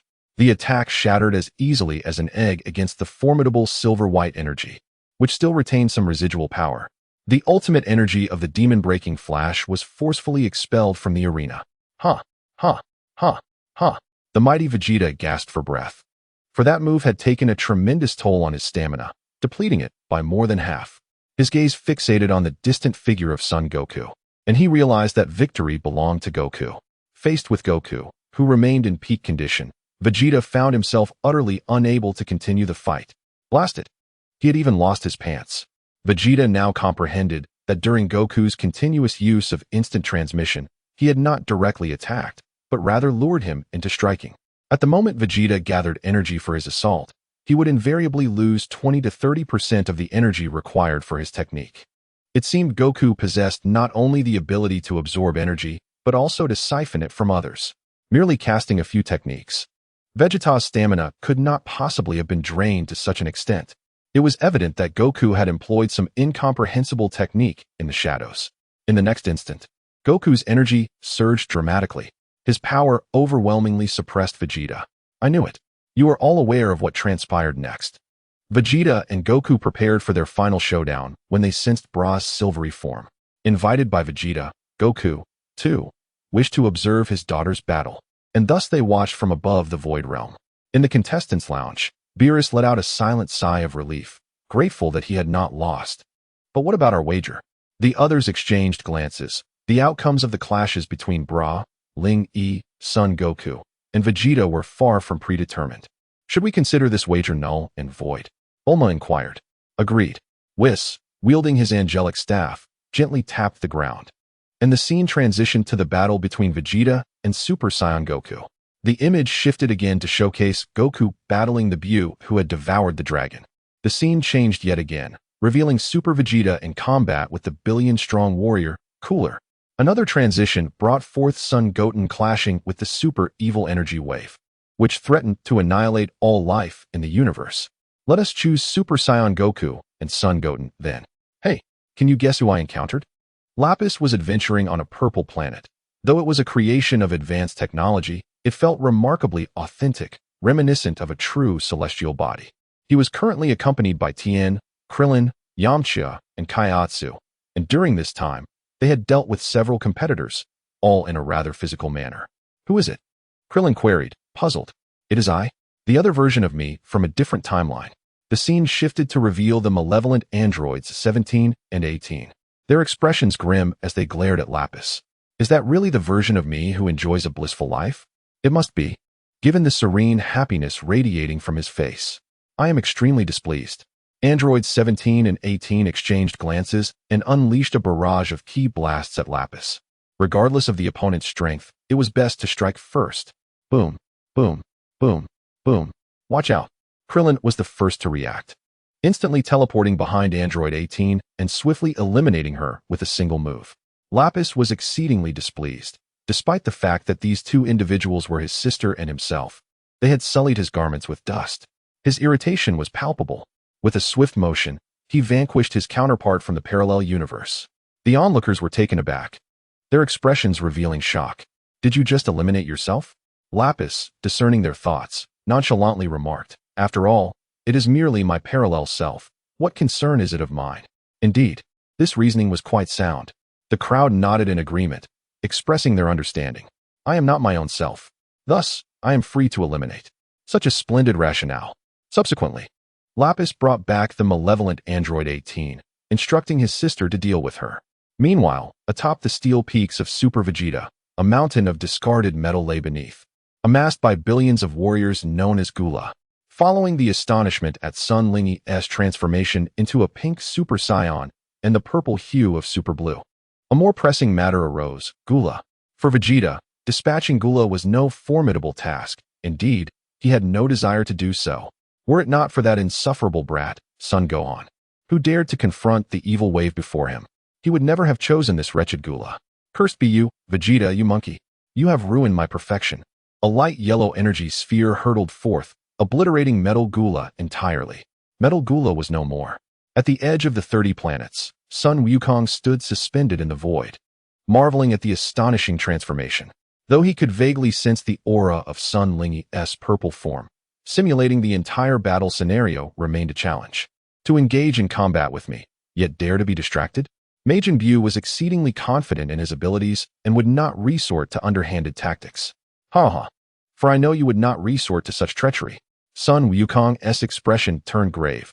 You are Majin Buu, who has devoured the dragon. Truly audacious to consume a being from that realm. Buu paused, a look of surprise brightening his features, you know. It seems you are aware of the dragon's dwelling.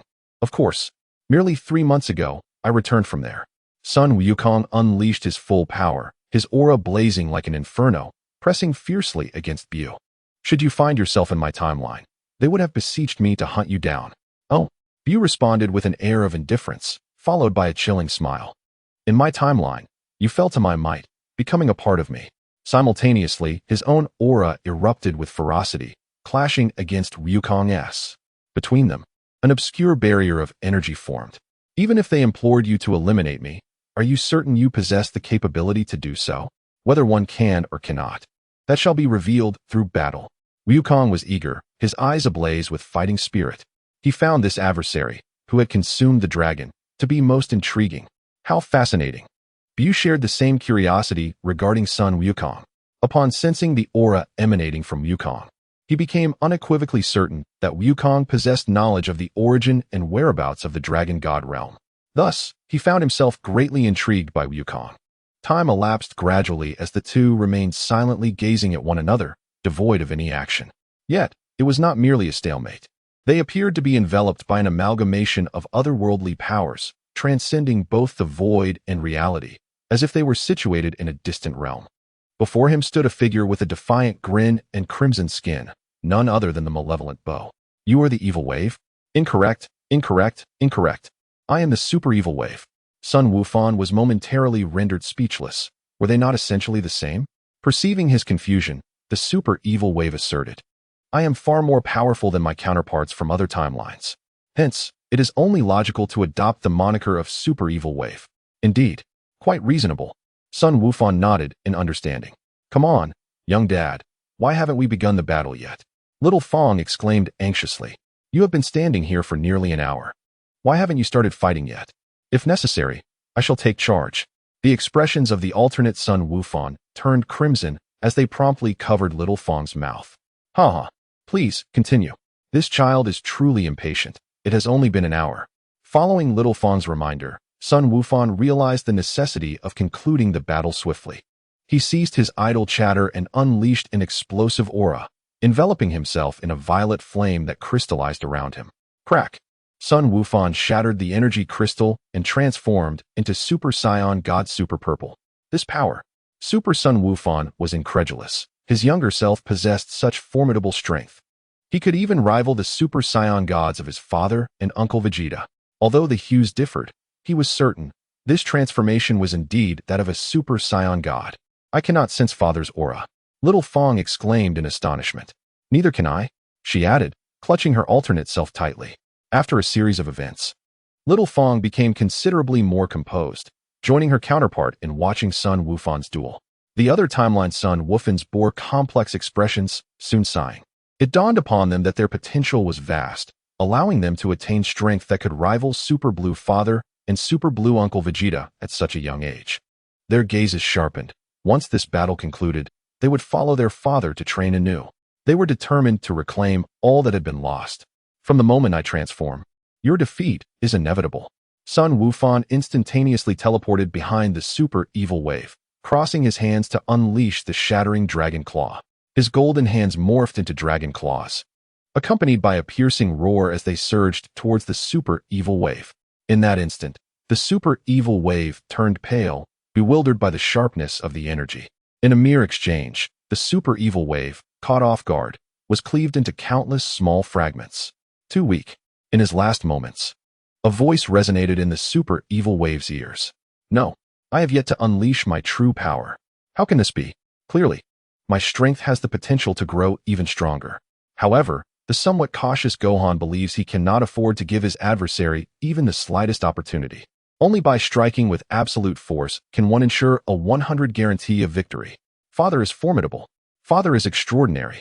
Father is exceptional. Father is invincible. Father is unparalleled. The two young girls, Xiao Fong, leapt up in excitement, exclaiming how impressive he was. His power is indeed remarkable. Gohan, suspended in the void, felt a slight blush creeping onto his cheeks, a touch of bashfulness washing over him. This is quite embarrassing. Suddenly, Super Vegeta arrived on the battlefield. It seems you have triumphed, Vegeta remarked nonchalantly. He then grasped the corpse of the super evil energy wave with one hand. I can take a few pieces of meat, right? No problem. They are merely useless remnants, Gohan replied indifferently. On this battlefield, Vegeta stood opposite Super Saiyan Goku, their gazes locked in a fierce exchange. Kakarot. It appears that even in your timeline, I have not surpassed you. Vegeta's tone bore no trace of surprise. Rather, it felt like a matter of course. Haha, you flatter me too much. Your strength has always been on par with mine. Super Goku scratched his head, somewhat perplexed. Humph, do not feign ignorance. I can discern who is stronger with a mere glance. Vegeta was utterly assured, having experienced the rivalry of the alternate timeline countless times. He understood it all too well. However, let us refrain from trivial chatter. Vegeta clearly did not care for idle conversation. He was solely interested in gauging Super Goku's strength and that elusive energy which, despite his decades of martial arts experience, he found exceptionally challenging to comprehend. It is worth noting that his martial prowess is not inferior to that of Goku, perhaps even superior. He is indeed a paragon among the universe. Yet, when it comes to perceiving that energy, he felt an invisible barrier restricting him. Super Goku restrained any trivial remarks he was about to make. His previously relaxed demeanor suddenly solidified, his eyes brimming with excitement. This caught Vegeta off guard, as he had presumed their two timelines differed merely in style, not realizing that their personalities diverged significantly as well. If Goku was a long-established martial arts master, then Super Goku, even after attaining mastery, retained an unwavering and intensified passion for martial arts. This is what sets the Super apart. Vegeta's lips curled into a smirk, as if a flame reignited within his eyes, illuminating the youthful spirit within him. Locking gazes with Super Goku, he declared, "Let us battle." At that moment, both warriors surged forward, their fists colliding with force. Energy erupted in all directions, and the very fabric of space shattered, giving birth to a new, anomalous realm. To forcibly create a different space within the void, one can only imagine the immense power these two wield. Wow! Super Goku was overwhelmed, plummeting from the sky like a falling arrow, leaving the ground in utter ruin. It was evident that Vegeta's energy level surpasses that of Super Goku. It was a complete domination. Super Goku, being younger than Vegeta, also had a weaker foundational strength. Not bad at all. Gritting his teeth, Super Goku managed to endure this strike. It appears that the time has come to utilize the Super Saiyan form. In Chapter 130, the annihilator of an entire universe emerges. Your strength is commendable, Vegeta remarked with a hint of indifference. He did not exaggerate, for at this juncture, his energy level paled in comparison to that of Super Goku. With a fierce exclamation, Super Goku transformed into a Super Saiyan. Golden hair, azure eyes, enveloped entirely in a radiant golden aura. Once more, faced with the ferocious onslaught of Super Goku, Vegeta dared not let his guard down, promptly transforming into a Super Saiyan as well. The two engaged in a relentless exchange of blows, each punch landing with astonishing precision upon the other. It was a remarkable sight, as both warriors, seasoned adversaries, knew each other's techniques intimately, even predicting the trajectory of their opponent's strikes. As they felt sufficiently warmed up, the two simultaneously transformed with unspoken understanding. Behold my ultimate transformation. The Super Saiyan God Super Saiyan. Channeling the divine energy coursing through his body, Super Goku's cells surged with vigor, culminating in his transformation into Super Saiyan Blue. With blue hair, azure eyes, and enveloped in a fierce blue aura, he ignited with fervor. Taking a deep breath, Super Goku felt the blue energy momentarily falter, then tremble violently, being drawn into his very being. Super Blue at full power. Likewise, this is the ultimate Saiyan beyond Super Saiyan. We shall refer to it as Super Saiyan 4. Vegeta's tail twitched, golden energy enveloping him, soon consumed by a colossal golden ape. With a thunderous roar from the great ape, Vegeta's form re-emerged. His body was transformed, hair wildly proliferating, muscles sculpted as if by divine hands, existing only in dreams. The fusion of the great ape and Super Saiyan. The ultimate Saiyan, Super Saiyan 4. With a shared roar, they unleashed another tempest of fury. Each assault resembled a hurricane capable of obliterating any realm, with the mere collision of fists shattering countless dimensions around them. Although they consciously refrained from devastating the planet beneath them, the advanced technology of this world proved insufficient, its core trembling violently on the brink of collapse. Alas, what monstrosity is this? So powerful. The competitors on this planet recognized the strength they wielded, perceiving that these two had compressed their energy to its zenith. Yet, Merely the release of a fraction of their energy threatened the very existence of this world. Let us battle above. Agreed. They understood that remaining on this planet for even a moment longer would likely lead to its explosion. Thus, they clashed in the expanse of space, crafted by advanced technology. Ultimately, as they gasped for breath and exchanged glances, they prepared to unleash their most formidable attacks. Ultimate Flash, Super Kamehameha. Despite their differing foundational strengths, their energy levels post-transformation were nearly equal, as were their techniques. Therefore, they could only wait, awaiting a single misstep from their opponent. Thus, they seized the opportunity, securing victory in this battle. Boom! The golden light transformed abruptly into a colossal dragon. The blue light, equally defiant, gradually eroded at the top, ultimately morphing into a sharp, gigantic steel needle. To their astonishment, the two energy waves unexpectedly passed through each other. Was it an alternate dimension? Or something else? In the end, Super Goku was engulfed by the dragon, while Vegeta was pierced by the steel needle. After 30 minutes of combat, their ultimate techniques culminated in a draw. Both warriors lost their fighting capabilities. In an unknown and distant realm of time and space, the eternal dragon loomed above the cosmos, facing the very individual who had gathered the 7 Dragon Balls to summon it. State your wish, it intoned. Please allow Vegeta and me to exchange bodies, while retaining my immortality. The eternal dragon paused for a few seconds, then spoke softly. That constitutes 2 wishes, does it not? One of the mysterious figures faltered momentarily. Could the eternal dragon truly concern itself with such trivial matters? Yet, in the next instant, he regained his composure. Of course not.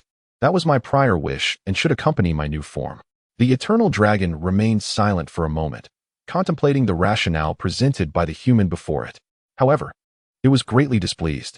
This individual had, in other dimensions, destroyed its Super Dragon Balls, preventing its return to that realm. It was meant to eliminate its adversaries.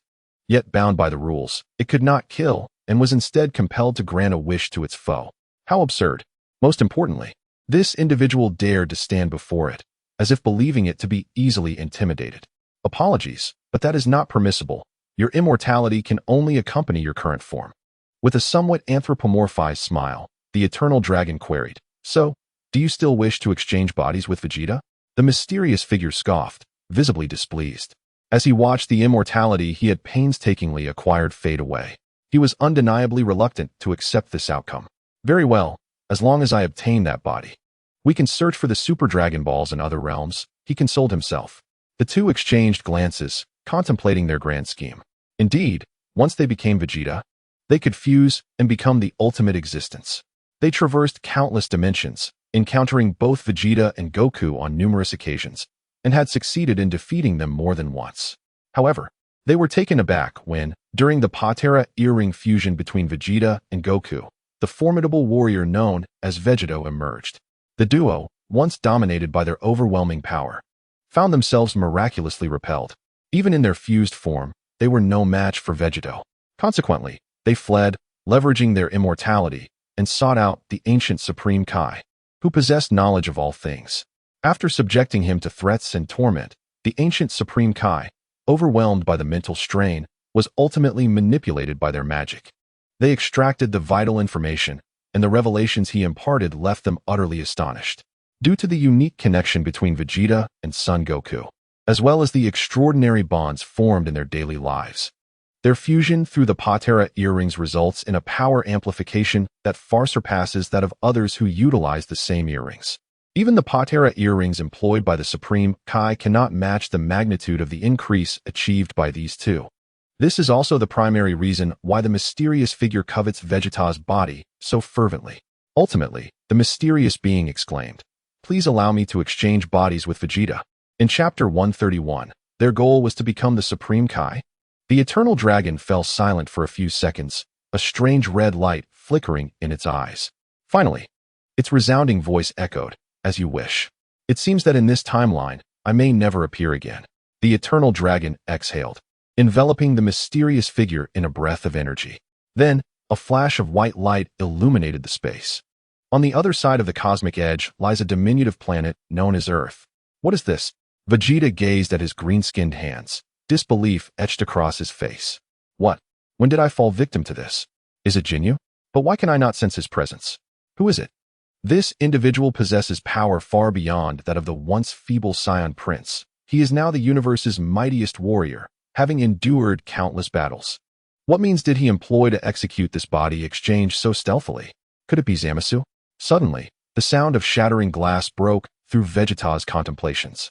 Daddy, a girl, approximately 11 or 12 years old, clasped her hands over her mouth, her eyes wide with terror, glistening with unshed tears.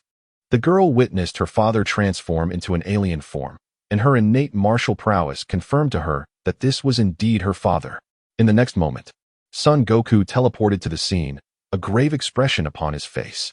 Has he, like Black Goku, employed the Eternal Dragon's power? This timeline's Vegeta possesses considerable strength.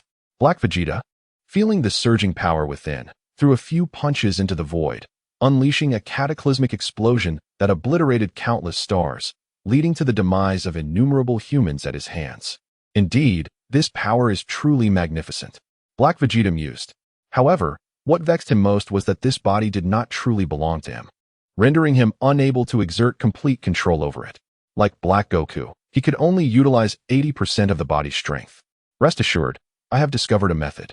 The mysterious figure, now referred to as Black Goku, smirked enigmatically. By employing that method, I will achieve absolute mastery over this body. Throughout the decades spent in body exchange with Son Goku, he traversed numerous timelines, ultimately uncovering that elusive method in a remote dimension. They would both become Supreme Kais, thereby harnessing divine power to gain perfect command over the bodies they had seized.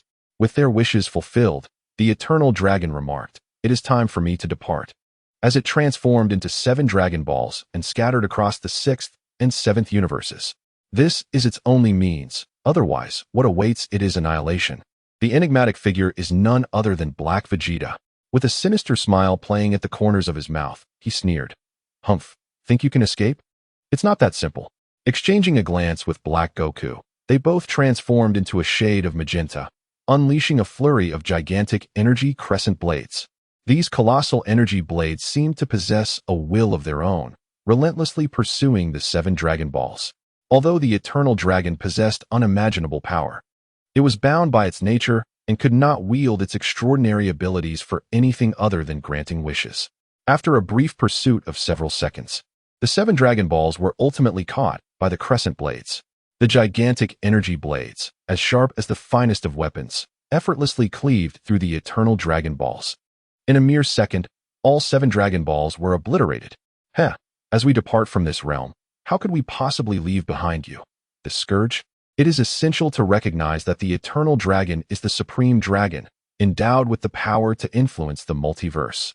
They certainly do not wish for beings from other dimensions to utilize the Eternal Dragon's wishes to eliminate them. Were it not for their inherent constraints imposed by the rules, they would undoubtedly reign as the sovereigns of the cosmos. Witnessing the complete destruction of the Eternal Dragon Balls, Black Vegeta and Black Goku exchanged a glance, each retrieving a time-space ring, a special version that can be used even by those who are not gods of destruction. Thus, the journey through time and space commenced. 1 year later, you, Gas, displayed an expression of shock, fixated on the two before you. How can you do this? Humanity is not, but before Gas. The god of destruction could finish his sentence. Black Goku's energy blade struck, blood splattered, and his head was severed from his body. I have grown weary of your dying words. 1 more to go. Gazing at Gas's lifeless form, Black Vegeta's eyes were cold, his tone indifferent. Master, you remain too naive. Humanity cannot learn from its mistakes. It is a filthy race. Therefore, for your heartfelt affection towards humanity, you too are on my list of targets. Let us choose the 7th universe. It is relatively weaker, and the god of destruction, Beerus, is notoriously lazy. The time-space martial arts tournament. The 3, Piccolo, sat side by side, utilizing their Namekian senses to perceive the surroundings. It appears this chaotic battle is nearing its final showdown. Looking down over the boundless realm, one could clearly see the victors advancing to the ultimate finals.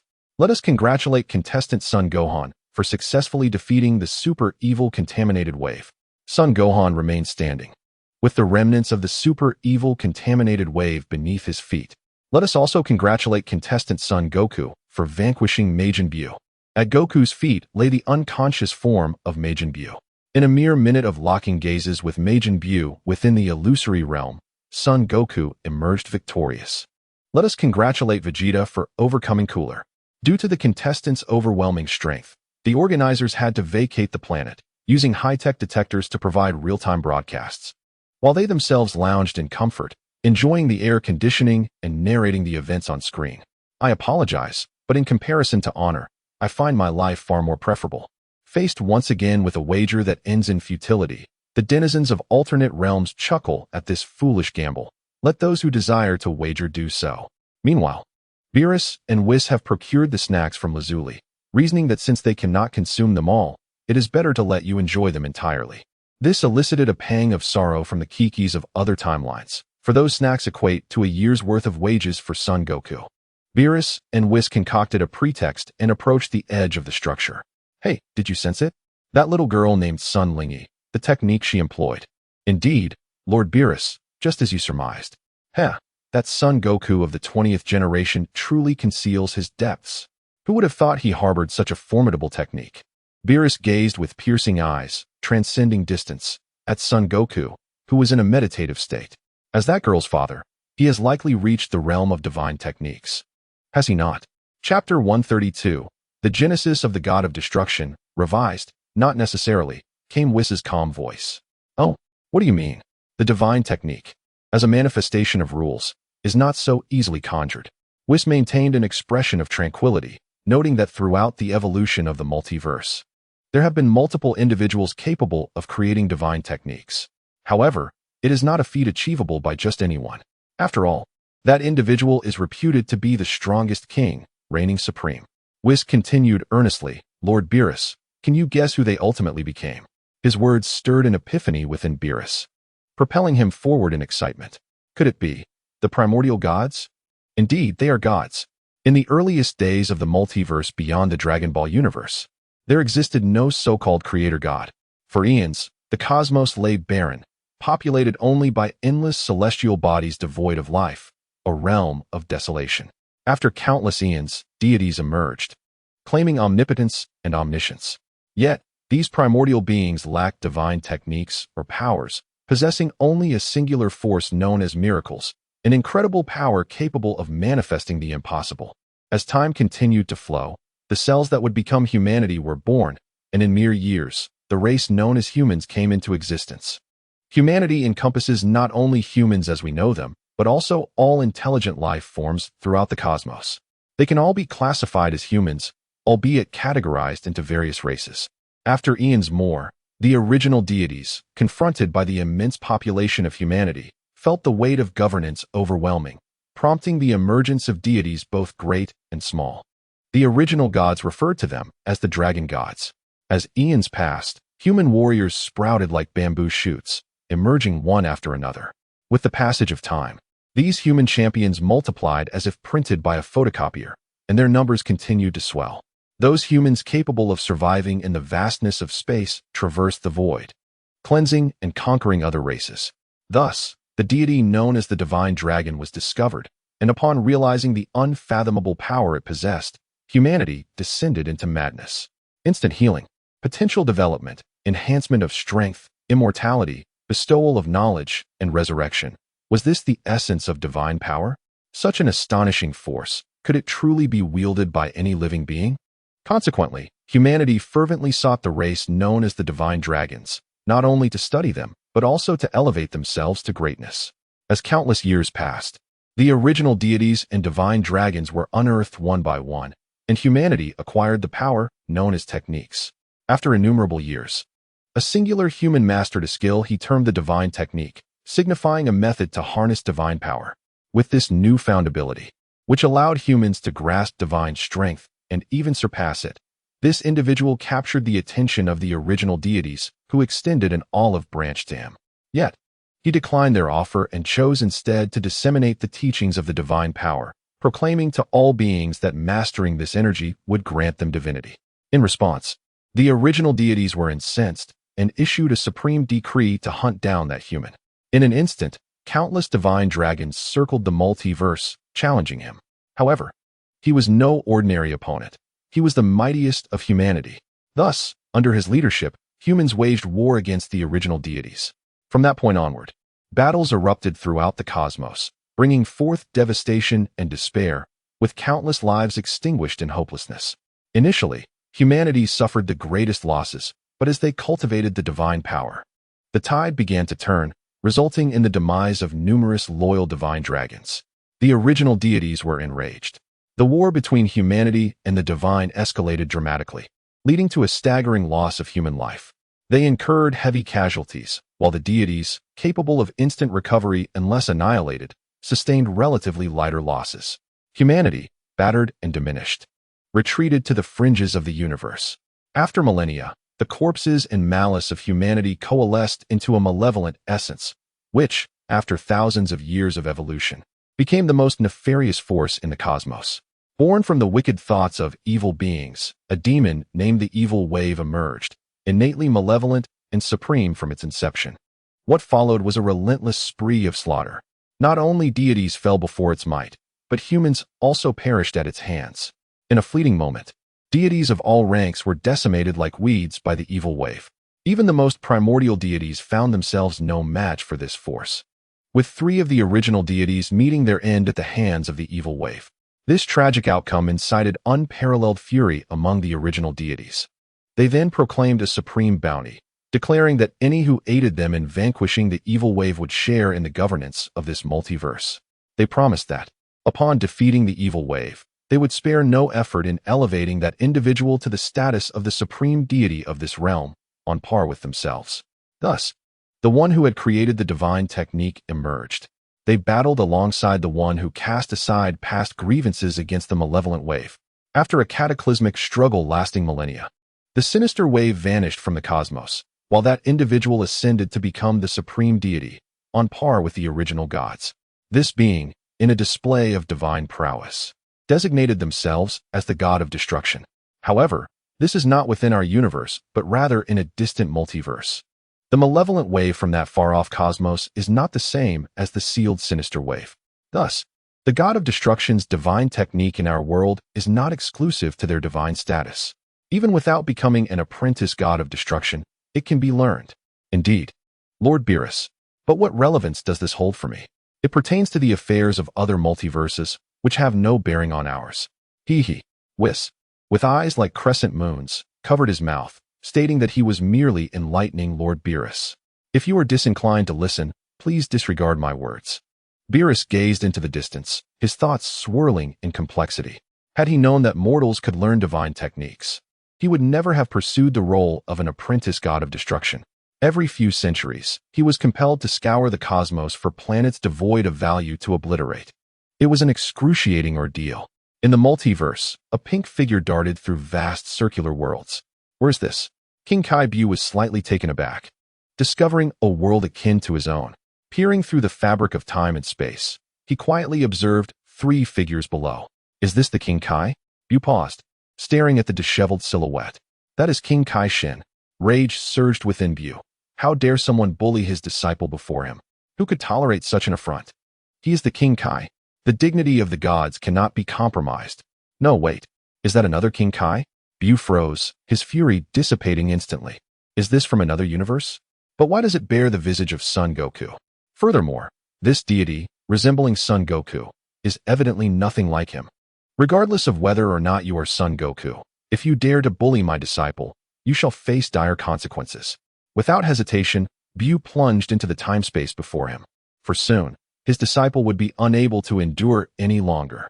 Within the realm of the gods, the King Kai of the 7th universe, you have nowhere left to flee. Black Goku suddenly unleashed a colossal energy blade, infused with a sharp aura, hurtling toward King Kai Shin. No. King Kai Shin's eyes widened in terror as he attempted to utilize King Kai's instant transmission to escape, but to no avail. His powers failed to respond. They wielded a device that could indeed seal off King Kai's instant transmission. Moreover, Black Vegeta's strength continuously suppressed him, leaving him no opportunity for escape. Thus, he was left with no avenues but death. But what of that? Once he becomes a spirit, this King Kai would surely possess a deceased body, returning to the realm of gods. However, upon returning, he would likely face the long-awaited wrath of Black Goku and Black Vegeta. Boom, boom. As the colossal energy blade was on the verge of striking down the Supreme Kai Shin, the formidable Majin Buu arrived just in time. Instantly, he unleashed the power within him, forcefully shattering the enormous energy weapon. "Who are you?" exclaimed Black Vegeta, astonished. The creation of a sorcerer, Majin Buu. His astonishment, however, stemmed not from the mere presence of Majin Buu, but rather from the revelation that Buu possessed the divine power of the Supreme Kai. "Humph! I am not merely Majin Buu." In response to Black Vegeta's scorn, Supreme Kai Buu erupted in fury, unleashing an overwhelming force that swiftly crushed Black Vegeta to the ground. Recovering from the shock, Black Vegeta coughed up blood, feeling the mounting pressure on his body. In a desperate bid, he transformed into Rose. "Humph! Regardless of whether you are Majin Buu or the Supreme Kai, perish." The fusion of divine essence with his mortal form allowed Black Vegeta's energy to ascend at an astonishing rate, not merely increasing but unearthing the latent power within him. "Huh! Futile," Buu sneered, and with a sudden surge of divine power, he firmly suppressed Black Vegeta. Only a fraction of the energy was divine. How could it possibly contend with the mightiest of Supreme Kais? After all, his divine power possessed a purity of 100. Boom! Black Vegeta attempted to resist. Yet Buu intensified his assault, and the pressure on Black Vegeta escalated dramatically. In a state of utter despair, he felt his insides giving way, blood seeping from his wounds. In the span of a mere second, Black Vegeta was vanquished by Buu, collapsing to the ground. "Humph! Still yearning to resist? The weak are unworthy of opposing the strong." Majin Buu, the Supreme Kai Shin, opened his eyes, gazing at his unscathed body, a profound sense of relief flooding his heart. But why did he save me? No, there was something eerily familiar about him, reminiscent of the times before he ascended to the rank of Supreme Kai. When the Grand Supreme Kai would always arrive in the face of peril, standing protectively against formidable foes. No matter the trials faced by the Supreme Kais, the Grand Supreme Kai would always rise to shield them. The silhouette of Majin Buu at this moment mirrored that of the Grand Supreme Kai. Has the Grand Supreme Kai truly succeeded in liberating himself from the control of Majin Buu? Tears welled in Shin's eyes. Years of hardship and grievances erupting at that moment. What an opportunity! Observing this tender scene, Black Goku's eyes glinted coldly as he concealed his energy, seeking a chance for a lethal strike. Buu, who had previously been displeased by Shin's address, could only respond with silence. Ultimately, Buu nodded, as he had anticipated. "Splendid. This way, we can bear the weight of the entire universe together," Shin began, but suddenly his pupils constricted, and he shouted, "Quick! Dodge! There's danger!" Behind Buu, the energy blade conjured by Black Goku hurtled towards them. Sensing his physical limitations dissipate, Shin immediately utilized instant transmission, appearing beside Buu. Yet, it was already too late. The head of Majin Buu has been severed by Black Goku, who now holds it in his hand. No, Great Kaishin. Kaishin Shin cradles Buu's body, collapsing to the ground as tears stream down his face, engulfed by despair. Why? Just moments ago, the Great Kaishin regained consciousness. He had been reborn. Such a pity.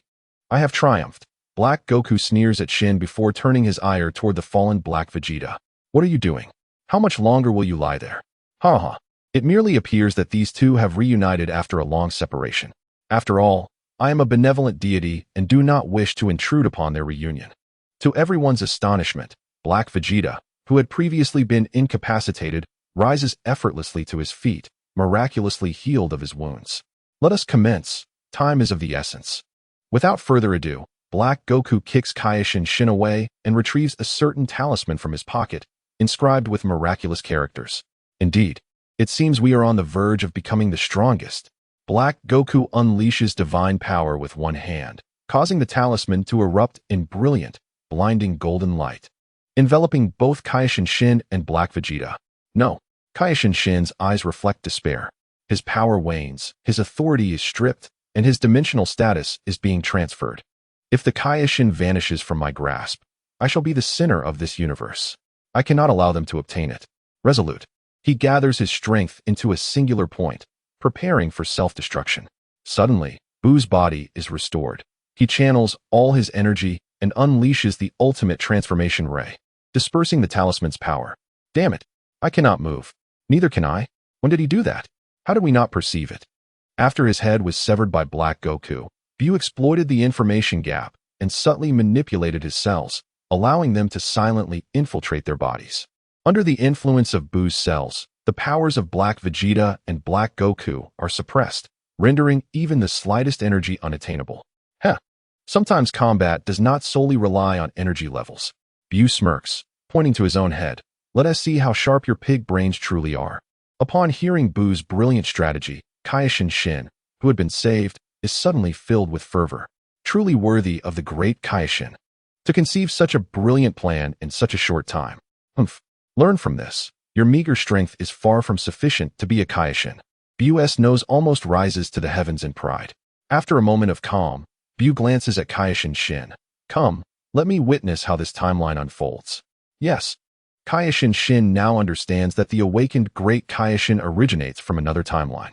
No wonder, for in his own timeline, Bu had already perished. After resolving the matter concerning Kaioshin Shin, Bu turns his attention to Black Goku and Black Vegeta. A sinister smile creeps across his face, embodying the essence of an unparalleled malevolent entity. It is time for you to descend into the abyss, weaklings. Bu grasped at the two, unleashing a frenzy of cell division within them, striving to obliterate Black Goku and Black Vegeta. In this dire moment, Black Goku and Black Vegeta exchanged glances and swiftly adorned themselves with the Patera earrings. Now is the moment to become the strongest. Alas, Bu lunged forward, an intangible force enveloping Black Goku and Black Vegeta, attempting to thwart their fusion. Yet, the potency of the Patera earrings was immensely formidable, rendering Buu's power inconsequential. As their bodies collided, a blinding light erupted before Buu's eyes. The figures of Black Goku and Black Vegeta vanished, replaced by a solitary silhouette suspended in the void.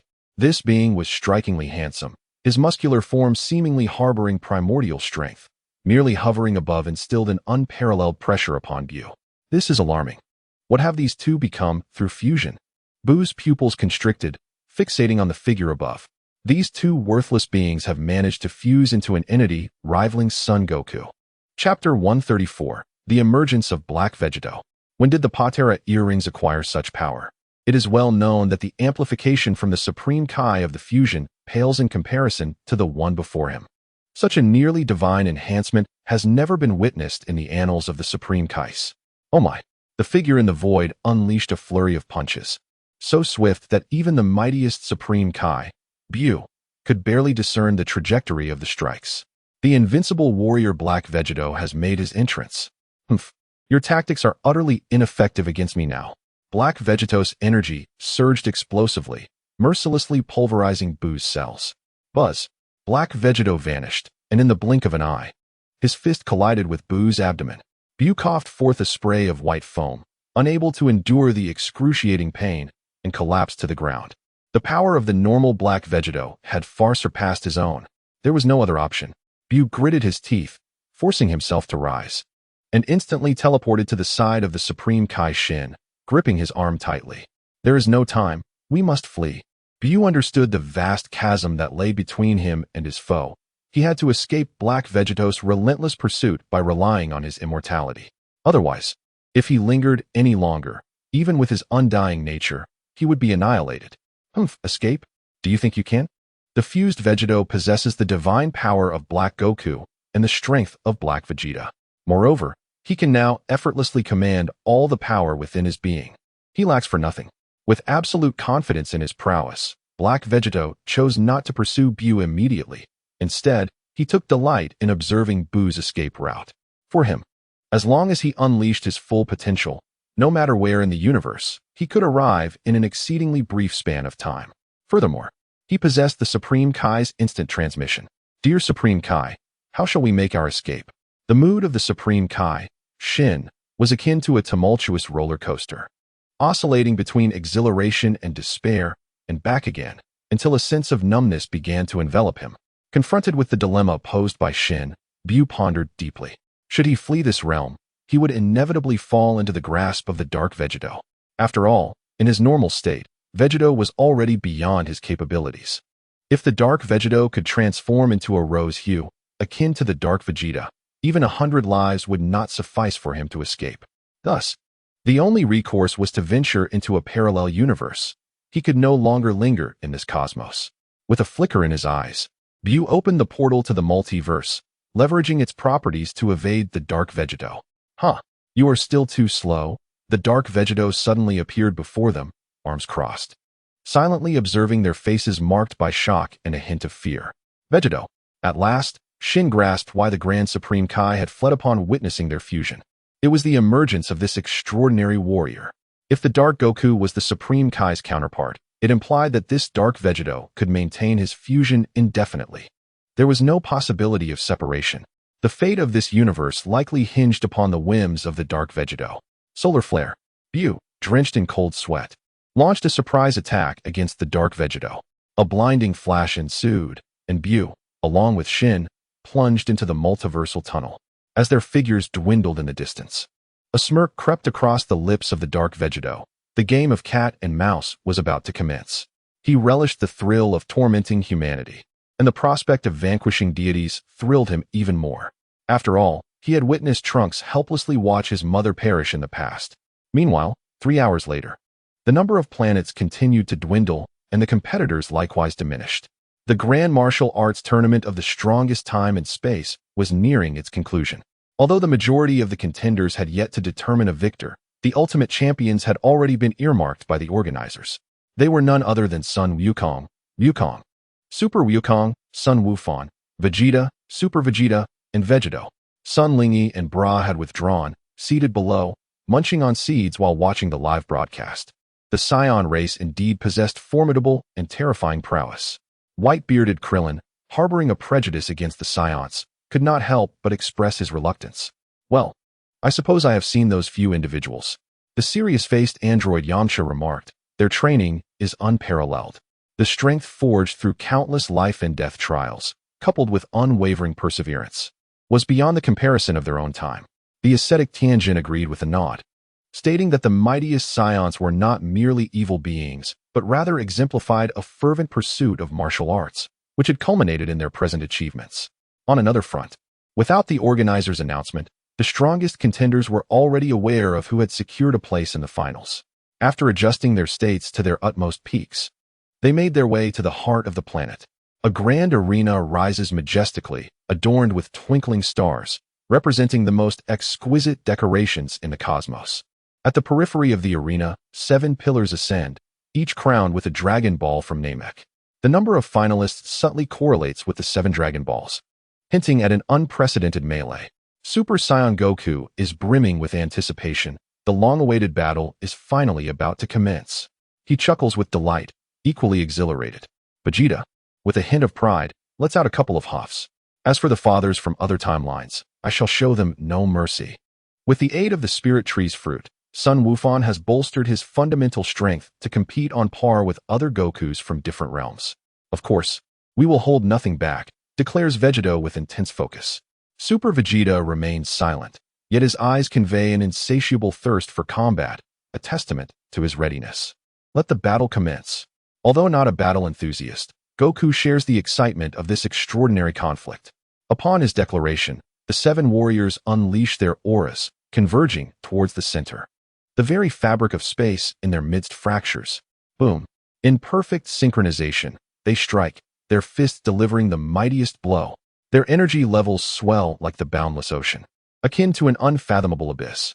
Energy surges from their fists, enveloping the arena in a peculiar force, creating an impenetrable barrier.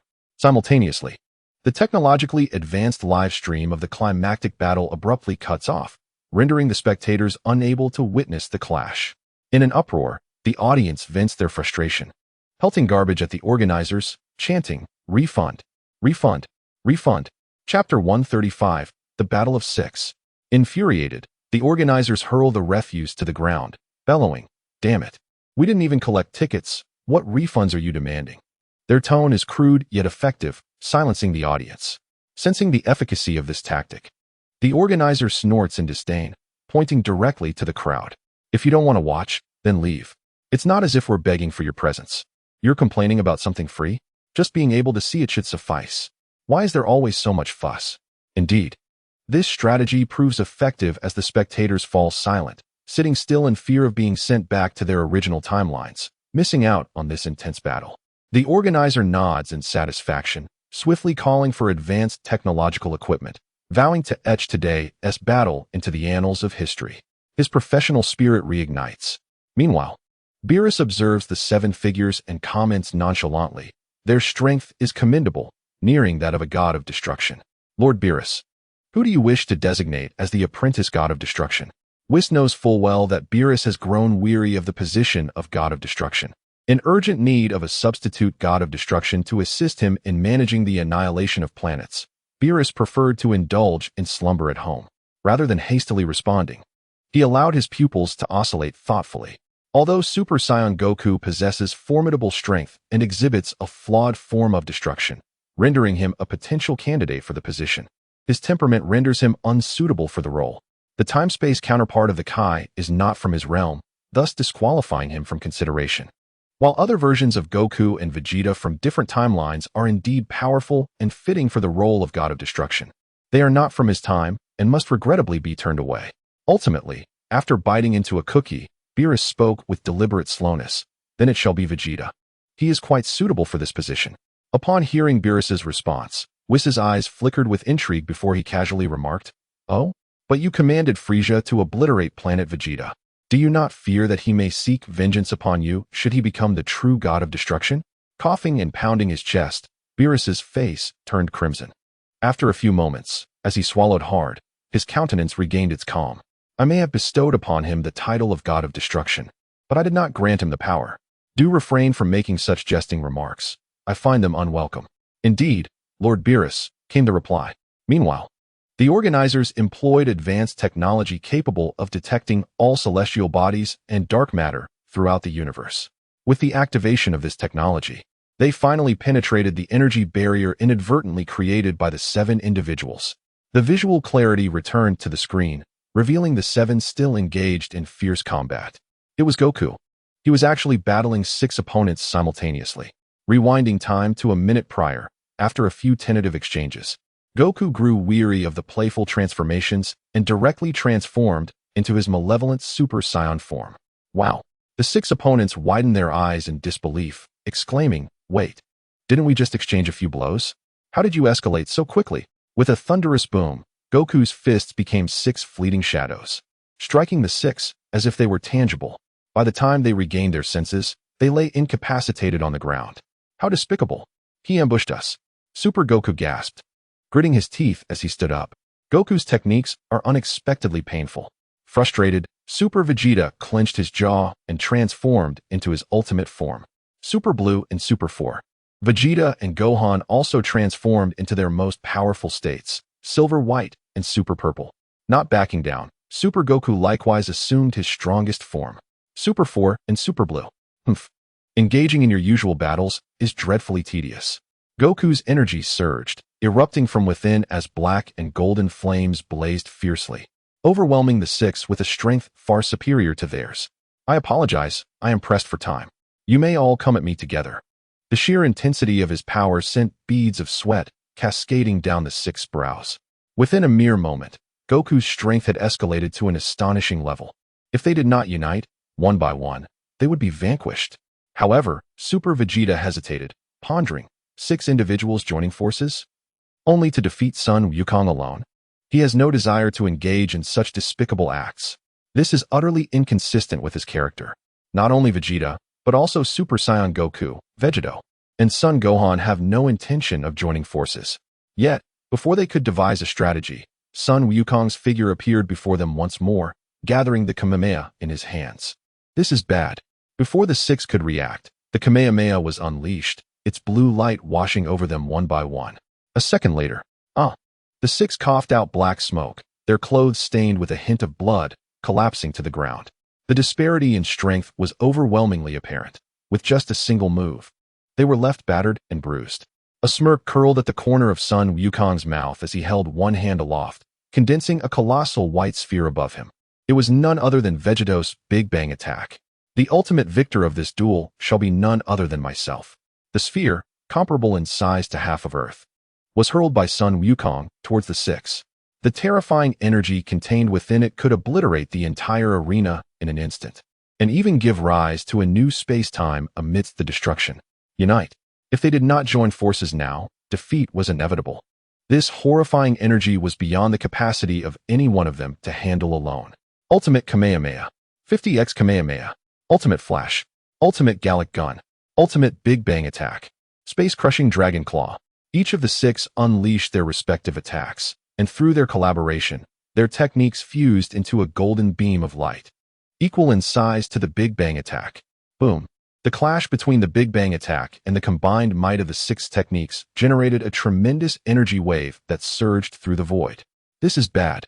In the lounge below, Whis acted swiftly, pointing his angelic staff towards the ground, summoning a pale blue energy shield to envelop the others. The Veluga people also recognized the urgency and pressed the emergency anti-energy shield alongside the Namekians. However, the spectators, unprotected by Whis and the anti-energy shield, bore the brunt of the powerful energy shockwave.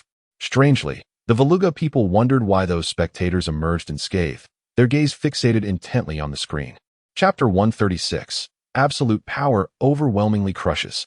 Suddenly, those unprotected audience members experienced a rapid decline in strength, blue light bursting forth from within them, resembling withered branches.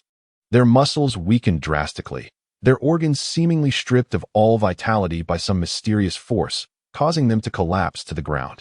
They had been affected by that strange wave, becoming one with the techniques of the seven on the stage. No, rather than attributing this to the seven on the platform, it was more accurate to say their power had birthed some peculiar phenomenon. It resembled a black hole or something beyond imagination, a strange entity capable of siphoning energy from the surroundings. It disregarded the will of others, ravenously consuming their energy to sustain itself. I never anticipated that their energy would create such a phenomenon, Whis remarked, astonished.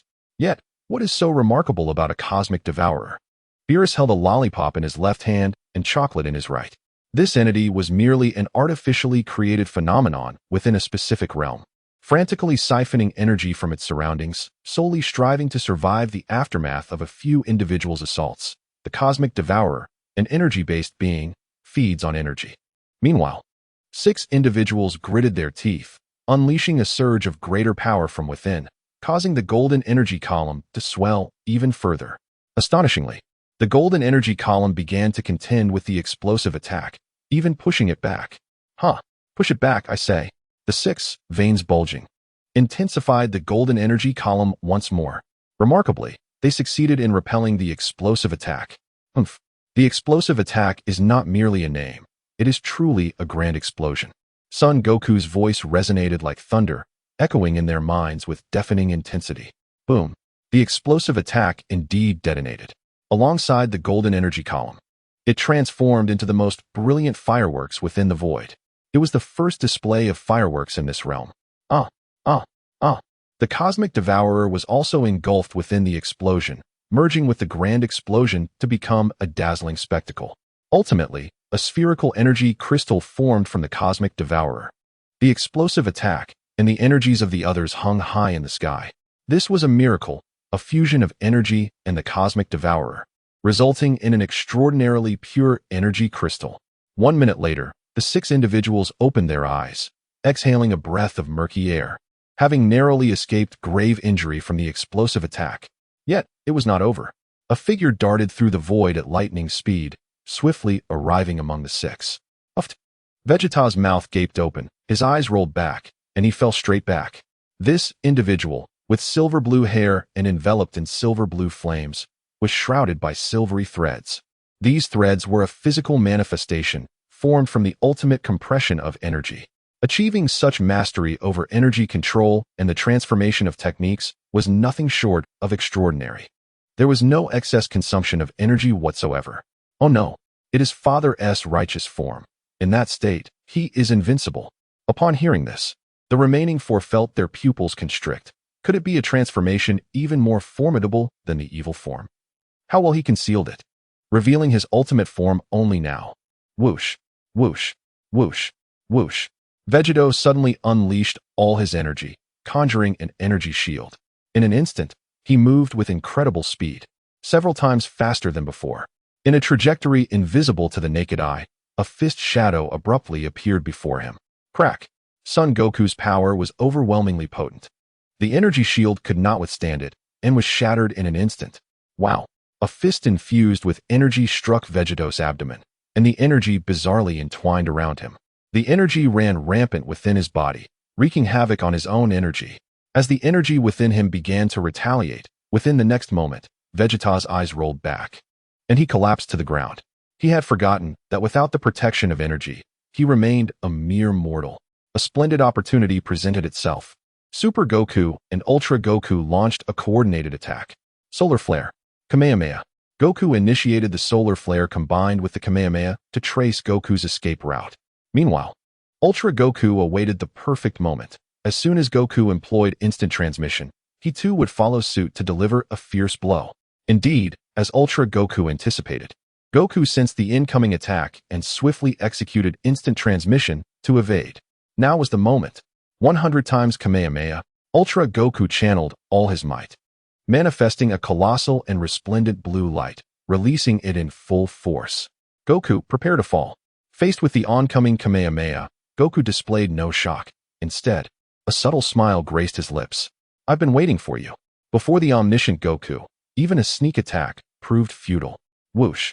He executed instant transmission to dodge the Kamehameha. Appearing right before Ultra Goku, his left fist crackling with energy, delivering a devastating blow. In a split second, Ultra Goku dodged to the right. His left fist poised for action, he aimed a fierce strike at Goku's face. However, what Ultra Goku did not foresee was that, despite Goku's gaze fixed on him, he instinctively evaded the attack without needing to see. What sorcery is this? Goku seized the opportunity, launching a powerful punch, causing Ultra Goku to grimace, desperately mustering his nearly depleted strength to counter Goku's assault. Boom! The clash of fists reverberated as Goku, brimming with vitality and unparalleled combat prowess, effortlessly overwhelmed Ultra Goku's consciousness. Even with equal strength, disparities existed. Ultra Goku's fist was forcefully repelled, sending him hurtling backward. Following this was an uncanny force, akin to how Vegeta had been ensnared moments prior, as if a phantom clung to him. In the next instant, Ultra Goku was similarly struck by a backlash of energy, his eyes rolling back as he collapsed. Goku, meanwhile, calmly observed Ultra Goku's downfall, then shifted his gaze towards Vegeta, Goku, and Gohan. It's your turn." A bead of cold sweat trickled down the foreheads of the three. "This is bad." In the next instant, Goku executed instant transmission, landing 3 powerful punches that rendered them unconscious. Simultaneously, he did not forget to absorb the majority of their energy. This was the reason Goku surpassed Vegeta in such a short time. He had covertly siphoned the energy from all competitors without their knowledge. Let us congratulate the Goku from the 20th dimension for claiming victory in this time-space martial arts tournament. For a fleeting moment, silence enveloped the arena, leaving Goku perplexed. Why was there no cheer? Turning his head, he realized that, unbeknownst to him, the audience had perished. No wonder there was no applause. Suddenly, a crimson glint flashed in Goku's eyes. Those familiar with him understood. His foresight had been triggered. This is not good.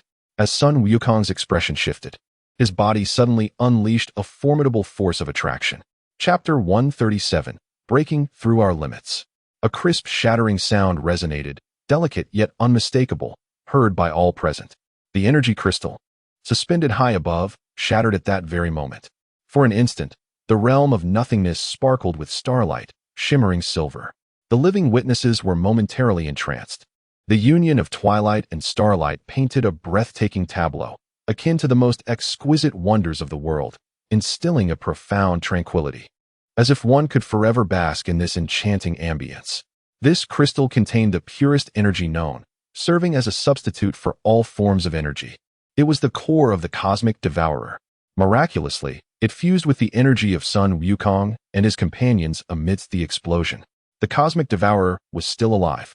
In a moment of peril, it reverted to its original form, consuming the energy of the Seven. It aimed to complete its final evolution by absorbing their techniques. Yet its greed led to an overabundance of energy, exceeding its body's limits, resulting in an explosion. Beerus exclaimed, his eyes wide as bells. The cosmic devourer merging with energy? Such an occurrence hasn't been seen in millions of years, and now it has appeared. Truly astonishing, though of little practical use.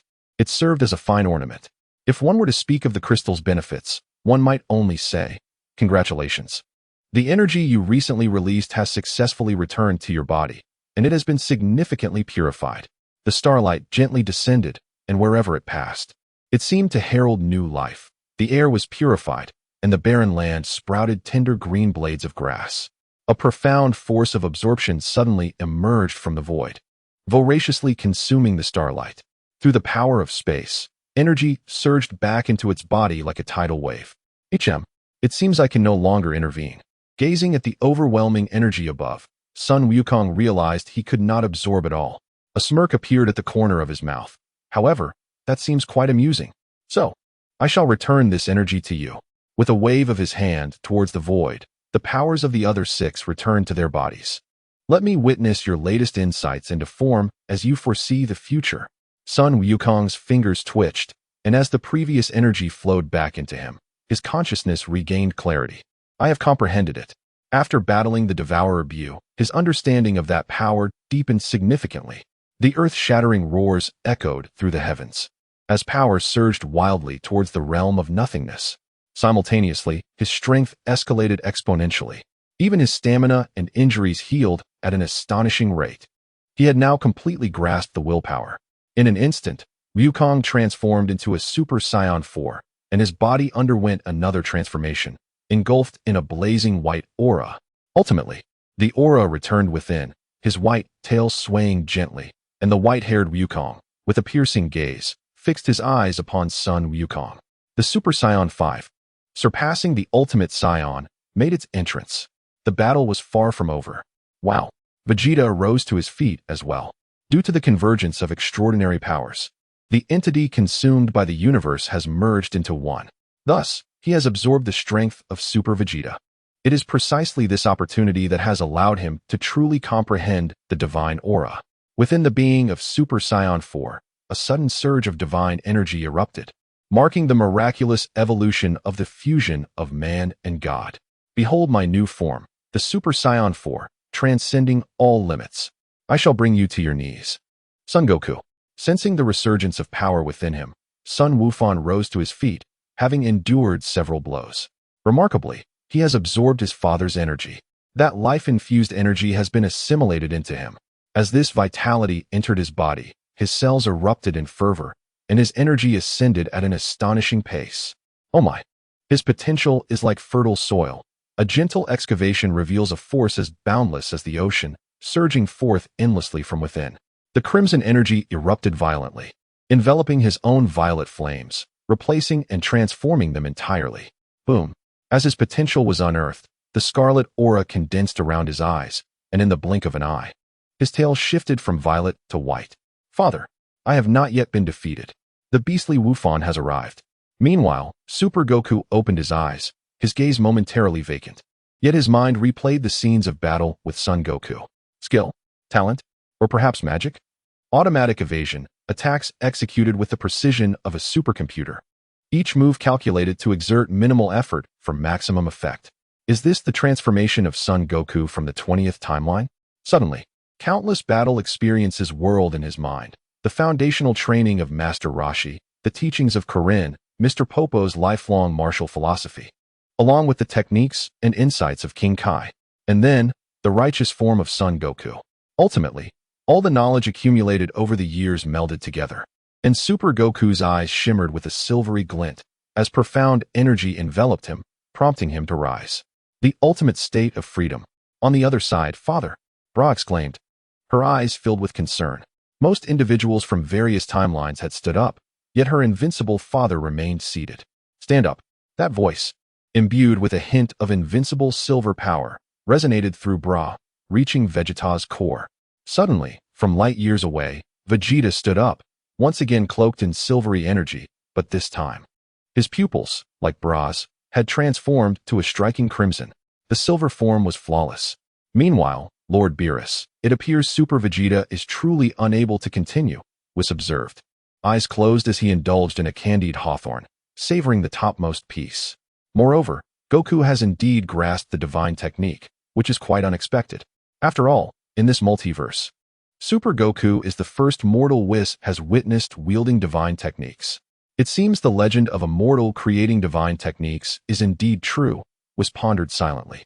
Fixing his gaze intently upon Super Goku, a smirk graced Whis' lips. It appears to be genuine. The well-informed father certainly did not deceive us. Mortal beings can indeed create divine techniques. That fool. Although Beerus uttered such words, he nonetheless extended his hand, forcefully bestowing the power of destruction upon Super Vegeta. This was a gift from the god of destruction, infused with malice. Should he prove unable to endure it, he ought to swiftly conclude this battle and descend into the abyss. No power exists without its inherent risks. If one desires strength, they must exchange something of utmost importance. Lifespan, wisdom, life, these can all be sacrificed.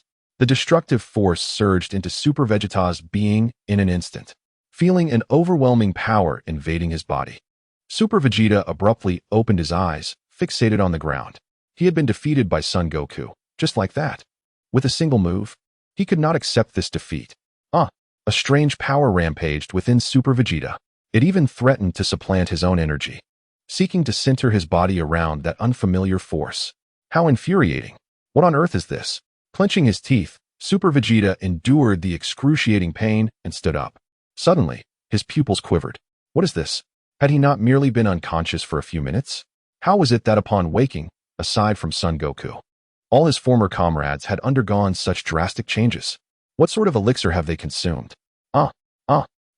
The sensation of pain intensified, and Super Vegeta violently expelled a mouthful of blood. His insides were on the brink of collapse under that overwhelming power. Lord Beerus. In that moment, Vegeta realized that it was indeed Beerus' destructive power. Chapter 138, 7 Faces Embodying Invincibility. Why help me? As his body racked with pain, the knowledge known as divine technique surged within Super Vegeta's mind like a revelation, rapidly unraveling itself.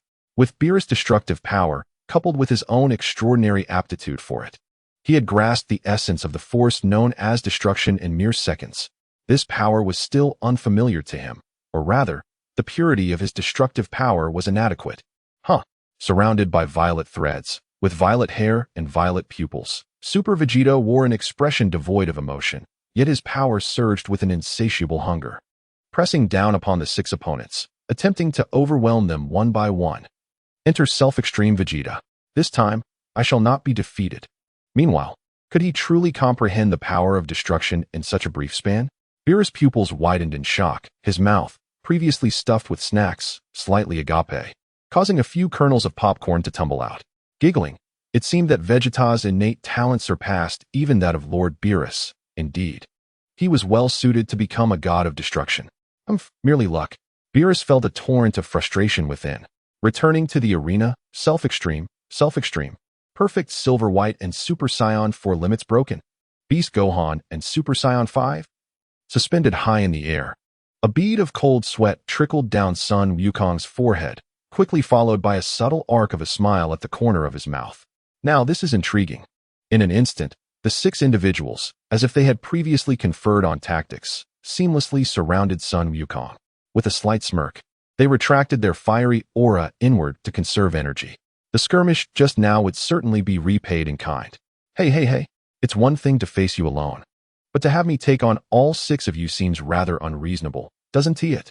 Yet the 6 paid no heed to Sun Wukong's thoughts, suddenly uniting their strength. Allow me to demonstrate the tempestuous fury of our punches. In that moment, their fists descended upon Sun Wukong like raindrops, relentlessly striking his body. How swift! Sun Wukong's pupils contracted. It seemed he had underestimated the newfound prowess of these 6 before him. He managed to deflect one punch, but how could he contend with the remaining 5?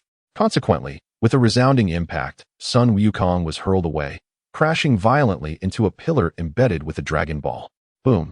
The Dragon Ball fell, promptly collected by the arriving Veluga people. After bringing Sun Wukong down once, the 6, now drained of energy, did not team up, but rather retreated to a slight distance from one another. After a few moments, Sun Wukong rose again, exchanging glances with the remaining 6. A gleeful smile spread across his face as he transformed into his evil form, the evil, transcendent fusion. Once more, he had transcended. The Saiyan forms were indeed a kaleidoscope of colors, a sight that Bulma had grown accustomed to. Have you noticed that every elder has a white transformation? Xiao Fong tightened her little face, struggling to recall which grandfather belonged to which timeline.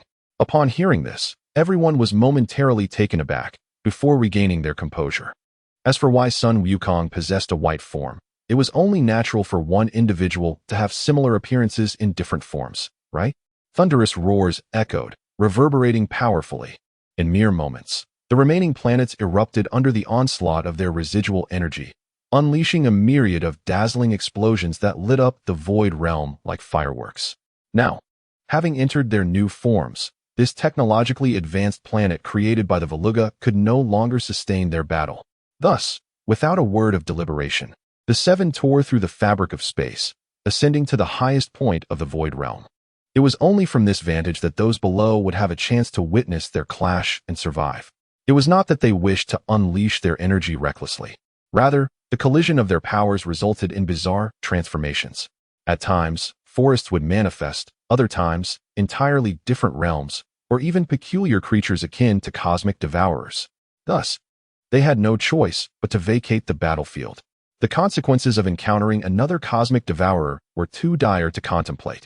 Although there were no spectators left to absorb the spectacle, once gathered at the pinnacle, Sun Wukong charged again toward Vegeta, his hands gathering golden light. Forming claws like a dragon. Fall before me. Humph, do you think I fear you? In Vegeta's eyes, a striking crimson glimmer flickered, as the crimson and silvery energy abruptly coalesced into a radiant sword within his grasp. You are the one who should truly fall. The two combatants moved with such rapidity that even the most advanced technology could not capture their speed. Clang. Sizzle. The clash of dragon claws and the luminous sword erupted in a shower of fiery energy.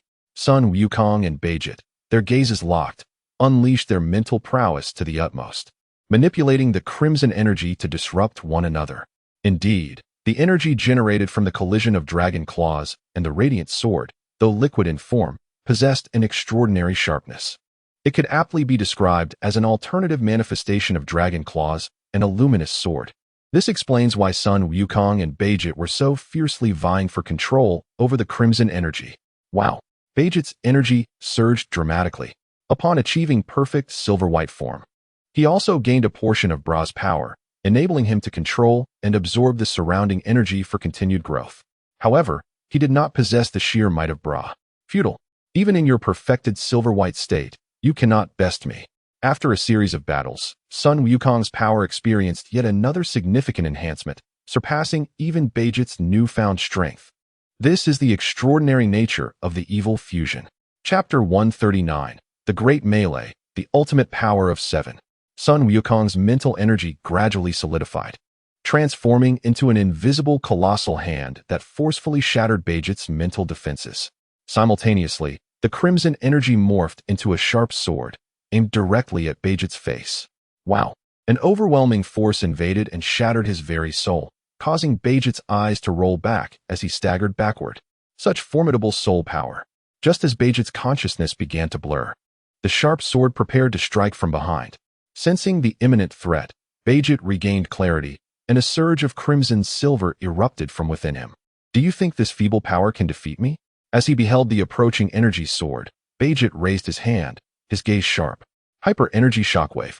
A beam of blue light coalesced from his palm, enveloped by a unique white energy field, and struck the sword with tremendous force. Boom! The collision of the hyper-energy shockwave and the luminous sword resonated throughout the void, capturing the attention of the others present. An opportunity. Sun Wukong, with his foresight, had already anticipated the outcome and lay in wait behind Vegeta. Thus, the first to exit will be you. Upon hearing these words, Vegeta's pupils quivered, and he unleashed the full force of crimson silver. In the reflection of his eyes, Sun Wukong's figure appeared infinite, rushing towards him at breakneck speed. Ultimate Phantom Fist. The power of the soul commanded all energy clones, who instantaneously shifted positions. His fist clenched tightly, veins bulging. Justice in numbers. They surrounded Vegeta, appearing as a vast spherical mass. In an instant, Vegeta endured a barrage of catastrophic blows, his visage marred and bruised. Yet, in the blink of an eye, he regained his composure, showing no signs of injury whatsoever. Simultaneously, his power surged exponentially, causing a significant depletion of energy in the surroundings. Ultimate Kamehameha. Suddenly, A roar echoed through the air. Super Saiyan 5 Goku unleashed a radiant silver-blue light that cleaved through the void, targeting Goku and Vegeta directly. With a gasp, Vegeta expelled a mouthful of fresh blood. Goku. The silver-blue light obliterated the humanoid form, swiftly transforming into black-gold energy, returning to its essence. From a distance, two silhouettes emerged in the void. It was the Limit Breaker Vegeta and Beast Gohan. Ultimate Flash. The Limit Breaker Vegeta, with arms resting on his neck, erupted with tremendous force. A beam of golden light descended, akin to the retribution of the most ancient deities. Ultimate Demon Flash. A fusion of Demon Flash Cannon and Demon Breaking Flash. Beast Gohan, flashing crimson, raised his hand to unleash a purple-gold light, traversing space to reach Super Saiyan 5 Goku in a heartbeat. How despicable! The two of you! Super Saiyan 5 Goku felt a surge of panic. But it was too late to evade. Dragon Shield. The power within him transformed into a protective dragon that shielded him. Buzzing. Buzzing. In the instant the shield was formed, gold and purple gold lights collided. At that moment, time seemed to freeze. Only one remained. Two forces rampaged outside, and the dragon shield attempted to rebound the energy, but such immense power was not so easily repelled. Crack. In just a second, cracks began to form in the energy shield, rapidly spreading. Hold on. Super Saiyan 5 Goku unleashed the full force of the dragon's power, striving to withstand it. Yet, the roar proved futile. The two overwhelming forces instantaneously submerged him, suppressing him beneath the void realm. Self-actualized Goku and self-actualized Vegeta exchanged a glance and rushed over swiftly. Purple energy coalesced into light, delivering a punch that sent Gohan plummeting into the void below. Self-actualized Goku stealthily approached the Limit Breaker Vegeta from behind. His fist, as unyielding as the hardest stone in existence, combined with unparalleled strength, struck Limit Breaker Vegeta's cheek with devastating precision, sending him crashing down into the void realm. Suddenly, a figure abruptly materialized within the void. Whoa! Vegeta roared, launching a powerful energy wave at self-actualized Vegeta. The blue and silver beam transformed into a meteor, hurtling towards self-actualized Vegeta, shattering Dragon Claw. Goku, restored, instantly transformed into his righteous form, with silver-white dragon claws emerging from the void, appearing before self-actualized Goku. Whoosh! Whoosh! Faced with the dual energy assaults, self-actualized Vegeta and self-actualized Goku exchanged a fleeting glance, closed their eyes, and with a subtle movement of their bodies, effortlessly evaded the attacks. Whoosh! Whoosh! The two assaults indeed missed. At that moment, Vegeta and Goku shouted in unison, "Instant transmission!"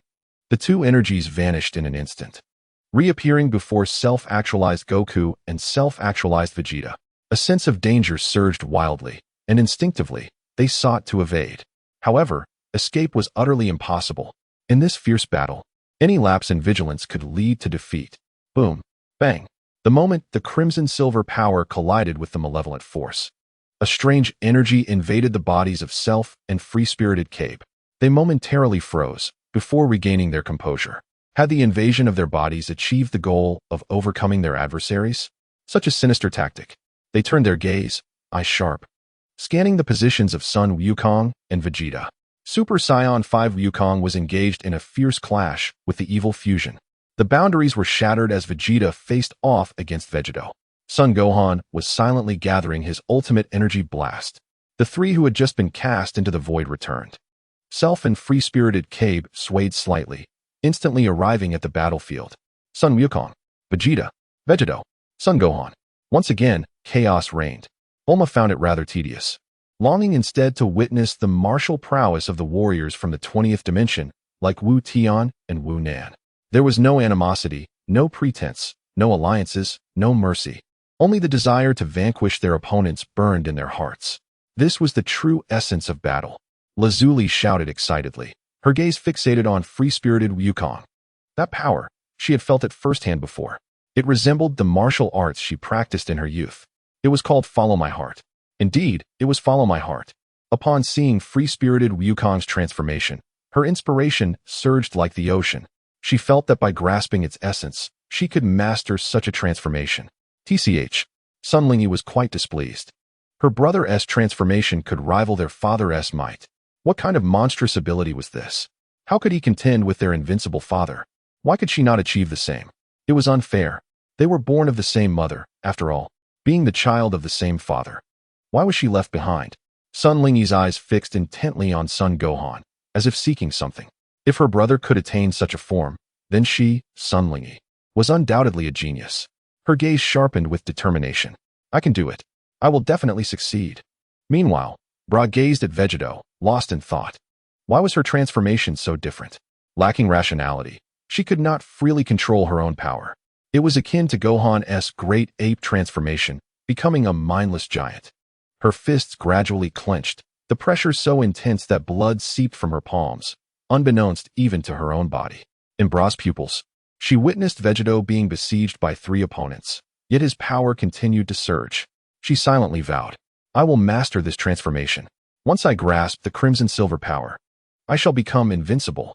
The moment that thought crossed her mind, her strength surged rapidly. The other women, undeterred, engaged in fervent discussions about who was the strongest. After all, with the Dragon Balls, death was not a concern.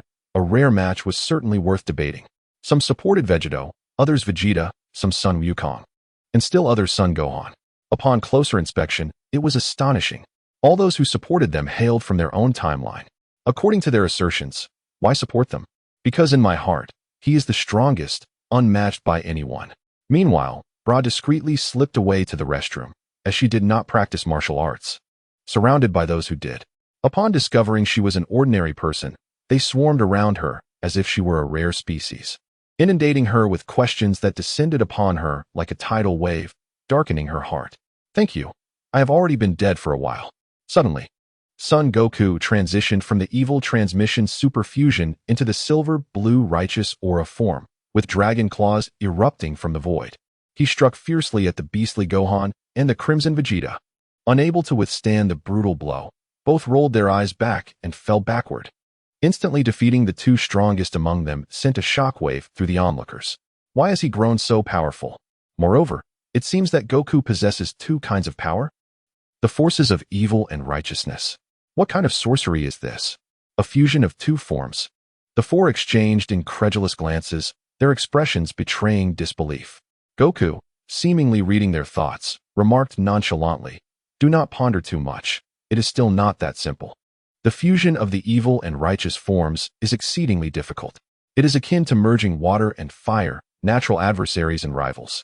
Achieving such a fusion is as challenging as ascending to the heavens. I can merely switch between them in an instant.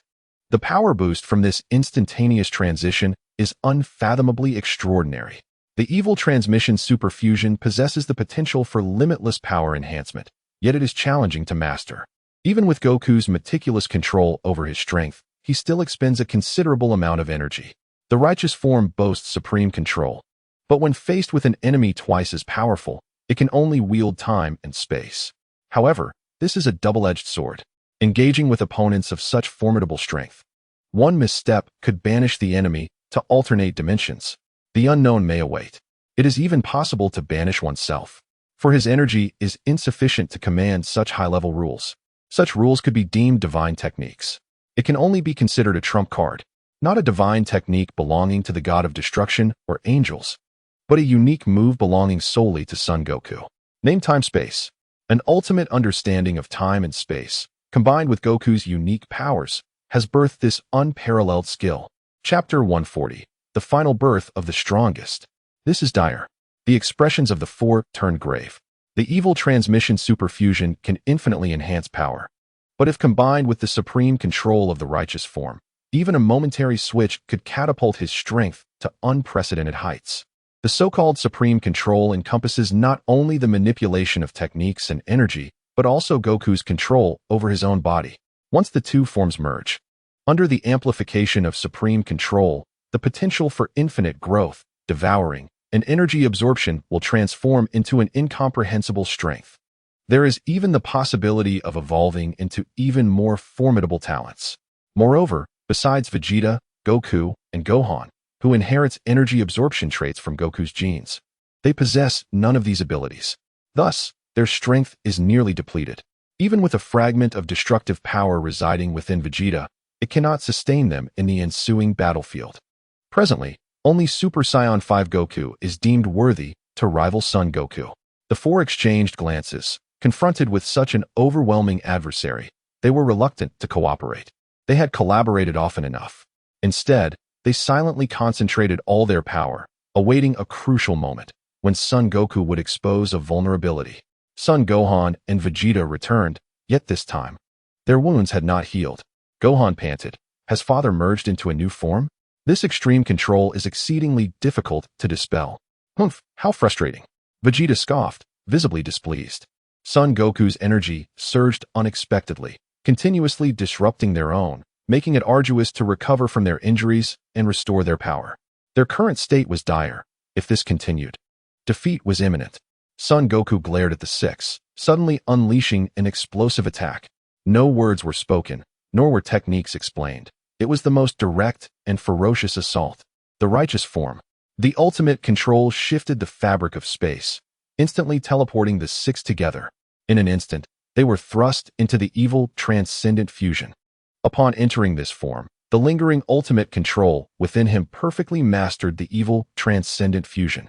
In a distant realm of time and space, a devouring force materialized in the void, consuming a vast majority of the universe's energy.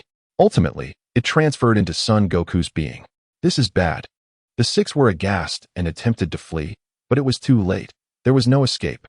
Had they been in their previous forms, they might have had a chance. But now, After enduring countless battles, Goku finally underwent a transformation, evolving into the white-haired Ultra Instinct. The other five were astonished. They had not anticipated that Goku could still break through. Yet, it was futile. They could not evade this attack. Whoosh! Just as Goku achieved Ultra Instinct, he abruptly felt the energy within him recede like a retreating tide, leaving only the energy necessary for survival. The same held true for the other five. Indeed, within the confines of Son Goku's controlled space, the devouring force had permeated every corner. As long as they existed within this realm, they would be prey to his voracious energy. This was the very reason they could not transcend this space. They were utterly out of options. First, he deliberately drained their energy, then created a spatial prison, subsequently utilizing spatial power to transport them here, ultimately siphoning away their remaining energy. Son Goku, you are exceedingly cunning, they exclaimed. However, Son Goku replied, that was not my intention. After the fusion of evil and righteousness, my power surpasses yours. As for why I employed this technique to conclude the battle, simply because it is effective. There is no need to incapacitate others. It easily subdues them. And I can appear as a master. Why not? The audience, seated far away, was taken aback. Was it not rather hasty to determine the victor? Just moments ago, the battle appeared evenly matched. How had the tides turned so dramatically? Meanwhile, Whis and Beerus marveled at Goku's strategy. To secure victory using the most effective techniques was indeed a commendable notion. As Chapter 141 concluded, each departed. Defeat was acknowledged, leaving a sense of trepidation over the thrilling skirmish. With divine power nearly depleted, Ultra Goku reverted to his normal state, exhaling in relief. Engaging with these opponents demanded his utmost vigilance. He dared not hold back even a single move. Otherwise, he would face a barrage of fierce assaults. What a chaotic battle it had been, devoid of any strategic plan, driven purely by instinct and will. Each fighter seized upon the next, embodying a true haven of unbridled ferocity. The remaining four also breathed a sigh of relief. The techniques employed by Goku and Vegeta were cunning and ruthless. Within the protective energy, no body could be deemed a weakness, yet through Goku's attacks, every inch of them appeared vulnerable. Typically, a single strike would signify defeat. After a brief respite, Vegeta rose, extending his hand with unwavering determination. Although we hail from disparate timelines, fighting alongside you has indeed imparted much knowledge. Goku's willpower, Ultra Goku's divine techniques, and the fusion of Goku's transformations and skills were astonishingly varied, leaving one perplexed. Vegeta's boundary-breaking prowess, the destruction power of Super Vegeta, and Goku's potential development truly broadened his horizons, igniting a desire to embody all of it. Thus, if fate allows, we shall once again engage in combat within the void. The other six, without a moment's hesitation, mirrored Vegeta's gesture. Very well. Next time, I shall achieve a new self. The seven gazed resolutely, their spirits rising steadily. Next time, I shall be the strongest. and Goku, father, shall fall at my hands. The six silently vowed that when they reunited, they would certainly evolve into stronger versions of themselves. By then, I shall undoubtedly be the mightiest. For in this conflict, they had each discovered distinct paths. Father, you are incredible, to have defeated everyone in one go. Upon sensing Goku's aura, Bra eagerly employed instant transmission, immediately perching upon Goku's neck. Here we go again. Goku sighed internally. His little daughter was far too clingy. As if once settled on his shoulders, she could never descend. Brother, how did you transform into that form? Sun Lingyi, equally impatient, yearned to understand the origins of Sun Wufan's transformation. She was desperate to improve. Meanwhile, incredulity struck. How could Dad lose so thoroughly? With hands on her hips, Bra slowly approached Vegeta. There are always greater powers beyond, and one must not take pride in strength, but rather possess understanding. Vegeta, ever the concerned figure, seized the opportunity to impart wisdom, inundating Bra's mind with his teachings. Stop, stop, stop. I do not wish to hear this. Bra hummed softly, turning away, clearly displeased. Observing his daughter's dissatisfied expression and glancing at the familial dynamics across different dimensions, his gaze lingered for a few seconds on the figures of Sun Wukong and Sun Xinyue. Vegeta let out a resigned smile. Without comparison, there is no pain. It dawned on him that he was indeed the failed father, having never bestowed upon his daughter the love she deserved. Furthermore, he had not guided her properly. In that moment, Vegeta cast aside his shame, gently resting his arm on Bra's head. The myriad expressions of concern he felt were strangely difficult for him to articulate. Ultimately, his sentiments condensed into a simple yet profound declaration. You have grown stronger, and I am proud of you. Bra stood momentarily stunned. Was this truly her father? Had he taken a wrong turn or been struck senseless? Suddenly, a pallor washed over her face as she cautiously inquired, Are you all right? This caused Vegeta's expression to darken, and with a playful force, he ruffled Bra's hair. When we return, you will practice an additional 100 times. As the seasons changed, the relentless march of time etched distinct marks upon every face. Years passed, and today marked the commencement of university for Sun Wufan and Sun Lingyi. Brother, look, I am the champion of this year's martial arts tournament. And those opponents were so weak that with a mere glance, they all lost their composure. Sun Lingyi, clad in a blue school uniform and wearing matching headphones, radiated youthful vibrance, her cheeks slightly flushed, exuding the unique charm of girlhood. She had blossomed into a graceful young lady, her temperament becoming somewhat more mischievous, often teasing others. Her favorite color was blue, a preference shaped by her mother's azure hair and her upbringing amidst blue-hued surroundings. Ha ha ha ha. Clearly, it was you who frightened them with just a look. Sun Wufan felt a tightness in his chest, noticing the crimson hue in Sun Lingyi's eyes, and promptly silenced himself. Sun Lingyi fixed her gaze on him. Why have you ceased speaking? Ha ha ha ha. It's nothing, really. Sun Wufan scratched his head. Through the passage of time, Sun Wufan had matured into a robust young man. His appearance reminiscent of a younger Sun Wukong. He possessed a strong and handsome physique. This morning, Bulma had styled both Sun Wufan and Sun Lingyi, offering her compliments. Wufan has grown increasingly handsome, and Lingyi has become even more beautiful. The siblings stood together, evoking memories of the young Lanchi and Sun Wukong. In Bulma's eyes, nostalgia flickered. Over 20 years had passed, and indeed, time waits for no one. Nonetheless, under the nurturing presence of Sun Wukong, her beauty remained youthful. Suddenly, a commotion interrupted Sun Wufan's thoughts. Wow, a robbery. A few figures clad in black hoods, stout and imposing, emerged from the woods, wielding silver-ringed steel knives. Before them stood a girl with twin ponytails, sweet in appearance, her physique balanced, and a hint of bravery gleaming in her eyes, confirming their gaze. She was indeed a strikingly graceful young woman. At this moment, a spark ignited in her eyes as she assumed a signature stance. Once upon a time, there was a young girl who had trained in martial arts for several years. The robbers, filled with arrogance, mocked her, believing that defeating them was as fanciful as a dream.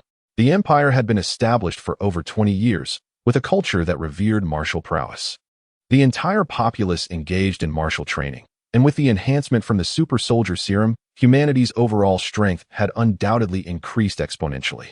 Thus, any ordinary person possessed a combat power of at least 30 points.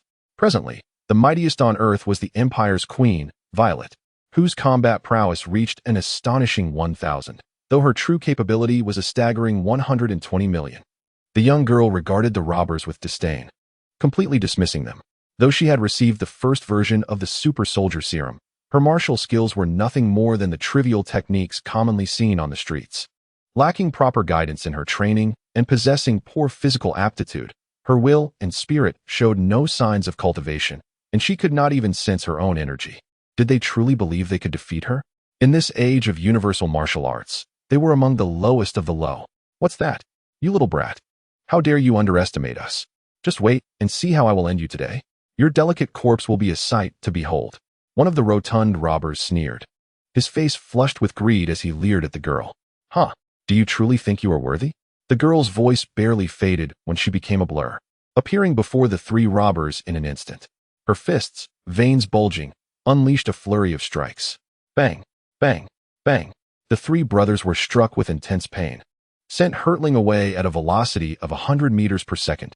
I am the daughter of Satan, the champion of the martial arts tournament. You pathetic robbers are not fit to challenge me. Initially, Sun Wufan had intended to rush in and rescue the girl upon hearing the robbers' lewd remarks. But he was taken aback by her exceptional prowess. Hey brother, do you perhaps have feelings for this girl? Sun Lingy teased, her eyes curving like crescent moons, a playful smile gracing her lips.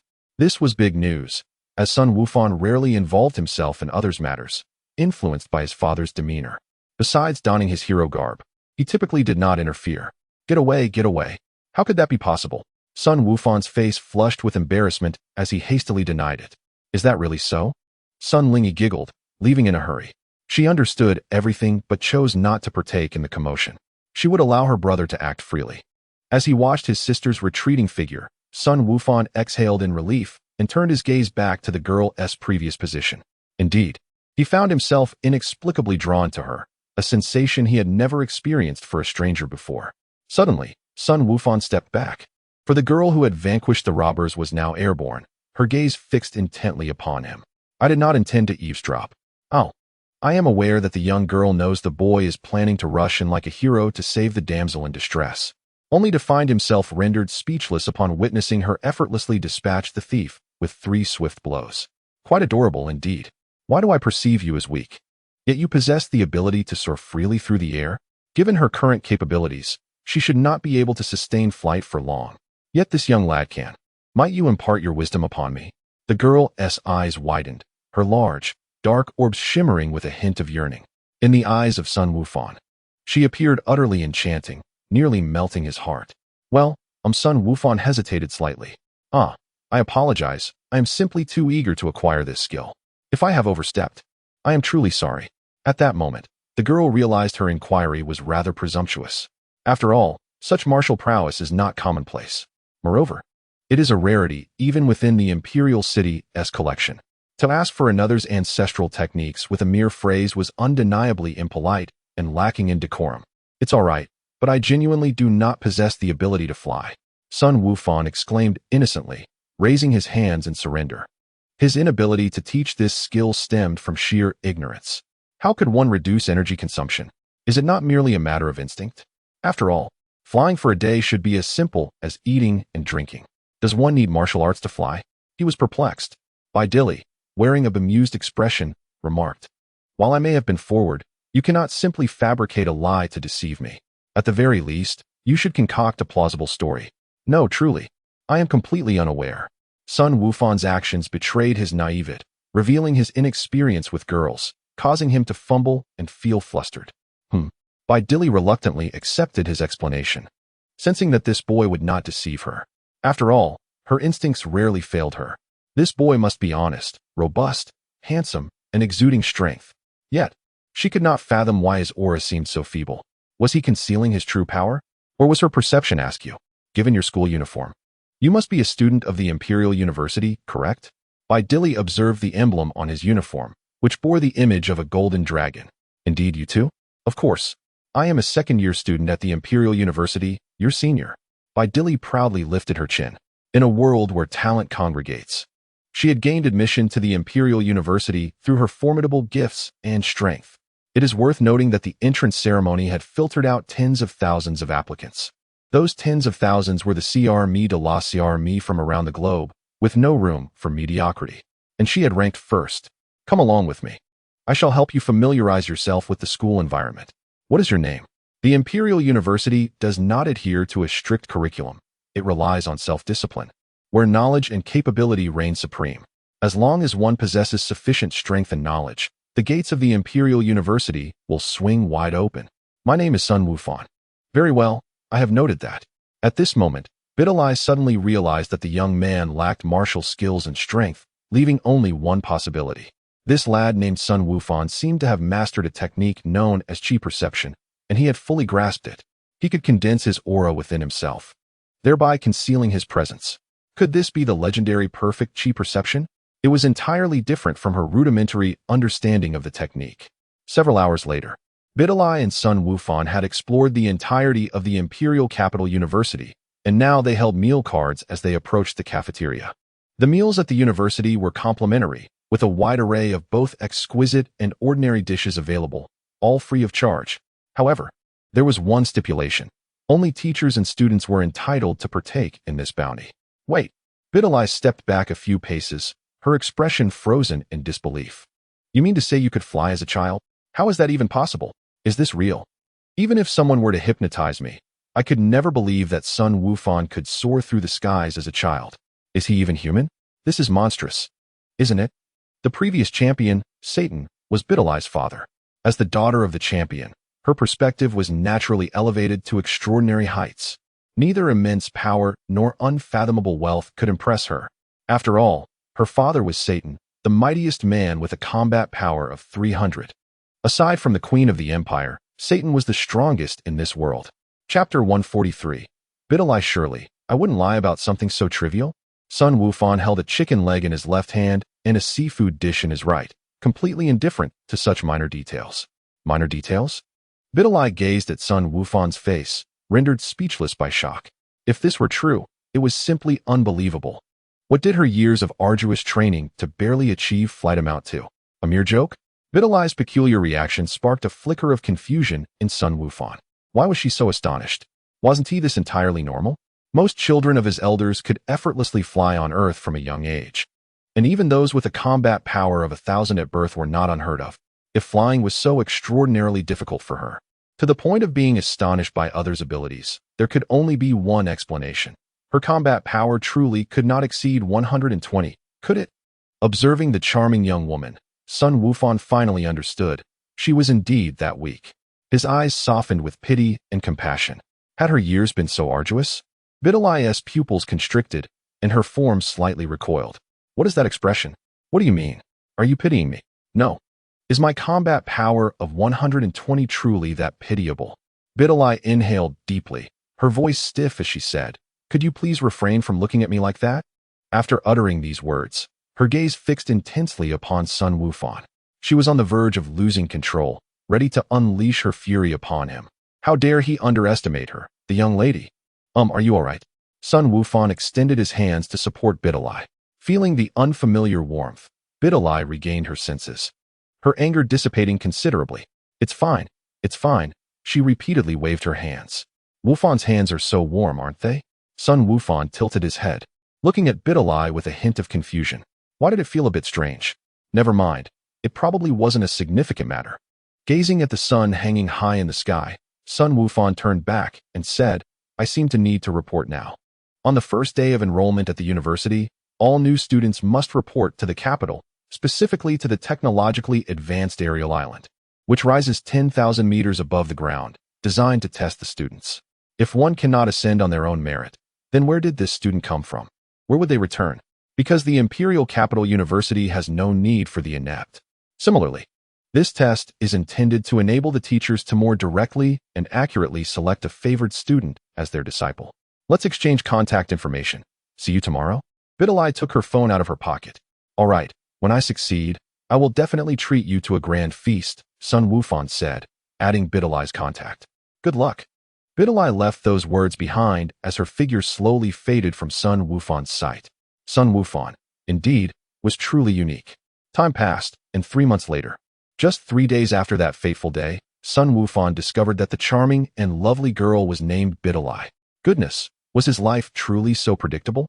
Not that it was a bad thing. How splendid, Thank you, predetermined fate. When he first saw Bidalai as a child, he thought she was a beautiful noblewoman, only to realize as he grew older how drastically her appearance transformed from youth to middle age. It nearly rendered him unrecognizable. Once again, he expressed gratitude for fate's gifts. At the highest point of the campus behind the Imperial Capital University, you promised a month ago. You cannot go back on your word. Bidalai, hands on her hips, her face slightly flushed, gazed firmly at Sun Wufan. Of course, I guarantee that everyone in the world will know you visited my home, Sun Wufan vowed, his hand hesitating slightly before he slowly and shyly touched Bidalai's tender hand. Humph. Bidalai snorted, her delicate hand grasping Sun Wufan's, gripping it tightly. Stop being so cheeky. Clearly, their relationship was in the final stage of ambiguity. After 3 months of getting to know each other, Bidalai realized that Sun Wufan's words were indeed true. He could fly when he was a child. This piqued Bidalai's curiosity about Sun Wufan's family, even leading her to contemplate meeting his parents. Finally, today, her wish was fulfilled. Be careful. Sun Wufan's calm voice resonated beside her, causing Bidalai's pupils to tremble. And she was swept into a princess carry. Direct approach? Could this fool finally be awakening? Her sense of shame shouted excitedly within her as she slowly rested her head on Sun Wufan's chest. Whoosh, whoosh, whoosh. Sun Wufan suddenly leaped high into the air, unleashing the energy within him as he gazed towards his home, racing forward at breathtaking speed. Wow! Bidalai abruptly embraced Sun Wufan's chest. In that instant, Sun Wufan's velocity was so astonishing that Bidalai's body could not quite adjust, resulting in a sensation akin to motion sickness. To put it simply, she felt dizzy. As she felt the warmth of his soft chest, Sun Wufan's face flushed crimson. It was too tight. After taking a few deep breaths, he managed to regain his composure. Let us go. Whoosh. With formidable willpower, Sun Wufan swiftly returned home. There it is, my home. After gently setting Bidalai down, Sun Wufan sighed in relief. The allure of Bidalai was overwhelming. Should he display any foolishness, he would surely face social demise. Wow, this is your home. Bidalai exclaimed in astonishment as she beheld the opulent flat and the surrounding flora. Had it merely been ordinary weeds and trees, it would not have warranted her surprise. Yet, these ubiquitous plants were all protected species, possessing immense medicinal value. What's wrong? Sun Wufan inquired, puzzled. It's nothing, Bidalai replied after a brief pause. Regaining her composure. This is quite normal. What wealthy household lacks some illicit items? Sun Wufan then guided Bidalai through his abode and introduced her to the so-called protected animals of the empire. An hour later, amidst the crackling flames of a bonfire, a carcass seasoned with spices lay cooking. This, too, was a protected species. Bidalai silently gazed at what was touted as the most delectable meat in the world. The kind that makes one crave more after just a single bite. The meat was succulent, its texture surpassing all earthly fare, which explained its protected status. Yet, she could not deny her desire to taste it. Oh, this? I found it in the tropical rainforest years ago. This species has a large population, densely packed within a cave, and upon closer inspection, there were tens of thousands of them. Chapter 144, Meeting Sun Wufan's Parents. So many. Are they not on the brink of extinction? Of course not. They reside beneath the hell of the tropical rainforest. Hell? Indeed. This species was once hunted to near extinction and had to flee. After decades of wandering, they discovered a home called the Gates of Hell, though it is somewhat perilous. You are quite knowledgeable. Even this you are aware of. Sun Wufan placed the roasted meat before Bidalai. Here, try this, it's delicious. As she gazed at the aromatic and visually appealing roasted meat, Bidalai swallowed hard and finally nodded. Thank you. Bidalai took a bite, her eyes sparkling. Oh, this is so delicious. No wonder they are on the verge of extinction. It's delightful, I assenti it. Yes, it's incredibly delicious. Bidalai offered the roasted meat to Sun Wufan. You should eat too. Would it be considered an unconventional kiss if you eat from this spot? Sun Wufan silently stared at the meat. Why aren't you eating? Are you rejecting me? Bidalai widened her eyes, fixating on Sun Wufan as if demanding an explanation for his reluctance to eat. Of course, he had no intention of complying. Sun Wufan abandoned pretense and swiftly took a hearty bite from the spot where Bidalai had just eaten. Wait. Bidalai stepped back, her cheeks flushing crimson. Pervert. I merely suggested you eat from the other side, not like this. An embarrassing misunderstanding ensued, plunging the atmosphere into an icy silence. Throughout their tour, they had barely exchanged 5 sentences. It wasn't until they arrived at Sun Wufan's home that the tension began to ease. This was the final destination, the place where he had spent over a decade of his life. Finally, they had arrived. Biddy Lee let out a silent sigh of relief. Exploring so many mountains had truly been exhausting. As they opened the door, they were greeted by Bulma, who was on her way to Capsule Corporation.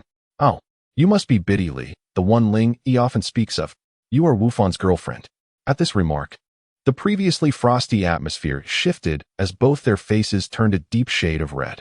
"Mom, that's just my sister talking nonsense." Sun Wufan stammered. "She is not my girlfriend yet." "Is that so? But I distinctly saw you two nearly glued together, your shadows almost merging into one," Bulma replied with a beaming smile. Their faces reddened further. "You remind me of your father and me back in the day. Keep it up." With that, she left, having other matters to attend to, leaving the two in stunned silence. After a few minutes of awkwardness, they finally ventured into the living room. The decor was an intriguing fusion of opulence and high technology. "What an odd style," Biddy Lee thought as she casually scanned the room, preparing to suggest they move to another location when her eyes suddenly widened. Wait. Is that Sun Wukong? What's wrong? Is there an issue?" Sun Wufan asked, retrieving the trophy Biddy Lee had been staring at intently.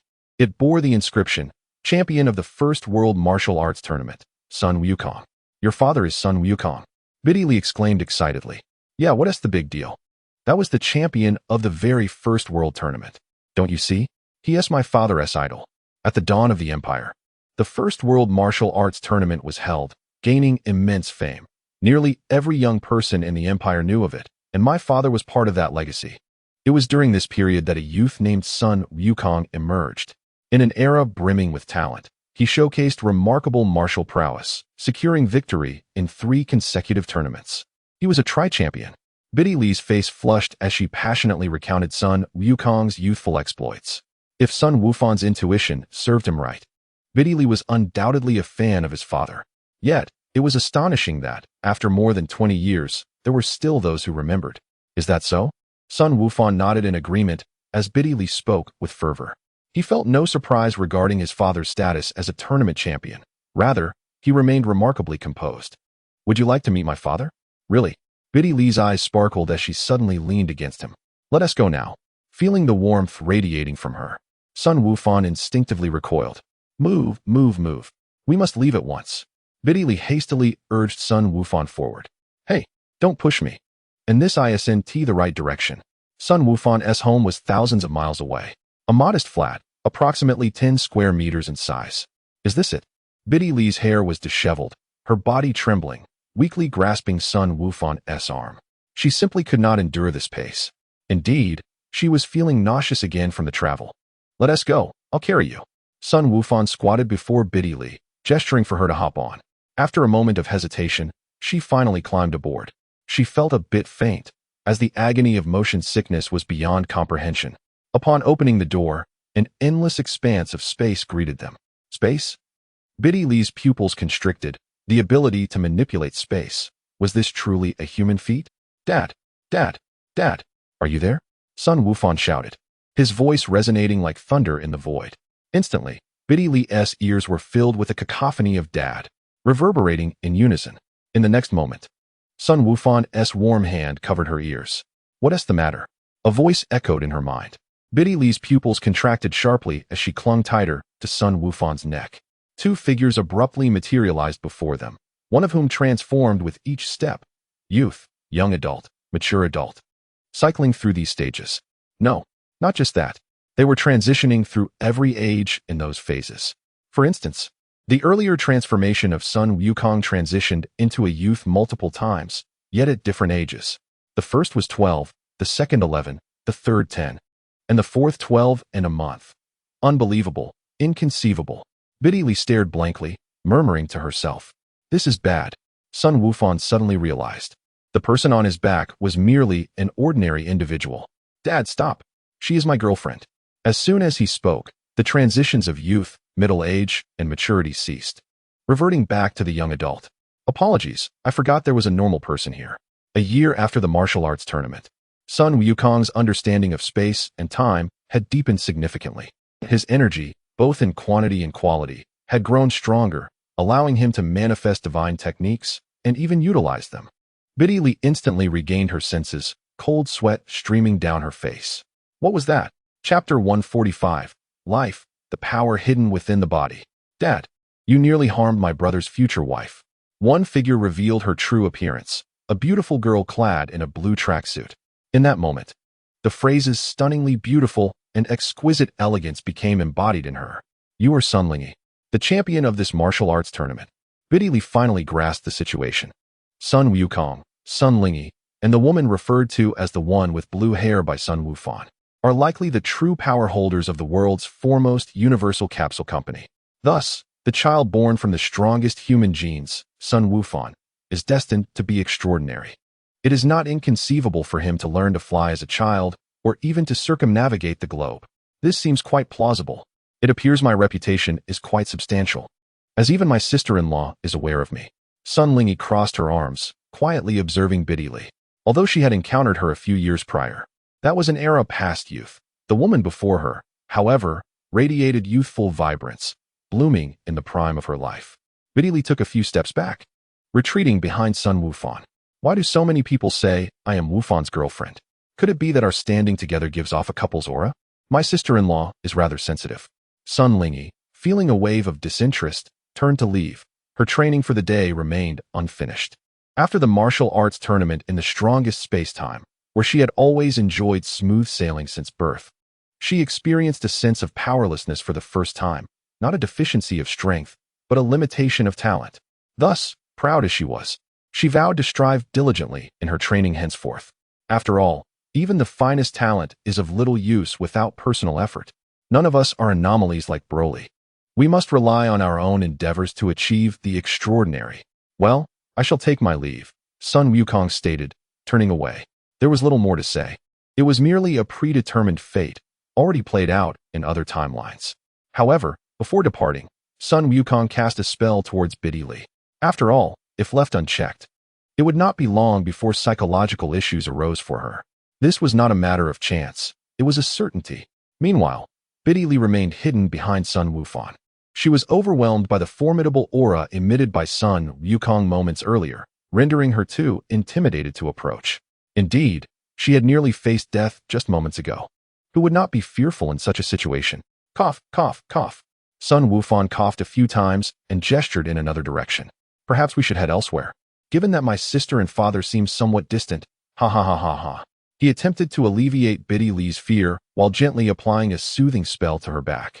A combination of comfort and magic should suffice, Sun Wufan mused inwardly. I'm fine. It must have just been an illusion, Biddy Lee thought, believing Sun Wufan was unaware of her earlier distress.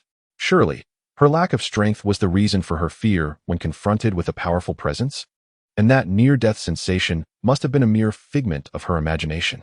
Thus, she wished to conceal her vulnerability from Wufan. At present, Biddy Lee's mind was still somewhat disoriented. In the boundless void, 1 light year away from Sun Wufan, Sun Lingy unleashed an explosive surge of power, her form transforming as dark energy erupted wildly from within her. Ultimately, she enveloped herself in a swirling mass of darkness, coalescing into a 2-meter solid energy crystal. Crack! With the sound of shattering glass, fragments of a rich crystal, coalesced from black and gold energy, fell to the ground, and the figure of Sun Lingy reappeared. Her hair, a cascade of black and gold, framed violet golden eyes, while threads of energy, concentrated to the utmost degree, swirled around her form. An unending tempest of wrath surged within her, accompanied by a piercing clarity of thought. This represented the pinnacle of my inner strength. Unlike the beastly form of Wu Fan, not only was her appearance distinct, but the innate talent within her was also unique. The beastly manifestation of Wu Fan was the result of fully unleashed potential, while the current Lingy had similarly manifested a new form derived from the complete development of her ancestral legacy. In the next moment, before Sun Wukong could respond, Sun Lingy's figure abruptly vanished. Casting her gaze around, she found herself behind Sun Wukong. Shatter. Crack. In an instant, countless dark fissures in space surged towards Sun Wukong like a tidal wave. Possessing the world's most exceptional talent, Sun Lingy had now entirely mastered the technique known as Shatter. This move could rival divine abilities. Isolation. Gazing at the infinite ruptures in space, Sun Wukong merely cast a fleeting glance, his interest waning. Although formidable, it was still too juvenile to contend with him. As Sun Wukong's words faded, an invisible barrier rose, effortlessly countering shatter, even absorbing the spatial energy concealed within the rifts. How infuriating! It was absorbed yet again. A sense of indignation flickered in Sun Lingyi's eyes. Her technique had been absorbed for the 3,100th time. This was an utter humiliation. Her father's talent was insufferable. Why, despite being his child, was her absorption limited to just a fraction? As Sun Wukong prepared to depart, he suddenly stumbled. Is that merely a fraction? Had he not mastered energy manipulation, he might have genuinely been drained by his own daughter. So, if you cannot defeat me, it is merely a fraction? You have performed admirably. The remainder can only await an opportunity for a transformative rebirth. Sun Wukong left with these parting words, leaving Sun Lingyi in a state of bewilderment. Her expression seemed to ask, can I truly become stronger? Though Sun Lingyi's potential was fully realized, she had yet to awaken the dormant power within her cells, an essence known as life. This was a unique energy inscribed within Sun Wukong's very being. As his offspring, she inherently possessed the right to harness the essence of life. Neither Sun Wufan nor Sun Lingyi had yet grasped it. Yet life would persist, until fully awakened, as long as they mastered life. Both virtuous and malevolent forms would be within their grasp. At that moment, regardless of whether they faced a destroyer or an angel, both would fall before them. In a black circular space, Sun Wukong. Two excited voices echoed throughout. Goodness and evil number 21 dashed forward like a playful puppy, exclaiming, "Did you miss me, my little sweet treat?" Relishing the service of the demon form of goodness and evil, Sun Wukong relaxed, his mind settling, and a peculiar emotion began to emerge. Like a tempest that rages without cease, an unrestrained fury is unleashed in the boundless expanse. During the month of his return, Sun Wukong forcefully separated good from evil, confining them to distinct chambers. In Chapter 146, Sun Wukong's Blissful Existence, he imparted divergent teachings to each faction. Initially, the malevolent number 21 exhibited defiance. Yet after receiving stern guidance from Sun Wukong, she became notably subdued. In contrast, he approached the benevolent with meticulous care and boundless patience. Utilizing his grasp of science, particularly biology, he endeavored to educate the virtuous number 21 hundreds of times, instilling in her a profound fear of his lessons. Consequently, throughout the ensuing year, the moment she perceived Sun Wukong preparing to enlighten her, she would flee in terror. Well, now it's our turn, the benevolent number 21 huffed playfully, ensnaring Sun Wukong with her limbs like an octopus. We are far superior to them. Come to our side, and you shall be utterly enchanted. The malevolent one, extending her elongated tongue, licked her delicate lips and flashed a wicked smile at Sun Wukong, revealing her keen interest in the matter. Subsequently, Sun Wukong embraced them both, guiding them in their training. 1,000 words omitted. Upon completing their exercises, Sun Wukong adjusted his trousers and utilized instant transmission to depart. Watching the man leave, the benevolent number 21 expressed her displeasure. TCH. Men. The malevolent number 21, showcasing her impressive physique and perfectly sculpted muscles, retorted, "Humph. I possess a charm 100 times greater than yours." "What did you say?" The benevolent number 21's temper flared. "How dare you attempt to seduce my man in secret? You are courting death." In a fit of rage, she tackled the malevolent number 21 and delivered a powerful punch, causing blood to splatter. Meanwhile, upon returning to his abode, Sun Wukong sensed Krillin's presence and instantly teleported before him. "Wow!" Krillin exclaimed, startled. "Are you looking for me?" Sun Wukong casually gestured, helping Krillin to his feet. "Honestly, Wukong, could you not appear so suddenly? It's quite frightening, you know." Krillin dusted himself off and retrieved a modest invitation from his bag.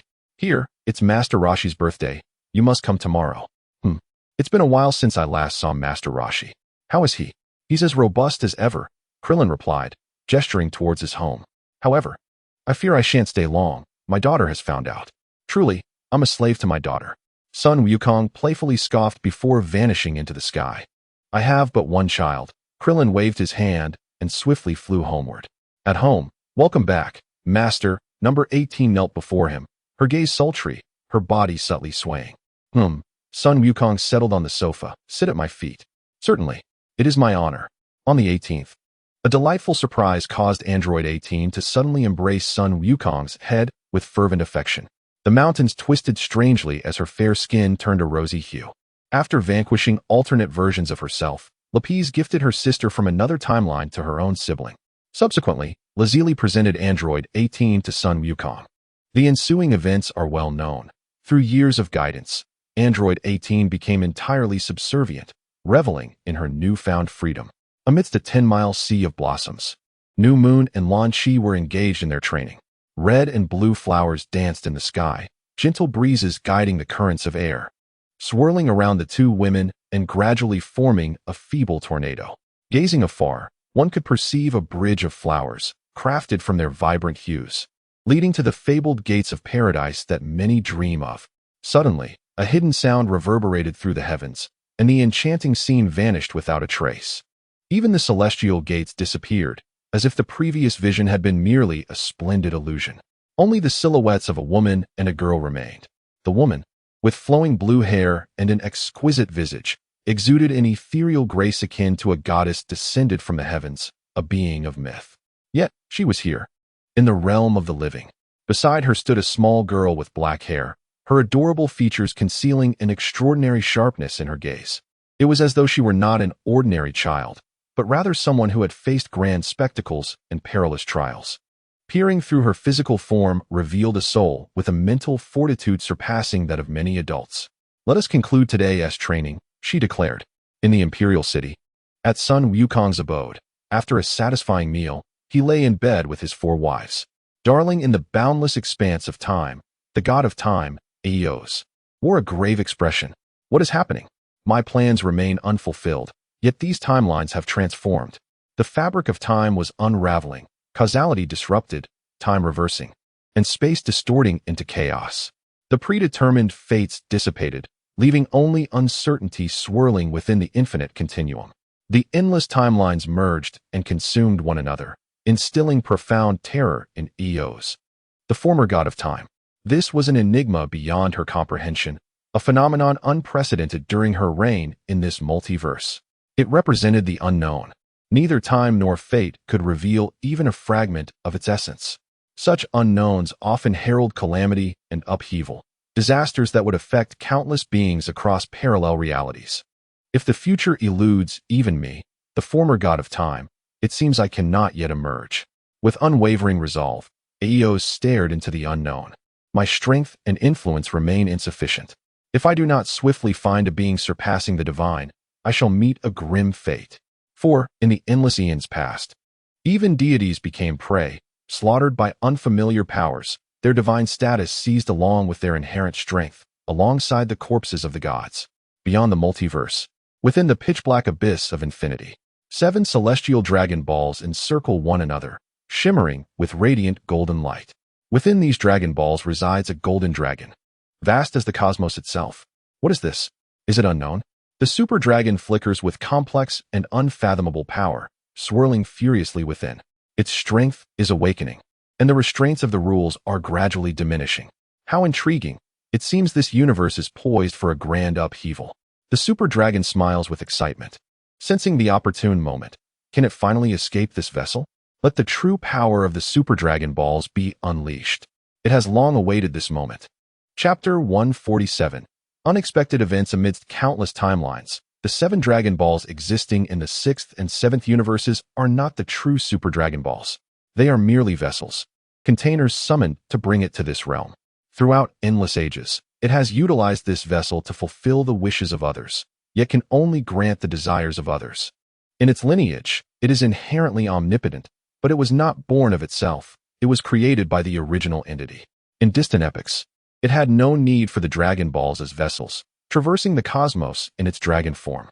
However, due to a terrifying calamity, its lineage was compelled to transform into Dragon Balls to enable those brave enough to gather them to realize their wishes. Nevertheless, the dragon can still navigate the universe through the Dragon Balls, albeit with considerable limitations. In that era, their Dragon Balls were shattered, but this super dragon was not, for it is the sovereign of the dragon clan, possessing unfathomable power. If it could harness this unknown potential, perhaps the dragon lineage could once again bask in its former glory. A glimmer of nostalgia fills the super dragon's gaze. It was not a being that once groveled before those deities. However, before that, the absurd ant must ensure its survival. The super dragon's golden eyes glimmer with murderous intent, its gaze traversing the endless timelines, descending upon the dark Vegeta. Survive until the rules shatter and the unknown manifests. Imperial University stands tall amidst the mountains, gathering the purest essence of the earth's veins. The forest weaves intricately, ancient trees abound like countless threads, and rare herbs flourish likewise. Beasts make their home here, with ancient titans, dinosaurs, and the rulers of prehistoric times all nesting in this sanctuary. 13 years ago, 3 planes carrying super soldiers crashed in this vicinity. Since then, these beasts have gained the potential to stand on equal footing with humanity. This forest harbors both opportunity and peril. Thus, the founder of Imperial University, recognizing this auspicious location, hastily established the institution. Indeed, his foresight proved correct. In the 3rd year of the university's establishment, the overall strength of the students surged by 20%. Concurrently, the mortality rate escalated by 50%. Gohan, with cheeks flushed, suddenly tackled Videl to the ground, as the surrounding forest was warmly cloaked by the presence of others. In a mere 30 minutes, they merely relocated to another place. Yet their relationship advanced significantly. Let us rewind 10 minutes. Biddy Lee and Sun Wufan were strolling in this very spot, rather than a leisurely walk. It was an audacious raid on the treasures of the beasts. Rare herbs, their essential sustenance, and long-hidden wild fruits were mercilessly seized by Sun Wufan and Biddy Lee.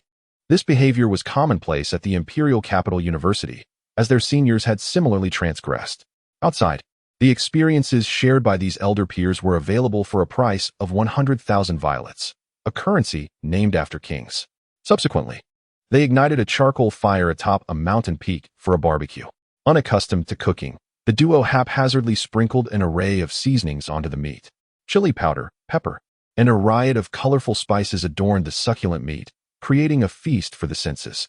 However, amidst this, an unexpected ingredient was introduced, leading to their current predicament. 3 hours later, squeak! A pale blue little creature darted its gaze around, its stomach rumbling audibly, its limbs trembling with urgency. Having gone 2 days without sustenance, hunger gnawed at it fiercely. Suddenly, squeak!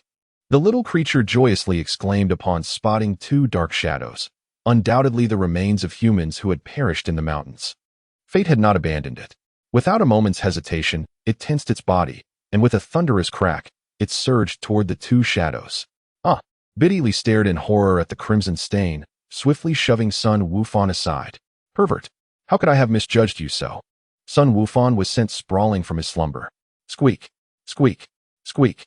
No, it's going to be a disaster. The little bird flailed its limbs, its pupils dilating in panic, desperately trying to evade, but it was too late. Bang! It collided with Sun Wufan against a centuries-old tree, dust swirling violently from the impact. As the dust settled, Biddy Lee's initial anger transformed into sheer terror. Wufan! Wufan! In her eyes, the blood-staining Sun Wufan's back turned the tender green of the ancient tree a deep red. No, I didn't mean to. Biddy Lee hurriedly propped Sun Wufan up, her hands trembling as she checked his back. Biddy Lee froze, noticing there were no wounds. Logically, given Wufan's strength, he should have remained unscathed. Suddenly, her gaze shifted, locating the source of the crimson, a small bird, its head and body tragically severed. Following the earlier incident, Biddy Lee regained her composure. After forcibly rousing Wufan and reflecting on the events, she fell silent. Curse this wretched mouth. My innocence is lost. Biddy Lee glared intensely at Sun Wufan, her grip tightening resolutely. If you do not marry me, you shall surely perish. The next morning, on Bao Bao Mountain, relocated by Sun Wukong, within a secluded little cottage, on a spacious bed accommodating 3 individuals, Biddy Lee and Sun Wufan embraced each other. Following their experiences from the previous day, they had successfully opened their hearts, leaping through numerous realms, and had comfortably entered the phase of cohabitation. Beep, beep, beep. The melodious ringtone of a mobile phone resonated, exuding an air of elegance and tranquility. Yet, to Biddy Lee's ears, it sounded like the wailing of demonic creatures from the depths of hell. Who could it be? Why set an alarm so early? Biddy Lee silently complained within. Though her body remained motionless, as she awaited her husband's intervention to silence the alarm. Moments later, as anticipated, Sun Wufan, still in a daze, squinted at the screen and turned off the phone. The irritating sound finally ceased, and a smile crept across Biddy Lee's lips as she drifted back into a deep slumber, entering a realm of delightful dreams. However, despair soon followed. "Get up. You promised me last night that you would accompany me to Master Roshi. Oh, come on. Let me sleep a little longer." "Just 30 more minutes," Sun Wufan replied helplessly, playing the recording from the previous night for her to hear. Chapter 148. Long time no see, Master Roshi. "Really? I can actually meet Master Roshi? The legendary figure from decades ago?" "Absolutely. You must go to bed early tonight. I will wake you up on time." Biddy Lee's face lit up with excitement. "Yes, no problem. A little drowsiness cannot possibly defeat me." With the ubiquity of mobile phones, the new generation of humanity found their sleep slightly delayed. After listening to the recording from last night several times, Biddy Lee had no choice but to rouse her spirits forcefully. "All right, I'm up. Hurry up. It's already been 30 minutes. Sun Wufan transformed into 3 figures, preparing Biddy Lee's breakfast, toiletries, and attire. "Wow, this technique can actually create duplicates. Would you like to learn?" "Yes, please teach me." Biddy Lee's eyes sparkled like brilliant stars in the night sky. "You cannot learn it," Sun Wufan replied coolly. "Why not?" Observing Biddy Lee's delicate and fragile aura, Sun Wufan paused for a few seconds. "Your foundation is insufficient. It would be too challenging for you. Moreover, this technique requires a certain level of mental and spiritual fortitude. One cannot be divided in focus. You lack the qualification to even attempt learning this technique." "Fine," Biddy Lee said, her face falling in disappointment. At this moment, the turtle hermit's abode had transformed from a simple wooden structure into a marvel of high technology intertwined with the sturdiest of trees. Over the years, the turtle hermit's living conditions had significantly improved, allowing him to elevate his quality of life. Whereas he previously collected only a few dozen photo albums each year, he could now gather hundreds. Moreover, he no longer needed photo albums, for smartphones held the key to boundless treasures. "Turtle Hermit, Sun Wukong, is here." A clear and deliberate voice called from outside the house. "Haha, long time no see. How have you been?" Another voice echoed from outside. Upon opening the window, the turtle hermit beheld Sun Wukong, cradling a sea turtle, examining it closely. "Put me down. I have a fear of heights." The sea turtle's limbs flailed chaotically, a bead of cold sweat forming on its brow. "It was far too high. Would I perish if I fell?" At that moment, the turtle, gazing down at the dizzying height of several dozen meters, felt its limbs go weak. "I'll let you down now," said Sun Wukong, casually tossing the turtle. The creature gasped in horror, swiftly covering its eyes. In the next instant, an invisible force enveloped the turtle, gently returning it to the shore. With a sigh of relief, the turtle shouted at Sun Wukong in frustration, "You are truly insufferable. You have deteriorated significantly since the past." At least the young Wukong would never tease others. "Ha ha. My apologies." Wukong chuckled. "Humph." The turtle wriggled its limbs and made a beeline for the ocean. "Wukong, please take a seat." The turtle hermit gestured towards a modest table. "Here, this is my gift." Sun Wukong presented a rare art book to the turtle hermit. "Wow." The turtle hermit's eyes widened as he eagerly grasped the book and examined it closely. It was indeed a limited edition featuring the exquisite teacher. Upon opening it, he exclaimed, "Marvelous." After 30 seconds, the turtle hermit cleared his throat, regaining his composure. "I truly appreciate your gift," he said, nodding in satisfaction. His contentment stemmed not merely from the gift itself, but from recognizing Sun Wukong's significant growth in character. In the past, young Wukong's gaze resembled a legendary sword. A mere brush against it could result in a painful cut. The turtle hermit, having endured countless trials, was well versed in this truth. After decades of maturation, Sun Wukong had developed a steadier disposition. It was as if he had found a sheath for his sharp blade, tempering his once fiery temperament. The current Sun Wukong could now be deemed a master, not in martial prowess, but in spirit. Sun Wukong nodded gently. "I am glad you like it." The master and disciple sat quietly across from one another, engaging in a profound exchange of unspoken emotions. "Wukong, for some reason, I am overwhelmed by a sense of oppression," the turtle hermit confided.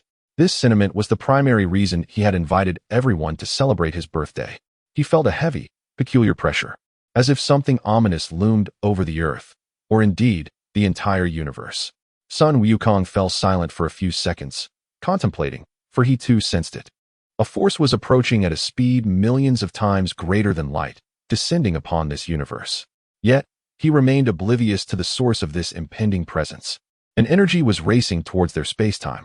As the turtle hermit had anticipated, the oppressive feeling originated from beyond the cosmos, a revelation that surprised him. Cold sweat trickled down his brow as he gazed out at the picturesque scenery outside, yet his heart felt like a barren desert, dry and desolate. After a long pause, the turtle hermit inquired with concern, "Will this planet be affected?" Upon hearing this, Sun Wukong fell into a contemplative silence, uncertain of the intentions of that unknown force.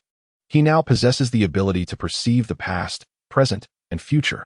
Anything that transpires within this realm of time and space can be observed by Sun Wukong as he manipulates time to flow backward. However, that enigmatic energy eludes his grasp. He cannot discern its origin.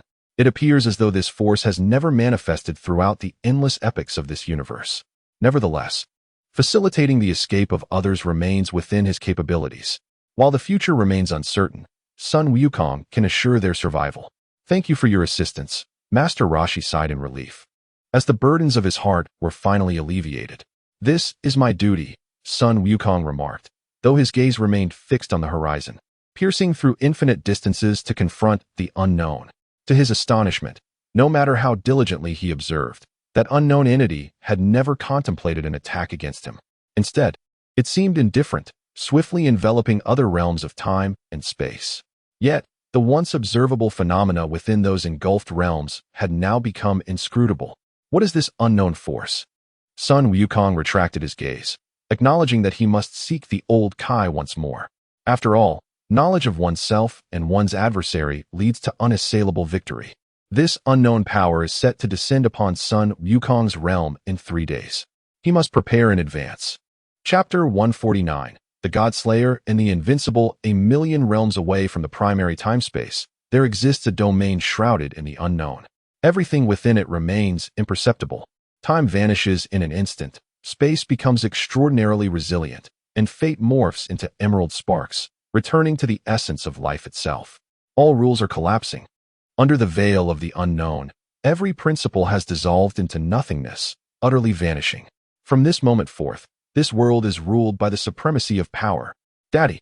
A heart-wrenching wail echoed throughout the earth in this time-space. A woman, appearing to be in her 20s, stood amidst the void, her eyes brimming with blood and tears, gazing in despair at a figure suspended in the emptiness. As the clouds dissipated, the moon, illuminated by the sun's light, cast a gentle glow upon this realm. Adorned with violet-black patera earrings, resembling Sun Wukong's obsidian hair in Super Saiyan form, the figure bore striking features and piercing eyes. It was none other than Vegeta. "Bra, return. I can no longer revert," Vegeta's voice faltered, his dark pupils rolling back as his body fell backward. In the next moment, Vegeta's obsidian eyes flickered violently, revealing purple and silver pupils that danced left and right. The power within him underwent an indescribable transformation. "No, bring my father back." Having fully harnessed the formidable silver-white bra, she unleashed a force surpassing her own by 100-fold. Her crimson eyes flared as the cosmos ignited with fervor. In the genesis of the universe, the accumulated malevolence of endless ages coalesced into a black dragon, its gaze traversing distant star systems, locking onto the bloodied silhouette. The black pupils shimmered with surprise and delight. Their king had emerged in this time-space. Roaring, the colossal black dragon surged forth, transforming into a radiant embodiment of existence, weaving through the hearts of countless beings. Evil thoughts, boundless teleportation. As long as a being harboring malevolent thoughts exists, it can instantaneously manifest within their heart. In a mere second, the colossal black dragon materialized at the scene. The immense ebony dragon appeared beside Bra, gracefully bowing in a gesture of submission.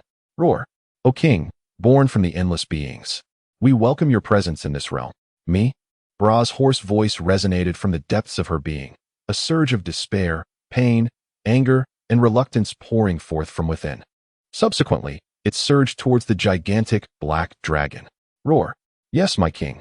A bead of cold sweat trickled down the forehead of the colossal black dragon. Confronted with such overwhelming malevolence, the dragon, which had never known emotion, was suddenly gripped by an inexplicable fear. How astonishing! Is this the king of malevolent thoughts birthed from the multiverse?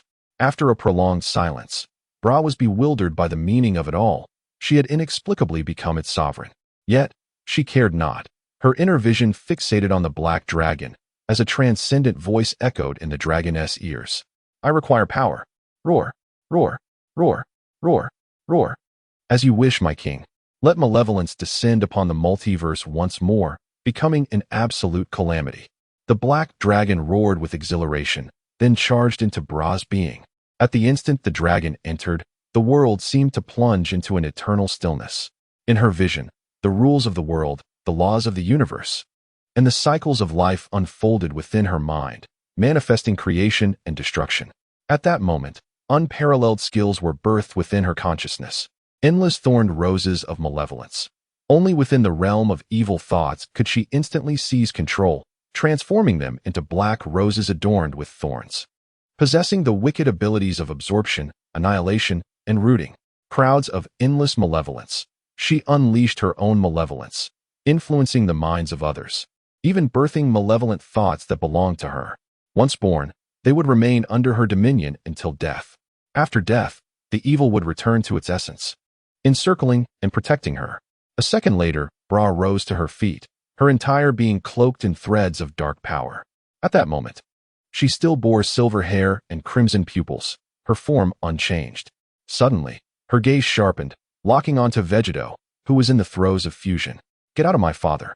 An explosive surge of energy, 1,000 times beyond the initial 100-fold, erupted from within her. The intensely concentrated crystalline energy coalesced into a formidable sound attack, hurtling toward Vegeta. Apologies, Bra, but this is futile.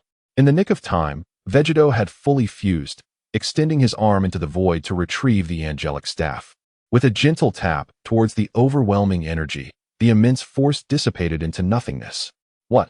Gazing at Vegeta's unchanged visage, Bra's pupils constricted sharply. Logically, it should not be an identical appearance. If that were the case, there could only be one possibility. The enigmatic figure who merged with her father using the Patera earrings bears an uncanny resemblance to him. No, this mysterious individual is another Vegeta. He is fused with Bra's father, Vegeta. At this moment, Vegeta seems to have discerned Bra's thoughts and explains, "Do not be astonished." For I was equally taken aback at first.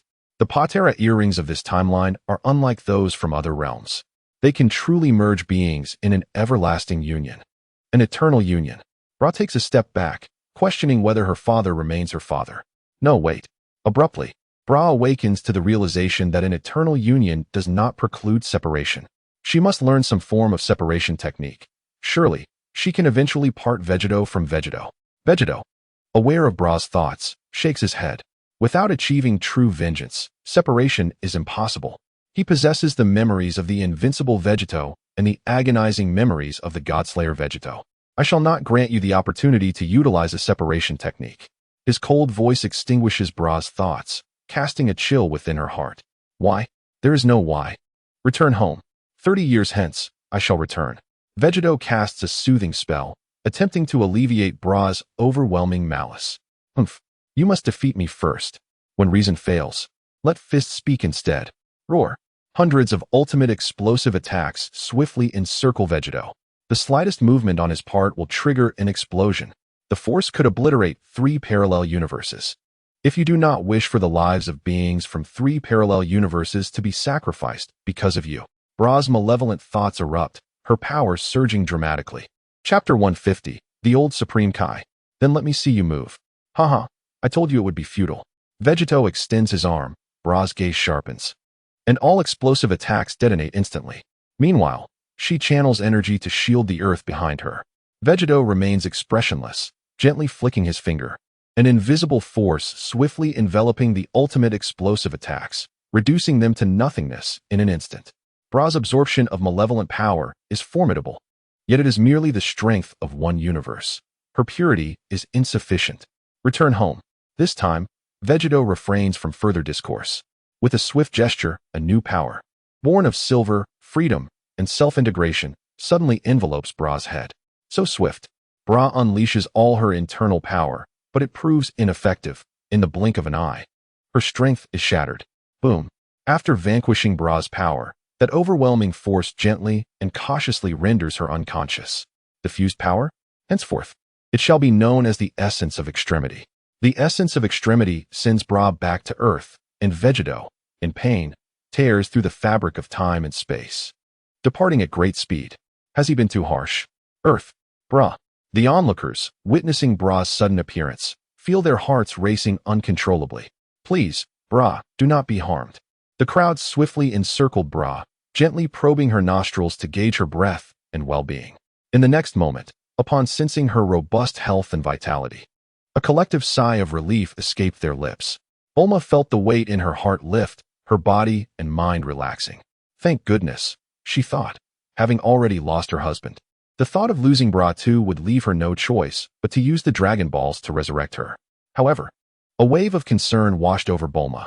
Why had the two Vegetas chosen to fuse? Given Vegeta's prowess, it was unfathomable that the Godslayer Vegeta could merge with him against his will. In the main timeline, at the Kame house, Master Roshi felt considerably reassured after Goku's comforting words. An hour later, Goku's wife and children were the first to arrive, followed closely by Krillin with his wife and children, Linluan and Jialuan. The third to arrive was Yamcha, accompanied by two figures, his son, Yashenka, born 3 years prior with his wife, Goe. The fourth group consisted of Tien and Kaiatsu, followed by Piccolo, and lastly, Goten and Bulla. Master Roshi's face flushed with excitement as he exclaimed, "Wow, what a delightful young lady. Little Goten has grown up," thinking of honoring Grandpa Roshi. This caused both Goten and Bulla to turn crimson with embarrassment as they shouted in unison, "Who wants to honor you?"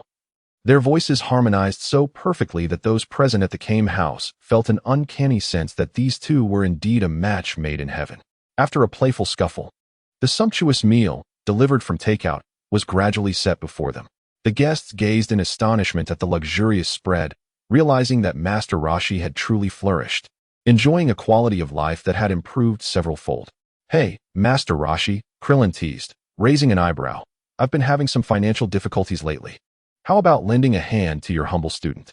Master Roshi's hair bristled in alarm as he retorted, "Get lost. You're such a miser. It was just a joke." Krillin waved dismissively. After a hearty meal, the group gathered together, exchanging glances filled with apprehension. Faced with an unprecedented calamity, a sense of tension enveloped them, their palms slightly moist with sweat. At this juncture, Goku revealed the truth about the cell breakthrough. Over a decade ago, he had left the cell breakthrough alive, allowing Dr. Gero to conduct research on it. This year, they had successfully achieved mass production. There were now 100 cell breakthroughs on Earth, sufficient to safeguard all its inhabitants, even in their absence. As 9 hours passed in conversation, the sun dipped low, casting a fiery glow over the Kame house, resembling a semicircular sun of flames.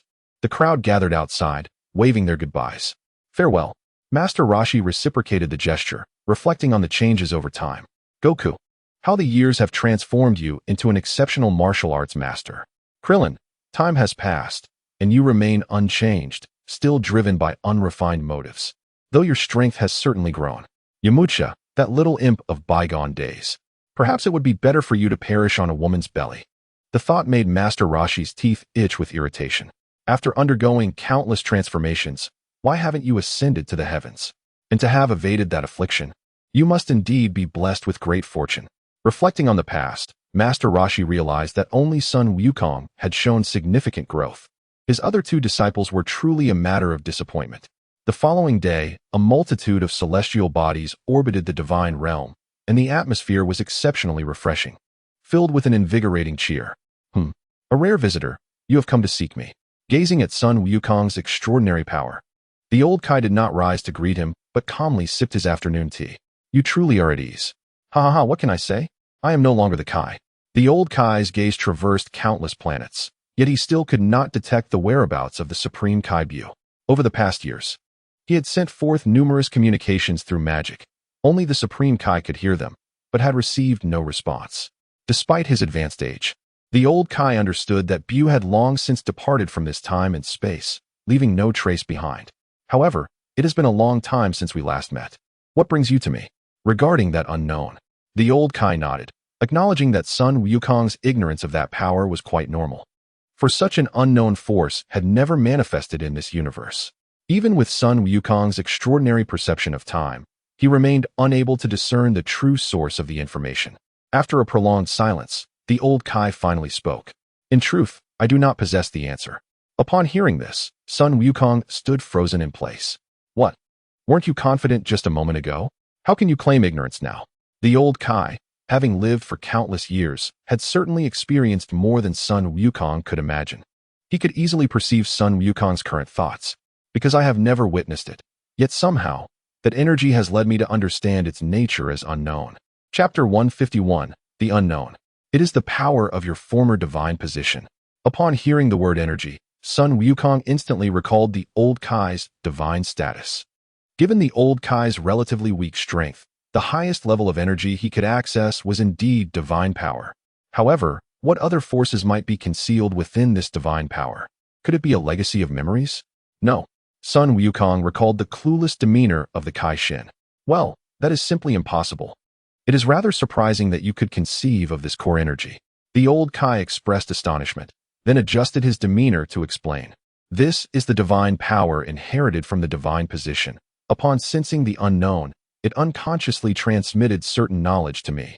The old Kai himself found this peculiar, for the divine position had imparted only knowledge without any warnings of danger or impending catastrophe.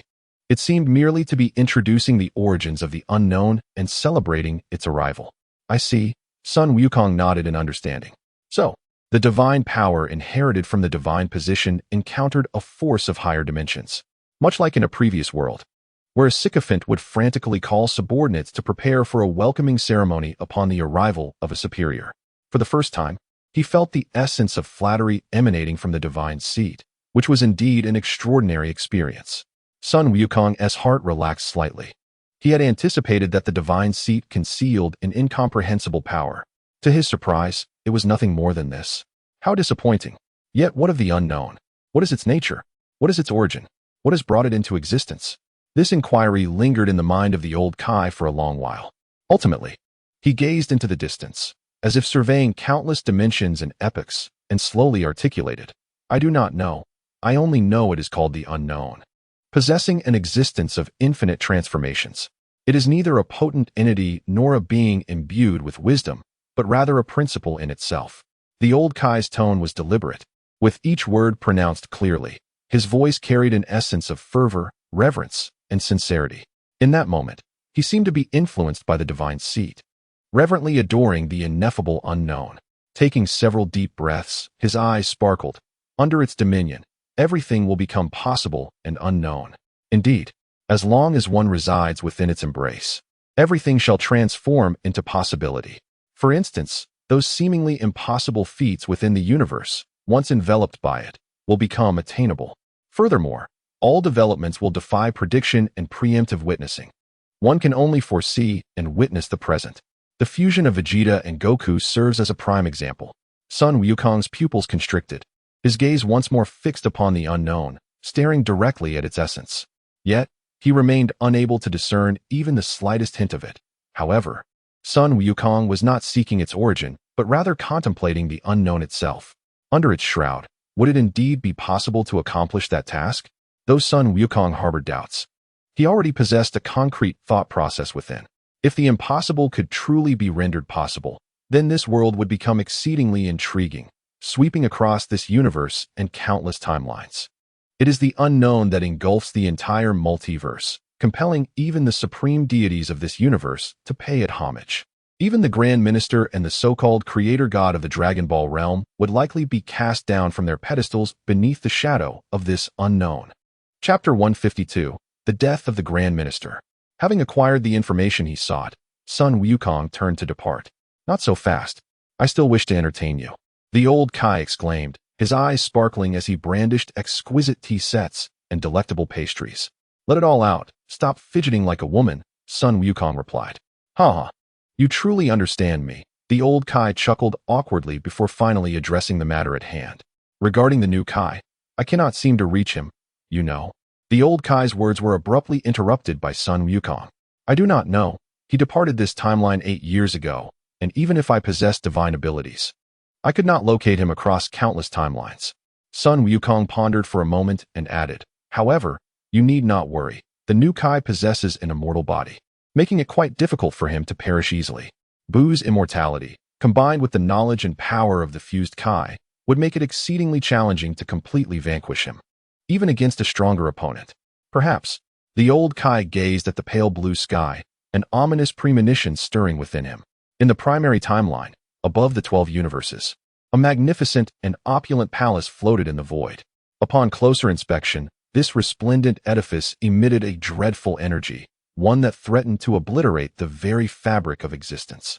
Inside the Grand King's palace, the Grand King sat upon his throne, flanked by two formidable guardians resembling sharpened pencils, exuding an air of menace.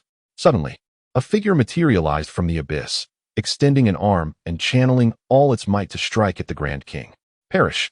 The energy coalesced into 3 golden swords, each 3 meters long, hurtling directly towards the Grand King and his 2 attendants. "Who are you?" The Grand King was the first to react, swiftly unleashing his erasure power. Instantly, the gleaming swords vanished. However, the 2 attendants were not so fortunate, as they were pierced through the chest in an instant. A bizarre force rapidly infiltrated their bodies, and they fell lifelessly to the ground. "How dare you slay my servants? Die!" The Grand King unleashed a colossal wave of erasure power towards the assailant, whose eyes narrowed at the sight. In an instant, the figure vanished, evading the attack. "Curse you! Which universe do you hail from? I shall annihilate you." The Grand King bellowed in fury, his rage palpable. Suddenly, a sickening sound pierced the air. A flesh-rending noise reverberated through the Grand King's palace. "Vegeta, how could you slay the Grand King?" The Grand Minister, alerted by the sounds of battle, rushed in from outside. His strength was unfathomable.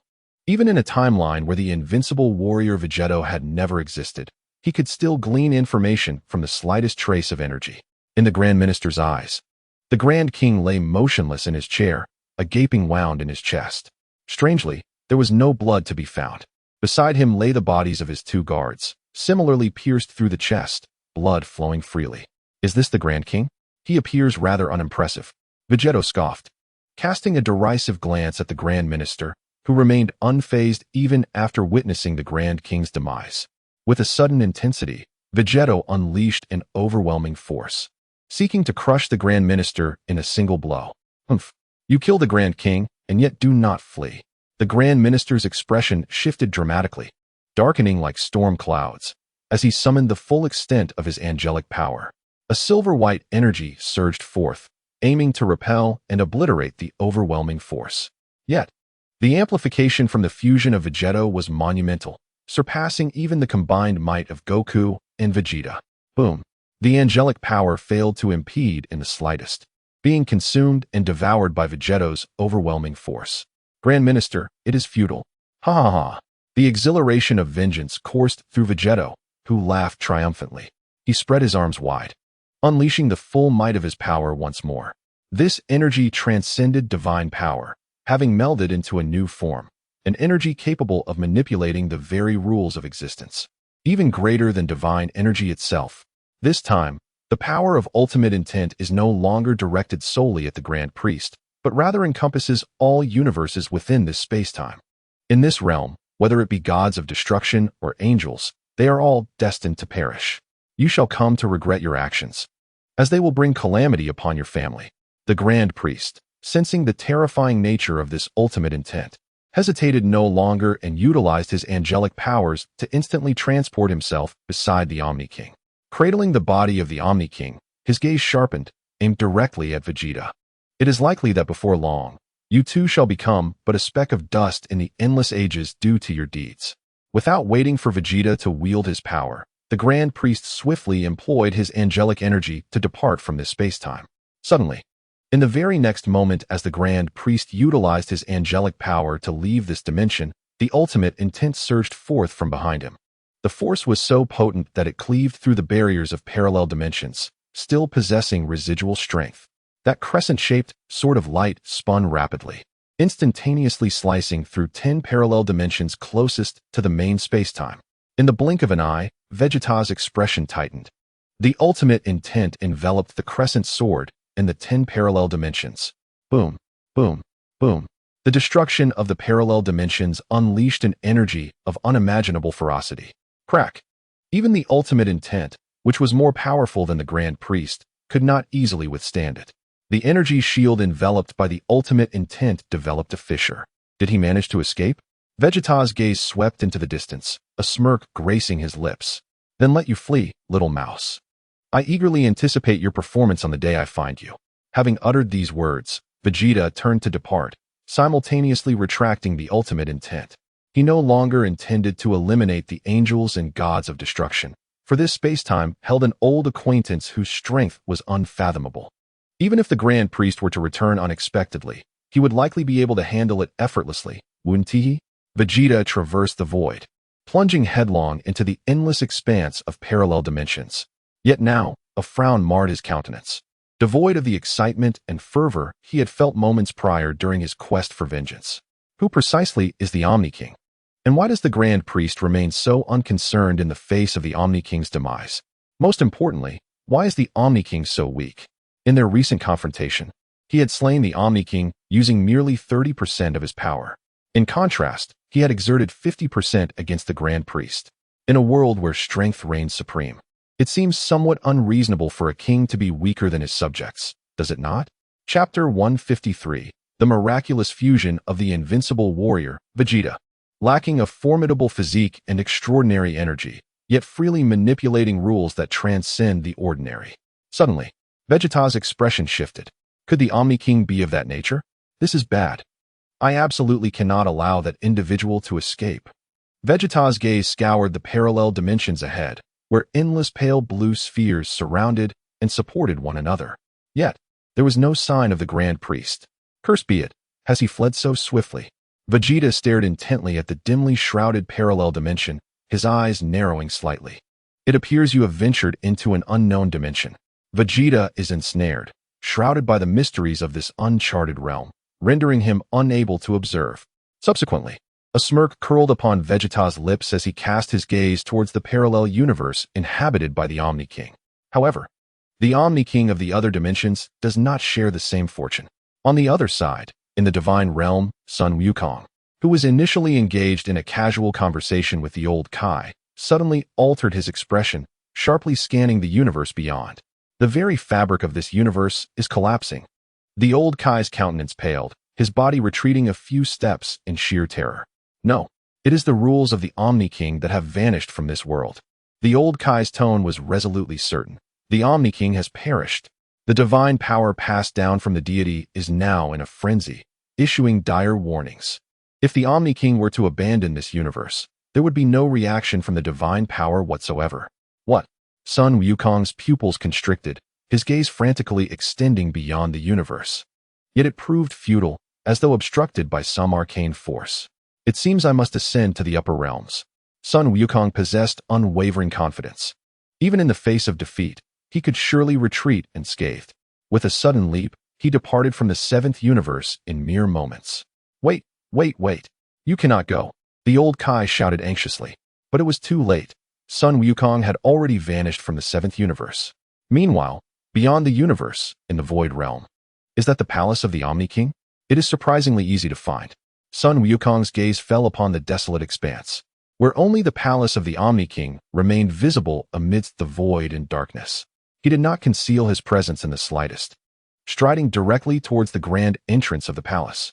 However, upon entering, he was immediately assailed by destructive and erasure forces. With a gentle exhale, Sun Wukong harnessed the power of space-time, effortlessly dispelling the destructive and erasure energies. Once inside the palace, he was greeted by the sight of blood upon the throne and a pool of crimson on the floor. Energy, akin to a hand, slowly and gently reached out to touch the two guards of the Omni King. The blood was warm, the energy dissipating rapidly, yet the cells remained alive. Analysis complete. They had died merely 3 minutes prior. Casting a cold glance at the two lifeless bodies nearby, Sun Wukong swiftly averted his gaze. Although he could utilize time reversal to resurrect them, these guards were too feeble, hardly worthy of revival. Moreover, they were excessively loyal. Time-space reversal. The power of time surged from within him, swiftly enveloping the palace of the Omni King. Suddenly, a 3-meter screen materialized before Sun Wukong. the image instantly reverting to 3 minutes ago. 1 minute later. How intriguing. Is this Vegeta the same Vegeta I know? Sun Wukong's pupils shifted as the power of time surged forth from the primary timeline, rapidly expanding into other realms. The silvery blue energy quickly enveloped the entire parallel universe. In mere seconds, Sun Wukong traversed dozens of parallel timelines, but still found no trace of Vegeta. Has he ventured into the unknown dimension?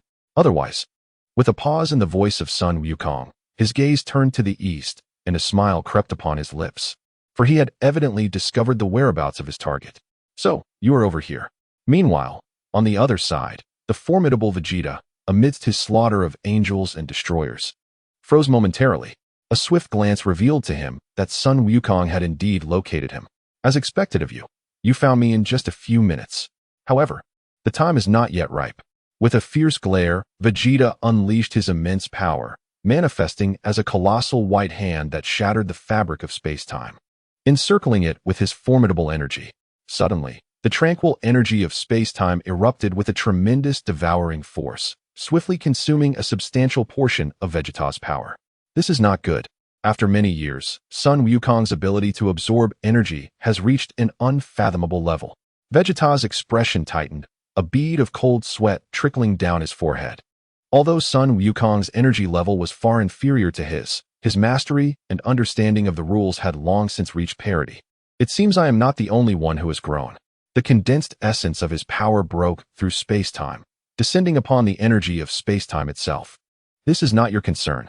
The essence of Vegeta's will surged forth, obliterating the energy of space-time in an instant. Far away, billions of light-years distant, Sun Wukong paused.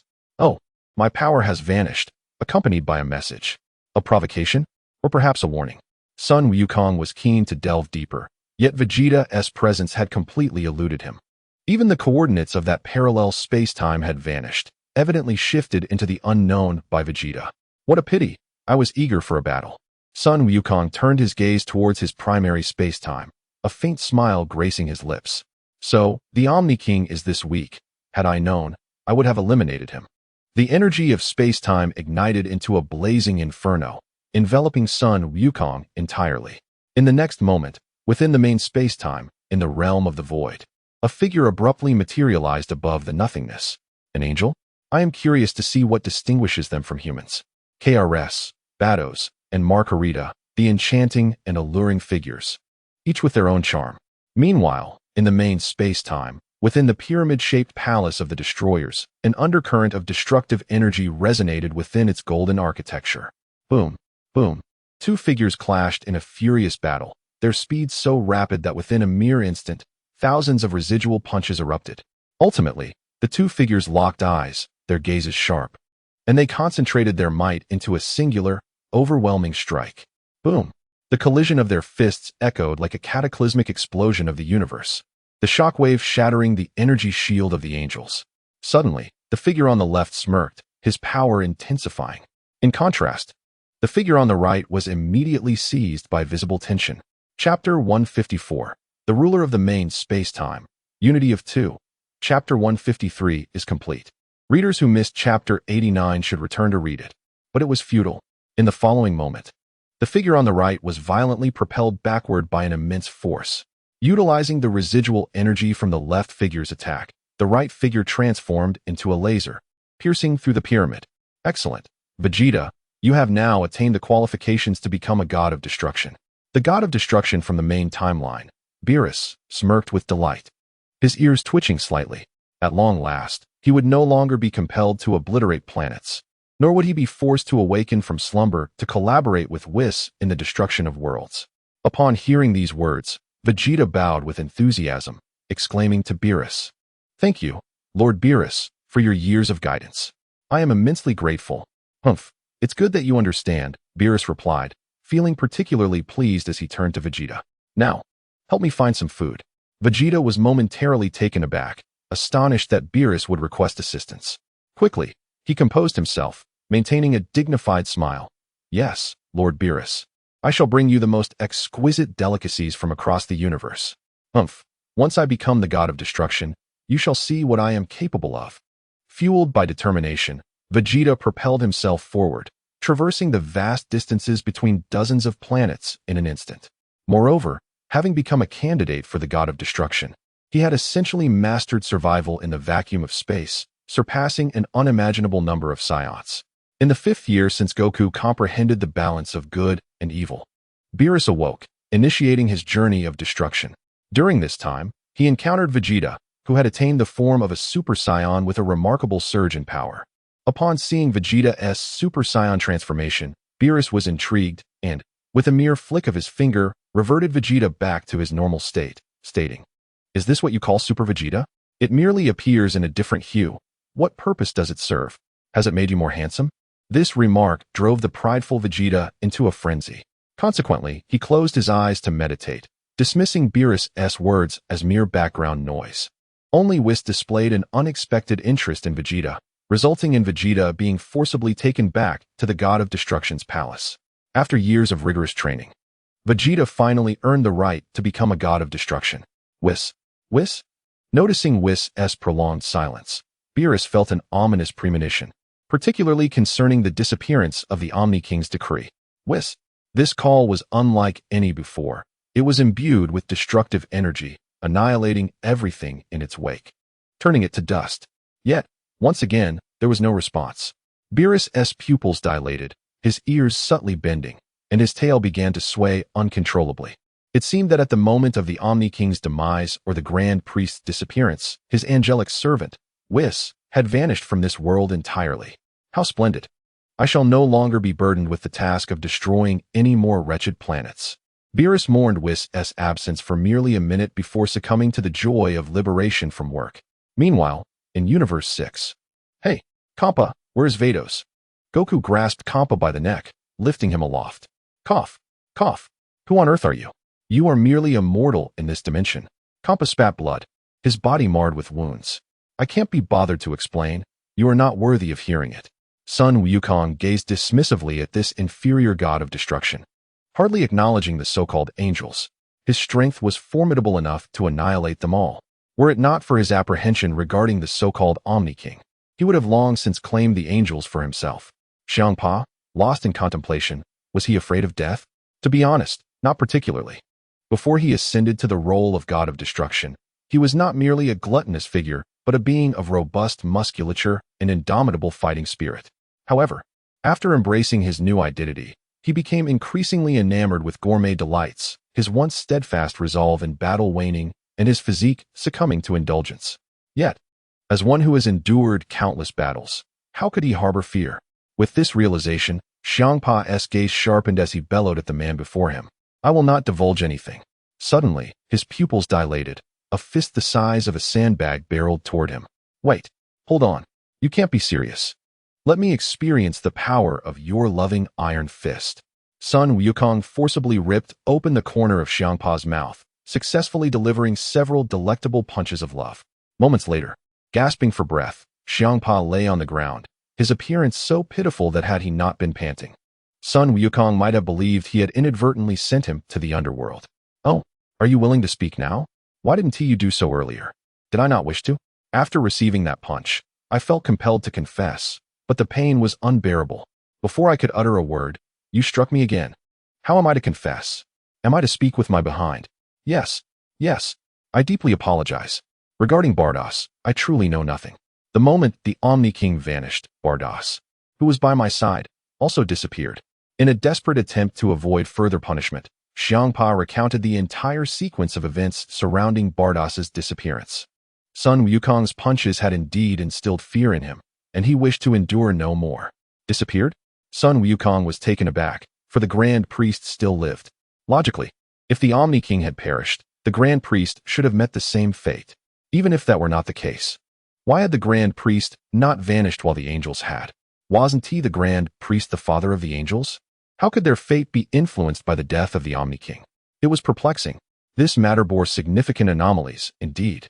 Unless the angels had foreknowledge of the Omni King's demise and collectively departed this realm the moment he perished. With the disappearance of the angels alongside the Omni King, the very rules enveloping this realm would dissipate. Indeed, after the Omni King's death, the majority of the regulations governing this space-time continuum had utterly vanished. Furthermore, This realm had begun to devolve into a fractured existence. Viewed from a macro perspective, one would observe that the vast azure orb exhibited several substantial voids, even displaying a faint crack. Had it begun to devolve into an ordinary parallel universe? No. This was the inherent nature of this realm. Without the dominion of supreme beings, this universe could never truly take shape.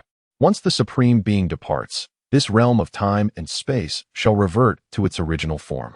Sun Wukong gazed upon the other ordinary parallel dimensions, where humanity was feeble, with the mightiest among them possessing merely several 100,000 in battle power. In contrast, in his own realm, a battle power of 1 million was the norm, and 1 billion was not uncommon. There were countless such ordinary parallel dimensions, akin to the myriad stars scattered across the universe, seemingly endless. However, the power of time and space within Sun Wukong surged forth, enveloping the main realm in his temporal energy with a sudden, explosive force. From a macroscopic perspective, the sphere of the main realm visibly returned to normal, emanating a radiant glow. His rules were equally formidable. He too could ascend to become the supreme being of this dimension. Subsequently, the main realm felt the support of the beings within it, quaking violently as it projected the understanding of the temporal rules of its strongest entity. The accumulated knowledge of temporal rules flooded into Sun Wukong's mind. Fortunately, his soul was robust enough to bear such immense knowledge. Otherwise, his head might have exploded, enduring the torment of oscillating between death and existence until he fully absorbed it. Note: parallel dimensions cannot generate rules. Only the multiverse can do so. Rules can only be produced by the beings that exist within them. Parallel dimensions can possess their own rules, which are the foundational rules of the multiverse, not rules specific to the parallel dimension itself. Once a parallel dimension possesses rules, it can utilize them to devour the surrounding parallel dimensions. This is because the multiverse is constantly generating parallel dimensions, while those dimensions simultaneously engage in self-destruction. Energy cannot be created or destroyed. Thus, the energy consumed by a parallel dimension will be absorbed by the multiverse itself, leading to the creation of new parallel dimensions. When the energy of a parallel dimension diminishes, it will face self-destruction. To avoid this fate, the only recourse is to consume the energy of other parallel dimensions to strengthen itself. Rules are the sole pathway for such consumption. A parallel dimension devoid of rules lacks the qualification to devour others. For instance, a parallel dimension with rules acts as the hunter, while one without rules serves as the prey, with the latter having no right to resist the former. In the multiverse of parallel dimensions, rules reign supreme. Huff, huff, huff, huff. Xiangpa staggered back several paces, his eyes wide with disbelief. What on earth had transpired? Why did he possess the essence of the Omni King's dimension? The tremor in Xiangpa's voice betrayed his astonishment. What had just occurred? After a considerable time, Sun Wukong successfully digested the understanding of the temporal nuances of the parallel dimension, yet it was merely a memory. True comprehension remained a journey ahead. This sensation was exquisite, profoundly delightful. The augmentation of dimensions was unimaginable, as countless rules lay before him like pristine beauties, awaiting his selection. Moreover, his physical form and energy had astonishingly multiplied by a factor of over 10, and the growth continued unabated. As the primary space-time devoured another parallel realm, both the energy and comprehension of the laws governing the primary space-time would increase. As the supreme being of this dimension, he naturally gained profound insights into the new rules. Subsequently, upon genuinely perceiving that the angels had departed from the primary space-time, Sun Wukong left with a heavy heart. It was indeed a pity. It seemed he would need to seek opportunities to visit other parallel realms in the future. After Sun Wukong ascended to the pinnacle of time and space, the positions of the god of destruction and the Kaioshin suddenly shattered. The connection between lives was utterly severed. This caused the god of destruction from Universe 12 to narrow their pupils in shock. Their divine status had ceased to exist. On another front, Sun Wukong gazed at the enhanced room of spirit and time, pondering for several moments. Who exactly is the Omni King? After ruling this dimension for countless ages, how could your power be so feeble? Yet, you were effortlessly slain by Vegeta. Contemplating the unknown and the Omni King, Sun Wukong realized the extent of his ignorance was staggering. If the Omni King was that formidable, what of the Super Dragon and the elusive Dragon God Salama? And what about the Creator God within the demon realm? What level of power did these deities possess? Now, the The pressing matter was to enhance his own strength. Otherwise, he might not even know how he would perish in the future. Thus, Sun Wukong strode purposefully into the room of spirit and time. His prior hesitance stemmed from his immortal state and a heart dulled by monotony. He had never contemplated the existence of someone truly capable of ending his life. Once inside the room of spirit and time, Sun Wukong resolved not to emerge until he fully merged the forms of evil and righteousness and comprehended the intricacies of time and space. On the first day, the fusion of evil and righteousness lasted merely a minute before failing. The second day yielded failure. The third day, again, was a disappointment. On the 10th day, failure persisted. By the end of the first month, he finally sustained the fusion for 2 minutes, a monumental breakthrough. By the first year, he managed to maintain the fusion for 10 minutes, marking even greater progress. Ha ha ha ha, angels, gods of destruction, merely trifles. During the fierce battle with Sun Wukong and Vegeta, Moro, aware of the Kaioshin's formidable strength, seized the opportunity to launch a surprise attack, resulting in the Kaioshin's demise. Consequently, the gods of destruction and angels vanished like scattered stars. Furthermore, Moro absorbed a fraction of Whis' angelic power. However, given Moro's current strength, he was still insufficiently powerful to fully digest such overwhelming energy.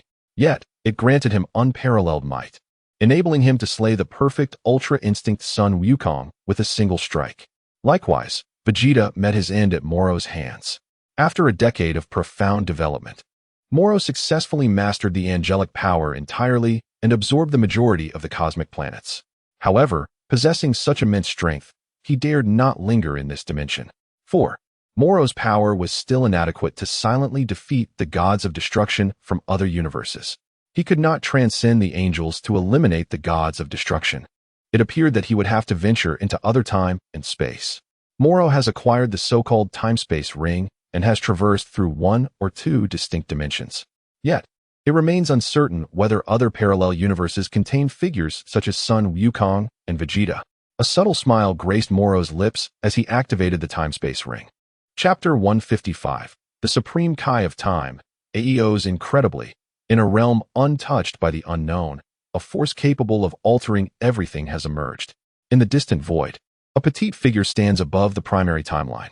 Upon closer inspection, it reveals itself to be a girl with azure short hair, enigmatic and captivating.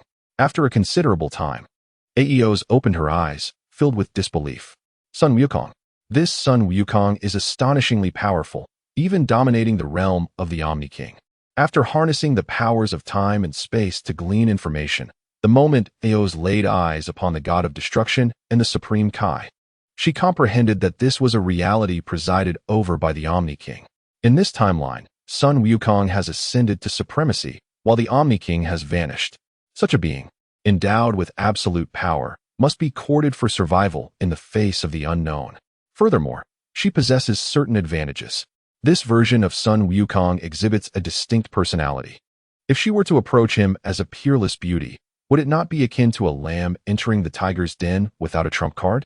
The secrets of the Supreme Kai of Time are not universally known, and it is not merely one individual who inherits this role.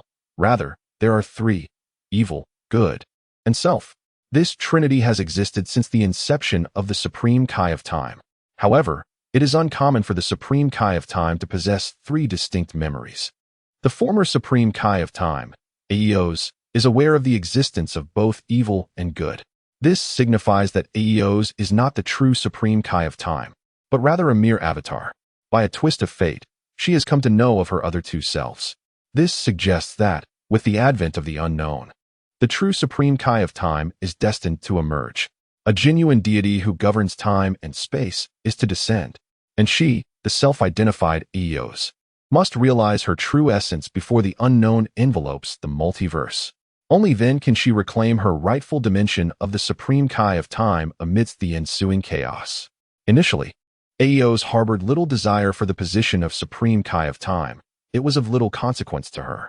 Yet now, under the shroud of the unknown, divinity transcends mere duty. It has become the sole path to unparalleled power.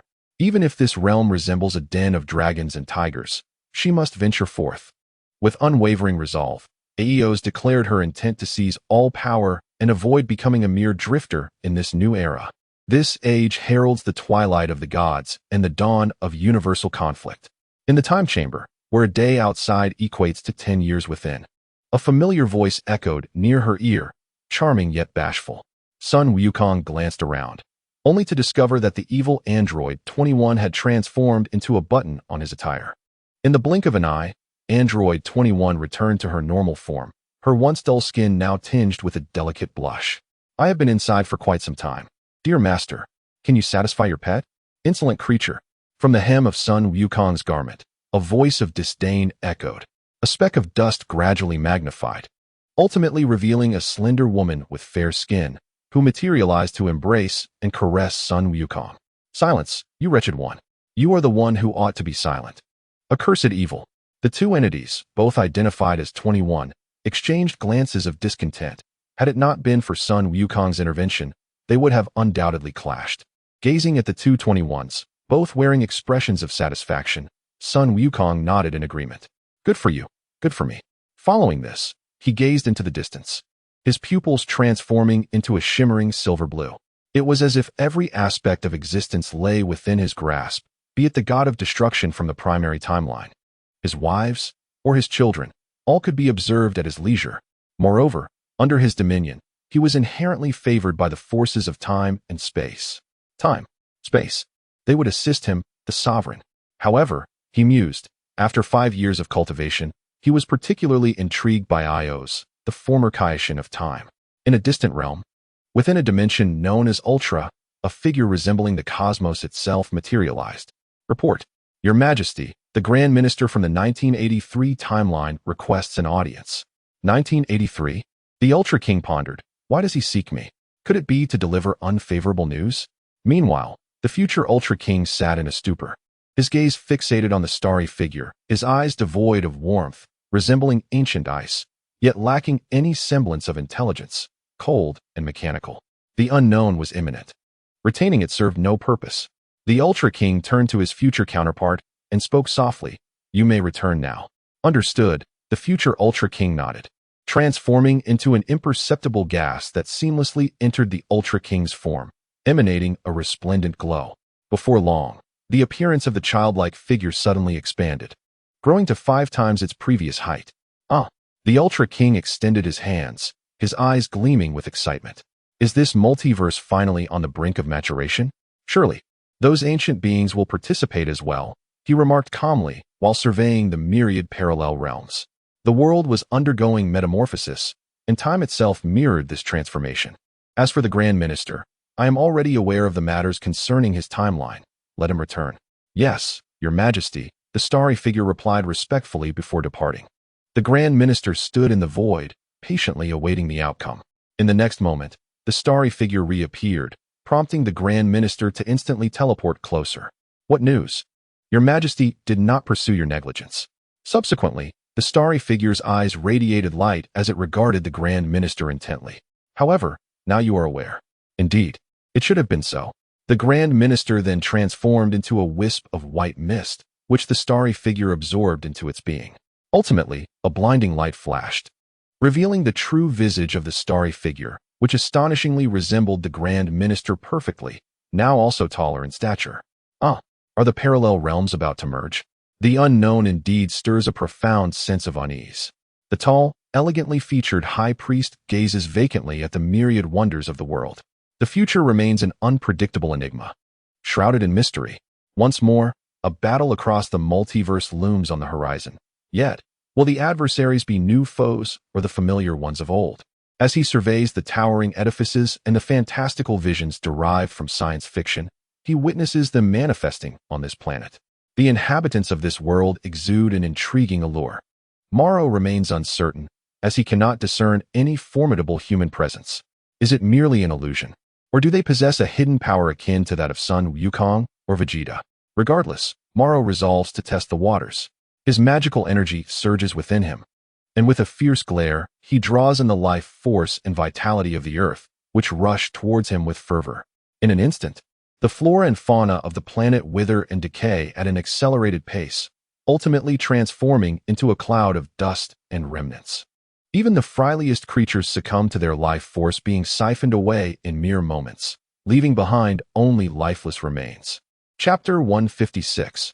Black Gold Frieza in the Transcendent Realm of the Seventh Universe. Three figures loom against the starry backdrop. With your current abilities, how could you possibly defeat my perfect form? Frieza laughs with unrestrained arrogance as the black gold power within him surges forth, bearing down on Super Saiyan Goku. Huh, huh, huh. Now I am invincible. Goku immediately feels the weight of pressure, spitting blood and rolling his eyes back. This marks his second encounter with Black Gold Frieza, and he arrives in a state of transcendent emotional mastery. Yet, even so, can he still not overcome Frieza? It is truly maddening. Kakarot, the dark self of Vegeta, having comprehended the depths of power after 5 years of battling with Goku, now harbors both magical and divine energies within. His eyes widen as he swiftly defeats Kakarot in a mere 20 exchanges. What is the limit of Frieza's black gold form?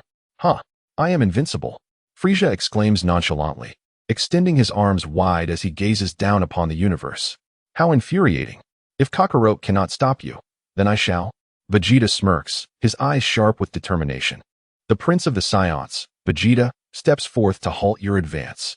As soon as Vegeta's words leave his lips, his magical and divine energies erupt within him, transforming into a blazing aura of black and purple, akin to a stellar sun in the cosmos. If Goku cannot vanquish me, what makes you think you, a mere prince, stand a chance? Frieza scoffs dismissively, and in an instant, he moves at blinding speed, arriving before Vegeta. Concentrating black gold energy within his fingertip, Frieza's pupils narrow, and the power condenses into a singular point, launching directly at Vegeta. In a heartbeat, a lethal beam hurtles toward him at a velocity beyond his perception, piercing through his lungs. So swift, Vegeta's consciousness blurs as he stumbles backward. Meanwhile, on another front, as Sun Wukong plummets into the abyss of the cosmos at an astonishing speed, a haunting thought crosses his mind. Have I met my demise? My adversary is far too formidable for me to conquer. In moments of impending despair, one tends to reflect upon all that they have experienced, a phenomenon often likened to a revolving lantern of memories. He recalls his youth with Master Roshi, Bulma, Krillin, and Yamcha. Those were times filled with countless experiences and victories, as well as fierce battles against numerous foes, where he has faced death and emerged anew. Frieza, the androids, Cell, and the immensely powerful Majin Buu. In the final moments, Super Wukong recalls the chaotic battles across time and space, where the arrogant Sun Wukong, the astute Vegeta, and their counterparts from different timelines converged. What astonished Super Wukong the most was that they had all tapped into their own innate potential, enabling them to rival even the divine Super Saiyan Blue. Some had even surpassed it. The transformations of Super Saiyan 4, the silvery hue, embodying both righteousness and malevolence. These were all the manifestations of unlocking one's bloodline potential to attain greater strength, pushing the limits of their physical forms. Yes, ascending to greater heights. By transforming into the Super Saiyan 4 limit-breaking form of Vegeta, combined with my Ultra Instinct, I can achieve it. Indeed, if I can garner just a little more power. Chapter 157, Beyond Limits, Super Saiyan 4 Ultra Instinct. With that, I shall stand against Black Frieza. Super Wukong's eyes gleamed with determination as he grasped the essence of transforming into Super Saiyan 4. Memories flashed through his mind in mere seconds, and he suddenly realized something. His tail, whether it be Sun Wukong, Goku, or Vegeta, their forms had not lost their tails. It was this very tail that bestowed upon them the power derived from their lineage. But how can Super Wukong regrow his tail? In the next instant, a spark ignited in Sun Wukong's mind, and his eyes shone brightly. I know. Meanwhile, Vegeta, battered and bruised, bore the marks of Frieza's onslaught, with numerous gaping wounds marring his body. Were it not for the support of divine and magical energies, he would have long since met his end. Cursed Kakarot. Has he descended to the underworld? Humph. Indeed, Mr. Vegeta, I had spared your lives, yet you persist in confronting me? Frieza spoke with a grave expression, his tone righteous. I harbored no intent to take lives, but why do you compel me to do so? Humph. Do not feign righteousness. We are not ignorant of your clandestine deeds. Vegeta's gaze remained calm, yet his words pierced through with conviction. Moreover, we do not fight to thwart evil. We seek to avenge our grievances. This caught Frieza off guard, prompting a laugh from him. Ah, I see. It is your pitiful pride that drives you. Suddenly, A thunderous roar reminiscent of an ancient giant ape resonated through the air. Frieza, I have returned from the underworld. Frieza's pupils constricted as he looked down sharply. A colossal silver ape tore through the void, racing towards him with extraordinary speed. You are Sun Wukong. This form, could it possibly resemble the previous Super Saiyan? No, this is troubling. Frieza sensed an ominous presence. How could this scene mirror the moment on planet Namek when he was defeated? As the great ape gradually diminished, it ultimately transformed into a slender figure. His hair turned a brilliant white, rapidly growing in intensity, and his power surged to unimaginable heights. Unbelievable. I merely sought a modicum of additional strength. Yet I never anticipated this force to be so formidable. Even Whis would likely have to exert his utmost in its presence. Woon Tihi. The fusion of the Ultra Instinct and the breakthrough of Super Saiyan 4th stage has endowed Son Goku with an unfathomable strength. Furthermore, Ultra Goku experienced a profound sensation, an understanding of the very essence of rules. Indeed, it was the rules. With a slight smirk, Son Goku revealed a relaxed smile. Frieza, this time victory belongs to me. There was no battle, nor any form of mutual testing. It was merely Ultra Goku unilaterally declaring his triumph. How infuriating. This nonchalant tone reminded Frieza of planet Namek and the pitiful expression on Son Goku's face, his only moment of kneeling in supplication. But that will not happen again, for he now possesses the unbeatable black gold form. Silence, Son Goku.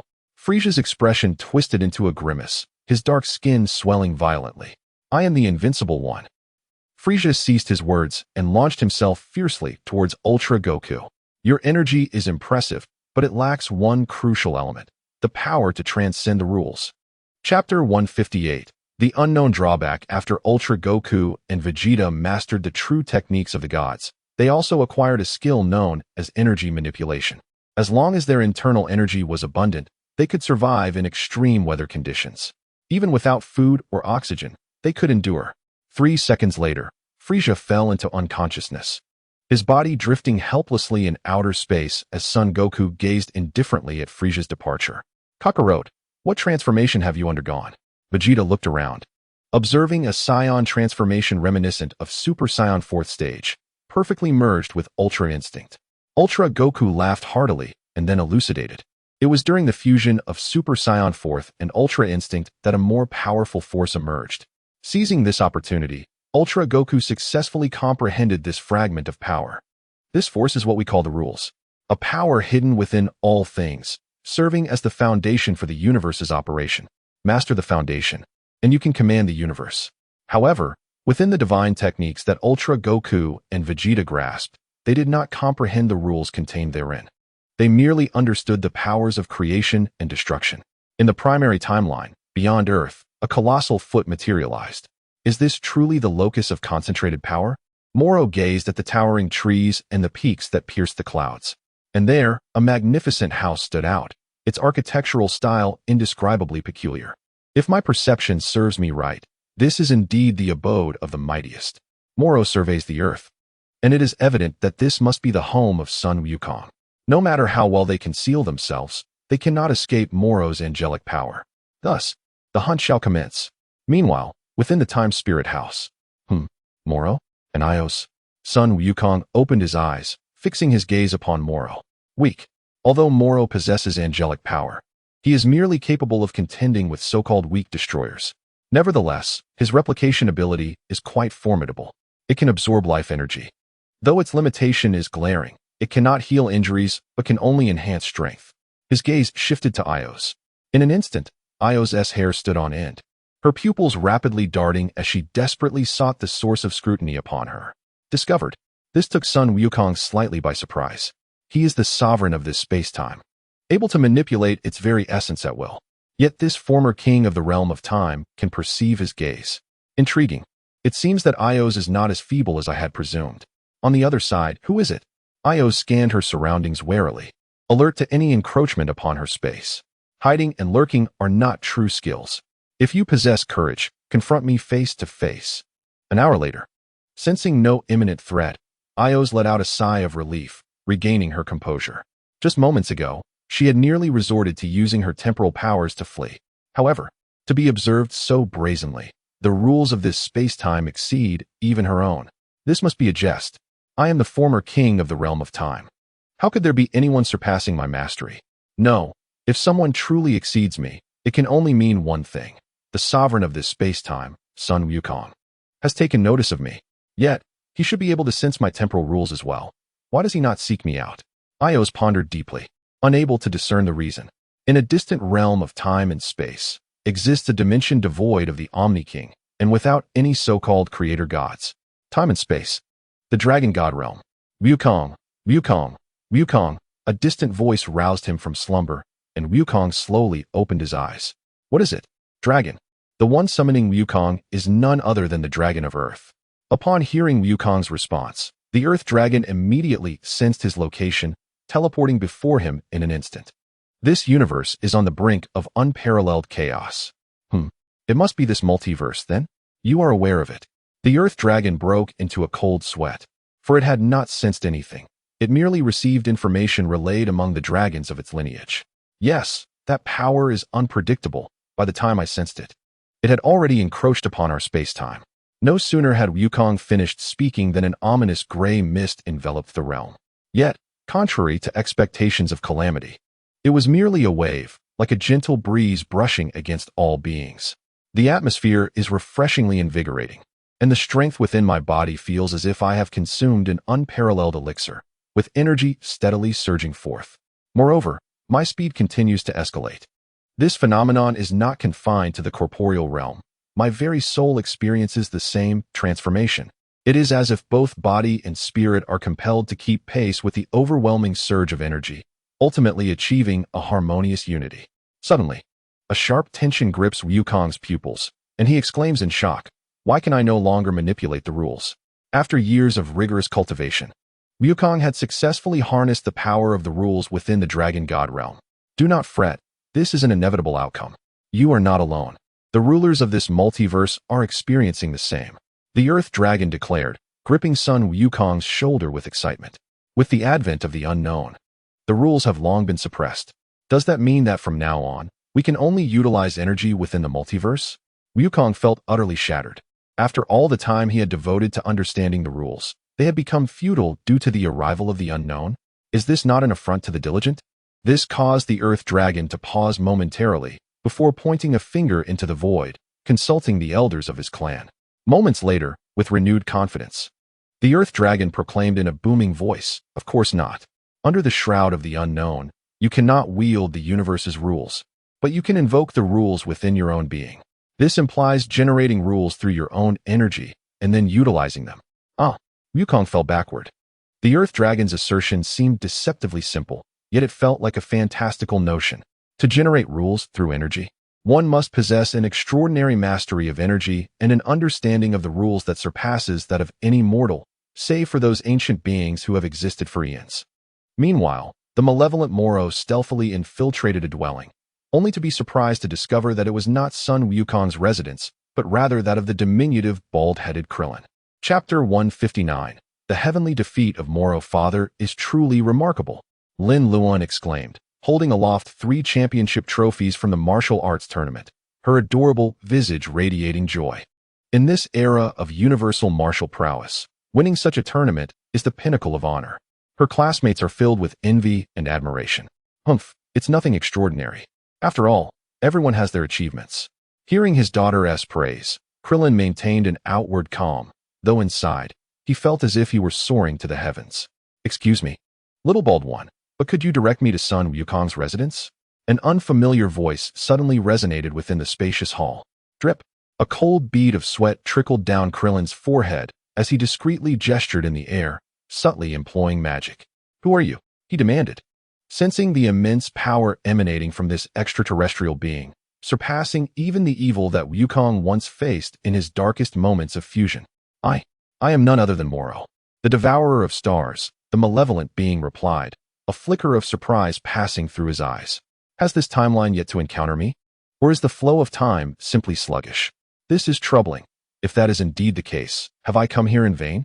In the next moment, Clillin, unperturbed by Moro's identity, instinctively harbored murderous intent upon sensing the aura of evil. Suddenly, a sound of gears echoed, and Moro's pupils constricted as he instinctively recoiled. Despite his formidable prowess, the moment to evade had already slipped away. The circular chi slash had been poised to strike, and in a flash of golden light, blood spattered forth. Moro's head was severed from his body, landing at his feet. In this era, who still engages in self-introductions? Clillin grinned with triumph and then clasped his hands together, unleashing the prince's combat technique with all his might. Within mere seconds, millions of energy blasts enveloped Moro's form from every conceivable angle. Meanwhile, at a distance of thousands of kilometers, Lin Luan expressed his concern. Is Dad all right?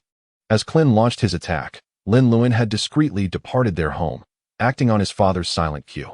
Elsewhere, at the martial arts training ground of the Imperial Capital University, two figures were closely entwined, seemingly engaged in the practice of a clandestine martial art. Uncle Clill's magic. Just as the fierce battle unfolded, Sun Wufan suddenly lifted his gaze towards the invisible force hovering before him. Is he in danger? Vitalai adjusted her clothing, her eyes brimming with worry as she looked at Sun Wufan. I don't know, but let's go check it out. This sentiment was shared among all who sensed Clill's magic. As they instantaneously teleported toward Clill's residence, Lazili arrived first, having perfected the so-called free and unfettered technique a few years prior, eager to test it against the enemy. In the next moment, nearly everyone had gathered. 3 seconds later, they stared blankly at the pitch-black void, their expressions devoid of words. Did you manage to eliminate the enemy with a sneak attack? Well, more or less, Clillin replied with an awkward smile, taken aback by the enemy's surprisingly poor sense of vigilance. Suddenly, a hearty laugh resonated from afar. Ha ha ha, I knew I could lure you over. But, little bald head, that hurt quite a bit. Moro emerged from the dark abyss, his crimson pupils flashing fiercely, prompting the gathered onlookers to instinctively defend themselves. Lazili's gaze sharpened as she instantly entered the state of free and unfettered. However, like Super Saiyan Goku, she could only adopt this form temporarily, not maintain it like an angel. Without further ado, the white-haired Lazili utilized instantaneous movement to appear before Moro, her dragon claws tearing through the fabric of space. Unbelievably, this technique possessed immense power, a strength unmatched by any counterpart from other dimensions. Moro's magical energy surged violently within him, and through the fusion of angelic and magical forces, he swiftly siphoned off a significant portion of Lazili's energy. This left Lazili astonished, but she unleashed her dragon claws with all her might, swiftly cleaving through half of Moro's body. Moro's eyes widened, the excruciating pain forcing him to kneel on the ground. It hurts. It hurts so much.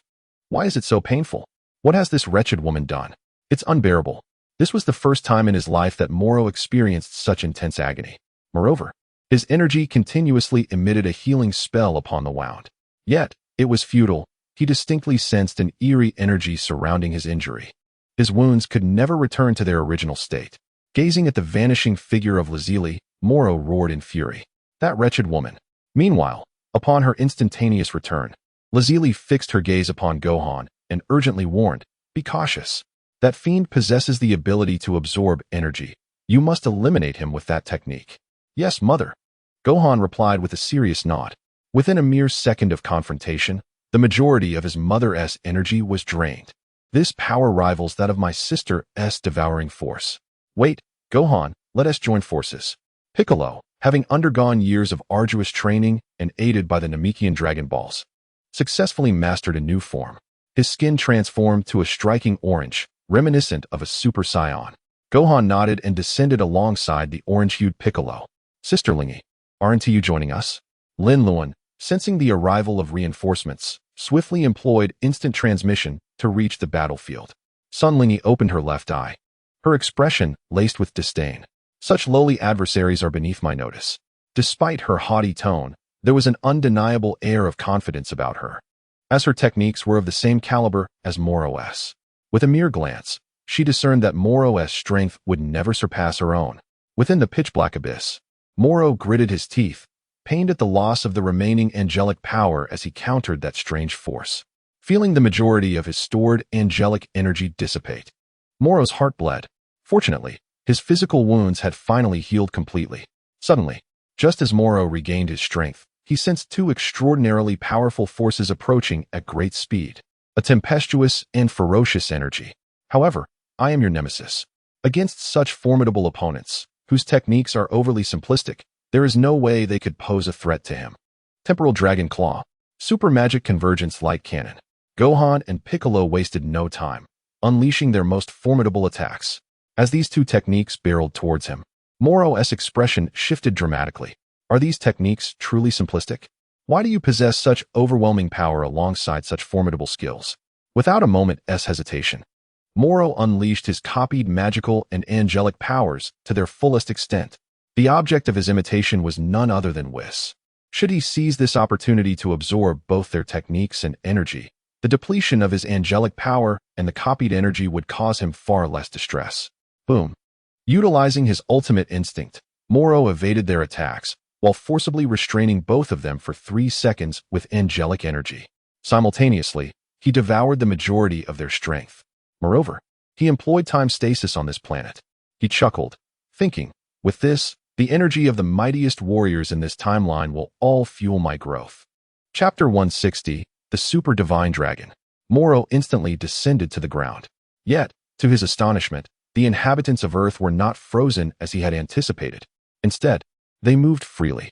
Why have you not been halted? His angelic power embodies the very laws of the universe. Brother, you are truly weak. Can such an opponent still be vanquished? Ignoring the presence of the demon, Sun Lingyi directed her remarks at Sun Wufan. Be cautious. This extraterrestrial possesses the power of the angel Vis. Upon hearing this, everyone was taken aback. 8 years prior, Sun Wukong had regaled them with tales of omnipotence and the pinnacle of the universe, emphasizing the extraordinary might of angels. In that moment, the disdain in Sun Lingyi's gaze vanished, replaced by a sharp intensity. How had this being acquired angelic power? Regardless, her current energy and rules were insufficient to contend with an angel. Now all your strength belongs to me. A wicked smile curled at the corners of Moro's mouth. Let us remain at a stalemate for a while longer. Victory shall be mine. At this juncture, Moro's angelic power had been depleted, leaving him with only the techniques of his self-mastery. Sun Lingyi's eyes sparkled with determination as a force sought to devour her energy. However, it was futile. Her own devouring power was far superior, fortified by the essence of rules. How could she possibly be consumed? In the next instant, Sun Lingyi fully unlocked her potential, transforming into a form akin to the so-called Beast Wufan. Harnessing the spatial talents inherited from her father, she appeared before Moro in an instant. Not good, Moro exclaimed, startled by her swiftness, which lacked any spatial fluctuation. It was swifter than even his angelic teleportation, just as her palm was a mere second away from seizing his face. Moro unleashed his might, conjuring a sharp lance of magic aimed at her. With a smirk, Sun Lingyi remarked, "So your angelic power is no longer at your disposal. Thus, it is you who shall meet your demise." Unfazed by the formidable and terrifying black lance, she transformed her fingers into dragon claws, effortlessly slicing through the so-called weapon of darkness. Your own strength is far too feeble. Even with his self-mastery, Moro could not evade Sun Lingyi's assault. With a resounding crash, she pressed Moro into the ground, a sinister smile gracing her features. Now your techniques are mine. Her devouring power erupted violently, morphing into a colossal 10-meter black gold ape that swiftly consumed Moro entirely. Moments later, after the black gold ape had completed its digestion, it roared and returned to Sun Lingyi's body. Phew! As onlookers on Earth beheld the scene, Sun Lingyi slowly opened her eyes. Is this the extent of his abilities? Quite impressive indeed. The magic had amplified her devouring power, while her replication ability endowed her with unpredictable capabilities. Even when facing an evenly matched opponent, she could replicate techniques. This consumption had undeniably enhanced her power and skills comprehensively. Sister, how is the energy of this horned extraterrestrial? Not bad, though it lacks the angelic power I anticipated. This revelation astonished the crowd. No wonder Lingyi had so effortlessly triumphed over this horned alien. It turned out his angelic power was no longer usable. Above the vastness of the multiverse, a ticking sound echoed. Amidst the eternal tranquility of the water's surface, a single drop, elusive and ever-changing, descends, sending forth a colossal wave that disrupts the serene expanse. At last, is it time to manifest in this realm? I have languished for an entire billion epochs. Feeling the constraints of the internal laws dissipate, the super dragon's gaze sharpens, and with a thunderous roar directed at the multiverse, countless timelines momentarily falter. swiftly converging towards the super dragon as if drawn by an unseen force. 10 seconds pass. The super dragon, with its gaping maw, devours the feeble dimensions of time and space. The essence of the cosmos is indeed intoxicating. Liberated from the ancient confines, the super dragon revels in its newfound freedom, yearning to consume countless parallel realms. However, before indulging further, it casts a disdainful glance at Vegeta, who remains preoccupied with pursuing the Kaishin Buu. How can this inept fool still be in pursuit of the Kaishin? A fool remains a fool. Even with such formidable physicality, one cannot ascend to true strength. The super dragon plunges into the parallel dimensions, reaching the formidable black Vegeta in mere moments. Insignificant insect, does destroying my super dragon balls bring you immense satisfaction? The resounding voice reverberates in Vegeta's ears. Buzzing, black Vegeta spits blood, his consciousness wavering. Why does this overwhelming power feel so familiar? It resembles, yes, the Omni King. The very essence of this force echoes that of the Omni King. Insect, it is time for your journey to conclude. The super dragon, unwilling to elaborate further, engulfs black Vegeta, who stares in disbelief. Then, it turns its gaze upon the fabric of time and space. The laws weaken, and a new power is birthed in this realm. The super dragon feels no surprise at the limitations imposed by its own laws, for the power structure of this multiverse has matured, and now is the moment to suppress the established order. The laws were merely the manifestation of power from its own inception, while the newly emerging multiverse now seeks to subdue them. This is an inevitable trend of the era, unchangeable, to which one must yield. Those who wish to alter the course have long since faded into obscurity, mere dust in the endless expanse of time. Subsequently, the super dragon expels black Vegeta from its maw. Perhaps it is time for you to undergo the transformation into great power. It offers the most effective assistance to those of its kin. O my supreme creator, my kind has served you for countless ages. The super dragon's eyes gleam with intensity, transforming into a blazing sun. I no longer wish to remain a servant. I aspire to stand alongside you and the Omni King as equals. After enduring innumerable epochs, the super dragon's heart has evolved beyond its original state. It now harbors ambitions of dominion. It yearns to ascend as the supreme deity, rather than remain a humble wish-granting entity, subservient and uncomplaining. On another front, 7 ebony and gold dragon balls shimmer with a dark golden light. Subsequently, they merged into a colossal dragon, adorned with ebony scales and a strikingly beautiful head. Its 4 claws and obsidian golden pupils mirrored those of the super dragon. However, unlike the dragon clan, this creature bore a resemblance to an evil dragon of time and space. Yet it was even more exquisite in appearance, exuding a captivating charm alongside its malevolent and formidable power. Chapter 161. The Malevolent Super Dragon. Curiously, this dragon lacked a formal name or any legends associated with it. If others were inclined to bestow a title upon it, it would take great pleasure in being called the Malevolent Super Dragon. Infinity, you have awakened. The Malevolent Super Dragon observed quietly in the direction of the Super Dragon, its dark pupils reflecting an eerie intensity. After traversing countless epochs, one's heart seemed markedly altered. As ancient adversaries across endless ages, they possessed an unparalleled understanding of one another, for their creators were 2 brothers bound by mutual hatred. Thus, from the moment of their inception, they existed as eternal opposites. Through birth, death, and rebirth, they would remain forever entwined. A subtle smile graced the lips of the Malevolent Super Dragon, its gaze conveying a sense of foreboding. Oh, but isn't this the essence of amusement? It mused with a sinister laugh. The Malevolent Super Dragon excitedly flicked its tail through the void, unleashing unimaginable power that illuminated the myriad of feeble parallel universes below. Those realms, devoid of any governing rules, swiftly evolved into something bizarre, as if gestating an otherworldly domain. Have the constraints of rules been established? Limes pondered as he gazed upon the countless parallel universes he had created, intertwined within the multiverse. More accurately, it was he who crafted the initial parallel dimensions and the primordial universe at the dawn of the multiverse. It seemed the universe was on the verge of reuniting. Limes recognized that this cosmos had begun to mature, deserving of the designation of a true multiverse, rather than the forced amalgamation with the decrepit multiverse of yore. It appears I must prepare accordingly and summon the Kaishins post-haste. With his eyes narrowing slightly, The power of creation surged like tumultuous waves toward the singular sovereign. My comrade, I wonder if you might entertain the notion of collaboration this time. The power of creation radiated like the most exquisite light from the dawn of existence, reaching the palace of the omnipotent sovereign in an instant. In the primary space-time, Sun Wukong slightly raised his head, cradling his companions, who appeared flushed and breathless. Suddenly, a drop of water splashed upon the calm surface, instantly enveloping this parallel universe. But that was not all.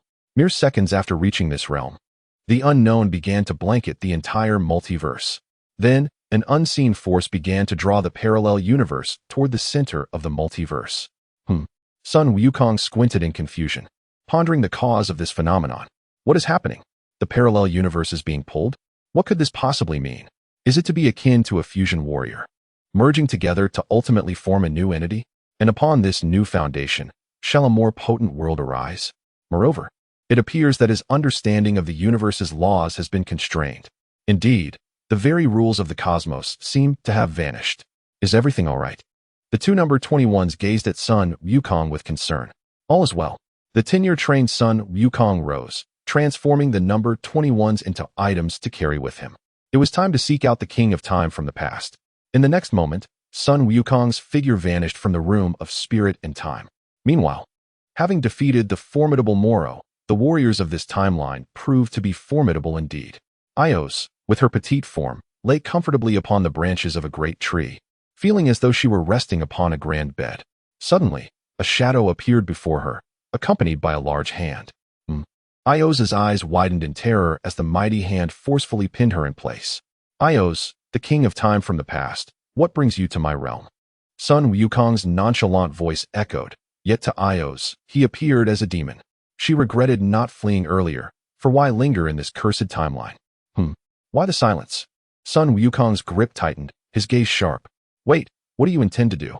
Despite the fear bubbling within her, the countless years of existence had imparted a sense of calm. Her mindset was indeed formidable. Isn't that what I should be asking? What is your purpose in my timeline? A murderous intent surged from Sun Wukong's eyes, bearing down upon Ios.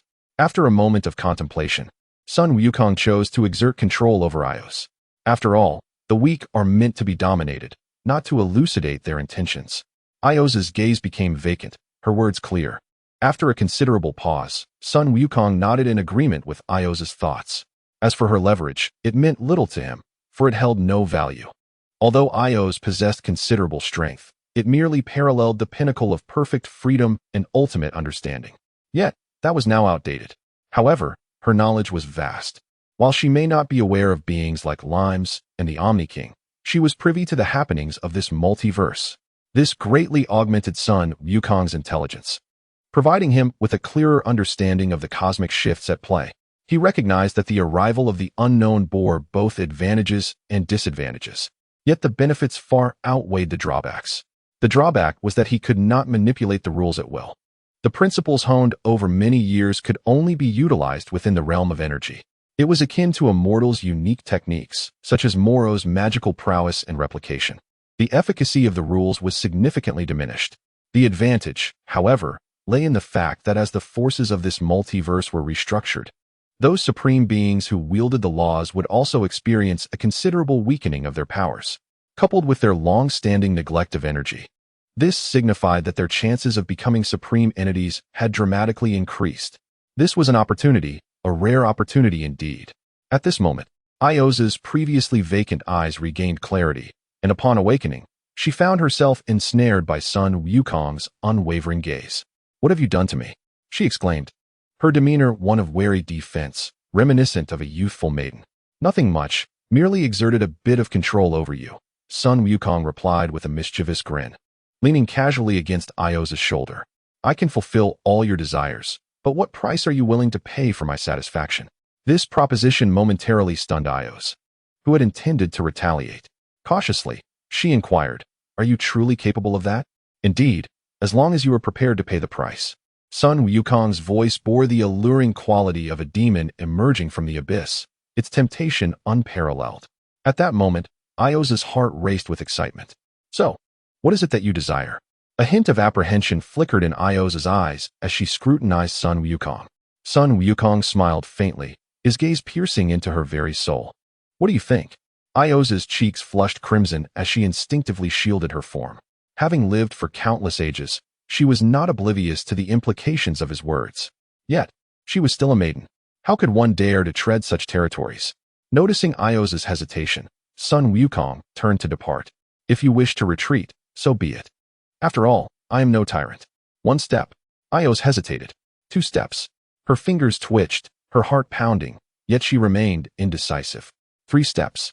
With newfound resolve, Ioz shouted at Sun Wukong's retreating figure, I understand. I will become your wife. Please assist me. This declaration left Sun Wukong taken aback. Why would I want you to be my wife? He mused internally, though he contemplated the possibility. After all, he had taken on numerous companions. A wise choice. I find it quite commendable. In an instant, Sun Wukong stood before Ioz. Now, shall we discuss the deposit? Ioz recoiled, her face flushed with embarrassment. What?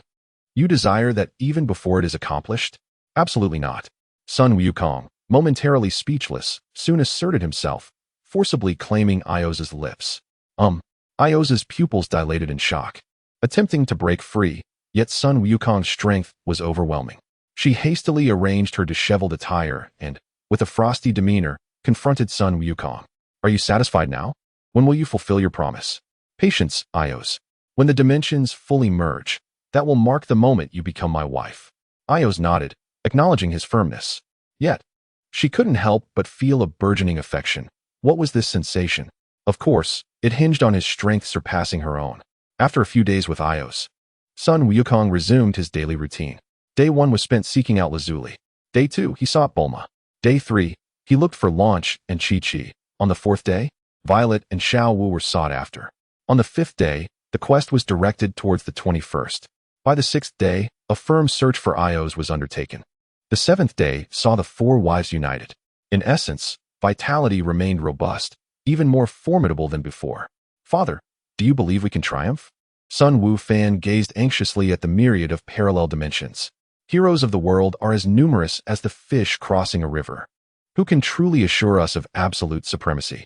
Moreover, this is unlike any previous encounters. The Dragon Balls are no longer mere instruments of resurrection. Hell and the Netherworld no longer govern the cycle of souls and reincarnation. The laws governing existence, from the moment of the convergence of parallel dimensions, shall cease to exist. Regardless, our duty is to strive. What lies ahead, we shall leave to ourselves. Throughout the endless ages, the extent of formidable foes remains unknown to Sun Wukong. Yet none shall match his prowess. For his embodiment of both malevolence and righteousness is invincible.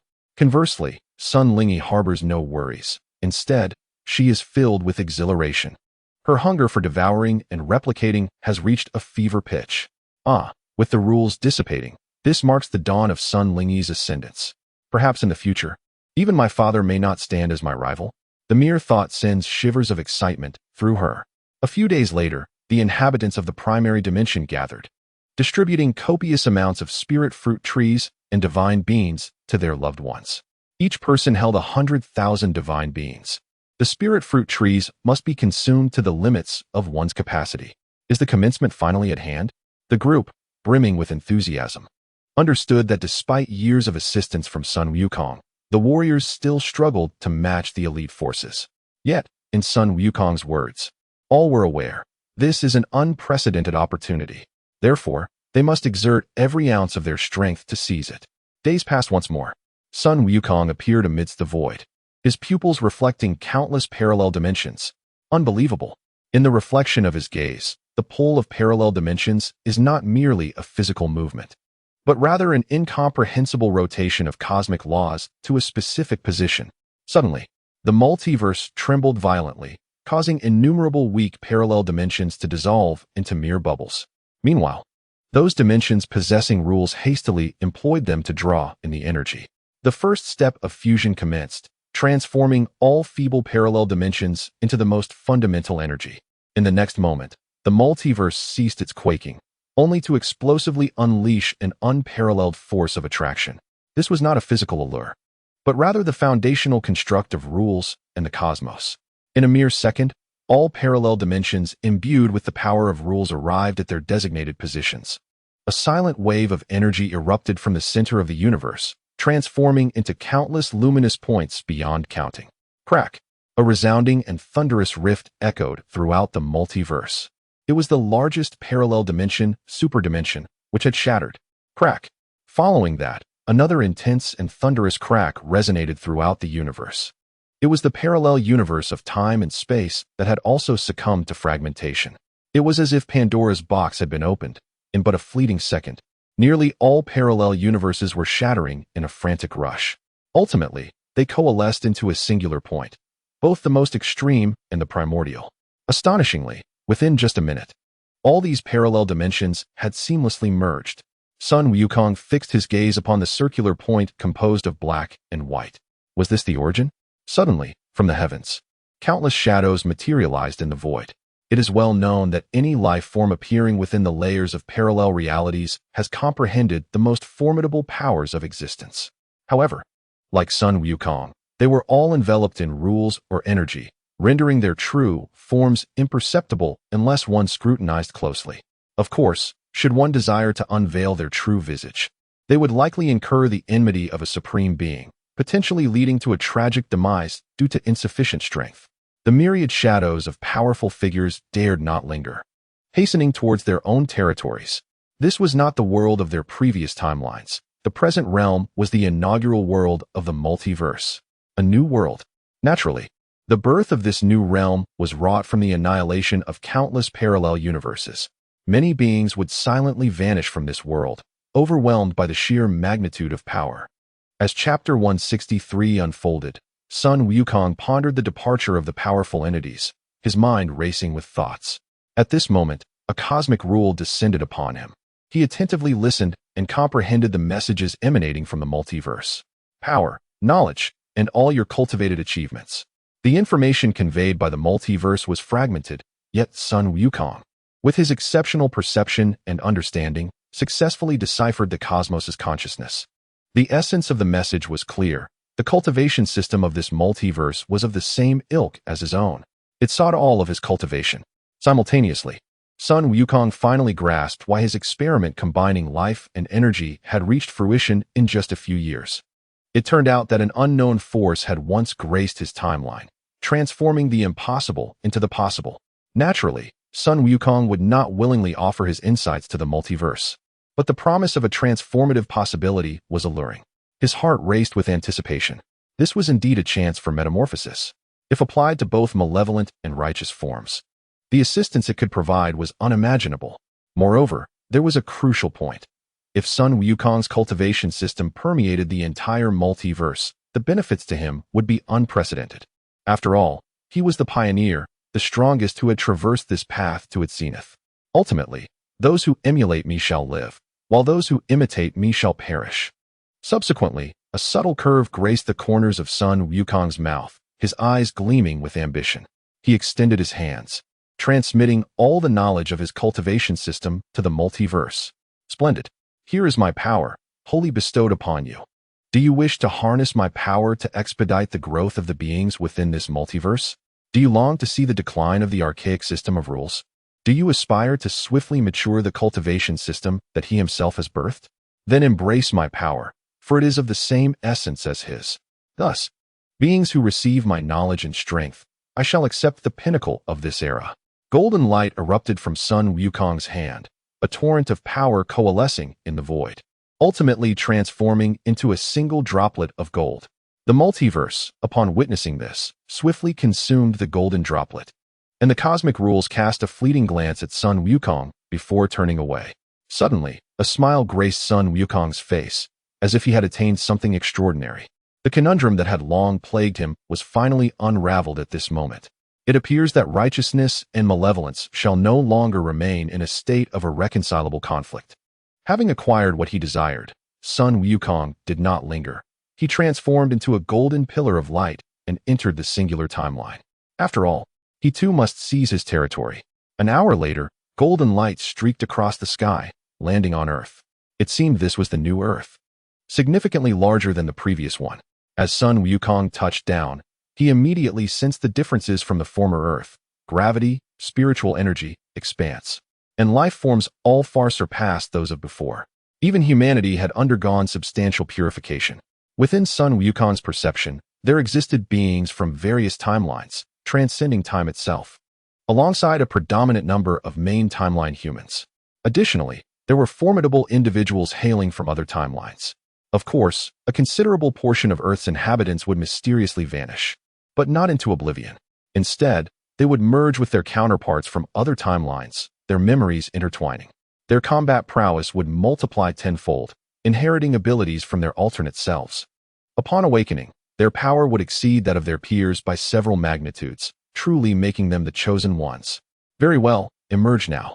Sun Wukong wielded the power of space to release the populace of the main timeline. Naturally, Ios, number 21, and Violet could not be liberated. Wow.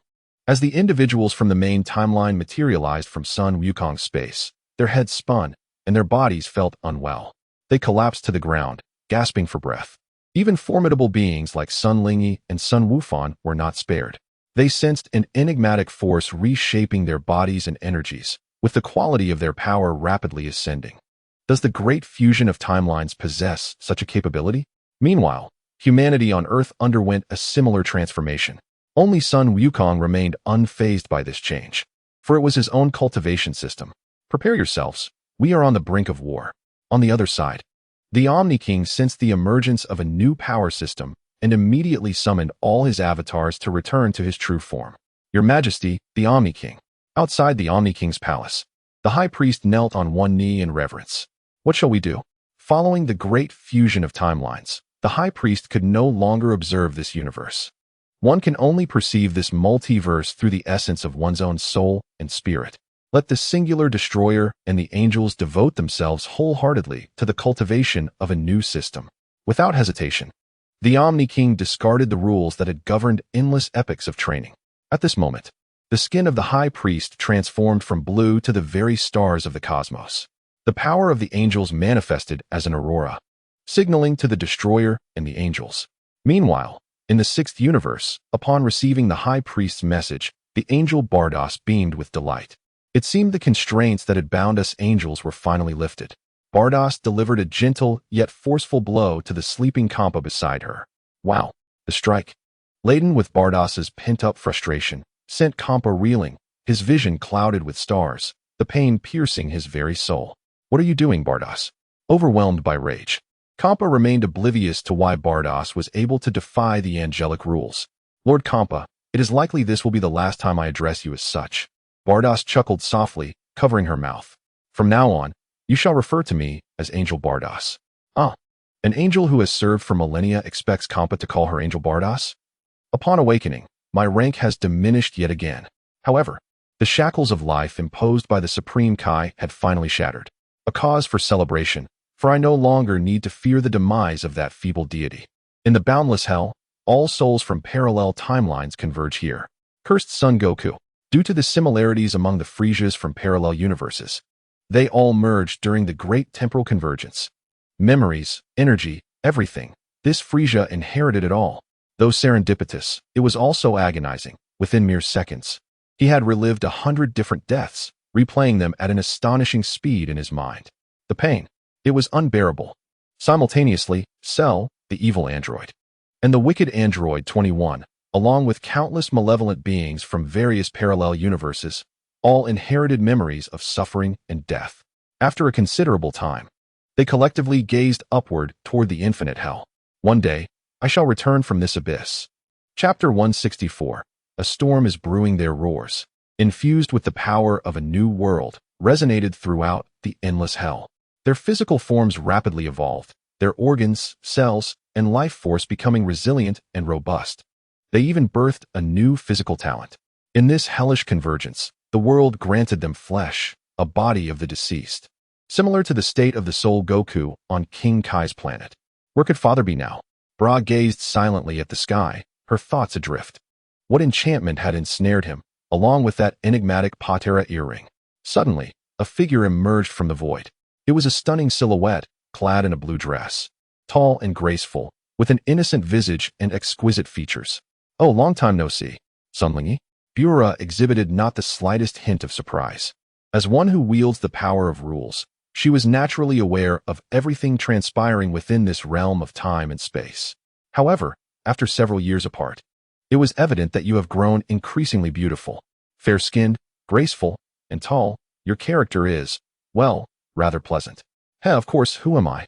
Sun Lingyi felt no astonishment at the flattery, for she was indeed strikingly beautiful, and she had grown weary of such compliments. She placed her palm upon Bure's neck, her expression shifting. You actually what? Such overreactions. The warmth of their physical contact eased Bure's heart, and a smile gradually adorned her once stiff visage. Oh, it's simply some mud on your neck.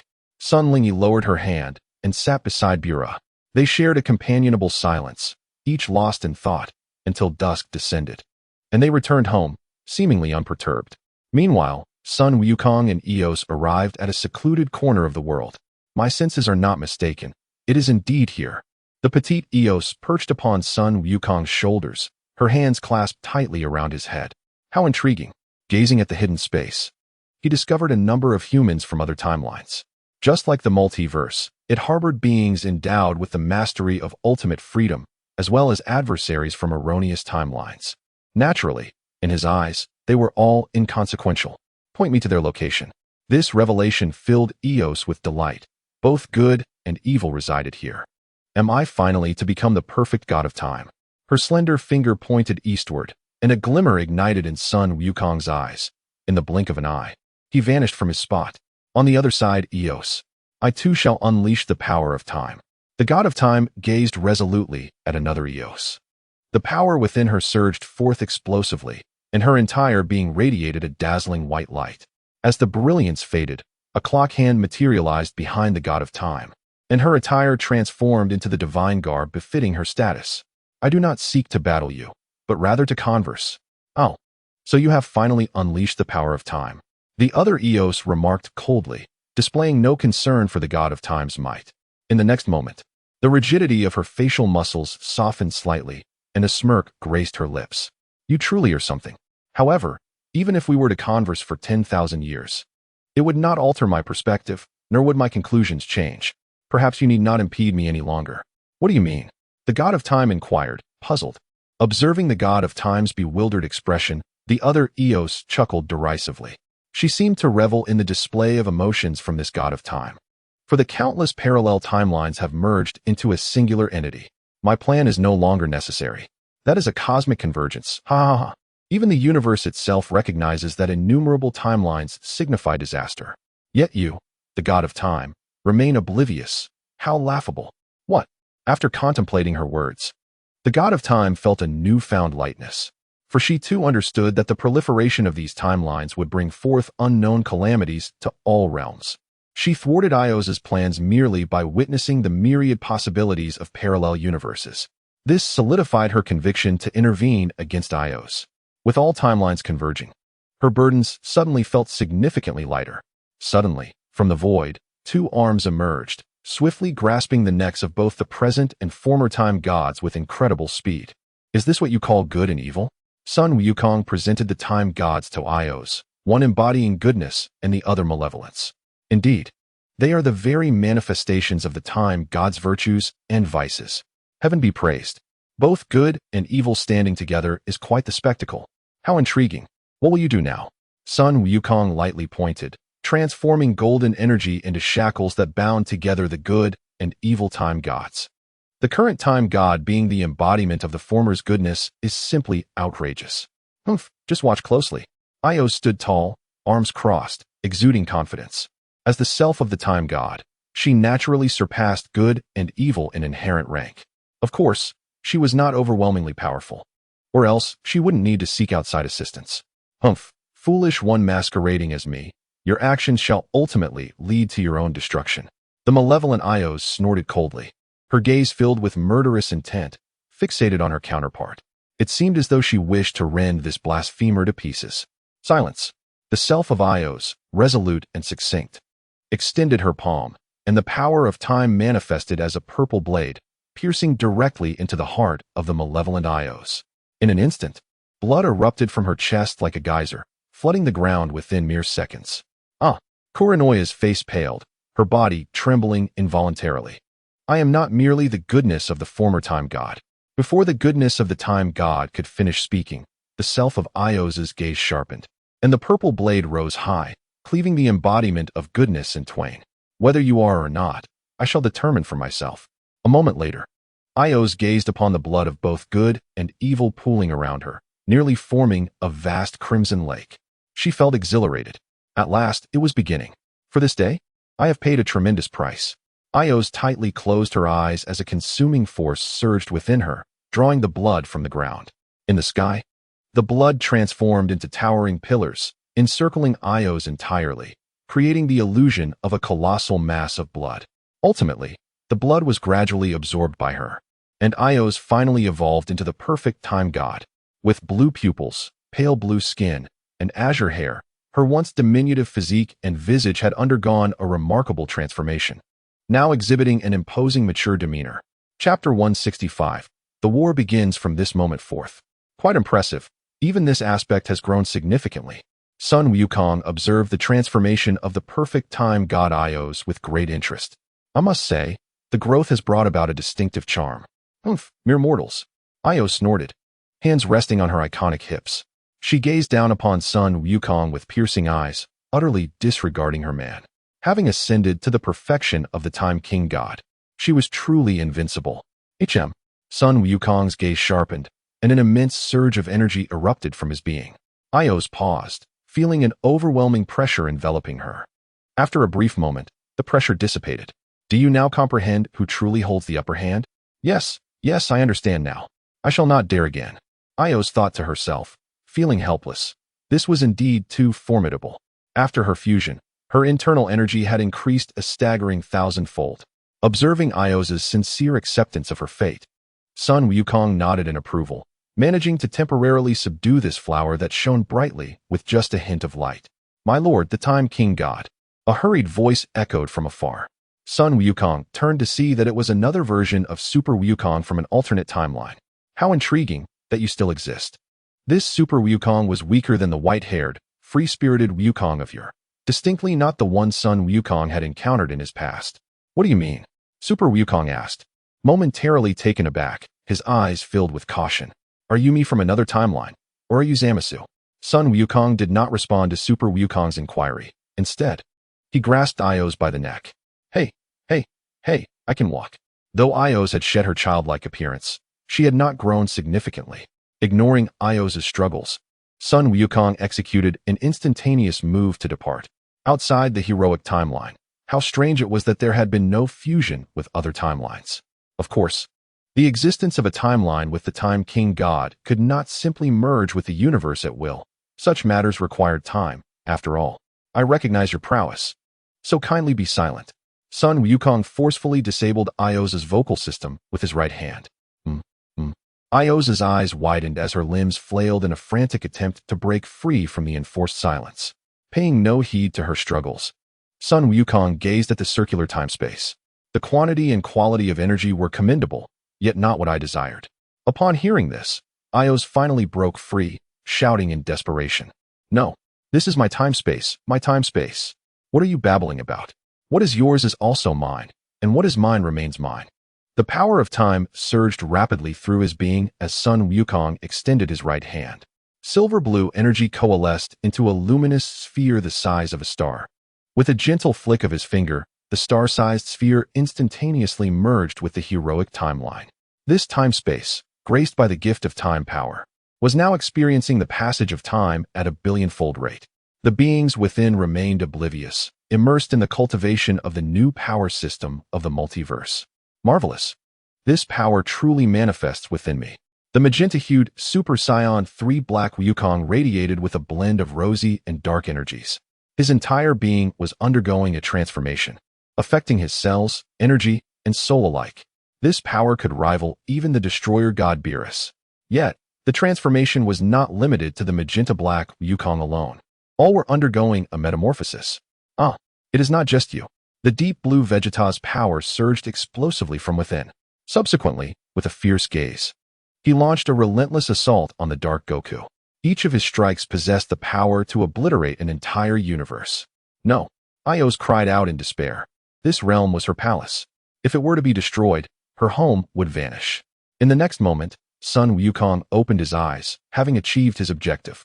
His pupils darkened, and a violent, formidable force of attraction abruptly emanated from his being. The newfound power you have acquired serves as my fuel. The devouring force descended upon the hero's realm, akin to the universe's most colossal black hole, unleashing boundless suction. Merely a second after its arrival, all entities within the hero's realm, whether of justice or malevolence, saw their energy and corporeal forms coalesce into tiny specks of black luminescence. Wow, what on earth is this? The rose-hued Super Saiyan 3 Goku looked on in terror, fixating on his own bloodless arm. He was not alone. Vegeta shared his astonishment. Meanwhile, this bizarre phenomenon continued to unfold. Above the hero's realm, Sun Wukong, with an indifferent gaze, declared, "Those who belong to the erroneous timeline vanish." The suction within him intensified 100-fold. Within mere seconds, all life in the hero's realm transformed into black luminescent points and was drawn into his being. Indeed, the quality and quantity of energy met my expectations. Sun Wukong felt immense satisfaction. His journey with Ios had not been in vain, allowing him to absorb the energy of so many formidable beings. However, he would require additional time to assimilate this power as his own. Fortunately, my realm remains intact. Ios sighed in relief. Gazing upon Ios's slender form and her icy, exquisite visage, a surge of warmth ignited within Sun Wukong. My fire burns fiercely now. On the other side, in the Dragon God realm, two orbs of light descended from the heavens, hurtling towards Wukong and Vegeta. Their swiftness left the two no time to react. Boom! The orbs enveloped them, appearing like dazzling miniature suns. Moments later, the energy of the orbs gradually diminished, ultimately revealing the figures of Wukong and Vegeta. Subsequently, two intensely potent forces erupted within the Dragon God realm. Their power had amplified by at least 100-fold. Have I become stronger? Be quiet, Kakarot, isn't that obvious? During the grand fusion of timelines, their powers had undergone a transformation. What indeed were these two orbs that had resided in the Dragon God realm for so many days, effortlessly elevating their strength to such extraordinary levels? Wukong and Vegeta exchanged glances, then unleashed their utmost power. Boom! The clash of their immense forces caused the Dragon God realm to tremble violently. The elders of the realm observed this with concern and exchanged glances, deciding to separate the space occupied by Wukong and Vegeta, allowing them to battle freely. Suddenly, a diminutive figure emerged from the void, startling the elders, who promptly bowed their heads in submission. "We welcome our king's return." The figure, measuring 10 inches in height and adorned with a pair of resplendent golden wings, was none other than the Super Dragon, or more precisely, a manifestation of the Super Dragon itself. With a gentle nod, the Super Dragon addressed the two elders with a calm demeanor. Chapter 166, The Creator God, Rimus. As the new world unfolds, the cosmic powers are poised for a reshuffle. The Super Dragon paced back and forth, its gaze fixed intently upon the expressions of the two elders. It appeared that should these elders still entertain thoughts of submission to the Creator, they would be violently torn apart by the Super Dragon in an instant. Having lived for countless years, the two dragon elders understood that the current king was no longer the loyal monarch of the Creator they once knew. Yet, were they not also bound by similar sentiments? "We shall follow the king's directives," the elders proclaimed, their voices imbued with sincerity, even carrying the weight of their inherent rules. The two elders were none other than Purunga of the Namekian Dragon Balls and Purunga of the Demon Realm Dragon Balls, one green and one red, serving as the guardians of their respective realms. "Excellent, excellent, excellent," the Super Dragon exclaimed in exhilaration, resonating with the shared thoughts of the two elders. "Thus, we shall deliberate tonight and launch our assault on the multiverse to seize territory on the morrow." Indeed, after a night of discussions, the Super Dragon and the two Dragon Elders reached a consensus to primarily target the dominion of the Creator God, Rimus, situated within the old multiverse. Through the accumulation of endless epochs, the Super Dragon was convinced that its strength was on par with that of the original deity. And what of those two formidable humans? The power bestowed upon them by the king must have been meticulously orchestrated. Patience is key. While their current prowess may not be overwhelming, their potential for growth is vast. In this multiverse, which urgently requires a reformation of its cultivation systems, life forms can easily break through their limits. Of course, Goku and Vegeta were to be enlisted for assistance. Their combat strength was unparalleled at the mid to high levels. The following day, the Super Dragon, along with the Green and Red Elders and over 100 remaining Dragon Clan members, arrived at the singular Demon Realm. Wow, Vegeta! This place known as the Demon Realm is teeming with such potent beings, Goku exclaimed, his power having evolved to the point where he could sense not only the appearances but also the essences of others. Humph. These dragons have likely come here with ulterior motives, akin to our Scion invasions of other planets in the past. However, unlike us, they seek power, while we were the harbingers of destruction. Of course, Vegeta merely voiced his thoughts without taking action. After all, notions of good and evil bore little relevance to him. His only concern was the well-being of his family and friends. Meanwhile, Goku sought more formidable adversaries to challenge. Listen to my command. A voice of ancient authority resonated in the minds of all the dragons. Advance upon the Demon Realm. Roars of fury erupted from the assembly of dragons as their collective will surged forth, forcibly breaching the spatial barriers of the Demon Realm and directing their assault towards the abode of Rimus. Within this endeavor, not only was the power of the dragons at play, but also the rule of the Super Dragon and the Divine Might. Charge! The ambitious Super Divine Dragon boldly ventured into the Demon Realm, prompting the other divine dragons to follow suit, with fervor akin to that of a battle cry. Goku and Vegeta exchanged a glance, transforming into beams of light as they surged directly into the Demon Realm. Meanwhile, within the Creation God Palace, Remus initially contemplated summoning the Kais back, but after much deliberation, opted instead to have them manage the various planets across the cosmos. The Kais power was insufficient to provide a significant advantage in the impending conflict. The fact that they had not been entirely annihilated was merely a stroke of good fortune. Suddenly, Remus felt a tumultuous surge of his creative power. Even the force of his rules became tumultuous. Is there a formidable adversary who seeks my demise at this moment? Could it be the ancient Demon King? No, he perished long ago and could not possibly seek vengeance against me. Who, then, could it be? Remus racked his brain, attempting to recall which of his ancient foes had once opposed him. Logically, most of those primordial beings should have long since met their end. So, from where does this foreboding danger, as indicated by my creative power, truly emanate? In the next instant, an answer presented itself to Remus. Boom! The grand gates of the palace, enveloped by the laws of creation, were torn asunder by a surge of golden energy, instantaneously dimming the once resplendent palace. The laws of creation possess the qualities of creation, restoration, and remarkable resilience. Even when forcefully breached, they can swiftly restore their integrity. Fourth level of rule, divine power. Remus's expression shifted dramatically as he hastily summoned the demon kings of the demon realm for protection. In the old multiverse, the primordial gods had classified the power of rules into 4 tiers. 1. Comprehension of the rules. 2. Application of the rules. 3. Mastery of the rules. 4. Creation of rules. Divine power of rules. A force formed from the fusion of rules and divine power. The Super Divine Dragon was taken aback to discover that, after all these years, he had ascended to such heights of power. With a hint of malice in his golden eyes, the Super Divine Dragon had no desire to reminisce with the primordial gods. Those who survived the transition from the old multiverse to the new were not to be underestimated. The golden pupils shifted slightly, and the elder, one red and one green, exchanged knowing nods, encircling Remus. The atmosphere grew frigid, as both parties seemed to await a pivotal moment. Meanwhile, the hundreds of divine dragons behind them retreated from the palace, teleporting to the territory of the demon realm. Upon encountering any being from the demon realm, they would reveal their gaping maws, consuming their lives, spirits, and physical energies in one fell swoop. The demon kings were among them. As time inexorably passed, Remus's expression darkened, a bead of cold sweat trickling down his forehead. When the universe was first born, the dragon god, along with his brother and other deities, engaged in a cataclysmic battle. All the mightiest beings from the demon realm, the Omni King, the dragon god realm, and the evil dragon god realm of the old universe participated. The battle shattered the heavens and the earth, fracturing the very fabric of the primordial universes.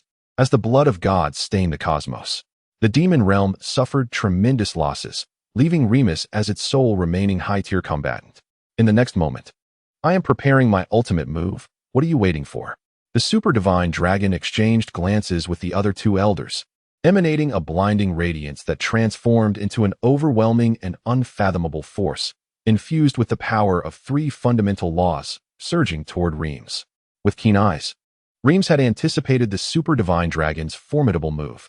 He concentrated the creative power of the laws and excavated a temporal rift to evade the attack. Sharing the same fourth level of law power and having prepared in advance, he effortlessly dodged. Roar. The two elder dragons, foreseeing the outcome, attempted to ensnare space and time with the same all-encompassing rules as the super divine dragon. However, their rule power proved feeble against Reims. Ignoring their attempts, Reims plunged deeper into the demon realm, leaving behind a remark. Upon witnessing Reims' effortless escape, a smirk crept across the super divine dragon's lips, as if he had anticipated this all along. Indeed, in the next moment, a surge of dark rule power abruptly manifested in the void, swiftly coalescing into an evil, ultimate dual law power. It transformed into a colossal, pitch-black sphere, striking Reims with tremendous force. Ultimate rule power at the fourth level. The evil super divine dragon, Reims, incredulous, thought, how could this be? Their creator was the eternal adversary. How could these two creations possibly unite? Before he could ponder further, the evil super divine dragon revealed itself, grinning mockingly, as if to deride his ignorance. Then, opening its maw, it unleashed a torrent of dark dragon breath infused with rule power. Dreadful. Reims' expression shifted dramatically as he unleashed the full might of his creative rule power, charging eastward with all his strength. This is bad. Infinite. I am in a precarious situation. Boundless. You and I shall join forces. The two super divine dragons' pupils constricted sharply, not fleeing into the cosmos, but plunging deeper into the demon realm. They were well acquainted with this ruse. The two super divine dragons dramatically shrank in size, becoming comparable to ordinary dragons. One golden, one dark, they spiraled through the sky, chasing each other's tails to form a half-golden, half-dark circle. Sensing the peril behind him, Reims' heart raced, his gaze aflame as he directed his creative rule power toward a specific location in the demon realm. Instantly, the space within the demon realm shattered, revealing a patch of blackened skin. The universal and ultimate rules of the two super divine dragons surged forth, converging in the center of the circle. One gold and one dark, manifesting a fusion of universal and ultimate powers. All space and time faced obliteration. In the moment when the golden and dark rule powers merged, they astonishingly generated an unparalleled strength. A 1-meter-sized murky energy abruptly targeted Reims. Reims beheld this ominous form with elation, channeling the entirety of his creative rule power toward it like a tidal wave. Boom! As the obliteration of all space and time surged toward him, he transmitted a significant portion of his creative rule power. Reims' expression shifted drastically, intending to flee. He realized too late that the obliteration of all space and time was even swifter, striking directly at his consciousness. In merely 1 second, Reims was reduced to distinct particles of dust, scattered by the wind. Simultaneously, the golden eyes of the black-skinned figure shimmered with brilliance. Is he dead? Boundless felt a surge of exhilaration, his heart unconsciously racing with anticipation. In the vast expanse of time, we were vanquished by the omnipotent forces of the temporal void. The initial deity of the old universe, impervious to defeat, has emerged victorious against once insurmountable foes. With a subtle curve gracing its lips, the being known as Wuji gazed with eyes sparkling like distant stars, envisioning the reign of two supreme dragons over an infinite multiverse. Years of conflict had forged an unbreakable bond between them. They were adversaries, yet also kin, intimately connected.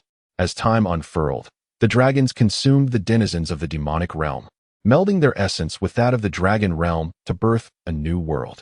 Meanwhile, Kong Bei and his companion found themselves mere spectators in this grand battle, constrained by their limited divine powers. From beyond the cosmos, a figure with obsidian skin materialized from the void. Regrettably, the vessel I nurtured with the essence of creation has yet to mature. The power encased within has dissipated, revealing its original form. With skin of pale azure, adorned by horns reminiscent of infernal demons, a prodigious belly, and a curved blade at its waist, the figure bore a flowing white cloak, crowned with a golden dragon's head. However, I remain resolute in my choices, my golden eyes observing the newly formed world where the realms of demons and dragons have fused. A rift in space appeared behind, drawing him into its depths, leaving behind a whisper in the void. I shall return. On the other side, upon a distant planet, the denizens returned from the abyss, reveling in the rich energies of the cosmos. Ha ha ha. My cells rejoice. My body has transformed into an extraordinary monstrosity. Chapter 168. The Sovereign of the Cosmic Devourers. What a magnificent world this is. Sun Wukong, how will you withstand my formidable power? Roar. This amalgamated universe is surely in need of an emperor. Observing the deluded aspirations of the villains, Fusion 21 scoffed at their naivety. While you may grow stronger through fusion, do you think Sun Wukong is incapable of the same? Suddenly, a voice erupted within the minds of the wicked. Evil ones, bow before me. The fusion of the invincible and the Godslayer, Vegeta, had transcended into a being of greater might in this new universe. Who are you?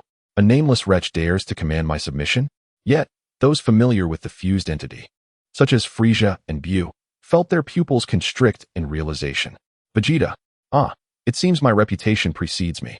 At that moment, Vegeta shed his peculiar attire for a purple battle suit crafted by Bulma for Android 17.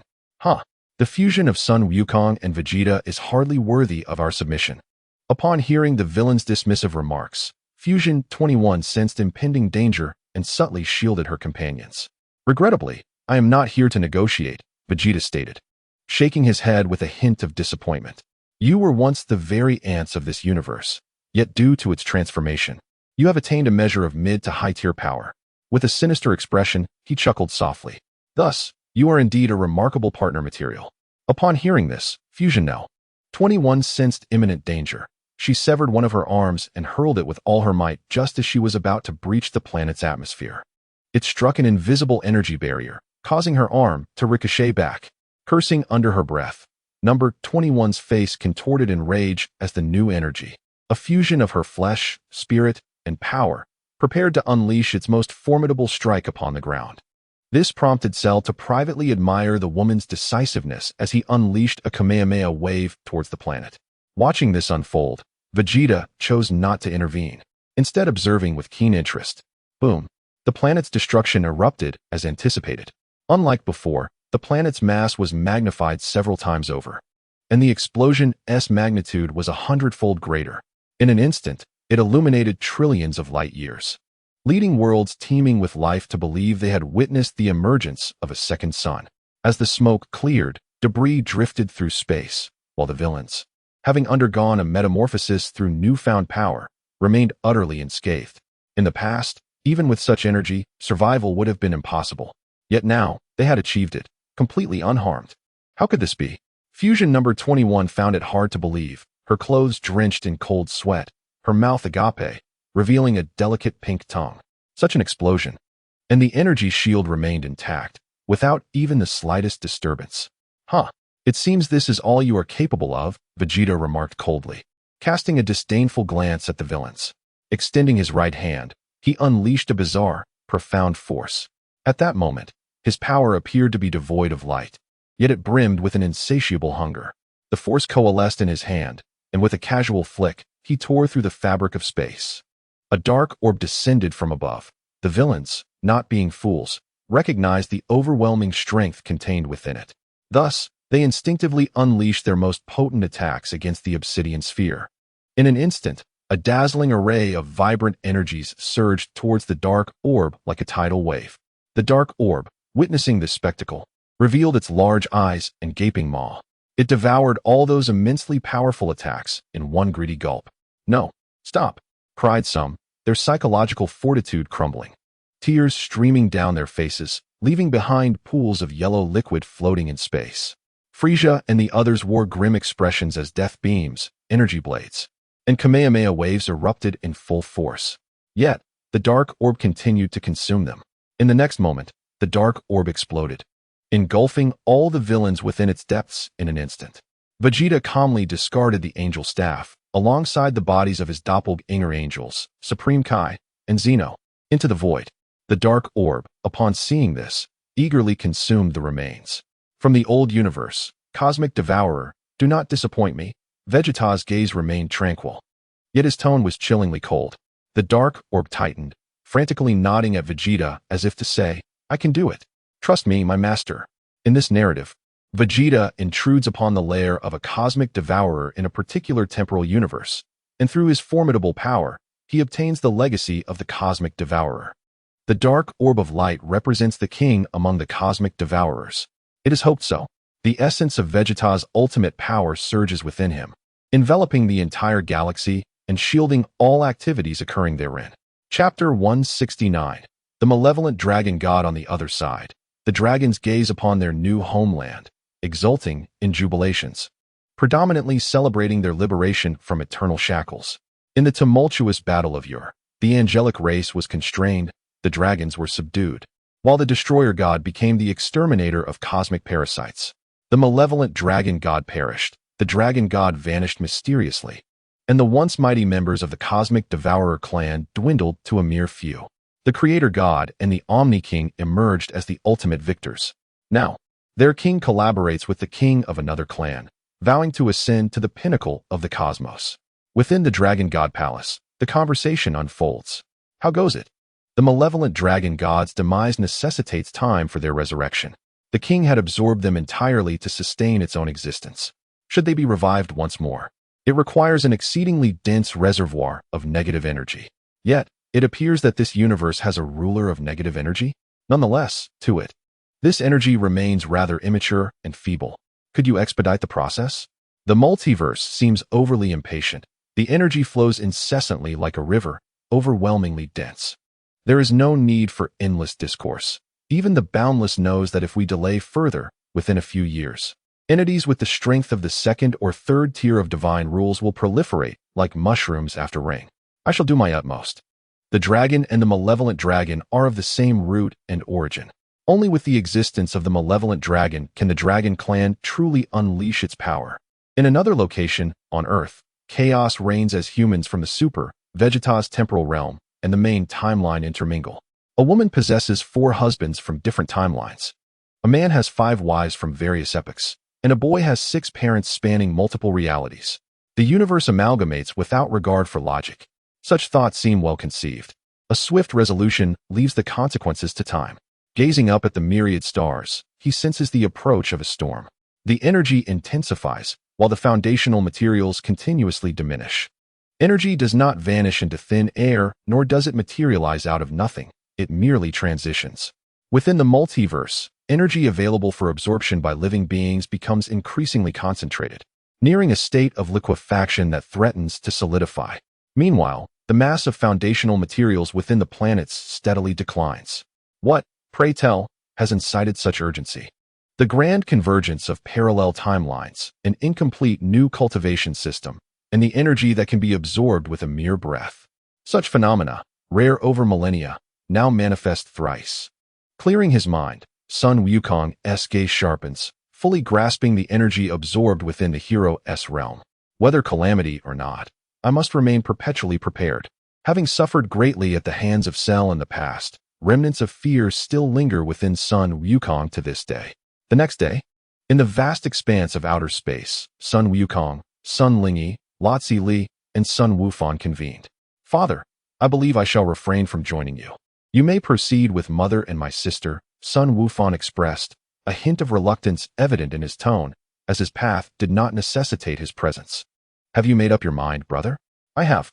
Sun Wufan's resolute voice resonated in their ears, prompting Sun Wukong, Sun Lingyi, and Lotzi Li to exchange glances, a silent understanding passing among them. With a resigned smile, they acquiesced. Very well, should any danger arise on Earth, do not hesitate to contact us. Understood. Travel safely. The 3 figures enveloped themselves in energy, propelling swiftly towards the most concentrated source of cosmic energy. In the Gadman star system, on the planet Arjun, fertile farmlands sprawled across vast distances, interspersed with pristine forests and abundant mineral resources. The Arjunites thrived in this bountiful land, with the mightiest among them being the Arjun King. Decades prior, he boasted a combat power of 100,000, a formidable force in his time. However, as the years flew by and cosmic energy intensified, the enhancement of strength became as effortless as sustenance. At this juncture, an unexpected visitor arrived on Arjun. A graceful figure piloted a black gold giant ape at breakneck speed. Beep, beep, beep, I am at your service. 100 million light-years ahead lies a potent energy magnetic field. Beep, beep, beep, conducting analysis now. Moments later, the results were in. Each Arginite possessed a combat power of 1 billion. 3 individuals boasted 100 million each, and 1,000 others had 80 million, culminating in a staggering total of 100 billion in energy purity. Not too shabby. A promising start, Sun Lingy remarked, donning a modified combat power detector designed by Bulma, capable of measuring up to 1 trillion in energy purity. However, 1 billion combat power seemed rather feeble. Were it not for the detector, she would never have ventured to this desolate place. Gazing upon the prosperous Arjun, Sun Lingy's expression remained cold as she raised her hand. The black-gold giant ape vanished, only to reappear beside Arjun in the next moment, opening its cavernous maw to devour both the planet and its inhabitants. Moments later, as the energy dissipated, an unusual sensation surged within Sun Lingy. Her own power began to fluctuate wildly, and within an instant, she had mastered the energy completely. With a slow exhale of murky breath, her eyes glimmered with avarice. Little Boo, continue. Affirmative. Searching for you now. I have located a source, the planet Ligaro. With a purity of 100 billion energy, 3,000 light-years away. Nodding, Sun Lingy promptly initiated a spatial leap. For her, exterminating these extraterrestrial beings would only enhance her strength, and she had no qualms about slaying more. Meanwhile, Sun Wukong and Lotzi Li, who harnessed his power, embarked on separate missions. Utilizing spatial leaps, Sun Wukong swiftly consumed hundreds of extraterrestrial beings, each possessing 100 billion in energy purity. In contrast, Lotzi Li moved at a leisurely pace, following the guidance of her combat device. In the Gaoroma star system, Sun Wukong pondered, this is still insufficient. The purity of these powers is alarmingly low. He mused, in this universe, aside from the malevolent souls in hell, where might one find a higher purity of energy? In the realm of destruction and celestial beings, a thought struck Sun Wukong. Why not consume both the destroyer and the angels? His mind brimmed with insatiable greed. After a prolonged moment of contemplation, a sly grin appeared upon his lips as he summoned Lazili and Sun Lingy. Since all living creatures were now cultivating his unique system of training, it implied that the Omni King was no exception. The power of rules had waned, and new energies were emerging. Now was the time for action. Should he succeed, within a month, he could ascend to become the sovereign of the multiverse. If he were to fail, with his current understanding of the temporal and spatial rules, escape would be an effortless endeavor. He decided to confer with Lazili and Sun Lingy to devise a strategy.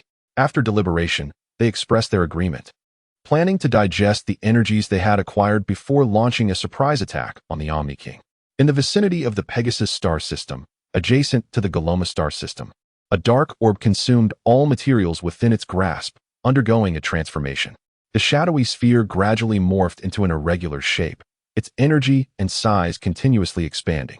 Ultimately, a colossal figure obscured the sun, a giant, akin to the sun itself, hovered in the vastness of space, composed of countless irregular arms and heads fused together. It was a bizarre and strange entity, reminiscent of the fusion of 100 monsters into a colossal creature, akin to Belial from Ultraman. Master, behold the ultimate cosmic energy absorber. The sight left Vegeta's forehead twitching in disbelief. What distinction did it possess from a patchwork monster? Are you certain? Vegeta's body trembled slightly. His words crisp, though anger surged within him. I provided you with abundant resources, and you transformed into this grotesque amalgamation? If you fail to furnish me with a satisfactory explanation, I shall cast you into the abyss. Master, do not let my appearance deceive you. I have harmonized the powers of these nefarious beings, even multitasking with them to create diverse attacks. The cosmic energy absorber trembled and hastened to clarify. Vegeta's interest piqued. Oh, let us test it with a technique. Yes, your satisfaction is guaranteed. In an instant, powerful techniques such as the Kamehameha, Death Beam, and Transforming Light were forcibly amalgamated by the cosmic energy absorber, culminating in a dark energy sphere. Aiming at the nearest celestial body, the cosmic energy absorber unleashed its might. Boom! The dark energy sphere struck the planet, which vanished into thin air upon impact. Vegeta was taken aback. The abilities of the villains had fused flawlessly, even resulting in the creation of a more formidable technique. This power rivaled the Omni King's rule. Having dispatched 30 Omni Kings, Vegeta was well aware of their true capabilities. So, what now, Master? Excellent. I did not misjudge you. By the way, do your kin refer to you as Lin Yuan? Indeed, Master, you may call me Xiao Yuan. Vegeta nodded, committing the name Lin Yuan to memory. Suddenly, a wave of spatial fluctuation manifested within his perception. Goku? What could he be doing over there? The direction of that space belonged to the realm of the god of destruction and angels. Master, shall we follow? Vegeta pondered for a moment, then declared, let us go. Follow closely. Lin Yuan nodded, invoking the power of the dark rules to conceal their figures as they stealthily trailed behind Goku. Just as they departed, a crimson pupil flickered in the pitch-black shadow a light year away. Earth. Dad, why are you following Uncle Goku? After subduing the darkness of the multiverse, Bra's mastery of the rules reached the third tier. Leaning into the shadows, she swiftly discerned Vegeto's whereabouts. However, lacking the strength to surpass him, she could only rely on the power of darkness to monitor her father. No, I must go too. What if there's a great battle? With unwavering determination, Bra was no longer the little girl of yesteryears, but a resilient warrior endowed with formidable strength. Immediately, she transformed into darkness, trailing behind Vegeta. Just as the pair returned from the Dragon God realm, they caught sight of Bra's departing figure. Vegeta, after all these years, Bra has grown so powerful. Of course I can see that. The two, having comprehended the power of the rules, were well aware of the fusion of time and space. Yet, it seemed her power was overly restless and agitated. Observing the figure that bore little resemblance to his daughter's essence, Vegeta remained silent for a long while. Though not his daughter, her face mirrored that of his own, filled with worry and weariness. Vegeta's heart ached. In the end, Kakarot, I must follow Bra. Without waiting for Goku's response, Vegeta transformed into Super Saiyan 4 Limit Break and closely pursued the shadow of darkness. Hey, hey, hey, Vegeta, Vegeta, Goku exclaimed in surprise, fervently calling out Vegeta's name. Did you not promise your wife to spend a few days with her? Observing Vegeta's resolute departure, it seemed he had matters of greater importance at hand. In the next moment, Goku realized this and chuckled helplessly. This guy. Transforming into Super Saiyan 5 with white hair, Goku hastily chased after Vegeta. Kakarot. Vegeta's eyes widened, a knowing smile spreading across his face. You rascal. Having known each other for decades and battled for just as long, from mortal enemies to mutually recognized rivals, Vegeta could guess what Goku was thinking. A warm current surged within Vegeta, enveloping his entire being. Let us go. An hour later, Goku, Sun Lingy, and Lazili came to a halt. This is the territory of the god of destruction. As the two women beheld the weakest god of destruction making his entrance, a surge of murderous intent surged within them. This clown. Wait a moment. The timing isn't right. Goku interjected, silently gathering an energy sphere in his hand. How could we fish without torpedoes? I'm in too. Sun Lingy smiled knowingly, merging her technique's energy into the energy sphere. Do not underestimate her power. It is comparable to the might of the third tier of the rules. She is on the cusp of fully comprehending her father's life force. Chapter 171. Angel? It is mine. The new energy represents a novel cultivation system within the multiverse, comprising the three fundamental elements: energy, chi, the physical body, organs, cells, and the soul. Mankind's profound understanding of this new energy can yield destructive capabilities that rival the power of the rules. For instance, Sun Wukong's energy allows him to obliterate angels at will, without even relying on the power of the rules. As he absorbs energy imbued with devouring force, the energy sphere trembles violently, expanding in an exaggerated manner until it reaches a size comparable to that of a star. Gazing at the immensely destructive energy sphere, Sun Lingy mused, Father, you mentioned that novels have tier divisions. Why do we not have one? This took Sun Wukong aback. He replied, tier divisions are a construct of humanity. I have yet to create one. But there is. Huh. I had not heard you mention it before. I thought there were none. Sun Lingy's eyes sparkled with curiosity. What are those tiers? After a moment of contemplation, Sun Wukong slowly articulated. The first tier, transcendence, transforming all aspects of oneself into the extraordinary, where certain individuals can achieve rebirth through blood. The second tier, rules, mimicking one's energy to embody a specific rule, akin to emulating the fundamentals of the universe, allowing for a degree of cross-tier capability. The third tier, mirror rules, one's power replicates a complete rule, achieving parity with the cosmic rules themselves. The fourth tier, origin, upon reaching this stage, one can no longer be deemed as merely imitating. One becomes the very essence of the rules, even transcending the cosmic rules to replace them. This is the origin. After listening, the two pondered for several moments. It appeared that their strength resided within the second tier, where the distinction is vast. A mere thread of rule power or an incomplete mimicry of a rule both belong to the second tier. After Sun Wukong spoke, he gazed at the inky energy sphere and smiled faintly. He was eager to proceed. The third tier energy, intertwined with the power of space-time rules, surged forth from within him. And upon contact with the dark energy sphere, it vanished instantaneously, reappearing before the clown god and Makalita. What? Before they could respond, the swiftly approaching dark energy sphere struck them directly. The figures of the clown and Makalita abruptly disappeared. The massive black energy sphere cracked with a resounding snap, fracturing ominously. The sound of shattering echoed like the final moments of a star, as the destructive force of the colossal energy sphere was terrifyingly immense. Boom, boom, boom. The dark light illuminated the entire star system, affecting billions of stars which, in an instant, collapsed and exploded, becoming one of the grandest displays of fireworks in the universe. Simultaneously, the three destroyer gods and three angels gathered within this star system narrowed their pupils, coalescing energy to form a protective shield. In the next moment, the terrifying black energy rules surged forth, blotting out the sun. Boom, boom, boom, crack, crack, crack.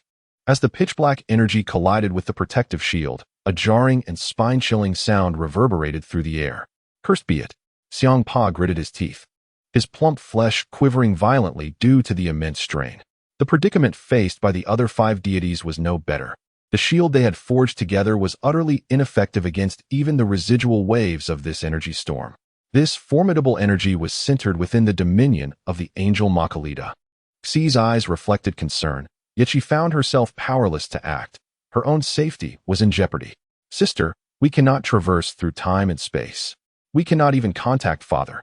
The two male angels were drenched in cold sweat, their right hands clutching the angelic scepter that glimmered with a silvery light. An ominous presence approached. Who possessed the strength to conjure such a tempest? As KSI endeavored to unleash her full power, her mind raced in search of answers, but despite her efforts, clarity eluded her. Meanwhile, follow me. Sun Wukong's eyes sparkled with determination as he grasped the collars of the two women and executed a sudden shift in space. Before them, a portal materialized, and the trio stepped through it without hesitation. In the blink of an eye, the portal appeared abruptly behind the six deities. This is dire. Xi's pupils dilated in horror as she cried out. We are trapped between an energy storm ahead and an unknown enemy behind us. How do we escape this predicament? The other deities mirrored her alarm, their eyes widening with panic as they forcibly withdrew their support from the energy shield and unleashed their most powerful strikes upon the figures behind them. In that fleeting moment, destructive force converged with angelic laws. The pressure on KSI intensified, and the fissures in the energy shield spread like a spider's web, threatening to shatter entirely. Mere trifles, Sun Wukong remarked, his fingertip lightly touching the destructive force, causing the angelic laws to vanish without a trace. What? Before the words of the god of destruction and the angel could fully escape their lips, they mysteriously vanished from sight. No. Witnessing her brother's demise, KSI froze momentarily, and the energy shield shattered instantly. The raging energy storm engulfed her in an instant, and as the tempest made contact with KB, she too vanished from the scene, leaving the storm to grasp at nothingness. In the palace of the All-King, the high priest declared, Your Majesty the All-King, we have pinpointed their location. Gather the angels and accompany me. In the next moment, the angels assembled, and the All-King nodded, directing the power of destruction towards the time-space where the angels had vanished.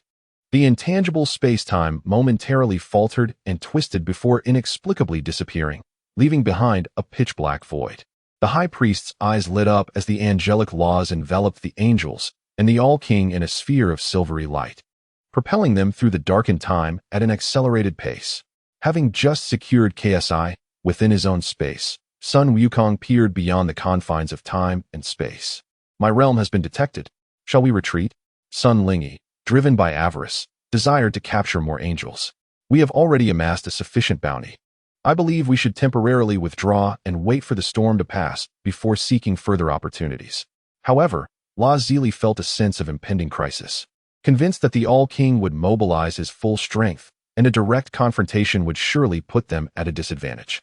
It is unnecessary, he replied, dismissing La Zili's concerns and rejecting Sun Lingyi's proposal. As the Omni King has arrived, prepare for battle. In the next moment, a colossal purple spear, born of the destructive force of cosmic law, hurtles toward them. With a swift motion of his right hand, Sun Wukong conjures a silver-blue spear, forged from the energies of time and space, an amalgamation of temporal rules and the new energy of the third tier. Boom! The clash of the silver and purple spears unleashes an overwhelming force, shattering the spatial realm that Sun Wukong had meticulously crafted. The mirage that once captivated the few observers outside the spatial realm instantly dissipates, revealing the true visage beneath. Indeed, I had anticipated that your actions would be extraordinary. Vegeta smirks knowingly, concealing his presence even further. He waits, poised for the moment when the Omni King and Sun Wukong's battle reveals a flaw. On another front, Sun Lingyi. Bra is taken aback, recalling when Sun Lingyi mentioned embarking on a cosmic journey. She had foolishly believed her words. Chapter 172, Vegeta's Assistance. How naive it seems now. Humph. A cunning and deceptive woman indeed. A resounding boom reverberates throughout the galaxy. Her attention momentarily shifts from Sun Lingyi to the source of the sound. There stands the Grand Priest, coldly observing Sun Wukong. As he gathers the divine power of angelic rules in his left hand, encasing the space around Sun Wukong. Another version of you in a different time and space. You have provoked my wrath. The Omni King's voice, laced with a dull tone, conceals an ocean of fury. 3 types of divine power, purple hands, purple spear, and a gray sphere, hover ominously above his head. Destruction, annihilation, obliteration, these 3 rules converge. Sun Wukong is taken aback. Indeed, the Omni King, capable of multiplying himself into thousands, is no ordinary opponent. What keen insight!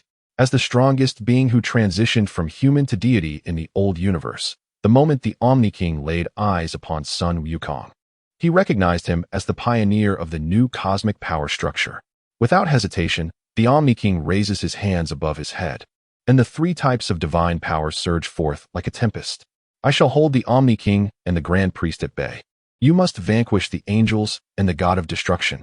With a flick of his wrist, Sun Wukong envelopes them in the energies of time and space, ultimately forming a silver-blue sphere. Before the sphere, a pitch-black portal to another realm materializes, causing the Grand Priest, who has been observing intently, to narrow his eyes slightly. The divine power of the angels targets the portal, unleashing 3 beams of white light. As the beams approach, the portal merely trembles, effortlessly dispersing the 3 light beams. The 4th tier of the time and space rules. Calmly, the Grand Priest watches as the portal begins to close. At last, his gaze shifts to the figure valiantly resisting the onslaught of the Omni King's 3 types of divine power. No wonder he easily defeated the 3rd tier rule, Curse. Not only does he possess the rules, but he has also cultivated a system of training in the new universe that rivals 4th tier powers. The Grand Priest directs his attention to the rapidly moving portal, which leads to the gathering place of the angels. Hold strong. He then channels all his divine power, forming a colossal hand, and strikes fiercely at Sun Wukong. The massive energy hand rushes forth, and Sun Wukong's time and space energy blade deftly slices the destructive hand in 2, causing it to dissipate into the vastness of space. Another one comes. In Sun Wukong's heart, an ominous feeling stirred. There existed only one Omni King, and for the moment, he relied on the supremacy of the temporal and spatial rules to buy time. This was to allow Sun Lingyi to vanquish and seize the powers of the Destroyer and the angels. However, the emergence of another being, endowed with a comparable force of rule, complicated matters significantly. Just as Sun Wukong pondered his strategy, 2 more divine powers of rules surged forth, compelling him to muster every ounce of his mental acuity. In that instant, 5 distinct divine powers of rule clashed within the cosmos, engaging in mutual assault. This tumultuous strife caused the multiverse to tremble violently, with the gravitational pull of numerous planets being altered by external forces, veering from their original orbits. As the adage goes, the enemy of my enemy is my friend, Vegeta roared with exhilaration. The grievances of yesteryears would be avenged today. Sun Wukong, I come to your aid. Channeling a power known as the ultimate intent, he directed 3 formidable crescent blades of energy towards the Grand Minister. Startled, the Grand Minister hastily redirected the angelic divine power. But alas, it was too late. Sun Wukong reacted swiftly, transforming the energy of the temporal rules into an intangible pressure that surged towards the Grand Minister. Panic washed over the Grand Minister as his complexion shifted dramatically, his hands racing to counter the energy of the temporal rules with his own divine power. With the temporal force in front and the ultimate intent behind, Vegeta sneered. His timing for the ambush was impeccable. As the 3 crescent blades struck the Grand Minister, an explosion of energy erupted from within him, coalescing into a gaping maw of violet energy that devoured the 3 crescent blades whole. Destruction rules. Vegeta's expression faltered. Cursed Omni King. How could he shield the Grand Minister through the temporal rules? I shall entangle the Omni King. As Vegeta sensed the Omni King's powers becoming increasingly acute and formidable, Sun Wukong's expression darkened. The Omni King had not yet unleashed his full might. Mr. Vegeta, your tragic fate is not our concern. Silence. I now intend to bring about your demise. It is that simple. The Grand Minister's calm demeanor only deepened Vegeta's animosity. What was this pretense of innocence? Merely a facade to evade responsibility in the face of impending danger. With a murderous glint in his eyes, Vegeta surged forth, coalescing beams of light into swords aimed at the Grand Minister. In but a second, hundreds of beams imbued with the power of ultimate intent surged towards him. The Grand Minister narrowed his eyes. It seemed negotiations were no longer an option. He split into 3. Do you truly believe that numbers alone can defeat me? The Grand Minister paid no heed to Vegeta. The first incarnation of the Grand Minister erected an energy shield to deflect the beams of light. The second, wielding the angelic staff, concentrated the force of angelic rules into a colossal sword of light, launching it at Vegeta. The third, the Grand Minister's true form, stood resolutely within the void of space. The first Grand Minister maintained the energy shield, while the second Grand Minister teleported alongside the other 2 to approach Vegeta. At the moment they arrived, they instantly reappeared before Vegeta, the veins in the left hand of the Grand Minister bulging, having narrowly evaded the angelic sword. Vegeta turned to see an ever-enlarging fist approaching. He attempted to retreat, but it was too late. The Grand Minister's fist met him head-on, striking his cheek with tremendous force. Vegeta spat blood, utilizing the residual energy to distance himself from the Grand Priest's range of attack. The essence of ultimate power concurrently permeated the cosmos, guarding against any sudden ambush from the Grand Priest. Meanwhile, after several exchanges, Sun Wukong was already panting heavily, mastering 3 types of rule powers. His comprehension of these forces was not only equal to his own, but arguably superior. It was indeed a remarkable feat for him to endure this long. Wukong, if you release the angels and kneel and surrender, I shall grant you mercy, the Omni King remarked casually. His combination of 3 divine powers was not mere flamboyant trickery, but the culmination of time's essence, the ultimate force born from evolution. Are you so certain of your victory? Sun Wukong's gaze sharpened, realizing he could no longer afford to be greedy. The angels and gods of destruction within the space were instantly enveloped by a dark mist, which ravenously drained every ounce of power from their divine forms. Soul energy, physical vitality, energy, and the residual rule power within their bodies were all thoroughly siphoned away by the black fog. Naturally, some energy necessary for survival would remain. Sun Wukong took a deep breath, then flashed a sly smile. It seems I have returned to my peak state. What have you done to the angels and gods of destruction? Witnessing Sun Wukong's transformation within a mere second filled the Omni King with a sense of foreboding. This power belonged to the angels and gods of destruction. What do you think? Chapter 173, Righteousness and Evil, the Ultimate Scion. The Omni King coldly observed Sun Wukong. Knowing without a doubt that the angels and gods of destruction had been drained by him, Sun Wukong took a deep breath, and 2 streams of energy surged within him.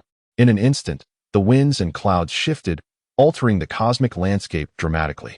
A spatial rift suddenly appeared beside Vegeta and the Grand Priest. A pitch-black void erupting with tremendous suction, forcibly drawing both of them in. Sun Wukong glanced at the Omni King, thinking, just the right moment to test my new form. Cells infused with righteousness and evil surged wildly within him, clashing with fervor. The originally elongated black-gold hair gradually retracted into soft fur.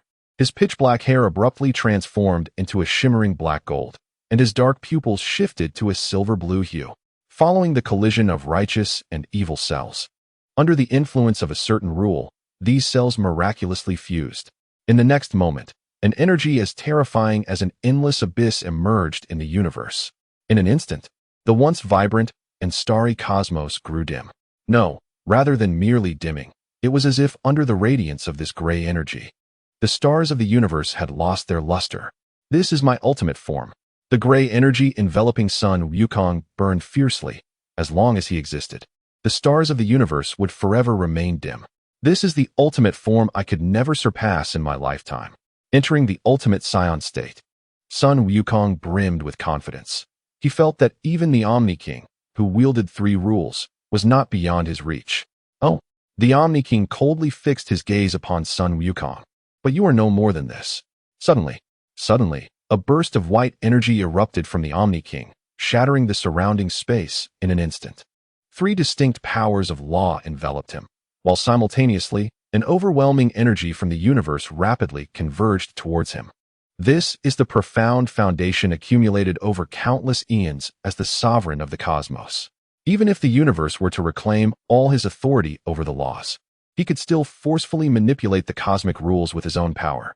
Although his control would only last for a fleeting moment, it would suffice to contend with Sun Wukong.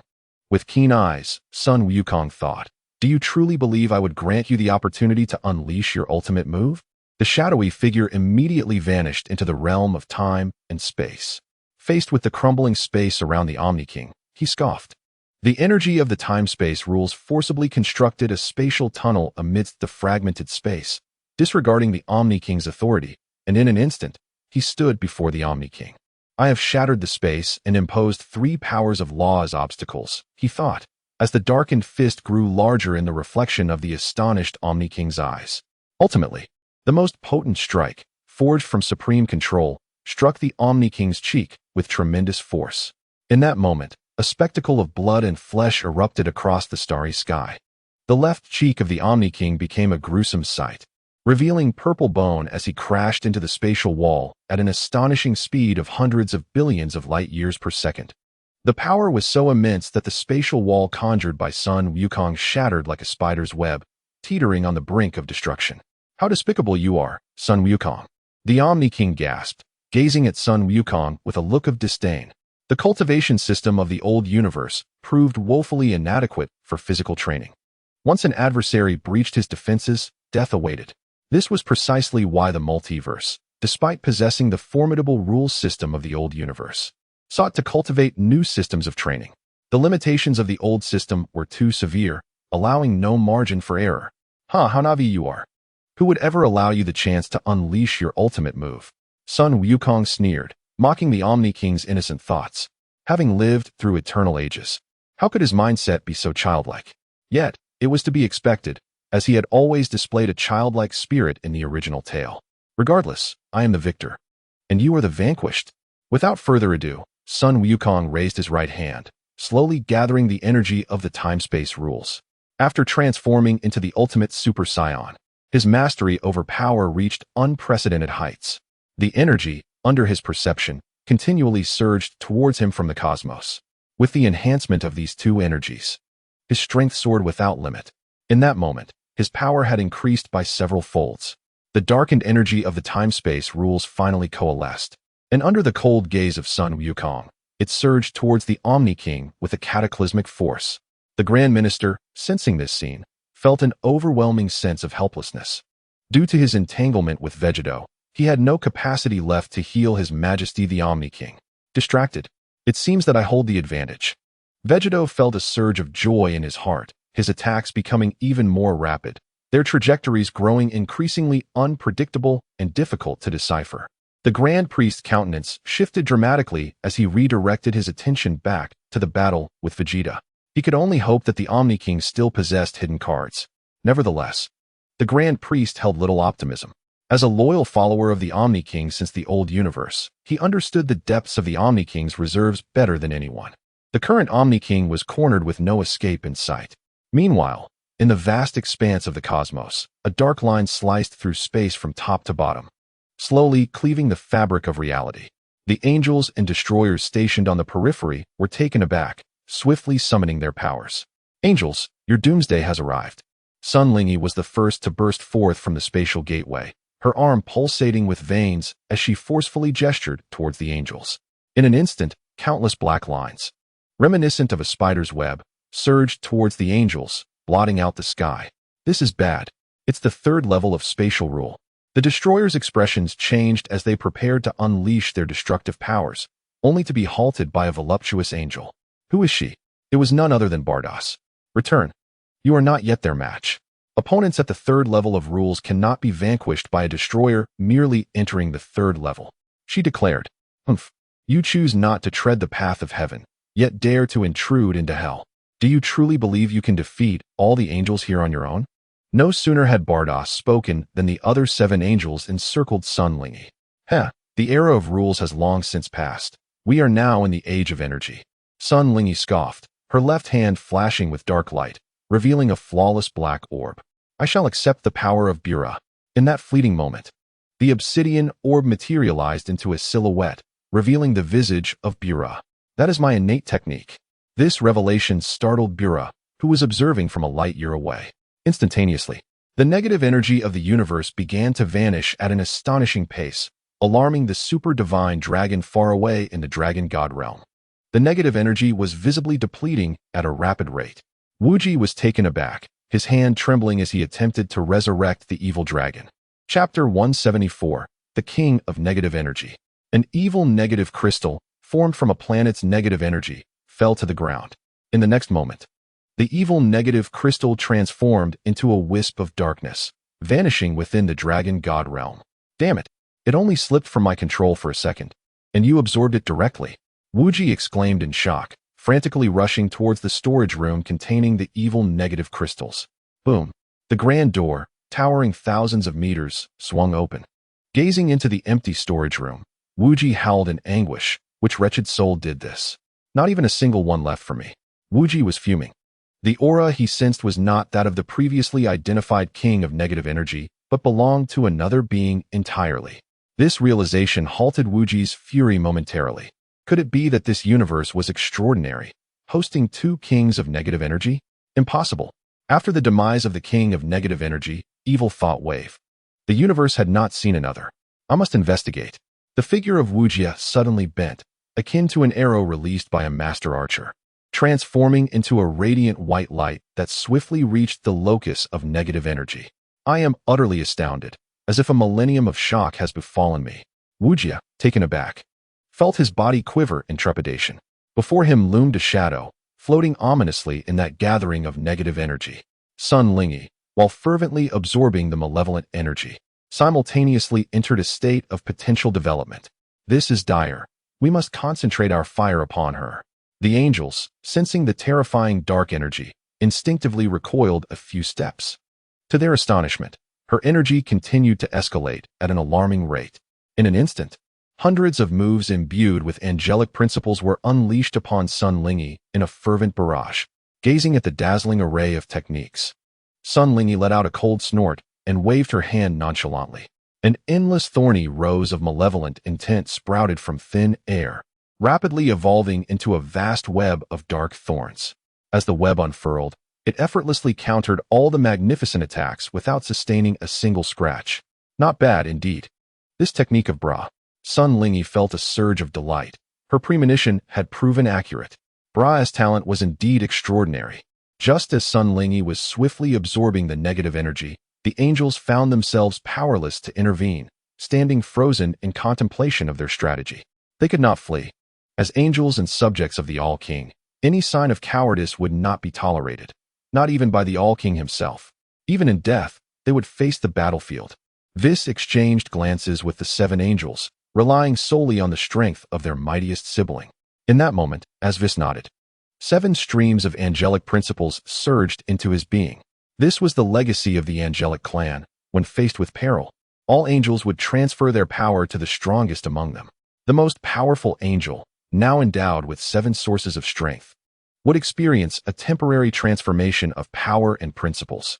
At this moment, Sun Lingyi had completely absorbed the negative energy, significantly augmenting her strength. It was over. In the next instant, the endless thorny rows of malevolence activated, growing at a staggering rate of 800 million blooms per second within a light-year radius around her. And the pace was accelerating. Whoosh, whoosh, whoosh. All the thorny roses surged forth towards the angels in unison. This is bad. Vis, having absorbed the majority of the angel's energy, felt his heart race wildly. With but a second remaining before the assault of the thorny roses, the angelic shield was successfully erected, keeping the malevolent blooms at bay. Siblings, accelerate. Vis breathed a heavy sigh of relief and hurriedly absorbed and fused the remaining angelic power. Crack, crack. Just as he prepared to retaliate, the sound of shattering pierced his ears. The thorny roses had breached his angelic energy shield. Extract, obliterate, take root. Before Vis could comprehend the power of the principles, his soul quivered faintly, and the visage of Sister Kashi appeared before his eyes. It turns out to be the formidable power of the demonic malevolence spoken of by the father.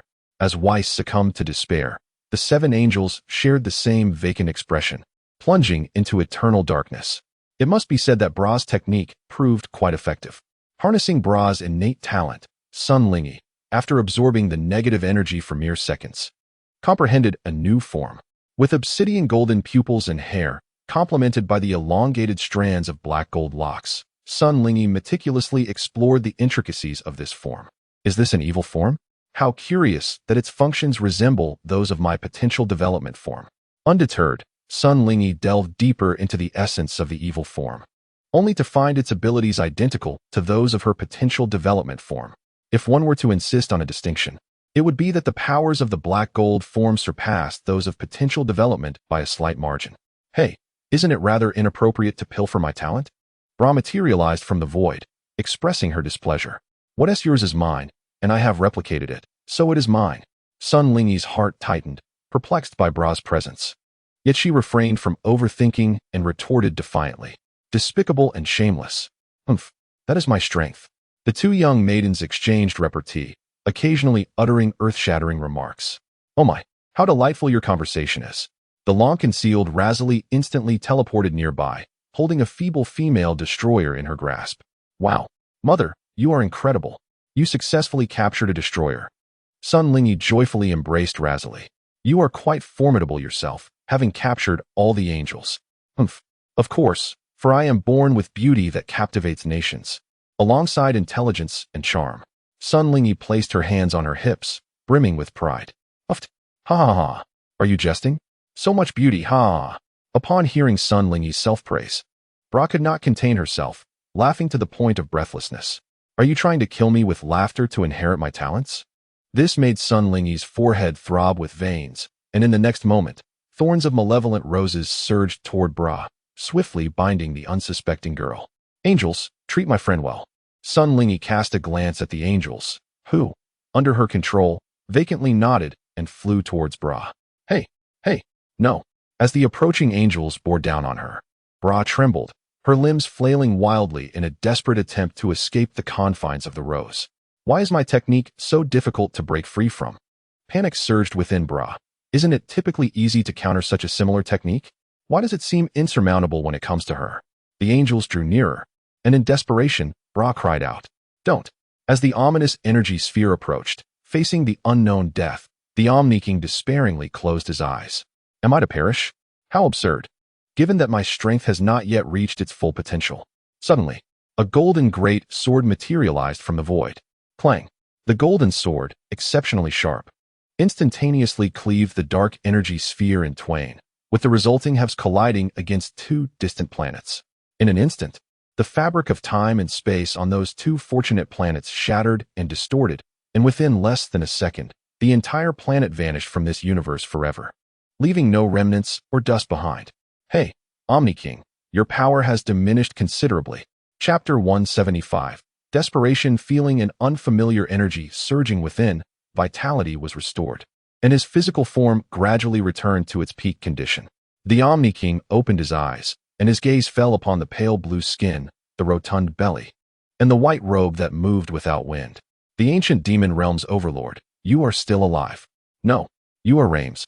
As the Omni King fully discerned the visage and the overwhelming presence of rule power emanating from Reims, he was struck with astonishment and slowly rose to his feet. After many years, you have transformed into this. This is not by my own volition, but the doing of those two little dragons. Recalling his involuntary possession of an incomplete body, Reims could not suppress the surge of anger within him. However, it could be deemed a blessing in disguise. For I have finally succeeded. With a stretch of his left hand, a dark energy rapidly coalesced within his palm. The inception of all things, the conclusion of existence. Gazing at the power forged from the primal and terminal forces of existence, the Omni King was taken aback. The power of rule is divided into upper and lower tiers. And some beings are naturally endowed with upper-tier rules, known in the old universe as the primordial deities. For countless ages, the Omni King has governed the multiverse with merely one upper-tier rule and two lower-tier rules.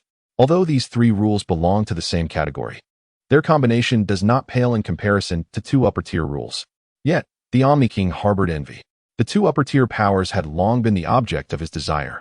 This power could have once been deemed the king of gods. Let us first defeat the formidable foe. Reims evidently preferred not to dwell on the topic of his body.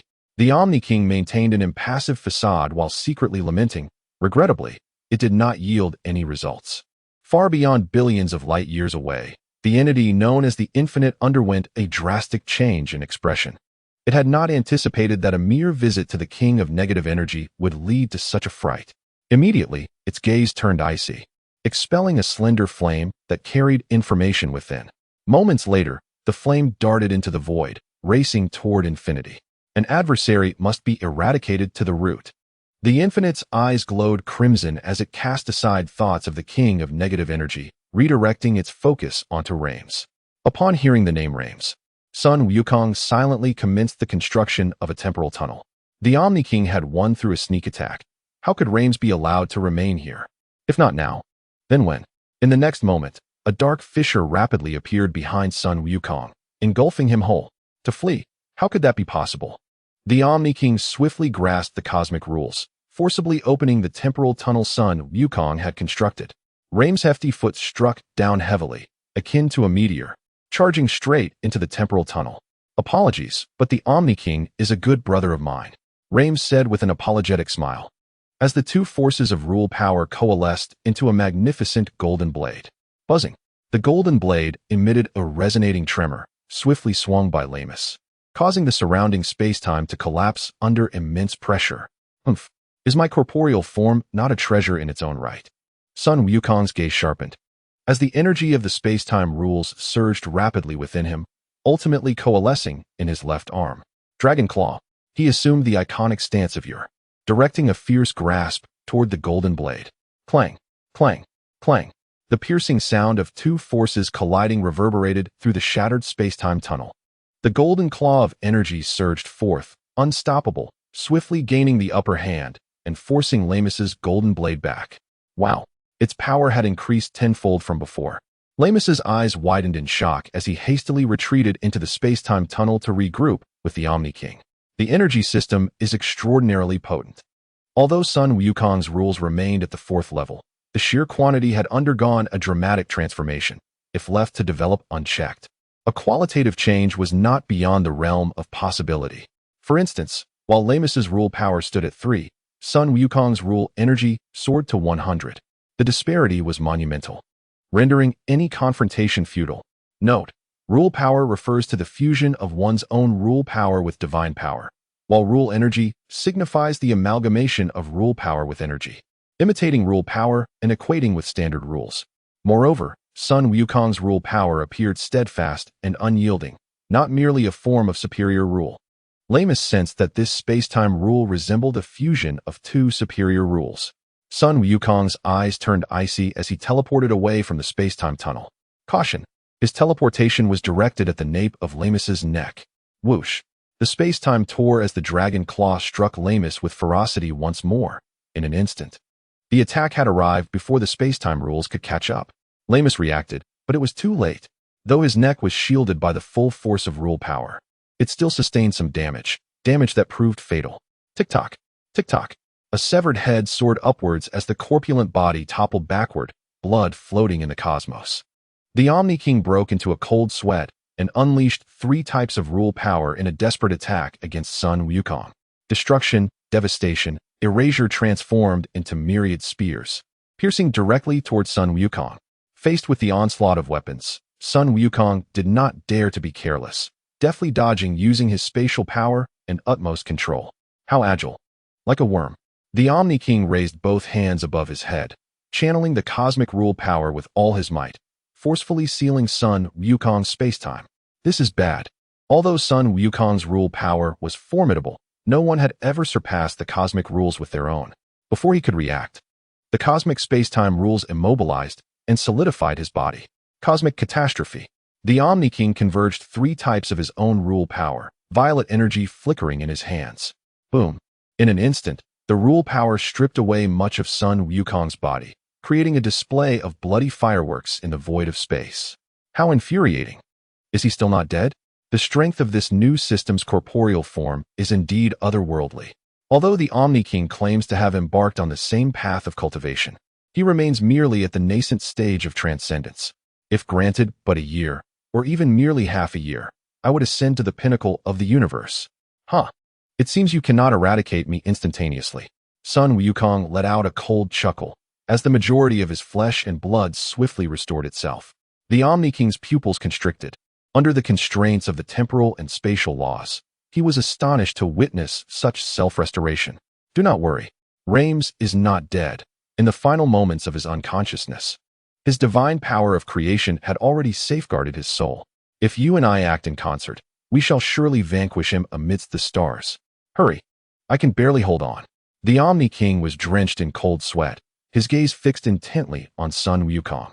His struggles were exceedingly fierce. Reims nodded, guiding the golden blade back into his grasp. Chapter 176. The Aid of the Super Dragon. Let us together deliver the fatal blow.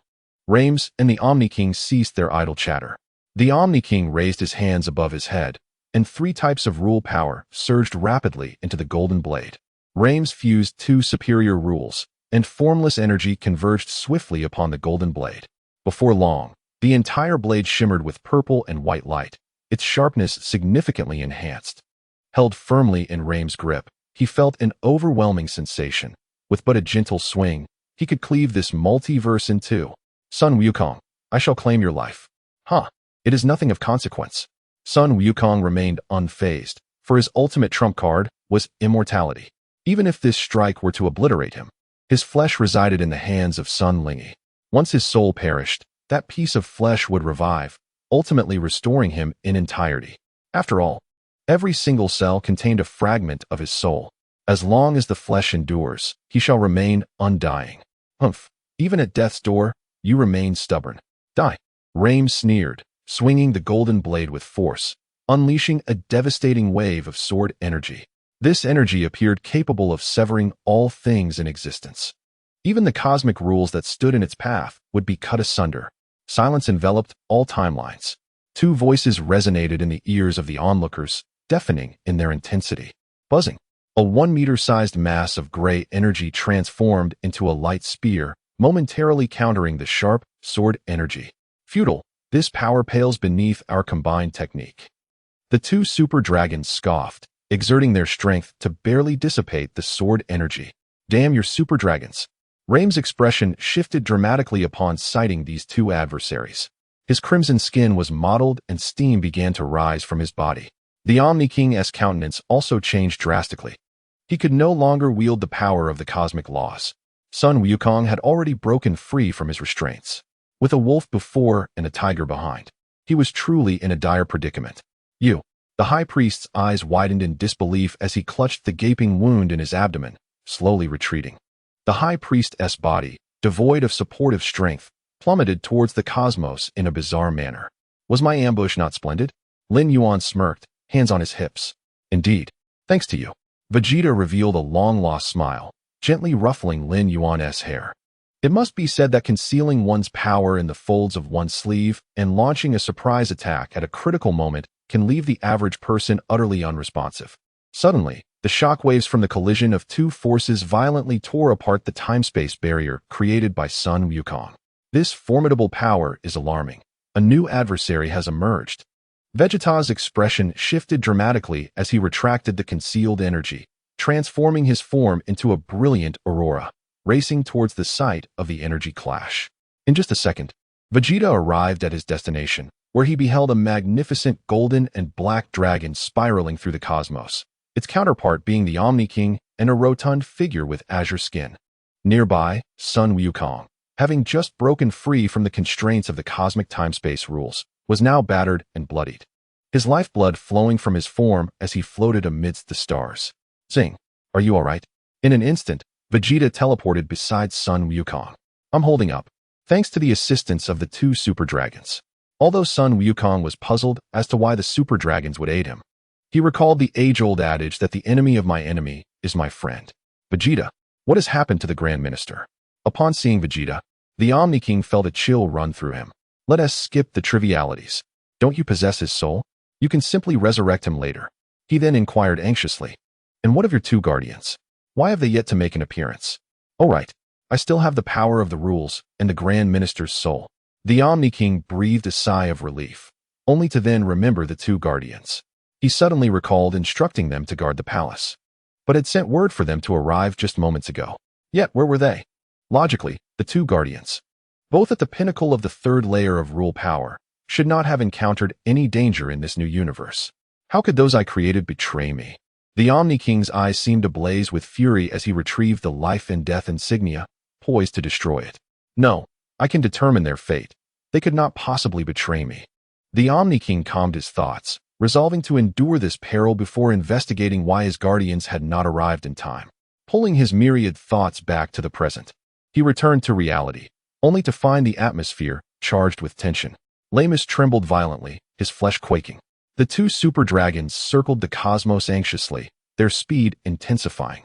Sun Wukong raised an energy shield, enveloping Vegeta within its protective embrace. Just then, the unfolding events provided the Omni King with an answer. A dark fog, vast enough to obscure the sun, surged from all directions, rendering the expanse of 1 billion light-years a mere feast for the encroaching shadows. What is that? Having never experienced the cataclysm of the old universe, both Sun Wukong and Vegeta approached the ominous black fog with extreme caution, unwilling to make contact with its eerie presence. That is the cosmic catastrophe, the end of all things, the ultimate demise of existence. The super dragons, the Omni King, and Lamus spoke in unison, their voices trembling with terror. This is impossible. Wasn't he, this strange entity, supposed to have perished alongside the malevolent dragon god of yore? Lamus was filled with dread. He had nearly exhausted the powers of creation itself when faced with that catastrophe all those years ago. After an eternity, his creative power has yet to be restored to its zenith, while this cataclysm looms larger than ever. The demise of the old universe was instigated by a malevolent deity from beyond the cosmos. This being, who refers to itself as the universal consciousness, is an evil god birthed from the fragmented multiverse. Its ambition is to dominate and compel the gods of the multiverse to submit. Initially, the deities held their pride above their very existence, refusing to bow down in the face of the universal consciousness's relentless advance. Thus, a titanic battle erupted between the primordial deities and the universal consciousness, involving nearly all the original gods. The clash was so cataclysmic that it shattered countless timelines and realities. Ultimately, it concluded with the fall of 200 primordial deities and the collapse of the multiverse. Consequently, the gods embarked on a journey of wandering. Fortune smiled upon them, for merely a century had passed before they discovered a newly birthed multiverse. After 10 millennia, the dragon god and the evil dragon god, having harbored resentment for ages, summoned their creations and ignited a fierce conflict across the fabric of time and space. This confrontation ended with the defeat of the evil dragon god. Although the dragon god claimed victory, he spared the life of his kin and departed hastily after uttering a solitary phrase. The primordial deities observed the clash but chose not to intervene. In a fit of rage, the evil dragon god severed ties with the multiverse and ventured into the void beyond. Little did the gods realize that by sparing the evil dragon god's life, the dragon god would inadvertently usher in catastrophic consequences for them all. Chapter 177, Strategic retreat after a millennium, the evil dragon god returned. Initially, the gods remained oblivious until a fateful encounter between the dragon god and the evil dragon god unfolded, wherein the latter wept bitterly, exclaiming, "Return my brother." It was revealed that the evil dragon god, in pursuit of power, had journeyed back to the old universe. By chance, he encountered a luminous sphere harboring unparalleled strength. The evil dragon god recognized this as the source of the universal consciousness's power from your. Driven by greed and the desire to surpass his brother, he recklessly consumed this energy. Unbeknownst to him, it contained the will of that malevolent deity, albeit not overwhelmingly potent. Yet, it was beyond the evil dragon god's ability to conquer. He managed to endure for merely a millennium before his body and soul were consumed by the evil god, rendering him a mere puppet. Thus, under the fervent leadership of the dragon god, who promised to create a being tailored for them, the gods engaged the evil deity in a fierce battle across time and space. They emerged victorious, yet at a great cost. What now? Faced with such a formidable adversary, Vegeta was drenched in cold sweat, his garments soaked through. Son Goku, with a swift motion of his left hand, concentrated the energy of the laws of time and space, shattering 1,000,000,000,000 light years in the cosmos ahead. This energy transformed into walls of light, unleashing a force that absorbed the third layer of the devouring rule, engulfing the dark mist. In the next moment, Son Goku violently coughed up a mouthful of black blood, the consuming power expelling the dark mist entirely. Goku, one must admit, your audacity is truly remarkable. Even the primordial gods possessing the devouring rule lacked your boldness. Witnessing the scene firsthand, the Omni King, the super divine dragon, and Reams could not help but be filled with admiration. It was no wonder that they quickly matched their strength. Indeed, they possessed both resilience and audacity. Yet, a chill pierced through Sun Wukong's gaze as he discerned that the dark mist contained an array of over 100 superior rules. If it were merely the essence of evil, his ultimate scion form, transformed by the cosmos, would surely have been capable of consuming it. Onward. With one hand gripping Vegeta's neck, he immediately harnessed the energy of the temporal rules. It was futile. The dark mist surged from every direction. There was no escape. In the next moment, the onlookers were taken aback as the temporal rules forcibly tore apart the fabric of space-time, and Sun Wukong transformed into a comet, departing with a dazzling swiftness.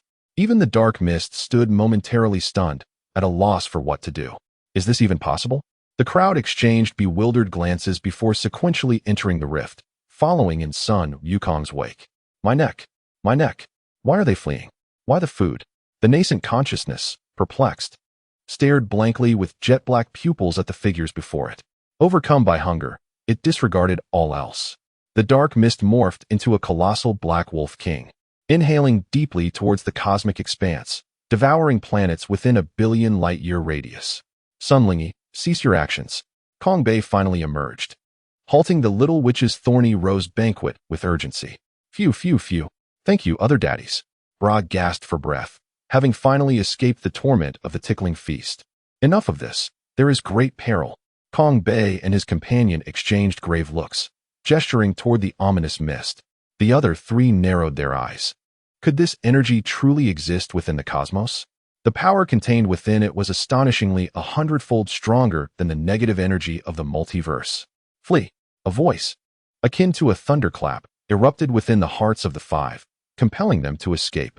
Father, Sunlingy murmured softly, yet her movements were swift as she employed spatial rules to construct a portal in an instant. The next moment, the portal unleashed a tremendous suction force, forcibly drawing the five within. Earth, quick, inform everyone. Sunlingy left a hasty message, teleporting back home with Razy. Upon arrival, she frantically rummaged through the cabinet, ultimately retrieving 2 verdant earrings, adorning one in her right ear. Fusion? Once again relying on this external power. This item is far too potent. After an hour of traversing through space-time, Sun Wukong led the five beyond the cosmos. An endless, intangible current, akin to a torrent of steel, scraped against their skin with painful intensity. Even Sun Wukong, despite his formidable physique, was not exempt. Under the relentless flow, all beings were equal. With a shattering sound, his flesh was pierced as if a watermelon had been brutally struck, its juices splattering everywhere. You, Reem stared in shock at his shattered heart. The power of rules within him continuously draining away, ultimately flowing into the body of his assailant. Sun Wukong, what are you doing? Without Reams, how shall we withstand the invasion of the evil god? The Omni King bellowed in fury, as three forms coalesced into a mist of destruction, immediately charging towards Sun Wukong. After all, Reams had been his friend for many years. Had it not been for the rigid constraints of cosmic laws, how could he have been ambushed by a mere human in the span of a century? Who's to blame for the frailty of your rule system? Even if one were to attain the pinnacle of the universe, their corporeal form remains but a mere vessel of flesh. It would be far better to entrust the power to me, allowing me to vanquish the ominous fog. Numbers alone cannot hope to defeat the darkness. Thus Sun Wukong resolutely devoured the mightiest of them all, Lamus. With a single hand, he grasped Lamus by the skull, amplifying the force of his absorption. In but a fleeting second, he claimed Lamus's power as his own. The flavor was exquisite. Confronted by the menacing mists of destruction, a sly smile crept upon Sun Wukong's lips as he opened his mouth, drawing the annihilating fog into his being with an unparalleled suction. The Omni King's expression shifted dramatically. Sun Wukong was effortlessly siphoning his divine power. Unassailable, he comprehended that Sun Wukong had transcended to an entirely different echelon. He was no longer a contender. Terror flickered in the Omni King's eyes as he hastily plunged into the rift of time and space. Returning to the universe was his only glimmer of hope. Remaining in the void would surely spell his doom. Futile. I lack for nothing now. After absorbing Lamus's power, Sun Wukong was elated to discover that within Lamus lay the essence of rule. Indeed, it was power of the very laws. The foes he had previously consumed possessed mere energy, yet Lamus contained not one, but two forms of rule power. This marked the commencement of all things, the culmination of existence.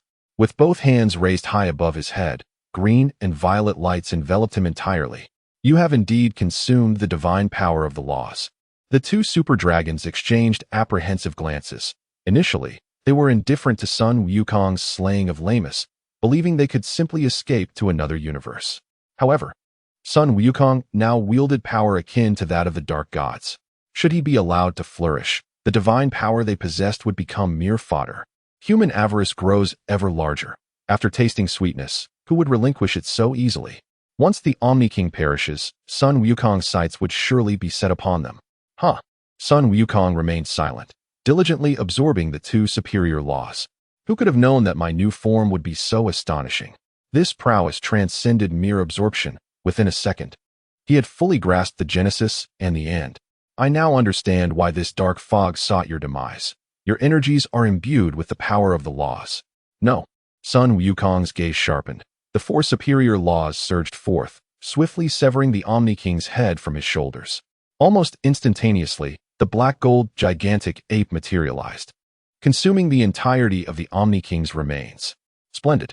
The decision to ambush Lamus was indeed the finest thought of his life. Chapter 178. The delectable divine power of the laws. In the next moment, destruction, obliteration, and eradication transformed into his rule. In light of your prior assistance, should you contribute 30% of your rule power, I shall spare you and offer my protection. Having acquired three forms of superior laws, Sun Wukong felt euphoric. Praise my benevolence. The two super dragons were taken aback. Before they could react, the Omni King's head was effortlessly twisted off. They exchanged glances, indicating their willingness to comply. After all, it was merely a fraction of rule power. With a little time, they could restore it, and they were acutely aware of Sun Wukong's intense yearning for the power of the laws. A formidable enemy looms ahead, necessitating the swift enhancement of one's own strength. I am grateful for the benevolence of the king. Two magnificent dragons, one golden and one ebony, exhaled the power of rules, simultaneously expressing their submission. All schemes have come to naught. They can only yield to the mightiest. This is the surrender of the vanquished from the old era, a principle that holds true in the new age as well. They must flow with the current. They are but fledgling recruits newly entered into the fourth tier, and although the rules belong to the higher order, they reside at the lowest level, with the chasm to annihilation and obliteration akin to the distance of the heavens. Furthermore, peril lurks beyond the cosmos, and they do not wish to lead the dragons into exile. Indeed, splendid rule power. Sun Wukong devoured the two luminous orbs, revealing a satisfied smile. Yet another 2 upper-tier rules. Subsequently, Sun Wukong turned his gaze toward Vegeta for an extended moment, ultimately exhaling a sigh. The energy mimicking the power of rules is merely a technique. While it possesses the might of rules, it is not the genuine power of rules. What does that look in your eyes? I too possess rule power. Vegeta, seething internally, unleashed the essence of ultimate rules. Observing the incomplete lower-tier rules, Sun Wukong slowly averted his eyes. What utter nonsense! How unsightly! This sort of rule is what you require. How could I possibly seize it? Back on Earth, I was famously loyal. Sun Wukong declared with unwavering conviction. Do you not desire it? However, Vegeta felt no anger. Rather, a sense of relief washed over him. His nemesis, Zeno, was deceased, leaving only liberation and confusion in his heart. Liberation from the death of his enemy, confusion from the formidable adversary ahead. Let us depart. Sun Wukong perceived Vegeta's inner turmoil and forcefully awakened his consciousness using the energy of rules. Vegeta managed a strained smile, yet in Sun Wukong's eyes, it appeared exceedingly ghastly.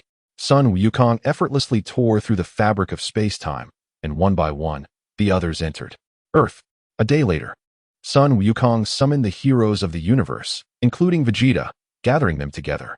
The ominous black mist had enveloped 2 entire star systems, devouring the planets alongside them.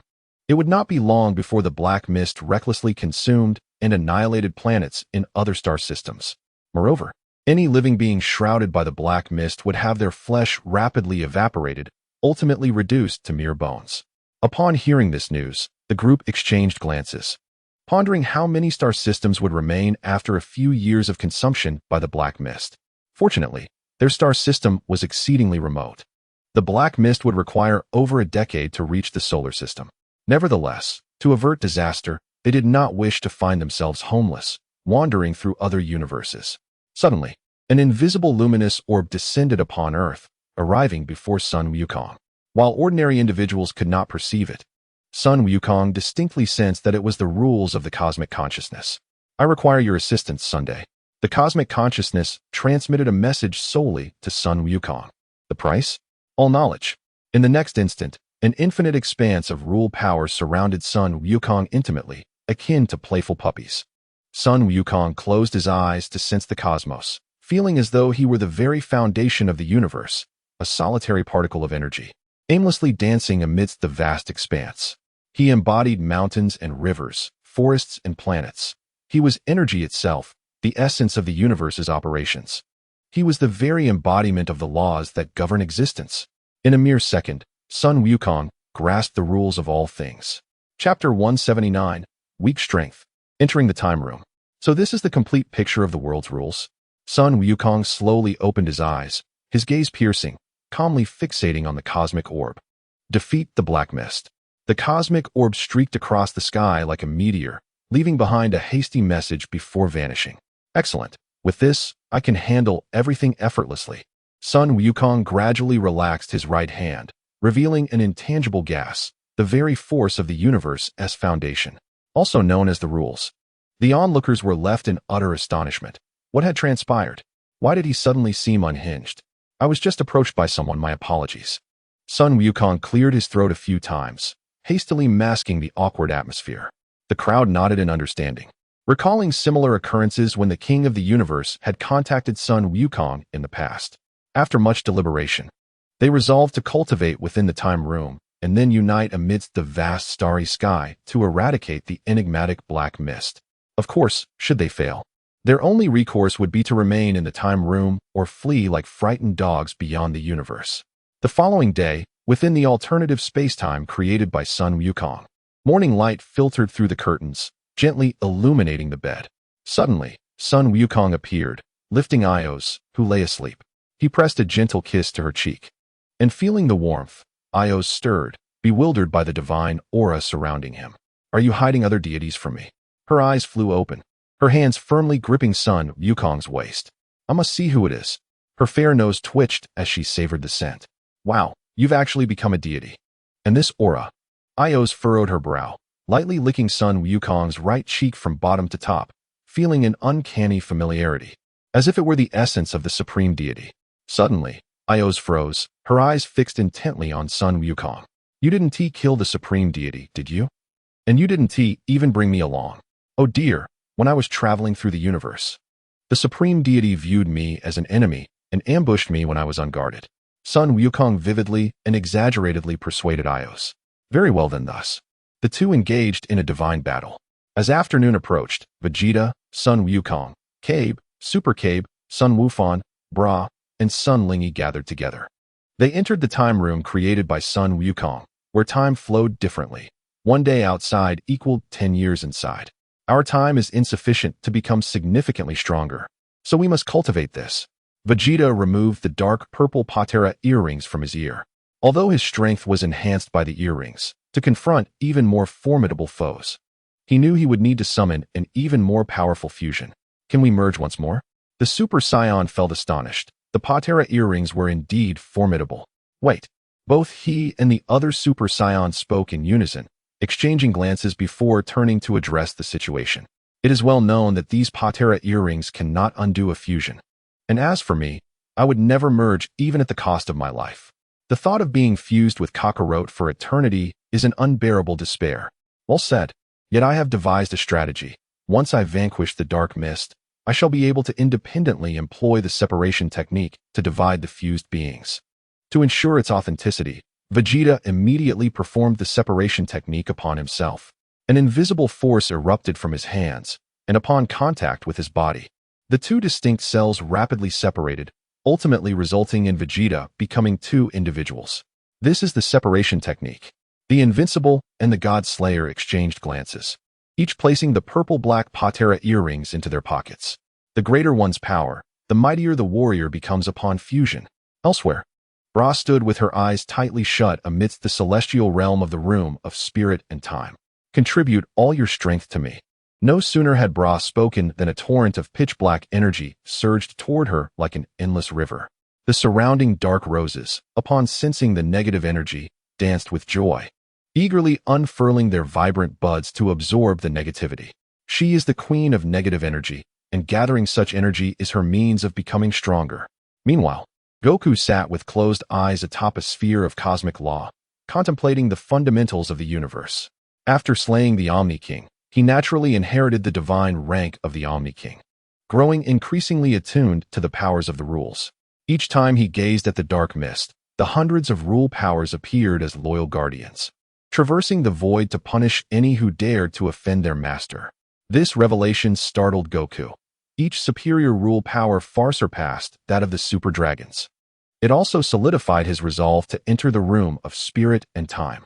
He aspired to elevate his own rule power beyond that of the dark mist within merely a few decades, or even a century. Now, he faced only one choice: to enable the temporal and devouring rules to ascend to the fourth level of energy, the Source. Once he attained the Source realm, even the dark mist, with its myriad superior rules, would be no match for him. Upon this realization, the temporal and devouring energies surged from within him, forming two orbs, one white and one black, orbiting around him. Simultaneously, the cosmic sphere erupted forth with devouring and temporal rules, following Goku's sphere of rule. Meanwhile, Goten and Trunks sat behind him, absorbing the rule powers contained within the sphere. Others from different timelines were engaged in their own training in another dimension. The primary assault against the dark mist did not rest solely upon them, yet the warriors believed, Earth is also our homeland. It should not be just you fighting while we remain behind and worry. We are also part of Earth and wish to contribute.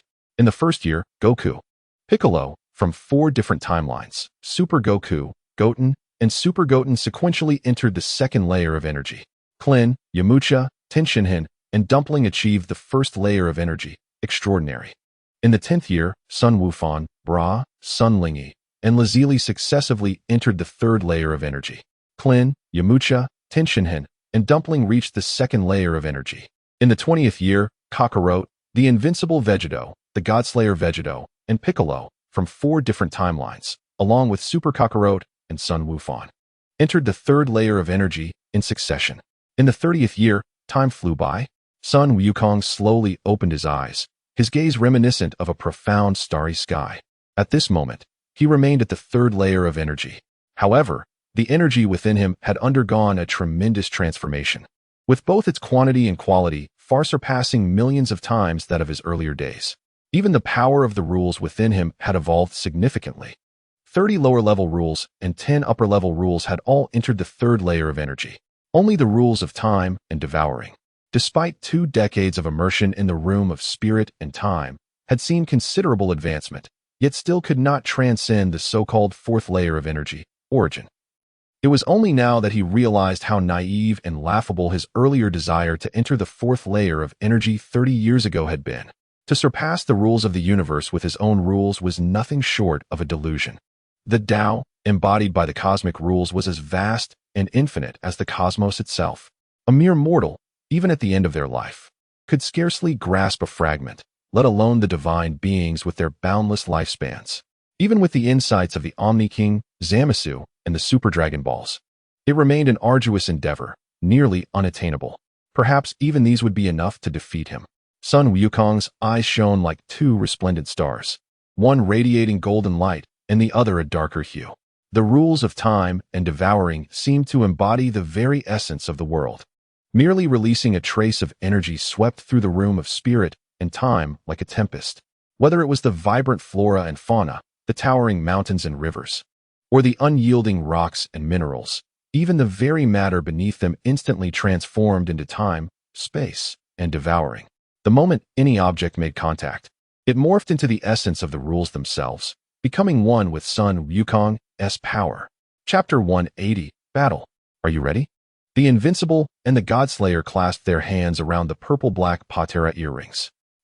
Super Kakarot seemed to share a silent understanding, nodding resolutely after exchanging a glance. Taking a deep breath, the Invincible and the Godslayer adorned themselves with the purple-black earrings. In the next moment, a brilliant light erupted from within both of them, dazzling in its intensity. Suddenly, a figure emerged from the radiance, sharp-eyed and exuding an extraordinary aura of power. Is this the fusion? The amplification feels entirely different. Super Kakarot broke into a cold sweat. The longer he lingered, the overwhelming energy pressure felt like an infinite hell, delivering the most terrifying punishment to those who gazed upon him. It's your turn. As Vegeta's words fell, the immense pressure dissipated, allowing Super Kakarot to finally breathe a sigh of relief. Fusion. Super Kakarot immediately employed the super fusion technique he had learned from Sun Wukong. 2 radiant glows flashed, and the fierce gazes of the 2 Vegetas merged into one. Upon their convergence, they defiantly responded with an overwhelming surge of energy. Oh, a clash? The cold glint in Vegeta's eyes intensified as the force of energy, governed by the laws of creation, surged forth like a colossal wave towards the duo. Clash. The corner of Super Vegeta's mouth lifted slightly, forming a subtle crescent. Their muscles ignited like barrels of gunpowder, unleashing their full prowess. In an instant, they transformed into Super Saiyan, transcending the 5th limit, evolving into a higher state. Harnessing and swiftly constructing the power of energy rules, they bent low, dashing forth like arrows released from a bow. In the following moment, such strength. There was no time to react. Vegeta stood firmly in place, while Super Vegeta fell limply to the ground, like flowers battered by a tempest, one to the left, one to the right. The next day, Super 17, Vegeta, and the inhabitants of the main timeline stood amidst the starry expanse. Before them loomed the black mist, a presence as vast as a galaxy. Peering through its exterior, they seemed to behold a colossal wolf howling, monkeys frolicking, a divine dragon soaring, and the imposing figure of a mighty deity. Astonishingly, even the Omni King and his 2 guardians, along with the visage of the super divine dragon, were present. What entity are you, that you invade countless timelines? Vegeta's heart raced with shock. This black mist had existed even during the grand merge of timelines, to devour the very space where the Omni King resided without detection. Food. Ha ha ha ha, delicious food. The black mist emitted a piercing laugh, and upon contact with other entities, they instantly transformed into a dark torrent, racing back to merge with the mist. In an instant, countless streams of ebony flowed from all directions. Within its depths were entwined eerie forces of devouring, souls, erosion, and chaos, wielding over a dozen higher-level rules that influenced the surroundings. It seems to lack complete intelligence, huh? Vegeta chuckled ominously and signaled the others behind him to prepare for an assault. Even with formidable rule powers, what could such a mindless entity achieve? What difference is there between wielding a great blade and a child? Ha ha ha ha. Let me show you the true power of fusion. Sun Ling retrieved a green earring from her pocket and donned it, while Sun Wufan followed suit with his own green earring. A flash of golden light illuminated the scene. Their hair flowed down to their waists, their fierce gazes sharpened, and the golden ratio of their abdominal muscles became apparent. Humph. Then let us conclude this swiftly. In the very first moment of their fusion into Wu Ling, an unstoppable momentum surged forth, their spirits unrestrained and wild. With arms crossed, the starry sky behind them trembled as space itself was violently torn apart, revealing thousands of gaping black abysses. The pinnacle of temporal annihilation. Energy constructed time and space, devouring and sharpening the power of rules, coalescing within the black abyss into silvery black pillars of light. In an instant, all pillars completed their formation, aimed directly at the black mist billions of light years away. Whoosh, whoosh, whoosh, whoosh, whoosh. Chapter 181. The birth of the utterly evil entity from the source of the dark god. In a flash, the silvery black light pillars were unleashed like arrows, their tips shimmering with metallic brilliance, the epitome of sharpness forged from the essence of formidable rules. With but a gentle exertion, the power of rules, instinctively woven from the black mist, was effortlessly pierced as if it were mere paper. Excellent. Let us extinguish it. The martial spirit once again unleashed its energy, amplifying the constructed power of rules 100-fold. Food. Hee hee. Upon sighting the energy of the rules, the black mist's eyes gleamed, and it erupted with a formidable devouring force. Simultaneously, a silvery beam of light surged forth. The black mist transformed into a massive mouth, greedily consuming all the beams of light. Delicious, delicious, hee. After digesting the beams, the black mist emitted a jarring sound akin to nails scraping against steel, casting a shadow of gloom over the ears of those present. According to the plan, Vegeta promptly seized two of Gogeta's collars and soared directly towards the black mist. What strength! The martial spirit inhaled deeply, its gaze fierce. But what of it? With no awakened intellect, it was naught but fish on the chopping block. Fusion. Without further ado, the two Gogetas adorned themselves with the purple-black Patera earrings. In a flash of brilliance, Super Gogeta emerged. Locking eyes with Vegeta, they split to execute their separate strategies. Two figures transformed into golden light, swiftly breaking through the black mist's power of rules, positioning themselves on either side of it. If you relish consumption so much, then savor my super 10,000-fold Kamehameha. Super Gogeta's eyes sparkled with intensity as he placed his arms at his waist, the pure white and blue radiance shimmering against the cosmos. The universe lay in silence. Concurrently, Vegeta harnessed his ultimate technique, sharp and destructive, constructing his most potent move. Almost simultaneously, the white and purple beams erupted. How unbearable! How painful! The two colossal energies seemingly disregarded the rules, striking directly at the core. The black mist cried out in agony, its immense form, spanning several star systems, convulsed wildly from the excruciating pain. How painful! How painful! The power of rules expressed its torment through each of its cries, resonating through the very fabric of the universe. The overwhelming might of 100 elevated rules caused the cosmic order to tremble violently. Trembling heralds change. Once the foundational matter shifts, a cataclysmic transformation ensues. Consequently, the star systems subjected to this material upheaval began to disintegrate, morphing into other fundamental substances, vanishing forever from the cosmos. In mere moments of lamentation, the material foundations of 3 affected star systems collapsed. Even those a billion light-years away felt the repercussions. However, it proved ineffective. Super Gogeta removed the Patera earring from his right ear and swiftly tossed it to Vegeta. Fusion. Vegeta teleported instantly to catch it and donned it without delay. In the next heartbeat, a radiant brilliance illuminated the entire universe.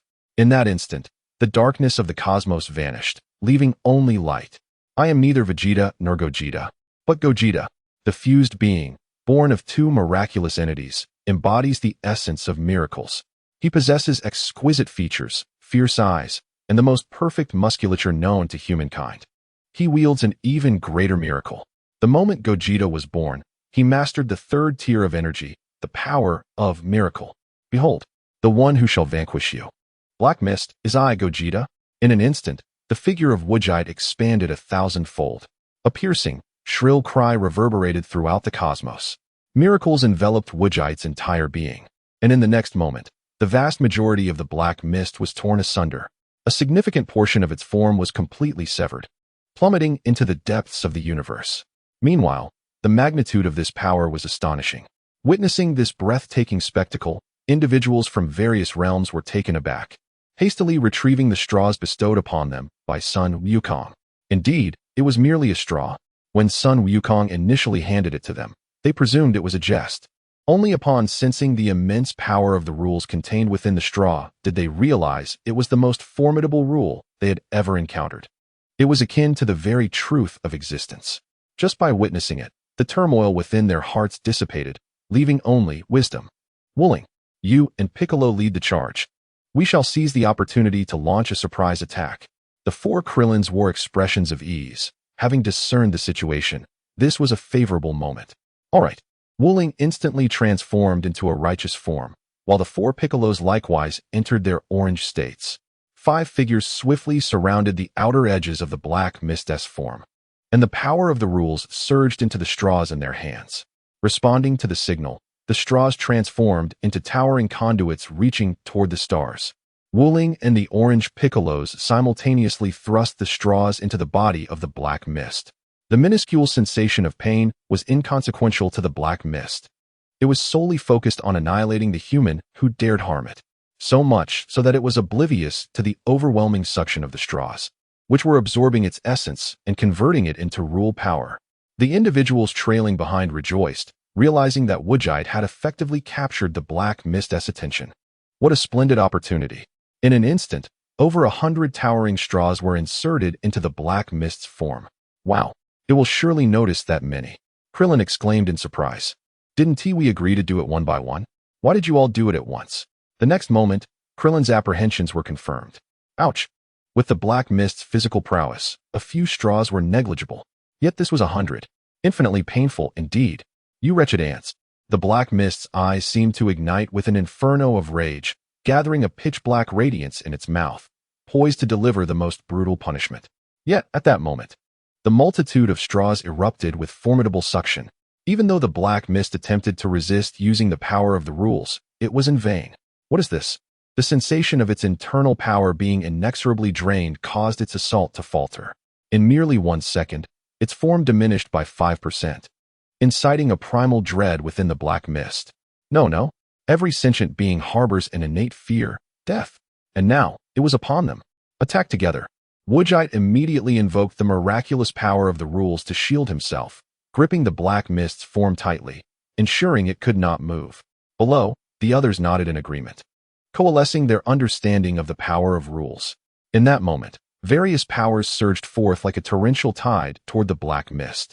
The dark mist trembled under the formidable assault, emitting anguished howls. Under the influence of the siphon, its form diminished at a visible pace, shrinking from the vastness of 3 galaxies to the size of a single galaxy.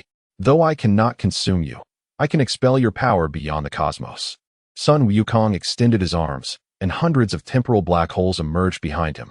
The black holes spun rapidly from left to right, their size surging exponentially, expelling the power of the dark mist. Sun Wukong did not intend to absorb it. Rather, he sought to disperse the dark force imbued with the essence of chaos. As the vast amounts of dark energy encountered the intangible currents of the universe, they were crushed and dissipated by the overwhelming flow.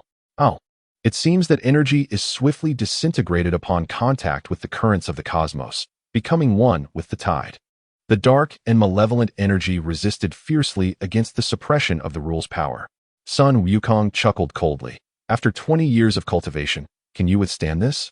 His rule's power was sufficient to comprehensively overwhelm the myriad high-level rules of the dark mist. In the span of merely a minute, the dark mist's form continued to shrink. What once rivaled a galaxy had now diminished to the size of Earth, its dense dark power thoroughly drained. Sun Wukong instantly teleported to the location of the dark mist. His gaze was piercing, and the force of time and space forcibly compressed the mist into a sphere no larger than a fist. Is this your purest power? This was intentional. With countless rules at its disposal, How could the dark mist not harbor greed? With its body reduced by an astonishing 999, its sentience teetered on the brink of collapse, rendering it incapable of speech. Sun Wukong paid no heed to this. His sole focus was on the desire for power. He wielded the force of time and space once more, conjuring thousands of temporal rifts that violently tore the dark mist into countless fragments. Suddenly, Sun Wukong furrowed his brow, his rule's power transforming into an arm, seemingly searching for something within. After a minute, he grasped a thumb-sized, multicolored orb tightly in his hand. Is this its essence? The vast knowledge of rules entranced Sun Wukong. While his current rule's power was largely unaffected by the unknown, it encompassed only 2 variations, far from sufficient.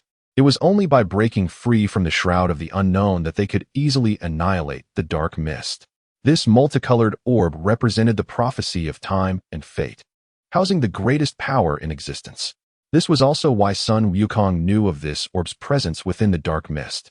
Under the scrutiny of his gaze, the divine dragon surged forth, revealing the primordial genesis of deities, the splendid era of the Omni King ruling the multiverse, and the creation of countless temporal universes by reams. Alongside the demise of the so-called Dragon God and Evil Dragon God, as well as the Great Battle of Ur, where, apart from the Omni King and reams, all primordial gods perished. Alas, had I existed in that era, my stature would have surely attained essence by now, possessing the power of the devouring rule. Yet this world, on the verge of losing such a rule, is undoubtedly the greatest tragedy. Powerful yet engulfed in an inexplicable sense of helplessness.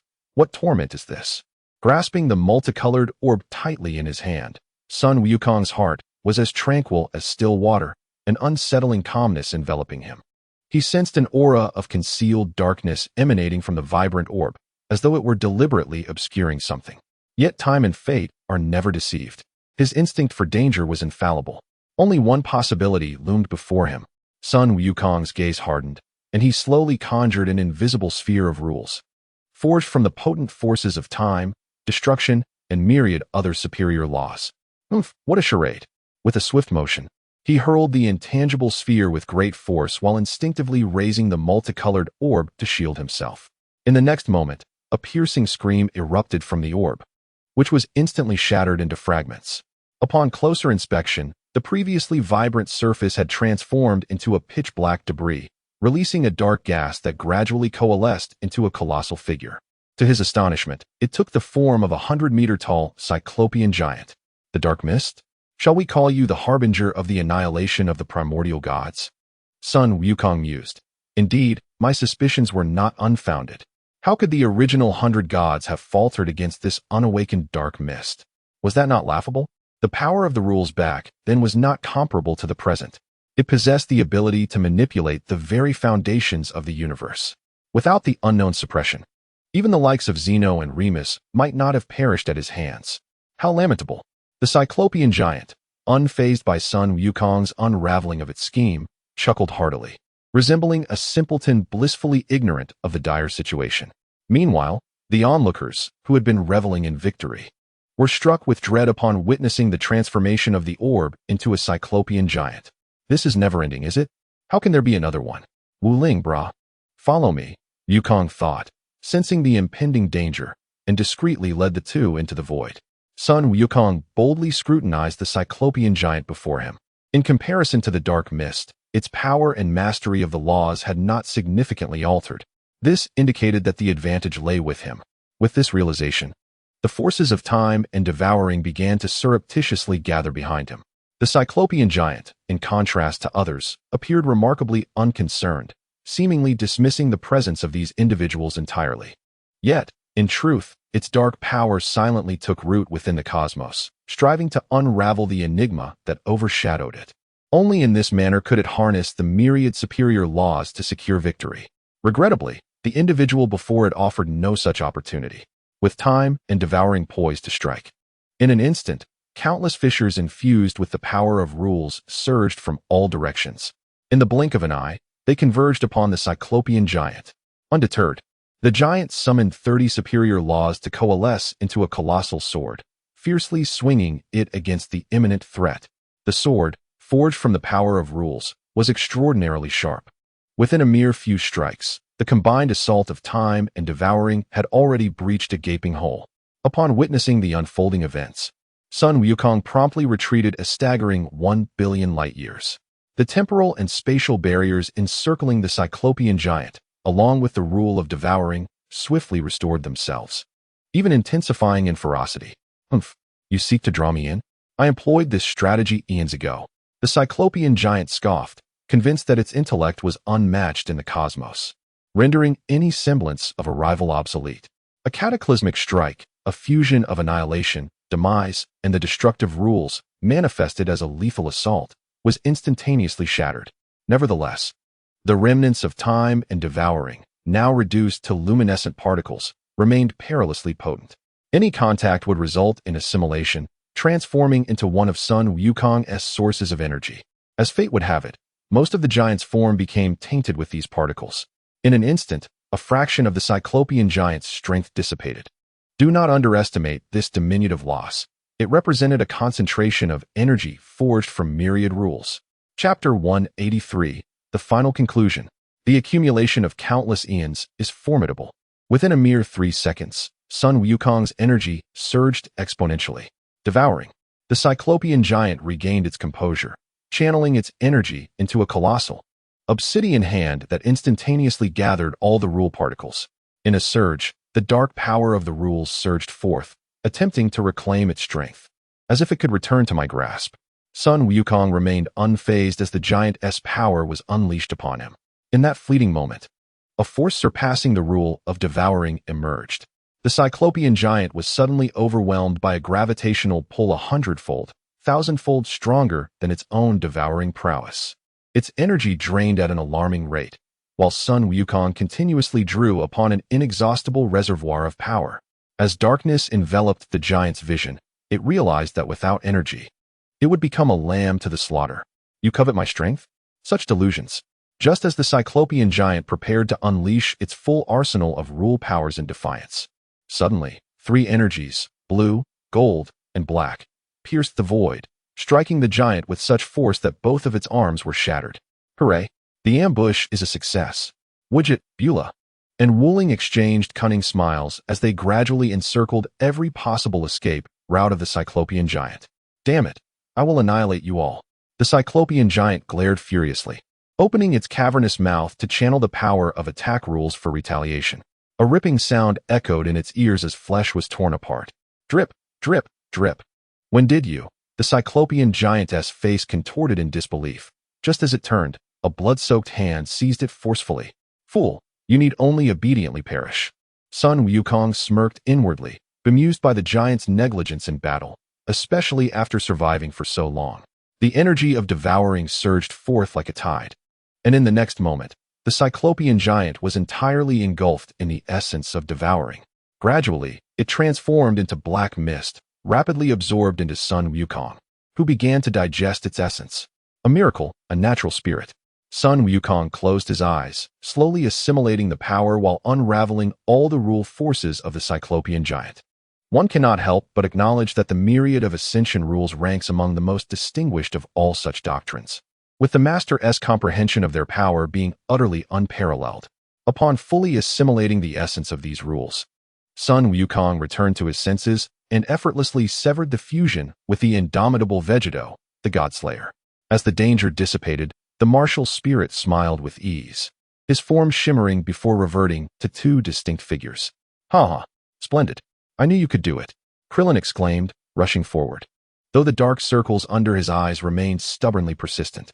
We have once again saved the world." Lazuli crossed her arms, as if proclaiming, "Behold, the excellence of the man I chose." Indeed, Bulma beamed with pride, her nose nearly reaching the heavens.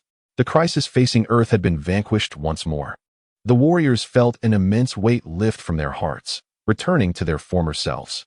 A month later, Sun Wukong contemplated, is this the origin? After absorbing the Cyclopean giant, his understanding of the rules had significantly deepened. What once eluded him now seemed effortlessly graspable. However, his primary focus was not on the power of the rules. To enter such a realm, he realized that his energy might still fall short.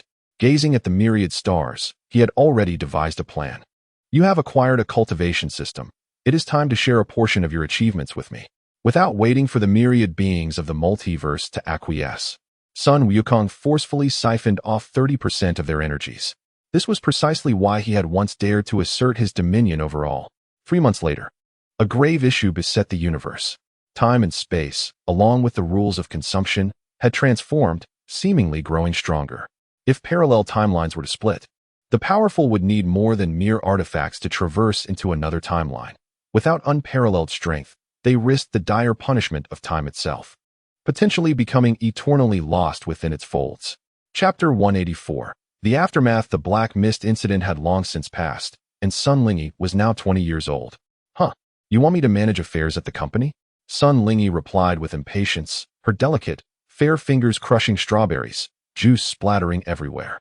As your sister, shouldn't you strive to set an example for your younger siblings? Besides, your brother has also entered the company to assist.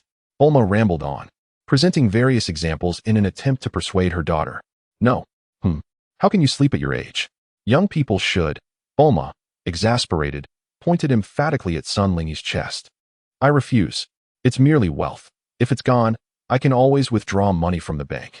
Ignoring Bulma's counsel, Sun Lingyi instantaneously teleported away from Earth. Observing her rebellious daughter, Bulma's complexion shifted from green to purple in frustration. You fool. What do you mean robbery? You are an utter sloth. Bulma fumed, striding purposefully to find Sun Wukong. Look, what kind of daughter do you have? For all these years, I have been the one supporting this vast company. It's simple. We can just abandon the company. Sun Wukong, having grasped the unfolding events, earnestly advised. What? Bulma transformed into her fierce form, biting down on Sun Wukong's head. I don't care. A child must inherit my legacy. Finally, tranquility descended. Observing Bulma's satisfied departure, he realized he had lost a significant portion of his vast army. No, I must seek solace for my spirit. In the next moment, he arrived at a realm he had once created, the spirit time chamber of Earth. However, the flow of time had reverted to its normal pace. Welcome, Master. 3 figures swiftly materialized, encircling Sun Wukong, their pale blue legs tightening subtly around him. Indeed, it was the trio of angelic sisters. After a year of training, Sun Wukong had exerted an immeasurable amount of effort. Master, Violet beckoned, accompanied by Xiaowu. A bunch of wretches. Both evil and good scoffed disdainfully. A group of shameless harlots. Ios glared at the women with contempt. This is clearly my husband. How dare these brazen women act so shamelessly? The atmosphere plunged into a frigid silence, and an inevitable battle loomed on the horizon. In space. Where's this? Sun Lingyi randomly teleported, ultimately arriving above a magnificent and colossal steel spacecraft. She glanced around and recognized these individuals from her childhood. Oh, it's Frieza. These are his subordinates. A flash of crimson light flickered in her eyes, and a knowing smile graced her lips as her hands shimmered with azure light. You had better be cautious. In the blink of an eye, the steel spacecraft shattered, its components splintering into fragments. Who is it? Which fool dares to challenge me? Frieza bellowed in fury. He was the emperor of the universe. It was the first time he had encountered someone so obstinate. How dare they provoke him, the ruler of the cosmos? Upon hearing the term fool, Sun Lingyi's expression hardened, followed by an overwhelming aura of murderous intent. Oh, your strength is commendable. Frieza discerned that this young girl was no ordinary opponent, but he remained undeterred. I will make you regret your reckless actions. A flash of white light enveloped him as he transformed from his black gold form into platinum. Is this all you've got? Sun Lingyi, brimming with lethal intent, unleashed an onslaught of relentless fists, swiftly forcing Frieza back into his platinum state. No, my lady. I am the fool. I am the fool. Please, do not oppose me. No. Come, little dog. Sun Lingyi tugged at the leash tied around Frieza's neck, directing him towards an unknown planet. Yes, your loyal little dog will escort you. After enduring both physical and psychological torment, Frieza was now exceedingly compliant. With Frieza racing desperately, they reached the designated planet in merely 3 seconds. Is this the planet you mentioned that possesses Dragon Balls? Of course. I stumbled upon it by chance. Frieza fell silent, regretting not arriving days earlier to seize the Dragon Balls, thus avoiding this devilish woman. I have my own methods to discern the truth. As the daughter of the sovereign of origin, her power has reached an astonishing level. The truth and falsehood are discernible at a glance. Father, Yashin-cha raised a portrait, her eyes filled with innocence. Having become the champion of the martial arts tournament, are you not the strongest in this world? Yamcha was taken aback, gazing at his son's depiction of him standing atop a cliff, with all the foes he had vanquished in the tournament below. Of course, after all, I have always been the mightiest. Yamcha laughed heartily, his robust arms ruffling his son's hair. He could not fathom why he had married his current wife. He merely knew that upon witnessing the joyous life of son Wukong, he suddenly envisioned a similar future of matrimony, and thus, in a haze, he wed. Bulla. What is it? The present-day Bulla has long surpassed her father in strength. You have grown up, Vegeta remarked with a sense of nostalgia, recalling how the once delicate sapling has now blossomed into a towering tree. Nonsense. You mustn't cheat. Bulla shielded the Go board, preventing her father from cheating. Humph. Is your father truly such a person? Vegeta's expression darkened. Do not think so poorly of me, all right? In an instant, several white pieces on the Go board shattered, while the black pieces stealthily shifted a few steps. Ah, you old wretch. Bulla's eyes blazed with fierce flames, her negative energy transforming her into a ferocious demon from the depths of hell. Stop. Cease at once. I am your father. You cannot commit patricide. Dumpling. The students will arrive tomorrow. You are to teach them. Understood. Having given his instructions, Tenshinhan quietly gazed at the myriad stars. Is it still unattainable? Is reaching the third level of energy truly so arduous? His gaze swept across the countless lights, the relatives, lovers, and children of all beings. At this moment, Tenshinhan's heart for martial arts wavered slightly. Should I also consider marrying a wife? Darling, come help me. All right, I'll be there shortly. Ah, I want to help too. I learned a craft at school that will surely make dinner deliciously delightful. Oh, how impressive. Then today's dinner is in your capable hands. Rest assured, Father. Krillin once again relished a day filled with happiness and contentment.